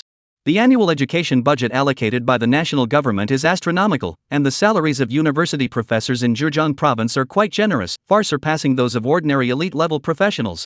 As for places like Linhai, only those with family ties or those planning to retire would feel comfortable staying there. Next, please introduce yourselves. Jin Shengwu said with a smile, let's get to know each other and let the teacher get to know everyone.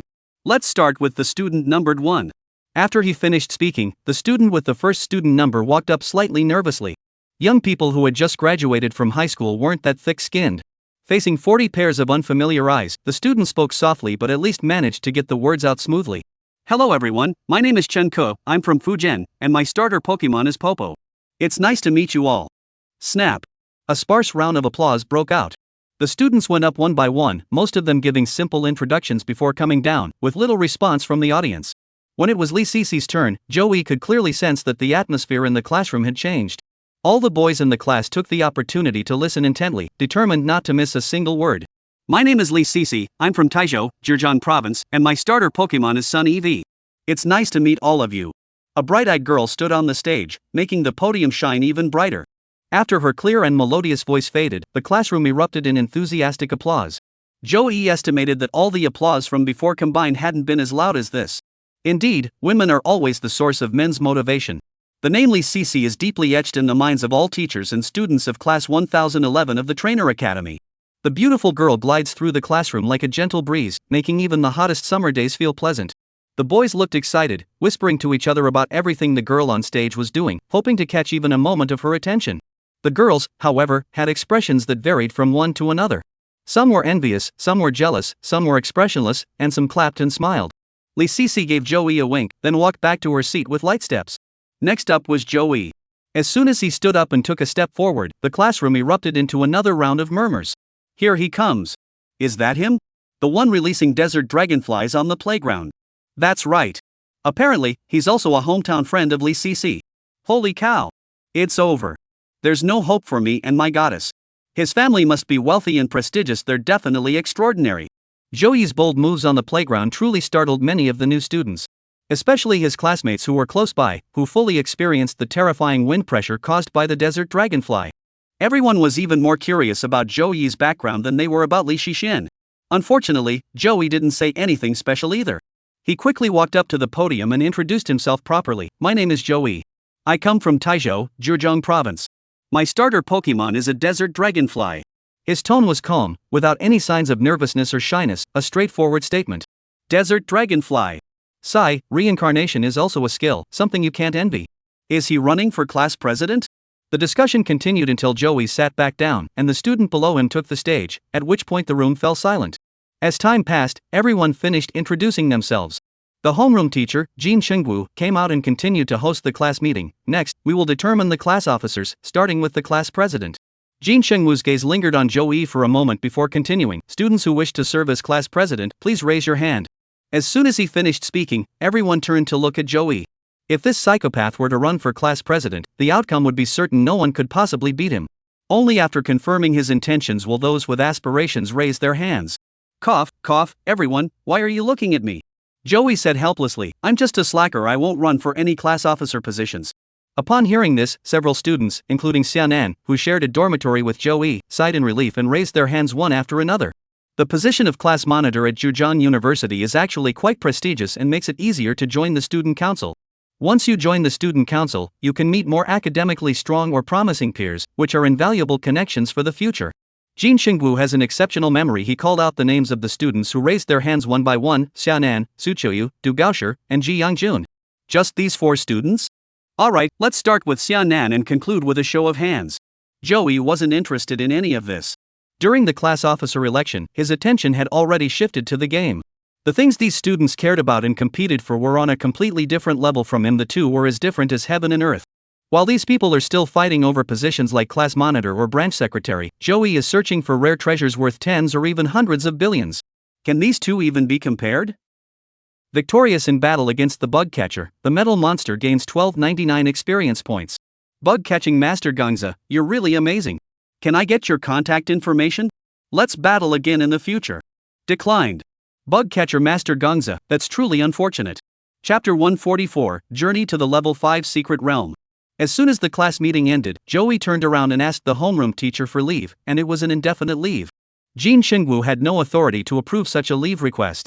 However, Joey told him before leaving. Mr. Jin, Principal Liu has already approved this leave request. Just submit it to him. Since Principal Liu has already agreed, as the most junior teacher, Jin Xingwu naturally has no say in the matter. He put away Joey's leave request and prepared to submit it to his superiors. Whether it's approved or not depends on the superior's decision, it's none of his concern. To be honest, compared to Joey staying in the classroom, Jin Xingwu would rather the student go out and take risks. If one could overpower the opponent, such a student with exceptional talent would be the favorite of every teacher. However, the problem is that, based on the current situation, Jin Xingwu is clearly no match for the desert dragonfly. Having such strong students also comes with its own set of challenges. When facing Joey, he couldn't even maintain a teacher's demeanor. How could he possibly teach? Such a genius is better off growing on their own. It can't be taught, and I dare not teach it. Stepping out of the homeroom teacher's office and checking the time, it was already 6 in the evening. The sun had already set, and Joey walked straight toward the girls' dormitory in the north area. He didn't know how long he would be gone this time, heading to the Pacific 5th level Dragon's Lair secret realm, so he needed to inform Lee Cece beforehand. Indeed, once one has someone to worry about, one can no longer act freely. However, this feeling vanished instantly when the young girl ran toward him. The girl was so beautiful and adorable that losing one's freedom for her wasn't such a bad idea after all. Joey planned to buy a house near the school and move out with Lee Cece when he was a sophomore. By then. Joey? Your expression is off. As expected of a woman, your intuition is sharper than any superpower. What expression do I have on my face? A righteous one? Joey held her soft little hand, and the two strolled along an artificially carved small river. He told Lee Cece about everything he had seen and heard that day. He did not withhold any details about the anomalies in the spatial gate, the changes in the Great Marsh secret realm, or even the evolution of the treasure and the elves. Lee Cece's face was adorned with a look of anticipation, her sparkling eyes fixed intently on Joey, never once looking away. The evening glow on the horizon was beautiful, but it couldn't compare to the girl's beauty. The next day, after bidding a tearful farewell to Xiao and I, Joey arrived over the Pacific Ocean early in the morning. His destination this time was the Dragon's Lair secret realm, the only level 5 secret realm on Earth. It is located in the open waters of the Pacific Ocean, over 5,400 kilometers from the coastal lands of Xia Nation, and falls under the jurisdiction of the United Nations. High-level trainers from around the world venture into this hidden realm for adventure. The 4 leaders of Xia Kingdom are also located here. According to online information, the entrance fee for the secret realm is $100,000. For ordinary people, forget about adventuring, they can't even get through the gate. Joey is now quite wealthy, holding 2 toxic attribute treasures in his hands. If sold, they would fetch nearly $4 billion. With so much money, I really have no idea how to spend it. Pondering how to spend the money, the desert dragonfly arrived at this island called West Asia. The total area of West Asia Island is approximately 10,000 square kilometers. Due to its remote location and the large number of tourists and trainers on the island. As a result, the cost of living here is astronomically high, with even the simplest fast food meal costing over 100 yuan, roughly 10 times the average in Xiagua. But there's nothing we can do about it after all. The only entrance to a level 5 secret realm in the entire world is located here. Here stands the world's largest secret realm entrance hall, a towering structure 198 meters high, divided into 56 floors. There are no particularly notable buildings in the surrounding area, with the tallest structure being a 90-meter-high building, which pales in comparison to the main building. This place is truly remote. Without the secret realm gate, it would be a barren island devoid of any human presence. The investment doesn't justify the return, so it's not worth spending a fortune to build dazzling skyscrapers. Riding a desert dragonfly, Joey landed at the designated landing site for flying ferries. The landing zone was extremely vast and flat, with no obstructions in the sky, specifically designed for trainers from around the world who ride flying-type spirits to train here. As soon as he landed on the ground, Joey couldn't help but exclaim, "There are so many Pidgey." Indeed, nearly all the spirits landing and taking off nearby were Biao. Occasionally, a few other types of flying creatures appear, standing out like a crane among chickens. This is way too excessive. Well, it does prove the practicality of the Biao. He recalled the desert dragonfly and walked toward the skyscraper in the distance. This place belonged to no country, so there was naturally no need for an entry visa. However, trainers who wish to enter the secret mansion must still undergo the necessary registration and inspection.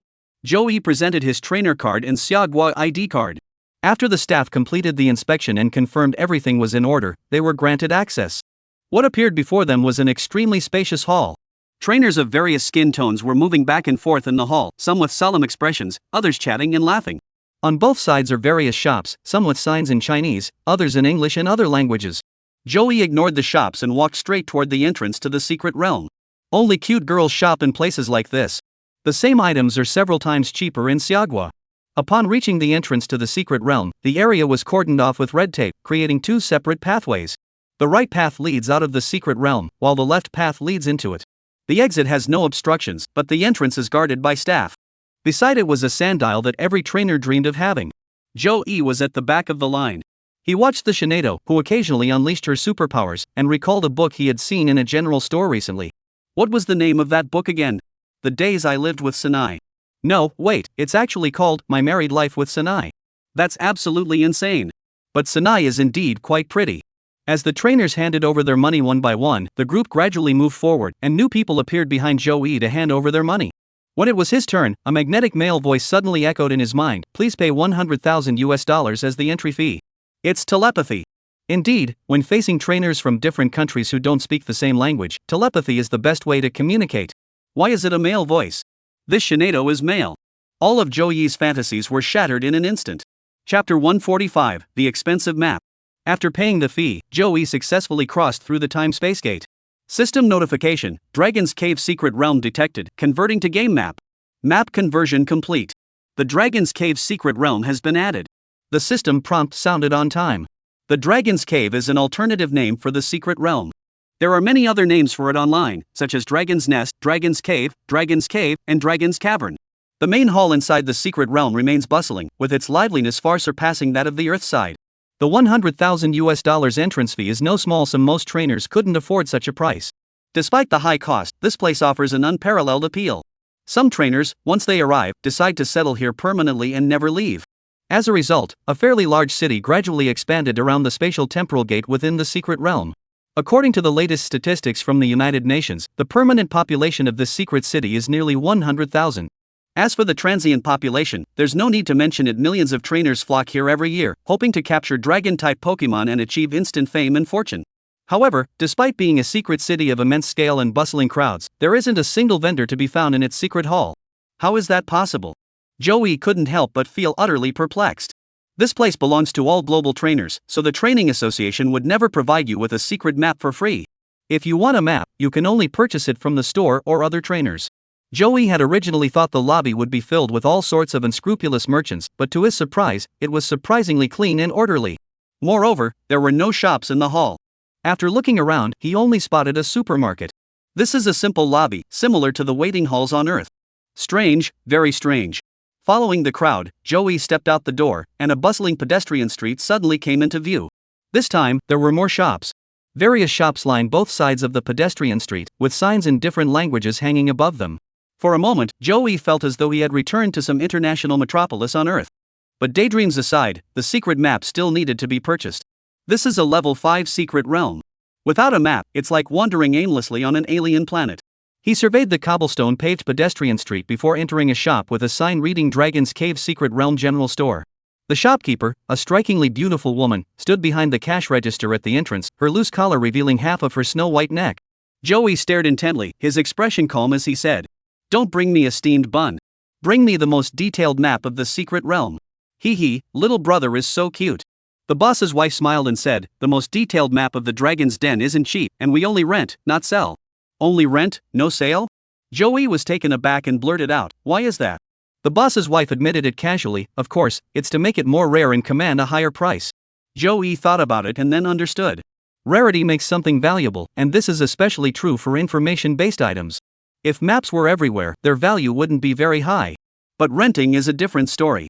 Once you rent it, you have to return it to the store when the rental period ends, which ensures its rarity. Unless you have the skill to draw one yourself, it will never lose its value. So if I rent it, can I print it elsewhere? There's no such technology or means in the secret realm, but it should be possible outside, right? Upon hearing this, the landlady gave a sinister smile and said, "No matter how much you print outside, it won't do any good. You have to bring it in." Alright, I understand. This secret city is collaborating with the UN to establish a monopoly. It's true that where there are classes, there is corruption. Human greed truly cannot be eradicated. Joey sighed helplessly, "Then please give me one." The highest level secret realm map costs 1,000 Xia Kingdom coins per day, and a deposit of 100,000 is required. Are you sure you need it? 1,000 per day, 10 days is 10,000, and 100 days is 100,000. The area of the level 5 secret realm is so vast that even rushing through it would take several days, let alone handling any tasks. Sometimes a delay can last for months, and you can easily make tens of thousands. This money is too easy to earn. However, Joey responded decisively, "Yes." The landlady smiled charmingly, stood up, and swayed her hips as she retrieved a thick, folded map from inside the shop. "Please confirm this. I guarantee that there is no more detailed map of the entire secret realm than this one." The prices of all the shops in the major shopping malls are the same, and there is no deception of the elderly or children. Joey unfolded the map. Wow, when unfolded, it's at least 2 meters wide. The top is densely covered with various labels and annotations, extremely detailed. The boss's wife pulled out another map from under the counter and said with a smile, "Here's another one. Take this one too." Joey folded the map in his hand, took the other one from the shopkeeper's wife, and unfolded it. What appeared before him was an extremely complex maze-like route map. Joey asked in confusion, "What is this?" "A map of the ice cave." The landlady's expression grew serious. "This map is the reason it's so expensive. Countless trainers have sacrificed their lives to secure this relatively safe route through the ice cave." Ice cave.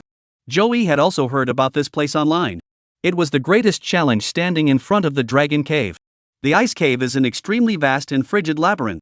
Whether it was deliberately constructed by the elves of the dragon's lair or a masterpiece of nature, the labyrinth is entirely composed of ice that has frozen over thousands of years, making it incredibly hard. Adventurers must navigate the ice cave maze to reach the entrance to the dragon's lair. The value of this map is immeasurable. No wonder it's so expensive, it's definitely worth every penny. I'll take good care of it. Joey put the map away. The landlady smiled and shook her head. There's no need to keep it so carefully. If it gets lost, that would be even better. Then you can just give me your 100,000 yuan deposit directly. You're really something.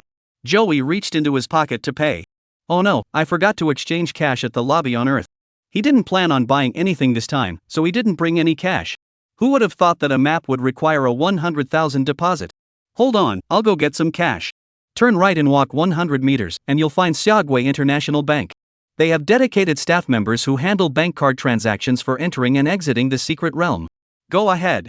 Chapter 146, Encountering the Son of Banmu. The trip to the bank to exchange cash is temporarily set aside. After renting a map from the landlady, Joey found a tea house to sit in and began his gaming journey as a gaming addict. The dragon's lair was a perilous place, so it was better to use the game to explore it safely. According to the map, the dragon's lair is located 20,000 kilometers east of the spatial gate. That means it would take 2 days and 2 nights to fly there at the speed of a desert dragonfly. Dragonite, I need Dragonite. Joey gritted his teeth and began to fly. If there were a Dragonite, this journey would be shortened to 8 hours. Under normal circumstances, a King-class Dragonite can maintain a flight speed of 2,500 km per hour, which is more than twice the speed of sound. Its short-term burst speed reaches 4,500 km per hour, approximately 3 times the speed of sound. To be honest, even a master-level Biao could achieve this speed provided that the Biao is also master-level. If we're talking about short-term bursts of speed, Dragonite isn't actually the top choice. The true masters of burst damage are the other legendary Pokemon, Charizard and Blastoise. According to data from the Guinness Pokemon records, the fastest Latios on Earth can fly at a speed of 2 km per second. Converted to kilometers, that's over 7,000 km per hour. Unfortunately, the Lianyao Lusha does not sustain this speed, and at this rate, it can only maintain its burst for a maximum of 10 minutes. Additionally, it's worth noting that the fastest Pokemon across all species is the Iron Mask Ninja. Its movement speed is so fast that the naked eye can't keep up, leaving only a blur in its wake. Therefore, it is extremely difficult to catch, unless a trap is set up, otherwise it is completely invisible. The iron-faced ninja is fast, but it cannot carry people, and with the size restrictions of the arena during competitive battles, this significantly reduces its effectiveness. As for other spirits, the clay giant is also not slow, but it still has issues with sustained performance. In the end, the fastest and most consistent Dragonite is the most practical choice. The stylish rapid fire dragon is also decent, and the fiery Landorus is also acceptable. You make it sound like I can just pick any of them. Joey took a sip of tea and continued on his way. 3 days later. After a grueling 60-plus hour flight, Joey's game character finally arrived at the Dragon's Cave, as marked on the map. During this journey, he encountered over 40 Pokeballs. Among these, 10 were regular Pokeballs, 12 were Super Balls, 3 were Premium Balls, and 1 was a Luxury Ball.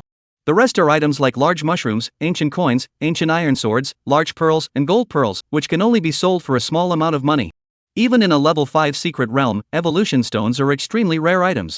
Upon arriving at the dragon-type Pokemon's territory, Joey slightly slowed down his flight speed. He needed to locate the entrance to the ice cave marked on the map and enter through the correct one. Over the years, people have discovered thousands of ice cave entrances, each leading to a different maze-like route. The temperature below gradually grows colder, and the ground displayed on the game screen begins to be covered in frost. Desert Dragonfly, Woo-oh. System notification, the Desert Dragonfly feels cold. Looking at the dialog box at the bottom of the interface, Joey couldn't help but smile wryly. Alright, I know you're 4 times weaker against ice. Once we find the cave entrance, I'll bring you back. Following the marked location on the map, Joey spent another 10 minutes before finally locating the correct entrance. Just as he was about to control his character to enter the pitch-black cave in front of him, the screen suddenly froze uncontrollably. Immediately afterward, an NPC with an exclamation mark above its head ran out of the cave. Silver, are you here to challenge the ice and snow path as well? Since we've met, how about a battle? It's an NPC? I thought you were a real person. Someone came to give him experience points, so Joey naturally didn't refuse. He clicked confirm directly, and both parties entered the battle interface. The battle against Sakiki's Sunin has begun. The opponent has sent out a fiery beast LV-63. Go, Desert Dragonfly LV-72. The battle against Sakanoki no Kojin has begun. The opponent has deployed a fiery beast LV-63. Go, Desert Dragonfly LV-72. Ha! Looking at the prompt on the interface, Joey froze for a moment. What the heck is Sakanoki no Ko? Never mind, since there's already Hyaron and the others, it seems pretty normal for Sakaki to show up too. Joey didn't pursue the matter further, and the battle officially began. A level 72 Desert Dragonfly faced off against a level 63 Fierce Beast. This battle wasn't particularly challenging. The Blazing Beast is countered by ground-type moves, while the Desert Dragonfly happens to have a ground attribute. As a result, Joey immediately commands the Desert Dragonfly to use Earthquake. In the game, whether skills dodge or not depends entirely on skill hit rate and luck. There is no issue of manual command. Therefore, the Earthquake hit perfectly. Desert Dragonfly used Earthquake, with outstanding results. The health bar of the Fiery Beast vanished by more than half in an instant. The Fierce Beast used a Fire Blast, with average effect. Fire-type attacks only deal half damage to the Desert Dragonfly, reducing its health bar by less than 1/6. Joey unleashed another Earthquake, ending the first round of combat. The Fierce Beast is unable to continue fighting. The Desert Dragonfly has gained 10,230 experience points. The Silver Knight is about to send out Maril LV-68. Do you want to switch Pokemon? Oh no, Ice-type. Switch. Joey made a cowardly choice to switch. A fourfold disadvantage is just too much to handle. Mara is a dark type with ice type, which is quadruple type, weak against fighting type, rock type, and bug type, steel type and fire type, and also weak against fairy type. Having undergone 9 years of compulsory education in this world, Joey has a solid grasp of the type weaknesses between Pokemon. If it were the situation from his previous life, or he had only a superficial understanding, he would have likely forgotten everything by now. Never mind, let's give it a try for the experience. It's decided, you're it. Go! Metal Monster. It's decided, you're the one. Go for it, Metal Monster. Both sides' second Pokemon enter the field. Metal Monster and Flash Pokemon activate their entrance effects, flashing brightly in an instant. Then they launch a powerful charge. The effect of this skill is that the greater the weight difference, the greater the power. With the Metal Monster's weight of over 600 kilograms, Maruara couldn't possibly resist, assuming she could even use it. Joey was merely testing the waters to see if the opponent would use a Dark-type skill. Marula used Dark Strike to the vital point, with outstanding results. The Metal Monster cannot fight. Should we switch Pokemon? Alright, the opponent isn't stupid. The Metal Monster isn't as fast as Maril, so it was instantly defeated. The NPCs are pretty smart too. Joey sighed and sent out the Fire God Moth. Chapter 147, Joey, completely baffled. Victory in the battle against Ian Sakanoki's son. Silver, you're quite skilled. You might be able to break through the ice and snow-covered path and find the true location of the dragon's lair. Silver, the Dragon Elder is extremely powerful, and the Swift Mini Dragon isn't that easy to obtain. Silver, good luck. The dialogue box kept popping up. After saying these words, Silver disappeared from the screen. In the real world, Joey, sitting in the tea room, pondered the Swift Mini Dragon mentioned by Ian. The Elder of the Dragons, the Swift Mini Dragon. Joey retrieved the corresponding memory from the depths of his mind. It should be the plot from Pokemon Heart Gold and Soul Silver. In the previous game, there was a temple deep within the Dragon's Cave. The Dragon Elders in the temple would ask players questions about how they would treat elves. If the player's answer is compassionate, they will receive a mini dragon capable of casting Blink. If the player answers incorrectly, they will still receive the mini dragon, but it will not have the Blink ability and will instead have wide-eyed expression. These two skills are completely different, so the first one is obviously more valuable and rare. Are there such skills in real life? Joey found it hard to believe. Games in reality are definitely different. Who would just give you a rare and powerful quasi-god like a mini dragon for free? He didn't dwell on it and controlled his character to enter the ice cave. The screen transformed into a dark cave, with branching paths that seemed to hide the bodies of countless trainers. Joey zoomed the map to its smallest size, only to discover that the entire screen was filled with an icy labyrinth. According to another rented map, the ice cave's coverage area should span tens of thousands of square kilometers. To find a way out of a complex maze measuring over 100 kilometers in length and width is truly a testament to human ingenuity. If you gave Joey a map of the maze, he wouldn't be able to find his way out either. Joey followed the routes on the rented map to explore deeper into the cave. As he went further in, the screen soon became dim and he couldn't see the path ahead clearly. The cave is pitch black. Should you use a flashlight? Yes. The Fire God Moth used a flash, and the area around it brightened up. A circular area in the center of the screen was illuminated by the Fire God Moth. It's all flashy and over the top, as if it's afraid no one will notice it's the game system. Joey muttered under his breath and continued on his way. If he didn't have that rented map in his hands, this layer of darkness could indeed cause some trouble. No, without the map, he wouldn't have been able to find his way out of this place at all. As for the darkness, it was just a minor obstacle. Joey compared the game map with the rented map and continued forward along the marked route.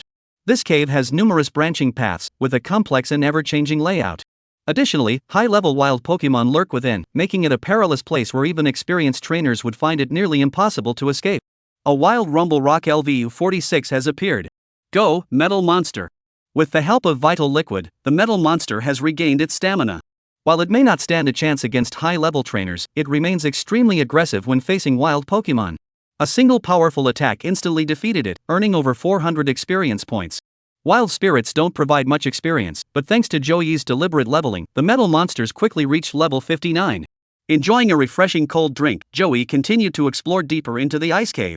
As he went deeper, icicles began to appear on the rock walls on both sides, and the ground beneath his feet often froze over. Whenever the game character accidentally steps on the ice, it slides straight forward uncontrollably. This reminds Joey of some unpleasant memories from his previous life when he played games, sliding around on the ice and being unable to escape no matter what he did. However, the real world didn't have such painful situations.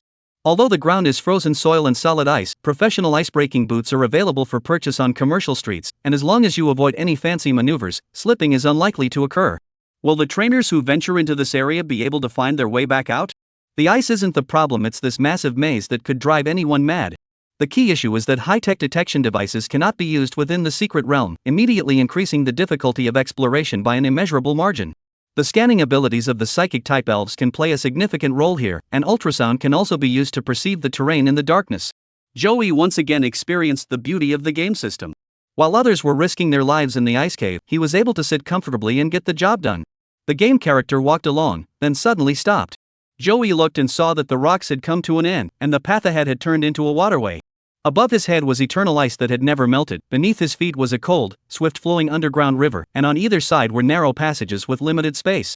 Even the phoenix can't spread its wings here. Joey tried clicking on the water in front of him, and the system gave a prompt. The current is too strong to surf. Are you kidding me? Joey was stunned. He opened the spirit interface again and clicked on Secret Technique 02, Flying Technique under the Desert Dragonfly. Flying is not allowed here. Flying is not permitted here. Joeysian, sitting on a small chair, drinking tea, and listening to music, was stunned. Are you just going to leave me hanging here? Isn't this a game bug? Even a legendary level Baoli Long can't handle this swift current? The cave is too narrow for the desert dragonfly to maneuver, but it has its own superpowers. It can float effortlessly through the air in no time. But the game is just that rigid.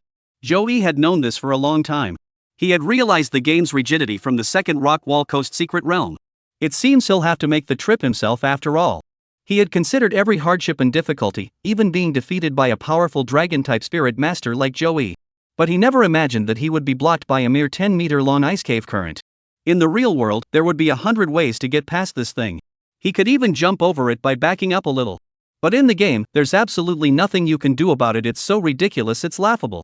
Well, when you encounter ice, you can only slide in a straight line, and you can't even climb small slopes. Even a sapling can block your path.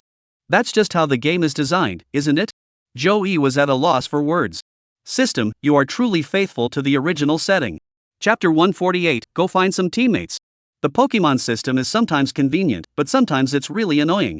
With a confused and bewildered expression, Joey stepped out of the tea room. Then, he came to a massive building and stopped in front of the Dragon's Den Secret Realm Adventure Hall. The Adventure Hall before him was actually no different from the entrance halls of other secret realms.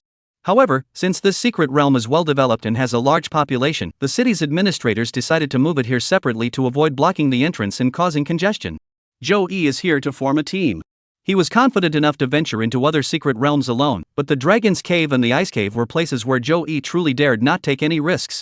It wasn't that he was afraid of wild elves, he was just afraid of getting lost in the Ice Cave. The internal terrain is simply too complex. Even with a map, a newcomer like Joey would have no idea how to navigate. Everywhere you look, there are identical caves, dark and gloomy, with countless passages leading in all directions. Who would dare to go in alone? Forget about a map. Even with navigation, you'd still get lost. The problem is that my phone is useless here, so I have to navigate with a piece of string. Thinking about his life, he decided to find an experienced team to join. Anyway, he had the game system, so he wasn't worried about unequal distribution. When he encounters rare spirits, he simply captures them within the game. When he discovers rare treasures, he marks the location and secretly picks them up when no one is paying attention. As for his teammates, they can only follow along and take the hit. But you can't say that. Teammates can also be responsible for safety and security, act as guides, and chat to keep things lively. Joey, you're really a bad influence. With that thought, he stood before the entrance to the Secret Realm Adventure Hall and stepped inside. The Secret Realm Adventure Hall was a public place, but it resembled a casual card-playing spot more than anything else. Trainers can trade treasures obtained in the Secret Realm here and form their own adventure teams. Joey's goal this time is to find a team to explore the dragon's lair.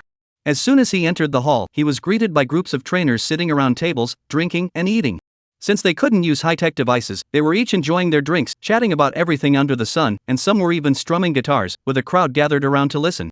Everything in the hall seemed so primitive, reminiscent of an adventurer's tavern from a TV drama or a Western fantasy novel. Of course, the place was also divided into several distinct areas. Xia Kingdom Zone, Eagle Kingdom Zone, European Zone, and Indian Zone. In the center of the hall is a circular service counter, where 8 beautiful young women are seated, divided into 4 groups of 2. Each young woman has a sign in front of her indicating the languages she can understand. Those with 2 Chinese characters written on them are, of course, the service counters for trainers from Xia Kingdom. Joey walked up to the Chinese service counter and said, "Hello, I'm looking for teammates to go to the dragon's lair." "You're going to the dragon's lair?" The woman behind the bar gave him a strange look. Joey looked far too young. Under normal circumstances, trainers of such a young age wouldn't be very strong. Going to the dragon's lair is almost certain death. Joey nodded and asked, "Is there a problem?" "No. Whether the trainer goes to his death is none of her concern." The woman shook her head and then gave a professional smile. "Next, I will ask you a few questions. These will be posted on the bulletin board and will also affect the team level we recommend for you. Please answer honestly. The more detailed your answers, the more trustworthy you will appear." "Sure, go ahead. Please give me your ID card." "We need to register your name and place of origin." The woman took out a sheet of A4 paper and a black pen.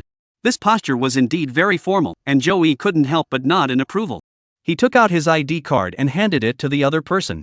Although ID cards can be forged, if someone truly has malicious intent, no precautions will be effective. After copying Joey's information, the woman continued, "Please describe the type and strength of your spirit so we can match you with suitable teammates."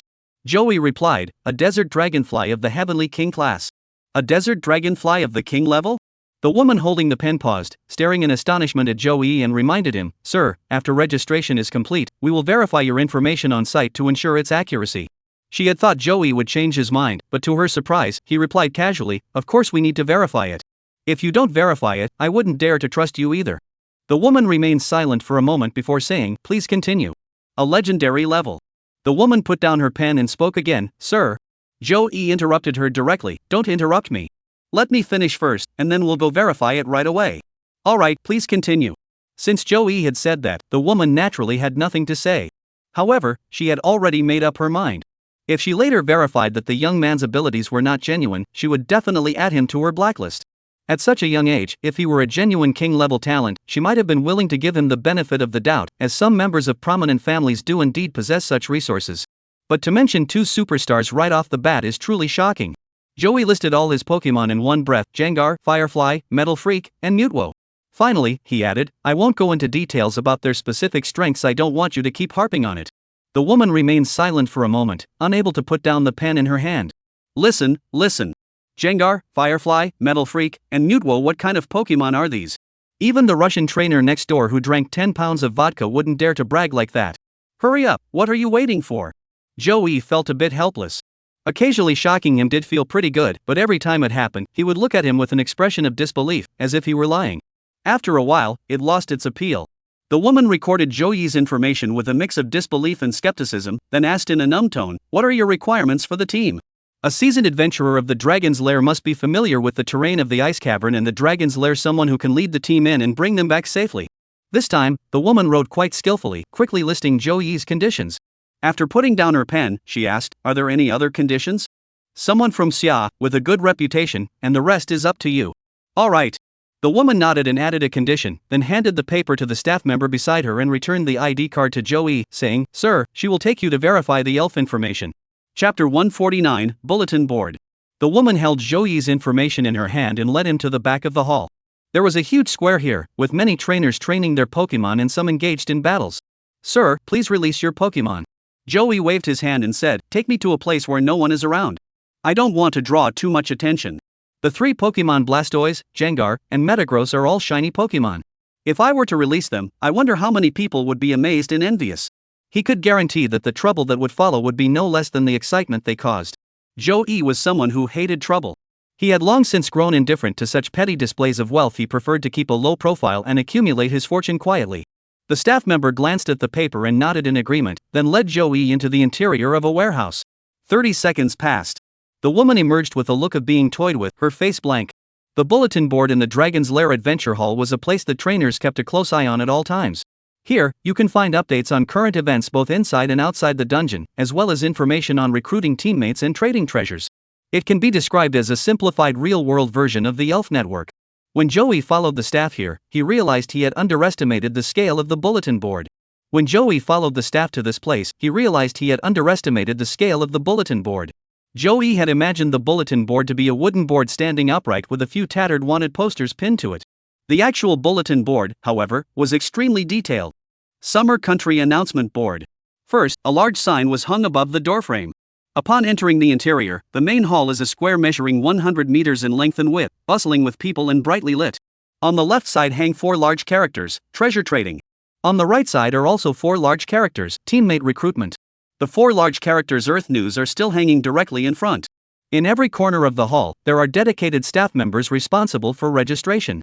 Looking at the orderly lobby, Joey couldn't help but marvel at the meticulous management of this hidden city. Staff members headed toward the team recruitment bulletin board to post information, while Joey wandered around the hall on his own. He first went to the treasure trading section, where 4 large characters were displayed above, with more specific items listed below. The antique section featured listings for the trade and exchange of items such as iron swords, crowns, and scepters. The materials section includes items such as iron shell des poupées meow meow was pollen ba wine was fragrant liquid meow meow's gold coins and cat boss's gems. These items can be purchased at various stores and used to craft potions that enhance the attributes of your Pokemon. After processing, their value can increase by hundreds of times. Evolutionary fossils also have a dedicated bulletin board with many exchange notices. For example, trade lightning stone for waterstone, trade firestone for waterstone, and so on. Next up is Earth News. The bulletin board here is plastered with newspapers from the Xia Kingdom. There are official national dailies, provincial newspapers from various provinces, and even tabloid newspapers. Joey saw many news articles there. Breaking news! A second explosion has occurred at the entrance to the new secret paradise in the Pacific. A mysterious portal to another dimension suddenly appeared within the Grade 4 secret wetland in Hangzhou City. These are the latest updates, and there have been previous reports of new secret realms appearing in the Pacific Ocean. Preliminary estimates suggest they are of the same level as the Dragon's Lair secret realm. These are older news items. While Joey was browsing, the staff on the other side also posted his information and recruitment requirements on the bulletin board. The team recruitment section was divided into 3 areas: elite recruitment, prospective champion recruitment, and champion recruitment. Naturally, the elite zone has the most members and postings, as most trainers are at this level of skill. However, when they saw the staff holding papers and sticking them in the king's zone, many trainers immediately gathered around. Whether they met the requirements or not, they just came to watch the commotion. Has a legendary trainer started recruiting? Let me see. Let me see. Don't push. Read the instructions at the front first. Who knows, maybe I'll get a chance. The trainers rushed forward and surrounded the bulletin board, leaving no room to move. Someone at the front read out the contents. Recruiting Dragon's Lair Adventure Companions. Personal strength, 2 legendary tier Pokemon, one of which is a mid-tier legendary desert dragonfly, the details of the other remain confidential. Recruitment requirements, trainers from the Summer Kingdom with excellent reputation, seasoned adventurers in the Dragon's Lair, and familiarity with the terrain of the Ice Cave and Dragon's Lair. Note, professional teams will be prioritized. If no suitable team is found within 1 day, individual players will be considered. Details to be discussed further. After reading the notice board, the trainers immediately became excited. A mid-level desert dragonite from the King's League, that's no pushover. Why would a trainer like this be looking for teammates? He could just find a few in his social media feed. I'm a veteran of the Dragon's Lair. I've been there over a dozen times. How is the adventure income distributed? It's not specified. And there's no mention of team member strength requirements either? Someone asked, "Miss, did the expert not mention the skill level of the teammates?" A staff member pushed aside responded, "No restrictions on strength, but elite level is the minimum requirement." Elite level is sufficient? Everyone stared in disbelief. Who among those who dared to enter the Dragon's Lair wasn't elite level? He was a trainer with 2 king-class spirits. Looking for elite teammates was just holding them back. Even so, as an elite peak-level trainer, I wouldn't dare to sign up. The trainers were discussing among themselves, while Joey stood aside, checking out the other recruitment teams. Many teams were in need of trainers skilled in psychic-type Pokemon, indicating that this type was indeed in high demand for wild adventures. When you think about it, having psychic abilities can make many tasks much easier. At the most basic level, superpowers can scan the surrounding environment and detect danger in advance. This alone is enough to make it the best companion for adventures.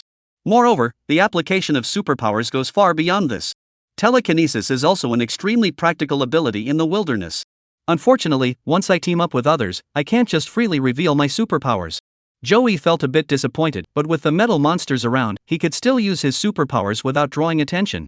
While he browsed through the information, many trainers had already gathered at the counter to sign up for Joey's team. Same as before. Whether there's hope or not, it can't hurt to try. What if you get selected? Adventure alongside a legendary trainer. Even if there's no guarantee of rewards, safety should be assured. After all, trainers who deliberately abandon their teammates will be shunned by countless others in the secret realm. If your team is always short-handed during every adventure, your reputation will inevitably plummet to the lowest possible level. Chapter 150, Screening the Team. After finding a hotel to rest for the night, Joey returned to the Secret Realm Adventure Hall early the next morning.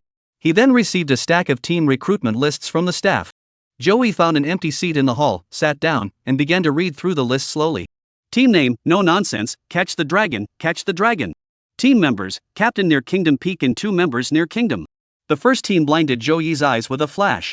Are all these people so skilled? Joey couldn't help but laugh and cry at the same time. Not long ago, he thought the Stinky Mud Care Squad was already a pretty outrageous name, but he never expected something even more outrageous to be hiding in the dragon's lair. To be honest, Joey really wanted to join this team and experience how a bunch of goofballs go on an adventure. However, there was an official comment from the Secret Realm Adventure Hall below. This team has replaced 7 members within the past year. Please choose carefully. Sure enough, unreliable individuals are not to be trusted. Joey put this recruitment notice at the bottom and continued looking at the second one. Team name, The Mighty Men. Team members, Captain Up-and-Coming King and 1 member Up-and-Coming King. Team motto, Philosophy. Comment, the atmosphere in this team is unusually tense, and the captain and members seem particularly fond of female monsters. Please choose carefully. Joey felt a surge of blood rise in his throat. Does the secret hall only collect information and not screen it? He placed the flyer at the bottom, resisting the urge to punch something, and continued looking at the third one. Team name, Temporary Team. Team members, Captain King, 2 members, 1 aspiring King Trainer, 1 aspiring King Greeter. Team motto, Dragon's Lair Adventure, urgently seeking King-level teammates, psychic type preferred. Distribution principle, distribution based on contribution, with more rewards for greater effort. Comments, this is a temporarily formed team with no records. Please exercise caution when selecting members. Finally, a normal one. Joey set this document aside for now. This team is actually worth considering.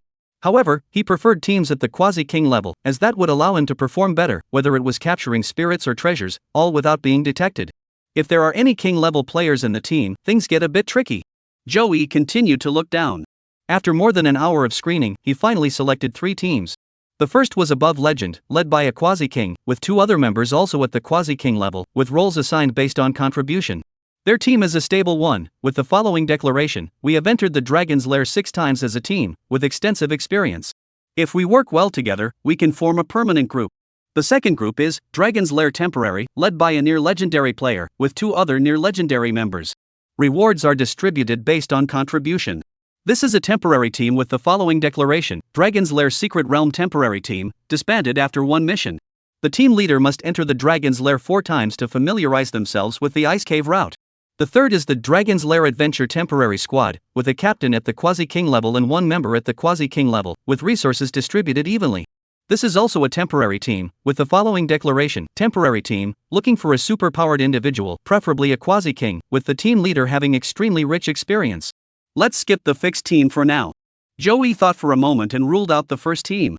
The remaining 2 teams were both viable options, so Joey decided to meet with both of them.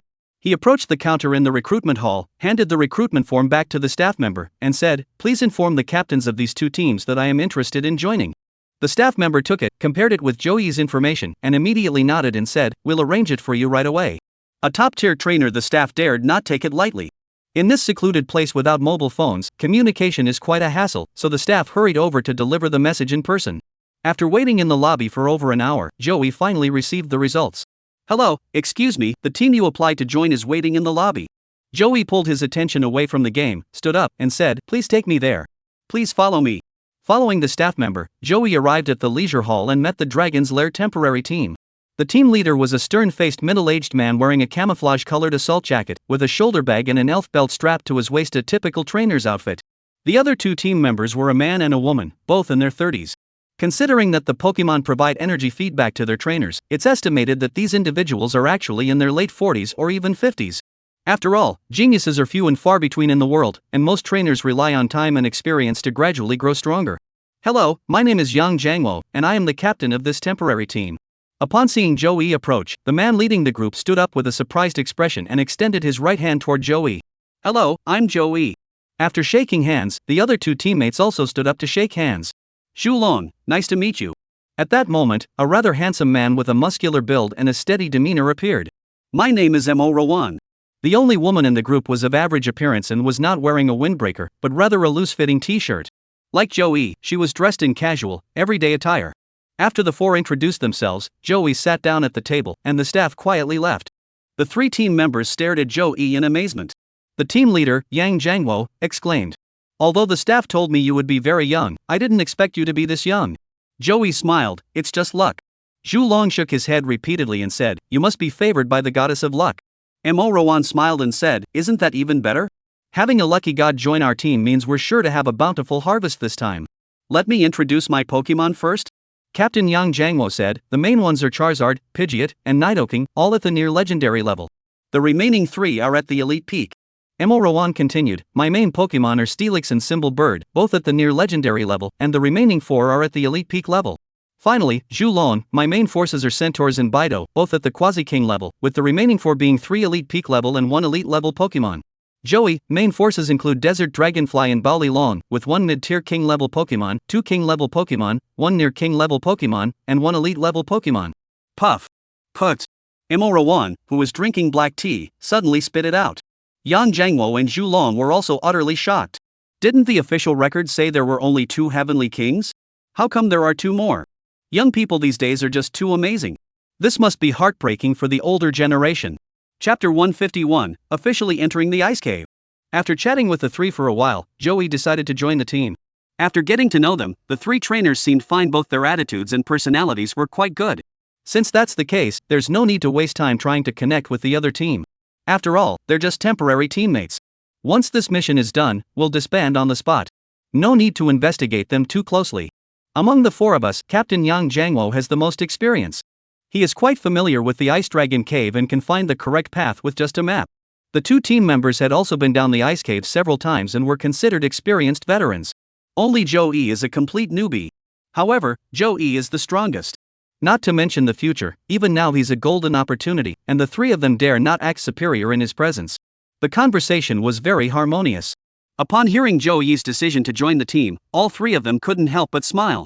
With a top-tier trainer on board, the safety of the journey could be significantly enhanced, and who knows, we might even venture into the Dragon's Lair to explore uncharted territories. The 4 of them signed a temporary team-up contract under the official witness in the hall. The contract not only outlined the distribution of earnings but also included guarantees for each trainer. Once the 4 names are signed and the fingerprints are pressed, the team is officially formed. Following Yang Jangwo's suggestion, Joey purchased some specialized equipment for ice caves. Keeping warm is the top priority, safety measures are also extremely important, and finally, comfort products are essential. A set of thermal underwear made from 9-tailed fox fur, priced at 100,000 yuan. Professional ice skates cost 5,000 yuan per pair. Authentic King 9-tailed fur gloves, 20,000 per pair. King level wind speed dog waterproof and windproof jacket, 200,000. All in all, Joey spent nearly 400,000 yuan. There are still items like thawing medication and frost-proof tree fruits to purchase. Only the wealthy can afford such things. Ordinary trainers couldn't possibly afford clothing made from Pokemon fur. But it doesn't matter to Joey. Compared to his own comfort, these are just small change. The 3 members of the team returned to the hotel to retrieve their travel backpacks, and with everything prepared, they finally set off on their journey to the Dragon's Lair.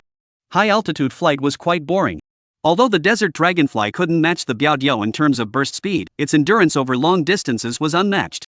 The entire team maintained a speed of approximately 400 km per hour. Traveling during the day and resting at night, they crossed 2 seas and 3 continents, taking nearly 4 days to reach their destination. The game screen and the real-world scenery were completely different. When Joey finally stood before the ice cave, he realized the majestic grandeur of the snow-capped mountains before him. Sitting on the back of a desert dragonfly, floating high in the sky, his vision pierced through the clear air, allowing him to see extremely far. Before you lie the majestic snow-capped mountains, stretching endlessly from your feet to the horizon, as if they were endless. The biting cold air swept in, and the breath exhaled by the four immediately turned into white mist and dissipated. The desert dragonflies and the biao birds were even more dramatic. The intense heat generated by their continuous flight, when it came into contact with the outside air, caused their entire bodies to be enveloped in white mist. Seeing Zhou Yi's amazed expression, Yang Jiangmo smiled and said, "This mountain range is known as the Dragon's Den Snow Valley, spanning 20,000 kilometers. It frequently features snow-capped peaks reaching tens of thousands of meters in elevation, almost covering the entire continent." Faced with this breathtaking sight, Zhou Yi could only exclaim in awe. Such a scene can only be found in a hidden realm. Earth is simply too small. The Himalayas and Mount Everest pale in comparison to the mountains before him. Yang Jiangmo had been here many times before and was no longer impressed by the scenery. He simply said, "Follow me," and led the way down toward the mountain's base. Zhou Yi and the other three followed closely behind, and the four of them came to a stop in front of a deep, dark cave. This was precisely the optimal entrance marked on the map. There is also a wooden signboard nearby, with the words "Ice Cave Entrance" written in multiple languages at the top. Since Zhou Yi was visiting for the first time, Yang Jiangmo took the time to explain. There are many entrances to the ice cave, and the internal passages are extremely complex. The entrance we see before us is the optimal route summarized by our predecessors many years ago. Everyone, check your gear, we're going in right away. Yang Jiangmo finished speaking, opened his backpack, and began to check the items: military rations, energy blocks, magnetic field detection pointers, high-intensity flashlights, and insect repellent spray. An ice cave adventure requires utmost caution. The slightest mistake could add another human-shaped ice sculpture to the maze. After the four of them finished their inspection and retrieved the flying spirits, Yang Jiangmo said again, "Each of you release a small-sized spirit to protect your own safety. It's best to choose one that consumes the least amount of energy." As he spoke, he reached into his waistband, pulled out a pokeball, and opened it. A crystal lantern spirit with a faint blue flame appeared beside him. "Sigh, there aren't any with lower energy consumption." Zhu Long opened the pokeball in his hand and released the electric dragon. As for Mo Rawan, she was the symbol of the psychic-type Pokemon. Zhou Yi used the system to take a closer look. While Mo Rawan's symbolic bird was at the quasi-king level, the other two were stuck at the elite peak bottleneck. All three then looked expectantly at Zhou Yi, apparently eager to see the rare Pokemon of a king-class trainer. Zhou Yi did not disappoint them. "Zhen Gui, come out." When the pale-skinned Zhen Gui appeared before them, Yang Jiangmo and the others were instantly filled with admiration. The shiny Jengar, in terms of rarity, could easily outclass all the Pokemon they had combined. It's no wonder they're considered the best. Zhu Long sighed and shook his head. "Only my electric dragon needs to eat so much. What a loss." The crystal lantern spirit, the symbol bird, and the Jengar, these three are all Pokemon with extremely low energy consumption. Especially Jengar, which can hide in shadows, barely consumes any energy when not in battle, making it extremely efficient in terms of resource usage. Electric is different, it must use its legs to walk while staying outside. Most importantly, the electric dragon also needs to use its flash technique to illuminate the dark caves. Although the flash spell doesn't consume much energy, prolonged use requires a significant amount of stamina to replenish. However, since we've already made it to this icy dragon's lair, there's no point in being stingy without food. We've prepared an ample supply of energy blocks, enough to sustain the elves for half a year. Jengar merged into Zhou Yi's shadow, and the jewel on the electric dragon's tail glowed white. The crystal lantern spirit and the symbolic bird each floated beside their master. Everyone officially stepped into this vast and complex labyrinth. Chapter 152, The Villain and the Evil Elf. Temperatures below freezing, a pitch-black cave, a complex maze, and dangerous ambushes. Relying on the electric dragon's flash technique, Joey and his three companions groped their way through the semicircular cave, which was over 3 meters wide. The electric dragon truly lives up to its name as a lighthouse of the sea, Mo Rawan remarked. With it around, cave exploration is so much easier. Woo! Upon hearing the praise, the electric dragon let out a joyful low growl, and the light emitted from the jewel at its tail grew even brighter. Due to its unique structure, the flashes of light it produced were far brighter than those of other spirits. Hundreds of years ago, people even used electric dragons as a light source for lighthouses. After walking forward for a few minutes, they passed through a narrow section of the cave, and the surroundings suddenly opened up into a much wider space. The 3-meter-wide passage had transformed into a cavernous chamber spanning hundreds of square meters, branching off into 5 separate paths leading in different directions. There were no signs here, but someone had used a fluorescent marker to draw a very prominent symbol on the ceiling of each passageway. These scenes are completely invisible to Joey in the game, especially the cave ceiling, which is not displayed at all in the game's visuals. I never expected the real world to have such obvious markers. Most road signs are reliable, but you can't trust them completely. Yang Jiangmo said as he walked forward a few steps, picking up a stone to destroy the fluorescent pen markings on the cave wall. He said, for example, this route isn't safe. Some trainers have ulterior motives, they'll deliberately lead others astray. There are always some malicious individuals in the world who do such things without any reason, simply because they want to harm others. After destroying the markers on the wrong path, Yang Jiangwo led the three of them further in. The path wound through twists and turns, with the fluorescent road markers above gradually becoming fewer, but the route grew increasingly complex. Eventually, the fluorescent road signs disappeared completely. It wasn't that no one had marked the path, rather, the markers had been destroyed by other trainers. That's right, it's that bad. Joey glanced at his watch. They had been in the ice cave for over 4 hours. During this time, they had explored countless side passages and caves, and Joey had lost count. All he knew was that the temperature around him was dropping steadily, with sharp icicles hanging from the ceiling, and the rock walls were so cold they cut to the bone. He pulled out a thermometer and saw that the temperature had dropped to -36 degrees Celsius. Without this garment made from nine-tailed fur, Joey might have had to activate his superpowers to stay warm. Yang Jiangwo held a compass in his hand, pointing it forward, then to the left and right, and sometimes even making several large circles. Joey had completely lost his sense of direction. Even the game map couldn't save him from his disorientation. However, having entered the area over 4 hours ago without encountering any wild Pokemon, he was at least safe for now. Just as Joey was thinking this, a loud cracking sound suddenly echoed from ahead. Boom! The entire cave trembled slightly, and the sound of collapsing rocks echoed from the distance. Damn it, don't tell me I jinxed it. Joey was speechless. Yang Jiangwo quickly crouched down in the corner of the cave, shouting at the same time. Don't panic. Small-scale collapses are common in caves. It must be wild elves fighting. The secret realm and Earth are fundamentally different. Here, elves thrive everywhere, especially in the caves where few humans venture, which serve as the lairs of ground-type and rock-type elves. These elves frequently cause small-scale collapses within the caves. For example, mole sprites and 3 mole sprites. Once they start moving, the area within several kilometers is affected. Dirt and ice shards keep falling from above, and dust fills the air. The symbol bird of the mid-tier quasi-king level being emitted a blue glow from its entire body, its overwhelming psychic power enveloping everyone's heads and deflecting the falling icicles and debris. Taking advantage of this moment, Joey opened the game interface to check the situation. He zoomed out the map and could see that the road was collapsing over 100 meters away from him. Unfortunately, the creature causing the collapse was too far away, and its type could not be identified on the map at the moment. After a while, the sound of the collapse gradually faded away. Joey closed the game and asked, "Is it over?"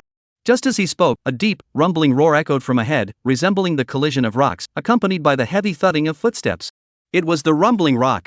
With a slight recollection, Joey immediately recognized the owner of this voice. It was the final evolved form of. Oh no, how did I end up here with? Yang Jiangwo and the others all looked grim. This evolutionary type Pokemon seems a bit off. Whether it's Little Fist Stone or Rumbling Stone, their temperaments aren't very good. If provoked, these creatures will go berserk, rolling around wildly and unable to stop. And what about the ultimate evolved form of Rumbling Rock? Even more vicious. These heavyweight spirits with their immense weight are the nightmare of cave adventurers. Lung Lungyan frequently causes earthquakes in its territory to assert its dominance as the ruler. In addition to earthquakes, they also unleash their rolling technique to wreak havoc, refusing to stop until they have completely destroyed the caves. Some extreme rumbling rocks even use self-destruction as a deterrent against intruders. In short, encountering these creatures on the mountain or in a cave is extremely unlucky. Taking advantage of the brief lull, Yang Jiangwo stood up and spoke in a firm voice, "We must defeat it quickly. Otherwise, the entire cave could collapse." As he spoke, another violent tremor shook the ground. "This guy is using an earthquake spell." Mo Rawan looked worried and immediately said, "Symbol bird, let's get off the ground." As the symbol bird's psychic power shifted, the 4 of them, along with the elves, all floated into the air. Shulong reminded Joey, "Hurry up and summon Jengue." "It's okay," Joey shook his head. "My Jengar retained the float ability from its ghost stage, so it can ignore ground-type attacks." Upon hearing this, Zhu Long immediately wore a complex expression. No wonder it's a shiny Pokemon. Even with a weight of 40 kilograms, it still has the float ability. Newton's coffin lid can't even hold it down. No wonder he's called Flash. At 40 kilograms, he actually has the ability to float. Even Newton's coffin lid couldn't hold him down. The cave passage where Joey and the others were located trembled constantly, and cracks began to appear on the ceiling. Yang Jiangwo, who had been closely monitoring the changes in the rock walls, immediately shouted, "Retreat! Get out of here!" The symbolic bird. As Mo Wanru shouted, the few people enveloped by psychic energy quickly retreated to the rear. Chapter 153, The Wretched Rumbling Rock. While retreating, Joey also controlled his game character to move forward and investigate. However, after taking only a few steps, they encountered a pile of rocks blocking their path. The metal monster used its secret technique 04, super strength, and the rocks were pushed aside. The system always manages to surprise Joey in unexpected ways. After pushing the stones forward for 100 meters, clearing obstacles along the way, he finally saw the culprit behind the collapse on the screen. It was indeed the rumbling rock. In reality, the four had already retreated to a safe area with the help of the psychic powers of the symbolic bird. Joey spoke directly, "Gengue, go ahead and take care of Longlongian." The pale Gengue emerged from his shadow, transforming into a shadowy form and rushing toward the passage where the rocks were rolling down. Wow, that was dangerous. Xulong leaned against the corner of the wall, exhaling a puff of white frost as he sighed. As Gengue executed his move, Joey's character in the game also arrived in front of the rumbling rock. As soon as they came into contact, a battle was instantly triggered. The battle against Wild Rumbling Rock LV-52 has begun. Let's go, Metal Monster. No words needed, just one powerful move, and it's over. The vibrations ahead came to an abrupt halt. Is it done? Yang Jiangwo paused for a moment, looking at Joey in surprise. So fast? Joey didn't hesitate, nodding and saying, "That's how fast it was." At this, the three teammates could only exclaim in awe, "No wonder he's a legendary Jengar." Without Jengar, if Rongranjian were to continue causing such destruction, the path ahead would likely be impassable.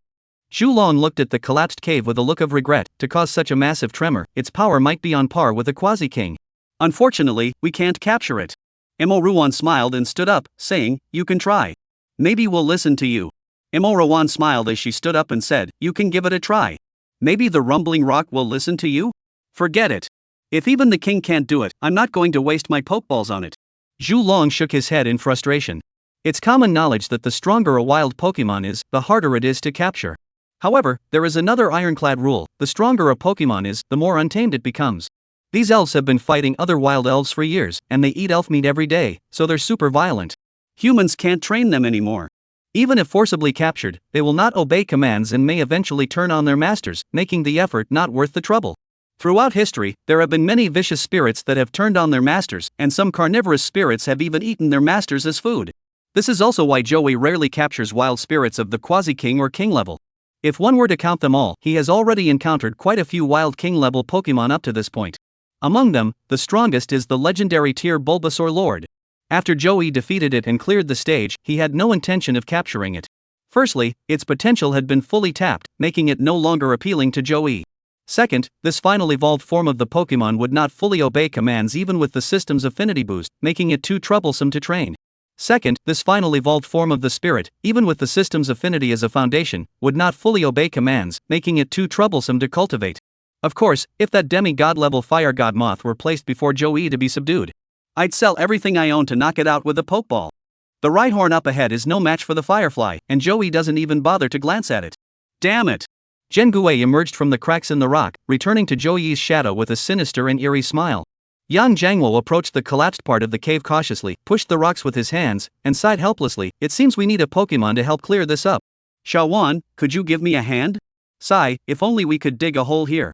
Xulong sighed as he retreated steadily, accompanied by the electric dragon. Emorawan heard this, reached her right hand toward the spirit waistband at her waist, and rolled her eyes. "You tell me. If I could dig a hole, I would have gone back and forth hundreds of times in the dragon's lair by now. Joey, please step back and leave a 15-meter distance." Once Joey and Yang Jiangwo had moved to the rear, Emorawan's heavy ball was activated. A massive beam of white light shot out from within, landing on the ground and transforming into a gigantic serpentine spirit entirely covered in steel. A Quasi-King level great steel snake. No wonder she said that. Given enough time, the giant steel snake could easily avoid the ice cave maze and dig a tunnel hundreds of kilometers long underground. Unfortunately, the ice cavern is not made of rock or soil. The depths of the cave are formed by underground rivers and frozen soil. Digging can indeed utilize ground-based elements to break through mud, sand, and rock, but when encountering permafrost, one is left helpless. This permafrost, forged over millions of years, is likely harder than steel. "Big steel snake, please clear this path." As Emorawan issued her command, the steel giant snake, over 10 meters in length, suddenly plunged into the pile of dust swirled endlessly, and the steel serpent's body was as hard as diamond. The cave rocks colliding with it even sparks. It crushed the falling rocks beneath it, rumbling forward with a thunderous roar. Joey and the other four followed behind comfortably, protected from the dust by the psychic shield formed by the bird-like entity, looking quite at ease. Soon, the collapsed passageway was cleared. Although some areas were quite narrow, the width of the giant steel snake's body allowed Joey and the others to bend over and pass through. As the four passed by the rumbling rock, the creature was just regaining consciousness from near death. Upon seeing the humans, it ignored the Steelix and Electrike Pokemon and immediately transformed into a ball, preparing to roll. Joey's shadow was stretched out by the Electric Dragon's flash spell. As it rolled toward him, a white ghostly hand suddenly emerged from within the shadow, condensing into a shadow sphere shrouded in black mist, which it fired toward the rumbling rock. Boom! The brutal energy exploded, instantly blowing the rumbling rock that hadn't yet rolled away far into the distance. Already on the verge of death, it crashed into the wall and once again found itself on the brink of death. Do you hate humans that much? Joey sighed. Yang Jiangwo speculated, maybe it's a newcomer who's claimed this area as its territory. They're not afraid of dying. Even with low health, they're not running away and are still hanging around here. The four of them ignored it and continued following the giant steel snake forward. Soon, the collapsed section on the other side also came to an end, and the cave once again became spacious, with the air growing cold and clear. Joey took a deep breath, feeling the coldness penetrate his lungs. Imo Wanru retracted the large steel snake, and Yang Jiangwo took out a map and compass to recalibrate their direction. The four set off once more. Chapter 154, The Hall in the Ice Cave. The time spent exploring the ice cave had clearly exceeded Joey's expectations. In the cave, anything could happen. Some paths are wide enough for large trucks to pass through, while others are so narrow that you need the help of elves to widen them. Even with an experienced veteran like Yang Jiangwo leading the way, they sometimes have to take detours or even return to the previous section. They might accidentally enter the territory of wild elves and be attacked, or encounter herds of wild boars foraging for food. If you're lucky, you might even encounter other trainers and exchange greetings. Of course, I also encountered quite a few ice-type Pokemon, but most of them weren't very strong and didn't cause much trouble. The most common ones were the small wild boars and the long-haired pig groups. Less common ones like snow children, geometric snowflakes, ice rock monsters, and mysterious lip sisters occasionally appear briefly on the game map. Busy and non-stop, Joey had already spent nearly a week in the ice cave. During this time, Joey and his team also discovered some valuable treasures. In a certain underground cave, there grew ice fruits that could alleviate burns. Joey secretly picked one of these fruits there. Then there were 2 ice stones. Joey took one for himself, and the other was discovered by the team. By this point in the adventure, Yang Jiangwo and his 2 companions had already gained enough. A single ice stone could fetch nearly 9 million on the outside, and with 4 people splitting the proceeds, each would receive over 2 million. In just 7 days, they earned 2 million, yet the 3 of them spent less than 200,000. A tenfold return on investment, what more could one ask for? However, with Joey, a top-tier expert, in the team, Yang Jiangwo felt confident enough to push further, aiming to reach the dragon's lair. If they were lucky enough to discover the dragon stone, that would truly be a stroke of fortune. Their current location was still a quarter of the distance from the exit of the ice cave. There is a small cave here, where Joey and the others temporarily stopped to rest and regroup. Take a hot shower, enjoy a steaming bowl of rice, and sleep in comfortably. Anyway, with fire-type and water-type Pokemon around, all of the above is a piece of cake. Once everything is in order, continue forward. After passing through this cave, the surrounding environment is no longer rock, but a mixture of rock and ice, or simply a passageway made entirely of ice. Under the glow of the electric dragon's flashes, the cave passages here are bathed in a blue hue. Above their heads hung clusters of 1-meter-long icicles and ice shards, while beneath their feet lay a smooth, flat ice surface. Even the walls were encased in ice, and the exposed rocks shimmered with a crystalline glow. The temperature here is even lower, having dropped to -50 degrees Celsius.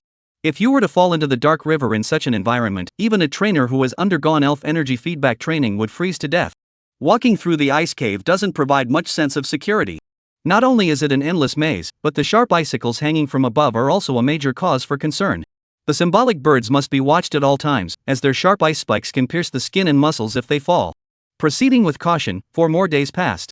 Standing at a certain intersection, Yang Jiangwo held a compass in his hand and compared it with the map for a long time. Then he perked up and exclaimed excitedly, "The exit is just ahead." "Yang Gu, really? You're not lying to me? It's finally here." Including Joey, all 3 teammates were excited. After wandering through the ice cave maze for nearly 10 days, they could finally escape. "It's just ahead, not far from here. I've been there twice before." Yang Jiangwo stopped speaking, and everyone immediately quickened their pace. As they walked outward, the cave gradually widened, and the sharp ice pillars above their heads slowly disappeared, replaced by a thin layer of ice. "We're here!" As Yang Jiangwo shouted, Joey felt a sudden burst of light before his eyes. There was actually a vast and bright hall here. The cave hall, approximately 100 meters long and wide, was filled with blue ice in every direction above, below, left, and right. Long icicles hang down from the cave ceiling, forming clusters of ice spikes that emit a biting cold. Some of these icicles hang upside down in midair, while others stand upright on the ground. The walls on both sides are entirely made of ice, with ripples left behind by the passage of time. What surprised Joey the most was the central peak of this ice cave, where there was an extremely bright ice crystal lamp. The light refracted through the thin ice layers, carving this area into a fantastically beautiful scene. Directly below the ice crystal lamp, a crystal clear icehouse stands there. Through the semi-transparent walls of the icehouse, Joey could see the faint outlines of human trainers inside. This scene left Joey utterly amazed, and he exclaimed, "There's such a strange place in an ice cave." Seeing Joey, who had remained calm all along, finally show surprise, Yang Jangwo couldn't help but smile smugly. He nodded and said, "You're right. The first time I came here, I was shocked for a long time." Mo Rawan also smiled and said, "Next up is the dragon's lair. After all this time of adventure, the trainers need a place to rest and recharge so they can be in top shape for the dragon's lair. But what's going on there?" Joey pointed to the enormous ice crystal lamp above. In this icy cavern of unknown depth, there was actually such a bright light, as bright as daylight? Ice crystal lamp. Yang Jangwo looked puzzled. He explained, "That lamp is powered by an electromagnet at its core, assisted by 4 thunderstones. Not only does it provide light, but it also keeps the temperature inside the icehouse above 0 degrees. Electromagnet? A secret treasure of the electrical element?" Joey couldn't help but whistle in awe. That means this lamp is worth over 10 billion. That's truly a grand gesture. No wonder Yang Jangwo looks like that. This is just asking for trouble. Doesn't anyone ever steal from you? Joey asked. Yang Jangwo sighed wryly. This lamp was personally placed here by Spake, the ruler of the secret city. Regardless of whether the trainers here permit it, anyone who dares to damage this lamp will be hunted down by the Cape family. The Cap family traces its origins back to the year 987 AD and has a history spanning over 1,000 years. The Bicecap mentioned by Yang Jangwo is the 23rd patriarch of the Capet family and also the master of 3 elite elves. Getting involved with such a formidable entity is tantamount to courting disaster. Chapter 155, The Huge Crater. Welcome. As Joey stepped into the house made of ice, a gentle voice echoed in his ears. The speaker was a beautiful woman from the Xia kingdom. She was wearing a thick windbreaker, standing behind the bar in the hall, looking at Joey and the others with a gentle expression. "Would the guests like a hot drink to warm up? We have coffee, milk tea, and tea." "Get me a cup of hot milk," Joey said. "Preferably fresh milk." "Sure, what about the others?" "I'll have ginger tea with brown sugar," Mo Rawan said. Yang Jangwo ordered regular tea, while Julong ordered a cup of milk tea. After paying 1,500 Xia currency, everyone received a numbered token and went to sit in the adjacent room. The room wasn't very large, estimated to be less than 400 square meters. Inside, there are 10 simple tables and chairs, with only 3 people sitting at them for training, totaling fewer than 10 people in all. Joey took a quick look around and noticed that most of them had fair skin, and a few of the Asian-looking individuals did not appear to be from Xia Kingdom. By all accounts, there shouldn't be so few people here. However, Joey didn't pay much attention to it. He found a spot to sit down and quietly admired the icy crystal scenery outside the window. Drinking tea in such a place truly had a unique charm. The 4 of them relaxed and quietly enjoyed a moment of comfort. Joey opened the game system and began controlling his game character to wander around and scan the surroundings. The electromagnetic iron on his head and the 4 thunderstones naturally appeared first in his field of vision, but these objects couldn't be touched. Joey shifted his attention to other directions. The path they had come from was a maze, and the safest route had already been traversed by countless trainers. Finding 2 ice stones there is already considered incredibly lucky. Joey had no intention of turning back. He controlled the game and headed toward another cave.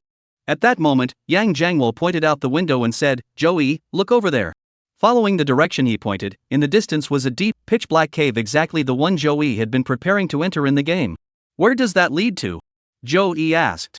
Yang Jangwo explained, "Once you pass through that cave and descend a bit further, you'll be within the dragon's lair." Joey's eyes lit up, and he quickly controlled his game character to head over there. Just moments after entering the cave, under the glow of the fire god bug's flash technique, a collapsed pit suddenly appeared on the screen. The path ahead was once again blocked. A prompt appears on the interface again: "Flying technique cannot be used in caves." Great, this game system is garbage in caves. Joey gave up and settled down to drink some hot milk. After resting in the icehouse for half an hour, at Joey's urging, the 4 set off again toward the dragon's lair. First came a pitch-black cave passage, then it resembled the map Joey had explored in the game. The sinkhole suddenly appeared before their eyes. Using the flash emitted from the electric dragon's tail, Joey peered down. The diameter of the pit's opening was approximately 10 meters, and below it, the space widened into an inverted funnel shape, becoming even more vast. From Joey's perspective, he couldn't even see the bottom. How deep is this? Joey couldn't help but marvel. At the bottom of the ice cave, there was such a cliff-like sinkhole. Where exactly was the dragon's lair hidden? Were all the dragons bathing in the lava? This huge, gourd-shaped crater is known to trainers as the Dragon Passage, meaning that passing through it leads to the dragon's lair. Yang Jiangwo spoke, recalling the crystal lamp spirit from his pokeball and releasing the Pidgeot instead. At the same time, Emo Rawan and Zhu Long also recalled the electric dragons and symbolic birds outside, each summoning their own Bidoof. Yang Jiangwo climbed onto the back of his battle eagle while saying to Joey, "There's no danger below, don't worry. We'll ride the flying-type Pokemon down." Joey had no reason to hesitate. He didn't recall Jengar but instead stood at the edge of the cliff in the pit, opened the pokeball containing the desert dragonfly, and then mounted it alongside Jengar. "Alright, let's go." Yang Jiangwo slapped the back of his Pidgeot and said, "Dive down." Joey's eyes flickered with a hint of supernatural ability. He crouched low, clutching the desert dragonfly's neck tightly, and followed his three teammates as they leaped into the deep pit, diving straight downward. Using the game's built-in map, Joey discovered that this cave was incredibly magnificent. From the 10-meter wide entrance at the top to the ground nearly 100 meters below, the vertical drop of the pit is nearly 1,000 meters, making it an incredibly awe-inspiring sight. Desert dragonflies dive swiftly through the air. In just 6 seconds, the four of them were about to reach the bottom of the pit. Yang Jianya shouted loudly, "Everyone, stay close to me." He didn't land below but instead steered the bird toward a cave opening in the rock wall. This low, distant cave was far from as simple as it appeared on the surface. In fact, there are numerous caves on the walls surrounding the pit. Like the ice caves, these caverns are also a maze, and without an experienced guide, it is difficult to determine where these branching paths lead. Nature is truly. Who would have thought that there are such complex caves thousands of meters below the ground? The cave Yang Jiangwo chose was spacious enough for even the desert dragonfly, a giant flying dragon with a wingspan of 8 meters, to enter. Strangely enough, ever since descending into this pit, Joey had felt his body temperature steadily rising. He wasn't one to beat around the bush if he had a question, he asked it directly, "Why is the temperature rising here?" Based on Joey Chow's ability to perceive temperature, the surrounding temperature should be above 0 degrees, having risen by 50 degrees from earlier. But the two locations are only a few hundred meters apart, right? Electric Dragon, come out and use Flash. Symbol Bird. Crystal Lantern Spirit. After Yang Jiangwo released the spirit, he explained to Joey, "The reason for this remains unknown to this day. It can only be attributed to the influence of the dragon's lair." Zhu Long added with a smile, "After all, dragon-type creatures don't like the cold, do they?" Emo Rawan smiled sweetly at the desert dragonfly and said, "They hate fairies even more." That's right. Although ice-type attacks can deal exceptional damage to dragon-type creatures can at least counterattack. However, when the opponent becomes a fairy type, their attacks are highly effective, while dragon-type moves are completely ineffective against fairy type. This is the most frustrating situation. Yang Jiangwo sighed helplessly, "You talk so cheerfully, but aren't we here to subdue the dragon clan?" Cough, cough, you've got a point. Chapter 156, Arrival at the Dragon's Lair. The dark, labyrinthine caves remained unchanged. Joey once again felt fortunate to have found a team familiar with the terrain. Otherwise, even given a year, he wouldn't have been able to find his way out. "Shh, everyone, don't make a sound." After walking forward for about 10 minutes, Yang Jiangwo, who was leading the way, suddenly raised his index finger and placed it over his mouth, signaling everyone to be quiet. The three of them immediately slowed their movements. "What's wrong?" Emo Rawan asked softly. "That's the territory of the supersonic bats," Yang Jiangwo pointed to his nose. "Can't you smell it?" Joey and the others instinctively sniffed the air a few times. There really was a slight odor? The air in underground caves doesn't circulate well, so there are naturally various odors. That's why Joey hadn't noticed it before. Now, after Yang Jiangwo pointed it out, he noticed a faint, unpleasant odor. "Don't make any noise, we'll sneak over quietly." They moved forward cautiously, and after walking about 200 meters, the foul odor growing stronger in their nostrils. They then passed through a narrow, pitch-black passageway just half a meter wide, and a massive cave opened up before them. Relying on the dazzling flashes of the electric dragon's magic, Joey stood at the entrance of the cave and quickly surveyed the area. The cave's interior was at least 1,000 square meters in area, and the height had increased significantly, estimated to be around 10 meters high. However, none of that matters. What matters is that on the rocks above, supersonic bats, big-mouthed bats, and even fork-tailed bats are crowded together in dense swarms. Their numbers must have been in the thousands, hanging upside down, one after another, motionless like lifeless corpses. If someone with a fear of crowds were to see this scene, they probably wouldn't survive. Fortunately, none of the four had this condition. Yang Jiangwo gestured for Joey and the others to follow, then quietly stepped into the cave. Ultrasonic bats have no eyes. They primarily rely on ultrasound to determine the location of their enemies. Therefore, Electabuzz's flash move has no effect on these Pokemon. The Great Mouth Bat and Fork Bat, however, spotted the humans below. However, since it was currently rest time, these vampires glanced warily at the symbolic bird and ultimately did not launch an attack. As they passed through the cave filled with ultrasonic bats, the four of them couldn't help but exhale in relief. As if something were chasing them from behind, they quickened their pace. After walking for a long time, the sound of an underground river began to echo in their ears. As they approached, a turbulent waterway replaced the damp ground of the cave. Yang Jiangwo said, "From here on, we'll need to switch to water-type Pokemon to continue." The cave was formed by the long-term erosion of river water, so the presence of underground currents here is not surprising. Most trainers carry water-type Pokemon, and upon hearing Yang Jiangwo's words, Joey and the others summoned their water-type Pokemon. Yang Jiangwo had a Golduck, Zhulong had a Swampert, and Emorawan had a Poliwag. Joey did not summon the massive Bolilong, as Venus was more agile in this underground river. Yang Jiangwo and the other two had grown numb to the creatures Joey possessed. Even Venus didn't cause much of a stir. Next, Zhulong recalled the electric dragon that had been floating in the air back into its Pokeball. The remaining three, including Joey, all pulled out their flashlights. Without the electric dragon's flashlight, the surrounding area suddenly grew dim, and even with 4 flashlights, they couldn't compare to the brightness of the electric dragon's flash. However, there was no point in expecting more now. As long as they could see the path ahead, that would suffice. Joey led Zhengue onto the back of Minasa and began swimming forward through the dark river thousands of meters below the Earth's surface. Due to the turbulent underground river's intricate network of channels, even Yang Jiangwo knew little about the routes here. He could only rely on his memory to gradually make his way toward his destination. The 4 of them swam through the cave for nearly 7 hours, fending off several waves of water-type Pokemon along the way, before finally spotting a glimmer of light ahead. "We've made it." Upon seeing the changes at the cave entrance, Yang Jiangwo perked up instantly. Ahead was a large waterfall. "Be careful, once we rush out of the cave, we must use our mental power to hold ourselves up." Emorawan nodded in response, "I understand." The symbolic bird? The symbolic bird emitted a blue glow, enveloping Joey and the others. As they drew closer to the cave entrance, the blinding light caused Joey to squint his eyes involuntarily. After spending over 10 days in the pitch-black underground world, their eyes couldn't adjust to the intense light. Boom! A deafening roar echoed from ahead as the waterfall crashed down, sending a mist of water vapor swirling through the sky. Minas swished his tail fins, his sleek, agile form appearing and disappearing in the water. When their eyes were completely engulfed by the white light, the 4 of them, along with their respective spirits, burst out of the cave. As Yang Jiangwo had said, the end of the cave and the underground current indeed led to a waterfall. The symbolic bird lifted the 4 people and the elves into the air, and as they looked around, a brand new world unfolded before Joey's eyes. A waterfall roared down from behind, plunging hundreds of meters into a small lake covered in snow, sending mist 10 meters high into the air. A winding river originates from the waterfall, flowing through meadows and forests before continuing onward into the distance. At the horizon, majestic mountains rise in undulating peaks, while vibrant wildflowers bloom in vibrant hues alongside the path. In the sky, flocks of birds soar, while in the lake, carp kings glide through the water, their forms barely visible. In the grass, a few small lizards play and frolic. Above, a warm sun shines down, casting a gentle glow. Compared to the cramped, dark underground cave, this place is like paradise. Joey was stunned. He traversed an icy cave, leaped off a 1,000-meter cliff, crawled into a bizarre cave, and dived into the freezing river. After enduring over 10 days of arduous challenges and fending off countless attacks from wild spirits, in the end, the so-called peril-filled dragon's lair turned out to be such a beautiful utopia? Is this really the dragon's lair? He suddenly felt as if he were dreaming. Emorawan couldn't help but exclaim in wonder, "Even though I've been here once before, it still feels unbelievable." According to some trainers' analysis, this place is not actually a level 5 secret realm. Yang Jiangwo narrowed his eyes and said, "The secret realm has existed for so many years, and any region that flying-type elves can reach has already been explored by us."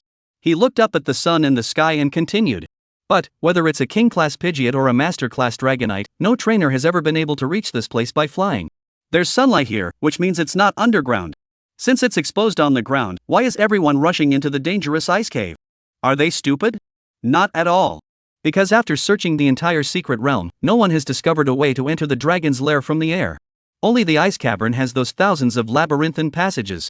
Therefore, a conclusion naturally follows: the true dragon's lair does not belong to the secret realm. It exists independently outside the secret realm, forming its own separate space, connected to the ice cave by a single entrance." Chapter 157, A Terrain Perfect for Gaming. The 4 were slowly descending toward the grass below, supported by the telekinetic force of the symbolic bird. As for the water elementals, they were allowed to follow the waterfall and plunge into the lake. As soon as he landed and steadied himself, Joey felt a suffocating heat rise, and sweat began to trickle down his forehead. The temperature here wasn't low, at least 20 degrees Celsius. He couldn't wait to take off his windbreaker made of dog fur. Yang Jiangwo and the other 2 did the same. The clothes that could withstand temperatures as low as minus 50 degrees were simply too hot here. Emorawan stripped herself down to her underwear, then activated her psychic powers, using the symbolic bird to roll up the clothes her master had placed on the ground, forming a small curtain. She changed her clothes inside the curtain. As for Joey and the other men, they didn't bother with such formalities. They took off their thermal underwear and quickly changed into t-shirts. After changing, the symbolic bird used its psychic powers again to gather dry grass and thorns, while Yang Jangwo summoned a fire-breathing dragon to set them ablaze. Just as they passed through the undercurrent, their clothes were completely soaked. Now that they had reached their destination, they decided to rest for a while and naturally lit a campfire to hang their clothes up to dry. After finishing all the scattered tasks, Mo1 sat down and asked, "Where should we go next?" Yang Jangwo explained, although the dragon's den isn't very large, it spans tens of thousands of square kilometers, comparable to 2 secret realms. While its area is that of a 2-tiered secret realm, the level of wild elves within it. Levels. Yang Jangwo sighed, what do they say online? Right. Elites are everywhere, and would-be kings are as common as dogs. This place is too dangerous, everyone needs to be careful. Of course we should be careful, but what if we encounter a young dragon-type Pokemon? Zhu Long voiced his concerns. Apart from Joey, who was staring intently at the bonfire, the other three all looked pensive. Finally, Yang Jangwo shook his head and said, I don't know either. Dragon-type elves are something everyone wants to capture, no matter who they are. After all, they're dragon-type spirits. This concerns their future achievements. Who would willingly give them away to strangers? After all, they're dragon-type. This concerns their future achievements. Who would willingly give them away to a stranger? This is just a temporary team. Once this adventure ends, we'll go our separate ways. Whether it's Yang Jangwo, Mo1, or even Zhu Long and Joey, everyone is thinking about their own future. As for the other three teammates? It's no big deal to look out for them normally, but if we ever encounter a rare and powerful dragon-type Pokemon, they might end up fighting to the death. Are there few teams that have turned against each other because of rare Pokemon? Zhu Long glanced at Joey, who remained silent. How about we split up for now? His tone was very natural. We'll gather here again in a week. This way, there won't be any worries about unfair distribution, and whether or not we can capture the dragon-type Pokemon will depend on our own skills and luck. Yang Jangwo and Mo1 both glanced at Joey and nodded in agreement. I have no objections. I agree with this approach. What do you think, Joey? Mo1 asked. Joey took his eyes off the game map and nodded with a smile. I agree too. At these words, Yang Jangwo and the other two relaxed slightly. With Joey, a powerful trainer of legendary status, present, there was no way they would stand a chance against a dragon-type Pokemon. Even if it's not a dragon-type Pokemon, if they happen to find a rare, valuable item, they must remain vigilant at all times, as Joey might kill them to steal the treasure. In the secret realm, no one would be foolish enough to trust the character of a stranger. For these seasoned adventurers who have risked their lives countless times, anyone they've known for less than a year is considered a stranger and cannot be fully trusted. And Joey? He was the one in the team who was most eager to split up and act independently. When the four of them were together, he still had some reservations, but once he returned to solo adventuring, it would be like a fish in the sea or a bird in the sky, free to soar wherever he pleased. Without any burdens, he could use the game system's built-in map to thoroughly explore the entire Dragon's Lair secret realm. His teammates feared his overwhelming strength, worried he might snatch away the rare spirits. And he's also worried that his teammates will split the rewards from this adventure. Thus, the four-person team temporarily disbanded. Yang Jangwo, Mo1, and Zhu Long carefully departed with their spirits, while Joey leisurely found a spot under a tree and sat down. Desert Dragonfly, come out for a moment. Since he couldn't focus on his surroundings while playing the game, Joey summoned the Desert Dragonfly as a precaution. A mid-tier Desert Dragonfly combined with a beginner-tier Jengar, unless a master-tier Pokemon showed up, Joey would be more than a match for them. Immediately after, Joey sat down on the grass, leaning against the Desert Dragonfly's belly, and began to play the game seriously. He opened the game interface. The surrounding environment is rendered as a 2D scene and displayed at the top of the screen. Joey clicks the spirit button, and 7 spirits are neatly arranged on the screen. He clicked the Desert Dragonfly button again, then clicked Flying Technique. Other trainers dared not fly into the sky here and could only explore slowly on the ground, but the game had no such restrictions. On the game screen, the Desert Dragonfly carries Joey into the sky. Then Joey opened the game map and zoomed it out to the smallest size. Is this really how it's going to play out? Looking at the terrain on the screen, Joey was somewhat surprised. The terrain of the Dragon's Lair was not the large piece of land Joey had imagined. As far as he could see on the game map, the Dragon's Lair was extremely narrow and elongated. Starting from the entrance of the ice cavern, the map twists and turns inward like an irregular ribbon. Joey couldn't help but smile upon seeing it. This map was clearly designed specifically for the game. He doesn't even need to choose a direction, he just needs to follow the map's contours and explore inward. And the deepest part is likely the gathering place of dragon-type spirits. Judging by this, the width of the Dragon's Lair secret realm, as compared using Joey's scaled map, is only 2 kilometers? Earlier, Yang Jangwo mentioned that the total size of the Dragon's Den is roughly equivalent to a level 2 secret realm. Even if we assume it spans 300,000 square kilometers, that's still only 300,000 divided by 2. Joey reached his final conclusion. The terrain of the secret realm, 2 kilometers wide and 150,000 kilometers long. This terrain is indeed easy to defend but difficult to attack. As long as a powerful spirit creature is stationed there, other trainers simply cannot break through. But the game doesn't have that restriction. Mini Dragon, wait for me. With great anticipation, the desert dragonfly sets off on its journey. Chapter 158, Their Separate Encounters. 2 days had passed. In the game, Joey and the desert dragonfly had already flown over 20,000 kilometers. It can only be said that the dragon's lair truly lives up to its name. In just the past 2 days, Joey has already discovered 4 pieces of fossilized material. 2 of them are leaf stones hidden inside a large tree. The other one is the Stone of Thunder, deeply buried underground. The third one is far more precious, the Dragon Stone, which is said to be in the nest of a mighty warrior eagle. Since Joey had been flying at high altitudes, he hadn't seen many wild elves or NPCs. Flying-type spirits, however, frequently appeared on the screen. Judging from the flying creatures encountered over the past 2 days, the sky is also fraught with danger. Among them, a wild, king-level desert dragonfly left a deep impression on Joey. Then, Zhu Long returned to the entrance with his injuries. As soon as he arrived, he immediately spotted the desert dragonfly resting in the shade of a tree, with Joey leaning against its underside. Joey? Zhu Long walked over in surprise and asked, "Didn't you go on an adventure?" Joey, who had been focused on rushing through the game, snapped back to reality and gave the person in front of him a once-over, even more surprised. "What's going on here?" "Oh, don't even mention it." Zhu Long, looking pitiful and dejected, clutched his right arm and sat down on the ground with some difficulty, forcing a bitter smile. "After encountering a king-level Nido, I nearly lost my life. Due to the terrain of the dragon's lair, trainers must pass through the territories of the local lords to reach the depths. Unless they go unnoticed by the lords, a fierce battle is inevitable." It was clear that Zhu Long had been detected by the enemy after entering Nido's territory.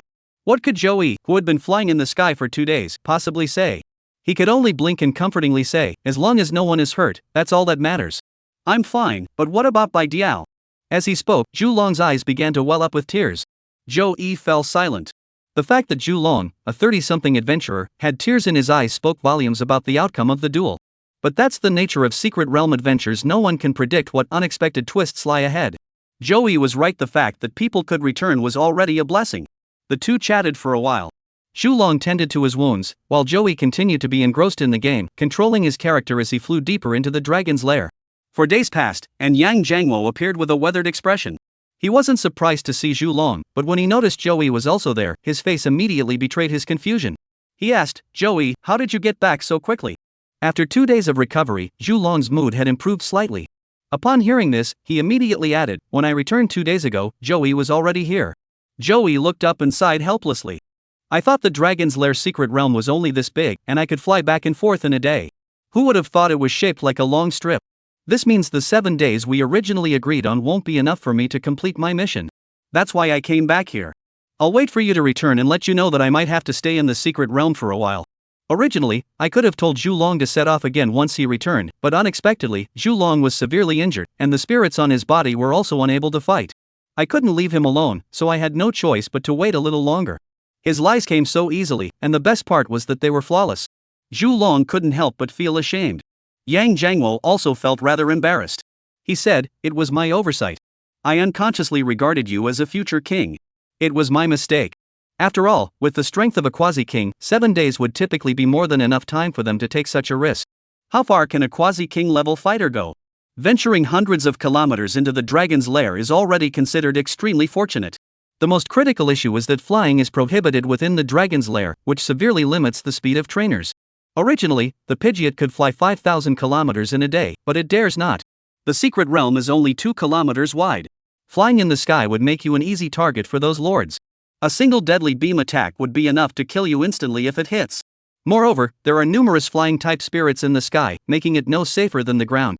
In the dragon's lair, those without sufficient strength are immediately eliminated, and flight is the first ability to be ruled out. On the ground, with the help of elves, it's actually not that slow either. For example, Zhu Long's Centaurian can run at a speed of 70 kilometers per hour and keep going non-stop for an entire day. But reality isn't Joey's game. While rushing to their destination, they also have to watch out for hostile wild spirits. On average, a trainer of near champion level can venture no more than around 40 kilometers in a day. In this high-level secret realm, a week is truly sufficient for them to embark on their adventures. But for the Heavenly King, it was far from enough. Give a king-level trainer enough time, and they can delve tens of thousands of kilometers into the dragon's lair. After all, their strength speaks for itself. Even if they fly through the skies to travel, they have nothing to fear. Since you've arrived, I'll be on my way. Joey said, wait for Rawan to come back, then you can all go home. There's no need to wait for me. Alright. Yang Jangwo nodded. I'll go back first and sell the ice stone. I'll contact you to split the money when you return. No problem. Joey said as he climbed onto the back of the desert dragonfly. By the way, do you know the way back? Yang Jangwo said, I'll make a fluorescent marker for you when I go back. Just follow the marker to come back. That's a hassle. Joey waved his hand and left on the desert dragonfly. In fact, the exact route had already been marked on the game map by Joey, but having an additional fluorescent marker for reference was also a good idea. Watching the desert dragonfly soar into the sky, Zhulong rubbed his right arm, which still ached slightly, and envied it. At such a young age, he's already a top-tier dragonfly. I wonder how far he'll go in the future. Yang Jangwo sighed. We shouldn't have suggested splitting up. Even if he subdued the dragon clan, what then? With our own strength, we'd never stand a chance against them. He shook his head with a bitter smile. Rather than clinging to unrealistic fantasies, it's better to maintain good relations with him. Who knows, it might come in handy someday. Yeah, if I go on an adventure with him, how could my Biao? What's wrong with your Biju? Yang Jangwo asked in confusion. Did you fly here? How dare I fly in the dragon's lair? Zhulong shook his head. Alas, that's how it is. A few days later, Mo Wanru also returned to the exit with serious injuries. After a brief rest to recover their strength, the three departed from the dragon's lair. Chapter 159, Metal Monster Evolution. Giant Metal Monster. As a gaming-addicted teenager who couldn't tear himself away from the game, after parting ways with Yang Jangwo and the others, Joey found an empty spot and lay down to play games.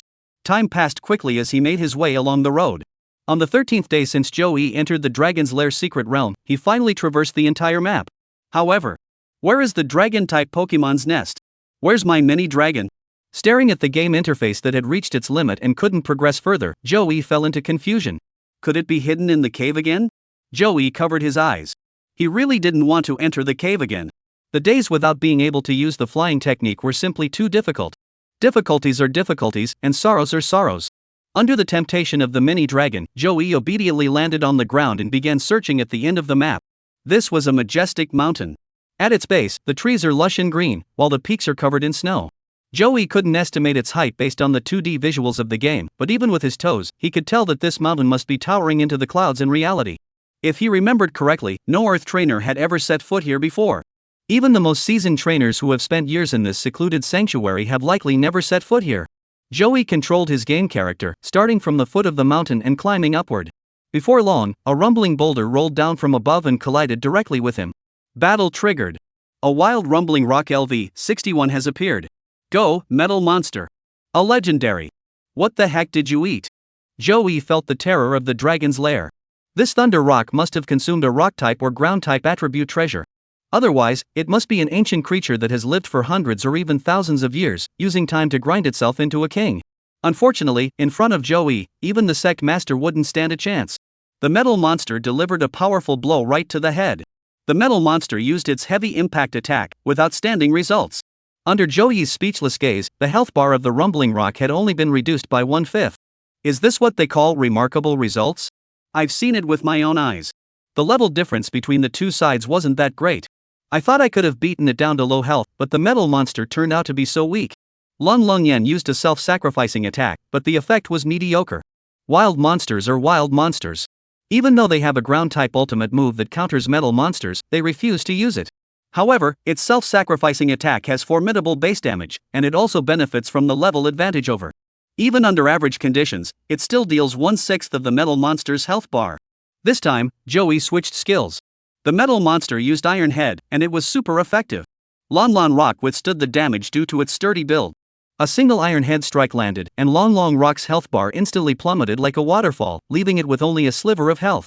This stark contrast left Joey suddenly enlightened. So I had forgotten about Lon Longian's weight. Such a large stone ball, though its interior is a normal flesh and blood body, must weigh no less than 600 kilograms. If it weren't for the metal monster's heavy metal properties, the damage caused by the heavy impact would have been even lower. The heavy and tough traits have both been triggered. This thing is about to explode. Since all the durability traits have been triggered, this thing should explode next. With that thought, Joey had the metal monster unleash its quick attack. The metal monster used a bullet punch, and the rumbling rock collapsed. The Metal Monster gained 8,902 experience points. Metal Monster leveled up to LV 57. What? What does the Metal Monster look like? What? It's already evolved? Looking at the constantly changing Metal Monsters on the game screen, Joey was stunned for a moment. He had planned to level up the Metal Monster to level 59, then use a magical fruit to evolve it into a legendary Pokemon. Surprisingly, the creature evolved on its own at level 57. Saving a magical fruit, Joey happily pulled out the Pokeball and released the Metal Monster. Just as it broke free from the white light, the Metal Monster was immediately enveloped by it once more. Its form began to change, its body growing larger and larger. When the light of evolution faded, a brand new silver-gray giant golden monster appeared before Joey. It was a massive mechanical creature nearly 3 meters wide. The giant Metal Monster is entirely silver-gray in color, with a body shaped like an iron disc. 4 thick legs, resembling iron dumbbells, extend from all 4 directions of its body. To Joey's satisfaction, due to the flash of light, the claws on its limbs had actually turned golden. The color of its eyes was a mix of black and red, exuding a hint of brutal, bloodthirsty aura. The golden metal cross in the shape of an X on its face adds an extra touch of coolness. Congratulations! The Metal Monster has evolved into the Giant Metal Monster. Giant Metal Monster's level has been upgraded to LV 60. Giant Metal Monster has mastered Comet Punch, high-speed movement. Giant Metal Monster has mastered the ultimate move, Destruction Beam. It's already reached level 60. An almost god-tier Pokemon that can evolve directly into a legendary Pokemon. Joey opened the Giant Metal Monster's profile to check the specific data. Giant Metal Monster Shiny Male Steel Psychic. Talent, Orange Master Level. Level, Heavenly King Beginner LV 60. Size, 32M with 2,684 kilograms. Characteristics, constant clean body abilities cannot be reduced, heavy metal flash weight double.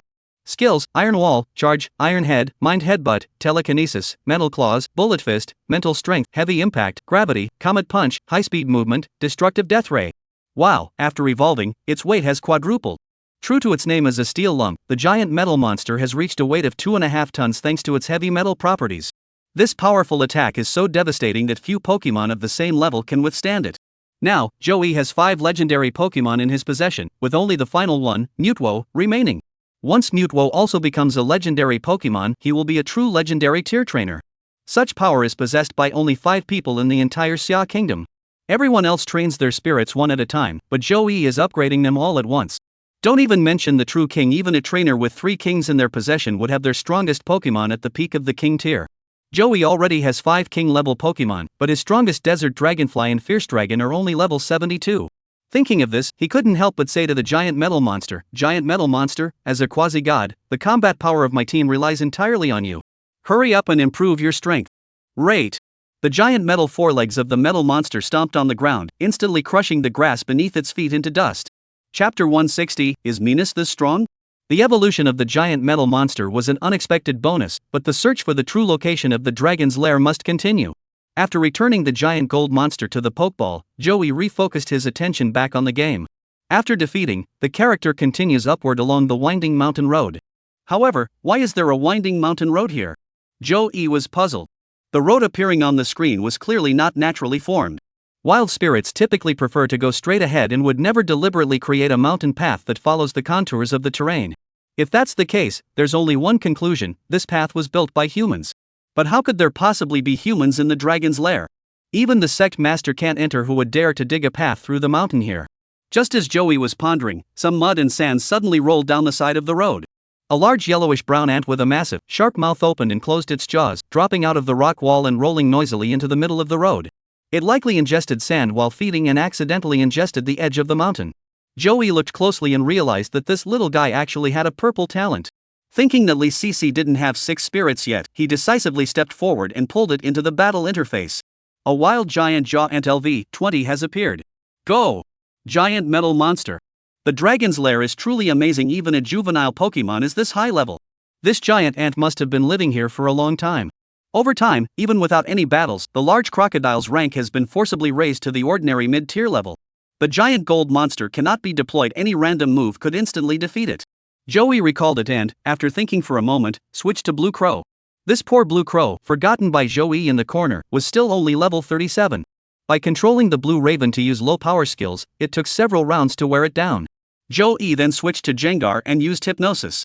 Then, the Pokeball was thrown. Thud. Ding. Congratulations.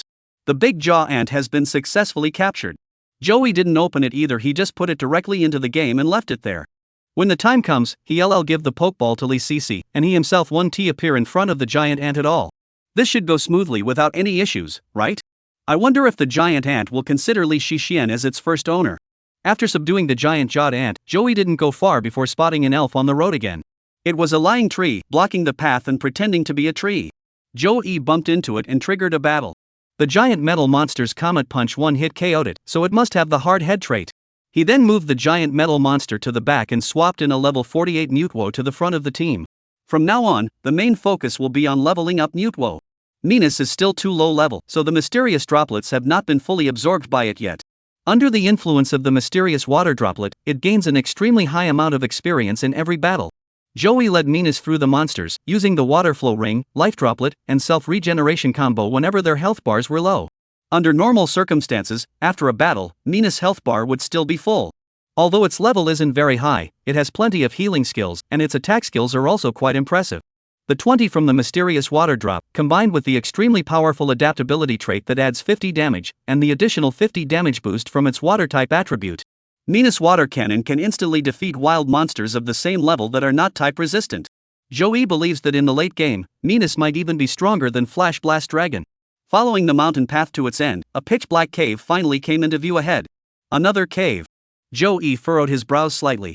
However, this cave was carved out inside the mountain, so there shouldn't be any groundwater, right? Thinking this, the character walked toward the cave entrance. Just as the game character approached the cave entrance, the screen suddenly froze, and Joey knew another NPC had appeared. Sure enough, the next second, a female NPC burst out of the cave entrance and charged straight toward Joey. Chun, are you here to seek the Dragon Elder as well? Don't even think about it. Dragon Tamer Chun has issued a challenge to you. The battle has begun. Dragon Tamer? Tsubaki? Joey's thoughts raced, his psychic abilities awakening, and forgotten memories began to surface. Finally, he recalled the origin of this character. Tsubaki, in the game, she is the gym leader of the Smoke Ink Gym in Smoke Ink City, the city of Smoke Ink, and also the cousin of the champion of the city of Smoke Ink. Since she is here, the words Joey first heard from Banuki no Ko-jin are very likely true. The Dragon Elder mentioned by the two of them is real, and the Swift Mini-Dragon is also real. Then why is he still searching? Why not just go to the Dragon Elder and get it? He's a player, you know. In the game world, players have the protagonist's aura. Players are the chosen ones of the world. Joey was deep in thought when the battle had already begun. Dragon Tamer Chun deployed the Violent Carp Dragon level 56. Go, Minas. The Dragon Tamer Chun deployed the Fierce Carp Dragon level 56. Go, Minas. Level 56 not very high. Joey was certain in his heart. He replaced Minas with the giant gold monster. Garridos used Water Gun. The water cannon move is quite powerful, but unfortunately, Bisharp's primary stat is physical attack, while water cannon is a special attack move. The HP of the giant metal monster has been reduced by 1/5, which is well within its. Next up is a powerful charge attack. One is flesh and blood, the other is made of metal. The weight difference between the two is too great. Two powerful collisions, and the Bao Long was unfortunately knocked out. Blastoise has fallen. Mutwo gains 9,023 experience points, and Golem gains 8,000 experience points. Thanks to the residual energy from the Mystic Water Drops, Mutwo, who only appeared for a second, gained more experience than the Golem. Tsubaki, you've got a few tricks up your sleeve, huh? What's next? Chun sent out a Fire Dragon LV-52. Should we switch Pokemon? Joey chose to switch. A level 52 Fire Dragon, it's time for Minas to take the stage. The Charizard used Dragon Breath. Unfortunately, Mutwo's speed couldn't match the opponent's, and as a trainer, the trainer knew that Fire-type moves were weak against Mutwo. Dragon Breath wasn't very powerful, and since the Fire Dragon didn't have the Dragon-type attribute bonus, it only dealt a quarter of Mutwo's HP. On Joey's side, it's a Water Cannon. Hit. Instant kill. Crossing 5 levels, Minas instantly defeated the fully healed Fire Dragon. Holy crap, I knew you were strong, but this is way too strong. Joey was startled by his own words.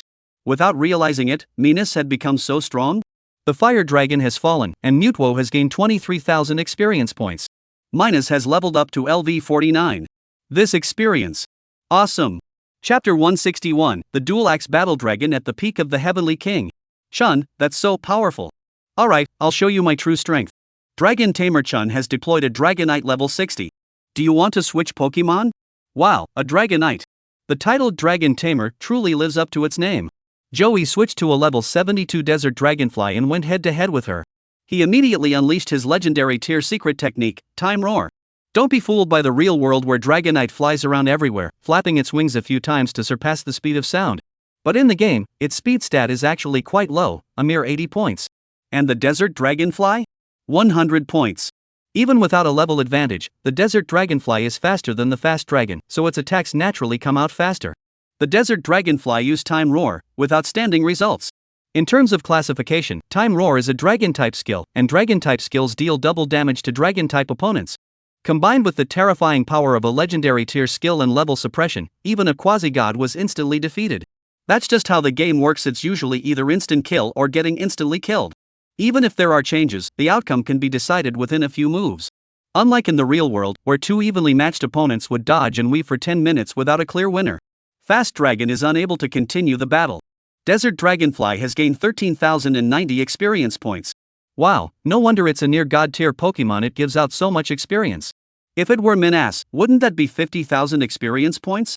You could level up by defeating just one monster. Tsubaki, what? My strongest ace can't admit defeat. Keep going. Dragon Tamer Chun has deployed the Fossil Pterosaur LV-54. Do you wish to switch Pokemon? Fossil Pterosaur? Joey's eyes lit up. Here it comes, here it comes. Minas's experience baby is here. He decisively chose to switch, and then Minas used Water Cannon. The Pteranodon attacked first, and its million-ton impact nearly knocked Minasa out in one hit. However, Minasa's Water Cannon instantly killed it. 26,000 experience points earned. The experience bar for the newly upgraded Minas has quickly risen to 3/4. The subsequent battles against the Dragon King and the 7-star Bluebird were unremarkable, as they were overwhelmed and defeated by the relentless attacks of the giant metal monster. Chun, how could they be this strong? Tsubaki, sigh, since you defeated me, consider this your spoils of war. Please accept it. Obtained the skill learning device 59, Dragon's Wave advanced from Dragon Tamer Chun. Move learning device? Joey happily accepted. Since obtaining a move learning device once when he first entered the Ultimate Cave, Joey had never seen such a thing before. Who would have thought that he would see it again today, and this time obtained it from an NPC? Dragon's Wave and Dragon's Breath are not the same. In the game, Dragon's Wave has a power of 85, while Dragon's Breath only has 60. One is an advanced Dragon-type skill, while the other is intermediate. They're not in the same league. What a deal. Joey happily put the skill learning device into his backpack. Tsubaki, you might want to go see my grandfather. He's been waiting for someone special to come along. Chun, he is at the deepest part of the Dragon's Cave, where the Dragon's Temple is located. Whether you can pass grandfather's test depends on your destiny. After leaving 2 lines of dialogue, Chun summoned a fossilized pterosaur and flew away. I wonder if she left a phone number. Such a great experience, the baby will have plenty of opportunities to fight again in the future. Joey couldn't help but sigh. Next, Joey opened his backpack, used healing potions to fully restore the elf's health, and then headed deeper into the cave. The cave is dark. Should you use a flashlight? The fire god Moth used flash, and the cave brightened up. What appeared on the screen was a staircase spiraling downward. You had me climb up the winding mountain road, and now you're making me descend through the winding staircase inside the mountain. Joey shook his head, and the game character began to move.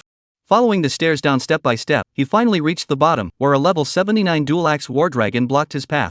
A double-axe war dragon at the peak of the Heavenly King realm. It's blocking the path ahead, we have to fight it. To be on the safe side, Joey switched the giant gold monster to the starting lineup. The dual-axe war dragon is a pure dragon-type physical attacker, and can only deal half damage to the steel-type giant metal monster. Additionally, the steel-type Pokemon have high defense, further reducing the damage dealt. Attacking a level 79 monster at level 60, I wonder if it can even withstand the attack. The downside of games compared to reality is also evident here: level advantage. When your team crushes the enemy, it feels incredibly satisfying. But when the enemy is crushing your side, that heart-wrenching feeling is indescribable. Double-axe war dragon, please be a bit more cautious and avoid using dark-type skills.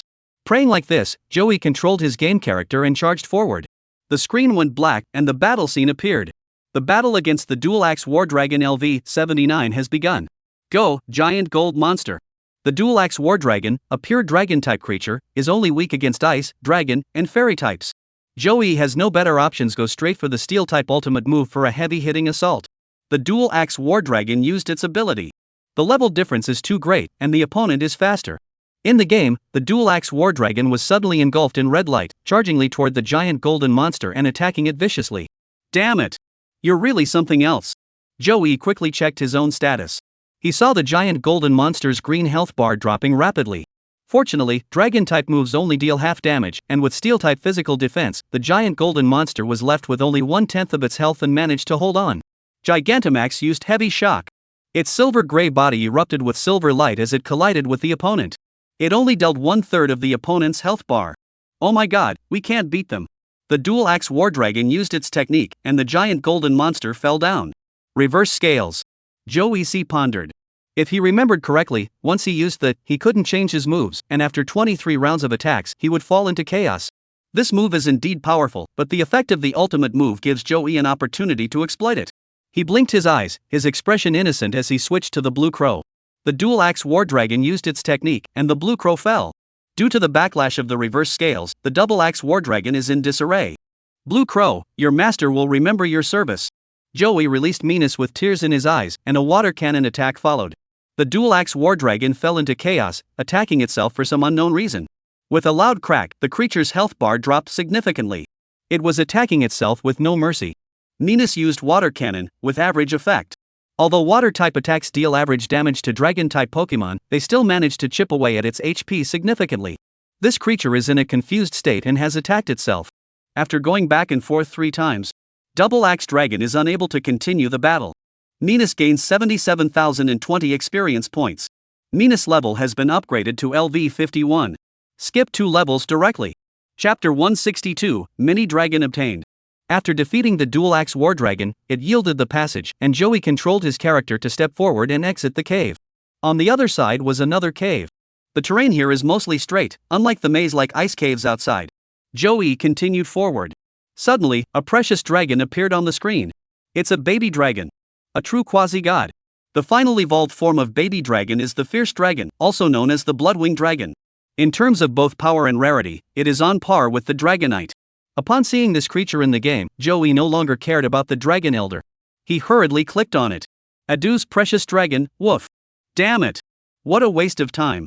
Mr. Do, why didn't you bring your precious dragon with you to nurture it properly? What's the point of leaving it here? Joey couldn't understand it.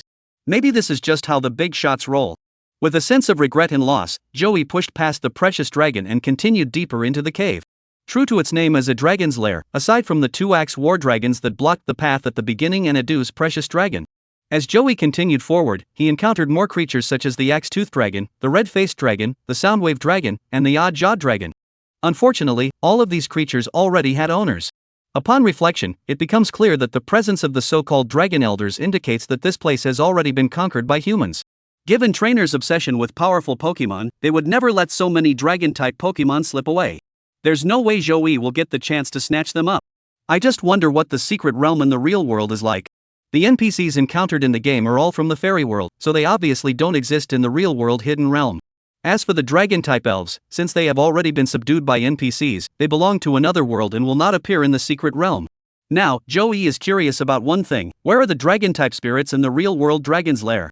With this confusion in mind, Joey traversed a dozen caves before finally arriving at his destination, the Dragon Temple. The first thing that appeared on the game interface was an enormous cave. Then Joey's gaze was drawn to the lake ahead. The water flowed calmly, and a prompt appeared on the interface: use surfing? If the water flow becomes turbulent again, Joey will lose his temper on the spot. In the center of the cave lake stood an ancient temple. The game characters ride Minus's surfboard to the temple's entrance, open the doors, and push their way inside. The screen goes black, and when it lights up again, the scene shifts to the interior of the temple. This is a modest, ancient wooden hall. In the 4 corners of the hall, there are 4 stands with braziers, and the flames burning on them illuminate the hall brightly. At the altar at the far end of the hall, an elderly man with snow-white hair stood motionless. Joey stepped forward and clicked, and a dialogue box immediately popped up. Elder Dragon, are you here to capture Dragon-type Pokemon too? Just answer a few questions for me. Are you ready? Yes or no? There really are Dragon Elders, and they really will ask questions. Joey felt a surge of excitement and quickly nodded in agreement. First question: what kind of existence are elves to you? Companions, friends, subordinates? Of course they're companions and friends. Dragon Elder, I agree. Only by becoming the best friends with trainers can Pokemon grow better. Unfortunately, many people fail to realize this. Second question: what do you think is the key to winning in Pokemon battles? Strategy, breeding, cheating? No need to think about it, it's definitely tactics and training. That little cutie. Choosing to cheat? Isn't that pushing the mini dragon out? Third question: which Pokemon trainer do you want to battle? Strong, weak, or either is fine. Any is fine. I treat everyone equally. Fourth question, what is the most important thing in raising a spirit? Love, knowledge, violence. This is obvious, it's love. Only love can make the spirit stronger. Fifth question, which is more important, strong spirits or weak spirits? Both are important, strong, weak. Although I think strong spirits are more important. Joey chose the option that prioritizes both. Sigh, in order to demonstrate the compassion and care of a trainer, Joey had no choice but to lie against his conscience. Dragon Elder, very good, young man. You answered perfectly. I hope you will remember your answer and become a true trainer. By the way, this child. The Dragon Elder is gifting you a mini dragon orange LV5. Do you accept? Accept. I'll take it. Joey nodded vigorously, almost wanting to hug the old man and kiss him. A mini dragon with an orange-colored talent. In the real world, it wouldn't be sold for hundreds of billions or even trillions of dollars. No amount of money could ever buy a near god. It is the very embodiment of status and power. Congratulations! You've obtained the mini dragon. Joey hurriedly opened the spirit interface, skipped past the first 7 spirits, and there, in the last column, was the level 5 mini dragon, lying there quietly. Mini dragon female dragon. Talent, orange master level. Level, intermediate beginner LV5. Body type, 18M 64 kilograms. Size, 18M, 64 kilograms. Abilities, shedding through shedding, can occasionally cure abnormal conditions. Mystical scales hidden when in an abnormal condition, defense increases. Skills, swiftness inherited, bind, stare, electromagnetic wave. Super speed, it's truly super speed. Joey couldn't help but smile with excitement. It's not that Swift Strike is particularly powerful in battle, its power is 80, but when used, the Pokemon's speed is greatly enhanced. In the real world, battles between trainers are rare most of the time, they're exploring and training in secret realms. The true purpose of Swift is for escaping and traveling quickly. When this skill is activated, the elf's speed is doubled. Dragonite is already the king of long-distance flight, and with Swift, it now compensates for its lack of short-term burst speed. Unstoppable. As Joey materialized the mini dragon into the Pokeball, he looked at the Dragon Elder on the screen and exclaimed, "If I ever enter the Pokemon world, I will definitely pay you a visit to express my gratitude." Wait, that's the game system controlling his actions. The real world definitely won't send out the mini dragon, and if the mini dragon disappears in the real world as well. Thinking about it this way, Joey immediately abandoned the idea of thanking him. Forget it. I'm afraid I'll get beaten to death. Chapter 163, A Rare Treasure. Closing the game interface temporarily, Joey opened the Pokeball containing the mini dragon with anticipation. A white light suddenly shot out from the ball, condensing in mid-air into a slender, blue and white snake-like spirit. Its entire body was covered in pale blue scales, with the scales on its abdomen being bright white. It has a pair of purple eyes, a small white protrusion resembling a dragon's horn on its forehead, and a pair of white fins on either side that resemble small wings. Overall, the mini dragon is a cute-looking blue and white serpent. Meow. The mini dragon opened its eyes and immediately realized it was in an unfamiliar environment. It let out a low growl and looked around in panic. When it saw Joey and the desert dragonfly behind it, the mini dragon was clearly startled. Several dragon scales on its 7th vertebrae stood erect instantly. Though young, its eyes were fierce and vigilant. After a second, it lowered its guard, tilting its head in confusion as it observed Joey. The mini dragon was certain it had never seen this human before. Yet, for some reason, a strange sense of familiarity and dependence welled up inside him, which was highly unusual. It hesitated, unsure whether to follow its heart and approach the other. Just then, Joey took the initiative to approach and reached out to stroke the mini dragon's head. The mini dragon's snake-like body stiffened instantly. At the 7th inch, the scales that had already flattened out once again stood on end. However, when Joey's palm covered its head, the mini dragon's large, black and white eyes flickered with a look of confusion. Why didn't it feel resistant? Instead, it felt quite comfortable? How is that possible? This person is a complete stranger, I've never seen them before in my life. Mini Dragon's mind was racing, but his slender body had unconsciously wrapped itself around Joey. A pair of sparkling eyes also closed comfortably. In response, Joey could only sigh, the system's default intimacy level is really useful. If only those adult stage spirits were this easy to manipulate. But I'll stop daydreaming and just focus on leveling up. Joey's hand didn't leave the mini dragon's head, guiding it back to the desert dragonfly. In his previous life, when he watched anime and played games, the mini dragon's body seemed very smooth, but in the real world, it was covered in scales. Whether it's the head, tail, back, or abdomen. This 1.8 meter long blue and white creature is covered in tiny scales, cool to the touch. It must feel refreshing in the summer.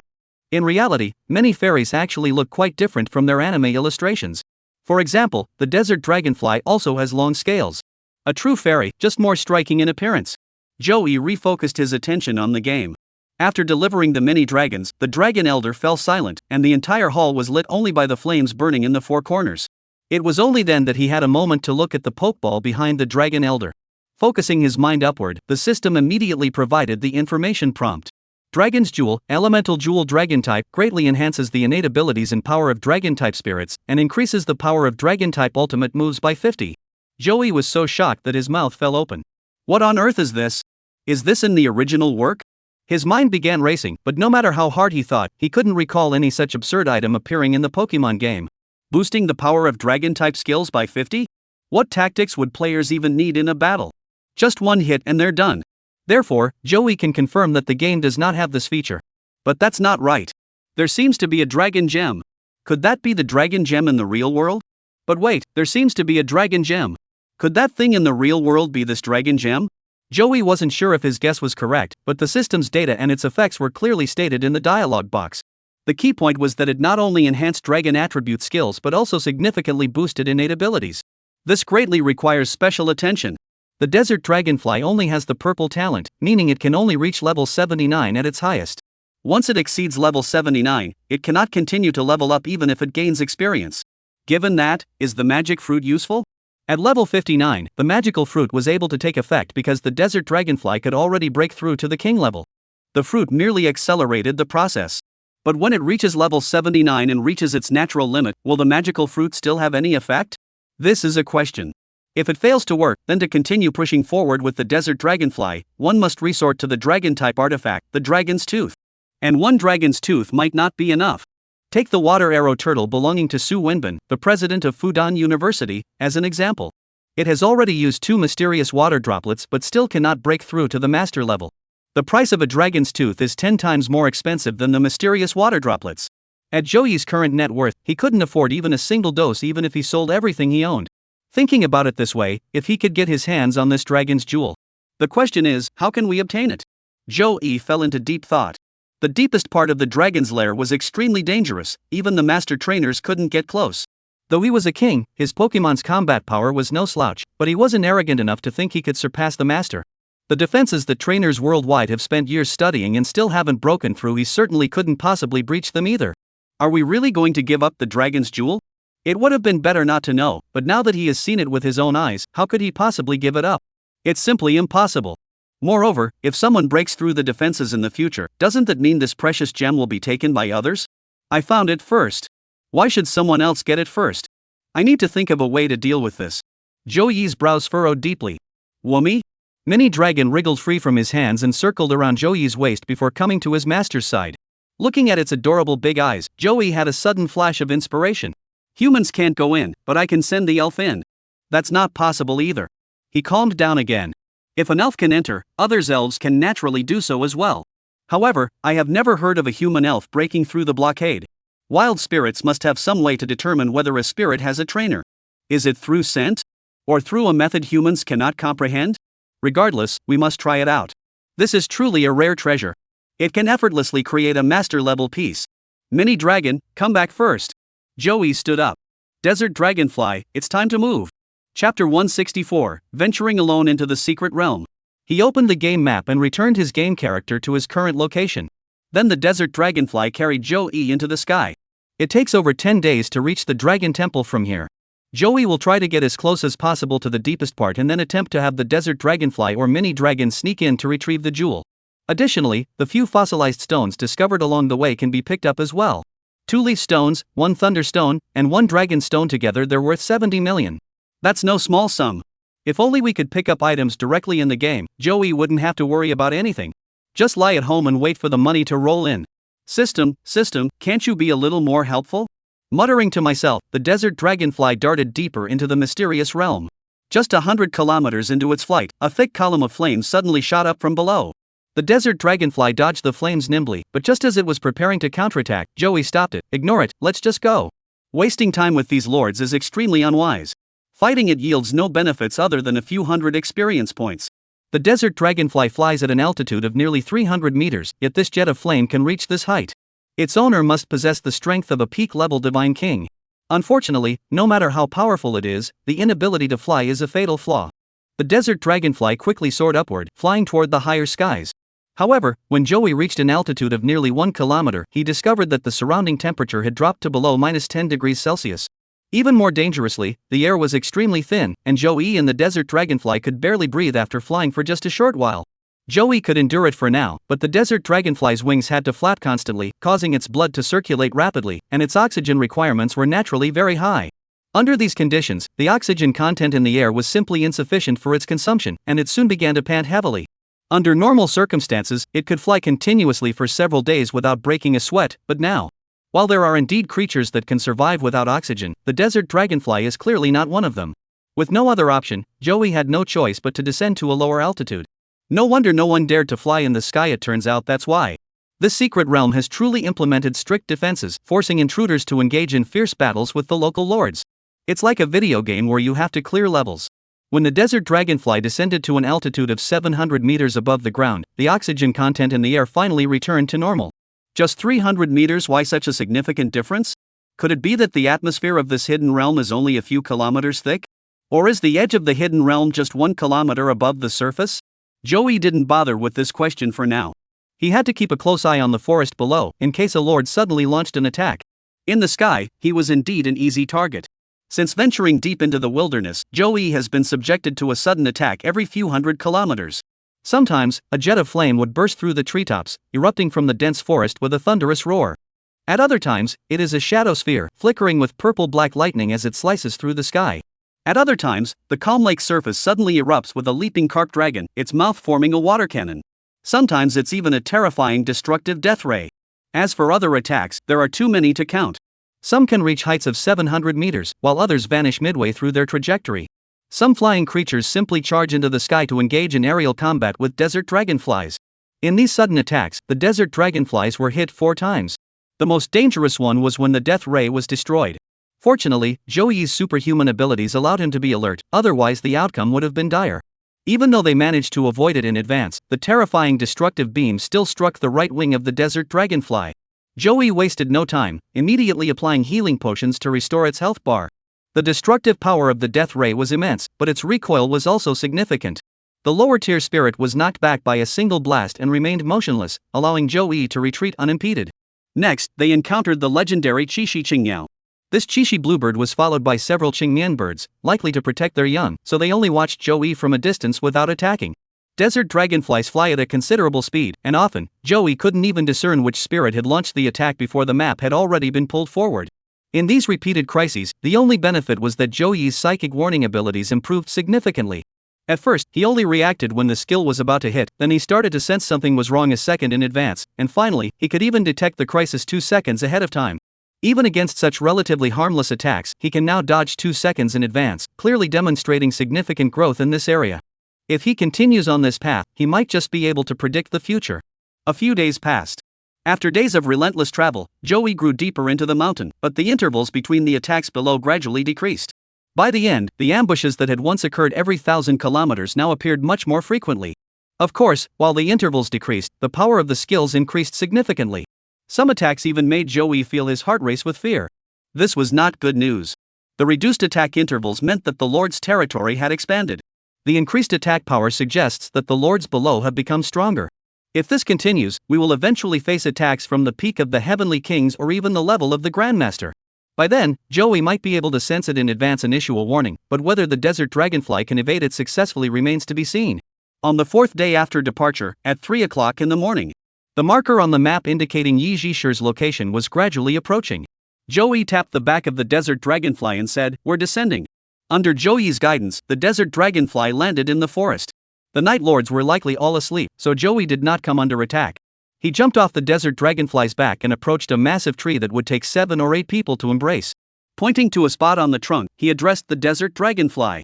"There is a leaf stone inside. Desert dragonfly, use the dragon's claw to retrieve it. It is best not to make too much noise at night. The claws of a heavenly dragon are powerful enough to pierce through this hardwood." On the map, the leaf stone is hidden within the tree's core. Woo! The desert dragonfly buzzed softly, and its right claw was suddenly engulfed in a deep blue flame. Then, the flame made into a dragon claw-shaped illusion around its claw, instantly piercing through the tree. When the desert dragonfly withdrew its claws, a leaf stone emitting a faint green glow was clutched in its claw's center. Chapter 165, The Dragon Stone continue on the journey. 0 days. Joey arrived at the edge of a cliff. Below was a raging river, and behind him was a lush, primeval forest.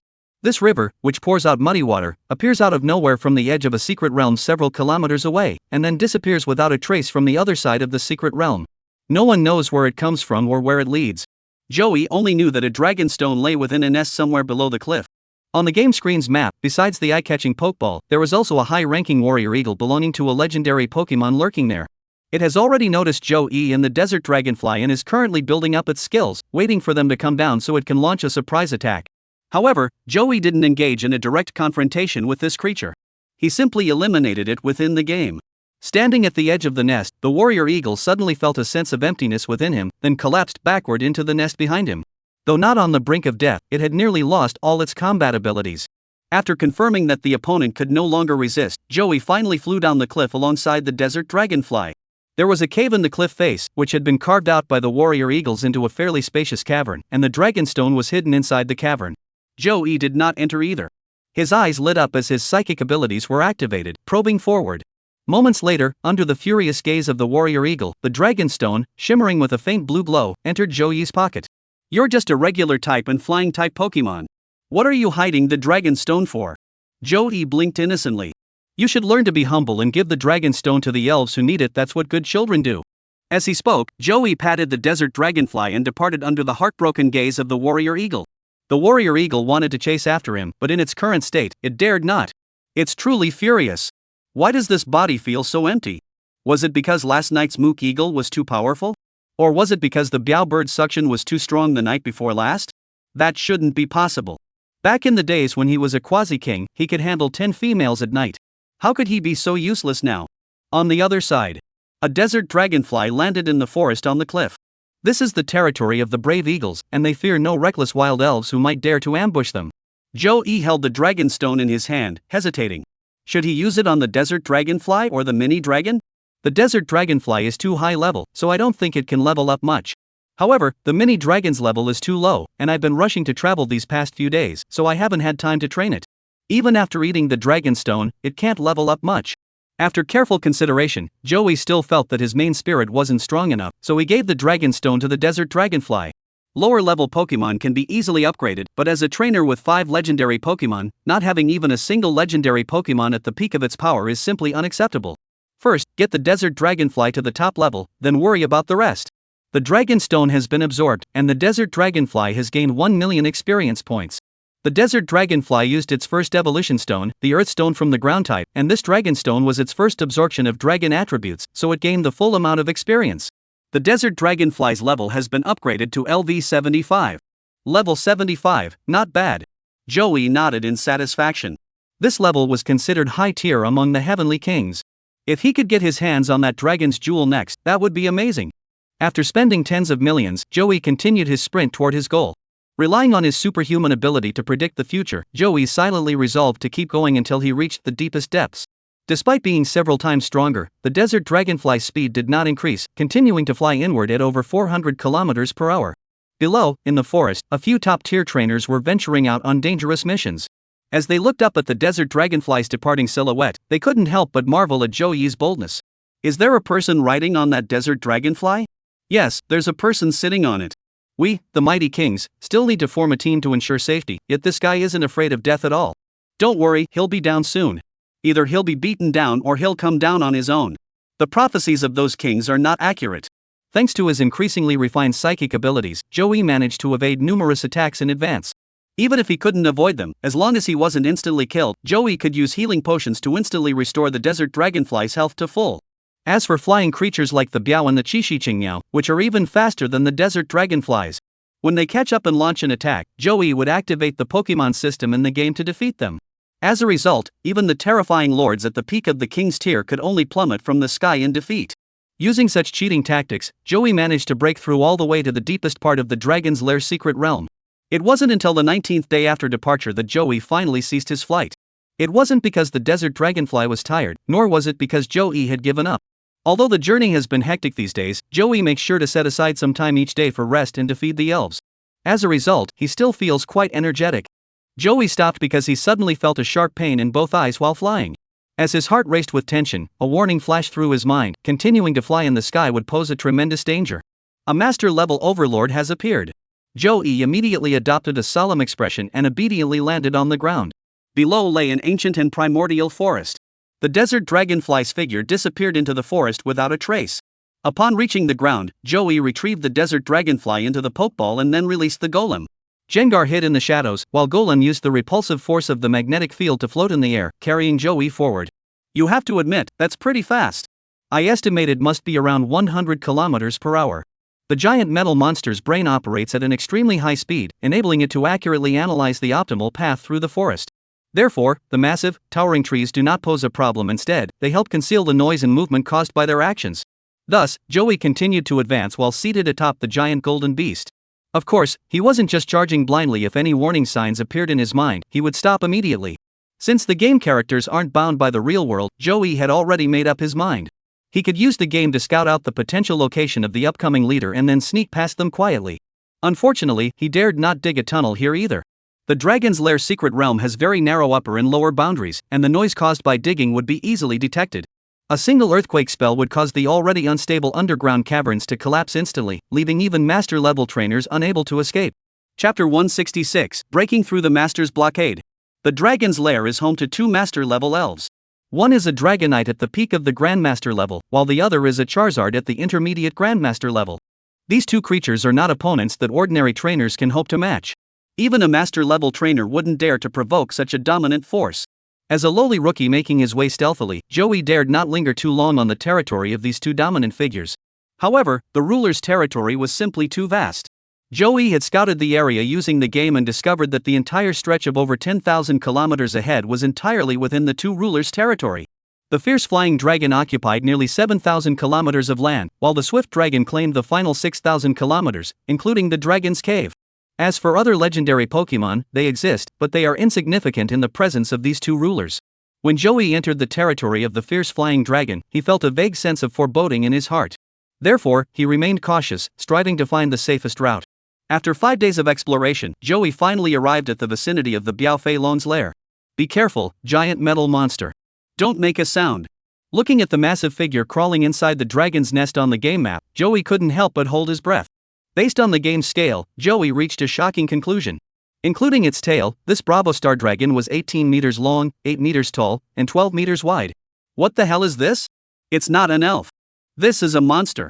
The average height of a regular Biaofeilong is 15 meters, with a length of 36 meters, while this creature is over 6 times the size of its kind.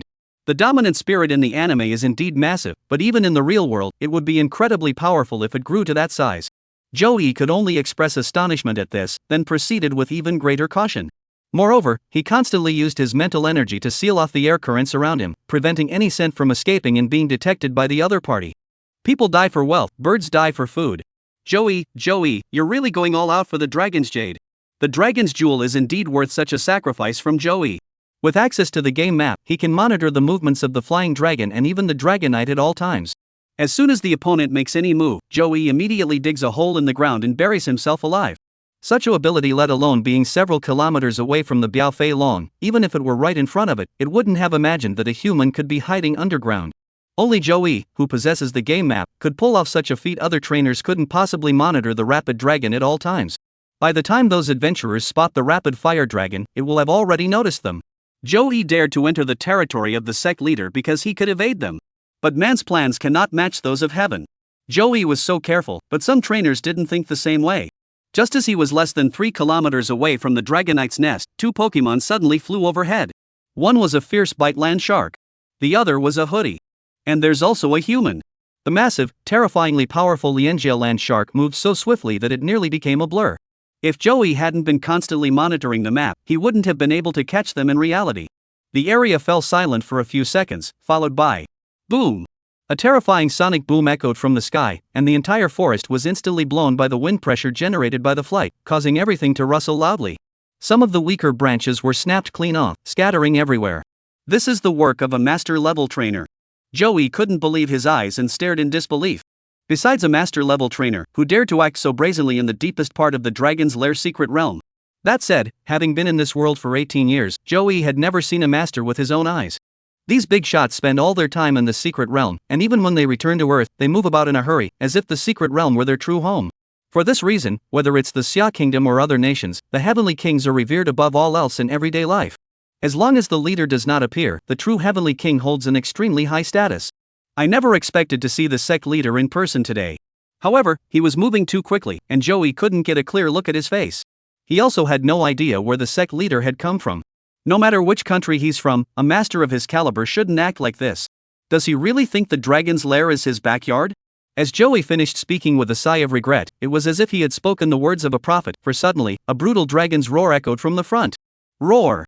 Immediately afterward, Joey, who had been hiding in the dense forest and moving forward slowly, saw a deep blue dragon's breath slice through the sky.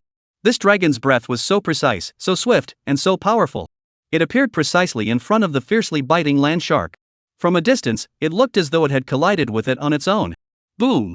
Terrifying energy erupted into the sky, and the massive fireball created by the explosion was even more blinding than the sun. They've been discovered. Joey's expression turned solemn, and he immediately wanted to retreat and leave this place. But then he steeled his resolve and ordered the giant golden beast, advance along the edge at full speed. Almost all the elves' attention was drawn to the explosion above, and the flying dragon was no exception. This was the perfect opportunity for Joey to sneak over. The giant gold monster's eyes flashed with psychic energy, unleashing all its repulsive force as it darted swiftly through the forest. At the same time, a trainer was doing the same thing behind him. It was a middle-aged man hanging beneath the crossbat. Judging by his appearance, he must be a trainer from Europe or America. The crossbat was much faster than the giant beetle, and it quickly overtook Joey Fei and flew further ahead. However, as it passed by Joey Fei, it stared at him in horror for a long time. He was clearly quite frightened by the flash of the giant golden monster. The stronger the trainer, the more they understand the rarity and terror of the shiny golem. A Pokemon like this is definitely a sure bet for the King's Peak, and there's even a high chance it could break through to the Master's rank. What is their purpose for risking their lives to enter the dragon's lair? It's all for those highly promising dragon-type spirits. Shining Golem, there's not another one like it in the entire world. Surprised as you may be, now is not the time to hesitate. The trainer merely glanced briefly before disappearing into the forest. As for the master-level Latios struck by the dragon's shockwave in the sky. After the smoke and dust from the explosion cleared, it had vanished without a trace, along with the Hoodie and humans on its body. It was clear that Hoodie had used teleportation to disappear along with the trainer. Chapter 167, They're all smart people. Gazing at the empty sky, the furious Biao Fei Long roared angrily. It suddenly took off from the ground, its massive body obscuring the sky. The Biao Fei Long fixed its gaze on the depths of the secret realm and immediately spotted the Liejia Lushark flying at several times the speed of sound a kilometer away. Its blood-red wings flapped violently, and the dominant creature erupted into terrifying speed, charging toward it. Although instant movement could allow one to escape temporarily, it could not allow one to escape over long distances. As long as other living beings are carried along, no matter how powerful the caster may be, teleportation will inevitably be significantly weakened. Even a master-level psychic couldn't teleport very far, let alone the Hoodie, who was only at the peak of the Heavenly King realm. A distance of 1 kilometer can be crossed in a single flap of the wings of a Biao Fei Long. The problem is that the Lianchuan shark isn't any slower than it is. Even though it was caught off guard, the rapid fire dragon couldn't catch up. Both quickly vanished from Zhou Yi's sight. Such a golden opportunity, he certainly wouldn't miss it. Seeing that the flying dragon had already chased him far away, Zhou Yi decided to summon the desert dragonfly and fly high into the sky. At that very moment, other trainers in the distance also released their Pidgeys. And there wasn't just one. At a glance, there were at least 3 eagles carrying their masters deep into the dragon's lair. Holy crap, you guys are really good at surviving. Joey couldn't help but laugh and cry at the same time. He sat on the back of the desert dragonfly and minimized the game map. In map zoom mode, the silhouettes of Earth trainers would appear on the screen. Since he always needs to keep an eye on his surroundings, Joey has never zoomed in or out. You don't know until you look, and when you do, you're in for a shock. Besides these few daring and exposed Heavenly Kings in the sky, there are actually 5 human trainers within a 20-kilometer radius ahead. I'm impressed. A bunch of old perverts, they're in the final circle. I thought I was pretty smart, but it turns out everyone else isn't stupid either. Joey immediately ordered the desert dragonfly to burst into its fastest speed and charge forward. What was happening between the dominant ruler, the fierce flying dragon, and the flame-biting land shark ahead, Joey had no way of knowing. However, on the game map, he saw several humans swaying from side to side, with a few even fleeing in disarray. Without visibility, sticking your head into the grass can be deadly. This area isn't just home to one flying dragon Pokemon. There are other lords surviving in the forest, and they too deeply despise these human trainers who frequently come to disturb them. Some managed to break through the blockade while the flying dragons were chasing the land sharks, but they were few and far between. Zhou Yi was one of those few. Relying on his dangerous premonitions, Joey skillfully dodged the hail of bullets and struggled forward through the sky. Several hours later, he noticed that the trainers ahead had suddenly stopped in their tracks. Is the rapid-fire dragon back? Joey was startled and hurriedly descended toward the ground. The Heavenly King's flight speed was extremely fast, but with no obstacles around, his entire movements were completely exposed. Once spotted by the Berserker dragon, there is no escape. And what about landing on the ground? The Dragon's Lair's secret forest is densely covered with giant trees standing dozens to hundreds of meters tall, and once you're inside, you can't see a single trace of anything. As long as there are no clusters of wild lords, Joey can always find a way through the game's map to avoid these elves and sneak in secretly. As it turned out, Joey's caution was well-founded. 10 minutes later, a figure flashed across the map. Then, a terrifying sonic boom echoed from the sky above. The master-level fiery land shark appeared, but this time it was fleeing outward. Behind it, the massive Biao Fei Long was chasing after it like a madman. Unfortunately, the two elves were simply too fast. Joey didn't even have time to properly admire their graceful forms before the Biao Fei Long had already vanished from sight. A single master wasn't enough to break through the blockade, let alone the fact that there was an even more powerful Dragonite lurking deeper within. Joey estimated that 5 master-level Pokemon would be needed to ensure a trainer's safe exploration inside. 2 master-level Pokemon held back the Rapid Dragon, 2 master-level Pokemon held back the Dragonite, while the remaining one led its master deep into the Dragon's lair. Moreover, the dominant Quick Dragon was too powerful. Even with a 2-to-1 advantage, the humans couldn't hold it off for long. Moreover, if the dominant Dragonite wants to leave the battlefield, there's probably no Pokemon that can stop it. After much consideration, unless all the masters on Earth unite, humanity will never be able to safely occupy the Dragon's lair. But how could these leaders ever unite? Even those from the same country fear that their rivals might surpass them in strength, let alone leaders from other nations. Joey ignored the others, keeping a watchful eye on the dangers around him as he steadily made his way deeper into the secret realm. Occasionally, battles erupted ahead, sometimes won by trainers, and other times by wild lords. Overall, things are still relatively calm here in Joey's area. Even if there are unavoidable obstacles, he can defeat them first in the game. This way, he steadily progresses, day by day. He grew closer and closer to the bottom of the dragon's lair, closer and closer to the dragon's jewel. Along the way, Joey sometimes wondered, why didn't that peak-level dragon master just eat the dragon's jewel? A treasure with such terrifying power, the Dragonite couldn't possibly be unaware of its existence. Even if it were hidden deep within a mountain, with Dragonite's power, breaking through a mountain would be a piece of cake. This was what Joey found puzzling. After much thought, there was no reason for the Dragonite to abandon such a precious treasure so close at hand. Plus, it must have hit a bottleneck with the master. Without any special opportunities, breaking through to the semi-god realm like the Fire God Moth in the new secret realm is unlikely. The dragon's jewel might just be the breakthrough opportunity for the dominant Dragonite. If that's the case, it should have swallowed it whole. Why would it leave it there and ignore it? I just don't understand. Joey opened the map and estimated the distance between himself and his destination. Only 1,000 kilometers left. It's almost within reach. In previous attempts, Joey had been unable to locate the Dragonite's nest on the map, and as they drew closer to their destination, a sense of foreboding grew within him. Joey decided to halt his search for now. He threw the Pokeballs containing the Desert Dragonfly and Mini Dragon, then said to them, "Continue into the depths of the secret realm until you reach a large mountain at the end. Climb to the summit, where you will find a cave. Enter the cave and follow the stairs downward. At the deepest point, you will find a temple. Inside the temple lies the dragon's jewel. Your mission is to devour it. Whether it's a desert dragonfly or a mini dragon, anyone who enters the temple must be eaten. Now, go. Stay safe. Woo. Meow." The two spirits didn't quite understand what their master was saying, but they had already memorized every step he had taken. The desert dragonfly flew away with the mini dragon on its back. As for Joey, he had the giant gold monster dig a hole on the spot, crawled inside, and then blocked the entrance. Playing games inside the cave, what a sense of security. Chapter 168, The Desperate Dragon. Joey hid himself carefully while keeping a close eye on the desert dragonfly and mini dragon's health bars. Once either of the two creatures was on the brink of death, Joey would immediately materialize them and recall them into their Pokeballs. However, if they only lose a small amount of health, Joey will frantically feed them potions, striving to push them into the deepest stages. As for who will end up eating the dragon's jewel, that depends on the luck of the desert dragonfly and the mini dragon. Meanwhile, Joey also opened the game, cast the Flying Heaven technique, and advanced alongside the real-life desert dragonfly. The game and reality do not interfere with each other, yet they can be seamlessly integrated into the game when needed. This is the true horror of the Pokemon system. Just as Joey had suspected. Wild spirits do indeed know which spirits have been tamed by humans. They have their own unique way of distinguishing them. Even without Joey by their side, the desert dragonflies and mini dragons continued to face relentless attacks from the lords.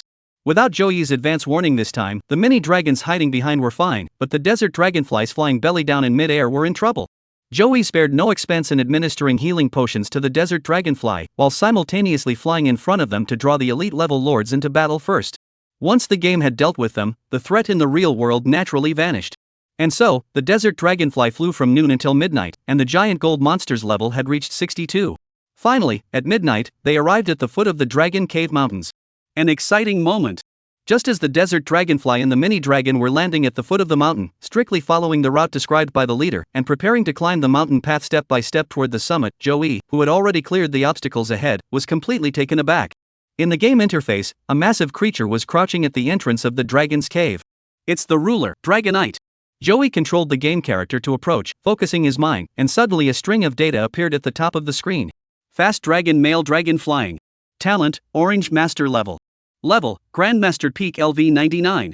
Size, 22m 6,382 kilograms. Abilities, mental strength will not retreat or flee, multiple scales hidden when health is at maximum, damage taken is reduced. Skills, Dragon's Rage, Flame Fist, Electromagnetic Wave, High-Speed Movement, Dragon's Tail Reverse Scales, Destructive Death Ray, Storm, Meteor Shower. I'm really screwed. How do I beat a level 99 Dragonite? Joey, hiding in the underground cave, looked utterly helpless. With his current strength, under the overwhelming level disparity, no matter how he fought, he couldn't possibly match them. The doping tactic doesn't work no matter how much health he has, the opponent's single attack skill can instantly kill him. Even the strongest desert dragonfly is no match for a level 99 Dragonite. What should we do? Should we give up at the last minute? After enduring over a month of hardships and obstacles, with success within reach, how could Joey possibly give up now? Wait! His gaze swept across the elf panel, and finally, a flash of inspiration struck him. Without a moment's hesitation, he controlled his game character and charged straight at the Dragonite. A wild Dragonite LV-99 has appeared. Go for it, Golem! The battle has officially begun. Joey hesitated not a moment, immediately selecting the Bullet Punch. The giant metal monster used the Bullet Punch. A dialogue box popped up, and Dragonite's health bar was reduced by a small amount. The effect of Bullet Fist in the game is guaranteed to attack first. Didn't expect that, did you? But the amount of health deducted is a bit low. With a level difference of 38 between the two, and the Bullet Fist having low damage, Joey estimates he'll need to attack 20 times to take him down. 20 times, so be it. It's just 20 bottles of Vitality Elixir, just 1 million. I've got plenty of money. The Pokemon game system is very rigid, it doesn't mess around with fancy tricks. In the real world, Energy Potion can be used 5 times before it's useless, but in the game, it's 1 bottle per use, no exceptions. But no problem, a mere 10 million is no big deal for Joey. His backpack isn't just filled with Vitality Elixir, it also contains numerous resurrection herbs, Vitality Crystals, and Vitality Shards. Joey isn't short on money, so he doesn't sell the medicinal ingredients he finds while adventuring in the wild. Resurrection Grass can directly revive spirits in the game. As for the Vitality Elixir, he's stockpiled over a dozen bottles. That's enough. I'll grind you to death today. Karos used Flame Fist, with outstanding results. A fist imprint engulfed in flames appeared above the giant metal monster's body. Joey could only see the green health bar vanish as if by magic. Has the giant gold monster fallen? Should we switch Pokemon? Yes. Joey switched to the Fire God Moth. However, he did not attack next. Instead, he opened his backpack and used the Yuan-Chi liquid on the giant metal monster. With the help of the Vitality Elixir, the giant metal monster recovered its health. In the game, the speed at which you use medications always takes top priority. No matter how fast the opponent is or how high their level is, using items will allow you to recover first. After the giant gold monster regained its vitality, the Dragonite struck. Dragonite used Hurricane. Should we switch Pokemon now that Firefly has been knocked down? Storm is a powerful move, there's no need to switch. Joey said, summoning the giant metal monster and unleashing a Bullet Punch. The Dragonite's health bar was reduced by another sliver. Quick Dragon used Flame Punch, and the giant metal monster fell down. Quick Dragon used Flame Punch, and the giant metal monster fell down. You really know your elemental weaknesses. However, when Joey opened the Pokemon menu again to select a Pokemon, he was stunned. Because of the giant metal monster's single move, the Fire God Moth couldn't be saved. In other words, every time the giant metal monster attacks, Joey loses 1 Pokemon. This is so unfair. The rigid game system just freezes after losing 6 spirits, and even if Joey has countless spirits left, it's useless. What a mistake. Are we really stuck relying on the Fire God Moth's flaming body? No, there's still Gengar. Jengar has the Song of Destruction. Song of Doom, any Pokemon that hears it will die within 3 turns. Unless the fairy has soundproofing abilities, even Arceus himself wouldn't be able to save it. In the real world, you can escape whenever you want, but how do you escape in the game? The only question now is how to get Jengar to attack once. Joey began to recall Dragonite's moves. Excluding those status-altering moves, Dragon Rage and Hyper Beam are 2 signature moves that can render Dragonite unable to move freely. Once Dragonite uses Death Ray, Joey can switch in Jengar to use Death Song. Or Dragonite can use Dragon Tail, wait 3 turns for it to become confused, then send out Jengar. As for directly using Jengar to gamble on this Dragonite's intelligence, considering the previous moves that counter its attacks, it's a bit challenging. But we've got to take a chance. Chapter 169, The Dominant Dragon, settled. Both the giant metal monster and the fire god moth were on the brink of death. Joey deployed the violent carp dragon this time. He's taking a gamble. Under the influence of Garito's Intimidate ability, Dragonite's attack has decreased. Good, that's exactly what I wanted to reduce your attack power. The more physical attack power you reduce, the more likely Dragonite will be able to use its special type signature move. The move that can render a Pokemon unable to act for 1 turn, Destroy Beam, is a special type move. With the help of Vitality Liquid, the Fire God Moth has recovered its health. Dragonite used Thunder Punch, and Garito's fell. Should we switch Pokemon? Sure, Thunder Punch, you're fierce, you're smart, keep going. Joey sent out the Fire God Moth. Without attacking, the Fire God Moth is holding off the revived Bowlilone. Dragonite used Hurricane, and Firefly fell down. Blastoise, go. The Intimidate ability takes effect again, reducing Dragonite's attack once more. Revive the Fire God Moth. Another Lightning Punch, and the falls. Keep going. Joey sent out the Fire God Moth again. This guy actually used the Whirlwind again. The Flame Body trait of the Fire God Moth requires a contact-based move to activate. The Whirlwind does not require contact. Joey is in pain. After reviving the Violent Carp Dragon, the Fire God Moth met his end. Deploy the Bowlilone. The 2 spirits took turns reviving and dying, quickly depleting their vitality. When their attack power was reduced by 5 turns due to the Intimidate trait, Dragonite used Dragon Dance. Dragonite's attack power has greatly increased, and Dragonite's speed has greatly increased.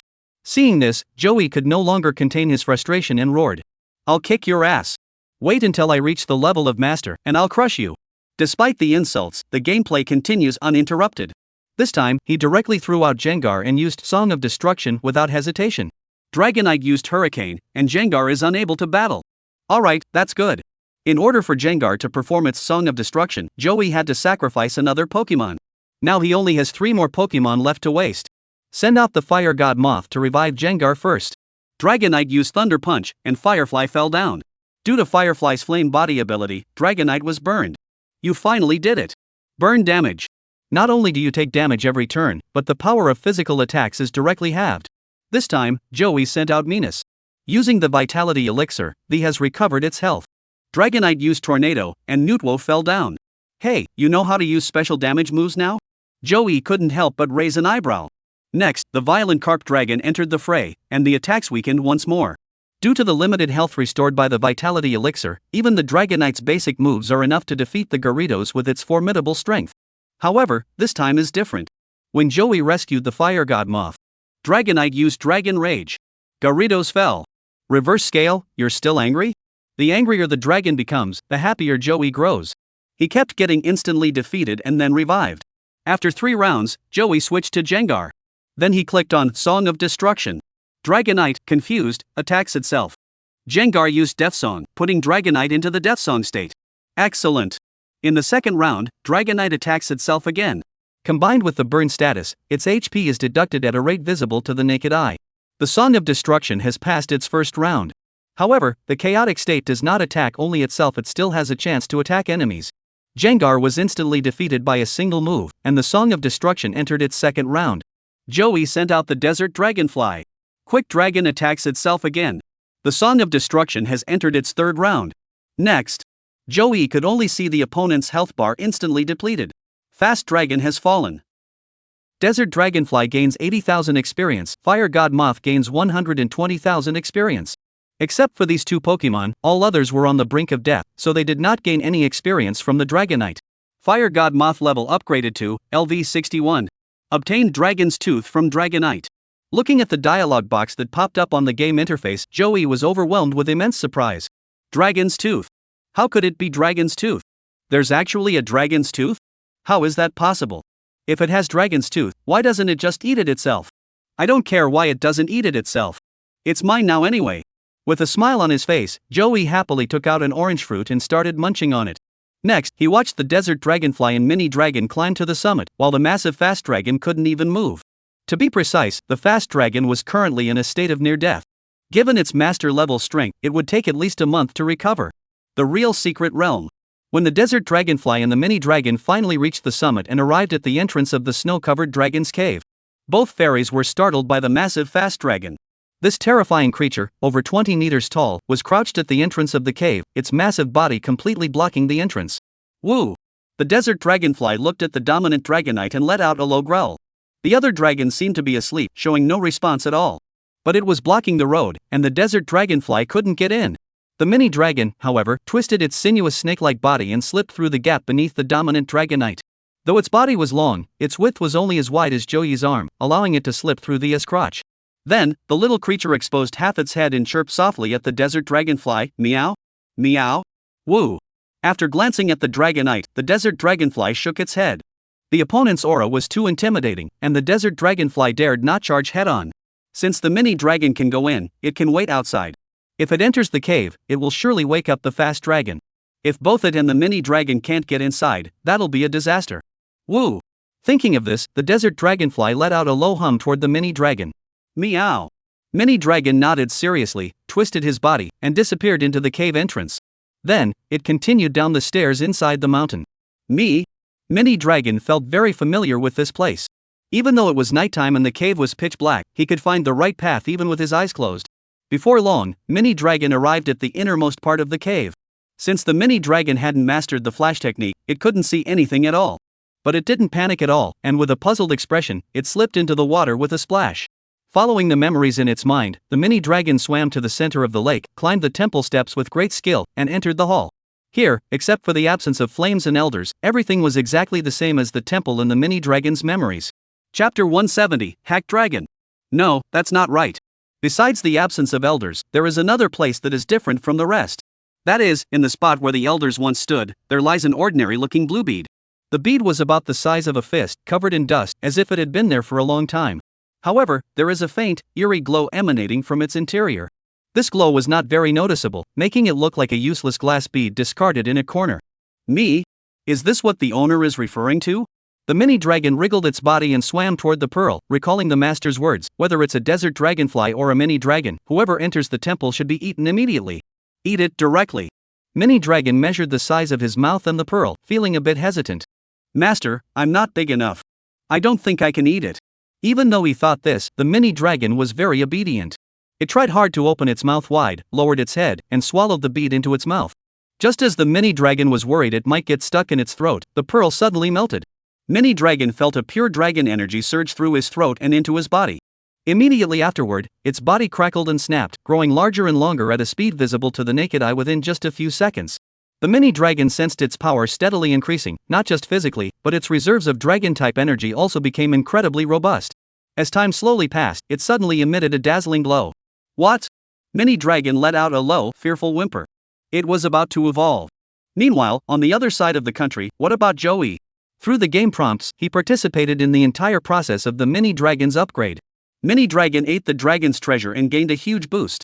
Mini Dragon's strength has increased, Mini Dragon's innate abilities have improved, and the power of Mini Dragon's Dragon-type skills has been boosted by 50%. Under the effect of the Dragon's Jewel, the Mini Dragon has mastered Meteor Shower Ultimate Move. The Mini Dragon's level has been upgraded to LV 59. Due to the level increase, the Mini Dragon has mastered the following skills: Tornado, Dragon's Rage, Slam, High-Speed Movement, Dragon's Tail, Water Tail, and Dragon's Dance. What? The Mini Dragon's appearance. Joey was completely confused by this series of prompts. He had originally planned to use the jewel for the desert dragonfly. Alright, a mini dragon will do too, at least it can evolve into a fast dragon faster. With that thought, Joey directly issued the evolution command in his mind. Inside the dragon's cave, the miniature dragon's body, enveloped in white light, suddenly underwent even more intense changes. Its body stretched out once more, this time exploding to a staggering 5 meters in length. Once the white light had completely dissipated, it had completely transformed. The white spots on its forehead had officially transformed into sharp dragon horns, and the white fins on both sides of its head had become more wing-like. Its body became more slender than during the mini dragon phase, with the originally sky blue scales turning into sapphire blue, while the abdomen remained bright white. Additionally, 3 crystal-like blue beads have appeared on its body. One is at the lower end of its neck, and the other 2 are at the tip of its tail. Congratulations! The mini dragon has evolved into a hack dragon. Hackron has learned the skill, Dragon God Dive Ultimate Move. Seeing this series of changes, Joey couldn't wait to recall Hackron and the Desert Dragonfly back into the game. Materialize! Materialize! As he thought it, the 2 spirits vanished instantly from where they stood. The spirit ball at Joey's waist flashed with a red light. He shook his mind, directly lifting the mud, sand, and rocks covering the cave, then jumped to the ground and opened the spirit ball. Boom! A white light shot out from the Pokeball, transforming into a slender blue Pokemon. Hacky Dragon! Meow! The evolved Hakuro wrapped itself around Joey's body, extending its head to affectionately rub against his palm. Apart from the sharp white horns on its forehead, which were a bit prickly, its scales were quite beautiful. Under the faint moonlight, Hakoria's entire body shimmers with a mysterious glow, making it exceptionally beautiful. Joey opened its file. Hakoria Female Dragon. Talent, Orange Evolving. Level, near Kingdom Peak LV, 59. Size, 54m, 367 kilograms. Size, 54m, 367 kilograms. Abilities, Shedding through shedding, it can sometimes cure abnormal conditions. Mystical scales hidden when in an abnormal condition, defense increases. Skills, Swiftness Inherited, Bind, Stare, Electromagnetic Wave, Tornado, Dragon's Rage, Slam, High-Speed Movement, Dragon's Tail, Water Tail, Dragon's Dance, Dragon God Dive, Meteor Shower. Is talent actually evolving? Upon seeing this section, Joey couldn't help but think of the fire god Moth from the new secret realm. That's a talent only possessed by demigods. I never expected Hakuro to break through at this stage. No wonder it's the dragon's jewel. The effect is terrifying. Joey originally intended to upgrade the Desert Dragonfly's innate ability from purple to orange. However, by a twist of fate, he accidentally upgraded the mini dragon's talent to the demigod stage. Moreover, Joey could confirm that the energy of the dragon's jewel was far from depleted. This was merely a bottleneck phenomenon caused by the Heavenly King's cultivation level. Since the mini dragons were too low in rank, they were unable to absorb all of it. Just like Minas, they're all stored away. With Hakuro's potential, he might not even need a miracle fruit to reach King class. Thinking this, Joey opened the game and randomly selected a level 40 plus cat-headed night eagle nearby to enter battle. The battle against the owl has begun. Go, Desert Dragonfly! By the way, the 4 Pokemon on the brink of death haven't recovered yet. However, Joey didn't bother with that. He recalled the Desert Dragonfly and sent out Hakuro. The owl used telekinesis. It only took a little bit of health, no big deal.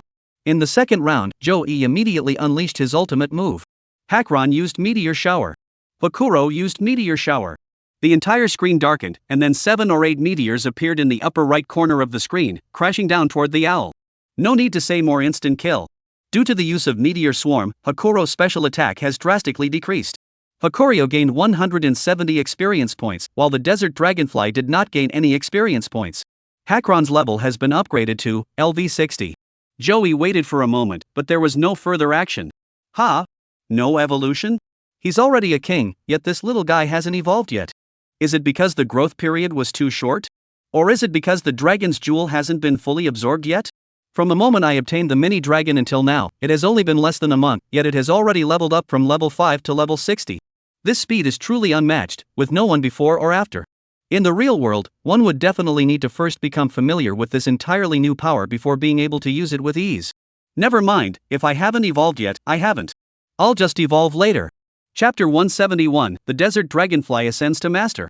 It was already midnight, and Joey hadn't called Hakuro back into his Pokeball. He summoned the Desert Dragonfly and materialized a sleeping bag from his game backpack. This aspect of the game is quite impressive. Anything can be transformed into an item and stored in the backpack, effectively creating a portable storage space. Joey pointed to the overgrown ground beside him and smiled, saying, "Desert Dragonfly, you're in for it." At the king level, the Desert Dragonfly could already control the earth elements in nature. As it narrowed its eyes, the sand and soil below began to swirl and fly in all directions. Weeds and thorns were buried underground, leaving the ground hard and level. "Thanks a lot." Joey placed the sleeping bag on the ground, took off his jacket, and crawled inside with a smile. Woo! The Desert Dragonfly flew behind its master, its body forming a semicircle that enveloped Joey inside. Hakoria floated to Joey's side and evolved, gaining the ability to fly. It coiled itself up, its watery eyes fixed on Joey's face, blinking repeatedly. "Sleep well, Desert Dragonfly, Hakoryu. Good night." Woo! Meow! The 2 spirits each responded with a sound, and Joey closed his eyes. The night in the dragon's lair was exceptionally deep. The moon hanging in the sky slowly descended, and it was now 2 o'clock in the morning. Joey was sound asleep.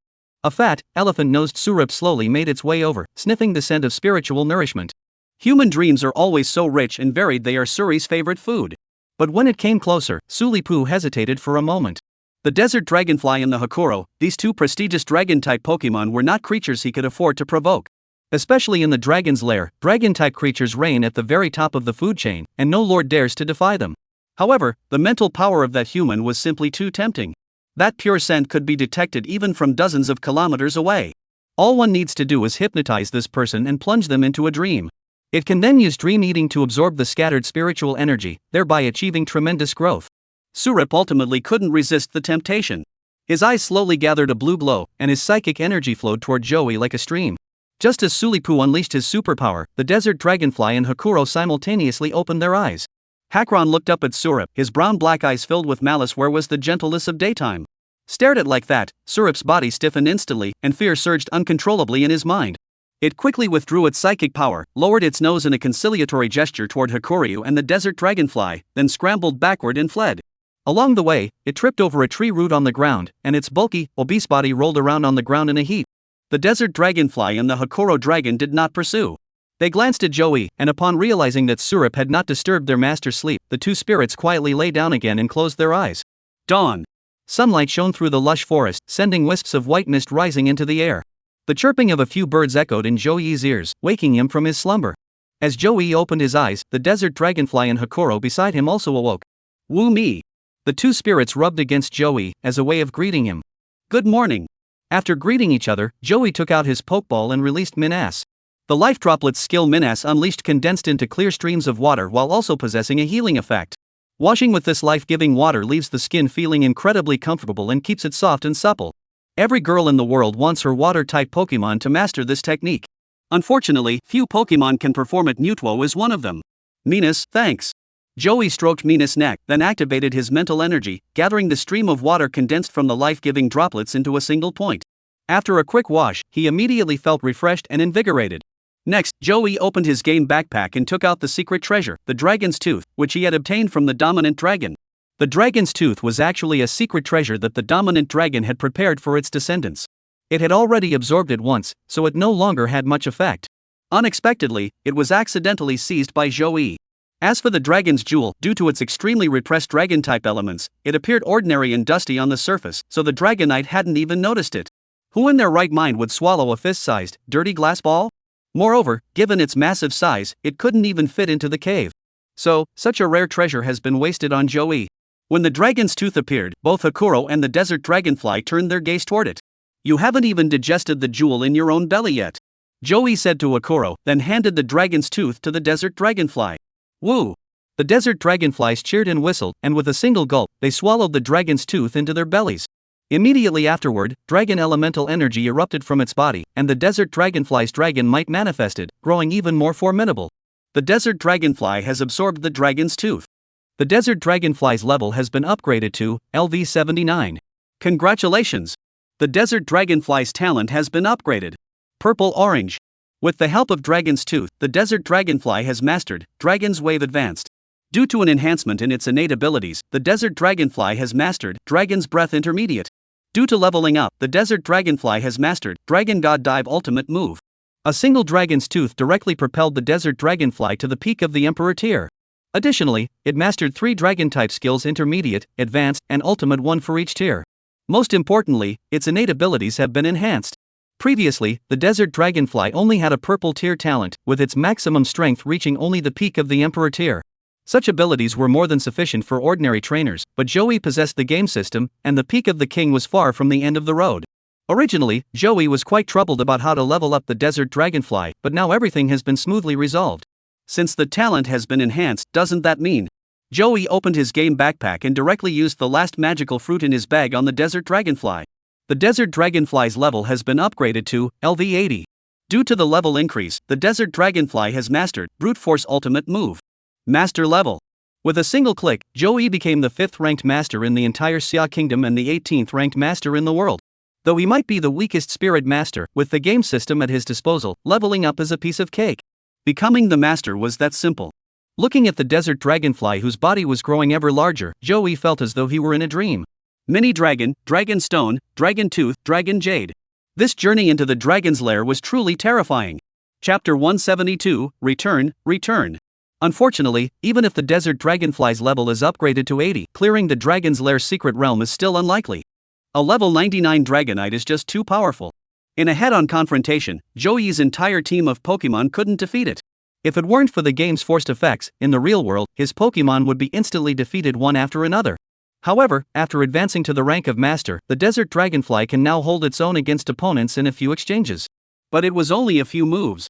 The gap between the two remains enormous. Despite the gap, no matter how powerful it is, it remains a wild Pokemon and does not belong to Joey. But the desert dragonfly is his very own Pokemon, and it has been by his side for 18 years. He knows what's important and what's not. The desert dragonfly was the most important thing in his heart, everything else could take a back seat. Desert dragonfly, congratulations! Joey examined the desert dragonfly from head to toe, growing more and more satisfied with what he saw. After advancing to the level of Master, its body grew even larger. When its diamond-shaped wings are fully spread, their width exceeds 14 meters. In other words, when the desert dragonfly spreads its wings, it can completely cover a 4-story building. Truly enormous. Could it be that the stronger the spirit, the larger its size? Joey hadn't realized this before. He had assumed that the wild lords or overlords among the elves might be the result of some kind of genetic mutation causing their bodies to grow larger. However, after witnessing the desert dragonfly gradually grow larger, Joey couldn't help but change his mind. In nature, a larger body size does indeed increase the chances of survival. Not only can it intimidate enemies, but size also signifies strength. A half-meter tall Nidoking and a 10-meter tall Nidoking standing before you, which one is more intimidating, little cutie? Even a child can tell. Come here. Joey waved at the desert dragonfly. The enormous flying dragon immediately flapped its wings and landed with a thud on the ground. At this moment, its weight was nearly a ton, and Joey was truly afraid that the desert dragonfly's speed would slow down due to its weight. Hackron, Venus, come back. Except for Gengar, Joey recalled all the other Pokemon into their Pokeballs. Then, he climbed onto the wider back of the desert dragonfly and flew toward the exit of the secret realm. As for the dominant Dragonite, he would wait until the desert dragonfly was strong enough to defeat it before challenging it. Anyway, the rarest and most precious dragon's jewel in the dragon's lair has already been obtained by Joey. To make matters worse, the dragon's tooth has also been devoured by the desert dragonfly. Even if he manages to clear this secret realm, there probably won't be much left for him to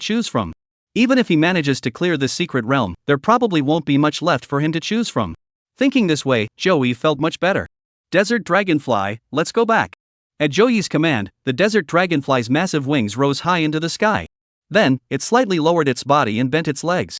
As its wings pressed downward, its legs suddenly exerted force. Boom! The ground was trampled into 2 large, cracked pits, and a violent wind pressure howled toward the surroundings. Desert dragonfly soared into the sky. Immediately afterward, its wings flapped vigorously as it charged toward the exit of the ice cave. To Joey's surprise, its flight speed had nearly doubled. Almost 600 kilometers per hour. That's impressive. For a Pokemon without a flying type, such a speed is extremely rare. During the journey, the only incident was when they passed through the territory of the rapid fire dragons and had to retreat. Joey flew through the sky without any concealment in all other areas.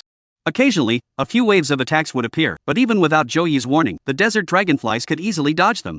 If they encounter a reckless foe that refuses to give up, the desert dragonfly can turn around and unleash a time roar. Under normal circumstances, as long as it's not a direct hit from a top-tier player, it's an instant kill. With the desert dragonfly's current strength, Joey could walk all over Earth. Of course, level 5 or higher secret realms still require caution, as the overlords are truly not to be trifled with. After 15 days of flying, stopping, and resting, Joey successfully returned to the entrance of the ice cave. He didn't linger. The desert dragonflies screeched as they flew up to the top of the waterfall. Coincidentally, a group of trainers emerged from the cave at that very moment. They skillfully summoned Pidgeys to hold them back. At the same time, a red beam shot out from another Pokeball in their hands, pulling back the water-type Pokemon that was falling down the waterfall. Whoosh! Under the roaring waterfall, a powerful whistling sound came rushing toward them. The blinding sunlight shines down, causing several trainers to squint their eyes. Below! Someone screamed, and everyone quickly looked down. A massive desert dragonfly, as large as a small animal, flapped its wings and flew toward them. They all forgot to dodge for a moment. The bitty birds beneath them, however, understood the terror of this giant flying dragon. They trembled as they descended, daring not to approach within 50 meters of the desert dragonfly. It wasn't until Joey recalled the desert dragonfly and summoned Minas to disappear into the cave entrance that the others snapped back to reality. The size of that desert dragonfly just now. Wow, that's way too big. And that trainer is so young. How strong do you think he is? Terrifying, absolutely terrifying. These few quasi-kings from Xia Kingdom clutched their pounding hearts, their initial fear giving way to excitement and anticipation. Sigh, when will I ever reach that level of power? That desert dragonfly is way too intimidating. Judging by its size and presence, I estimate it's at the peak of the king level, or even possibly the master level. The sect leader? Such a young sect leader? Impossible, absolutely impossible.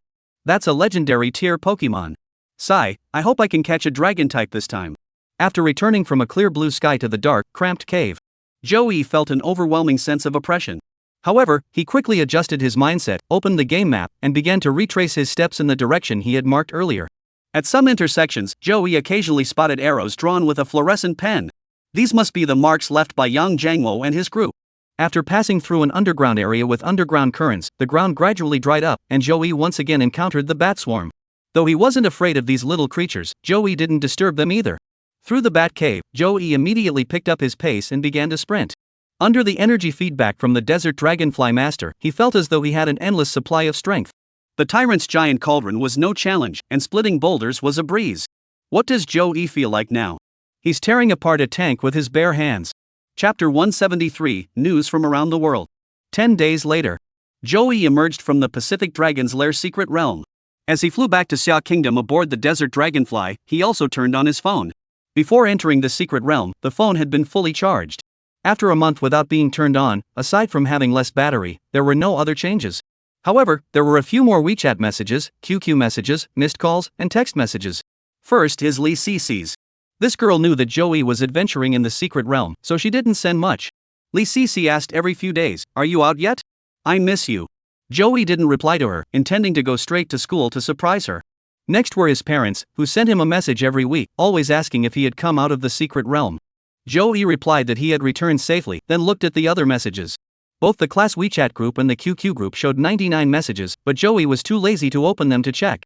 However, his homeroom teacher sent him a few private messages, mainly asking when he could return and whether he would be able to make it to the National University League in November. Joey glanced at the time. Today was October 24, 2010. Before he knew it, he had been in the Dragon's Lair secret realm for nearly 2 months. Most of that time was spent traveling. Joey sighed helplessly. Who could blame him? The secret realm was so vast, especially the Dragon's Lair, spanning a staggering 150,000 kilometers longer than the journey to the west to retrieve the scriptures.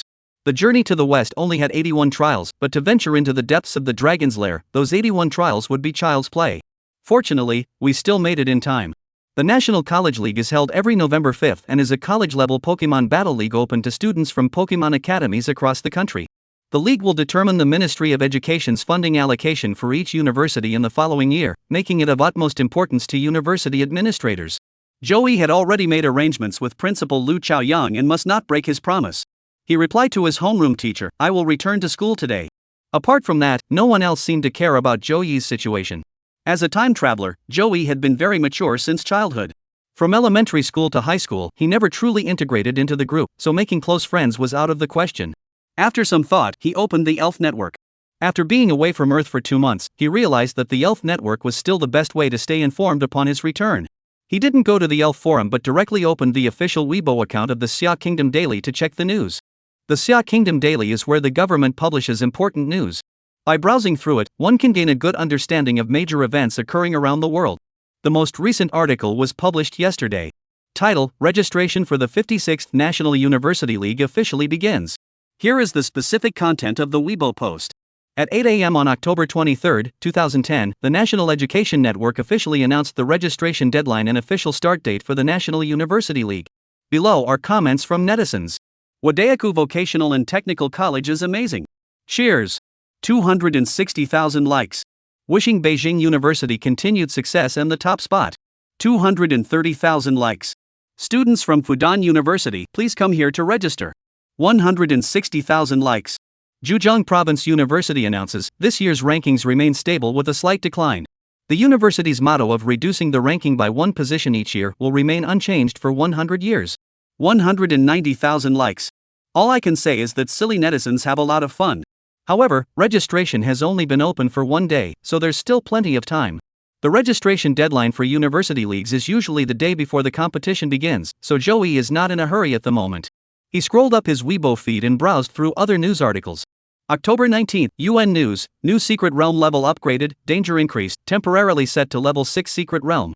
News update, at exactly 2 p.m. today, UN passed a resolution to officially upgrade the new secret realm level and restrict access to ordinary level trainers. Comments. Is level 6 really enough? Here it comes, it's terrifying. I'll just stay in the level 3 dungeon. Looking for a party to explore the new secret realm. October 18th, UN holds emergency meeting.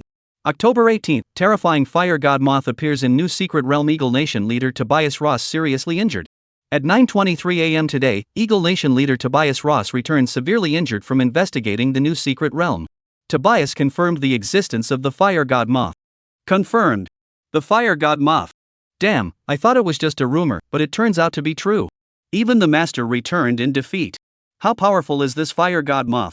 October 16th, China's King Kai Haohua visited Eros today for a friendly visit to discuss new secret realm matters. October 15th, 15 trainers simultaneously witness a giant fire moth, describing it as resembling the sun. Looking through them one by one, Joey couldn't help but sigh. The Dragon's Lair adventure was thrilling, but I never expected things on Earth to be even more exciting. The fire god moth is very likely the one Joey had seen before. Additionally, it is also the mother of Joey's fire god moth. This creature is indeed very powerful. Joey had also experienced firsthand the overwhelming might of a master-level flying dragon. To be honest, it was nothing special and didn't instill any sense of terror in him. But the fire god moth back then did indeed leave him parched and filled with fear. The two were not on the same level, let alone the god-exclusive air pressure characteristics. Facing such a semi-divine existence, the head of the Ross family from Eagle Nation escaping back from its grasp was already a stroke of luck. He flipped through the pages further. The Xia Nation Daily reported on national affairs, and every single news item was closely tied to the fate of the entire nation and even the world. Previous news items included state visits and reports of unrest in another country, but none of it seemed to have much to do with Joey. After skimming through the headlines, he closed the Xiagua Daily. Joey had never managed his own Weibo account, and he didn't bother with such things. After all, there's no internet in the secret realm, and trainers who spend most of their time there can only go online a few days a year, so Weibo is out of the question. With that, Joey kept an eye on the Pokemon network while riding a desert dragonfly, swiftly heading towards Xia Kingdom. However, before he had flown very far, the network suddenly cut out. I hope our great country can achieve global 4G coverage. Having made this wish, Joey put away his phone and obediently started playing the Pokemon game. The deepest part of the Dragon's Lair, where nearly all the legendary Pokemon roamed, was off limits, so Joey could only wander around outside, leveling up. Fortunately, the Dragon's Lair was vast enough that, aside from the ice cavern, the other areas were roughly the size of Earth. Otherwise, it wouldn't be able to support master-level trainers exploring everywhere. Chapter 174, Back to School, Confronting Mom. Zhejiang Province, Hangzhou City, near the West Station Secret Metro Station. Flying Ferry Landing Site. Diao, big-mouthed sparrow, muck eagle, steel-plated crow, and even tropical dragon and fire-breathing dragon. Countless flying creatures take off and land here, moving in an orderly fashion under the guidance of training association staff. However, just then, on this busy afternoon, a massive object approached from the horizon. A trainer about to take off pointed at the sky and shouted in astonishment, "Wow! What's that?" Everyone looked up, and then their eyes widened in shock. Desert dragonflies? It's huge. It's more than twice the size of a regular desert dragonfly. What kind of power does it have? Do we have a desert dragonfly at the peak of the Heavenly King realm in our Xia Kingdom? Desert dragonflies at the peak of the Heavenly King realm? Hu Tianwang has them. People were discussing it, while the desert dragonfly swiftly approached and then slowly descended. It was only then that everyone realized there was a man with an extremely youthful appearance sitting atop it. How is this possible? Looking at his face, he's probably only in his early 20s. Could it be that this guy started training elves from the moment he was born? Come to think of it, that might actually be possible. After all, the children of prominent families are born with their own spirit eggs, aren't they? But even if they were born at the same time as the spirits, they couldn't possibly possess such terrifying power. Though the crowd didn't know the exact rank of the desert dragonfly. But just look at its size, and then look at their own flying-type Pokemon trembling in fear. How could they not figure it out? At least a king-class Pokemon. Why have I never heard of such a young king? People are puzzled. However, Joey paid no attention to them. After landing on the ground, he recalled the desert dragonfly into the Pokeball and vanished at the subway entrance. Only when Joey's figure was no longer visible did the square erupt in a chorus of astonished exclamations. Standing in the bustling subway hall, listening to the chaotic noise around me, Joey felt a bit dazed. After emerging from the desolate, treacherous secret realm and returning to the bustling modern metropolis, he couldn't help but feel that his experiences in the secret realm had been nothing more than a dream. Back to Earth, back to Hangzhou. The adventurous atmosphere is gone, and the pressure of vigilance has vanished. Even the air, once filled with smog, now feels fresh. Ha! Joey took a deep breath and exhaled. The air was thick and murky, but this was Earth, his home, and no secret realm could ever compare. I don't quite understand why anyone would choose to relocate their entire family to a secret realm. With this question in mind, Joey boarded the subway back to school. Zhejiang University, Shenzhen campus, was still the same, with no changes at all. Joey glanced at his phone. It was 4 p.m. He returned to his dormitory, but his roommates had all gone to class, so there was no one there. Joey thought for a moment and dialed his mother's phone number. Xiaoying? Mom, it's me. Hu Shuiying first sighed in relief, then said angrily, "Why didn't you contact me for so long?" Mom was worried sick. As she spoke, her voice trembled slightly with emotion. There was nothing she could do. After all, this world was full of trainers who had disappeared into the secret realm. Typically, if a trainer goes missing for a year, they are classified as a missing person. If they have not been seen for 5 years, they are presumed deceased. Although Joey had only been gone for 2 months, it felt like a long time to Suing. Mom, don't worry. With my desert dragonfly strength, what is there to fear? To comfort his mother and ease her worries, Joey revealed the true strength of the desert dragonfly. You know, on this adventure, the desert dragonfly ate a dragon's tooth, and now it's already at the master level.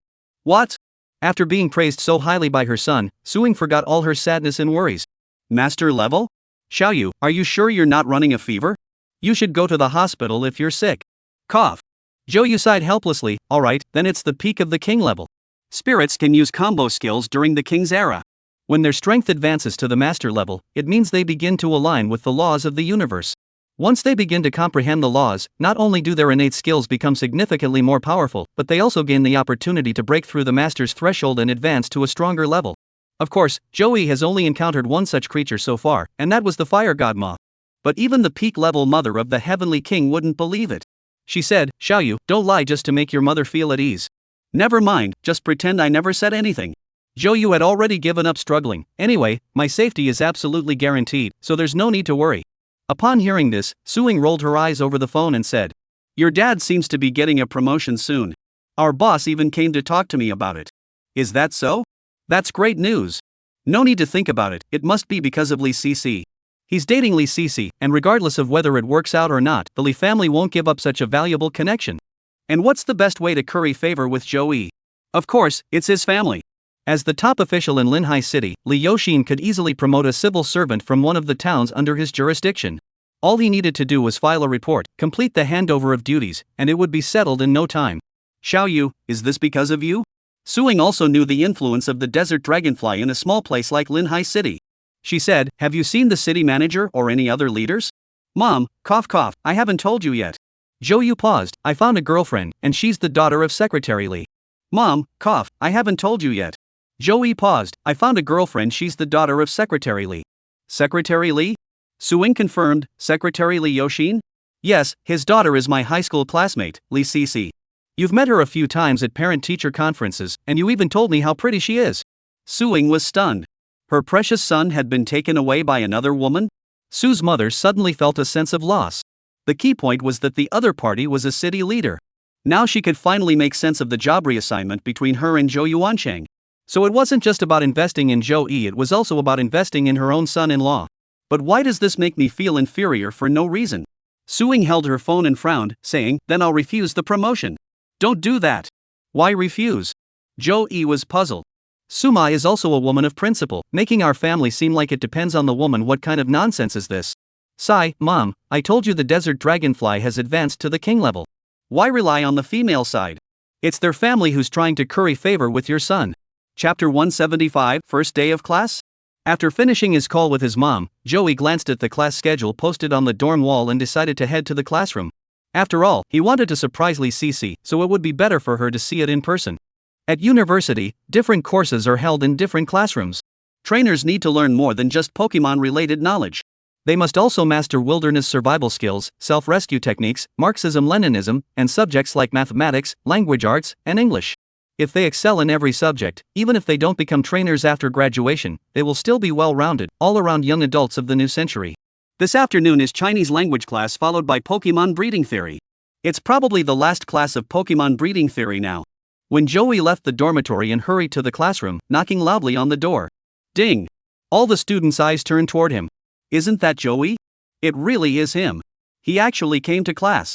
No, it's been 2 months since school started. Has he even attended a single class? I heard it was approved by the principal. He has a girlfriend who looks like a fairy, and he's not even accompanying her? What a jerk! The students all looked at Joey with strange expressions. Everyone had their own thoughts about his recent absences.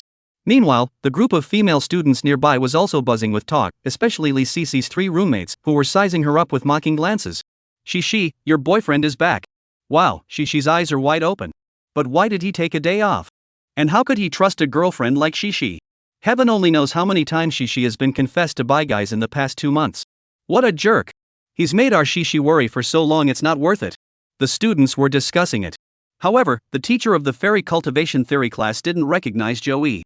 He appeared to be a kind-hearted elderly man. Upon seeing Joey standing at the door, he paused for a moment and asked with a smile, "Young man, is there something I can help you with?" Joey couldn't help but laugh and cry at the same time. However, he also knew he couldn't blame the teacher. Apart from seeing the homeroom teacher once during a class meeting, he hadn't attended a single class, so the teachers of other subjects naturally didn't know who he was. Joey said awkwardly, "Teacher, I requested a long leave of absence from the principal after the start of the semester and just returned. I'm sorry for missing so many classes." The old man paused for a moment before realizing, "Oh, so you're Joey. Mr. Jean told me you had special circumstances for taking leave." No problem. Today I'm talking about how to train elves. Since class hasn't started yet, hurry up and sit down. So, under the gaze of the entire class, Joey sat back down in the front row. The old man didn't let Joey's arrival interrupt his train of thought. Once Joey had taken his seat, the old man immediately began speaking at length. Earlier, we were discussing the cultivation of fire-type spirits. Fire-type Pokemon are the most temperamental of all types. Therefore, trainers must not treat them harshly. Instead, we must constantly encourage and praise them. The more you praise them, the more motivated they become, and their fiery energy erupts like a volcano. However, it's important to strike a balance. Occasionally, you need to let them suffer a setback. Excessive praise can lead to arrogance in fire-type spirits. When it comes to grass-type Pokemon, the approach is different. Grass-type Pokemon are generally gentle and enjoy basking in the sun. In such cases, trainers need to encourage them to be more active. Water-type Pokemon. Everything has its limits, and the same applies to raising spirits. The level of training required is something that students must determine for themselves. To be appointed as a freshman mentor at Jujian University, this senior scholar must undoubtedly possess the necessary expertise. He analyzed the personalities of the students from various departments with remarkable insight. Joey also gained a lot from listening to him. However, since Joey arrived too late, the bell rang signaling the end of class after about 10 minutes. The teacher paused for a moment, finished the remaining few sentences, and said, "All right, class is dismissed." The students began to pack up their things and left the classroom in small groups. Lee Cece and her roommates also left together. Before leaving, they smiled and winked at Lee Cece, but one of them glared at Joey. Confused, Joey approached Lee Cece and reached out his hand. The young girl kept her head down and ignored him. Joey knelt down and asked softly, "What's wrong? It's only been 2 months since we last saw each other, and you don't recognize me anymore?" A gloomy voice came from Lee Cece's mouth. "I don't recognize you anymore." Sigh, okay. Joey sighed and stood up. Lee Cece heard this and thought Joey was leaving, so she hurriedly raised her head and said with a trembling voice, "Why did you take so long to come back? I thought you..." The young girl's eyes were red, and her lips were pursed. Tears welled up in her star-like eyes, ready to spill over. Joey felt a pang of sympathy. He sat down beside Lee Cece, wrapped his arms around her, and whispered, "I'm sorry for worrying you." But when Joey hugged her like that, Lee Cece couldn't hold back the tears welling up in her eyes. "I'm not worried at all. I'm not worried at all." She cried softly, wrapping her arms tightly around Joey, as if she wanted to crawl into his body. Joey said nothing, simply holding her tightly in his arms.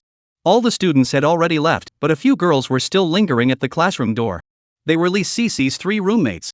Upon seeing Lee Cece hugging Joey and crying, one girl immediately exclaimed indignantly, Look! This is a scumbag. He disappeared for 2 months, and now he's back, saying just a few words and making Shishi cry. If that's not a scumbag, what is it?" Another girl rolled her eyes. Maybe Shishi was just crying because she was so excited? The indignant woman wasn't stupid. Seeing Lee Cece like this, how could she not know the truth? She sighed helplessly and said, "Why bother? You tell me, why bother? With Shishi's looks and abilities, let alone the entire Jujian University, even the guys at our Qinzhou campus could pick her without any objections, right?" The roommate sighed wryly, "No objections. You can be more bold. Even the entire Zhejiang Province University, or even any university nationwide, I wouldn't object. So, I just don't get it. What's so great about Joey? Is he really worth Cece's constant concern? I've noticed that she hasn't been eating or sleeping properly lately, and she is always daydreaming in class. I'm really fed up with it. Dog man. Men are all no good. Cough, cough, Chan, I have a boyfriend too, you know. I'll change my tune once I find a boyfriend. Chapter 176, 2 dorm rooms. Lee Cece is truly a likable girl. She's just too worried about Joey and isn't angry at all. After being comforted and hugged by her beloved, the young girl stopped crying and soon felt warm and cozy. The two sat in the classroom hugging for a while until Lee Cece's stomach growled, and then they parted. I'm hungry. Lee Cece lifted her head from Joey's embrace, her delicate and charming appearance causing Joey to kiss her involuntarily. This time, it wasn't just a light peck. The two of them stayed together for a while. Afterward, the young girl's eyes were hazy. Joey took her hand and stood up, saying, "Let's go eat." At the door. Seeing Joey and Lee Cece stand up, the three roommates rushed out in a hurry. Hurry up, hurry up. Oh my god, they're kissing. I'm going to get a sty in my eye. Chan, keep your voice down. Are you afraid they can't hear you? What are you afraid of? If you're a man, you should be brave and do what you dare. The commotion outside faded away. When school let out, I didn't notice the door because everyone else was moving around. But now the entire building was completely silent, and Lee Cece and Joey could hear everything clearly. Lee Cece's face turned bright red instantly. Alright, don't mind them. Let them envy us. Joey held Lee Cece's soft little hand as the two of them made their way to the north cafeteria. What followed was a moment of intense passion that defied words. The two stayed together until 10 p.m., when Joey finally walked easy back to the dormitory entrance. There were quite a few people at the dormitory entrance. Lee Cece, being shy, broke free from Joey's hand and ran into the main gate. I'm not going to eat you again. Joey sighed helplessly. A few other guys who were also sending their girlfriends back to the dorm stared at them in amazement. Lee Cece's face was beaming with a smile as she hummed a tune and opened the dormitory door. Oh, you're back? You still know how to come back? Why did you come back tonight? This is going to be a wild night. Hey, Shan, it's only 10 o'clock, Shan.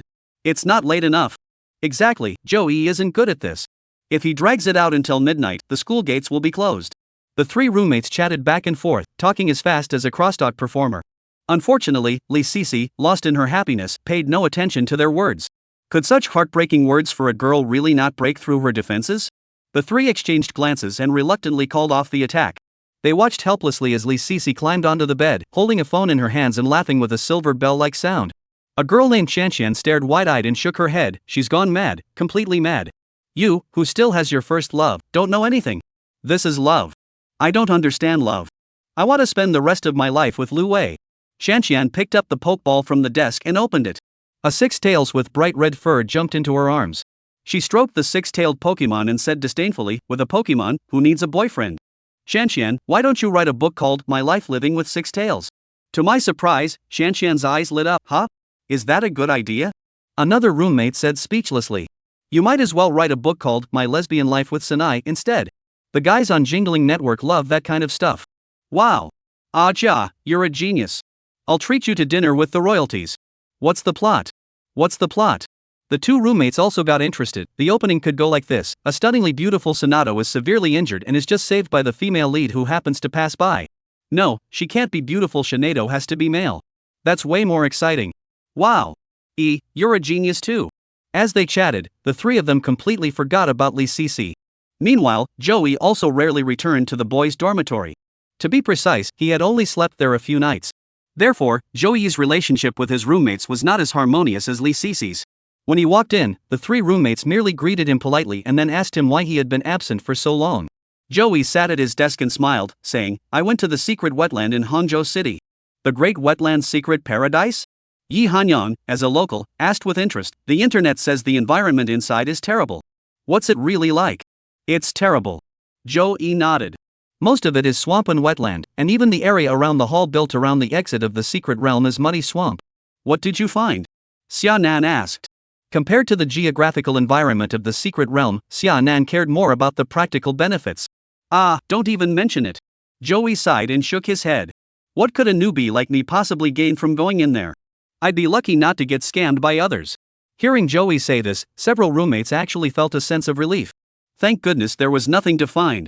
Otherwise, compared to them, they would look like complete losers. Sometimes, human relationships are just that mysterious. When someone unrelated is outstanding, they will only feel envy.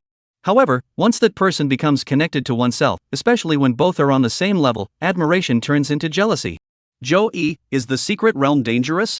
The three then asked some basic questions. Joey held his phone in his hands, chatting with Lee Sisi while casually answering the questions. You're not planning on going out, are you? Huang Zhonghua said, the National University League is about to begin, so let's just relax and watch the live broadcasts during this time. Yeah. When it comes to this, the three of them really perk up. I wonder who our school will send to participate. I remember the list for last year was finalized early, so why hasn't it been announced yet? Who knows? Maybe the school is keeping a trump card up its sleeve, ready to make a big splash. Sigh, the ranking of our Zhejiang University is getting lower every year.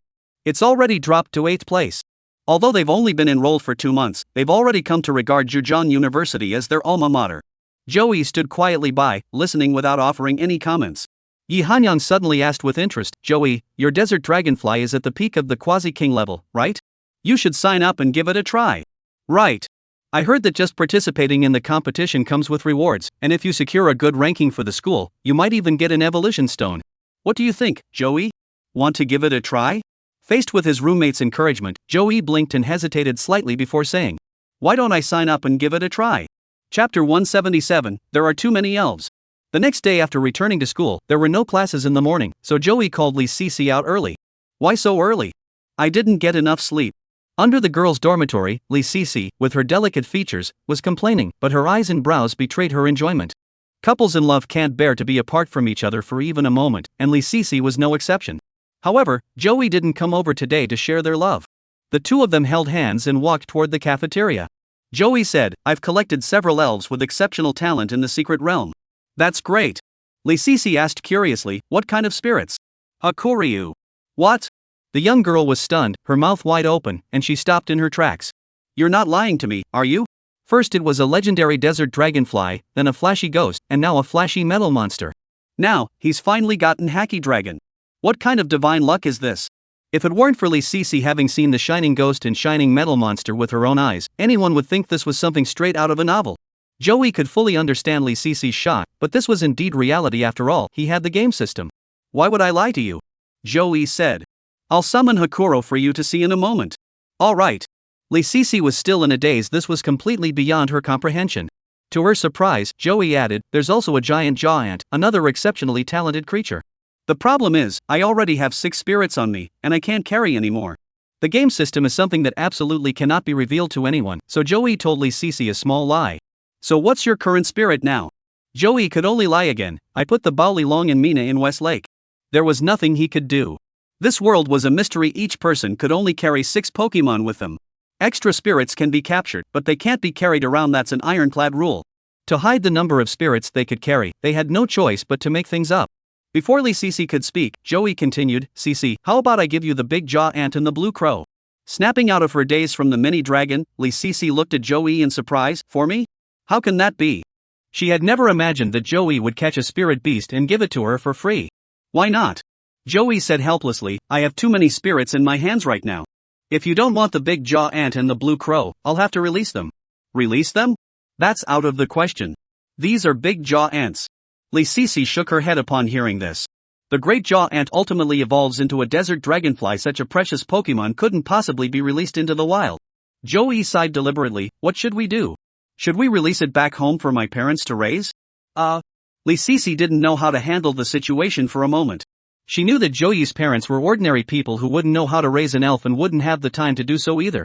Handing the giant-jawed ant over to them would undoubtedly waste its potential. Watching Lee Sisi fall into deep thought, Joey silently counted in his mind. His Pokemon were Desert Dragonfly, Rapidash, Mutwo, Firefly, Golem, Ghost, Houndour, Big Jaw Ant, and Blue Crow. A total of 9 Pokemon. Even if he gives the giant-jawed ant and the Blue Crow to Lee Sisi, he still has 7 left. Moreover, all 7 of these Pokemon, except for Minas, are all at the king level or above in terms of strength. The Desert Dragonfly has even advanced to the master level, a rank that would be among the top in the world. With so many spirits and his own superpowers, Joey fears no attack, not even a nuclear bomb. He's not some world-ending demon lord, why would a country just randomly drop a nuclear bomb on him? However, this National University League competition is likely to shock a lot of people. Thinking this, Joey spoke again, it's decided then. The big jaw ant and the blue crow are yours. I really don't have the ability to raise them. Thinking this, Joey spoke again. It's decided then. The big jaw ant and the blue crow are yours. I really don't have the ability to raise them. Thinking this, Joey spoke again. It's decided then. The big jaw ant and the blue crow are yours. I really don't have the ability to raise them. Lee Cece frowned, pondered for a long time, then nodded and said, "Alright, I'll keep it for you for now. If you ever want it back, we'll go change the pokeball after we finish eating." So, after finishing breakfast, the two of them went to the school's training ground.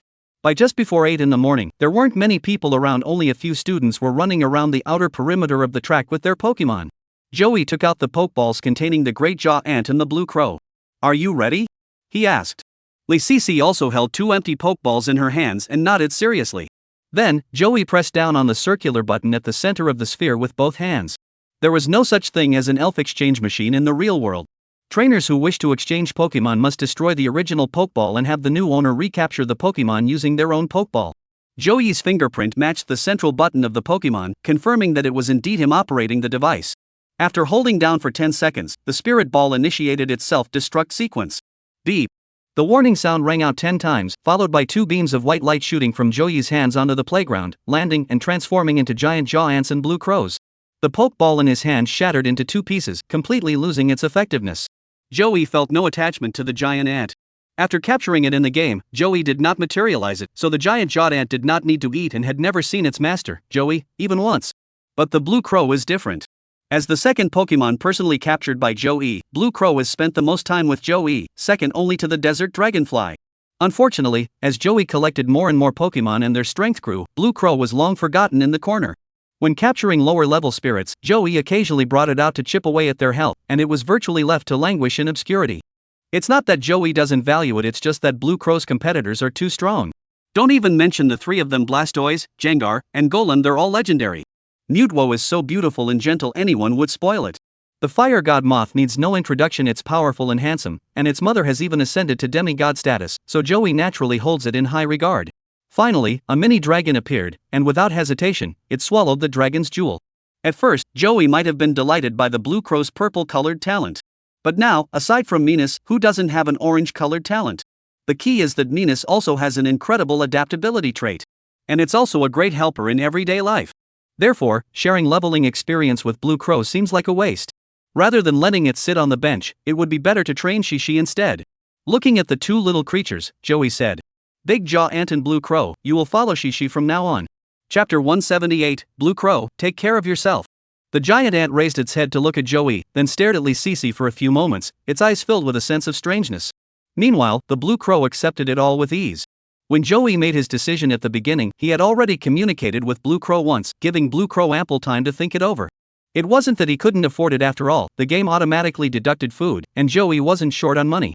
Joey is where Blue Crow can shine. Here, it never gets a chance to shine, forever confined to the game until it is eventually forgotten. Blue Crow evolves into Steel-Plated Crow. What are its attributes? Steel type and Flying type. The Flying type has Dragonite, and the Steel type has Golem. Even if the Blue Bird evolves, it won't make a difference. Their attributes overlap, and they're not as strong either. Rather than this, it would be better to give Lee Cece a chance to fight. Blue Crow thought the same way. In Joey's team, it felt completely useless, never getting a chance to fight, and its strength hadn't improved much at all. At first, Blue Crow was reluctant to leave, but now it has come to terms with it being by the female master's side is also a good thing. Ding ding! The big jaw ant was captured by Lee Cece and stored in a Pokeball. It had already grown accustomed to the feel of the Pokeball, and the bond between them had been reset when Joey released it. Therefore, the giant ant didn't struggle too much and was easily captured. Meanwhile, the Blue Crow struggled inside the Pokeball for 7 or 8 seconds. The system intimacy was indeed gone, but this wasn't a game. After spending several months together, the Blue Raven naturally had feelings for Joey. However, feelings are feelings, and considering her own strength, Blue Crow still prefers to follow Lee Cece. In fact, Joey's approach is even better than the original anime. In the original work, the Pokemon that Ash captures are usually left with Professor Oak, and they rarely see Ash throughout the year. They were confined to the back mountain of Professor Oak's yard, supposedly free to roam, but they were far less free and happy than the Butterfree that Ash had released. As for the game itself, there's no need to mention it. After capturing countless Pokemon, most of them are just piled up in the computer case, never to be touched again. And when it comes to hatching eggs, you end up hatching several boxes at a time. It's absolutely insane. But you can't do that in the real world, can you? You can't bring yourself to release them, so find the blue crow a good home instead. Li Cici's spirit creature is no different from his own. Blue crow, take Joey's place and protect Li Cici well. Both spirits were successfully gifted, so now Li Xixian's team of spirits is fully staffed. Bobo, Kitten Monster, Sun Eevee, Water Eevee, Big Jaw Ant, and Blue Crow. You have to admit, with a family backing you up, this lineup isn't half bad. After evolving, Piku becomes Pidgeot, the undisputed workhorse of the flying Pokemon. The final evolution of the Kitten Monster is the Runkin Cat, whose species value is only slightly lower than the 3 legendary Pokemon, making it both handsome and powerful.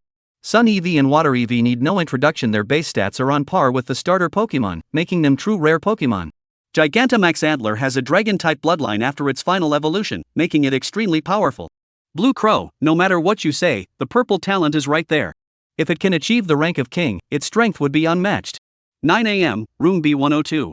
Today is Mr. Kim Song-woo's class, teaching detailed explanation of trainer battles. This course is very important, and all the students in the class, including Joey, are present.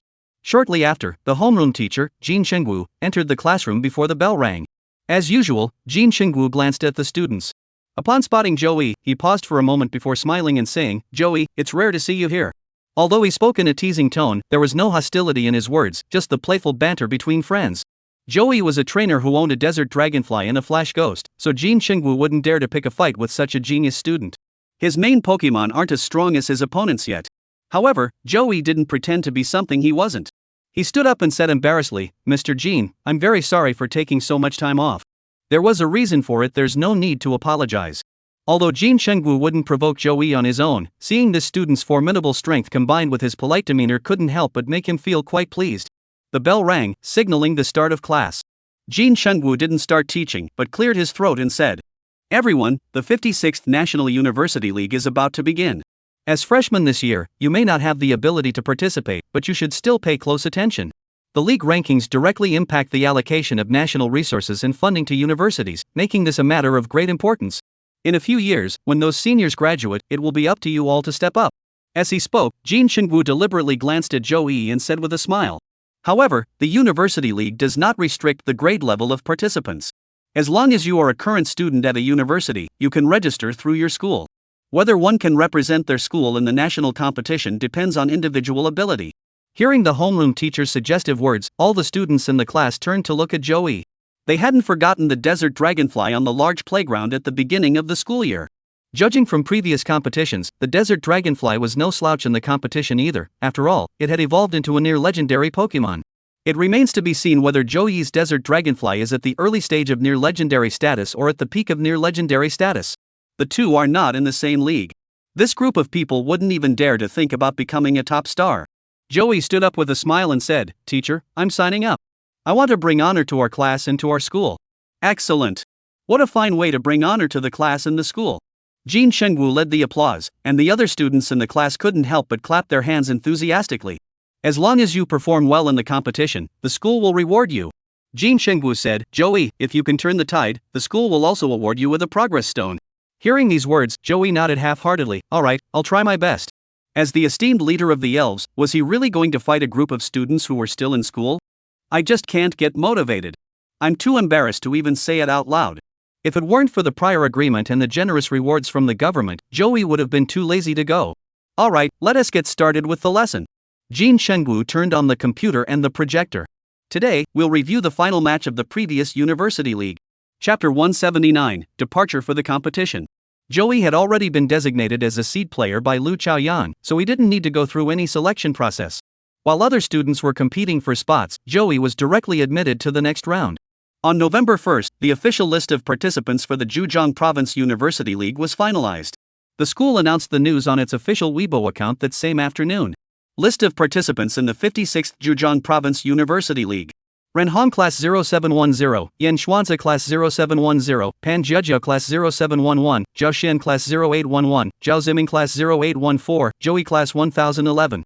Upon its release, this announcement immediately caused a huge stir at Zhejiang University. The comments below were filled with disbelief. Class 1011? This year's freshmen? Renhong and Pan Jiajia also competed last year. I support them. There were geniuses in the class of 2008, which is normal, but what's up with this class of 2010? Probably a real big shot with a celebrity relative. I remember that this year's freshman did have a desert dragonfly, and that's this Joey. Here he comes. The real genius is here. Does this mean our Zhejiang University has a chance to advance this year? Class numbers at universities in Zhejiang province begin with the year. Class 0711 indicates that the student enrolled in 2007 and is currently in their senior year. They have been at the school the longest and have ample league experience. In particular, Run Hong and Pan Jiejia are both former participants from the previous edition. With them on the team, none of the students were surprised. The number 08 at the beginning indicates that the student enrolled in 2008 and is currently in their third year. As for Joey, who enrolled this year, his ID number naturally starts with 10. His presence has sparked a lot of discussion among his classmates. It's not that freshmen are not allowed to participate in the university league, but their lack of combat experience and age are obvious. It's true that families have prepared their Pokemon early, but the same goes for third and fourth year students. Everyone starts on the same starting line, but the older seniors are still much stronger than the freshmen. However, there have been some talented freshmen in previous years. While the students were surprised, they weren't completely unable to accept it. Moreover, the incident involving the desert dragonflies on the large playground 2 months ago had already spread throughout the school. Any student who frequently visits the school forum is aware of this incident. It's obvious even to a fool that this 10th grade student, Joey, is highly likely to be a desert dragonfly trainer. Some people have even gone as far as digging up Joey's information early on to confirm his identity. Now there was nothing more to say. After all, he was a genuine quasi-king. Except for the occasional appearance of a few self-proclaimed upstarts claiming to be stronger than Joey, the forums and social media gradually returned to calm. Shortly thereafter, prestigious universities such as Beijing University, Tsinghua University, and Fudan University also confirmed their rosters for the upcoming match. The National University League is generating significant buzz and is poised for action. November 3, 8 a.m. School conference room. Including Joey, the 6 students participating in this league competition gathered here, waiting to depart for the capital. Among the 6-member team, aside from Joey, Run Hong should be the strongest. University leagues emphasize friendly competition, so trainers are not required to engage in full team battles. Each participant may select 3 Pokemon from their team to compete in the tournament. As a participant from the previous year, Run Hong's Pokemon lineup, based solely on his performance from last year, is Blaziken, Swampert, and Pidgeot. Among them, Blazing Beast and Giant Swamp Monster are both at the peak of the Quasi-King level, while Bidoof is at the advanced stage of the Quasi-King level. Of course, the other competitor's strength should not be underestimated either. In addition to Run Hong and Pan Jiejia, who participated in the previous competition, the lineups of the remaining 4 competitors were kept confidential to prevent opponents from targeting them specifically. In this age of widespread internet connectivity, any information can spread across the entire network in just a few seconds. The attributes of spirits are interdependent and mutually exclusive. Once an opponent discovers an attribute, they can easily devise a strategy to completely counter it. After the 6 contestants entered the conference room. Since they weren't very familiar with each other, only Ren Hong and Yin Xuanzi, who were classmates, could exchange a few words. The others remained silent, staring at their phones. Soon, the school principal walked over. At the front was Principal Lu Chaoyang, followed by the school's 2 vice principals. After all, the National University League is closely tied to the school's status and honor, so the principal always leads the team in person for major competitions. The 3 school leaders entered the conference room. Lu Chaoyang smiled kindly and said, "Please take your seats, everyone." Once everyone had taken their seats, Lu Chaoyang continued his speech. "First, I would like to thank you for representing Zhejiang University in the competition in Beijing. Secondly, I want to say that everyone should not feel too much pressure. Just do your best. Rankings are meaningless. Regardless of the final outcome, the school will award a 100,000 yuan scholarship. Of course, if any students perform exceptionally well and secure a good ranking for the school, we will not be stingy with our rewards." Lu Chaoyang looked at Joey and said with a smile, "The school will reward the best performing students with a regular evolution stone, with attributes of their choice." No one was surprised, as this had been the case every year. The school was being very generous, offering $1 million evolution stone as a reward. Of course, it can't compare to the final rewards of the National League. The champion team of the National League will receive a full set of evolution stones. The runners-up and third-place finishers will also receive rewards, though they are of a slightly lower tier and contain fewer evolution stones. That said, this is still extremely generous for most students. After Lu Chaoyang delivered a brief encouraging speech, Sun Tianbo, the school's party secretary and vice principal, took the floor.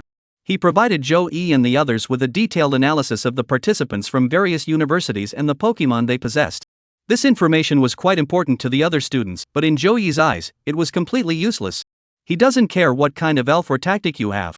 Just throw the desert dragonfly onto the battlefield and it will crush everything. How does the saying go? In the face of absolute power, any schemes or tricks are utterly useless. The desert dragonfly is that absolute power. Alright, everyone, remember what I just said. When the time comes, make flexible arrangements based on your opponents. This time, Principal Lu will be leading everyone there. I'll stay here and wish you all the best for a great performance. After the leaders finished speaking, Lu Chaoyan led the 6 people toward the capital. Chapter 180, the opening ceremony officially begins. November 5, 2010. Capital of the Xia Kingdom.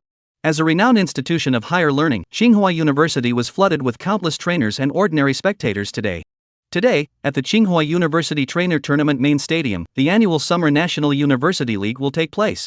Of course, as the defending champions from last year's league, Tsinghua University stands to gain a great deal by hosting this year's tournament. Just consider the ticket sales alone. The stadium can accommodate a total of 100,000 spectators. The cheapest seats start at 500, with prices increasing as seats move closer to the front. The best seats in the first row are priced at 5,000.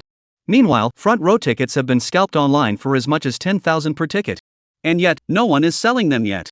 If we use a compromise ticket price of 2,000, that's 2,000 multiplied by 100,000. Tsinghua University would make nearly 200 million yuan in ticket sales for a single league event. The key point is that it's far more than just ticket sales. With such a large-scale event, television stations from all over the country will surely broadcast it, right? Major online streaming platforms will definitely broadcast it live, right? Don't all the companies selling Pokemon merchandise have to sponsor them? These are all hard-earned cash. No exaggeration, Tsinghua University's net profit from this competition is at least 500 million. Early in the morning. The entrance to Tsinghua University was already swarming with countless journalists carrying cameras and video equipment.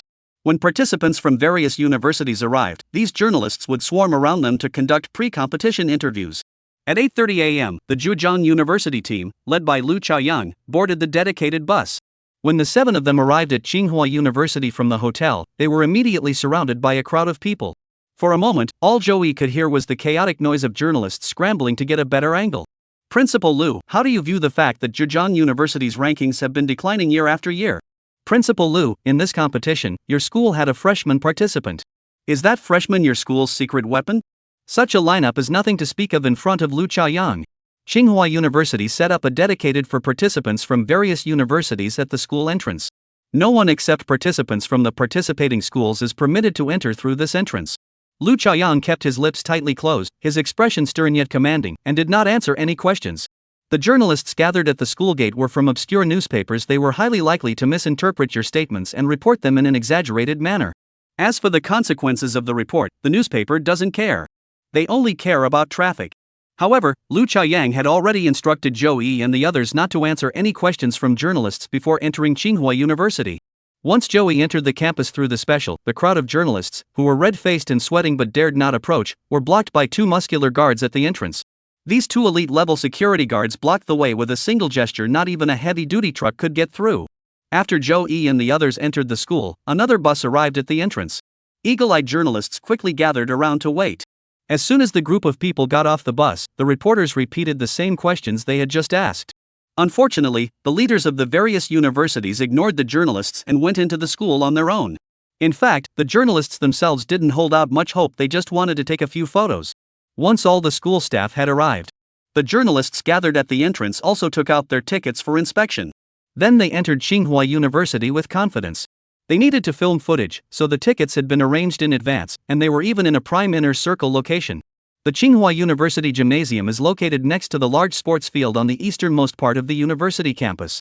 Since its completion 13 years ago, the gymnasium has hosted 7 national university student league competitions. This clearly demonstrates the exceptional strength and leadership of Tsinghua University. Apart from the capital university, which can rival it, only the Southwest Military Academy can occasionally claim the championship. November 5, 2010, 9 a.m. sharp. Students and principals from various universities officially entered the venue. The opening ceremony is about to begin.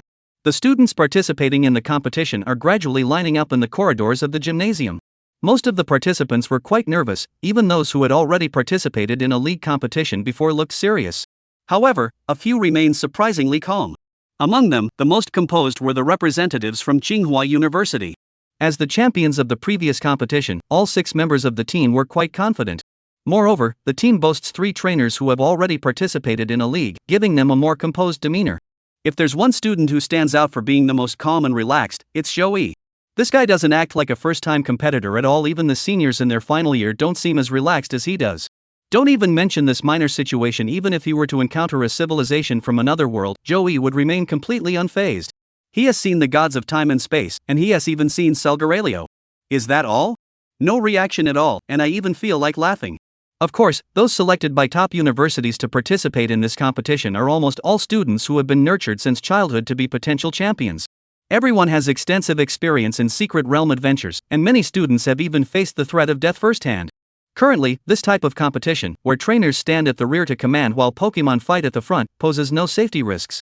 As for tension, that's because there are too many onlookers, and I'm representing the school's honor, so I'm nervous. As time slowly passed, the opening ceremony officially began.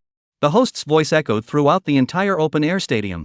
Every one of the 100,000 seats was filled, and the atmosphere was electric. Next, please welcome the participants of this University League competition to take the stage.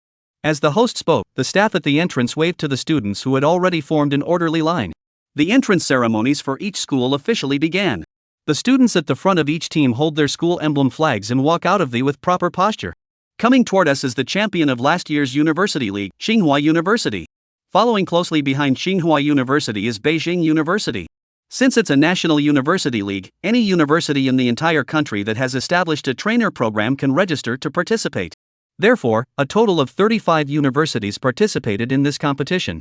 There were also many institutions that didn't even have elite-level students, so they didn't bother to show up and make a fool of themselves.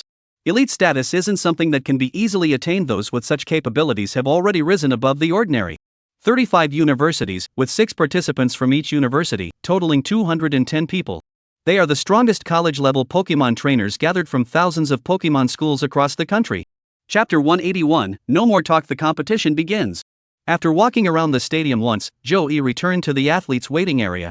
As the host institution, Tsinghua University was also quite decisive.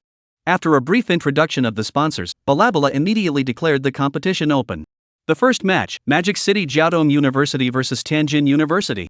The competition format is a school versus school match. Each school has a total of 6 participants, with one person sent to the stage at a time. If they lose, the next participant takes their place. In each battle, the trainer is only allowed to select one Pokemon from a list of 3 registered Pokemon to participate in the match. The outcome of the battle is decided in a single match. Afterward, the trainer may choose to continue using the same Pokemon or withdraw it and replace it with a teammate, at their discretion.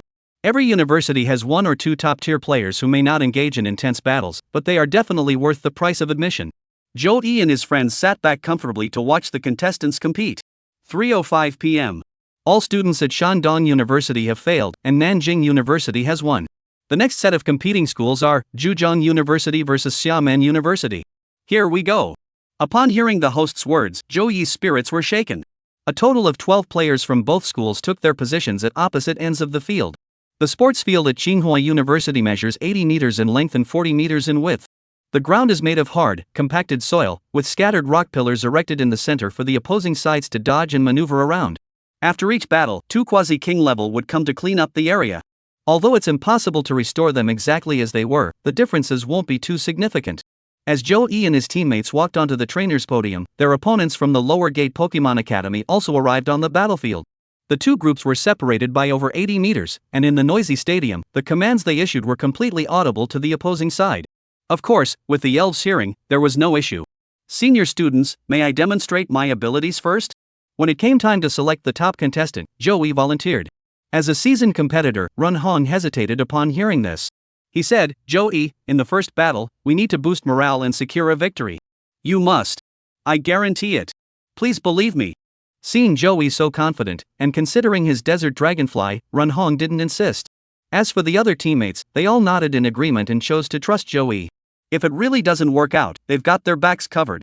It's just a relay race, what's there to fear? So Joey stepped onto the field.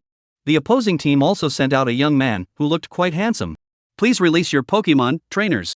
The referee's strict, booming voice echoed throughout the arena. The release the spirit phase is highly dependent on luck. Because the competition is a 1 versus 1 battle. While it's said that each trainer can register 3 Pokemon, that's to prevent information leaks and being targeted by others. That's why trainers are given 3 options to choose from. In fact, only 1 Pokemon participates in battles. After all, this isn't the Pokemon world, there are no Pokemon centers on Earth, and once a Pokemon is on the brink of death, it's extremely difficult to recover quickly. If it's a 6v6 all-out battle, one fight would leave everyone's Pokemon completely incapacitated. The upcoming elimination rounds are a lost cause. Joey had already chosen his Pokemon and didn't hesitate, immediately throwing out the Pokeball. The opponent did the same. 2 Pokeballs entered the field simultaneously. The rapidly spinning Pokeballs explode when thrown to their highest point. From the center of the split sphere, a shapeless white flash burst forth. After emitting the flash, the Pokeball closes again and flies backward along its original trajectory toward its starting point. Snap! The ball landed steadily in Joey's outstretched right palm, emitting a crisp sound. On the field, the white light enveloping its body shattered into fragments, and the massive fire moth, freed from its bonds, spread its flaming wings, quiet and mysterious. The once chaotic arena suddenly fell silent. In contrast, the fast breaststroke stroke executed by the swimmer from Xiamen University seemed insignificant. Fire God Moth? Wow! That's so cool! Impressive, impressive! The Fire God Moth is truly the strongest Pokemon beneath the gods. The contestants from the Lower Gate Academy swallowed hard. Meanwhile, several of Joey's teammates behind him couldn't help but exchange surprised glances. They had expected it to be a desert dragonfly, but never did they expect it to be a fire moth. This Pokemon is even rarer and more powerful than a desert dragonfly. Ren Hong couldn't help but praise, "It seems our junior is far stronger than I had imagined." That's right, our junior is truly no ordinary person. Even the Fire God Moth is impressed he's got such a powerful presence. We were initially worried that Joey might not be able to handle the situation, but after the Fire God Moth appeared, Ren Hong and the others felt much more at ease. The referee was the calmest person on the field. To ensure fairness in the competition, the referee will inspect each contestant's registered Pokemon beforehand. Additionally, they must confirm on the field that the Pokemon released by the participant is one of the registered Pokemon. Once both trainers have confirmed their Pokemon, the battle begins. He raised the red and blue triangular flag in his hand and shouted loudly, "Begin!" The referee's voice snapped Joey's opponent back to reality. He immediately gave the command, "Swim the breaststroke quickly and use the water jet." As soon as he finished speaking, the fast-swimming frog opened its mouth, and a thick stream of water from its thighs shot toward the fire moth in midair.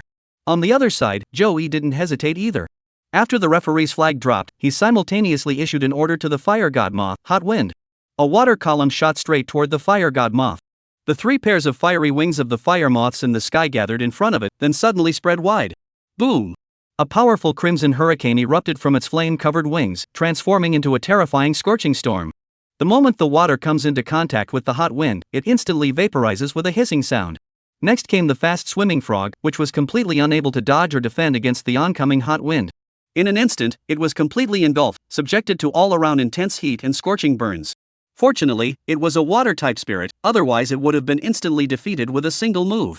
But Joey's next command followed immediately, insect chirping. Buzz! A high-frequency screech inaudible to human ears erupted from the Fire God Moth's mouthparts, transforming into ripples of space that surged toward the swift-swimming frog. Insect-type creatures aren't as easily countered by their opponents like fire-type creatures are. The insect's chirping hits the fast-swimming frog in the hot wind, instantly killing it. The referee, who had already suspected the outcome, raised the flag for Joey's side. The fast-swimming frog was unable to continue the battle, and the blue team won this round. That's how simple a match is. Tactics? None. Chapter 182, The Fire God Moth Shows Its Power. After defeating the top player from Lower Gate University, the referee asked, "The first round has ended. For the second round, does the blue team wish to change their opponent?" Joey shook his head and said, "No, I'll continue." The referee nodded and raised the red triangular flag. "Red team, please send out your second player." From the Lower Gate University side, a man with a gloomy expression walked forward. It was clear that the entire Lower Gate University felt humiliated after the first team member was so easily defeated by Joey. The referee raised the flag as usual to announce that the Xiamen University student had thrown the Pokeball. Since Joey chose not to leave the field, the opponent naturally released a Pokemon that counters the Fire God Moth. This time, the one who broke free from the white light was the colossal rock monster. As soon as this spirit appeared, both the teammates behind him and the audience on site couldn't help but look on with regret. Ron Hong sighed wryly, "Joey should retire." Yeah, after all, you can only release one spirit in each battle. Choosing to continue fighting is just waiting for someone else to counter you. Pangyan Monster, Rock type, for X weak against Fire God Moth. Joey also became much more cautious. He used the game system to observe briefly. The identification results showed that the opponent was level 57, a high-ranking Quasi-King. A level 61 Fire God Moth facing off against a level 57 Pangyan Monster. If this were in the game, there's no way you'd stand a chance. However, this is the real world, and the fire god moth can fly. As long as you can dodge the opponent's attacks, what good is it if the rock type is so effective that it can't deal damage?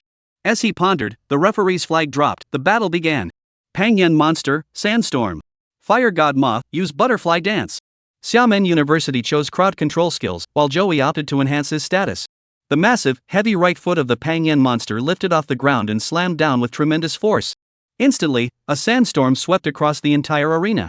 The fire god moth danced gracefully in the sky, soaring up and down, leaving behind mysterious trails. At the same time, its speed, special attack, and special defense have all received significant boosts. This skill cannot be compared to the game. In the game, when you perform the butterfly dance, the special attack, speed, and special defense of the fire god moth are directly increased by 50. Using it twice increases the stats by 100, and 3 times increases them by 150. That's incredibly powerful. Reality is different. Research has shown that, under normal circumstances, when a spirit casts a standard status skill, it increases the corresponding attribute by approximately 10. If used consecutively, this status effect can stack, increasing by 10 each time, with a maximum boost of 50. Unfortunately, activating the status skill requires time. Additionally, butterfly dance must follow a specific flight path, making it difficult to use effectively in intense combat. Sandstorm can deal minor damage to the fire god moth at any time, but after all, it's a legendary Pokemon, so these are just minor inconveniences. After the butterfly dance ended, Joey immediately issued the command, insects, sing. Pangyan's physical defense is extremely high, his special defense is average, he has high fire resistance, and he has no resistance to insect-type attacks. The fire god moth's signature move will target bug-type Pokemon. When the fire god moth's mouthparts emit insect-like sonic waves, the Pangyan monster also has over 10 sharp rocks around itself.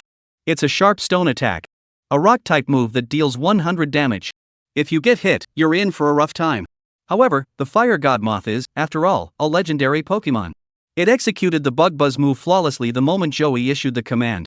At this moment, the Pongyangui was still gathering rocks. Ultrasonic waves composed of insect-type elements transformed into ripples, continuously crashing against the ears of the Pangyan monster. It curls up in agony and suddenly hurls the sharp stones toward the fire god moth. With its speed enhanced, how could the fire god moth be hit by such an attack? The 3 pairs of fiery wings on its back flapped lightly, propelling it into the sky, while the chirping from its mouth still managed to strike the enemy with precision. Spit silk. Bind him completely. The fire god moth understood perfectly, flapped its wings, and suddenly closed in on its opponent. In the blink of an eye, the short distance of just a few dozen meters was covered, and the sandstorm had no effect on it whatsoever. As its mouth opened and closed, white threads intertwined with high-frequency sound waves erupted forth. In the very next second, as the silk threads mixed with the chirping of insects appeared, the entire stadium erupted in a frenzy. Wow! What? A combo skill. This is the king. It's actually a king-level fire god moth. That's right. I had a hunch when it took only 2 moves to defeat the first opponent. It's definitely the king. Wow, the king. Zhejiang University is going to make a name for itself this time. Who is this? Investigate immediately. Dig up his background. Write an article for the newspaper right away. This is a big deal. This is a big deal. There is no denying that there are indeed over 1,000 king-level spirits in the entire Xia Kingdom.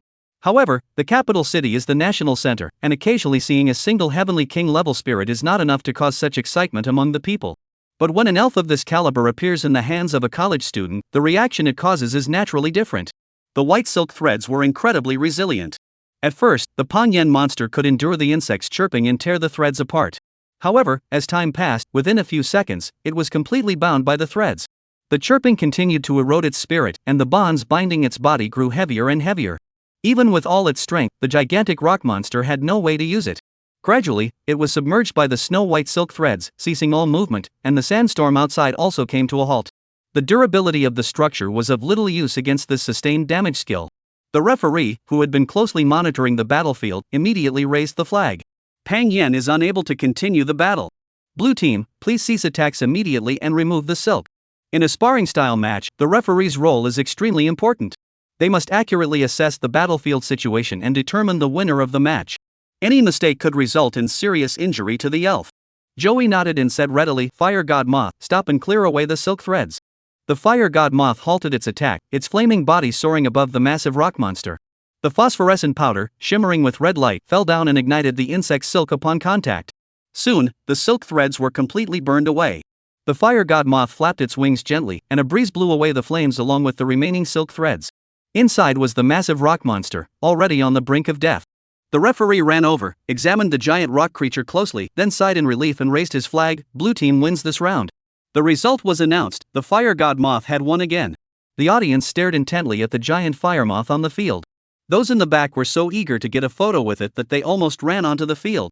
This is the legendary fire god moth. Just this one battle alone will cover the cost of the tickets. Chapter 183. He really took on 6 of them. The subsequent battles were also fairly straightforward. The Pangyan monster is the most effective counter to the fire god moth among the lower gate university team spirits. Since even a 4x counter can't stand up to it, the participants from Xiamen University know they're doomed to lose this battle. However, there are different ways to lose. Being defeated by the opponent in a 6-0 manner is undoubtedly the most humiliating outcome. The remaining 4 contestants from the lower tier university had grim expressions on their faces as they each brought out their main Pokemon to battle Joey. Their demands were not high, they only needed to defeat this fire god moth. The relentless battles have indeed drained the fire god moth's stamina considerably. During spirit battles, releasing skills also requires physical strength. If too many skills are used at once, the user's stamina will be depleted. Additionally, the lower tier universities always release their countering attributes during battles. It's either water type, rock type, or flying type. When hit by the opponent's skill, the fire god moth really can't take it. Its strength is still insufficient. The gap between the initial stage of a Heavenly King and the advanced stage of a quasi-Heavenly King hasn't been widened, making it impossible to achieve cross-attribute dominance. The key point is that Joey did not secretly use any healing potions. In such a formal competition, he had no intention of cheating in the game. It was better to compete fairly and squarely. The third opponent to take the stage was Bai Diao. Fire god moth has a bug-type attribute, which is countered by Baido's flying type. Additionally, it is not as fast as the Pidgeot, so it was hit by several of its moves. Relying on sheer strength, it was once again defeated by the fire god moth. 3 wins in a row. The 4th trainer is up. The Emperor Nebo, a novice at the level of a future champion. This fire moth spirit, which is clumsy on land, isn't afraid. Avoid all of its skills throughout the battle and defeat it. The 5th Pokemon is still a Pidgeot, and this time it's only at the elite peak level. The appearance of an elite tier spirit did not surprise Joey. Not every contestant possesses a Pokemon of near legendary caliber.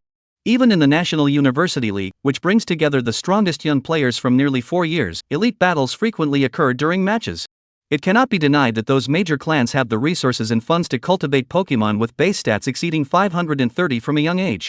With ample financial investment, feeding them 4 or 5 evolution stones can indeed lead to a near legendary status after 20 years. However, high base stats do not necessarily mean high innate potential.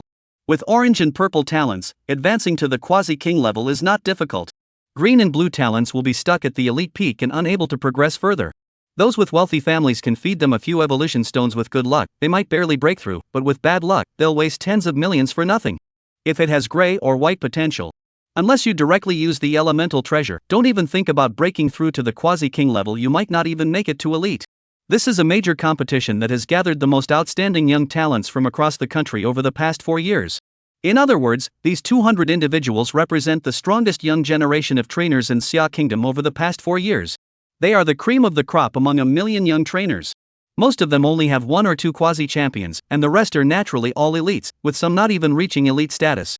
This clearly demonstrates the immense difficulty in enhancing the strength of these creatures. Under such circumstances, the appearance of elite-level Biao is quite normal. And being instantly killed by the fire god moth is also quite normal. The battle reached its final round. The stadium, packed with 100,000 spectators, was in a frenzy, and Joey's 5 teammates behind him had nothing to say. What made the University of Xiaomen's players even more desperate was that Huoshini actually used his signature move, Morning Light, at the start of the final battle. The originally precarious stamina slowly began to recover. If it weren't for Water Eevee's quick reaction to interrupt the skill, Fire God Moth might have even fully restored its HP. In the game, the effect of Morning Light is, restore half of the maximum HP. In real life, the skill isn't that overpowered. In reality, the effect of Morning Light is as follows: when a fairy casts Morning Light, their stamina slowly regenerates, but they cannot be attacked during this time, otherwise, the spell is interrupted. Under the relentless assault of the Fire God Moth, Water Eevee couldn't hold out for long and eventually fell defeated. Xiamen University was truly defeated by Zhou Yi, who took down 6 opponents with a single move. The audience at the scene gave this talented young man a thunderous round of applause, with cheers and whistles echoing through the stadium for an extended period. At the same time, the live stream and TV broadcasts also transmitted this thrilling battle into millions of homes. Zhejiang University's Zhou Yi. This name is etched in the hearts of countless trainers. Not only the audience, but also the university leaders sitting in the audience were stunned. Who is this person? Where did he come from? How come I've never seen or heard of it before? Lu Chaoyang, where did you find such a genius? The president of Tsinghua University pulled out several gray-white strands of beard and slapped his thigh in frustration.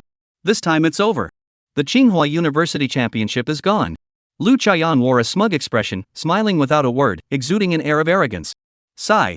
Su Wenbin, president of Fudan University, sighed deeply, shook his head, and smiled bitterly. You're surprised now? You don't understand. Oh.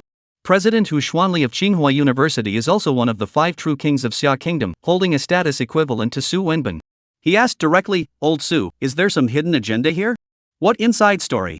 Su Wenbin glanced at Lu Chaoyang, who was sitting there looking calm and composed, rolled his eyes, and said, this kid is named Zhou. He's a freshman who just enrolled at Zhejiang University this year. Zhou from the Zhou family? Principal Tsinghua Hu Xuanli looked puzzled. How could the Zhou family send someone to Zhejiang University in the south? Upon hearing this, Lu Chaoyang, who was standing nearby, spoke up with a dismissive smile. The Zhou family? Just that old fossil Zhou Laosan? He doesn't even qualify. A university president nearby couldn't help but laugh. Principal Lu, you should say that in front of the Zhou family. Little did they know that Su Wenbin also nodded in agreement. That's right. Zhou Laosan isn't qualified. Hu Xuanli grew impatient and urged, Old Su, don't beat around the bush. Just say it. Can you believe it? This kid has a king-level desert dragonfly, a shiny Jengar, and a shiny metal freak. As he spoke, Su Wenbin spat in Lu Chaoyang's direction. In the level 6 secret realm of Micronesia, he obtained the curse symbol and the metal membrane. These will be 2 legendary tier shining elves in the future. Sigh. The 35 influential principals present all sucked in their breath in shock. This is serious, this is serious. Chen Etienne, the president of Jingchun University, murmured in astonishment. Chapter 184, everyone was shocked. Zhejiang University, Shenzhen campus. Like students at universities across the country, all the students in class 1011 of the trainer program at Zhejiang University were seated in their classrooms watching the live broadcast of the competition. When Zhou was the first to take the stage, the students in the class couldn't help but hold their breath in anticipation. Compared to the other unfamiliar seniors, as students from class 1011, they were definitely more supportive of Zhou. As the first representative of the school to compete, they must endure immense pressure. If they lose, there will be people online who will criticize them directly. Immediately, a classmate spoke up. What's going on? Are these veterans like Ren Hong bullying us freshmen? Exactly, why should Zhou be the first to go up there? Isn't this just passing the buck? If we lose, they'll blame it on Zhou. The students below were buzzing with discussion, and the homeroom teacher, Jin Chengwu, cleared his throat a few times. Cough, cough, everyone, please keep quiet. Our school's league team does not have a so-called captain, everything is voluntary.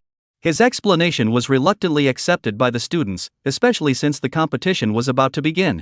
The students quieted down and focused intently on the computer projection. As Zhou opened the Pokeball in his hand, the Pokemon that emerged was none other than Firefly, sending class 1011 into an uproar. The Fire God Moth? Where's the Desert Dragonfly? Is the Fire God Moth stronger than the Desert Dragonfly? I'm so frustrated. What's going on with him? Terrifying, truly terrifying. You made me worry for nothing. The students were whispering among themselves, and the girls in Li Cici's dormitory were also startled. However, what truly left everyone speechless was yet to come. The Fire God Moth took down the first person with just 2 moves. Choose to continue. Facing a colossal rock monster 4 times its size, the scene that unfolded next left everyone across the country glued to their screens in shock. Insect chirping combined with silk spinning. A combo skill. Class teacher Jin Shengwu jumped up from his seat, his voice filled with disbelief. The Fire God Moth is the king of heaven. We're in the same class as a king trainer? Well, not exactly. After all, he only has 1 Pokemon, so he can only be called a pseudo-legendary trainer. The fake king is still a king, damn it. His dad is the leader, right? The appearance of the Fire God Moth was just surprising to all the students. But when the combo skill was unleashed, that astonishment turned into sheer terror. As everyone regained their composure, the horror gradually gave way to admiration. When someone is so outstanding that they cannot be surpassed, all jealousy disappears. People will elevate them to a pedestal. They won't compare themselves to them, but only marvel at their achievements. Zhou is currently experiencing exactly this situation. His classmates, including his roommates Xia Nan, Huang Chonghua, and Yi Hanyang. In their minds, Zhou had already been automatically categorized as a king. A sense of division emerged between the 2 sides. If Zhou returned to the classroom, he would immediately notice this change. He couldn't fit in before, and now it's even worse. Li Cici's roommate, Qianqian, covered her mouth and glared at her. Now I know why our Shishi is so head over heels for him. Another roommate named Ajia couldn't help but nod in agreement. Yeah, don't even mention Shishi. I'm also completely smitten by him. Even E, who had a boyfriend, couldn't help but gaze at him with admiration. Shishi, is that really your boyfriend? This level of combat power is truly astonishing to everyone. Yeah, that's right. Lee Cece's eyes sparkled with a bright light, dazzlingly beautiful. I know he's strong, we've all seen the desert dragonfly. Shanxian slumped in her seat, staring blankly and saying, but I never thought he'd be this strong. He's the king. Shishi, hold on tighter. Ajia's expression was rather complicated as she said to Lee Cece, although your sun spirit and water spirit are quite powerful, there's still a significant gap between them and him. Li Shixian paused for a moment, then smiled and said earnestly, I'll work hard. I believe in him too. The battle on the field continued. When the fire god Moth defeated all 6 of the opposing team's counter-type Pokemon, the students had already grown numb to the spectacle. At this level of strength, no wonder he took a leave of absence at the start of the semester. Why would he need to go to school? With his abilities, he'd be better off as a school administrator. On the field, the last trainer from Xiamen University retracted the waterlogged EV, which was on the brink of death, and returned to the stands in a daze. 5 teammates forced weak smiles. It's not that they weren't strong enough. Looking across the country, the combat strength of the Xiamen University Elf Academy ranks among the top 20. The question is, how do you handle a top-tier opponent? What the hell are you talking about? On the other side, Joey also put away the fire god Moth, stepped off the competition arena, and returned to his school's camp. As soon as he arrived, the only girl in the team, Pan Judja, rushed up and asked, Joey, is the fire god Moth really the king? Yes. Joey nodded with a smile. Ren Hong and the others nearby stared at Joey with disbelief. Pan Judja couldn't help but give him a thumbs up. You're so scary. By the way, do you have a girlfriend? Ahem. Are girls so direct these days? Where was this enthusiasm before? Joey almost choked on his words. He nodded helplessly, I have a girlfriend. Pan Judja heard this and immediately felt disappointed. Among a million student trainers nationwide, Pan Judja certainly deserved the title of highly skilled. However, while she is quite attractive, she pales in comparison to Lee Cece. As soon as Lee Cece entered the school, she was hailed by the senior students on the school forum as the undisputed school beauty. Although she didn't care about such things at all, the other boys couldn't get enough of it. They first compiled a ranking of the girls from the Shenzhen campus based on votes, then expanded it to the entire Zhejiang University. In the end, everyone unanimously concluded, Lee Cece is truly a goddess. Upon hearing that Li Shixian had a boyfriend, who knows how many times these guys cursed her in their hearts. Countless male students at Zhejiang University wished Joey would die in a car accident that very day. However, all of that changed today. When the fire god Moth took on 6 opponents alone and defeated Xiamen University in one fell swoop, the Zhejiang University forum was filled with astonishment and praise. Everyone had also accepted the identity of Joey and Lee Cece's boyfriend. What a perfect match. No wonder it's Lee Cece, she has such great taste. So strong, no wonder. I can't mess with this. I'll delete the post right away. Chapter 185, The Top 4 Emerge. November 7, 2010. After 2 days of intense competition, 18 universities successfully advanced to the next round, while 17 universities unfortunately fell short. The first round of the league matches has concluded, and the one-day playoff round has simultaneously commenced.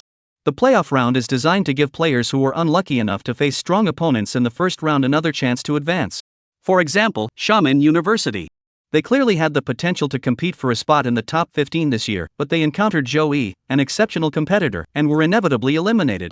With a playoff system in place, the competition is much fairer. These defeated schools will continue to be randomly matched for battles. Winners can return to the competition, while losers pack their bags and go home. However, very few people pay attention to the losers bracket playoffs nowadays. Newspapers, television, video websites, Weibo, and Jingling Network. These media outlets have been reporting extensively on this league, with Joey's name appearing particularly frequently. Unbelievable.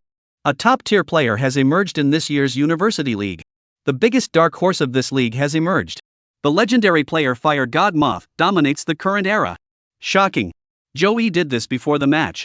Almost all reports related to the league have been about Joey, the newcomer who has risen like a shooting star.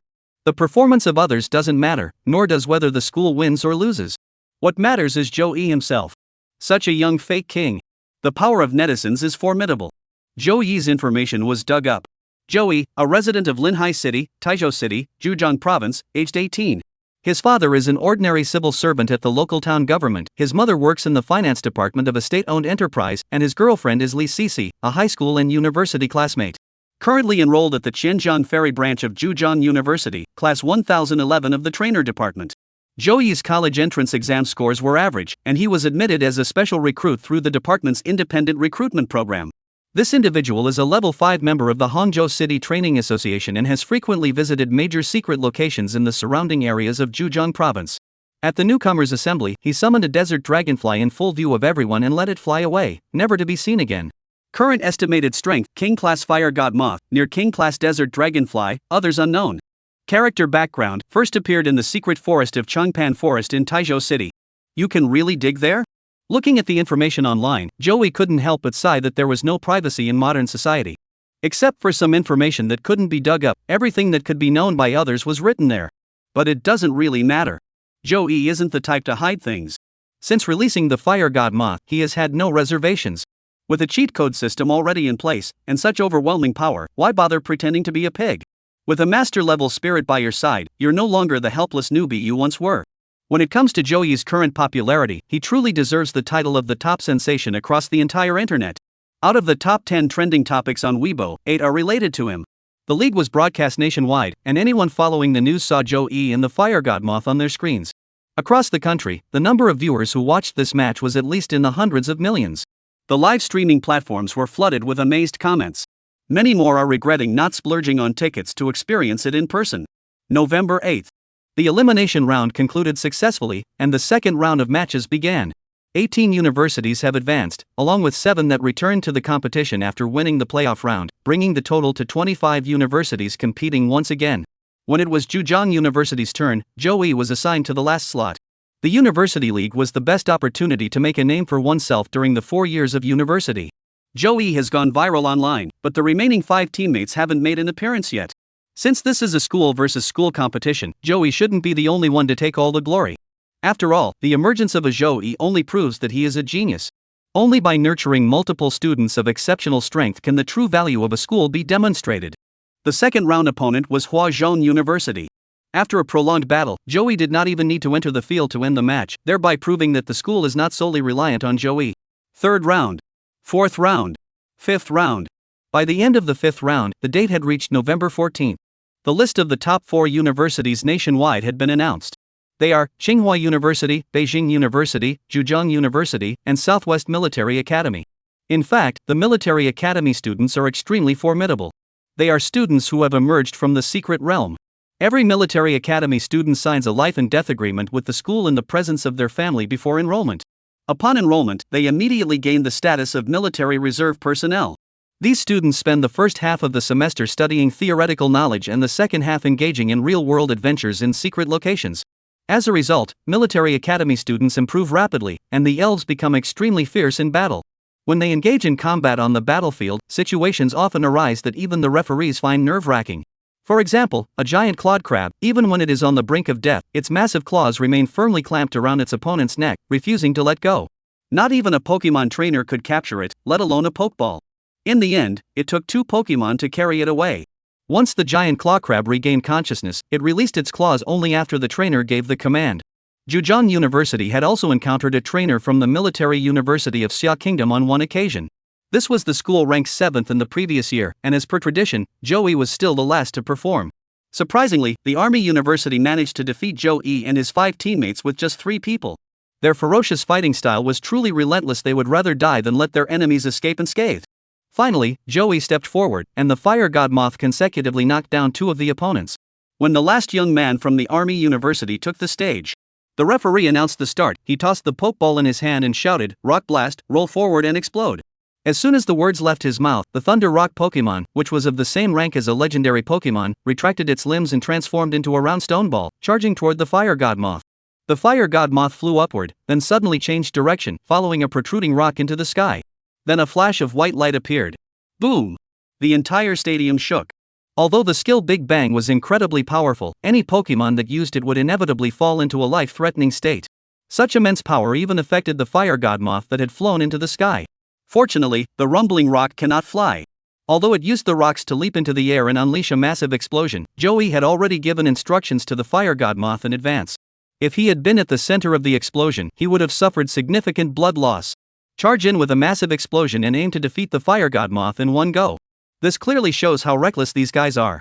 If it weren't for the fact that the scions of those prominent families rarely bother to endure the hardships of military academy, the universities in the capital and Tsinghua might actually have lost. Chapter 186, Joey makes his debut. The competition has reached its 10th day. November 15th, cloudy with heavy rain, temperature 2 degrees Celsius. Today is the day of the National University League semifinals, where the final 2 winners will be decided from the 4 top universities that advanced. As dawn breaks, the capital city gradually comes to life. Braving the cool autumn morning breeze, residents of the capital city began to gather at the entrance of Tsinghua University to watch the league match. They exhaled thin wisps of white breath, their hands tucked into the pockets of their jackets, discussing the intense matches from the previous day as they converged on Tsinghua Sports Arena from all directions. President Hu Xuanli of Tsinghua University stood in the school's open-air stadium, looking up at the overcast sky. The weather forecast predicted heavy rain for the day, and he was contemplating whether to intervene and make the rain disappear. It's simple, just have Charizard use Sunny Day. A Charizard at the high-tier king level, when using clear sky at full power, can dispel the dark clouds over an area of over 10 kilometers in diameter. But after thinking it over, he decided not to act. Clear weather is good for battle, but rainy weather also requires a test of one's skills. No need to change. Anyway, the audience seats are covered by the building's roof, so only the trainers and the battling Pokemon get wet. Never mind, let's just go with the flow. With that thought, Hu Xuanli walked toward the audience seats. Time passed slowly. There was still over half an hour left until the official start time of 8 o'clock. However, the sports hall was already packed with enthusiastic and excited spectators. The coolness of an autumn morning in the north did little to dampen the fiery enthusiasm of these early risers. Speaking in an authentic Beijing dialect, they gathered together to engage in lively discussions, chatting in small groups, completely immersed in the high spirits of the moment. The 4 finalists were randomly assigned their opponents yesterday afternoon. Zhejiang University versus Beijing University. Tsinghua University versus Southwest Military Academy. Everyone was eagerly awaiting the official start of the match, eager to find out. What are the other 2 Pokemon that Joey has used so far, besides the Fire Godma? As the audience grew restless and prepared themselves, the waiting became a form of torture. 6 students from Beijing University were sitting in the contestants' waiting room, discussing their strategies. According to the clock hanging on the wall, there are only 6 minutes left until the official start time of 8 a.m. I'll go first. A man with a square face stood up. We can't afford to lose anyone. If Zhejiang University sends Joey as their first player, we'll lose a teammate for nothing. For some reason, his face exuded a strong sense of confidence. He continued, if I go first, it doesn't matter whether I can beat last week's opponent or not. If I face the best, that's great. If I face the weakest, I can still defeat one of them. This man was named Zhao Yu, the direct descendant of the Zhao family, a prominent clan in the capital. Zhao Yu clearly has strong influence within the group. Once he made a decision, his teammates quickly agreed. Thus, the match officially began. Welcome to the 56th National University League competition. This is the live broadcast from the main stadium of Tsinghua University. I am your host, Bai Yensong. After 10 days of intense competition, we have finally reached the semifinals. Next up are Beijing University and Zhejiang University. Please welcome the contestants from both teams. At the host signal, the 2 groups of trainers, totaling 12 people, took their positions. The referees entered the arena to inspect the venue and verify the identities of the trainers. Once everything is in order, he runs to the referee's stand at the center of the right side of the field and stands in position, raising the flags high in both hands. Beijing University versus Zhejiang University. Please have the first trainer from each team come forward. Joey walked up with a faint smile on his face. The audience immediately erupted into a buzz of discussion. It seems that Zhejiang University isn't planning to give Beijing University any face this time. Joey as the first release? Another legendary fire god moth? People online say he has another desert dragonfly. Why not release it to fight? The noise was deafening, but when Zhao Yu, who had taken the stage at Beijing University, saw Joey, he couldn't help but flash a confident smile. Facing Joey was exactly what he had been waiting for. Both trainers, get ready. The referee's voice was loud and clear, even amidst the noisy arena, and could be heard clearly from dozens of meters away. Joey and Zhao Yu simultaneously pulled out their Pokeballs, pressed the circular button in the center, and transformed them into battle mode, holding them in their palms. Please release your Pokemon at the same time, trainers. As soon as the words were spoken, both trainers threw their Pokeballs with all their might. Joey's advanced Pokeball, released from his hand, traced an arc through the slightly damp air above the ground. As the white light burst forth, he fixed his gaze on the luxurious white ball his opponent had thrown. 2 Pokeballs simultaneously cracked open in the air, releasing 2 blindingly white beams of light onto the field. The white light gradually condensed, not just around Joey and Zhao Yu. The entire audience of 100,000 people, and even hundreds of millions of viewers across the country, were eagerly awaiting the appearance of the internal spirit. On Zhao Yu's side, the flash he emitted enveloped a massive bow-shaped shadow. Before it had fully appeared on the battlefield, the bow-shaped shadow released a bone-chillingly cold, damp mist. It was dense water elemental energy from the depths of the ocean, mingled with a hint of dragon might that sent shivers down the spines of even ordinary elves. It's clearly a water type. Everyone else also guessed the same thing from the shape of the white light. The Dragon King. Is this specifically designed to counter the fire god moth? Water type plus dragon type, the fire god moth isn't too afraid of it either. Even the massive Pangyan monster, which is 4 times as powerful, was easily defeated. What's the Dragon King with its spikes? Something's off. A Dragon King of the quasi-emperor level shouldn't be able to unleash such overwhelming power. A few so-called king-level trainers sitting in the front rows noticed something was off. This spiked Dragon King is no ordinary Pokemon. People were discussing this, while the white light bursting out of Joey's Pokeball began to take shape. With a dull, thunderous thud, a dangerous aura instantly filled every corner of the battlefield. Unlike the damp, profound aura emanating from the Dragon King.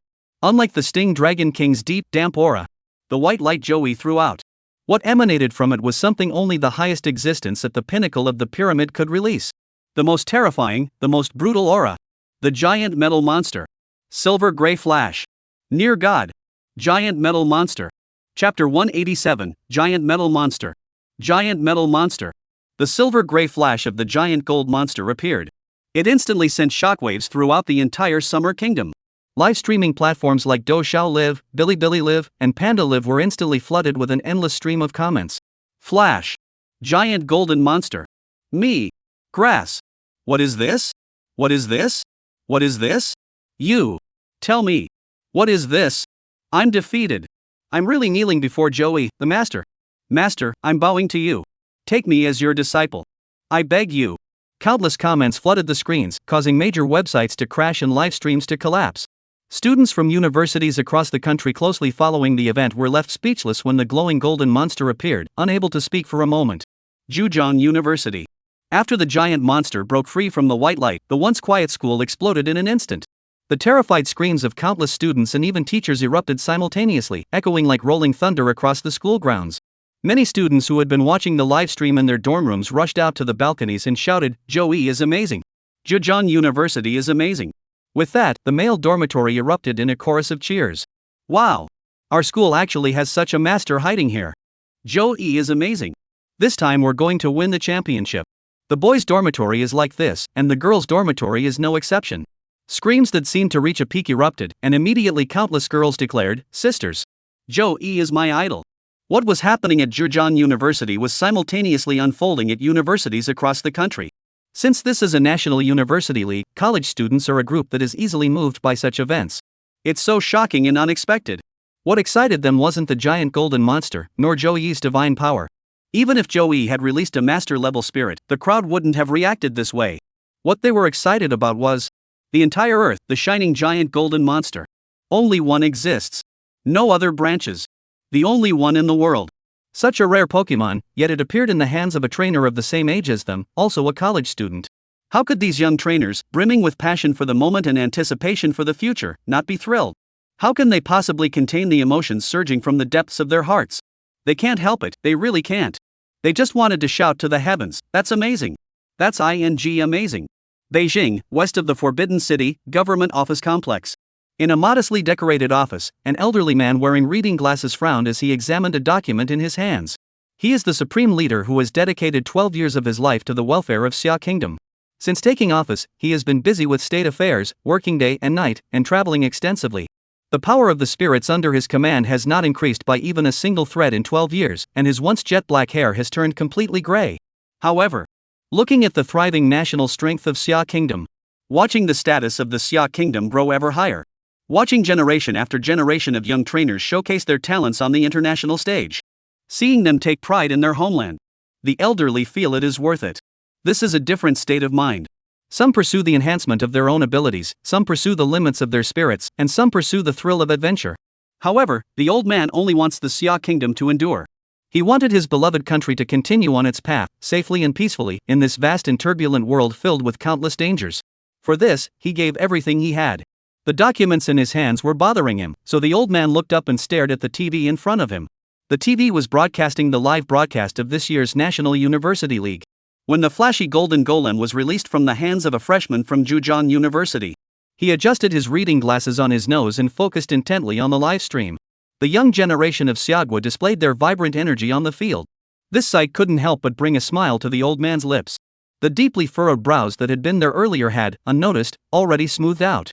Good, good. You're a real champ, young man. He put down his pen and documents, leaned back in his chair, and began watching TV intently. At Tsinghua University Stadium, an intense match was underway. Comet punch. Water cannon. The giant metal monster rotated its disc-shaped body, and its steel limbs, resembling iron dumbbells, swung back and forth with the rotation of its body. The tips of its limbs, equipped with iron claws, are wrapped in a layer of dazzling metallic light. Magnetic force erupted beneath the giant metal beast, causing its rapidly spinning body to be surrounded by a ring of silver light. Within that brilliant silver glow, there were even tiny, star-like flashes of light. Across from them, a powerful aura blending the biting cold from the deepest depths of the glaciers with the fierce, merciless breath of a dragon was beginning to stir.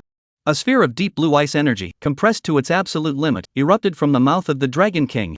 Instantly, countless icy beams, some thick, some thin, exploded outward from the point where the giant golden monster's comet punch struck. These ice blue energy beams emitted absolute cold, swiftly wrapping around the disc-shaped, shimmering iron claw spirit. The freezing beam rapidly freezes, coating the giant metal creature's shimmering silver-gray metallic body with a thick layer of blue ice. In the blink of an eye, the giant metal monster was frozen into a massive spherical block of ice. However, the next moment, click! The sound of shattering ice echoed, and the Dragon King's blocking tactic failed. The giant golden monster, wielding an unimaginably terrifying impact force, crashes down upon it with a thunderous roar. At that critical moment, Zhao Yu suddenly roared, "Dragon dance!" Boom! Swoosh! The Dragon King suddenly erupted with a dragon-like aura, its seahorse-like body arching even higher, as if trying to shrink itself into a tiny point. At the very moment the comet punch struck its body, the Dragon King suddenly thrust forward. Instantly, it shot into the sky like a slingshot. A mysterious and powerful aura emanated from its body. Using the dragon dance technique, it dodged the comet punch while simultaneously enhancing its attack power and speed. But he truly underestimated the giant metal monster. Suddenly, the ground beneath the giant metal monster began to crack open in a massive fissure. A terrifying repulsive force erupted from beneath it, but the giant golden monster's comet punch retained its full power, shooting straight upward and striking the Dragon King's body directly. Boom! A colossal burst of energy erupted in an instant. Chapter 188, The Intense Battle. The shockwave from the explosion rippled across the arena, blowing the front row spectators' eyes shut. The silver-gray giant metal creature crashed back to the ground, its steel limbs leaving 4 cracked pits in the muddy sand. Meanwhile, the spiked Dragon King, which had already leaped onto the creature, was propelled even higher into the sky by the explosive force of the blast. Zhao Yushuan seized the opportunity and shouted loudly, "Spiked Dragon King, use rain prayer!" Immediately afterward, as a low rumble of thunder echoed, a fierce wind began to howl. Dark clouds spread outward from the center of the Tsinghua Sports Stadium, completely enveloping the entire Tsinghua University campus within just a few seconds. Boom! Amidst the thunderous roar of lightning within the dark clouds, rain poured down from the sky like a waterfall. The water was not in droplets but formed a continuous sheet, resembling a river breaking its banks and pouring down. Upon witnessing this scene, the high-ranking trainers in the audience immediately wore expressions of astonishment. Indeed, it was a king-level trainer. Is this the Zhao family's young master? I haven't heard that he's a top-tier master. He's probably just recently joined the Heavenly King ranks and hasn't fully mastered the surging water element yet, so when he appeared, the water energy was leaking out. I'm guessing you used the mysterious water drops, right? How could the face of the capital be stolen by a university from Zhejiang province? No doubt the school administration colluded with the Zhao family to provide the mysterious water droplets for Zhao Yu's Dragon King tattoo. I didn't expect Zhou Yi to pull out a giant gold monster. Now they're really in for a surprise. The murmurs from the audience didn't affect the battlefield. The torrential rain summoned by the rain-invoking ritual pounded the ground, quickly turning the already damp earth into muddy puddles. The Dragon King, swept into the sky, plummeted back down from above. Without wings, flight attributes, or the mysterious power used for floating like Hakron and Minos. As a spirit creature that survives in the ocean, the spiked Dragon King, of course, cannot fly. How could Zhou Yi waste this opportunity? Ignoring the torrential rain pouring down on him, Zhou Yi narrowed his eyes, his gaze following the descending blue seahorse, and commanded, "Comet Fist." Upon hearing this, the giant golden monster's disc-shaped body suddenly sank downward. As its thick limbs braced against the ground, silver-gray energy flickering with points of starlight began to spread throughout its entire body. Under the pounding rain, the red and black eyes of the giant golden monster appeared even more mysterious and brutal. Just as the spiked Dragon King fell to a height of less than 40 meters above the ground, the giant golden monster suddenly exerted all its strength and stomped down with its limbs. The terrifying force erupted beneath it, creating a 5-meter-wide circular crack. Mud mixed with rainwater sprayed everywhere, splashing dozens of meters away before crashing down onto the stadium fence with a loud clatter. The giant metal monster was completely enveloped in steel elemental energy, resembling a rocket blasting off into the sky. Without any external force to rely on, the spiked Dragon King in free fall in midair is completely unable to dodge. However, as the trainer representing the capital university, he is no pushover. Zhao Yu possesses exceptional mental resilience. He was waiting for the Dragon King to land and for the giant golden monster to leave the ground, determined not to repeat the mistake he had just made. As the giant golden monster's skill was already activated, its body soaring off the ground and unable to trigger the magnetic repulsion force, Zhao Yu, soaked through with sweat, focused his mind and finally issued the command. Spear Dragon King, dodge the water gun. The Dragon King's long, cylindrical mouthpiece immediately sprayed a jet of water downward. However, the target of the water jet was not the giant golden monster charging toward it, but instead slanted toward the ground. Enhanced by the rain-invoking effect, this water jet was indeed both fast and powerful. At the same time, the Dragon King's downward momentum suddenly slowed, and his blue body shot diagonally backward. Was he trying to use the recoil from the water gun to evade the attack? It's not that easy. Zhou Yi twisted his mouth and shouted, telekinesis. Rate. Before the comet fist had dissipated, a deep blue psychic force erupted from the giant metal monster's eyes, trapping the spiked Dragon King in midair. In the next instant, the comet fist, slightly altering its trajectory, crashed down with a thunderous impact. Boom! The giant metal monster's steel limbs closed in front of it, and the terrifying impact force pushed the spiked Dragon King to the front. The two of them charged straight into the sky. 100 meters, 200 meters, 300 meters. The spectators behind the stadium could no longer see the two elves due to the obstruction of the overhead structure. Meanwhile, the spectators in the front rows hurriedly looked up, squinting their eyes to follow the comet's trail. When the comet punch reached its peak momentum, the Dragon King had already been launched into the sky by the giant golden monster. Then, the giant metal monster's eyes flashed with blue light, and the two immediately switched positions. Its steel limbs closed tightly, firmly restraining the spiked Dragon King. Its massive body, weighing nearly 3 tons, pressed down from above, plummeting toward the ground like a meteor. The sound of howling winds and pouring rain filled the air. In such high altitudes, neither of the trainer's commands could reach them. Ah! The sky echoed with the dragon's roar of the Dragon King. It turned its head and suddenly fired a deep blue water cannon at the giant golden monster. Since it was being held down by the giant metal monster, there was no distance between them, and the water cannon hit its target directly. Whoosh! The heavy water element erupted violently, the giant golden monster's eyes gleamed with savagery, yet its limbs were as thick as mountains, standing tall and unmoving. As it neared the ground, the terrifying force of the giant golden beast once again held it firmly in place. The spiked Dragon King let out a furious roar, abandoning its attack on the enemy, and turned its head toward the ground, spewing out a thick stream of water. It intended to use the recoil force of its skill to reduce its descent speed. Foolish! The meteor streaked across the sky like a flash of lightning. It crashed into the ground with such force that it was impossible to react in time. Boom! A deafening explosion echoed in everyone's ears. The concrete walls surrounding the stadium, built for protection and reinforcement, cracked instantly. Immediately afterward, nearly 4,000 square meters of ground were shattered and blown apart. Countless mudblocks mixed with rainwater were propelled in all directions, and fragments the size of fists rained down on the audience seats like a storm. Rookidee! A steady voice calmed the panicking audience. When everyone looked ahead again, they saw that the entire stadium had been enveloped by a deep blue psychic shield.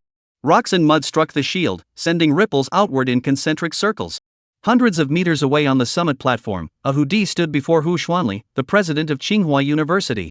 Its hands held a spoon crossed, and its eyes flashed with blue light. Chapter 189, Playing by the Book.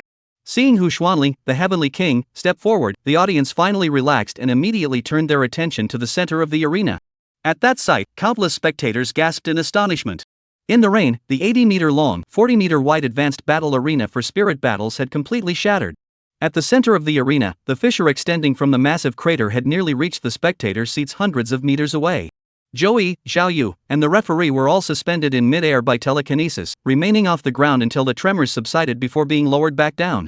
At the exact center of the pit, the spiked Dragon King lay motionless, having lost consciousness. The giant metal monster descended from its body, taking heavy steps that crushed countless rocks along the way, before coming to a stop in front of Zhou Yi. Seeing this, the referee dutifully raised the blue flag and shouted, "The Dragon King is on the brink of death.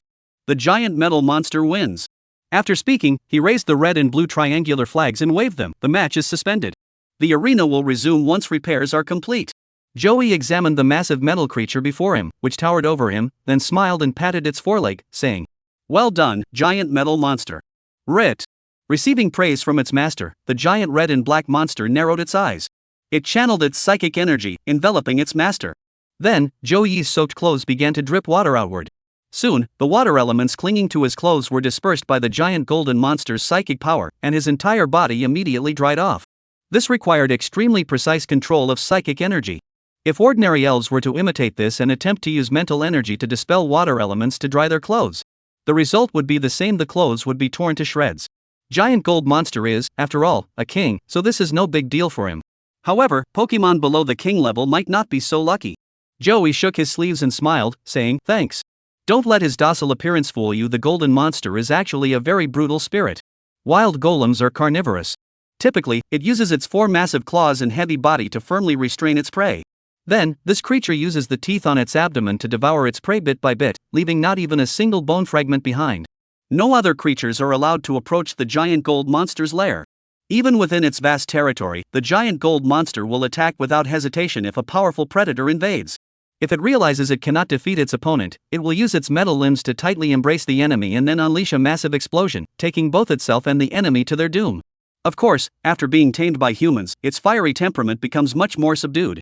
Over time, feeding on steel-type Pokemon food will gradually alter its carnivorous nature.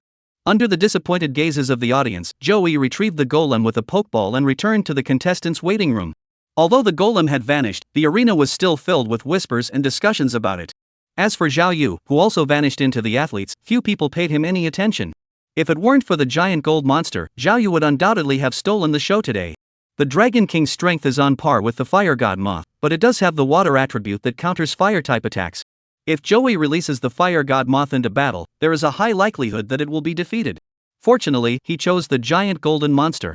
After all, there are only 2 battles left. Before setting off, he registered 3 Pokemon, so at least the remaining 2 will get a chance to fight. After Joey returned to the contestant waiting room, the 5 teammates looked at him with eyes that could have killed. Meanwhile, Zhao Yu also returned to his teammates. The 5 of them immediately gathered around him, each with a look of helplessness and worry on their faces. Zhao Yu also sighed helplessly. "I never expected Joey to be this strong." The so-called pseudo-kings watching the scene were right after all. In fact, Zhao Yu's Dragon King was indeed promoted to the king level a week ago. Moreover, it was indeed backed by the capital university. The Zhao family spent 2 billion Xia Kingdom currency to purchase a mysterious water droplet from Beijing University. Moreover, even if purchased with money, this mysterious water droplet cannot be disposed of at the Zhao family's discretion. It must be used by Zhao Yu, who is participating in the competition, under the joint supervision of Beijing University and the Zhao family. The purpose of Jingqing University is to secure the championship of this national league. The national government certainly has no shortage of billions of dollars in education funding. What the capital university lacks is the title of Chief Elf Academy of Xia Kingdom. This is a win-win situation. The Zhao family obtained a mysterious liquid that is simply unavailable on the market.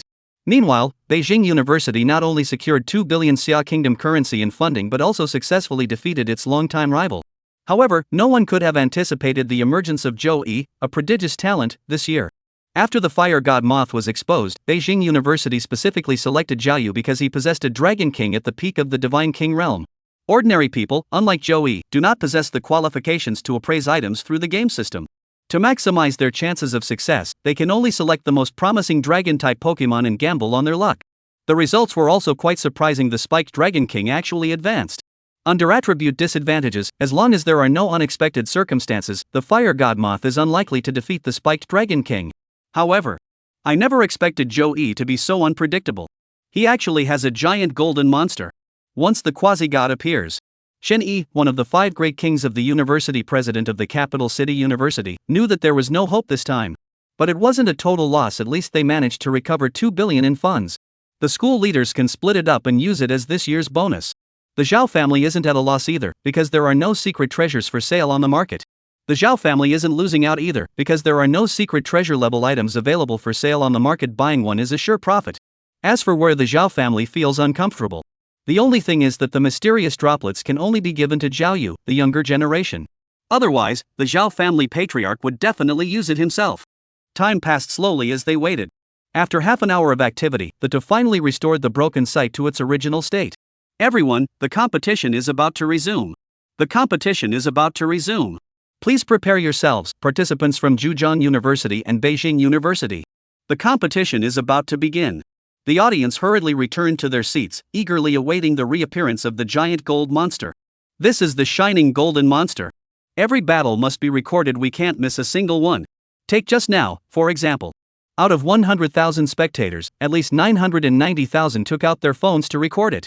9.99 million people shared it on their social media feeds within minutes. This is the irresistible charm of the shining giant golden monster. Chapter 190, the final begins. To the disappointment of all the spectators, after defeating Zhao Yu and his Dragon King, Joey chose to step down. It wasn't until the last contestant from Zhejiang University was defeated that Joey finally returned to the battlefield.